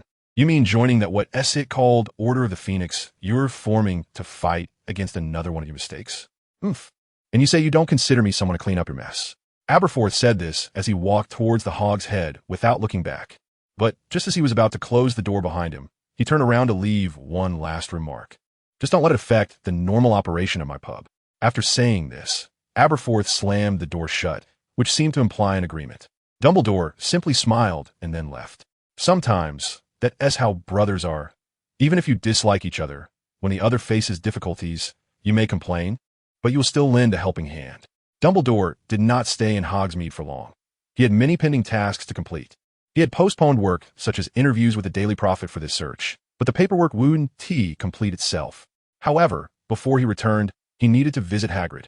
Upon arriving at Hagrid's hut, Dumbledore found the door tightly shut, indicating that Hagrid was likely out hunting. Just as Dumbledore was about to leave and come back another day, he heard Hagrid's distinctive footsteps approaching, accompanied by some kind of animal. "Oh, hello, Headmaster Dumbledore. Long time no see. Long time no see, Hagrid. I came to discuss something with you. Is that an acromantula?" When Dumbledore turned to greet Hagrid, he saw a presumably juvenile acromantula following Hagrid. From some physical characteristics, it appeared to be a female acromantula. "Hagrid, you're almost 40 years old and still so reckless. Although it's winter break and most students have gone home, you can't just blatantly bring an acromantula so close to the castle. It would be terrible if this acromantula remembered the route." Oh, sorry, Headmaster. This little one has been very clingy to me, so I thought since it's winter break, I might as well bring it along. It's nice to have company these days." Hearing Hagrid say this, Dumbledore, who had originally planned to lecture him sternly, sighed and said nothing more. He knew Hagrid understood the gravity of the situation, but even he could be tormented by loneliness at night, let alone Hagrid. "Try not to let it remember the way to the castle. Otherwise, students might be in danger." "I understand, Headmaster, but don't worry. Aragog promised me it wouldn't eat people, just like its father." Looking at Hagrid's earnest expression, Dumbledore could only hope that Aragog's offspring truly adhered to their father's agreement with Hagrid. "Just be careful, even if it promised. It doesn't mean its kin will keep the agreement with you. Mind if I come in for a bit?" "Of course, come in, Headmaster Dumbledore." Once inside, Hagrid poured a cup of tea for Dumbledore and enthusiastically recommended his rock cakes. Although Dumbledore was quite curious to try them, he noticed that the cake had been soaking in the tea for a long time without softening, so for the sake of his old teeth, he decided to pass. However, the spider named Aragog seemed to be enjoying it immensely. "You know, Hagrid, I recently went to the Forbidden Forest to find the centaurs because of Tom." "So, Headmaster, did you meet the centaurs?" "Yes, but unfortunately, They didn't tell me how to minimize the harm caused by Tom, but they did give me another piece of bad news regarding the basilisk in the Forbidden Forest. Dumbledore's words made Hagrid pause in his movements, and the sound of a heartbeat echoed in the room. Headmaster, you already know? Calm down, Hagrid. The centaurs also told me that the basilisk can communicate. It is even willing to speak in human language rather than parcel tongue, so I'm not surprised you would connect with it. Dumbledore's words eased Hagrid's previously tense heart. Hagrid was not afraid of losing this job, even though he loved it dearly. What he truly feared was disappointing his friend's trust. I'm glad you understand, Headmaster. In fact, Alan is really a good kid. So that snake monster is called Alan, and you refer to him as a child, which means he isn't very old, right? Yes, Headmaster. In fact, Alan told me that he has only been alive for 7 or 8 years since his birth. To be honest, he is not even older than the children studying at Hogwarts. Is he, Headmaster? Hagrid looked in astonishment at Dumbledore, who had suddenly stood up at that moment. He seemed to have caught on to something crucial. Yes, the timing of the snake monster's appearance might be related to the person he was searching for. After all, the ability to speak parcel tongue is something that Grindelwald would value, which means the master of the snake monster is a disciple of Grindelwald. Of course, these are just speculations for now, but Dumbledore had a feeling that he was getting closer to the truth. Thus, Dumbledore asked Hagrid about the snake monster's activity range, hoping to find some clues. Hagrid was quite straightforward in answering Dumbledore's questions, but at the end, he mentioned that he hadn't seen Alan recently. So he guessed that Alan must be hibernating. What a pity. It seems I'll have to wait until spring to find him. But Headmaster, what do you want to find Alan for? Although Hagrid was open with Dumbledore, he was also puzzled. If Dumbledore wasn't planning to deal with Alan, then why inquire about Alan's movements? I have some matters to discuss with someone, and if my guess is correct, then Alan, the master of that snake monster, should be the person I am looking for. Alan's master? Headmaster, are you saying that Alan has a master? You don't think that the snake monster could just appear out of nowhere, do you, Hagrid? While caring for magical creatures is not a required course at Hogwarts, every wizard knows how a basilisk is created because this monster, invented by the vile Herpo, can be created by anyone who knows the method, even muggles. No, but I thought Alan was either abandoned by his creator or accidentally created by some careless muggle farmer. The first scenario has happened before, but the second one, is virtually impossible. A muggle farmer wouldn't go days without checking on his chicken coop. But anyway, I should follow this lead for now. What Dumbledore didn't know was that while his attention remained focused on the British Isles, far away in Eastern Europe, the Saints were regrouping around Grindelwald and his young disciple. Although they still chose to remain behind the scenes, it was undeniable that, having found the backbone of their organization again, the Saints had shed their previous state of disarray. Now, the Saints were steadily expanding their influence around neighboring countries, using the German and Austrian Ministry of Magic as their base, with the goal of taking over all of Eastern Europe within 5 years. Meanwhile, in France, Paris, a house provided by the Department of Magical Sports, Severus Snape, a disciple of Grindelwald, was setting this goal alongside the Saints, and across from him sat a naked giant. Nice muscles. Do you work out regularly? No, I don't actually do any special exercises, but does this have anything to do with the ritual we're about to perform? No, I was just asking. After all, perfect muscles like yours are quite rare. There's a saying from my previous life: excessive bodybuilding attracts the same sex. A perfectly muscled body is far more attractive to men than a voluptuous woman. So, can I start now? Of course, anytime. After Snape spoke, he covered the entire room with magic, not only to prevent anyone from spying, but also to manipulate the magic in the room more finely. After all, he was about to perform intricate surgical-like operations on a human body, so it was best to dye the surrounding magic with his own color for safety. However, due to the seal of the Silent One within Snape, his magic inevitably carried a trace of the Silent One's aura, making his magic feel colder than that of an average person, which caused Foxgrim, who was only wearing underwear in the room filled with Snape's magic, to feel a chill. Just as Foxgrim was about to complain, the surrounding magic transformed into invisible little knives that quickly penetrated Foxgrim's skin. The sharp pain of the blades piercing his flesh made Foxgrim grunt, but he noticed that blood did not spurt out. So this ritual only brings pain and not actual harm, right? Of course not. After all, this curse is rooted in your blood. So the blades formed by this magic are not illusions. They simply turn into tiny needles after making contact with your skin, piercing your body through your pores. Although they won't cut blood vessels and thus won't cause bleeding, they will still stimulate your nerves, resulting in pain. After explaining the effects of his magic, Snape began to manipulate the magic he had entered into Foxgrim's body to construct a dialysis curse magic circle within him. Once the construction was complete, The operating magic circle continuously extracted the curses hidden in Fogram's body, causing faint purple magical patterns to appear on his skin. Of course, extracting the curses was just the first step. The next thing Snape needed to do was to find the core of the curse within the thinning curses and then shatter it. Only then would the operation be complete. For now, it was just a slow process. As the curses were extracted, Fogram's skin, covered in magical patterns, began to sprout reptilian scales, adding an eerie and strange quality to his muscular body. Those scales wouldn't stick around forever, would they? Of course not. Just like snakes shed their skin periodically, they would disappear after a while. However, those magical patterns would indeed be permanent. Hearing Snape's words, Fogram started to feel conflicted again. Although the purple patterns covering his body looked quite cool, if his uncle saw them, he would definitely say he had gone bad. But soon Fogram had no energy left to dwell on such thoughts, as Snape had just found the core of the curse, a mass of magical energy that was continuously eroding Fogram's consciousness. Found it. Now hold still, Fogram. I'm going to shatter it. As soon as he finished speaking, Snape manipulated the magic deep within Fogram's body to form a sharp arrow that pierced directly into the core of the curse, shattering it. Then, an indescribable pain swept through Fogram's entire body, a sensation akin to someone striking his vital parts with a giant hammer, nearly causing him to faint. After being shattered, the magical energy quickly coalesced back to its original form, though it was slightly smaller in size. Ugh, this is troublesome. It seems I'll need to do this a few more times to shatter it completely. Hang in there, Mr. Bilbin. Wait, Snape, let me catch my breath first. Before Fogram could finish speaking, Snape shattered the magical energy again, sending another wave of unbearable pain throughout Fogram's limbs and body, and this time, he finally fainted. After quite a while, Fogram woke up from the excruciating pain, and the first thing he did was to reach up and pinch his own face to confirm he was still alive. Oh, you're awake. That's good. I've shattered the core of the curse on you, and now it's congealed in your body.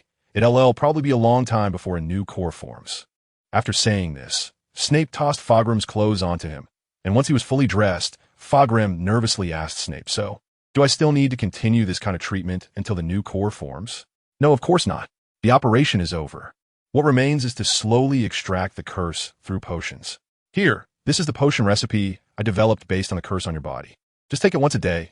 It's fine if you occasionally forget it once or twice." Looking at the potion recipe Snape handed over, Fogram didn't reach out to take it, as he had just heard Snape say that the subsequent treatment would involve using both internal and external medications to extract the residual curses in his body to prevent them from forming a new core. If that's the case, it means the magic circle Snape built today also has the same effect. So, besides taking the potion, should I also supplement it with the magic circle you set up today? In theory, yes, but that also means you'll need more financial support. After all, potions and magic circles cost money, and you're still a student, aren't you, Bilbin?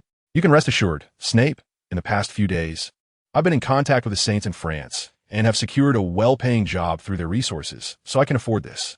Wow, you've only just become a saint and are already using the resources of the Pure Blood Party to benefit yourself?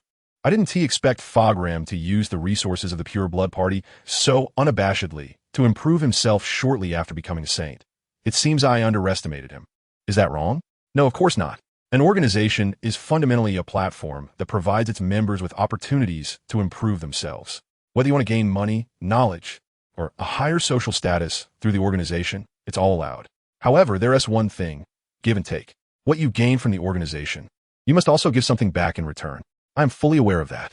To be honest, I assent that the most basic principle of interpersonal relationships? Exactly. Give and take. That is the fundamental structure of society. Since Fogram has gotten what he wants from the Pure Blood Party, he can't refuse when the organization needs him. Of course, while give and take is a fundamental principle of social interaction, whether an organization can endure in the long run depends on how assertively it demands returns.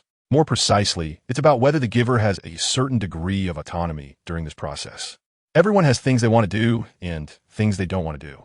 When a person is forced by an organization to do something they are unwilling to do, they will develop a sense of aversion towards the organization. If this aversion accumulates too much, that person will lose their loyalty to the organization and may even betray it outright.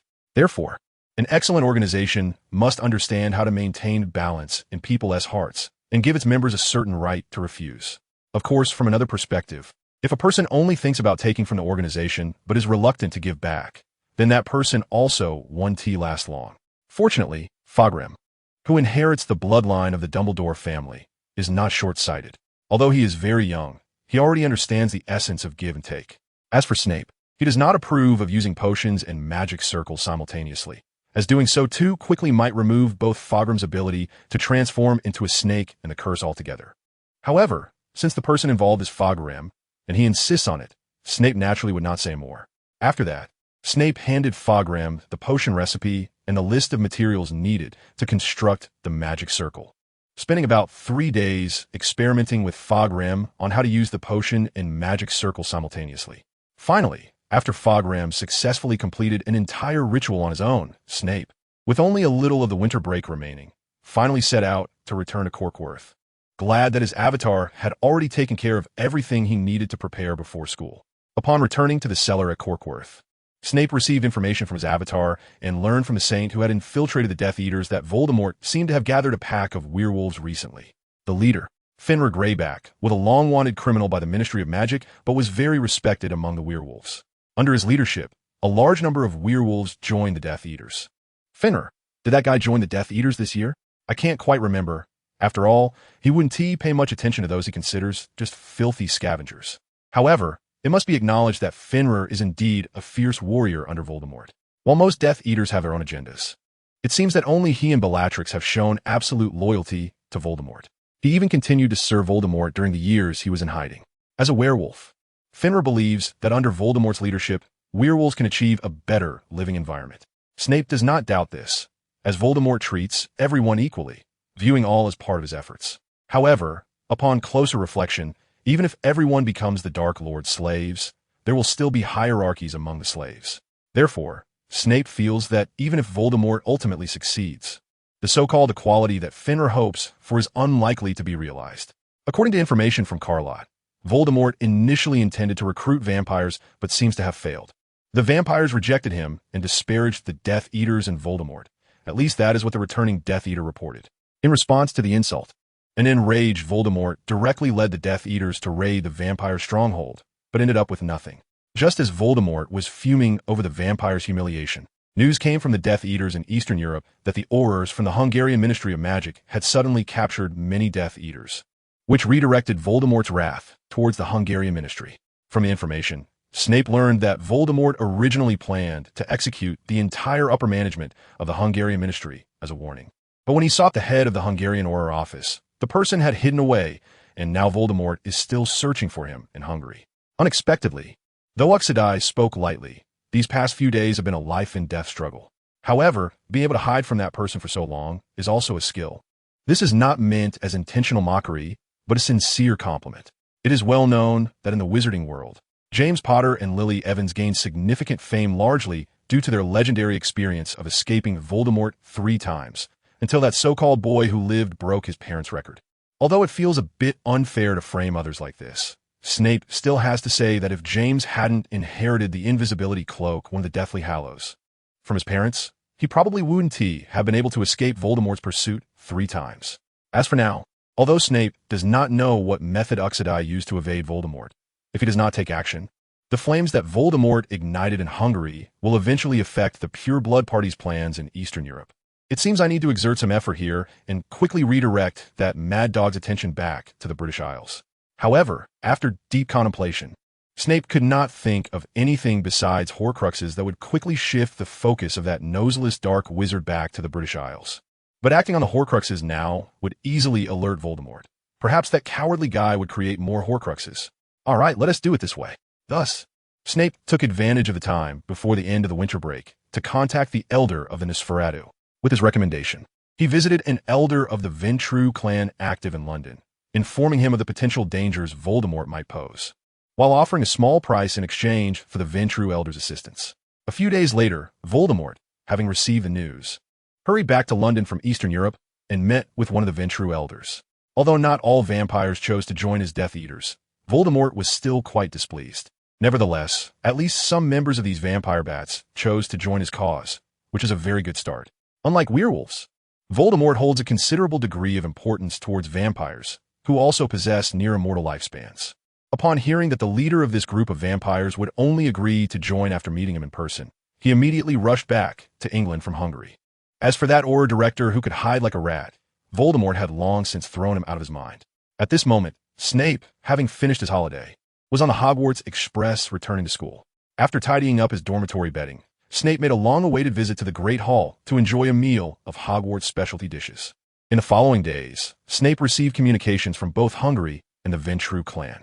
The former basically informed Snape that for some unknown reason, Voldemort and those Death Eaters who had surged into Hungary suddenly left, while the latter reported on the negotiations with the Death Eaters. So, Mr. Snape, you got the vampire clan in England to engage with the Death Eaters, huh? Aren't you afraid those vampires will actually join the Death Eaters? Knowing that Snape had helped him, Uxodai did not immediately thank Snape, but instead expressed concern over Snape's risky approach. No one understands how unpredictable vampires can be more than the wizards from their place of origin. For these long-lived beings, human morals are not something they need to consider. So joining that madman's organization would not carry any psychological burden. You can rest assured, I considered for a long time before choosing the Ventrue clan. Although you are not from the Department for the Regulation and Control of Magical Creatures, you should know that they are the backbone of the Order. I see. Rather than letting that mad organization come into contact with unstable elements in the vampire clan, it is better to have them deal with the most conservative Ventrue from the beginning to prevent contact with other clans? Exactly. The Ventrue Elder has also contacted me these days. Want to know his evaluation of the Death Eaters?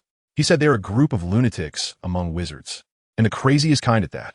He also thanked me for notifying them immediately, saying that if such an organization were to come into contact with the lunatics of the Order maintained by the Order for many years would completely collapse. Even without face-to-face interaction, Snape could feel the disdain on the Ventrue Elder's face when he spoke about Voldemort. Haha, I can imagine. After all, even within the Order, the Ventrue are the most conservative and strictly adhere to the Covenant. Let them, well, in any case during this period, you and the other saints should avoid being too ostentatious. Although the main force of the Death Eaters has left, there are still small groups of Death Eaters active in Hungary. I know this well. So, let's leave it at that, Mr. Snape. I wish you a pleasant school life. Thank you. Next, Snape's life returned to the peaceful routine of the school. Although he occasionally participated in meetings of saints from around the world in the Forbidden Forest on weekends, discussing various matters, such as the successful recruitment of werewolves by the Death Eaters using Snape's night ritual after a month of effort. Many werewolves chose to become saints, benefiting from the ability to break free from their monthly madness and under the persuasion of Romulus. Then, in Northern Europe, the saints in Norway recently succeeded in convincing a group of giants to join their cause, while the saints in South America were striving for the position of the Minister of Magic in Chile. The North American saints, due to the strict measures taken by the American Ministry of Magic, could only temporarily operate in Canada. Overall, the saints around the world made good progress. After concluding this week's meeting, Snape returned to school, as this afternoon was the day of the Quidditch Cup match between Slytherin and Gryffindor at Hogwarts, and Diego had already reserved seats for them. This year's Hogwarts Quidditch Cup competition remained fierce, especially between Gryffindor and Slytherin. Currently, based on the accumulated points of the four house teams, the champion of this year's Quidditch trophy would either be Gryffindor or Slytherin. Today's match was crucial for both teams, especially the competition between the Seekers, as whoever caught the Golden Snitch would far exceed the points of the other teams for the season and thus win the Quidditch Cup. When Snape arrived at the stands, everyone else was already there. Diego had specifically saved them the front row seats and had also bought pumpkin soda and a large pile of Bertie Bott's every flavor beans. Hey, Severus, over here. You're lucky. The upperclassmen haven't started yet.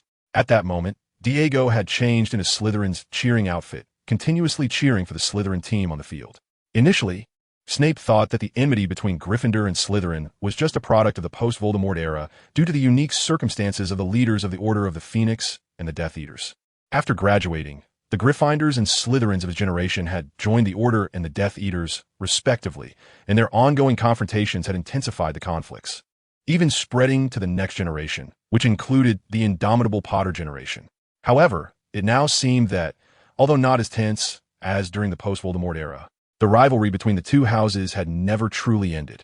Just like now, in this public match that the Daily Prophet would come to report on, both Seekers displayed their true skills in hopes of catching the Golden Snitch, while the other team members desperately created opportunities for their Seekers. Of course, due to Professor Guardiola's insistence on the so-called principles of pure Quidditch, there were few exciting moments in the match. The beaters on both sides were primarily focused on monitoring the bludgers and preventing them from getting too close, leaving them mostly idle. The chasers, on the other hand, had a slightly better situation, as the golden snitch was akin to a treasure chest in a Quidditch match, rare and hard to find. In the past, there had been entire matches where neither seeker caught the snitch, so to avoid a stalemate, the competition between the chasers remained intense. Just an hour ago, Gryffindor's chasers had launched several fierce attacks, breaking through Slytherin's defenses 9 times and throwing the quaffle towards the goal, with Slytherin's keeper managing to block only 4, allowing Gryffindor to score 50 points. The current score was 110, with Slytherin trailing by 30 points due to Gryffindor's recent offensive. Even a young reporter from the Daily Prophet, reporting on this Hogwarts public match, believed that if no one caught the golden snitch, Slytherin would undoubtedly lose. But Snape disagreed. Although Gryffindor had been aggressive, organizing 9 attacks within an hour and scoring 50 points, this also exhausted Gryffindor's main players significantly, while Slytherin maintained relatively fresh stamina. Moreover, the match was still only halfway through the 4-hour duration. More importantly, Slytherin had a strategy for their seeker, who was clearly stalling for time. Many times, he would suddenly accelerate just as Gryffindor's chasers were close to catching the golden snitch, forcing it further away. It seemed they were preparing to focus all their energy on the second half. Not only Snape, but Guardiola, the professor overseeing Quidditch at Hogwarts, and another veteran reporter responsible for the sports section of the Daily Prophet also recognized Slytherin's tactics. They conserved their energy for the second half, aiming to gradually wear down Gryffindor. As expected, when Gryffindor's main players were panting, Slytherin suddenly began to exert pressure, targeting Gryffindor's weak spots and launching rapid attacks. Within half an hour, they executed 3 attacks and equalized the score. Then, facing 3 counterattacks from Gryffindor, Slytherin employed an even tighter defense than in the first half, causing 2 of Gryffindor's counterattacks to fail. In contrast to Gryffindor's fast break tactics, the Slytherin team was a more cautious team that emphasized strategic defense. They did not rely on the golden snitch, which was a matter of luck, although the chase for the snitch was the most exciting part of a Quidditch match. Slytherin traditionally valued the outcome of victory over the spectacle of the process. Like Gryffindor, Slytherin would take risks, but only if those risks could contribute to ultimate victory. Therefore, Slytherin's seeker focused more on disrupting the opponent rather than seeking the snitch, and it was evident that without the luck of the prophesied savior, Slytherin's strategy was superior. As the match time ended, neither seeker managed to catch the golden snitch. It was no wonder. After all, searching for and catching a small, erratically flying ball in the sky indeed required some luck. Unfortunately, the savior from Gryffindor, who could catch the snitch without doing anything, had yet to be born. In the end, the final score was 270-230, with the exhausted Gryffindor falling behind Slytherin by 40 points. Thus, the Quidditch Cup would likely fall into Slytherin's hands this year, which was not a pleasant outcome for Professor McGonagall, who had always enjoyed the sport. As for the Daily Prophet reporter's manuscript, it described the match as a prolonged, intense battle. Although it was not without highlights, it lacked any explosive moments. After watching today's public match, Snape could hear everyone excitedly discussing the game on the way to the cafeteria, especially Slytherin's outstanding defense in both halves and their successful victory. At the same time, they expressed regret over Gryffindor's defeat, particularly noting how several times Gryffindor's seeker was on the verge of catching the golden snitch, but was distracted by Slytherin's persistent seeker, resulting in a missed opportunity. Snape was not surprised by this, as he had previously stated that the main highlight of a Quidditch match lies in the interaction between the seekers and the golden snitch. The golden snitch is like a massive treasure chest on the Quidditch field. Catching it not only earns the team the equivalent of 15 goals, but also ends the match. Generally speaking, as soon as the golden snitch is caught, the game is over. People have a gambler's mentality, which is why they prefer watching moments where small risks can yield big rewards, like 3-pointers in basketball or home runs in baseball. These moments are highly entertaining and come with a significant risk of failure, but if successful, they can bring immense benefits to their team. However, due to the inherent uncertainty of the golden snitch, a good Quidditch team cannot place all its hopes on the seeker. After all, if the score difference reaches 150 points, catching the golden snitch means nothing for the trailing team. A loss is still a loss. This is also why Snape chose to make Diego a seeker instead of pursuing a chaser, because a skilled chaser is more valuable than a seeker who might be ineffective throughout the match. Today's Quidditch match is bound to be a topic of conversation among Hogwarts students, especially for die-hard Gryffindor supporters like James Potter, who has already become a reserve player for Gryffindor and his 3 friends. Right now, they are at the Gryffindor table, continuously expressing their dissatisfaction over Gryffindor's narrow loss. It's unfair. Our senior, Candor, was almost touching the golden snitch. If it weren't for Slytherin's seeker suddenly speeding up, we would have one. Although this sounds a bit like hindsight, Snape, with a multitude of more important matters to attend to, was not prepared to engage with James, despite the latter clearly speaking for his benefit. As such uncontentious arguments only waste time. After finishing his meal, Snape returned to the dormitory, managing classes at both Winchester and Hogwarts, preparing for the new wizard chess factory. And attending the weekly Saints meetings, it could be said that he hardly had any time to rest. Although Voldemort and most of the Death Eaters have been drawn back to the British Isles, the situation in Eastern Europe remained grim. Voldemort's previous activities had shaken many wizards in Eastern Europe, whether out of fear or admiration for Voldemort's power, and now, people were beginning to choose to become Death Eaters. More importantly, some wavering saints, after witnessing Voldemort's power, also began to have doubts, which was not good news for the Pure Blood Party. In any case, there was a need for a means to demonstrate power to the saints as a morale booster. Feeling somewhat troubled about this, Snape seemed to have thought of something, and then he slapped his forehead. The next day, the basilisk Alan, who had just returned to the British Isles with Snape, left again as a means for Snape to demonstrate power to the saints. Although Alan did not want to leave, it was Snape's order, and he would certainly follow it faithfully. Along with Alan, Snape's Raven, also left, and to be safe, Snape contacted his childhood friend, who was playing in Florence, Italy, to bring the wizard Grey Man along. After hearing Snape's request, the curious Grey Monsong immediately agreed, without expressing that he would transform into a new form learned in Europe to meet the saints. What form? Have you heard of the Rat King? Upon hearing Grey Monsong's response, Snape realized that he shouldn't have asked further, as just listening to Grey Monsong's answer made him envision a ball of countless rats with their tails tied together rolling toward him. Just the thought of it gave Snape goosebumps. What's with your reaction? It's clearly cool. Seeing Snape so repulsed by what he thought was a cool form, Grey Monsong couldn't help but feel that Snape really didn't appreciate it. However, he didn't forget the main business. By the way, I should tell you that the martial arts enthusiast from the Lou family is also willing to establish a hall with you. After all, he said it's not appropriate to keep relying on my hall every time he comes to Europe. Plus, he has taken the snake you raised as a disciple. So I wanted to ask if you were willing to work with him. Is that so? Of course, as long as Monsong, you don't mind. What do I mind? We've been through thick and thin together since childhood, so it's fine. Anyway, which two kids are dragging me to drink again? I really don't know what's so good about this wine. It can't even compare to a good fire whiskey. Although Snape inexplicably gained an additional haul, he didn't pay much attention to it. After all, his previous involvement was just to study the power sealed within him. Now that he had basically figured out how to utilize the magic within him, getting involved was actually optional for him. However, since there was an opportunity to establish a hall with the Lou family, Snape certainly wouldn't refuse. Besides being a Slytherin, the Lou family was indeed the strongest among the 5 families. In the following month, with the help of Alan and Raven, those saints who had wavered due to Voldemort's power finally reaffirmed their faith. After all, witnessing Grindelwald's disciple commanding a snake that spoke human language was far more shocking than hearing about Voldemort's deeds secondhand. During this month, under Dumbledore's constant summons, many graduates from Gryffindor joined the Order of the Phoenix. These young wizards either joined out of admiration for Dumbledore or out of a sense of responsibility and mission to fight against the Death Eaters. Among these young people was a red-haired couple who had just welcomed a child. After leaving their son William with relatives, they unhesitatingly joined Dumbledore's Order of the Phoenix.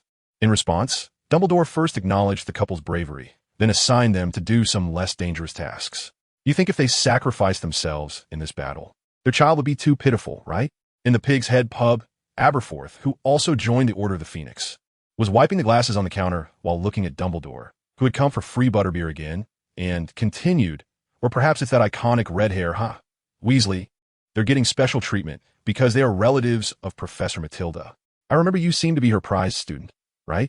That's not the point. Anyway, the Order of the Phoenix has finally been officially established. This is a good omen, Aberforth. Dumbledore took another sip of butterbeer. To be honest, he didn't really like the taste, but every time he came, Aberforth only served him this. A good omen, so you feel relieved? If you ask me, nothing is a good omen until we resolve the problems caused by your old lover, who is still restless even trapped in a tower. You know, that guy's danger is much greater than your disobedient student. Everything needs to be done step by step, Aberforth. I have only communicated with the International Confederation of Wizards to strengthen the monitoring of the saints by the various ministries of magic. As for that child currently lurking in Hogwarts, I still need some time. So you haven't given up on using soft methods to influence and save a child deeply brainwashed by your old lover. You're still so naive, Aberforth. How can you be so sure that the child's soul is still worth saving?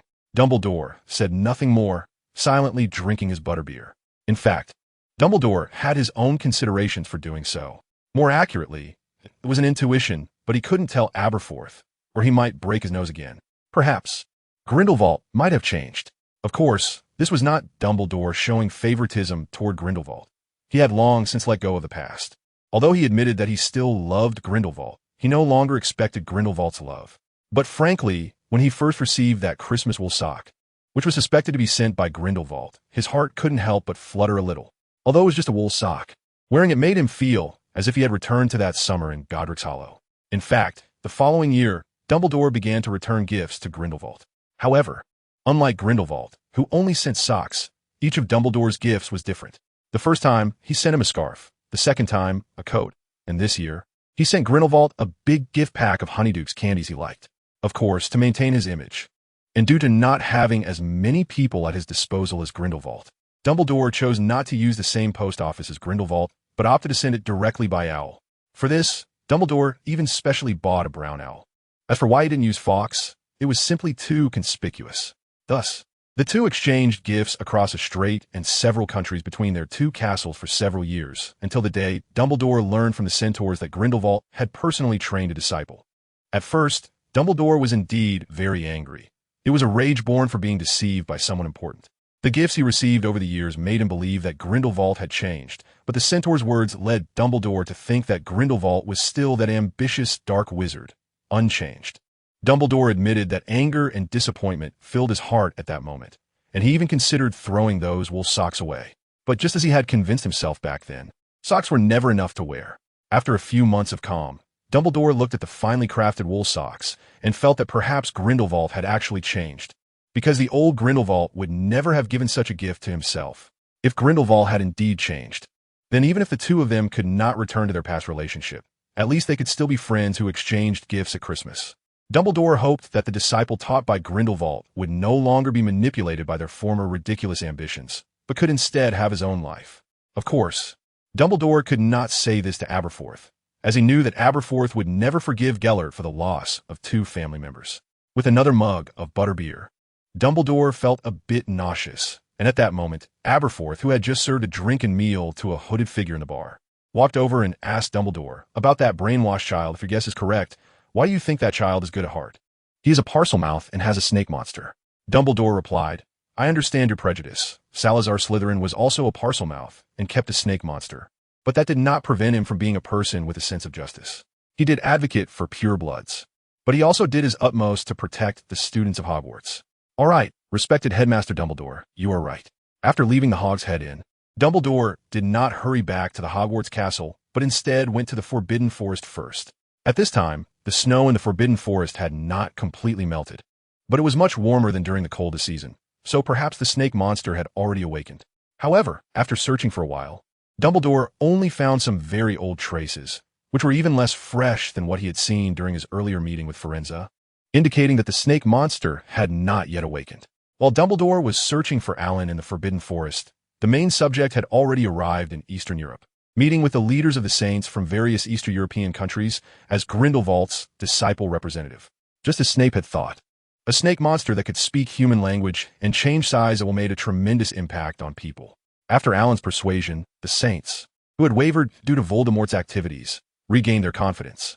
In the following days, apart from occasionally learning about the progress of work from the intelligence sent by the Saints and hearing about Voldemort and the Death Eater's atrocities, Snape's life gradually returned to the mundane routine of campus life.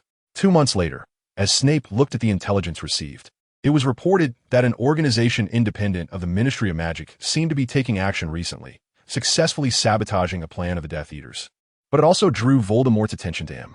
However, Voldemort was currently too preoccupied to care about the Order of the Phoenix. His previous massacre targeting the Hungarian Aurors had caught the attention of the International Confederation of Wizards. Since the Death Eaters were primarily active in Britain, the Hungarian Ministry of Magic protested to the British Ministry of Magic, prompting the current British Minister of Magic to take action against the Death Eaters. Unlike the Hungarian Ministry of Magic, the British Ministry of Magic, which had one of the world's 11 large magical academies, Hogwarts, could mobilize far greater resources. Once it decided to take action against the Death Eaters, both the Death Eaters and Voldemort felt tremendous pressure. However, since the current Aurors had not been allowed to use excessive measures, and there were also supporters of the Death Eaters within the Ministry of Magic, this operation did not achieve significant results. It could be said that the actions of both the Ministry of Magic and the Order of the Phoenix were entirely meaningless, except for provoking Voldemort and the Death Eaters. TSK. One could only hope that the butterfly effect would not cause that noseless coward to create more Horcruxes. After setting aside the intelligence regarding the Phoenix Society, Snape began to review the reports on his newly established wizard chess factory. After several months of operation, Snape's factory finally received its first order, a total of 300 sets of wizard chess featuring only the Knights of the Round Table, at a price of 15 galleons per set, and after deducting the cost of 1 galleon and 15 sickles, Snape made approximately 13 galleons and 2 sickles in profit per set. After deducting the 6 galleons that needed to be shared with Diego and the others, Snape was left with about 7 galleons per set. It wasn't a large amount, but for the first order, it was quite satisfactory. Furthermore, although the current pricing of the chess sets was low, once it gained popularity, the expansion packs and formula books could be sold at a higher price. As for the dividends for Diego and the others, Snape planned to take them to Gringotts to open an account during the summer vacation, and then hand over the dividends from this period. For Diego and the others, having a Gringotts account was necessary because, according to Snape's estimation, if the orders remained stable, by this summer, each of them could earn several thousand galleons.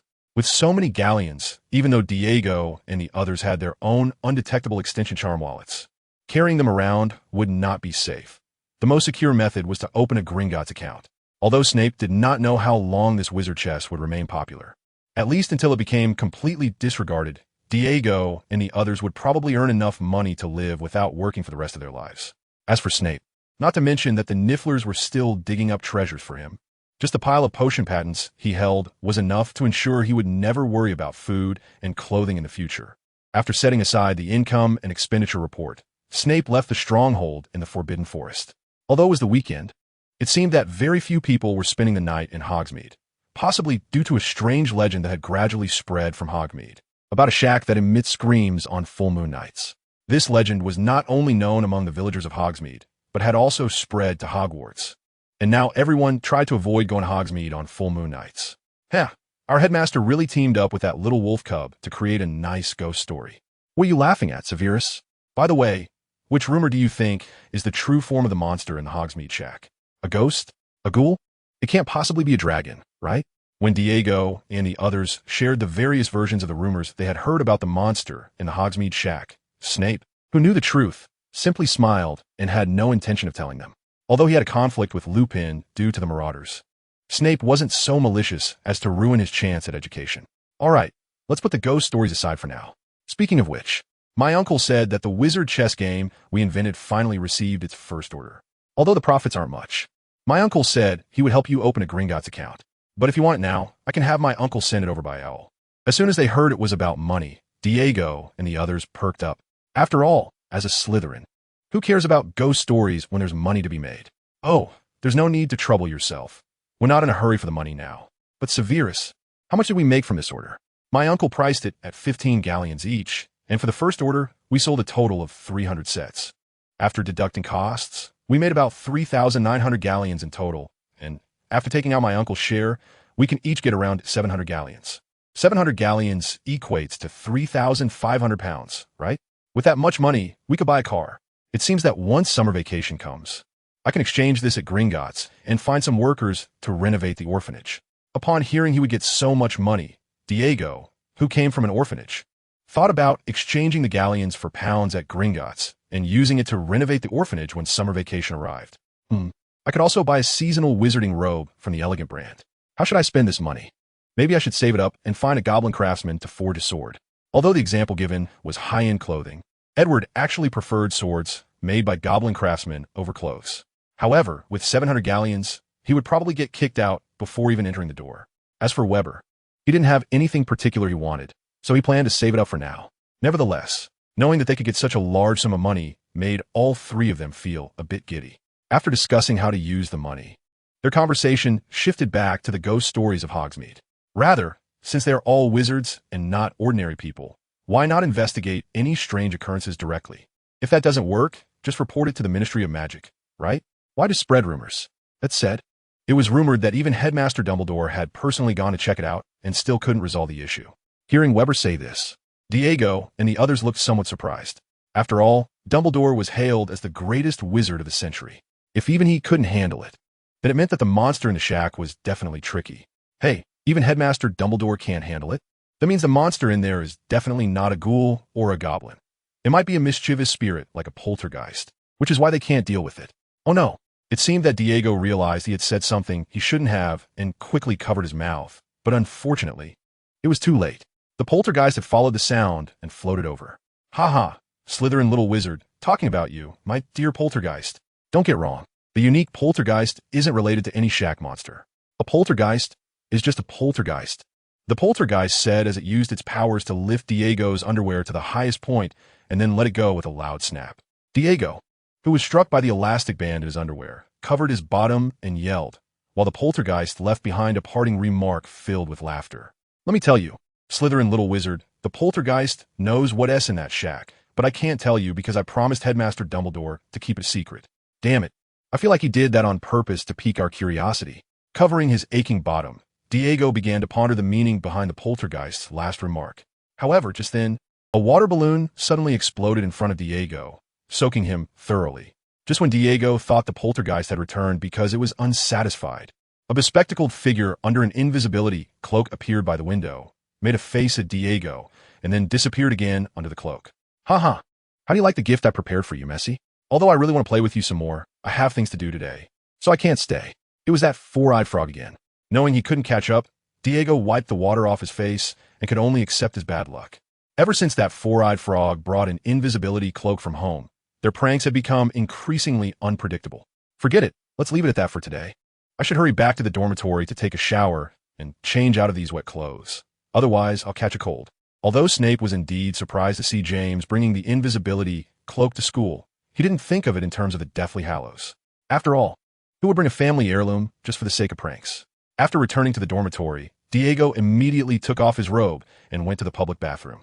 The early spring evening was still quite cold, and he couldn't help but shiver as he opened the door. While passing by a senior student's dormitory, Diego vaguely heard them discussing an organization called the Death Eaters.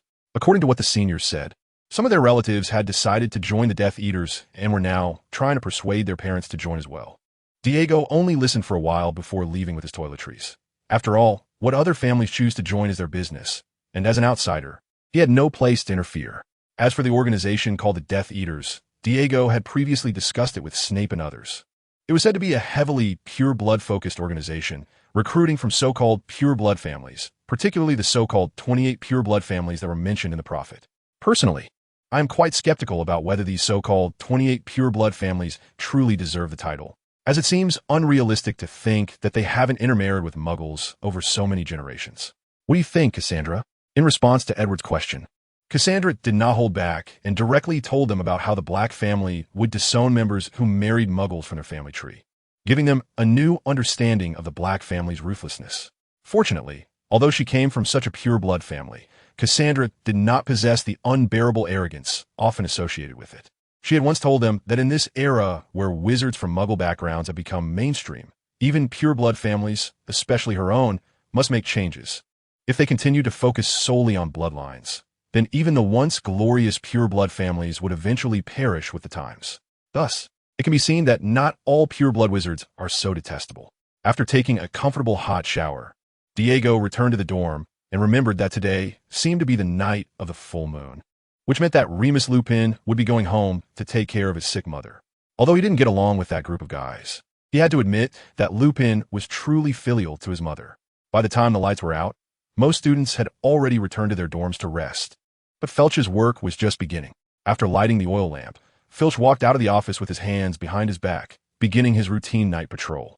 After all, with so many students, there would always be a few mischievous ones who would risk violating school rules in search of so-called excitement, especially students from Gryffindor. Of course, besides those adventurous troublemakers, there were also adolescent boys and girls.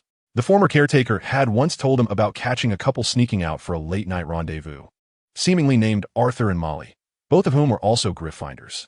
Restless lions bring trouble everywhere, and this year was particularly bad, especially with Potter and Black. In less than half a year, they had already spent several nights in detention. Complaining about those 4 new students who had enrolled last year, Filch patrolled the trophy room. So much so that he didn't notice a nearby cabinet quietly shifting slightly. Bang. In a moment of inattention, Filch's thigh collided with the corner of the cabinet, causing him to clutch his leg and rub it for quite some time. Then he looked at the cabinet in confusion. How strange, he thought. If he remembered correctly, this cabinet shouldn't be here. Although it was odd, Filch didn't think too much about it, assuming he had just misremembered, and soon left the trophy room. After Filch walked away, 3 figures hidden under an invisibility cloak cautiously lifted a corner of the cloak. Damn it, Sirius. I told you we were supposed to follow Remus and see what he does every month. Why are you complicating things? What if Filch spots us? I don't want to end up in detention every day. Who cares? That old dog doesn't know how to keep his mouth shut. Just teaching him a lesson. Anyway, let's hurry up. The disillusionment charm on Lupin won't last long. After giving Furk a lesson, the 3 of them put on their invisibility cloak again and followed the trail of the revealing powder all the way to the Whomping Willow.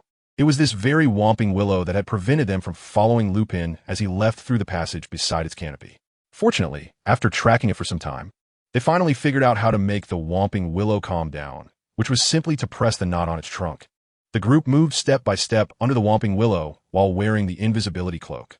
Several times, the branches of the Whomping Willow struck the cloak belonging to the Potter family, but luckily, this invisibility cloak didn't seem to be an ordinary one. So even when it was hit, it remained intact. When they finally reached the side of the Whomping Willow and pressed the knot on its trunk, they waited until it finally calmed down before emerging from the cloak and slipping into the tunnel beside the tree. After a considerable journey, the group finally saw the exit. Once they donned their invisibility cloak again, they climbed up, and Peter immediately recognized the scenery outside the window. Hey, I know this place. It's Hogsmeade, not far from Hogwarts. So does Lupin live around here? No way. During Christmas and holidays, we took a carriage back to London with Lupin, which means his home is miles away from Hogwarts. However, this made James and the others even more confused about why Lupin came to Hogsmeade every full moon when only third-year students were allowed here. Just then, a beast howl startled the 4 of them, causing them to tighten the invisibility cloak around themselves. At that moment, a towering wolf was approaching them, hunched over. It was a transformed werewolf. The giant wolf seemed to have caught the scent of living beings and immediately moved closer to sniff around where James and the others were hiding. Seeing the monster's gaping maw, Peter trembled and took out the beast-repelling powder that Professor Slughorn had them brew in potions class, scattering it in the direction of the beast. As the monster howled and retreated, holding its nose, the group scrambled back into the tunnel and closed the door. As they felt the enraged beast clawing and biting on the other side, the terrified group completely forgot why they had come out in the first place.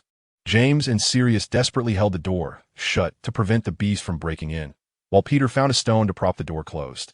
Finally, they hurried back to Hogwarts.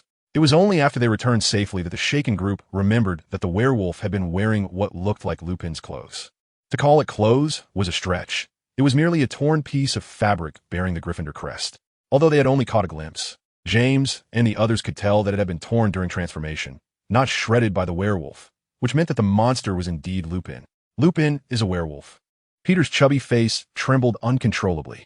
He understood better than anyone what kind of life and death moment they had just experienced, realizing that his close friend was actually a werewolf and that he had been sleeping next door to him. I need to find Madame Pomfrey. I might have contracted lycanthropy. Calm down, Peter. You've read the Defense Against the Dark Arts textbook. You haven't been bitten by Lupin, so you 1T turned into a werewolf. Although it was hard to believe, and he felt regret for his earlier reckless actions, James, as the leader of the group, did his best to reassure his friend. Fortunately, besides Peter, he and Sirius were still able to think normally, though their hand was shaking. At the same time, James understood why Lupin had been so desperate to keep his secret. He knew that if this secret were to leak, he would not only be unable to continue studying at Hogwarts, but would also lose their friendship. That's why Lupin had been so determined to keep his secret safe. After understanding Lupin's difficulties, James felt a twinge of guilt towards him. If it weren't for his insistence that friends should have no secrets and for forcing Lupin's invisibility cloak away from home, Lupin wouldn't have faced such a crisis. But now, the most important thing was Peter. The poor guy was scared out of his wits. At the rate he was going, it wouldn't take long for everyone to know that Lupin was a werewolf, and then he would be expelled. What he needed to do now was to calm Peter down. All right, calm down, Peter. Remember, No one should mention what happened today, and then we can go back to sleep. Oh my God, James, aren't you scared? Remus is a werewolf, a raging beast. Before Peter could finish, James interrupted him. After placing his hands on Peter's trembling shoulders, James said seriously, "But he is still our friend, Peter. Have you forgotten who helped you with your astronomy homework last time when you forgot to do it? It was Lupin." "But that's different, James." "There's nothing different, Peter. Whether Lupin is a werewolf or a vampire, he is still our friend, and that won't change. Besides, I think the professors must know that Lupin is a werewolf." Hearing James's words, Peter felt even more shocked than when he first learned that Lupin was a werewolf. But thinking it through made sense. If the teachers didn't know Lupin was a werewolf, why would they help him establish a hideout in Hogsmeade to spend his transformation nights? Moreover, the upperclassmen had likely heard the rumors about strange creatures from Hogsmeade, which the professors probably leaked on purpose to protect Lupin. But why would the professors go to such lengths just to let a werewolf attend Hogwarts? How should I know? But I can understand that Lupin must cherish the opportunity to attend Hogwarts, so we can't let our curiosity ruin his chance to go to school. If that happens, I doubt I'll ever find peace. Upon hearing James say this, Sirius and Peter fell silent. Although they had just experienced a life-and-death escape, once they calmed down, they realized that if they hadn't been so curious about Lupin's secret, none of this would have happened. While most of it was due to James's insistence that friends should not have secrets, they had to admit that if they hadn't been the least bit curious about Lupin's secret, they wouldn't have been so easily incited by James. The three sat by the lake outside Hogwarts Castle for a long time, then put on the invisibility cloak and returned to the Gryffindor dormitory while avoiding Filch, who was on his second patrol.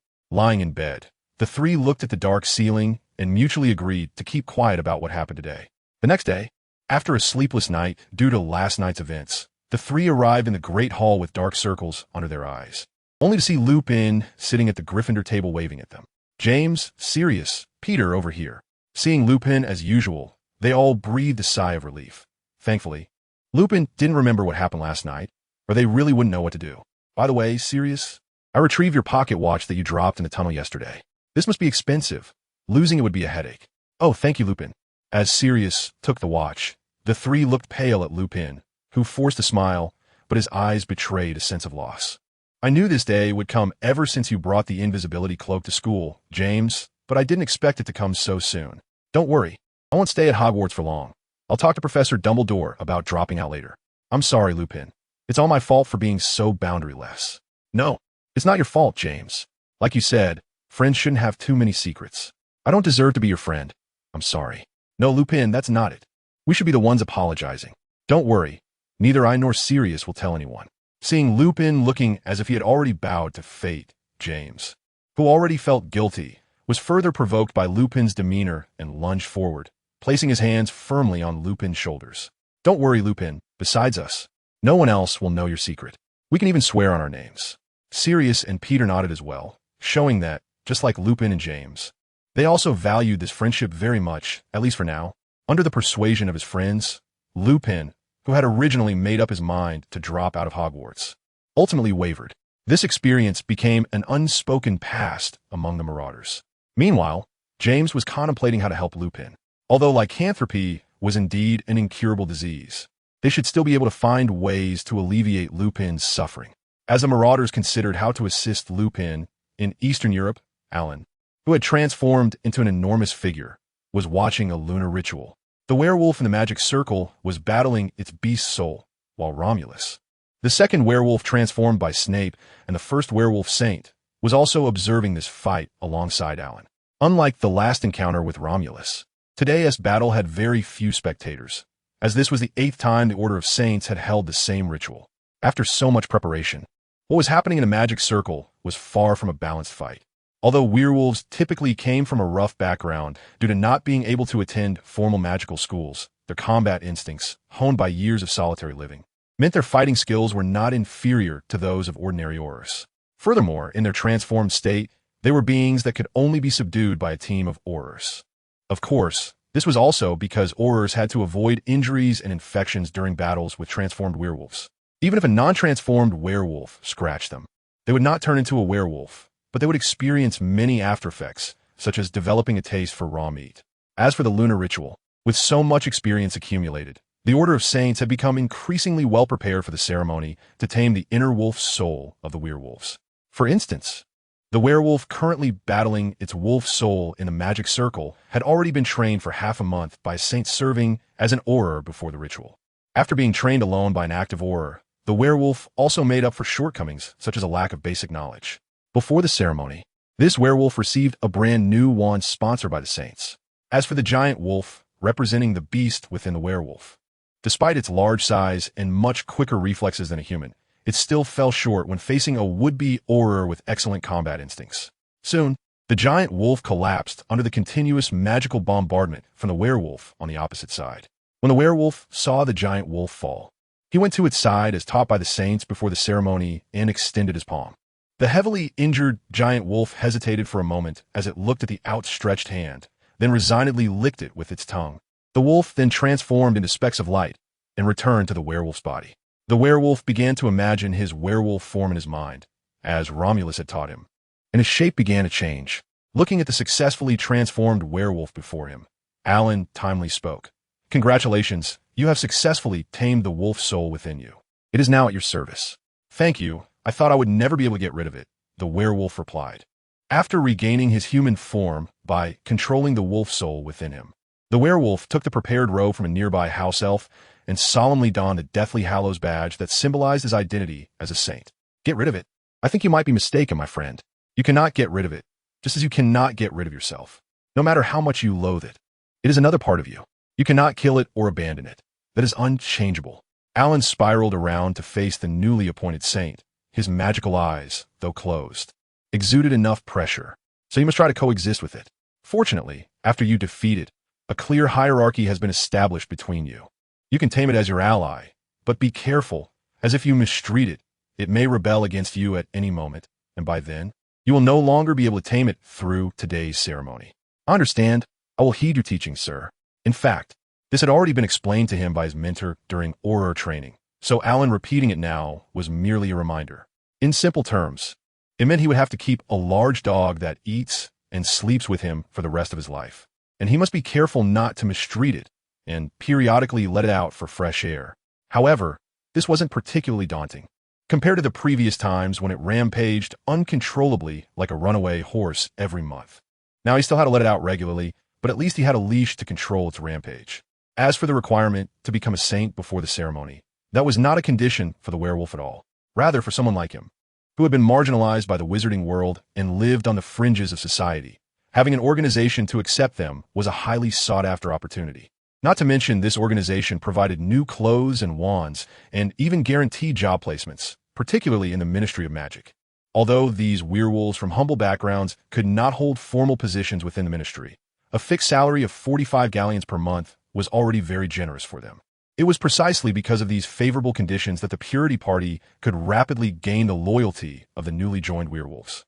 After the werewolves participating in the ceremony left, Alan and the senior members of the Purity Party in Eastern Europe remained to continue today's meeting. As Snape's representative in Eastern Europe, Alan also represented Snape's status in the Purity Party as a Disciple of Grindelwald, thus qualifying him to participate in today's meeting. The meeting's content revolved around the development of the Purity Party and the implementation of certain policies in Germany and Austria.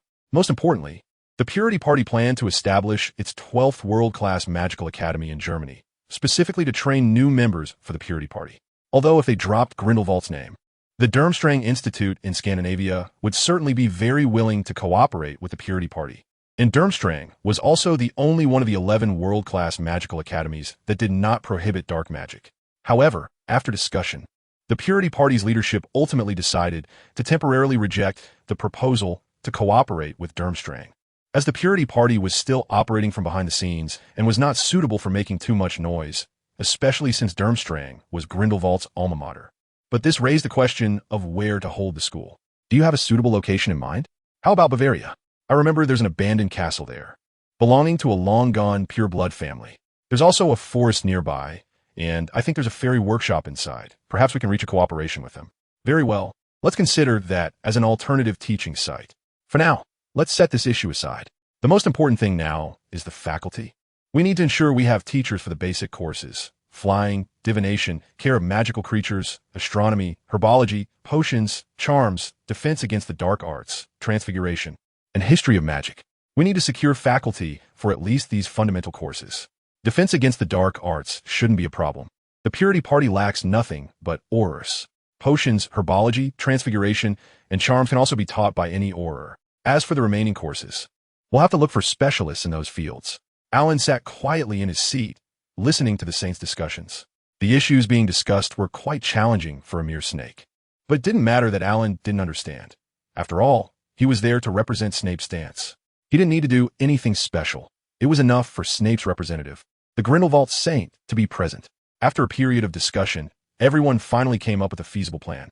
First, the location of the magical academy would be the White Rose Castle in Bavaria, which had once been the property of a pure blood family in Germany.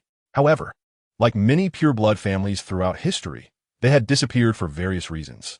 As for the faculty, the Purity Party currently controlled countries in Europe, such as Germany, Austria, and Finland, as well as Singapore in Asia and Chile and Bolivia in South America. So they planned to prioritize selecting faculty from these countries. Next was the issue of student enrollment. To be honest, this was the most challenging part because there were only so many wizards worldwide each year. If you took some, others would have less. Compared to those ancient academies with hundreds of years of history, their academy's appeal was indeed quite low. However, the most important thing right now was to build the framework.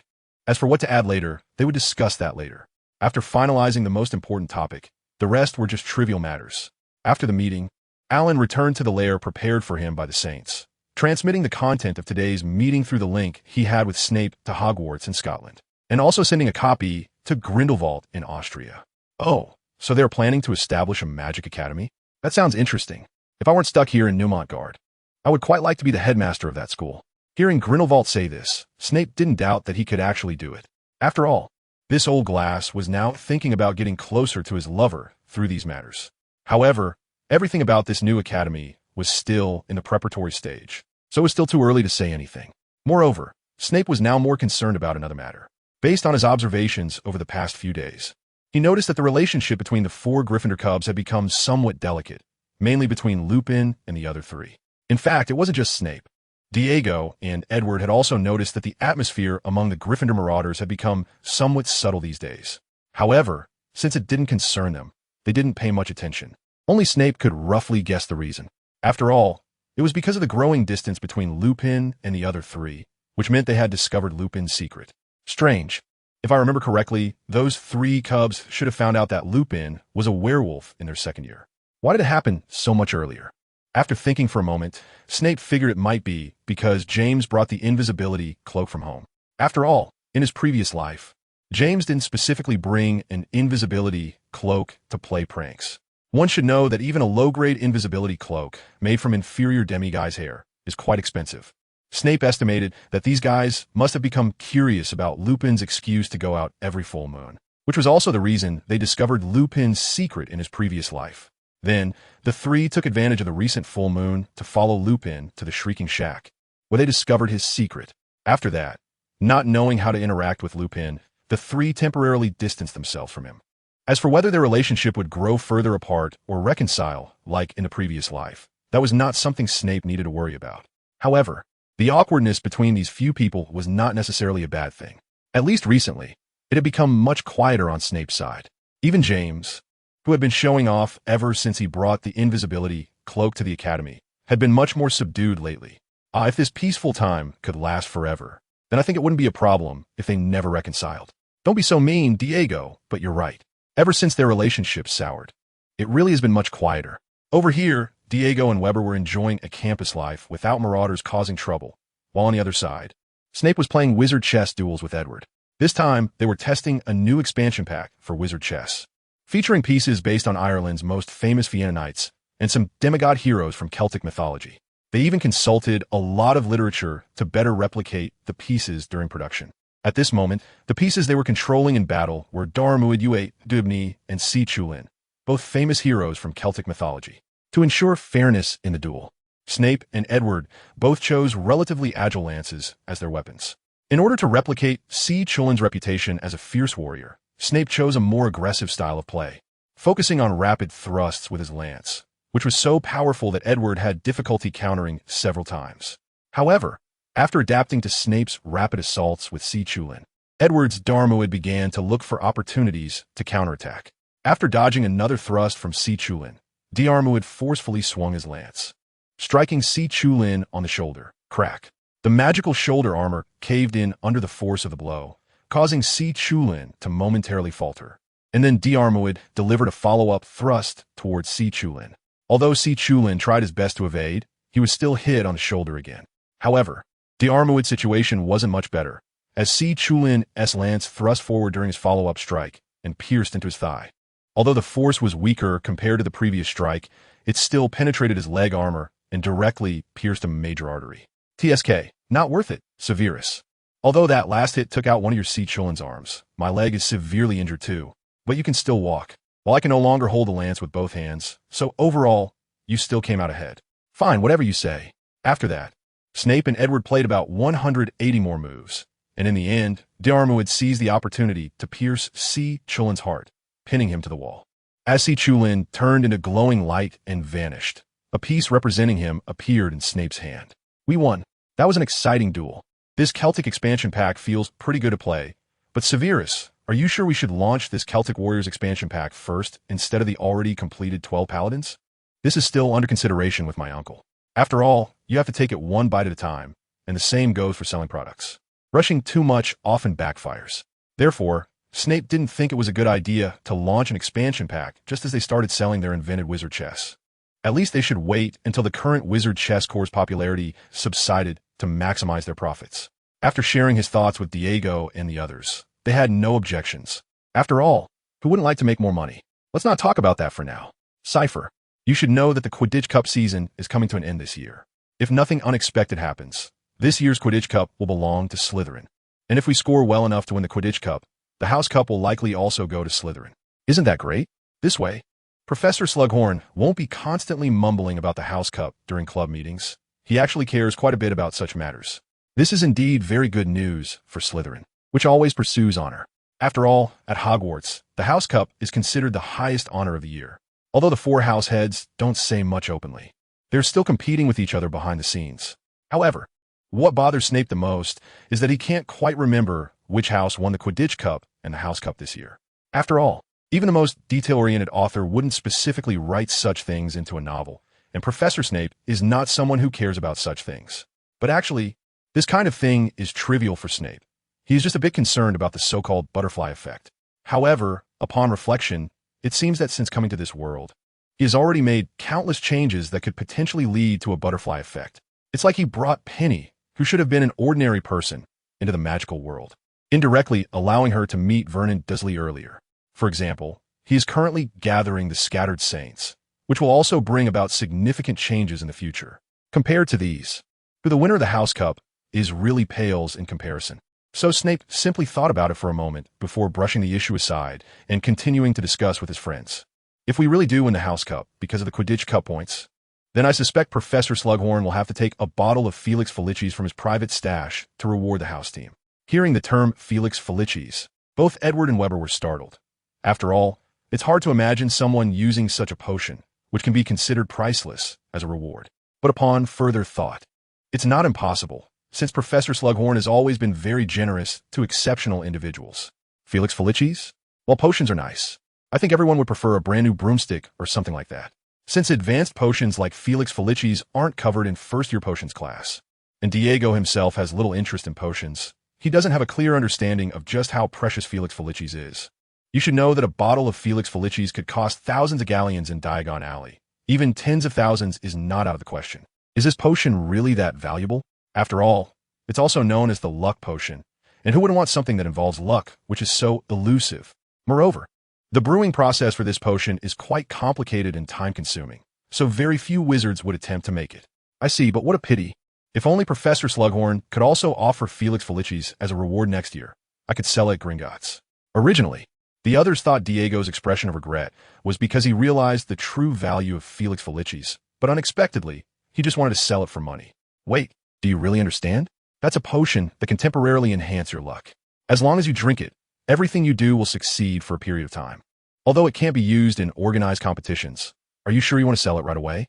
I trust my long-term efforts more than luck.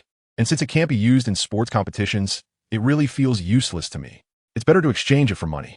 That really does align with Diego's personality. However, it's still too early to talk about next year's Quidditch Cup and House Cup. All right, it's about time. We should get some sleep. In the following days, Snape continued to go through a more fulfilling and vibrant Hogwarts campus life compared to his previous life.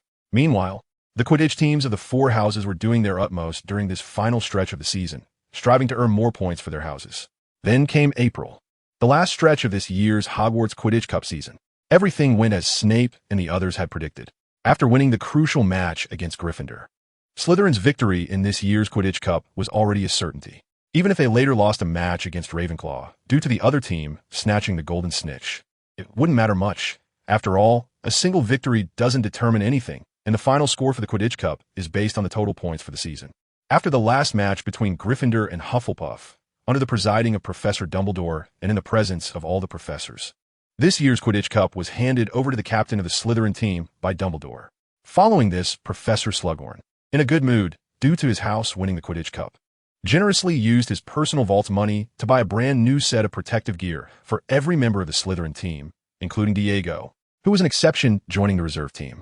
Well, although it's nice to receive new gear, it still feels a bit guilty to have it. Diego, receiving the gear from Professor Slughorn, looked at the unopened set in his hands with a complicated expression. After all, he wouldn't be able to play this year and was only benefiting from being associated with the official players. Yet Professor Slughorn still smiled and handed him the best set of gear. It seems the professor recognized your talent in Quidditch and decided to invest in you, just like he invited Seamus to his club. That's true. After all, the professor can be quite harsh at times, but he is willing to spend money on those he truly appreciates. Plus, as a master of potions, he is incredibly wealthy, so the money spent on these protective gears probably doesn't even amount to a fraction of his vault. In the Hogwarts Great Hall, as a few people were chatting, they noticed the strange atmosphere around the Gryffindor table, particularly the four chasers. Surprisingly, even after so long, the rift between the boy named Remus and the others still existed. Hey Seamus, look, it's been months, and Remus and Potter still haven't reconciled. Edward pointed at the Gryffindor table, where the chasers were still sitting together. But one of them clearly felt distant from the others. From a moment Kent made eye contact with Remus Lupin, he showed a particular interest in him, stemming from a family legacy known as Eagle Eye, which provided him with keen observational skills that allowed him to vaguely guess the secrets Remus was hiding. However, even though Edward knew that Remus had a secret, he wasn't interested in digging deeper, although the chasers and their clock tower weren't on good terms. Their relationship wasn't hostile enough for Edward to feel the need to uncover the other's secrets and use them against him. Isn't that a good thing? The reason we've had peace these past few months is thanks to this. Diego thought the rift among the chasers didn't matter to him. As long as that spoiled kid named James didn't come to bother him and his friends, whether they reconciled or completely severed ties was irrelevant to Diego. You're right, but I wonder if they've discovered Remus's secret. Did you uncover something, Edward? Never mind, it's not our concern. After spending so much time together, they all had a clear understanding of Edward's observational skills. As for Remus's secret, they had heard Edward mention it before, but their attitude, including Snape, who already knew what Remus's secret was the same as Edward's. It was not their business, and soon the four of them left, chatting and laughing. On the other side, the atmosphere among the chasers remained awkward and heavy. Even though James and the others had cleared the air the day after discovering Remus's secret, they had been pondering how to help him since then. So, during this time, James and the others had secretly used an invisibility cloak to sneak into the forbidden section of the Hogwarts library, hoping to find a way to cure werewolves. Unfortunately, despite the countless magical knowledge left behind by predecessors in the forbidden section, there was not a single method to cure werewolves. However, James and the others did learn that animals could calm transformed werewolves and how to become an animagus. While they couldn't say they left empty-handed, James and the others were still unsatisfied and would occasionally sneak into the forbidden section looking for more information about werewolves. But since they were doing all of this without Remus knowing, he inevitably felt a sense of betrayal and disappointment. They had previously sworn that their friendship wouldn't change because of his secret, but in the end, they still distanced themselves from him. It was no wonder Remus would feel this way. Despite being more mature than his peers due to past misfortunes, he was still just an 11 or 12-year-old child. After having his biggest secret discovered by his friends, who claimed not to mind yet chose to alienate him, it was only natural for the part of his heart illuminated by friendship to darken again. This was also the truth behind the current rift among the chasers. After finishing dinner and returning to the dormitory, James and the others once again found an excuse to leave Lupin alone while they sneaked out with the invisibility cloak. Lupin smiled as he watched them leave, but quickly suppressed his smile and then lay on his bed, staring at the ceiling. After using his wand to open the dormitory window, Lupin gazed at the brilliant starry sky outside and the moon obscured by dark clouds. Today happened to be his favorite moonless night. How wonderful, another moonless night. It should be said that werewolves who were transformed from ordinary people do not like the moon, because for them, the moon is not just a celestial body. It is also a symbol that represents their monthly madness. It is a curse that they fear, loathe, yet cannot escape, one that will accompany them for a lifetime. It seems a bit of a pity to sleep on such a beautiful night, so he might as well go to the common room to read a book. When Lupin arrived at the Gryffindor common room with a collection of stories by Beetle the Bard, he found that he was not the only one wanting to read fairy tales in the common room tonight. Lily Evans, the girl James liked, was also sitting on the red silk sofa with a collection of stories by Beetle the Bard in her hands, and beside her were some fragrant homemade cookies, probably made by her sister in Hufflepuff. Those little tawny badgers have always been quite passionate about cooking. Good evening, Mr. Lupin. Good evening, Miss Evans. After greeting each other, Lupin casually found a spot to sit down and opened the first page of the tales of Beetle the Bard, a beloved wizard who uses his magic to help the neighbors around him, concocts healing potions in this magical cauldron. It's a round cauldron with exceptionally beautiful legs, and it has only 5 toes. Honestly, although the other person was a girl that James liked, their relationship wasn't very close.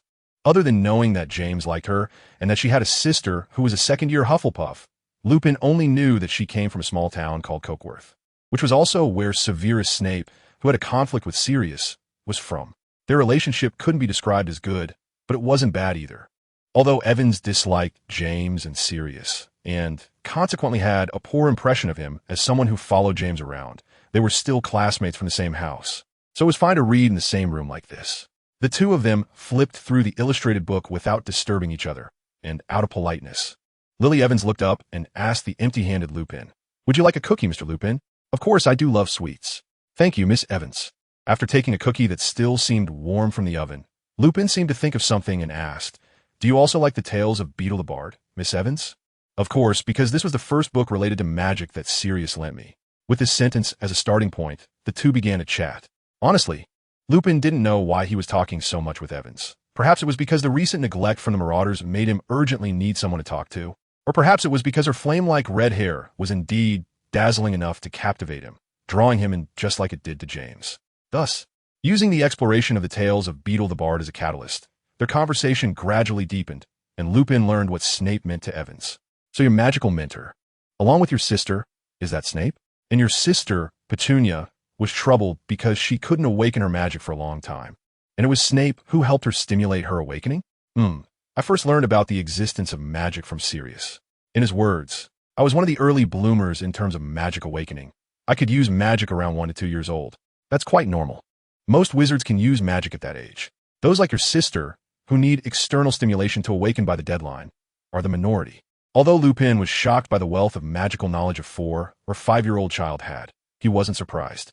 If he and James could be considered excellent wizards, then that Snape was a genius wizard, and compared to the special abilities he possessed, the knowledge he commanded seemed less important. "Are you serious? That Snape can really converse freely with snakes and Parseltongue? That's what it's called in the wizarding world, right? Sirius told me he is a natural Parselmouth, and he once said that if I wanted, he would teach me Parseltongue. But I gave up after just 1 day, because it was even harder to understand than Latin. If you don't listen carefully, you can't tell what those hissing sounds mean."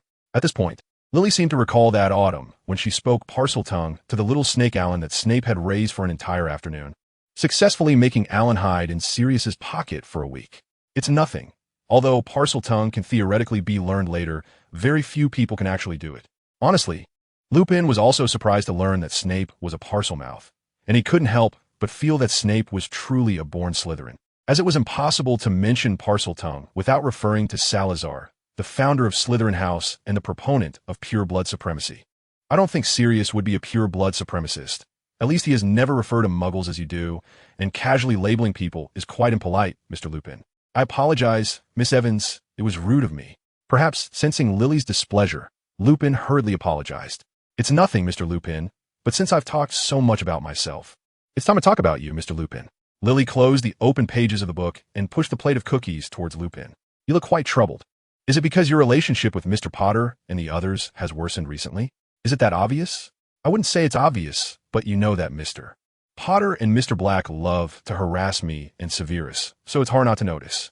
Lily looked directly at Lupin, not urging him to speak, completely adopting a listener's posture.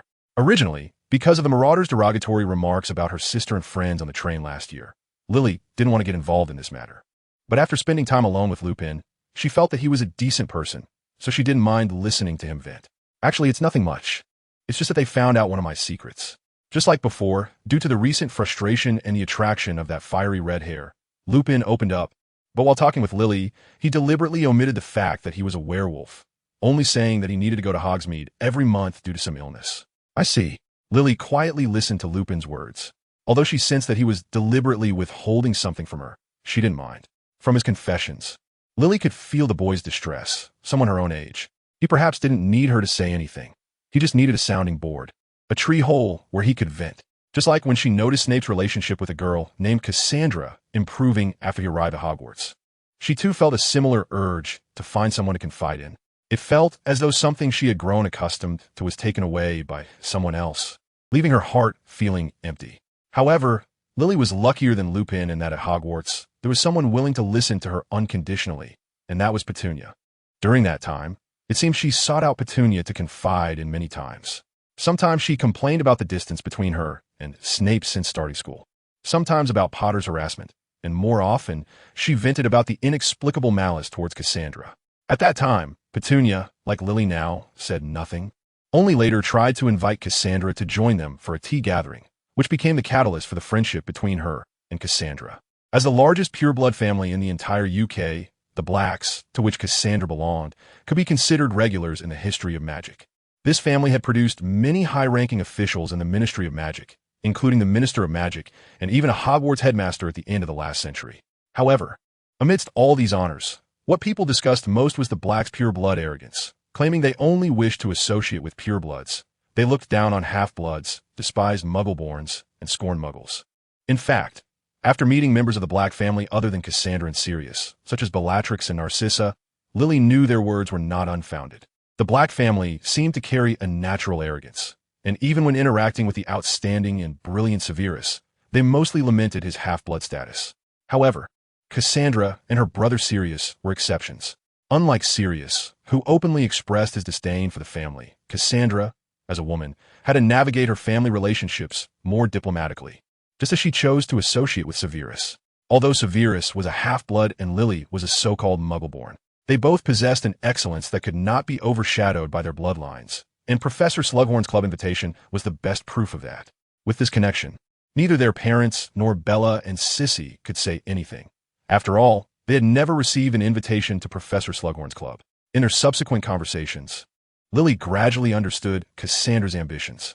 In her words, the current Black family is like a rickety old ship, and if no changes are made, their family is likely to vanish into the annals of history, becoming just a term that appears in history of magic classes.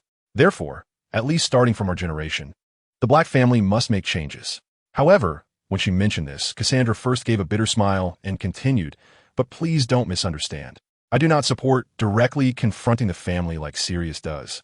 Such drastic changes would only lead to the disintegration of the Black family." Even now, Lily didn't quite understand Cassandra's words. She simply felt that both siblings were dissatisfied with the family's annoying traditions.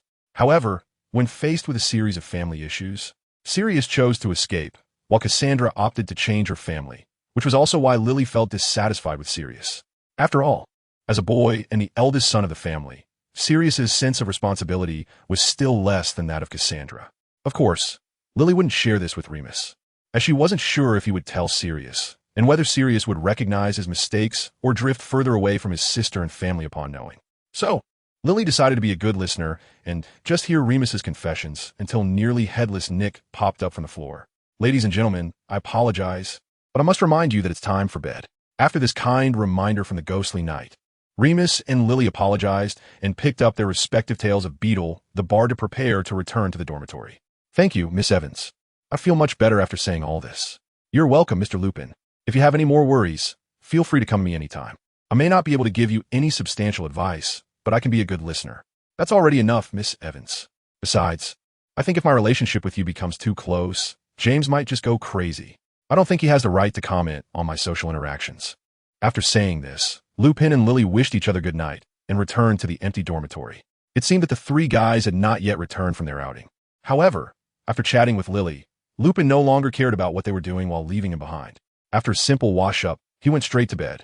On the other hand, James, who was searching the restricted section for any methods to cure the werewolf syndrome, was unaware that while he was running around for Lupin, Lupin had quietly become a close friend who could happily communicate with the girl he cared about. After another unproductive night, James and the others dragged their weary bodies to the dormitory door. They whispered the secret phrase to the half-asleep fat lady, and after she opened the door, they crossed the corridor of Gryffindor and returned to their rooms.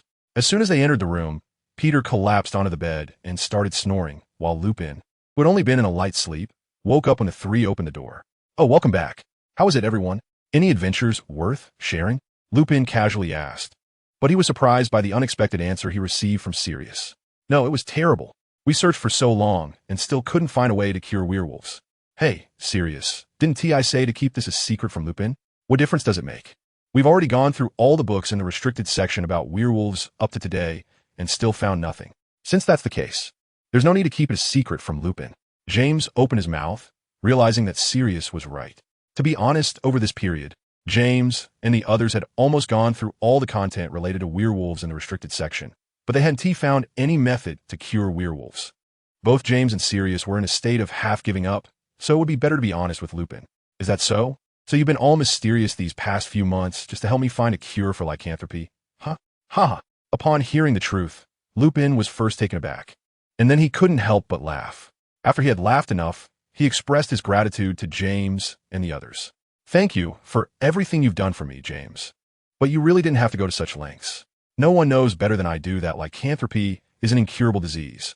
In fact, before I entered Hogwarts, my father had already sought out Professor Dumbledore for me, but even the headmaster couldn't do anything." Before Lupin could finish his sentence, James and Sirius each grabbed one of his shoulders and began shaking him vigorously. "But there's still hope, isn't there? Even if it's an incurable disease, maybe someone has already found a way to cure or control it, right? So don't just give up, Lupin." I know, but even if there is such a method, it's not something we can find right now. Plus, we don't know what kind of wizard has it. It could be a really bad dark wizard, for all we know." Meanwhile, Snape, who had been projecting his consciousness onto his doppelganger while his original body was sleeping with Diego and the others, suddenly sneezed several times. "TCH, I shouldn't be catching a cold, should I? Or rather, why would I sneeze in this doppelganger that shouldn't get sick? Be careful, Mr. Lee. Sometimes spring is more prone to colds than winter. This is what you wanted." While Snape was mumbling, the owner of the Borkin and Burke shop had already taken out the item for this transaction, a recipe for the Wolfsbane potion invented by Damocles Belby. Of course, since it was a product from Borkin and Burke's, the recipe had surely been modified by some dark wizard. "Honestly, I don't understand why you would collect such a lackluster potion. Its preparation method is exceedingly complicated, and the herbs required are quite obscure, making it unaffordable for the werewolves who need it, while those who can brew it don't need it. Although its creator was prepared to give it unconditionally to the Ministry of Magic. I highly doubt those fellows would spend a fortune every month to brew these potions and distribute them as charity to the werewolves. It's just a matter of interest, Mr. Bork, just a matter of interest." In response to Snape's perfunctory answer, Mr. Bork merely glanced at him and did not ask further. However, just as Snape let out a sigh of relief, a comment from Mr. Bork behind the counter gave him a new understanding of this Borkin and Burke shop, which could be said to be the most enigmatic in this Harry Potter story. "Interest, is it? Well, after all, for someone like you who is also dedicated to solving the werewolf problem, that reason makes sense. Mr. Bork, I don't quite understand what you mean." This was the first time Snape couldn't maintain his commercial smile in Borkin and Burke's. Mr. Bork's remark suggested that he had already discovered the movements of the saints from Eastern Europe and had connected it to himself. Seeing Snape's expression, Mr. Bork fell silent. After all, he was just a boy, although his talent was on par with that young man who had previously worked for me, and he had the guidance of that individual. He was still too immature in other aspects. Mr. Bork said this and closed the shop door with his wand. Even at this hour, there were not many customers left in Nocturne Alley, but since this time he was hosting a major client, it was better to be cautious. "Rest assured, Mr. Lee, or should I call you Mr. Snape, your magical disguise is nearly flawless. If it weren't for the basilisk venom you sold me earlier, I probably wouldn't have guessed that you were the disciple of Grindelwald who is uniting the saints in Eastern Europe. Basilisk venom? This keyword reminded Snape that he indeed had been selling basilisk venom to Borkin and Burks. Even though Snape no longer worried about money, out of sense of reputation, he still occasionally sold some venom to Borkin and Burks. Basilisk venom. So Mr. Bork visited Eastern Europe not long ago and had contact with the local Death Eaters? He also witnessed the moon ritual developed by that mysterious disciple of Grindelwald. I bet Mr. Belby never expected that while he was researching how to cure werewolves, someone else was taking a different path, wanting to use a magical ritual to allow werewolves to harness the power of this curse. And I must say, Mr. Snape, you truly are a genius worthy of your mentor's name. Mr. Bork paused, likely seeing the suspicion in Snape's eyes fade, and then spoke again. Although I'm very curious how you, situated in the British Isles, are connected to Grindelwald, who is locked away in Nurmengard. There are always some unknown magics in the world, aren't there? If you're interested in my experience, I would be happy to share, Mr. Bork. No need. At my age, I no longer have the same fervent curiosity as the young. Besides, being a student of Grindelwald from thousands of miles away suggests that your fate was meant to be this way. However, Mr. Bork shifted his tone and pretended to casually trace his finger over the potions that Snape had sold to Borkin and Burks. I hope to sign a long-term trading agreement with you, Mr. Snape, including but not limited to potions. As far as I know, you also have a talent for making magical items. What do you think? Of course, as long as you can offer me a reasonable price, Mr. Bork. Rest assured, I'm not like those short-sighted people. Since I recognize your value, I will certainly offer you an amount of money commensurate with that value. Very well. Then just like the first time, I look forward to our cooperation. Snape extended his hand to Mr. Bork, who quickly shook it in return. Pleasant cooperation. Pleasant cooperation. In the end, Mr. Bork bought 3 time-turners made by Snape at a reasonable price. As Snape walked out of Borkin and Burks, he took a deep breath. It seemed he had underestimated this century-old shop in Nocturne Alley. It should be noted that although the Death Eaters had started to regroup, they were still largely a hidden organization. Yet Mr. Bork could not only contact the Death Eaters, but also be invited to witness the moon ritual, which was only observable by high-ranking members. After all, this was the shop that the mysterious individual preferred to work at rather than accept invitations from the Ministry of Magic. It was not surprising for them to have such capabilities. I had underestimated the darkness of the wizarding world too much. Returning to his house in Winchester, Snape first reinforced the house's defensive magic before taking out the recipe for the Wolfsbane potion. Sigh. If only I had bought this potion recipe from Mr. Bork earlier. I wouldn't have to specially ponder the moon ritual. I just need to modify this recipe to make it effective for a year with just 1 dose. After pretending to lament for a while, Snape went to the room he had transformed into a potions lab and began attempting to brew Wolfsbane potion. To be honest, this wasn't Snape's first time concocting such a complicated potion. In his previous life, Professor Snape had brewed the Wolfsbane potion for nearly a year for that Lupin, so that the guy could teach safely at Hogwarts. Despite his great reluctance, Snape had brewed the potion once a month at Dumbledore's request. Although the struggles between the 2 souls in this infant body had caused Professor Snape to forget most of this not-so-important potion recipe, it didn't stop him from brewing a perfect potion on his first attempt. It's done very good. It does look perfect, but it's not needed right now, after all. I haven't been caught by Professor Dumbledore with any dirt on me, and I'm not forced to brew potions for a troublesome werewolf every month. After successfully brewing the Wolfsbane potion after a night of effort, Snape placed it aside in his potion collection cabinet as another addition to his collection, then stretched and returned his consciousness to his main body. To be honest, today's trip to the Borgin and Burke shop was not pleasant, as the intelligence failure allowed Mr. Burke to completely control the transaction. Fortunately, as the head of a family that has run a century-old shop in Nocturne Alley, Mr. Burke is not a short-sighted person, so Snape did not suffer too much in this deal.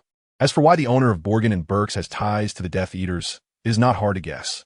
If the Ministry of Magic and Hogwarts represent the surface world of the wizarding community, then Nocturne Alley and the Death Eaters belong to the so-called underworld of the wizarding community.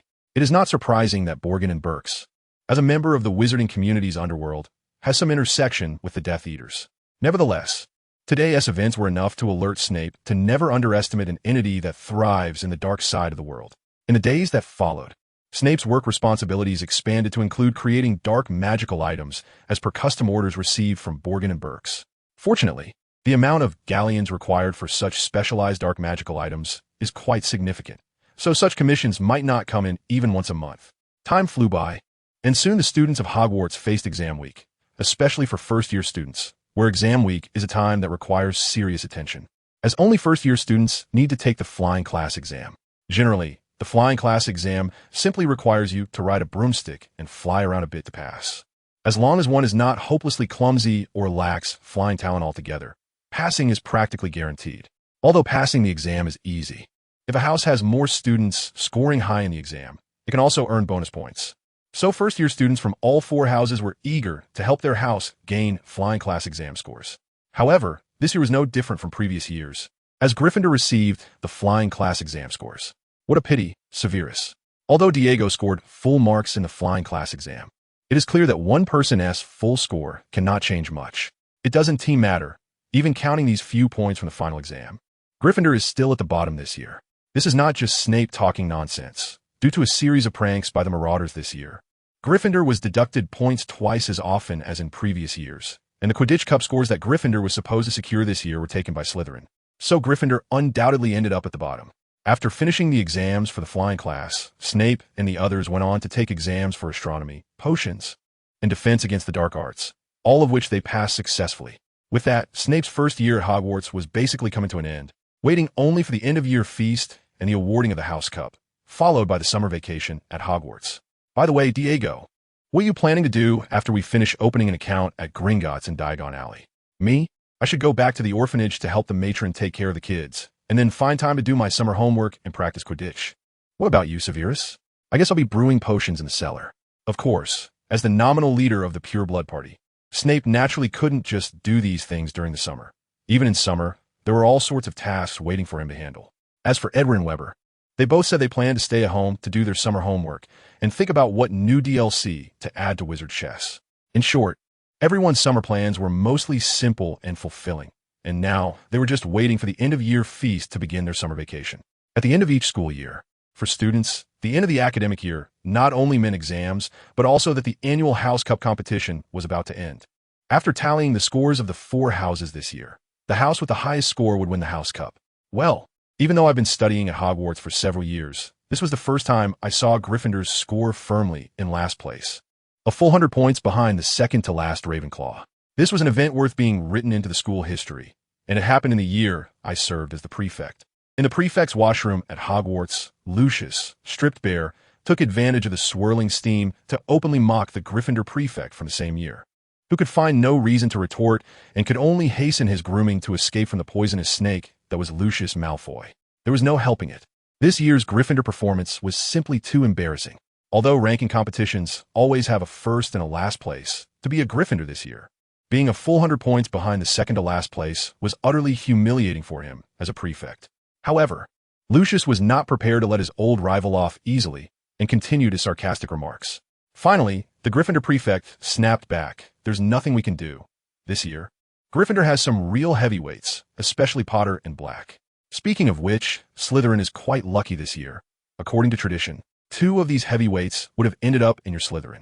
Faced with the Gryffindor prefect's retort, Lucius fell silent, especially when he heard the mention of Sirius, his expression turning even worse than that of the Gryffindor prefect.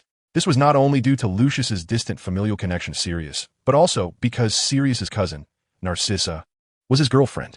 If all went well, they would likely marry after graduation to strengthen the bond between their families. Thus, when the eldest son of the Black family did something to tarnish the family honor at Hogwarts, Lucius, as his future in-law, felt humiliated. As for the Hufflepuff and Ravenclaw prefects, they were not particularly interested in the rivalry between Lucius and the Gryffindor prefect. But since they also disliked how boastful Lucius was after winning the House Cup, they deliberately laughed a few times when Lucius fell silent due to the Gryffindor prefect's comeback, leaving him feeling quite embarrassed. This exchange in the prefect's washroom ended on a rather sour note. After each put on their robes, representing their respective houses, the 4 prefects stood up and headed to the Great Hall, where the end-of-year feast would take place, and during the feast, Professor Dumbledore would officially announce the winner of this year's House Cup. Meanwhile, in the staff room, Professor Slughorn hummed an unknown tune as he poured himself a glass of fine wine, his face full of smugness, while Professor McGonagall looked somewhat grim. Although coming in last place was not entirely unacceptable, the fact that Ravenclaw was a full 100 points behind the second to last place this year was the first time McGonagall had ever seen in her teaching career. "Oh, Minerva, you look a bit under the weather. Would you like me to brew you some calming tea?" "Thank you, Pomona, but I'm fine. Just feeling a bit down." After refusing Sprout's herbal tea, McGonagall who was tidying up her desk, saw her least favorite professor from her student days waddling over with his big belly, smiling at her. "Oh, my dear Minerva, you look rather pale. Is it because of those troublemakers in your house? It's no wonder Professor Slughorn is so smug. This year, that old Slytherin not only won the House Cup, but also the Quidditch Cup. Moreover, Slytherin achieved good scores in the end-of-year exams, the 5th-year OWLs, and the 7th-year Newts.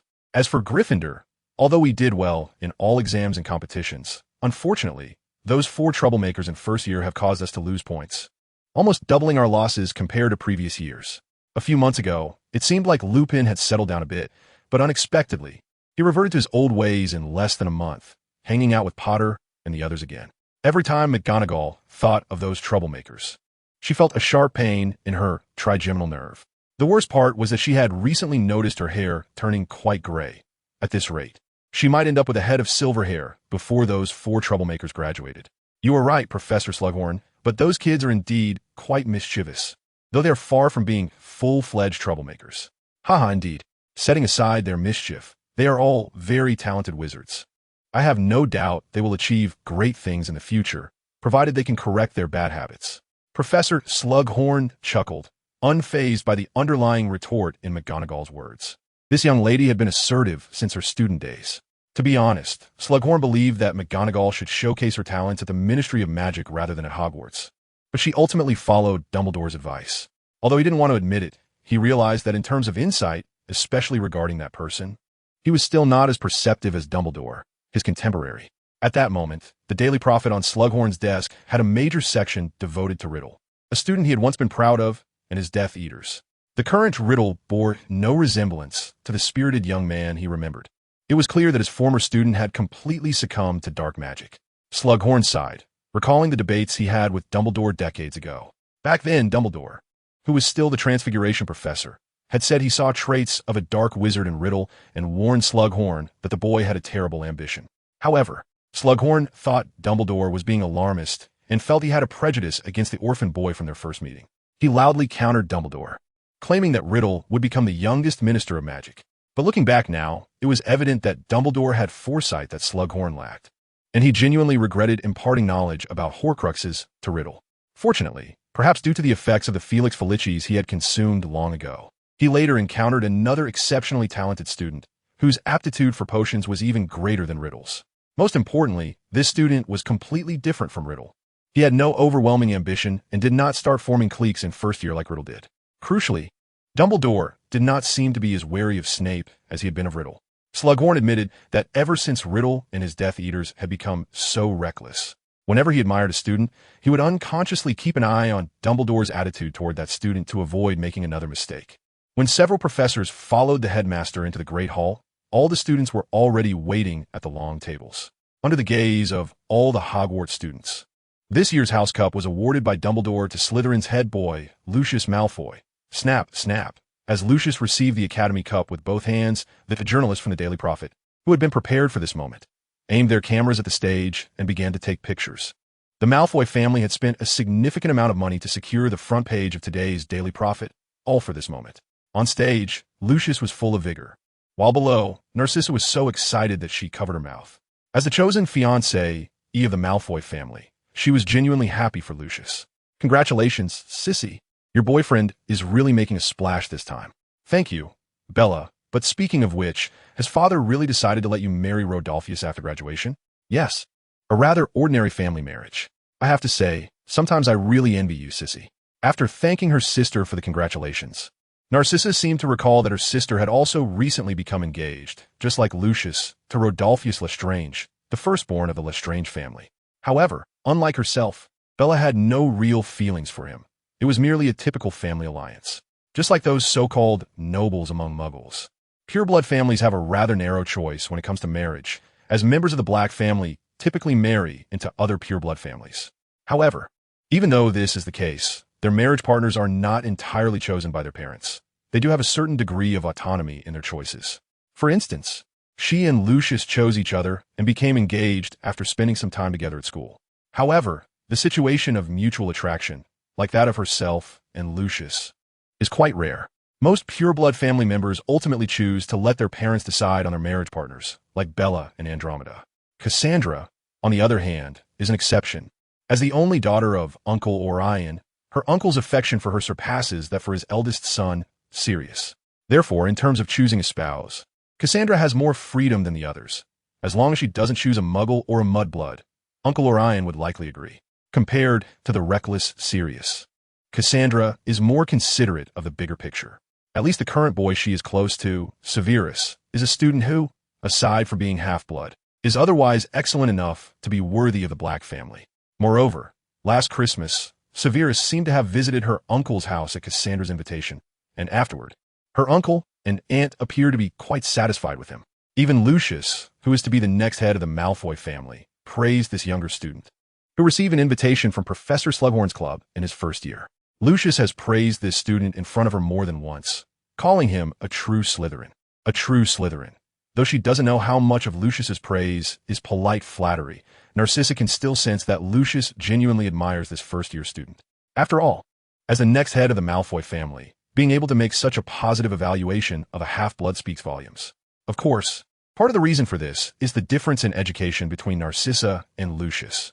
As the only son of the Malfoy family, Lucius's position as the next head was almost a foregone conclusion, which means he has received more education than Narcissa.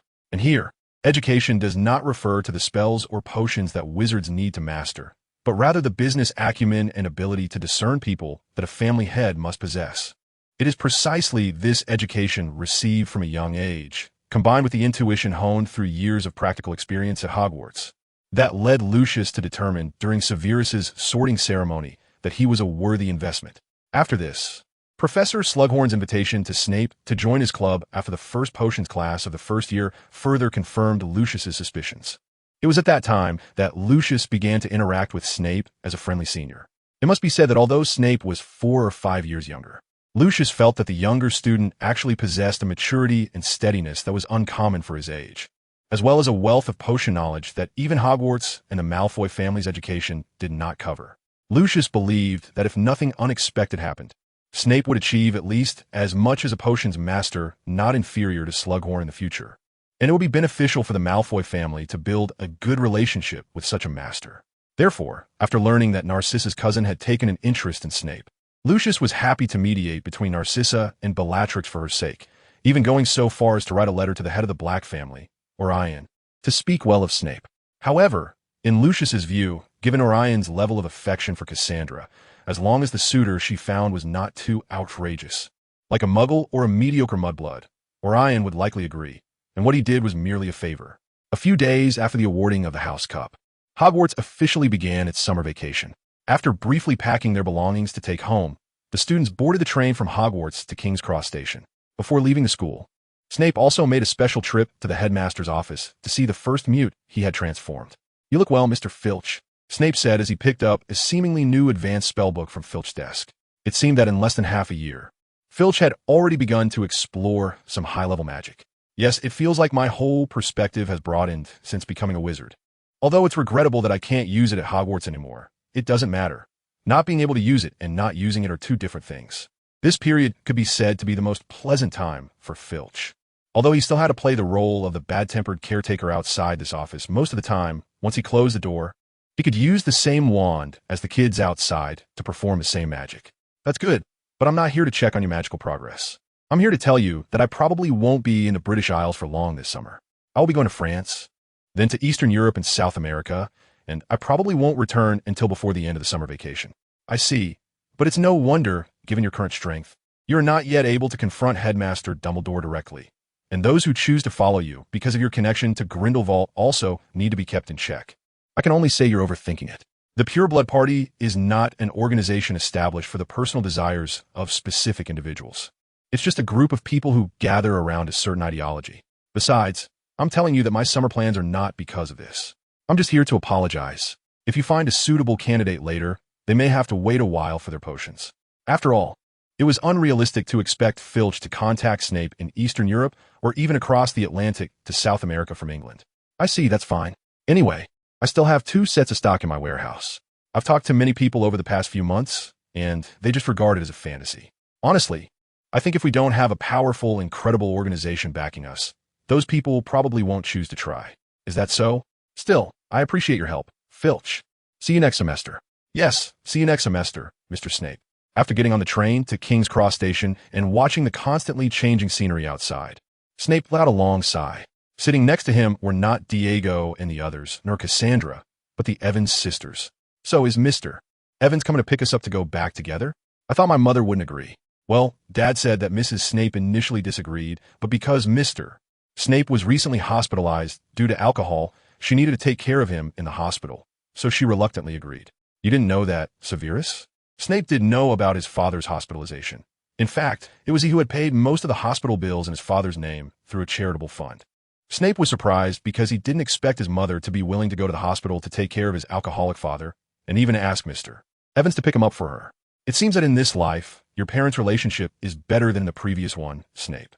However, according to your memories, after your father passed away, your mother also soon followed. So even in the previous life, your parents' feelings didn't seem to be as you said. This time, the person did not remain silent as usual, but unusually countered himself. They're still your parents now, Lee. Haha, indeed. Let's put that aside for now. What about that matter you were considering, the old glitch? If you agree, I don't mind delaying our trip. After all, it will be 4 or 5 years before they truly intersect, and we have plenty of time to make up for your greatest regret. Facing his own issue, he fell silent for a moment, then left a sentence before once again becoming quiet. Although he seemed unchanged from before, it appeared he had finally come to terms with it. She is not her. Even if they have nearly everything in common, she is not Lily. The Lily I loved has already died at Voldemort's hands. This girl is merely another version of her from a different timeline.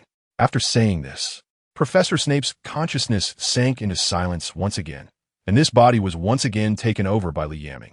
After regaining control of his body, Liaming smiled, feeling that Snape truly deserved the title of the pure love god of war. Such a level of pure love god of war would even be distinguished by counterparts in parallel universes. In other words, Professor Snape's love was solely for the Lily who had long since died in his timeline, while the current Lily was merely a stranger who resembled her. Professor Snape's unwavering love for Lily could not be changed even by counterparts in parallel universes. Overall, this was a good thing, as the part of Snape's soul that belonged to him made it difficult for Snape to be influenced by love potions or charm spells. In any case, since Professor Snape himself stated that he would not fall in love with this timeline's Lily, it could be seen as uncovering a potential mine that might explode the differences between him and Professor Snape at any moment. In fact, one of the main reasons Snape was so eager to ascertain Professor Snape's feelings for this timeline's Lily was because Lily could become the outbreak point of their conflict. Even if it seemed insignificant now, over time it could become a considerable hidden danger.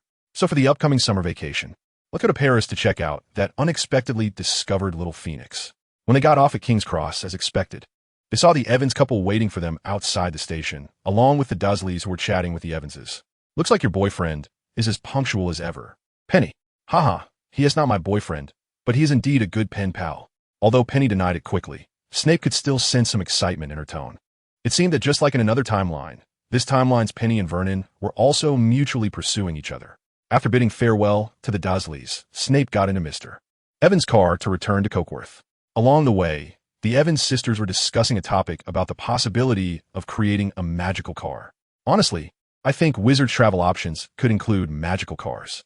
Well, I think so too.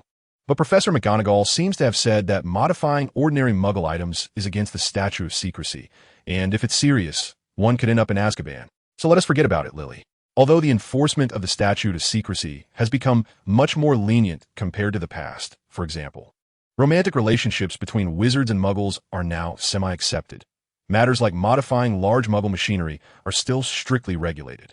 Hearing the sisters discuss this issue, Snape began to reflect on how many laws of the wizarding world he had actually broken.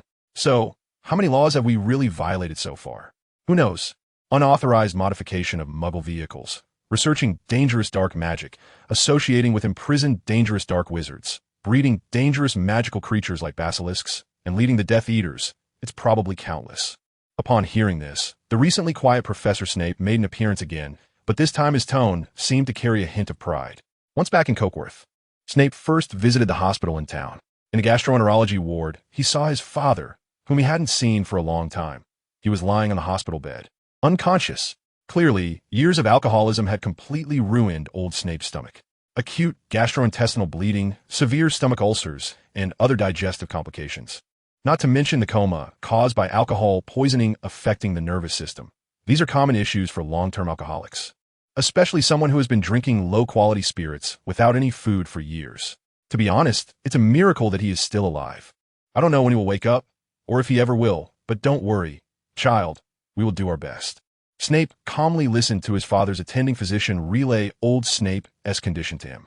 After thanking him, he went to old Snape's hospital room, the best single room in Cokeworth Hospital, where a day's fee could buy a house in Spinner's End, although the houses there are indeed very cheap.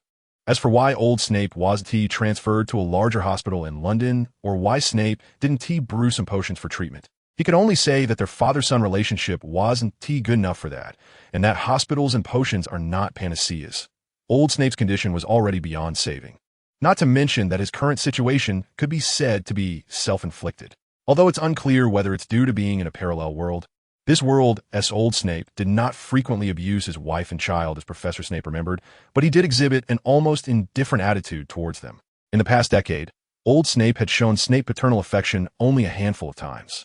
After hearing Mr. Boggins praise him, he began to take on Snape's tuition fees. But that was all. He still spent most of his days drinking in the pub until his body gave out.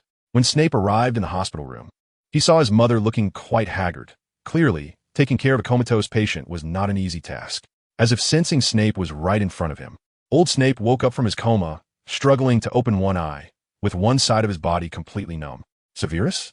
Yes, father. Snape stood calmly by the bedside, already sensing something. Perhaps this was their last time together. "Ha, you've come back, good, good," were old Snape's last words left in this world, spoken after propping himself up to see his son one last time. In the eyes of this lifelong failure and drunkard, a final glimmer of light flashed before he returned to the embrace of the Lord. Due to the few attendees, old Snape's funeral ended quickly, amidst the priest's prayers. A cross-shaped tombstone was erected in the cemetery of Cokeworth.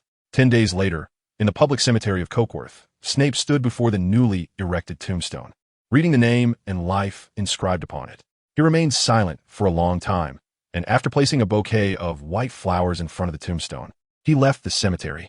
The simultaneous passing of two individuals in the small town of Kirkworth within a month is neither a small nor a big news story. While the residents lament the misfortunes that have befallen this family, they also begin to feel sympathy for the only child left in the incident, namely Severus. Oh, you say little Severus?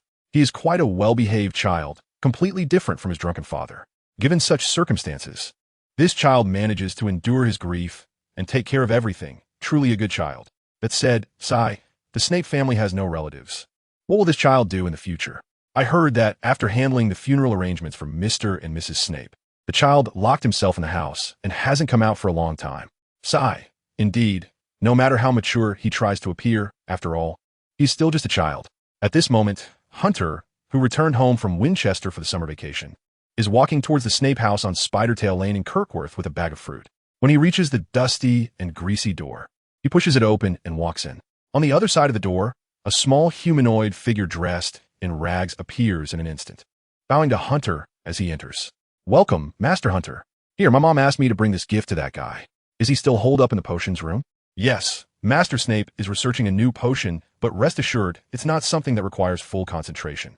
I'll go inform him right away." After saying this, Krebby takes the bag of fruit from Hunter and leads him into the living room before disappearing. Soon, Snape, dressed in black robes and wearing a serious expression with a strong scent of potions, comes out. Upon seeing Hunter, Snape reveals a slight smile. "You've come, Hunter." "Yeah, I brought you some fruit and wanted to see what you're up to prevent you from accidentally blowing up the town." "Huh, do you think I'm that kind of third-rate character? It's just a bottle or two of slowing potions, with the defensive magic I set up in the basement. Even if it exploded, it wouldn't affect the whole town, so there's still a possibility of an explosion, right?" While the two engage in light banter, Krebby returns to the living room with a fruit platter made from the fruit Hunter brought and some red tea. "By the way, Severus, are you really okay? Losing two close relatives at once, even someone as mentally advanced as you, would surely experience some emotional fluctuations, right?" To Hunter's mumbled question with his mouth full of apples and peaches, Snape merely chews quickly and then takes a sip of tea. Perhaps a little. Although those two weren't exactly qualified parents by any standard, you know I'm not someone who easily sheds tears. So if you were hoping to see me sobbing over their belongings in the living room, you might be disappointed. No, most people wouldn't suffer to that extent. Anyway, seeing that you're still in Kirkworth and haven't started your planned world tour, It's clear this incident has affected you. Haha, can't argue with that. Afterward, Hunter stays at the Snape house, drinking tea and chatting until the lights begin to shine. Krebby, who has been busy in the kitchen for a while, announces that dinner is ready. Master Snape, dinner is ready, and Master Hunter will stay to eat, right? I prepared a feast including the blood of 15 magical creatures, including unicorn blood. So you've made Krebby's title master now? After all, there is no one older than me above me, right? Although Snape speaks this line with an unusually calm demeanor, Hunter feels it's best not to dwell on such matters and to enjoy dinner today. Let me guess, since returning to Kirkworth, you haven't had a chance to replenish your blood, right? After all, there are no vampire outposts in Kirkworth. Perhaps I should apply to set one up, but that would have to wait until I have some influence in the council. After finishing the 15 types of magical animal blood prepared by KB, Hunter reluctantly retracted his fangs, while trying to calm the restlessness brought on by the blood. To get back to the point, regarding the wizard you reported to the elders of the Vantrer clan, it seems that he never hides his strong interest in the magical texts collected by the Vantrer clan in the London Library, according to the elders. They said it was the first time they had seen a wizard so openly expose his desires in social interactions. This is not surprising, after all, if he really intended to enforce some discipline within his organization called Death Eaters. The British Ministry of Magic wouldn't still think of them as just a disorganized mob gathered around some powerful dark wizard. Isn't that a fact? It is a fact. But the people within always use various means to gloss over this point. The two continued their conversation, and before they knew it, it was already late at night. However, for the two of them now, even basic human needs like eating or sleeping were no longer necessary. As for the Boggins couple, Hunter had already informed them before he came that he might stay at Snape's, and he had received their permission. By the way, Severus, although it might be a bit abrupt, would you be willing to forge a blood pact with me? Sorry, but what did you just say? After being choked by the tea that hadn't even gone down his throat, Snape took out his handkerchief from his pocket to wipe the tea that had splashed from his mouth, looking at Hunter with a gaze filled with surprise and a hint of inquiry. The blood pact, those elders actually taught it to you so quickly? And they agreed to let you, a daywalker, form a blood pact with me? Although for the secret society, living in seclusion is an unbreakable rule. Over the long passage of time, some individuals have, due to various coincidences, gained the friendship of one or even multiple clans within the bloodline, unintentionally becoming part of the bloodline. Yet, as mere mortals, they have obtained the friendship of the clans and even the recognition of the secret society. The blood pact is what the bloodline refers to these individuals as, representing a bond between the bloodline and these people that is not brotherly, but is better than brotherhood, linked by blood magic. Those who hold a blood pact are also protected by the rules. Any bloodline that kills a member of the blood pact will be considered in violation of the 6th rule of the secret society. It can be said that the blood pact is the highest symbol of intimate friendship between the bloodline and humanity, and this is also true for wizards. No one knows who invented the wizard version of the blood pact, but one thing is certain. Just as the bloodline does not easily form blood pacts with humans, wizards also rarely use this kind of magic, as the symbolic meaning of the blood pact often outweighs its practical significance. Generally speaking, the blood pacts formed by wizards often include clauses that the two cannot harm each other, so only those with exceptionally close relationships would consider forming a blood pact. However, if two people are truly that close, why would they need a blood pact to maintain that relationship? I'm curious, Hunter, how did you convince those rigid elders of Vantrer to agree to let a daywalker like you form a blood pact with an ordinary wizard like me? Just because I'm a daywalker created by you, an ordinary wizard. Hunter S. words made Snape pause with the teacup in his hand, but he wasn't that surprised. After all, you can't expect your little tricks to fool those bloodlines that have existed for hundreds or thousands of years. So this blood pact is both a covenant and a restriction? Exactly. Otherwise, the elders of Vantrer wouldn't have agreed so readily. They don't want to see another Reamer clan appearing in this era. As Hunter spoke, the nail of his left index finger suddenly elongated, slicing into his palm, and the magical blood that flowed out distorted the air around them. Without much formality, the ritual had already begun. All Snape needed to do was cut open his palm like Hunter and then grasp Hunter's hand. It was that simple. You need to work on your impatience, Hunter. You should know that for an immortal, maintaining the mindset of a mortal is not a good thing. Hey, I've only been a bloodline for a few years. You can't expect me to change my way of thinking so quickly. Snape didn't respond, just took out his wand and made a cut on his palm, flipping his hand over as the blood flowed out to grasp Hunter's hand. The moment their blood mingled, the ancient contract began to be signed, forming a small, bright red rune in their palms, a bat surrounded by an Ouroboros, with the snake part taken away, and the bat beneath was pulled back by Hunterton himself. With this, the task on the Elder S side is complete. By the way, Severus, how long are you planning to wait before heading to France? Although various changes had delayed Snape's departure for a long time, it was clear that he did not intend to cancel his original plan. However, the remaining time this summer was evidently insufficient for Snape to go to America. A few more days, I suppose. After all, the girls from the Evans family have been visiting almost every day, worrying about me. It could be solved with a decoy, but that would be too rude. After all, they're doing it out of concern for me, so I can't just use a decoy from start. A strange insistence. Well, remember to bring me some souvenirs when you get to France. 5 days later at noon, Fogrim, who was helping at his uncle's wand shop, was leaning on the counter, playfully teasing the napping Kneazle with his fingers that were twice the size of an ordinary person's. So idle, but it's no wonder. Not to mention that the organization currently has enough personnel. Even if we assume that there's a shortage of manpower, there's really limited things a student who hasn't even graduated and doesn't even have OWLs can do. After all, not everyone is that monster favored by Grindelwald. Oh, saying that really hurts, Mr. Bayerben. Although my spell casting and potion making skills are indeed somewhat better than average, I'm not at the level where I can be called a monster. When that unforgettable voice rang out, Fogrim sprang up from the counter and directly bumped into the cabinet behind him, making a loud noise that drew the attention of customers who were selecting wands nearby. It feels like you see me as some kind of disaster. That truly saddens me, considering I saved your life once. Looking at this person who was squinting at him with a half-smile, obviously of pure European descent, yet transformed to look like a genuine Asian, Fogrim unconsciously swallowed.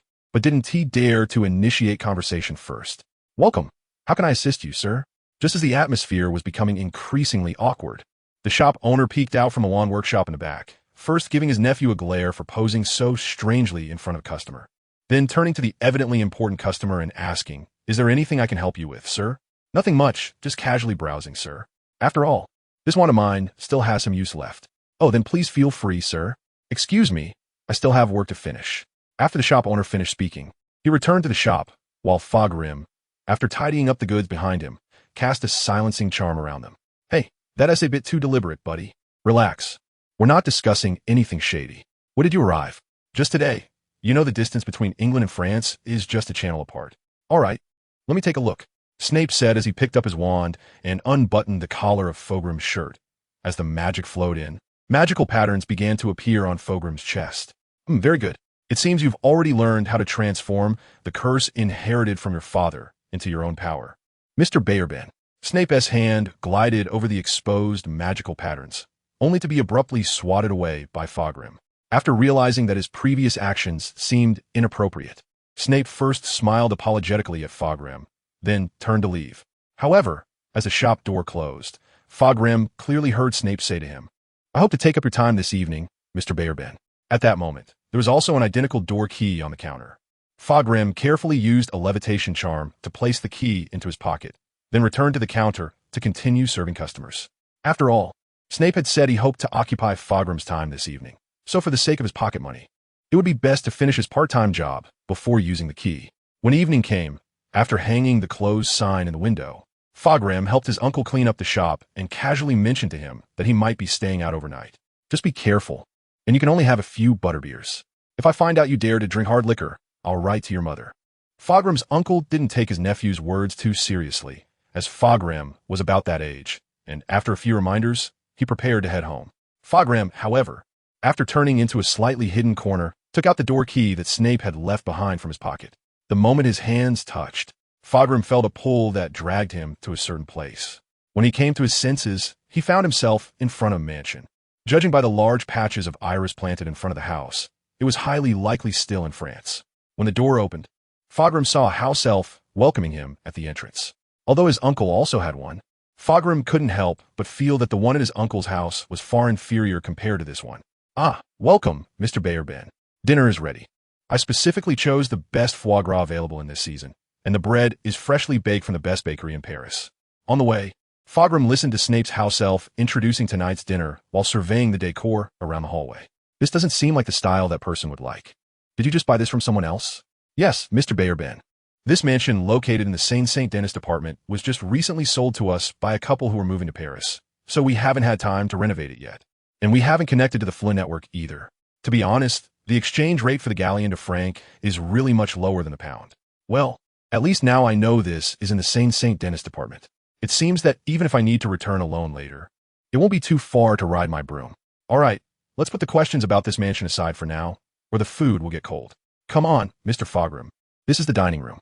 As soon as he opened the door, a scent mixed with fresh olive oil surged into his nostrils, combined with the aroma of bread and foie gras, stimulating Fogram's stomach, causing it to rumble. Grr! Seeing the tall figure, even slightly taller than Hagrid, the keeper of keys and grounds at Hogwarts, Snape, who was waiting at the main seat for his guest, leisurely closed a French version of a detective comic. Then, with a polite smile, he stood up to welcome Fogram. Thank you for accepting my sudden invitation, Mr. Bayerben. I also hope you enjoy the dishes I prepared for tonight. If you had mentioned earlier that you just wanted to invite me for dinner, I wouldn't have had to do so much mental preparation, Snape. Please forgive me, Mr. Bayerben. In fact, I only realized this afternoon that my approach seemed somewhat inappropriate, but I believe you will forgive me for this small transgression. Under Cribby's guidance, Fogrim sat opposite Snape, and at that moment, Fogrim's phoenix, which was elusive like a dragon, flew out from behind him and hovered in the air, watching Snape warily. Snape noticed that Fogrim's phoenix had gained quite a few beautiful purple tail feathers since their last meeting. It's a beautiful phoenix. Have you given it a name, Mr. Bayerben? Fabius.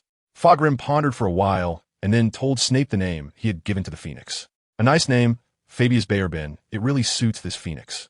Let's end the small talk before the meal gets cold. Although it wouldn't be impossible to use magic to keep the dishes at a suitable temperature, Snape thought about it and ultimately abandoned this somewhat tedious plan. Even the most demanding food critic could not give too negative a review of this meal, which was Fogram's feeling after taking the first bite of the main dish. The delicate taste of the duck paired with the flavor of the plum sauce was indeed mouth-watering. And most importantly, the portion was clearly prepared according to Fogram's physique. Please convey my regards to the chef. All right, but he's actually right next to you. You can thank him in person. Really? I didn't expect your house elf to be so skilled at French cuisine. After all, isn't it said that the best French chef is the Queen's chef? After enjoying the main course of today's private banquet, Snape raised his filled glass of liqueur tequila to toast Fogram, and then began to explain the reason for inviting him over. Originally, according to Snape's plan, he should have been able to finish everything within the 2 months of summer vacation, but often plans cannot keep up with changes, especially when encountering the need to host 2 funerals in the same year. Now, with a significant portion of the summer vacation already gone, Snape had not even started on a single thing he had planned to do. Therefore, he decided to find an assistant to help him handle these matters, such as capturing fugitives for the Norwegian Aurors or garnering support from a certain director at the Italian Ministry of Magic. And you, my dear Mr. Bayerben, are currently the most suitable candidate. You must have finished your summer homework, right? Finished it. Good. I can tell from the moment I met you that you're the type to complete all your assignments in the first 10 days of a long vacation and then fully enjoy the rest of the break. So, are you interested in what I just mentioned? Facing Snape's question, Fogram first lowered his head to think for a moment, then looked up and asked, "How much can you offer?" "I can provide you with a daily salary of 20 galleons. It's a deal, but I hope for daily payment." In the end, Snape successfully hired Fogram for a daily wage of 20 galleons. As for Fogram's uncle, Snape had already contacted a saint from the French Ministry of Magic to prepare a research activity for Fogram to observe dragons in Romania. That reason isn't very good. My uncle will definitely want me to bring him some dragon nerves. Then just buy a few for him, right? Don't worry, it won't be deducted from your salary. I can afford that much. All right, let's get a good rest tonight. Starting tomorrow, we will be quite busy. Fogram initially thought that Snape's comment about being busy was just talk, but to his surprise, they really were busy until the end of summer vacation. After obtaining the consent of Fogram's uncle through the connections within the French Ministry of Magic, Snape immediately took Fogram to Germany. Although Germany and Austria are the strongholds of Grindelwald's followers, and most members of the Ministry of Magic in these 2 countries are supporters of Grindelwald, it is precisely because they are strongholds that they require careful maintenance. Snape's visit was to assess the environment and promote legislation. He planned to establish a company producing magical cars in Germany. For this purpose, he had already communicated with the German Minister of Magic at the beginning of the summer vacation, and the other party had drafted relevant legislation and found a good piece of land during these weeks. As soon as Snape's funding is in place, construction of the factory can begin. See, Mr. Bayer, this is why I chose to open a factory in Germany. When you have sufficient connections within the local Ministry of Magic, even some proposals that violate the Ministry's taboos can be passed. Fogrim silently agreed with Snape's words, knowing that if this proposal were in France, it would absolutely not pass. Perhaps the Minister of Magic would toss it into the wastebasket at first glance. However, the question remains, will magical cars have a market? It's like asking the guy who made the first magical carriage hundreds of years ago if magical carriages would have a market. As for this question, my answer is, who knows? After all, new things are bound to be unaccepted by the public in their early stages. Seeing that Snape did not directly answer his question, Fogrim did not press further. After all, he was here to make money, and as long as Snape paid his salary on time every day, that was enough. Soon, the German Minister of Magic led the two to the future site of the Magical Car Workshop, an old factory located in a small valley in Hamburg. Wizards from the German Ministry of Magic had already cast magic to obscure perception around the area, and not far away, a group of summoned house elves was following a wizard. House elves? I see. I was wondering where Snape could find so many wizards willing to be hired for such a vague project. Yes, house elves are indeed an excellent choice. Although their magic has limitations, their magical skills are no less than those of wizards who have just graduated from magical schools. Moreover, most importantly, while hiring a house elf may not seem cost-effective compared to employing a wizard in the short term, the reduced ongoing expenses aside from food and lodging mean that the investment can be recouped in just over a year. You really are quite ruthless, Snape. I'll take that as a compliment. Well then, the next step is to provide the subsequent funding and the fairy craftsmen I invited to them. As for the implementation of the magical car market proposal, at least in Germany, Austria, and Hungary, there is no need to worry too much. Once they establish a foothold in these core markets, even if the magical car product faces resistance from conservatives in the future due to its rebellious nature, it won't lead to bankruptcy. Snape and Fogrim did not stay in Germany for long, at least not long enough for Fogrim to grow tired of German sauerkraut, pork knuckle, and beer. They then traveled to Florence, Italy, where they settled in a concealed stronghold of the followers. This time, their mission was to assist the Italian Ministry of Magic in handling a case of magical creature smuggling. Of course, if it were a typical smuggling case, there would be no need for such a grand effort, but the Italian followers discovered the shadow of the Deputy Minister of Magic behind this case during their investigation. Therefore, after discussion, the Italian followers planned to use this as a breakthrough to recruit the Deputy Minister. However, this single issue would not be enough to break through his psychological defenses. In the worst-case scenario, if he planned to go down with the ship, they would have to use the Obliviate charm on him. Hence, they needed to find more evidence against him to have more leverage when negotiating. I feel like I'm getting a glimpse into some of the dirty aspects of the adult world ahead of time, but is it really necessary for you, a disciple of Grindelwald, to get personally involved in such matters? Of course, I have my own considerations. After all, dark and dirty business like this will not be rare in the future, and as the one who pulls you into this world, I naturally have the obligation to teach you about it. Just as Fogrim was taken aback by Snape's words, Snape revealed a deeper and less palatable reason. Another important reason is that I must continuously establish my authority among the followers with these matters. Managing a large organization is exhausting. Not only do you have to pay, but you also need to be personally involved when issues arise. It seems managing a large organization is indeed not an easy task. Thank you for your understanding. As Snape had anticipated, merely involving a smuggling case was not enough to make this old hand, who had been in the game for years, submit. Fortunately, the members sent by the followers for negotiations were sufficiently astute, so this old fellow only knew that a faction from the Ministry of Magic, which had inadvertently stumbled upon him, was trying to recruit him. After all, he considered himself neutral within the Italian Ministry of Magic. According to this guy, he did not wish to get involved in complex power struggles. Therefore, before Snape and the others arrived, he had been feigning ignorance all along. The Italian followers had already spent nearly a month wearing him down. He really is a tough nut to crack. Perhaps using the Cruciatus Curse in such a situation would be a good choice. In a follower's stronghold in Florence, Snape quietly complained after receiving information about the negotiation from the person in charge there. If all problems could be resolved so simply and brutally through the unforgivable curse, wizards wouldn't form a society. Of course I know that, but putting this aside for now, since it's been so long, haven't you found more dirt on him? Unfortunately, he is indeed clean. However, if his dirt were that easy to find, he wouldn't be able to maintain such a neutral position. Frankly speaking, this smuggling case wouldn't have landed on his doorstep if it weren't for the help of those werewolf followers.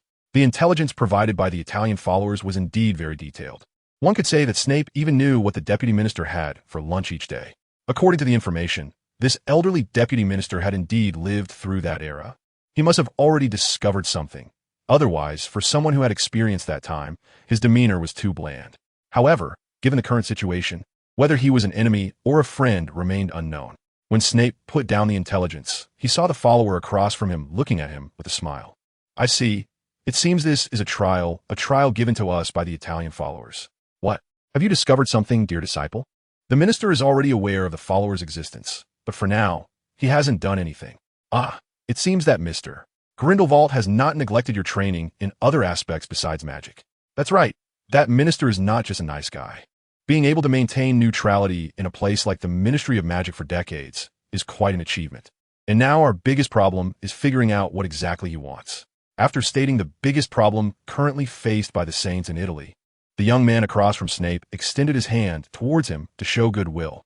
Although you may already know this, let me give a brief self-introduction. Bruno Bucciarati, a graduate of the Emerald Recording School of Magic in Florence, currently serving the Saints. Looking at the young man with short hair in front of him, Snape politely shook his hand and then quickly withdrew it, as their relationship had not yet progressed to that level. Severus Snape, pleased to meet you. If time permitted, I would love to visit your alma mater to see the wonders of ancient alchemy. In fact, this was also why Snape and the Saints had focused their attention on Italy, because the Magic Academy here housed the stone tablet known as the Miracles of Ancient Alchemy. Although this tablet is currently protected by 666 protective spells, the Ministry of Magic as its custodian should have ways to bypass the spells. That kind of thing is a treasure of the International Confederation of Wizards. Even our principal cannot browse it freely. Currently, the only one qualified to borrow the tablet from the International Confederation should be that legend. Snape knew who he was talking about, as apart from Dumbledore and Nick LeMay, no one else had the qualification to directly borrow the tablet, and Nick LeMay was already deceased, or at least that was what people believed. All right, let's leave the topic of that person for now. We should head to meet the deputy minister. So eager? At least finish your afternoon tea first. I specifically went to the best pastry shop to buy this panna cotta. It seems your companion also quite likes this shop's panna cotta. Would you like another serving? Of course. Bucciarati and Snape exchanged slightly awkward glances at the empty plate in front of Fogrim. Originally, the portion of panna cotta Bucciarati had prepared was sufficient, but he hadn't anticipated that the assistant Snape brought along with a half-blood giant, whose towering figure over 3 meters tall made the dessert, which was just enough for an adult, look a bit small. Fortunately, to ensure that today's meeting went smoothly, Bucciarati had prepared a few extra servings. After using his wand to summon the additional desserts, Snape and the others continued their discussion about the current situation of the Saints in Italy, as well as some details regarding the deputy minister they were about to confront over tea. Finally, after making ample preparations, Snape and his companions, under Bucciarati's arrangements, boarded the magical carriage heading to the deputy minister's residence. After about an hour's journey, they arrived at a seemingly dilapidated mansion, which, upon magical perception, was found to have multiple concealment and defensive spells cast upon it. When sensing the arrival of Snape and the others, a middle-aged house elf dressed only in a tattered sock appeared directly in front of them. Welcome, Mr. Bucciarati and the two new faces. The master has informed me that you would be visiting again today, so let me convey something before you meet. The master hopes that the conversation will be more candid than the last time. I understand completely, and that is precisely why I brought this gentleman along. He represents the utmost sincerity from me and my organization towards your master. I see. Please wait a moment while I convey your words to the master. After saying this, the robust house elf vanished, and after waiting for a few minutes, he reappeared and extended his finger to open the mansion's door. Please come in, Mr. Bucciarati. The master is waiting for you in the study. After being led through a corridor filled with various magical animal products by a small sprite, Snape finally met with the deputy minister of the Italian Ministry of Magic, Corleone. The nearly 60-year-old deputy minister had a typical Sicilian face, and, at that moment, he was holding a purring cat fox in his arms. A delicate pink rose was pinned to his elegant robe, his graying hair was neatly combed, and a pair of sharp, eagle-like eyes scrutinized the visitor across from him. Welcome, Mr. Bucciarati. Please take a seat. And of course, to our two new friends, Blacken. Please help me prepare some fine Sicilian wine for our visiting guests. Understood, master. After the house elf left, the deputy minister walked to the door and placed the cat in his arms on the ground, waving his hand to let it leave first before returning to his seat. You know, gentlemen, The meaning of alcohol varies greatly depending on a moment. For example, today's drink could be for mourning or for celebration. Who knows? As soon as he finished speaking, Fogrim, who had been struggling with the fact that he seemed to be underage for drinking, suddenly shivered. The coldness in the words of the old man across from him, even without trying to feel it, sent chills down his spine. It seems that this old man named Corian is certainly not just a mere deputy minister of the Ministry of Magic. Indeed, with alcohol, you don't know whether it is for celebration or mourning until the moment you drink it. But personally, I still hope that this glass I am drinking today is for celebration. Facing the coldness emanating from Corian, Snape naturally leaned back in his chair to make himself as comfortable as possible, while constantly cursing the old man across from him who loved to show off. Since they were both people who had crawled through the dark side of the wizarding world, why bother with so many flashy things? Before he received detailed intelligence, Snape thought the other party was just a ministry official wanting to make some extra money by exploiting the dark side of the wizarding world. However, after reading the intelligence, Snape understood why the Italian saints were so eager to win him over. He also realized that the other party was entangled with the dark side of the wizarding world and was even comparable to their saints. However, there are indeed differences. To use an inappropriate metaphor, if their saints were like the Hydra lying in wait after Grindelwald's defeat, then this Corian and his family are like the gold. Just considering financial power alone, if they could be brought to their side, it would be a tremendous boost. Oh, very confident, are we? But since you say you hope this glass of wine is for celebration, then I wonder what you and your family can offer me and my family that is worth celebrating, rather than making me feel like I am being targeted by a group of fanatical worshippers of a once-failed shadow. So this is your concern, Mr. Corian, now I understand. Even though we are both in the dark side of the wizarding world, you and your family still have a deep misunderstanding of us. As the topic suddenly turned serious, Snape lost interest in continuing the small talk, even leaning away from the back of his chair. What has brought us together has never been a specific individual, but an ideal. This is also why the Saints were able to occupy a place in the Dark World even after he was imprisoned in Nurmengard. But only in the Dark World, under his leadership, you have stirred up a great war, blurring the lines between black and white, leaving no room for retreat. You have almost severed all your escape routes, and now you have even become a taboo in the surface world. Corian said slowly, not as if he were refuting, but stating a fact that everyone was well aware of. Then, Corian began his real rebuttal. Of course, if it were just this, the family would still be very willing to cooperate with you. However, during the decades in which your banner was imprisoned, you have almost become a scattered mess, fighting for yourselves, and you wouldn't even need the various Ministry of Magic to intentionally guard against you. You would become a footnote in history over time. If nothing unexpected happens, this would be the final fate of the Saints. But such a fate seems to have turned a corner recently, doesn't it?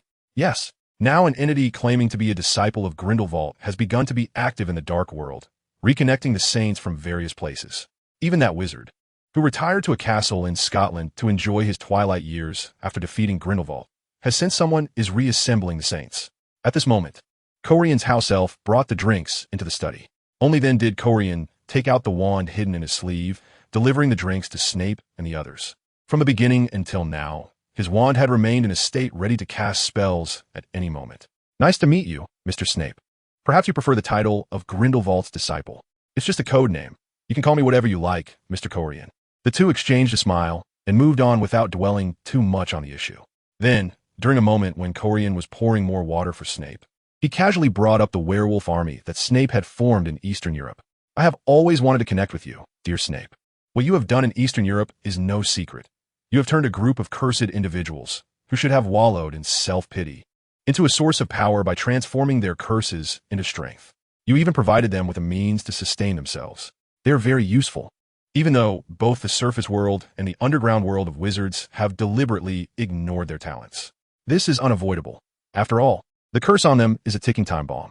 But once this curse is transformed into power, they will become a force to be reckoned with in the dark world. Corian swirled the drink in his hand, and at that moment, his demeanor had completely changed from that of the harmless old man in the study.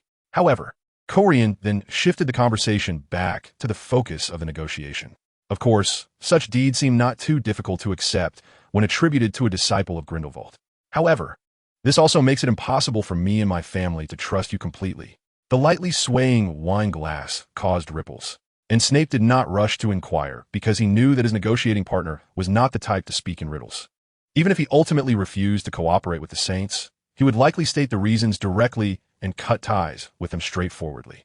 Indecision and ambiguity are taboo in the dark world, just as Snape had thought, after taking a sip of red wine to clear his throat. Coriolan continued to explain his reasons. Let me be straightforward, Mr. Snape. How can you guarantee that when you are temporarily unable to lead the Saints due to some reason similar to that of your mentor, they won't end up fighting amongst themselves like before? So that's it. He could vaguely guess some of it. In fact, this should be the reason why most potential allies of the Saints were remaining cautious. I understand your concerns. Indeed, from an outsider's perspective, it requires great courage to consider collaborating with us, who have been in hiding for decades after a failure. But Mr. Coriolan, I can assure you that the Saints will not make the same mistake twice.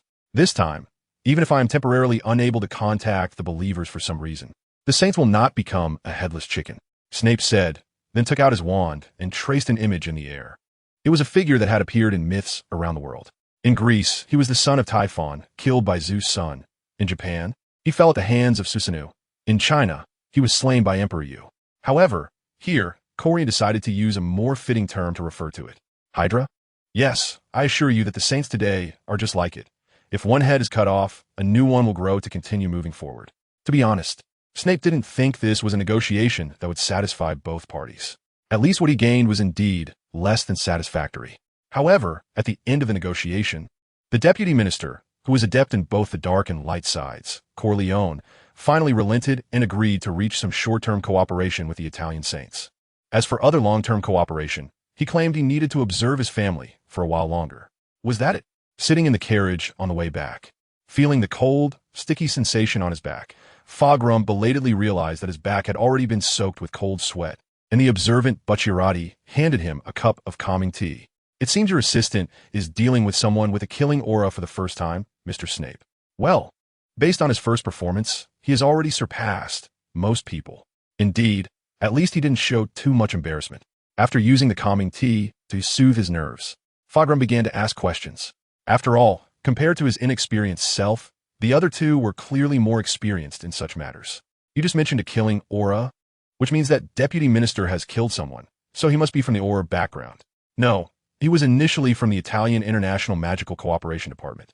This was probably to cover for his family's business, but he later rose to the position of Deputy Minister through his own abilities. If one had to use a term to describe this Deputy Minister and his family, Mafia would probably be the most fitting. The two exchanged information about the Deputy Minister, and after arriving at the hotel prepared for them by the Italian Saints, Fogram directly took his luggage to his room to rest. As for Bucciarati, after escorting the two, he didn't rush to leave, but followed Snape into his room. Not a bad hotel. The decor and service are great. So, Mr. Bucciarati, do you have something you can only tell me in private? Of course, Mr. Snape. After all, I wouldn't do anything unnecessary. Would you like some more tea? Although this trip was a bit rushed, I still brought plenty of tea leaves. No, to be honest, I've had quite enough tea today. I just have a personal question for you regarding the assistant you brought. Frankly, I specifically chose this private moment because these are quite awkward questions, but you really do love Chinese tea. I see. So what do you want to ask, Mr. Bucciarati? Upon hearing that tea was not needed, Snape put away his collection of silver Maojian and bone China tea sets.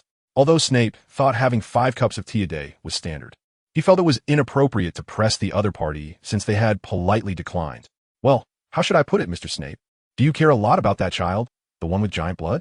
Yes, I care a lot. Why?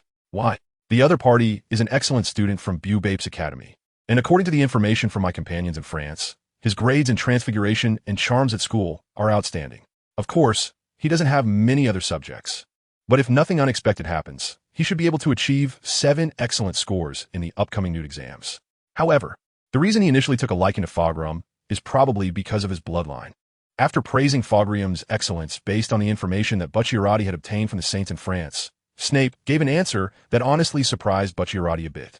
Bloodline. Although the intelligence indicated that Fogram was indeed a pure-blood wizard, to be honest, neither his paternal nor maternal family could be considered old. But wait, does he value that half-blood giant for another reason? And judging by Snape's respectful tone, his identity seems to be quite significant. Is it that certain lord? After pondering for a moment, Bucciarati provided his guest answer, which seemed to be implicitly approved by Snape. To be honest, my first meeting with that big guy was indeed a coincidence. He was preparing to buy a cat, but it seemed he didn't have enough money. So he sold me a fine wand core. Originally, we shouldn't have had any further interactions after that, but fate is sometimes so wonderful, and many years later, a new phoenix stands by our side. A phoenix? I didn't expect it to be like this. It seems that child indeed has noble blood. But does that lord know that the current headmaster holds a grudge against him? Their relationship is much more complicated than we outsiders think, Bucciarati.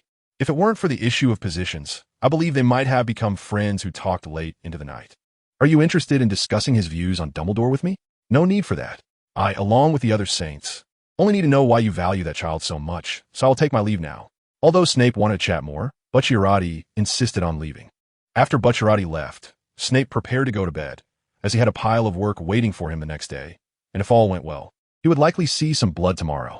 However, before sleeping, Snape suddenly thought that since Corian said that the news of his activities in Eastern Europe had spread through the dark side of the Wizarding Society, then his old headmaster should also be aware of it. I wonder how our old headmaster feels about suddenly learning that his old acquaintance is causing him trouble at this critical moment, dealing with another rebellious student. Meanwhile, at the Hogshead Inn in Hogsmeade, the bar owner Aberforth was tidying up the empty glasses on the table while listening to intelligence his brother had gathered about the mysterious Grindelwald's disciple. So Aberforth, do you think that so-called disciple has left Britain for Eastern Europe? And that this disciple has gathered a group of werewolves there to serve him, using a method that allows werewolves to control their transformations freely? Yes, indeed, Aberforth. This also explains why we found nothing when we previously targeted Hogwarts students. After sending off the last guest, Aberforth first used magic to clean his tavern inside and out, then returned to the bar to review the information he had obtained through various channels from the dark side of the wizarding world, concerning everything that the damned Grindelwald had done with the children he raised in Eastern Europe. Werewolves, huh? Those guys really are regressing, actually needing to rely on such beings, just like those other creatures. But it must be admitted that once they master transformation, werewolves indeed make for excellent combatants. Having lived away from crowds and roamed the wilderness for years has given these werewolves a keenness that far exceeds that of ordinary wizards. They may not excel in specialized knowledge, but their performance in real combat is not inferior to that of an average Auror. Of course, this also relates to the fact that Aurors must be extremely vigilant to avoid injury when dealing with werewolves. Moreover, the elite among werewolves require several Aurors to contend with them, like that individual currently serving Aberforth as students. Although there's basically no concept of kings or nobility in the wizarding world, that individual is indeed worthy of being called the king of werewolves. According to the intelligence from the newly formed Order of the Phoenix, that annoying student has also recruited a group of werewolves to intimidate wizards who are unwilling to cooperate. After all, if a wizard is accidentally bitten by a werewolf, their life is essentially ruined, so that person truly understands how to use fear to achieve their goals. However, despite this, for Aberforth, who personally experienced Grindelwald's era, Voldemort's current actions are still merely child's play, and that fellow has been positioned against the mainstream of the wizarding community from the very beginning. Aberforth remains skeptical of Dumbledore's conjecture. After all, unlike Voldemort, who is starting from scratch, this young man, whose name they still do not know, has directly inherited a substantial legacy from Grindelwald. Those saints who have been hiding in the wizarding world since Grindelwald's defeat could all potentially become his puppets. He doesn't need to get his hands dirty. Aberforth, even now, his followers are still spread throughout the wizarding world, and as his successor, that young man is fully qualified to inherit his legacy. Dumbledore naturally understands that his brother's speculation is not without possibility, but in this matter, he decides to rely on his own conjectures. After all, if that child was indeed personally taught by Grindelwald through some unknown magic, his character must have been influenced by Grindelwald, and that person has always favored leading from the front. As for the method that allows werewolves to freely control their transformation, whether it comes from Grindelwald or is something that gifted young man has developed himself, Dumbledore will not allow that young man to use it to bind those who have suffered under the curse for the first half of their lives to his war chariot. Regarding whether that young man would use it to create more werewolves, although Gellert is an arrogant bastard, he has basic principles, unlike that child. Dumbledore, while sipping butterbeer, pulled out a scroll from the inner pocket of his robe, which came from the Muggle Affairs Department of the Ministry of Magic and documented a recent attack on Muggles. In Lethifold County, 3 Muggles were tortured with the Cruciatus Curse for about 48 hours before dying. How could such a blatant use of an unforgivable curse against Muggles not have been immediately caught by Aurors? Has the Ministry of Magic's confidentiality law become completely meaningless? After reading the above content, even Aberforth, who had no fondness for Muggles, couldn't help but furrow his brow. Although he had always held a strong dislike for Muggles due to his sister and father's experiences, after reviewing the entire file, he felt that the Aurors should take action. It was clear that they were currently stretched thin, and although the information hadn't leaked from their side, the news of the Saints regrouping had already reached the Ministry of Magic. Now all the Aurors in Britain, including Moody, were searching for that young man, just like they were. Oh, it seems that compared to a radical, pure-blood organization targeting Muggles, those bureaucrats in the ministry believed that your old lover's former associates were more dangerous. To be honest, it's a good thing to know that they weren't the only ones taking action against the Saints, so Aberforth, surprisingly, made a joke with Dumbledore without much hostility. This also meant they could focus more energy on his wayward student, so he planned to share intelligence with the ministry. Suit yourself, but I'm curious. Will your student throw a tantrum and roll on the ground, crying and screaming, after realizing his spotlight has been stolen? In fact, at that moment in the Death Eater's secret meeting place, Voldemort was also staring at the intelligence about the Saints collected by the Death Eaters. Although he wasn't crying and screaming out of anger like Aberforth suggested, at least on the surface, Voldemort still appeared elegant. However, his mood was certainly not pleasant due to the Saints. Beside him knelt a giant covered in the scars of dark magic torture. His mouth full of sharp teeth was currently, after a long time, Voldemort's attention shifted from the intelligence on the table to the giant at his feet who had failed to complete the task assigned to him. So you're saying those werewolves refused your invitation again? Yes, my great lord. Those fools accepted the sweet promises thrown at them by the Saints and chose to become their hounds. In the dim hall, Fenrir gritted his teeth as he reported to Voldemort about his recent recruitment of werewolves. Under the fearsome reputation of himself and Voldemort, nearly all the werewolves in Europe had decided to join the Death Eater's great cause. According to his plans, if things went smoothly, soon the pack would bring true terror to those wizards under Voldemort's banner. However, after learning that Grindelwald's Saints possessed a method to control the werewolf curse, those weaklings, who couldn't even be called wolves, actually began to waver. After refusing Fenrir's recruitment, they started making contact with the Saints instead. How foolish. After being persecuted by wizards for so many years, they still held such unrealistic fantasies about them. How could those arrogant bastards, who viewed them as beasts, possibly be kind enough to help them? But no matter how much Fenrir tried to persuade them, even resorting to threats of violence, more and more werewolves chose to join those Saints, which led to him being punished by his master. So the rumors were true. That so-called disciple of the past truly had a method to lift the werewolf curse. It seemed he was indeed no fake. At least he possessed some skill in dark magic. In Voldemort's view, although this so-called failed disciple is still worlds apart from him, the greatest wizard in the wizarding world, at least he is much stronger than the rabble currently gathered around him. If he were to join, he would make a decent servant. But that is all there is to it. Voldemort never believed that a defeated disciple of Dumbledore could be compared to himself, although the incompetence of the Ministry of Magic, which ignored him and focused on the remnants of Grindelwald, did annoy him somewhat. However, it doesn't matter. One day, he will make these fools realize that he is the one who truly deserves attention in the wizarding world. For now, the urgent task is to recruit more people into his Death Eaters, deal with the Order of the Phoenix that Dumbledore established to oppose him, and most importantly, create more Horcruxes. This is the most crucial point. After punishing the incompetent dog with dark magic, Voldemort let it go so he could continue his research on Horcruxes. It can be expected that during this period, most of Voldemort's energy would be focused on the study of Horcruxes, which was good news for Dumbledore and the Order of the Phoenix. However, for Snape and the Saints, these days were somewhat difficult. After being punished by Voldemort, Fenrir, who harbored resentment towards the Saints for his own punishment, launched a retaliation against them. At the same time, the Aurors, who had long been on guard against Grindelwald's remnants, also began their actions. For a time, apart from a few countries already under the control of the Saints, Saints around the world suffered varying degrees of setbacks, and many officials connected to the Saints were investigated. Fortunately, due to years of operations, the Saints had become deeply intertwined with the local Ministry of Magic, forming a solid chain of interests. Thus, after a month of this global investigation storm, it was finally forced to end under pressure from various parties. As the Ministry of Magic concluded its investigation into the Saints, the war initiated by Fenrir in the dark side of the wizarding world also came to a close. Although the British Saints initially suffered some casualties due to Fenrir's sudden attacks and the response to the Ministry of Magic's investigation, With the support of the werewolves who backed the saints, they ultimately thwarted Fenrir's assault. Well, that's pretty good.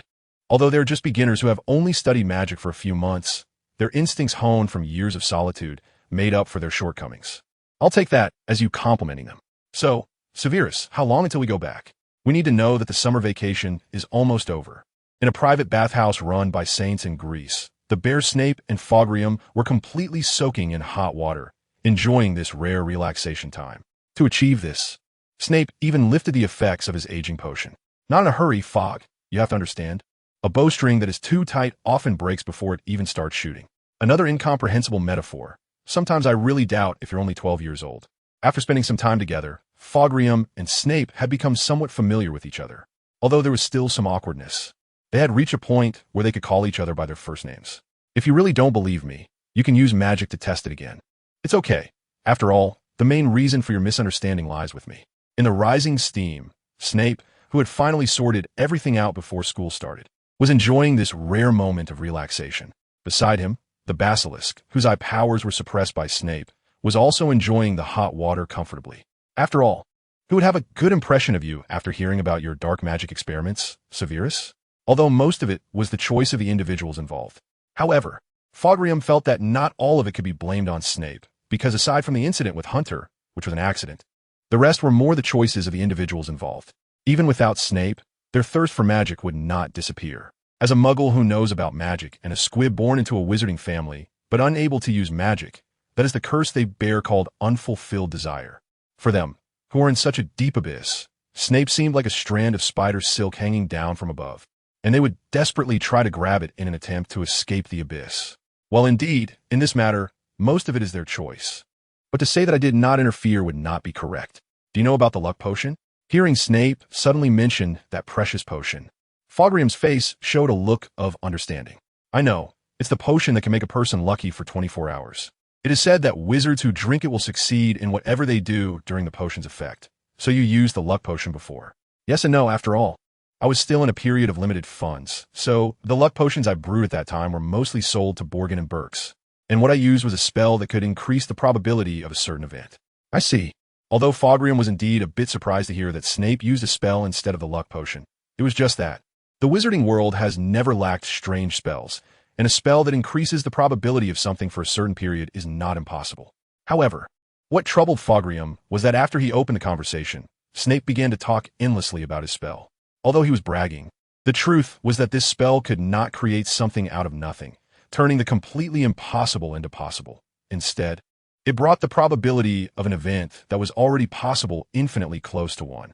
Moreover, the timing of occurrence and the means of achievement were uncertain, so, generally speaking, the luck potion was more reliable. It was like needing a subject to help complete the Muggle transformation experiment, and then the spell caused Penny's jealousy, which should have erupted in a few years, to explode because of the book he gave to Lily. Then he only needed to present the choice to Penny, and she would unhesitatingly choose the answer she wanted. But when Snape used it for the second time, wanting a subject for the experiment of vampire-werewolf transformation, it unexpectedly involved Hunter in a similar way. Honestly, when Snape saw Hunter drink that untested potion, he was in a daze throughout the whole process. But fortunately, the experiment was successful in the end, and the always adaptable Hunter quickly accepted his new identity as half vampire and half werewolf. Because this spell had too many uncontrollable factors, Snape did not use it again after he had sufficient funds, but instead used the more effective and safer luck potion and other improved versions of luck potions. All right, it's about time. Let's rest early today. In a few days, we have to go back. As a fifth-year student, you should start preparing for your OWS. Generally speaking, the ordinary wizard level exams that begin in the fifth year, although they do not directly determine students' future careers like the seventh-year ultimate wizard exam, can be considered equivalent to a college entrance examination in a magical school. Therefore, most students take this exam very seriously, and in order to achieve good results, they often start reviewing from the summer vacation after the fourth year. Of course, this does not include the unfortunate half-blood giant in front of us, who now realizes that he has wasted more than 2 months and is holding his head in distress. It's over. I completely didn't have time to review during the summer vacation. Clearly, Madame Maxim has repeatedly urged me like that. If I don't get an O in her potions class, I'm doomed. Looking at Fogrium, who looked like the sky was falling. Although he wanted to encourage him with the story of Newt, who had troubled Grindelwald for half a century. He felt that it might have a counterproductive effect. As for Madame Maxim, she should be the headmistress of Beauxbatons many years later, but at this moment, she should still just be the dean and potions teacher. This is not surprising. After all, Beauxbatons is related to that famous Nicholas Flamel, and among his alumni, there's a wizard who liked to poison muggles. Overall, the teaching level of Beauxbatons potions class should be quite good, just like Durmstrang's expertise in teaching dark magic. Calm down, Fogrium.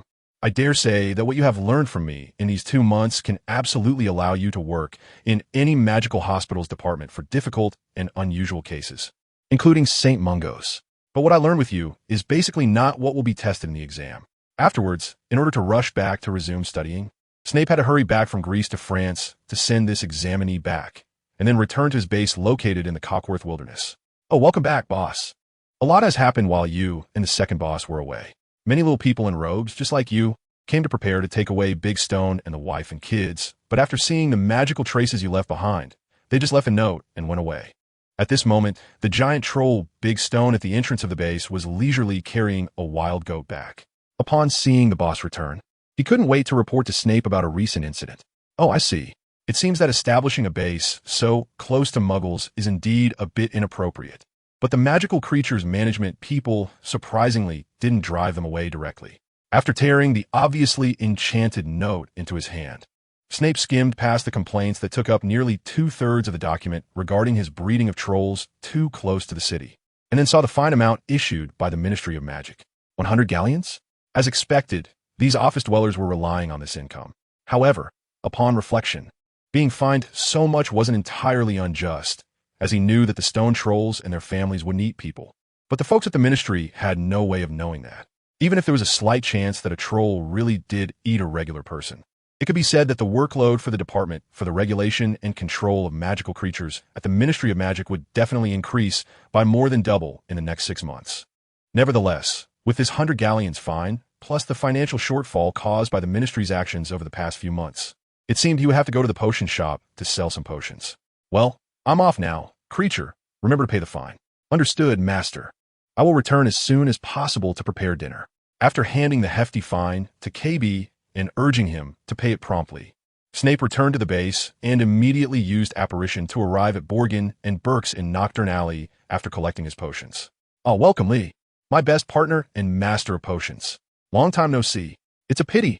I've heard about your predicament. It seems that a certain overly self-aware fellow's pet dog has caused you some trouble. Ignoring Mr. Borgin's teasing, Snape simply handed over the potions he had. The usual arrangement. Borgin, find me a good buyer.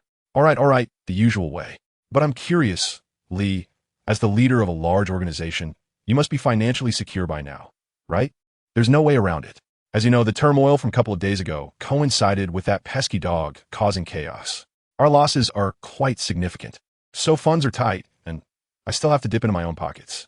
While Blogg was counting his batch of potions, Snape had a long overdue chat with Mr. Blogg, which made me want to skin that hound and send it to its master, who liked to chop his own soul into pieces. Angering that self-important fellow was not a wise move. Although he wouldn't care about the life or death of a dog, he valued his own face quite a lot. If you didn't want the Ministry of Magic to benefit from your troubles, it was best not to directly provoke those guys for the time being. This was something Blogg didn't need to remind me of. In fact, Snape had no intention of seeking trouble with the Death Eaters recently, of course. This depended on whether any foolish characters wandered into his sight. Honestly, every time I thought Nocturne Alley had hit rock bottom, it always managed to surprise me anew. It seemed that Hound was in pretty bad shape, running to Nocturne Alley for potions. Didn't it fear someone would cause it trouble? Watching Fenrir walk out from the shop next to Blogg S, Snape toyed with his wand, contemplating the possibility of casting Avada Kedavra to eliminate this werewolf right here. Clearly, that wouldn't work. In Nocturne Alley, learning not to seek trouble was the key to surviving longer, rather than becoming a material for necromancy. Obviously, a powerful yet injured werewolf was a big trouble. At this moment, Mr. Blogg, having calculated the amount, handed a bag of gold to Snape and reminded the potion's master based on their long-term partnership. You need to understand, Lee, we are not Aurors. No one has given us the responsibility to deal with a werewolf. He has money, so we do business, but that doesn't mean that fellow will be welcomed here. Ah, I see. It seems that Hound is indeed having a rough day. Make sure to do it cleanly, Lee. After all, anything can be sold in Nocturne Alley as long as the price is right. Understood, Mr. Blogg, Snape said. placing the gold away and then putting his finger to his lips. Shoo, quieter, it's time to hunt the wolf. When Fenrir walked out of the potion shop with healing potions, he already felt several unfriendly gazes from wizards. After all, his bounty at the ministry seemed quite high, and seeing him in such a sorry state, it was hard to ensure no one would have ulterior motives. In response, Fenrir instinctively bared his sharp teeth and claws like a beast, and the scars crisscrossing his body added a fierce air to him. The wizards with ulterior motives then withdrew their gazes.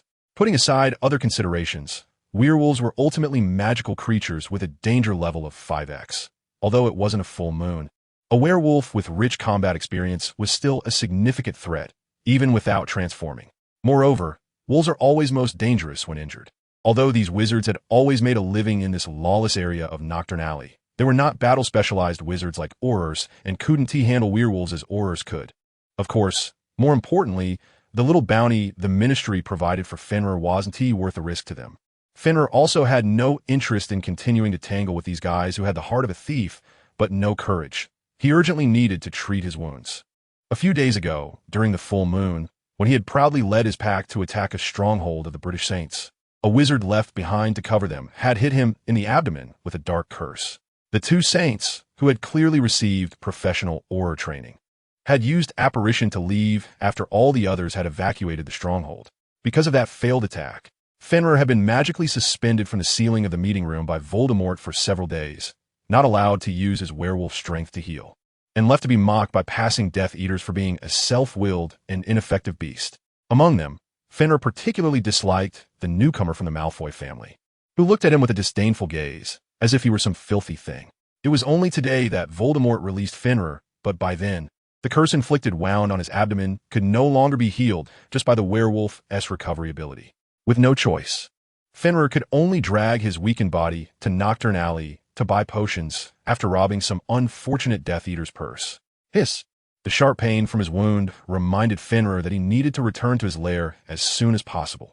If these guys found out about his current weakness, they would never miss the chance to kick a man when he is down. Lacking a wand, and with no one to teach a werewolf how to apparate, Fenrir could only quickly dive into the sewers after leaving Nocturne Alley. For those muggles and wizards, this underground forest formed over centuries might be a dangerous no-go zone. But for Fenrir, it was the most comfortable place. After swiftly returning to his makeshift base, Fenrir immediately took out some white fresh and sprinkled it on himself. Under the effect of the white fresh herb, the wounds that were already somewhat rotten began to heal gradually. As for the curse within, it had long since disappeared. With the werewolf's healing ability, it wouldn't be long before Fenrir could recover. Unfortunately, Fenrir's luck had never been good. He collapsed to the ground, and accompanied by the sound of spell and a flash of red light, an invisible force struck Fenrir's brain, instantly putting him in a dazed state. However, thanks to his years of training and willpower, he barely managed to stay conscious. Roar! Under attack, Fenrir crouched low and entered a battle stance. With the power of his muscles, he lunged at the wizard who had attacked him. For a werewolf without a wand and lacking magical knowledge, the usual strategy in battle against a wizard would be to drag the wizard into close combat to narrow the gap between them. Although it wasn't a full moon, Fenrir was confident that with his years of combat experience, as long as he could pull the opponent into close quarters, he would be able to win. But facing his lunge, the wizard, who clearly concealed his appearance with magic, did not choose to dodge. Fenrir speculated that this guy might have cast an armor spell on himself earlier, but it didn't matter. Fenrir would show him through action that those who overly relied on the effectiveness of armor spells often met their demise first. Just as Fenrir was about to tackle the opponent, he suddenly saw that the wand in the opponent's hand had somehow transformed into a sword, and he was lunging straight towards the tip of the sword. Thud. There was no time to stop, and Fenrir crashed straight onto the sword tip, while the opponent quickly distanced himself using Fenrir's momentum, and the sword transformed back into a wand. The spell struck without warning. The wound on Fenrir's chest, which had been caused by the sword transformed from the wand, quickly tore open, spreading up to his neck, and blood flowed uncontrollably. The werewolf's healing ability was completely ineffective against this curse. With another incantation, Fenrir's body was uncontrollably suspended upside down. The blood that kept dripping reminded Fenrir that his life was slipping away. Death was only a matter of time. Opposite him, the wizard who had completed everything stood there, watching Fenrir with great interest. "Ha! Despicable wizard, tell me, who do you serve? For the greater good." The answer was evasive, yet it had already answered everything. This was retribution from the Saints. He had initiated a war against them, so he was facing retaliation. Huh. So you spirits who follow the defeated past plan to go to war with the greatest wizard in the world? Almost half of Fenrir's blood had flowed out, causing him to begin losing consciousness, but his survival instinct made him raise the banner of Voldemort. Ah, so you think you're important, little dog? Important enough to provoke that person into war with us? The figure still concealed in the shadows seemed to mockingly ask after hearing Fenrir's hollow threat. Perhaps I, as a servant, am insignificant, but do you think that after damaging his reputation, that person will remain indifferent? That does seem to be the case. It seems I can't just kill you like this. It worked. Although the current situation was equally dangerous, the opponent had clearly given up on killing him. Perhaps he intended to use the wizard's so-called soul-dominating spell to control him, but regardless, he had survived. Just as Fenrir thought, he could breathe a sigh of relief. The figure suddenly pried, opened his mouth with the wand, and poured an unknown potion down his throat. Immediately, a soul-wrenching pain tore through Fenrir. Perfect. I'll use you to practice necromancy. Relax. If all goes well, you should end up just like your master. Ugh. After enduring a pain that felt almost like a soul being torn apart, Fenrir had transformed into his wolf form without the presence of a full moon. However, unlike his previous transformations, Fenrir had completely lost his rationality at this moment. Even though the wounds inflicted by the god-slaying blade were still causing blood to flow from his body, and even though he was still bound in midair by the inverted hook, the wolf-like Fenrir was still roaring angrily at Snape. Heal quickly. After using the counter curse to heal the damage caused by Godric's sword of Fenrir, Snape looked on with interest at the werewolf who had once worked with him, now lying unconscious on the ground. After knocking Fenrir unconscious, Snape brought the large dog back to his cellar in Karkaroff's. He wasn't worried about being followed, after all. If one had to say, Fenrir was one of the few Death Eaters with worse social skills than him. Welcome back, Master Snape. Dinner is ready. Take this werewolf to my laboratory, Krebby. As you wish, Master. After enjoying a sumptuous dinner, Snape arrived at his laboratory and looked at Fenrir, who was tightly bound with iron chains. Snape immediately began his preparations. So, Severus, are you planning to turn this werewolf into a zombie? At that moment, Grindelwald was watching his disciple tinkering with the werewolf through a mirror in the cellar of Karkaroff, looking somewhat peculiar. To be precise, I intend to use him as material for practicing necromancy, but I want to be using him to create a simple zombie. That would be too unchallenging. While fiddling with the magic circle in the center of the laboratory, Snape pondered how to enhance Fenrir. Perhaps I could create a soul phylactery for him. Yes, that's right. A compliant lich is obviously better than a zombie. With this whimsical thought in mind, Snape found a ring covered in verdigris from a pile of clutter to use as Fenrir's phylactery. After offering some praise, Grindelwald closed the magic and prepared to rest. After deciding to use the ring he found in his family castle as a Horcrux for Fenrir, Snape began to modify the ring in his hand. After inscribing the magic to preserve the soul, Snape took advantage of Fenrir's unconscious state to extract most of his soul and transfer it into a ring, inscribing the most stringent servant contract. This way, even if the soul within Fenrir's body were extinguished by spells like Avada Kedavra, it could be revived through the soul in the ring. Next, it's time to modify this body. I think it would be best to make it appear as though Fenrir is cursed by dark magic, only able to maintain his werewolf state, and with his soul severely damaged, so that the lich wouldn't investigate too deeply. Having prior experience in creating living armor, Snape quickly inscribed intricate magical runes all over Fenrir's body, almost covering it entirely. At the moment the runes were completed, Snape could feel that every aspect of his body before him had significantly enhanced. The magic Snape was using was an ancient spell originating from Southeast Asia, which would infinitely amplify the power of the Blood Beast curse, even allowing the Blood Beast to directly transform into a wild beast. Originally, this spell was created by practitioners of black magic in Southeast Asia to punish Blood Beast people, but after acquiring it, Snape modified it so that it could also be effective against werewolf curses, granting werewolves additional special abilities. For example, right now, Snape directly severed Fenrir's limbs, but 10 seconds later, Fenrir regrew new limbs like a salamander. After doing all this, Snape used the Oblivion Curse to implant new memories into Fenrir and then threw him back into the sewers. When Fenrir woke up again, he looked around in confusion. Due to the loss of too many souls and the effect of the Oblivion Curse, Fenrir had become indistinguishable from a beast, aimlessly wandering in the sewers, surviving on rotten meat and rats. It was only when Voldemort came to find him because he needed Fenrir to work that he realized his once loyal dog had been completely reduced to a wild beast due to dark magic.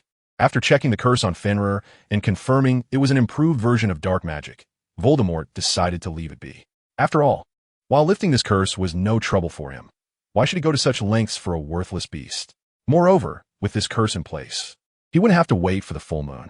Subsequently, Voldemort used magic to bring Fenrir directly to the doorstep of the wizard he intended to punish. After issuing a few simple commands to Fenrir using magic, Voldemort directly discarded him here and left. Then, under Voldemort's orders, Fenrir rushed through the window into the wizard's home, ready to bite his young son and turn him into a werewolf. This kind of task should have been a sure thing for the old Fenrir, but at this moment, he was almost as mindless as a beast.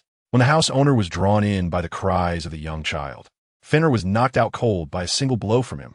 After confirming the child's condition, the wizard immediately notified the Aurors of the Ministry of Magic.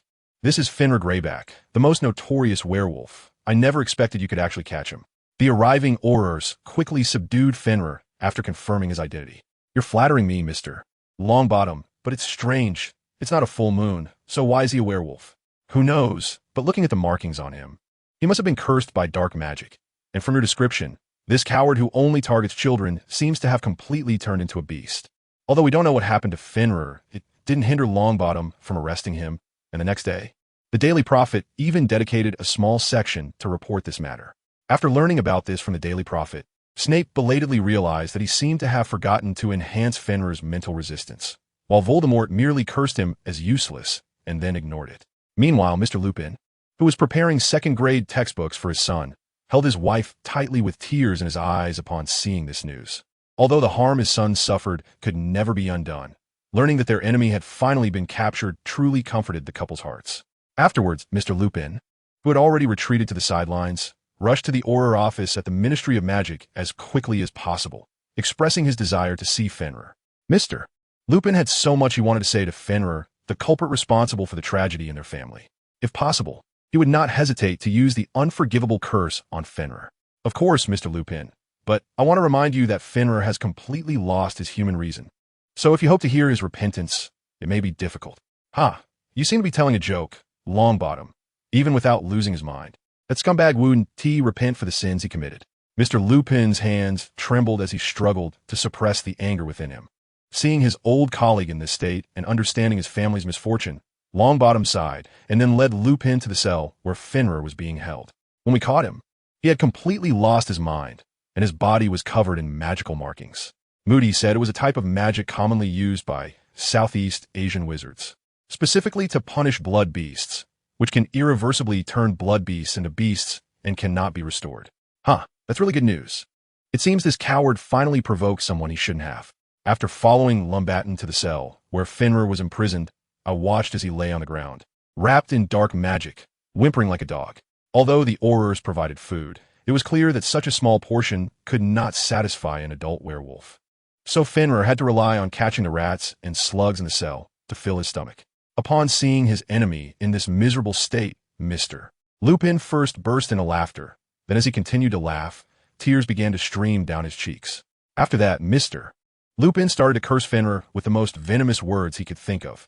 Coward, wild dog, horse pet. Lupin knew that Fenrir might not be able to understand him now. But if he didn't let it out, what would all the suffering his family endured because of him mean after all these years? This tirade lasted a full hour, until the dryness in his throat even made Mr. Lupin taste a hint of blood. Only then did he stop, panting as he looked at Fenrir, whose attention was still on the dead rat in his hand. It seemed that he had truly become a mindless beast. I seriously doubted if the Dementors would even pay him any attention once he entered Azkaban. Well, we also questioned whether putting him in Azkaban was an appropriate punishment. But unfortunately, the wizarding world had no death penalty. After all, for a wizard, a kiss from a Dementor was almost a blessing compared to death. Just then, after consuming all the nearby rats and slugs, Fenrir suddenly opened his mouth and bit into his own arm, then forcefully tore it off. Shocked, Mr. Lupin watched as Fenrir picked up the severed limb and began to gnaw on it. What on earth is he? The scene made Lupin feel extremely nauseous, and the acrid smell of blood forced him to cover his mouth and nose. Longbottom, who had seen this before, dispelled the surrounding blood sent with magic and began to explain to Lupin. We have studied the dark curse on him, and found that compared to the original curse, this modified version not only turned Fenrir into a mindless beast, but also greatly enhanced his regenerative abilities and hunger. At that moment, a new arm had already regenerated from the originally grotesque wound on Fenrir's body. Disgusting, it was just like a salamander. Huh, I can relate to that. By the way, Mr. Lupin, Fenrir's trial will be held next month. Would you like to attend? Of course, I won't miss the chance to see this scum get his just desserts. Just as Fenrir was feasting on his own arm in the cage, the instigator who had turned him into this was shopping for second-year textbooks with friends in Diagon Alley. And of course, Diego was also planning to use his bonus to buy himself a new broom. Tough choice, I said, Severus. Do you think this newly launched Japanese broom is reliable? If it were reliable, it wouldn't be left in the corner by the shopkeeper. Save it. You haven't even seen how many years the Quidditch Cup has been held in Japan, as Diego was torn between choosing a Japanese or a British broom. A sudden voice came from outside the door. Snape couldn't help but sigh that Britain was still too small. Wherever you went, there were enemies. Looking at the guy with round-framed glasses, followed by a large dog, a rat, and a wolf cub, Snape and Diego lost interest in continuing their selection and hurriedly grabbed a British Nimbus before preparing to leave. Seeing that the two didn't engage, James didn't continue to bother them. After all, they had more important things to do today. Unexpectedly, Fenrir was caught so quickly. I was still thinking about going to capture him together later. Hey, don't say that, James. Regardless, the capture of Remus's enemy is worth celebrating. How about we go to Remus's house to celebrate together tonight? Good idea, Sirius. Holding the newly purchased broom and noticing they had some time, Snape and Diego decided to sit for a while at the ice cream shop. Soon, Edward and Weber, who had just finished selecting this year's textbooks at the Lycan bookstore, brought Cassandra and Regulus to the shop. Hi, gentlemen. I hope my brother and I haven't interrupted your gathering. Of course not, madam. There's always a suitable place reserved for you.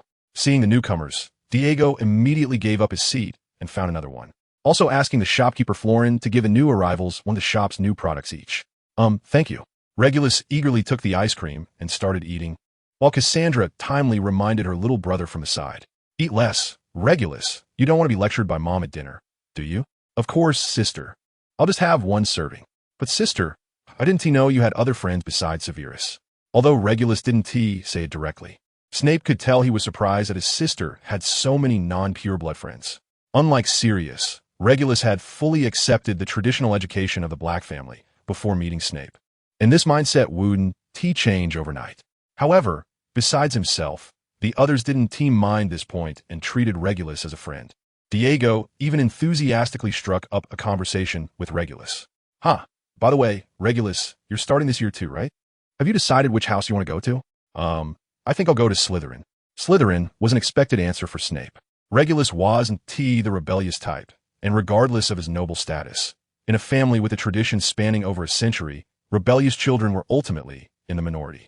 Most children would still follow their ancestors' teachings and prioritize the family's interests. Of course, this didn't mean that the family's children couldn't have their own thoughts. The Black family was indeed one of the more stubborn pure-blood families. But Snape didn't believe someone who wore their discrimination on their face and lacked adaptability could become the headmaster of Hogwarts, although this headmaster was said to be the most unpopular in Hogwarts history. As the group chatted, Cassandra led the conversation to a newly emerged pure-blood organization, reportedly involving not just the Blacks, but also the Malfoys, Lestranges, and other pure-blood families. An organization that advocates pure-blood supremacy. I just hope this bad influence doesn't make its way into the school. It's probably hard, Ed. After all, children are influenced by their parents to some extent. At least I think starting this semester, the atmosphere in Slytherin will change significantly. It seems my time in the Quidditch team might become a bit difficult. After all, a person like me should be at the bottom of the disdain chain in that organization. Although he said this, Diego didn't actually believe that school life would change significantly. Even in Slytherin, such extreme pure-blood supremacists were ultimately in the minority. Don't be so pessimistic, Diego. I think this bad wind won't reach Hogwarts for the time being. Don't forget our dear headmaster Dumbledore. And Professor Slughorn probably wouldn't like such extreme pure-bloodism either. The group casually discussed the topic of Death Eaters, while Snape quietly observed their conversation and paid attention to the movements around them. Although at this point, the Death Eaters hadn't yet become the terrifying organization that would be shrouded in secrecy in later years, and Voldemort hadn't officially made his mark yet. So discussing it openly wouldn't cause significant problems, but it was always better to be cautious. Snape's cautious demeanor was naturally noticed by the others at the table. However, aside from Cassandra, who was in the know, Diego and the others assumed Snape was just keeping an eye on those 4 troublemakers from Gryffindor. Sister, are you talking about that organization called the Death Eaters? Yes. Why, Regulus? Seeing her brother suddenly take the initiative to bring up the topic, Cassandra quickly gestured for Regulus to continue. Actually, not long ago, my father took me to a Death Eater meeting, and I met Lucius there, the boyfriend of cousin Narcissa. So, Regulus, you've attended that pure blood gathering? Originally, my father wanted to take brother serious, but somehow it turned into a heated argument, and I ended up replacing my brother to accompany my father to the meeting. As Regulus spoke, an unnatural expression appeared on his face, clearly indicating that the experience wasn't too pleasant for him. Watching Regulus like this, Snape, who had been silent, suddenly spoke up, needing to confirm something. So, did you see that person? Who? Seeing Regulus's confused expression, Snape realized he only regarded that event as a pure blood gathering and reminded him again. That pride of Slytherin, who, if he hadn't chosen to establish the Death Eaters, could have become the youngest Minister of Magic. Are you talking about Voldemort? After Snape's reminder, Regulus recalled who he was referring to and was about to blurt it out, but as if remembering something, he hurriedly changed to referring to him as the mysterious man. From your expression, did that senior place a curse on his name? After casting the Muffliato charm to silence their surroundings, Snape gestured for Regulus to continue. He was indeed somewhat interested in the young Gryffindor's views on Voldemort. Well, you are quite perceptive, Severus. Seeing that someone had guessed, Regulus's previously tense expression gradually relaxed, and he picked up his cold drink from the table to soothe his nerves. Honestly, I didn't like that gathering. I thought it would be like the pure blood gatherings my father and Uncle Malfoy held, where everyone would sit around eating and occasionally belittle muggles. But that gathering was completely different.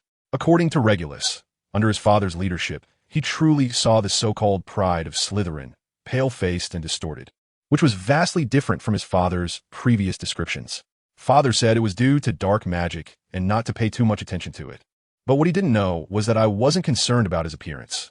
After visiting St. Mungo's once, you no longer judge people by their looks. What Regulus was concerned about was Voldemort's attitude. Despite being polite to all pure-blood wizards of the gathering, he displayed an arrogant demeanor towards half-bloods and Muggleborns, embodying the essence of an extreme pure-blood ideologue. However, Regulus's intuition told him that even among pure-blood wizards, Voldemort never regarded them as equals. His current demeanor was merely a disguise. I can't describe that feeling, but I sense that person has never valued anyone other than himself. To him, others are no different from livestock. I know this sounds strange, but my intuition tells me that the one hosting this gathering is a downright monster. At that moment, everyone on the terrace was quietly listening to Regulus's account, especially Cassandra. Although she had gained some understanding through the notes from a time traveler and her own prophetic abilities, it wasn't until she saw Regulus's current state that she truly grasped what Voldemort was. How should I put it? Listening to your description, Regulus, I suddenly feel as if I'm hearing about an evil wizard villain from a fairy tale. You know, the kind that is completely self-centered, never learns to treat others equally, and only knows how to use power to enslave others. The others agreed with Diego's words. To be honest, Voldemort really did evoke the kind of villainous wizard one finds in fairy tales. Haha, I think I like that term for fairy tale villains. Don't join in with a bunch of kids. If it weren't for the Muffliato charm you cast earlier, not only would your friends be in trouble, but even those 2 black children would face issues. Just as the others were eagerly discussing Voldemort and the Death Eaters, it seemed that the discussion had become too animated. Or perhaps it was simply an interest in the topic, but another soul within Snape suddenly awakened. Oh, it seems my dear Professor Snape is quite interested in this topic as well. However, I need to correct you. They're your friends too. Professor Snape wanted to refute, but seeing the current state of their more deeply integrated souls, it didn't seem wrong to say so. I don't like them. Is it because they don't exist in your memories? Spare me, brother, we are one. If you don't accept them, then even if I like them dearly, it will ultimately lead to rejection because of you. As Snape spoke, he picked up his portion of ice cream and began to eat, though to be honest, he wasn't very fond of desserts with too much sugar. But right now, I don't think there is anything wrong with getting along with them. What do you think, Professor Snape? After a moment of silence, Professor Snape fell silent again, and Snape didn't mind. After all, their current state was almost one of mutual existence. Even if Professor Snape didn't cooperate, it was only a matter of time before they merged into one. The group stayed at the ice cream shop until evening before heading home. When they parted, Diego, who had become familiar with Regulus, expressed excitement about seeing him at Hogwarts and offered to take him to the secret base in the clock tower. To this, Snape could only say that as long as they were happy, that was enough. Time quickly passed to the day of Hogwarts opening. After packing up, Snape left Spinner's Inn with his prepared luggage and took the Evans family's car to Platform 9. Hi, Severus. I'm so glad you've recovered. So much has happened during the summer break. Thank you, Lily, but one must always look forward. Unsure if Snape had truly moved on from the blows of losing both parents, the Evans family remained somewhat silent during the ride, afraid of causing him further pain. To this, Snape could only express helplessness. Although he was not an unfeeling person, his experiences across 2 lifetimes had made him indifferent to life and death. To be honest, aside from feeling a bit sad during the 2 days after the incident, he didn't have many other feelings. Thus, in the oppressive atmosphere, the group finally arrived at Platform 9. After greeting the Dursleys, who had been waiting outside the station, Snape and the others pushed their luggage into the station. The station was as lively as ever, with first-year students from ordinary backgrounds looking around like Lou Lau Lau entering the Grandview Garden, clearly still savoring their recent trip to Diagon Alley. Snape also saw the group of Gryffindors, who couldn't sit still, riding their brooms and causing chaos with pranks bought from the joke shop, leaving their mark all over the station. After quietly distancing themselves from the main area of chaos caused by the raiders, Snape successfully reunited with his small group. As soon as they met, Diego immediately started displaying the unique symptoms of a sports student summer break coming to an end. Hey, Severus, have you finished your summer assignment for charms? I need help. Don't tell me that in 2 months of summer, you didn't even write a single word. No, what do you take me for? I just didn't do the assignments for charms, potions, and herbology, so I'm asking you guys for help. As long as one person copies a bit, it'll be completely fine. After handing over his charms assignment to Diego, Snape exchanged a helpless glance with Ed and Weber. Honestly, I think Diego should really go to Gryffindor. Agreed. Absolutely. His carefree attitude is totally meant for Gryffindor. Coincidentally, their comments about Diego were overheard by Lily, who had come over to avoid the raiders' antics. Can I take your words as prejudice against Gryffindor? I completed most of my assignments not long after summer started. Well, Miss Evans, I guess you belong in Ravenclaw by mistake. After giving the outspoken Ed a flick on the forehead, Lily turned around and helplessly looked at the few troublemakers in the sky who were bringing down Gryffindor's reputation. She hoped the chaos at the station wouldn't result in Gryffindor being docked 10 points right at the start of the school year. Then I can only advise you not to hold out too much hope, Lily. Look, your Gryffindor prefect over there is about to faint. Fortunately, perhaps because their parents were nearby, the ruckus didn't escalate too much. However, seeing the black couple's faces darkening like the bottom of a pot, Snape thought that if it weren't in front of such a large crowd, Mr. Black would have probably started to discipline that big dog himself. As Mrs. Black watched her indifferent son walk over, she took a few deep breaths and turned to her beloved younger son, earnestly advising him, "Did you see that, Regulus? Ever since your brother met that Potter boy, he has completely gone bad. I really don't know how the Potters raised him. You must not turn out like your brother. Always remember the pride of the Black family. Hey, you can't insult my friends." In response to his son shouting at him, Mr. Black, already in a bad mood, forgot all about maintaining his elegance and retorted without hesitation, "If you want us to respect you and your questionable friends, then do something that earns our respect."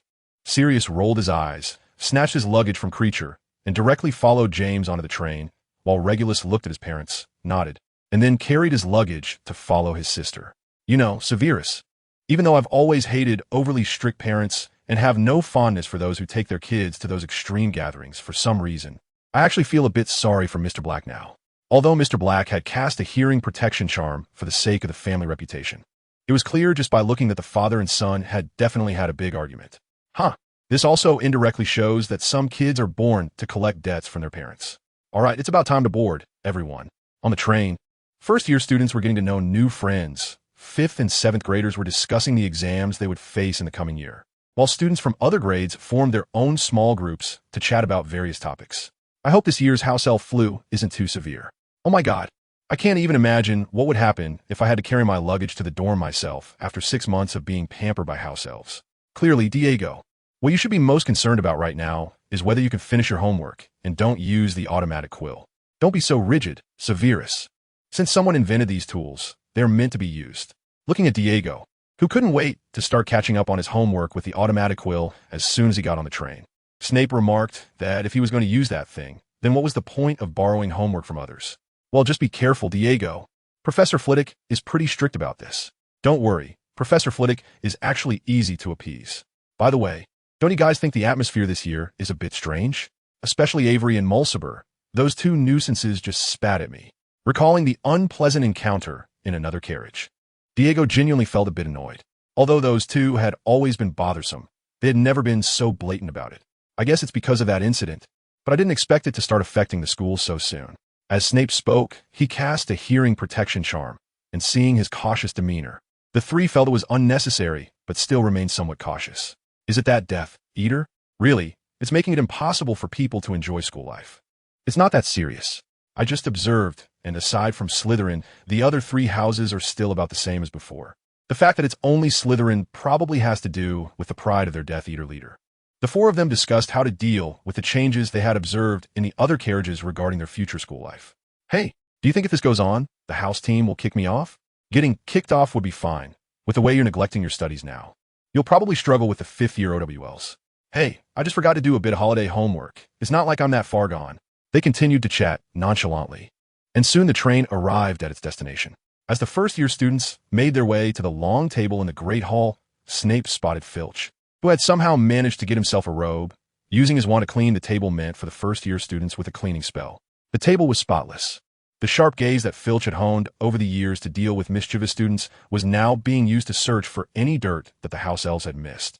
While Peeves, who had appeared from nowhere, flew around teasing Filch. Heh, old Filch is nitpicking again, trying to steal the house elf jobs. Look at his eyes. They're about to bore a hole in the table. Go away, Peeves. After waving away Peeves, Filch, who indeed saw no dirt, retracted his wand and left the hall with his beloved cat. In fact, as Peeves said, these tasks didn't require the headmaster Filch to handle them personally. But ever since he could use magic, he had been itching to do so all day long. Shortly after Filch left, the first-year students entered the hall under the guidance of the four house heads to begin this year's sorting ceremony. Oh, courageous and reckless Gryffindors! Is it true? You enjoy exploring the ocean of knowledge, Ravenclaw. What a friendly fellow, Hufflepuff. The sorting ceremony proceeded in an orderly manner, but when it was Regulus's turn, Snape clearly felt that most of the people at his table were holding their breath. No wonder, after all, last year, the Black family produced the only Sirius who had gone to Gryffindor in decades. If Regulus were to go to Gryffindor this year, it would be terrible. Fortunately, after a moment of deep thought, the sorting hat shouted out Slytherin, and then Snape saw Lucius, as the prefect, nearly clap his hands red. After taking off the sorting hat, Regulus was personally escorted by Professor Slughorn to sit at the long table, where a large group of students who were close friends with the Black family congratulated Regulus. As for Snape and the others, they waited for Lucius and the others to finish congratulating before approaching Regulus to welcome him to Slytherin. Welcome to Slytherin, Regulus. Thank you, Severus. I think I'll get used to life at Hogwarts soon. If you're interested in Quidditch, come find me after the first flying lesson. I'll teach you the skills I learned this summer. I think I might not be suited for outdoor sports. Diego, perhaps we could play a couple of games of wizard chess. Oh, you like chess? Then I highly recommend this new wizard chess we invented. It's definitely fun. Just as they were chatting enthusiastically, a sudden and inappropriate click interrupted the atmosphere. Snape looked up to find it was Avery and Mulciber approaching together. What's wrong, dear Avery? Did your tongue get bitten off by a cat? None of your business, Snape. We're just making sure the stench of mudblood doesn't pollute the noble blacks. The two approached Diego without hiding their hostility. Although lack of upbringing has always been a common flaw among mudbloods, at least others have some self-awareness. But you lack even that, Mr. Messy. Oh, really? It's a pity that from my perspective, your bloodline has brought you nothing but blind arrogance. I wonder who it was last year that was made a mess by a few pixies in defense against the dark arts class. In response to the provocation, Diego retorted without hesitation, successfully angering Avery and the others, as they were indeed inferior to Diego in every aspect except for their so-called bloodline. It seems some trivial achievements have made you a bit arrogant. I'll let you know that in the face of truly profound magic, everything you've learned at Hogwarts is insignificant. As they spoke, they took out their wands, ready to teach Diego a lesson, and Diego raised his hand to stop Snape and the others from intervening, then drew out his own wand. Want to fight? That suits me just fine. If we were to highlight the biggest difference between wizarding schools and ordinary schools in England, it would probably be that wizarding schools encourage conflict. Hogwarts even has dedicated dueling grounds for students to practice magic. Of course, if you want to have a private duel. That's also fine, as long as you don't use dark magic in public. The teachers generally don't mind. Even if you do use it in public, it might not be a big deal, like when Harry Potter first used the disarming charm in the original text, though this might be related to Harry's special identity. Nevertheless, after Diego accepted Avery's provocation, the current situation was already tense and could not be avoided. Just don't lose. Hey, Severus, do you really think I'm a useless fool like them? You should know that my grades in defense against the dark arts are quite high. After giving a reassuring gesture to his companions, Diego immediately walked 10 steps away from Avery and the others. We'll keep an eye on you guys. I really don't want to lose points on the first day of a new semester, Edward said as he and Snape made enough space for Diego and each other. Snape then patted the somewhat bewildered Regulus and cast a summoning charm, signaling Regulus to head back to the dormitory. Follow this if you can't find the dormitory. I wish you a pleasant time at the academy, Regulus. Oh, okay, but is Diego going to be all right? Don't worry, he's not overly powerful, but he's more than enough to handle those two. This was not Snape's blind confidence in Diego's abilities, although the books did not elaborate much on the two background characters, only mentioning that they studied dark magic with Professor Snape during their student days. After checking Professor Snape's memories, he found that even he did not know much about these two. Unbelievable. Aren't you guys friends? We're not friends at all. Oh, I remember now, it's those two. They always follow me around, leeching off my new research on dark magic. After hearing Professor Snape's assessment of Avery and Mulciber, he showed a look of realization after a moment of surprise. It made sense. With Snape's twisted personality, it was indeed hard to imagine him having friends. Otherwise, he wouldn't have fought alone in his conflict with the Marauders. Perhaps in a past life, Professor Snape had indeed been close to these two, but it should have only been to a superficial level. At least their relationship had not reached the point of being willing to stand with him against the Marauders like Diego and the others. After sending Regulus away, Snape turned his attention back to the three people in the arena who had drawn their wands to confront each other. Although according to Professor Snape, these two fools had no ability to develop new spells, it's better to be cautious. However, once the duel began, Snape put away such worries. After all, if one were to say that these two, who couldn't even pronounce the slug-vomiting charm correctly, could perform any profound dark magic, Snape would rather believe that Sirius Black would turn into a well-behaved child the next day. The beams of light shot from Avery and the other S-wands were dispelled by Diego with a counter-curse. Then, Diego used a levitation charm to lift Mulciber's robes, causing the flustered Mulciber to wildly wave his wand, accidentally hitting Peeves, who was hiding nearby and watching the commotion. The spell hit Peeves, causing him to amusingly flip in the air. Then he laughed and smashed a pumpkin pie, which he had just taken from the feast, right onto Mulciber's face. Oh, well done, naughty kids. Let Peeves entertain you with pies. As Peeves said this, he took out another cream pie and smacked it directly onto Diego's face. Then, taking advantage of Avery's moment of distraction, he pulled a few slugs from his ears and stuffed them into Avery's collar. Snape and the others who were watching were not spared from Peeves' pranks either. The mischievous Peeves simply burst the water pipes in the ceiling, drenching everyone like drowned rats. Huh, little wizards, do you like the surprises Peeves gives you? Goodbye, and have a happy new semester. After soaking Snape and the others, Peeves laughed and darted out of the castle, while the few people who were drenched struggled to get up and hurriedly cast cleaning spells on themselves. Ugh, I hope this isn't water from the bathroom, damn it. After finally getting themselves cleaned up, they looked at Avery and his gang, who were not far away, gritting their teeth, their wet robes indicating they seemed to have forgotten the incantation for the cleaning spell in their anger. Damn, mudbloods, it's all your fault. Hey, that's a bit unreasonable. It was you who hit Peeves just now. If we're talking about it, we were dragged into this mess because of you. Shut up. It's all your fault anyway. Mulciber roared and was about to draw his wand to continue the attack. But Diego beat him to it and knocked him down with a stunning spell. Then, Weber used a transformation spell to turn Avery's robe into a bag, wrapping Avery and the already unconscious Mulciber inside. Despicable, you actually ambushed him. You should have stunned him first, Weber. Watching Avery, who continued to curse even while trapped in the bag, Edward, who no longer wanted to argue, simply used his wand to seal Avery's mouth. I forgot in the heat of the moment, but what do we do now? Should we just leave them here? Forget it, if they get found after curfew. Our house will lose points too, so let's just take them back to the common room and leave them there for the night. Agreed. They took turns using the levitation charm to float the large bag back to the Slytherin common room, then tossed the two idiots there and went back to their dorms to rest. So, what do you think these two idiots were thinking?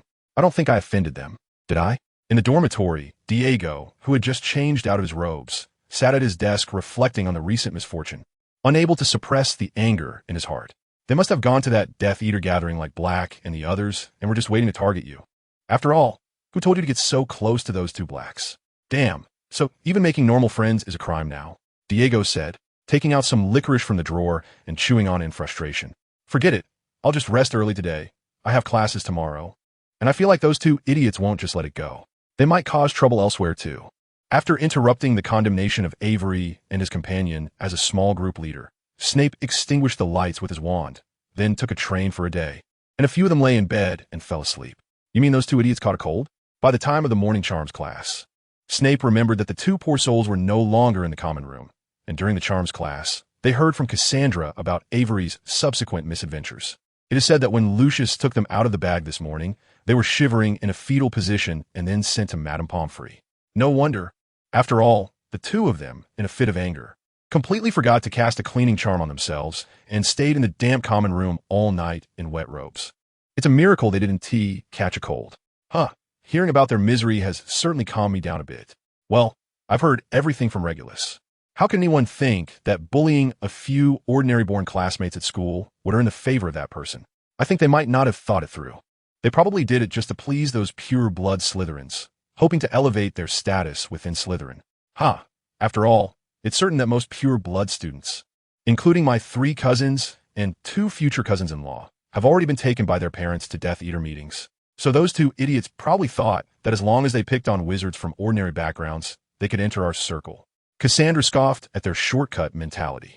With that kind of free time, they might as well focus on their studies. If they really wanted to enter our circle, they should work hard to get an invitation to Professor Slughorn's club. After all, for Slytherin, the first consideration in socializing is the value the other person can bring to you. For those who are truly capable, you don't need to do anything special for them to automatically include you in their circle. Let them be. After all, it's not easy to find a way to squeeze into the pure blood circle without too much effort. If those two idiots don't hold on tight, I might start to suspect they were mis-sorted by the sorting hat.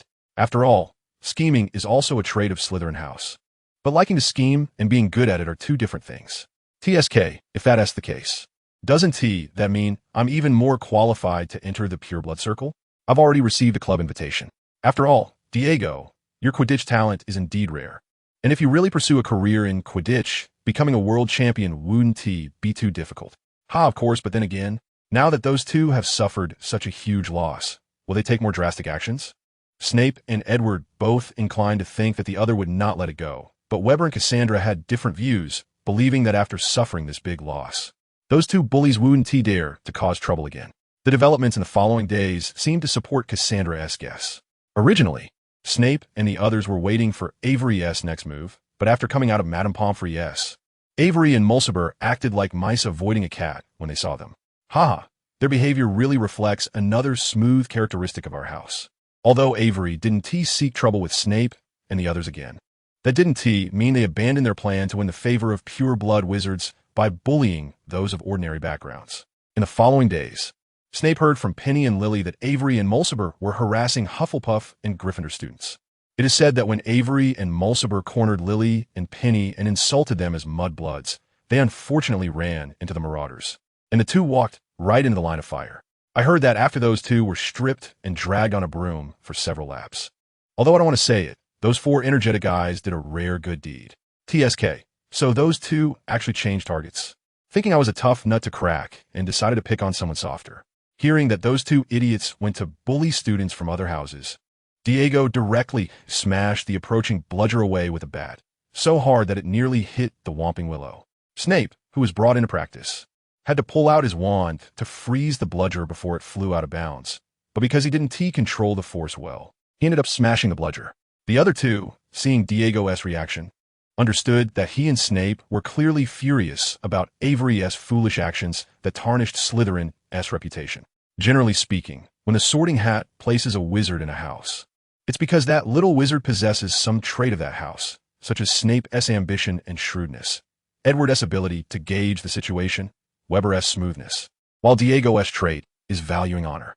And perhaps because of his Italian heritage, Diego values family or collective honor more than personal honor. So when he heard that Avery and his gang were doing things that harmed Slytherin's honor and bullying his friends, Diego's inner rage was far greater than when Avery insulted him as a mudblood.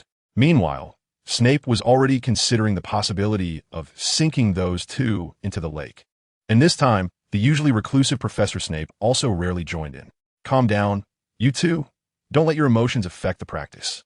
You know that the most important thing on the Quidditch pitch is to stay calm. Don't worry if those two go too far. We won't have to do anything. Someone will step in. The person Weber referred to was naturally Lucius, the head of Slytherin and president of the male student council.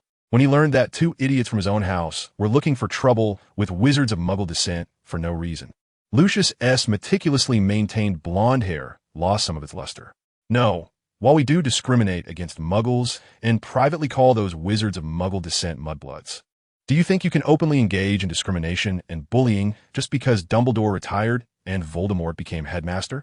In any case, after locking himself in the headboy-esque bathroom for a long time to think, Lucius first sent someone to warn Avery and Mulciber to tone it down. After being warned by Lucius, Avery and Mulciber finally calmed down. The turmoil that had been ongoing since the start of the school year had finally come to an end, and both Avery and Mulciber abandoned their idea of gaining the favor of pure-blood wizards. However, just because the two of them stopped causing trouble did not mean that others would let it go. After all, it was unfortunate that these two chose to pick on the Evans sisters. As a result, Avery and Mulciber found themselves targeted by the Clock Tower and the Marauders. Summary regarding Harry Potter, The Crimes of Grindelwald. October 16, 1964, was a special day for Severus Snape. On this day, his former homeland successfully developed a national treasure. And it was also on this day that Severus, reborn, unexpectedly received an old German newspaper after being scolded by his drunken father, leading him to meet a gentleman imprisoned in Nurmengard.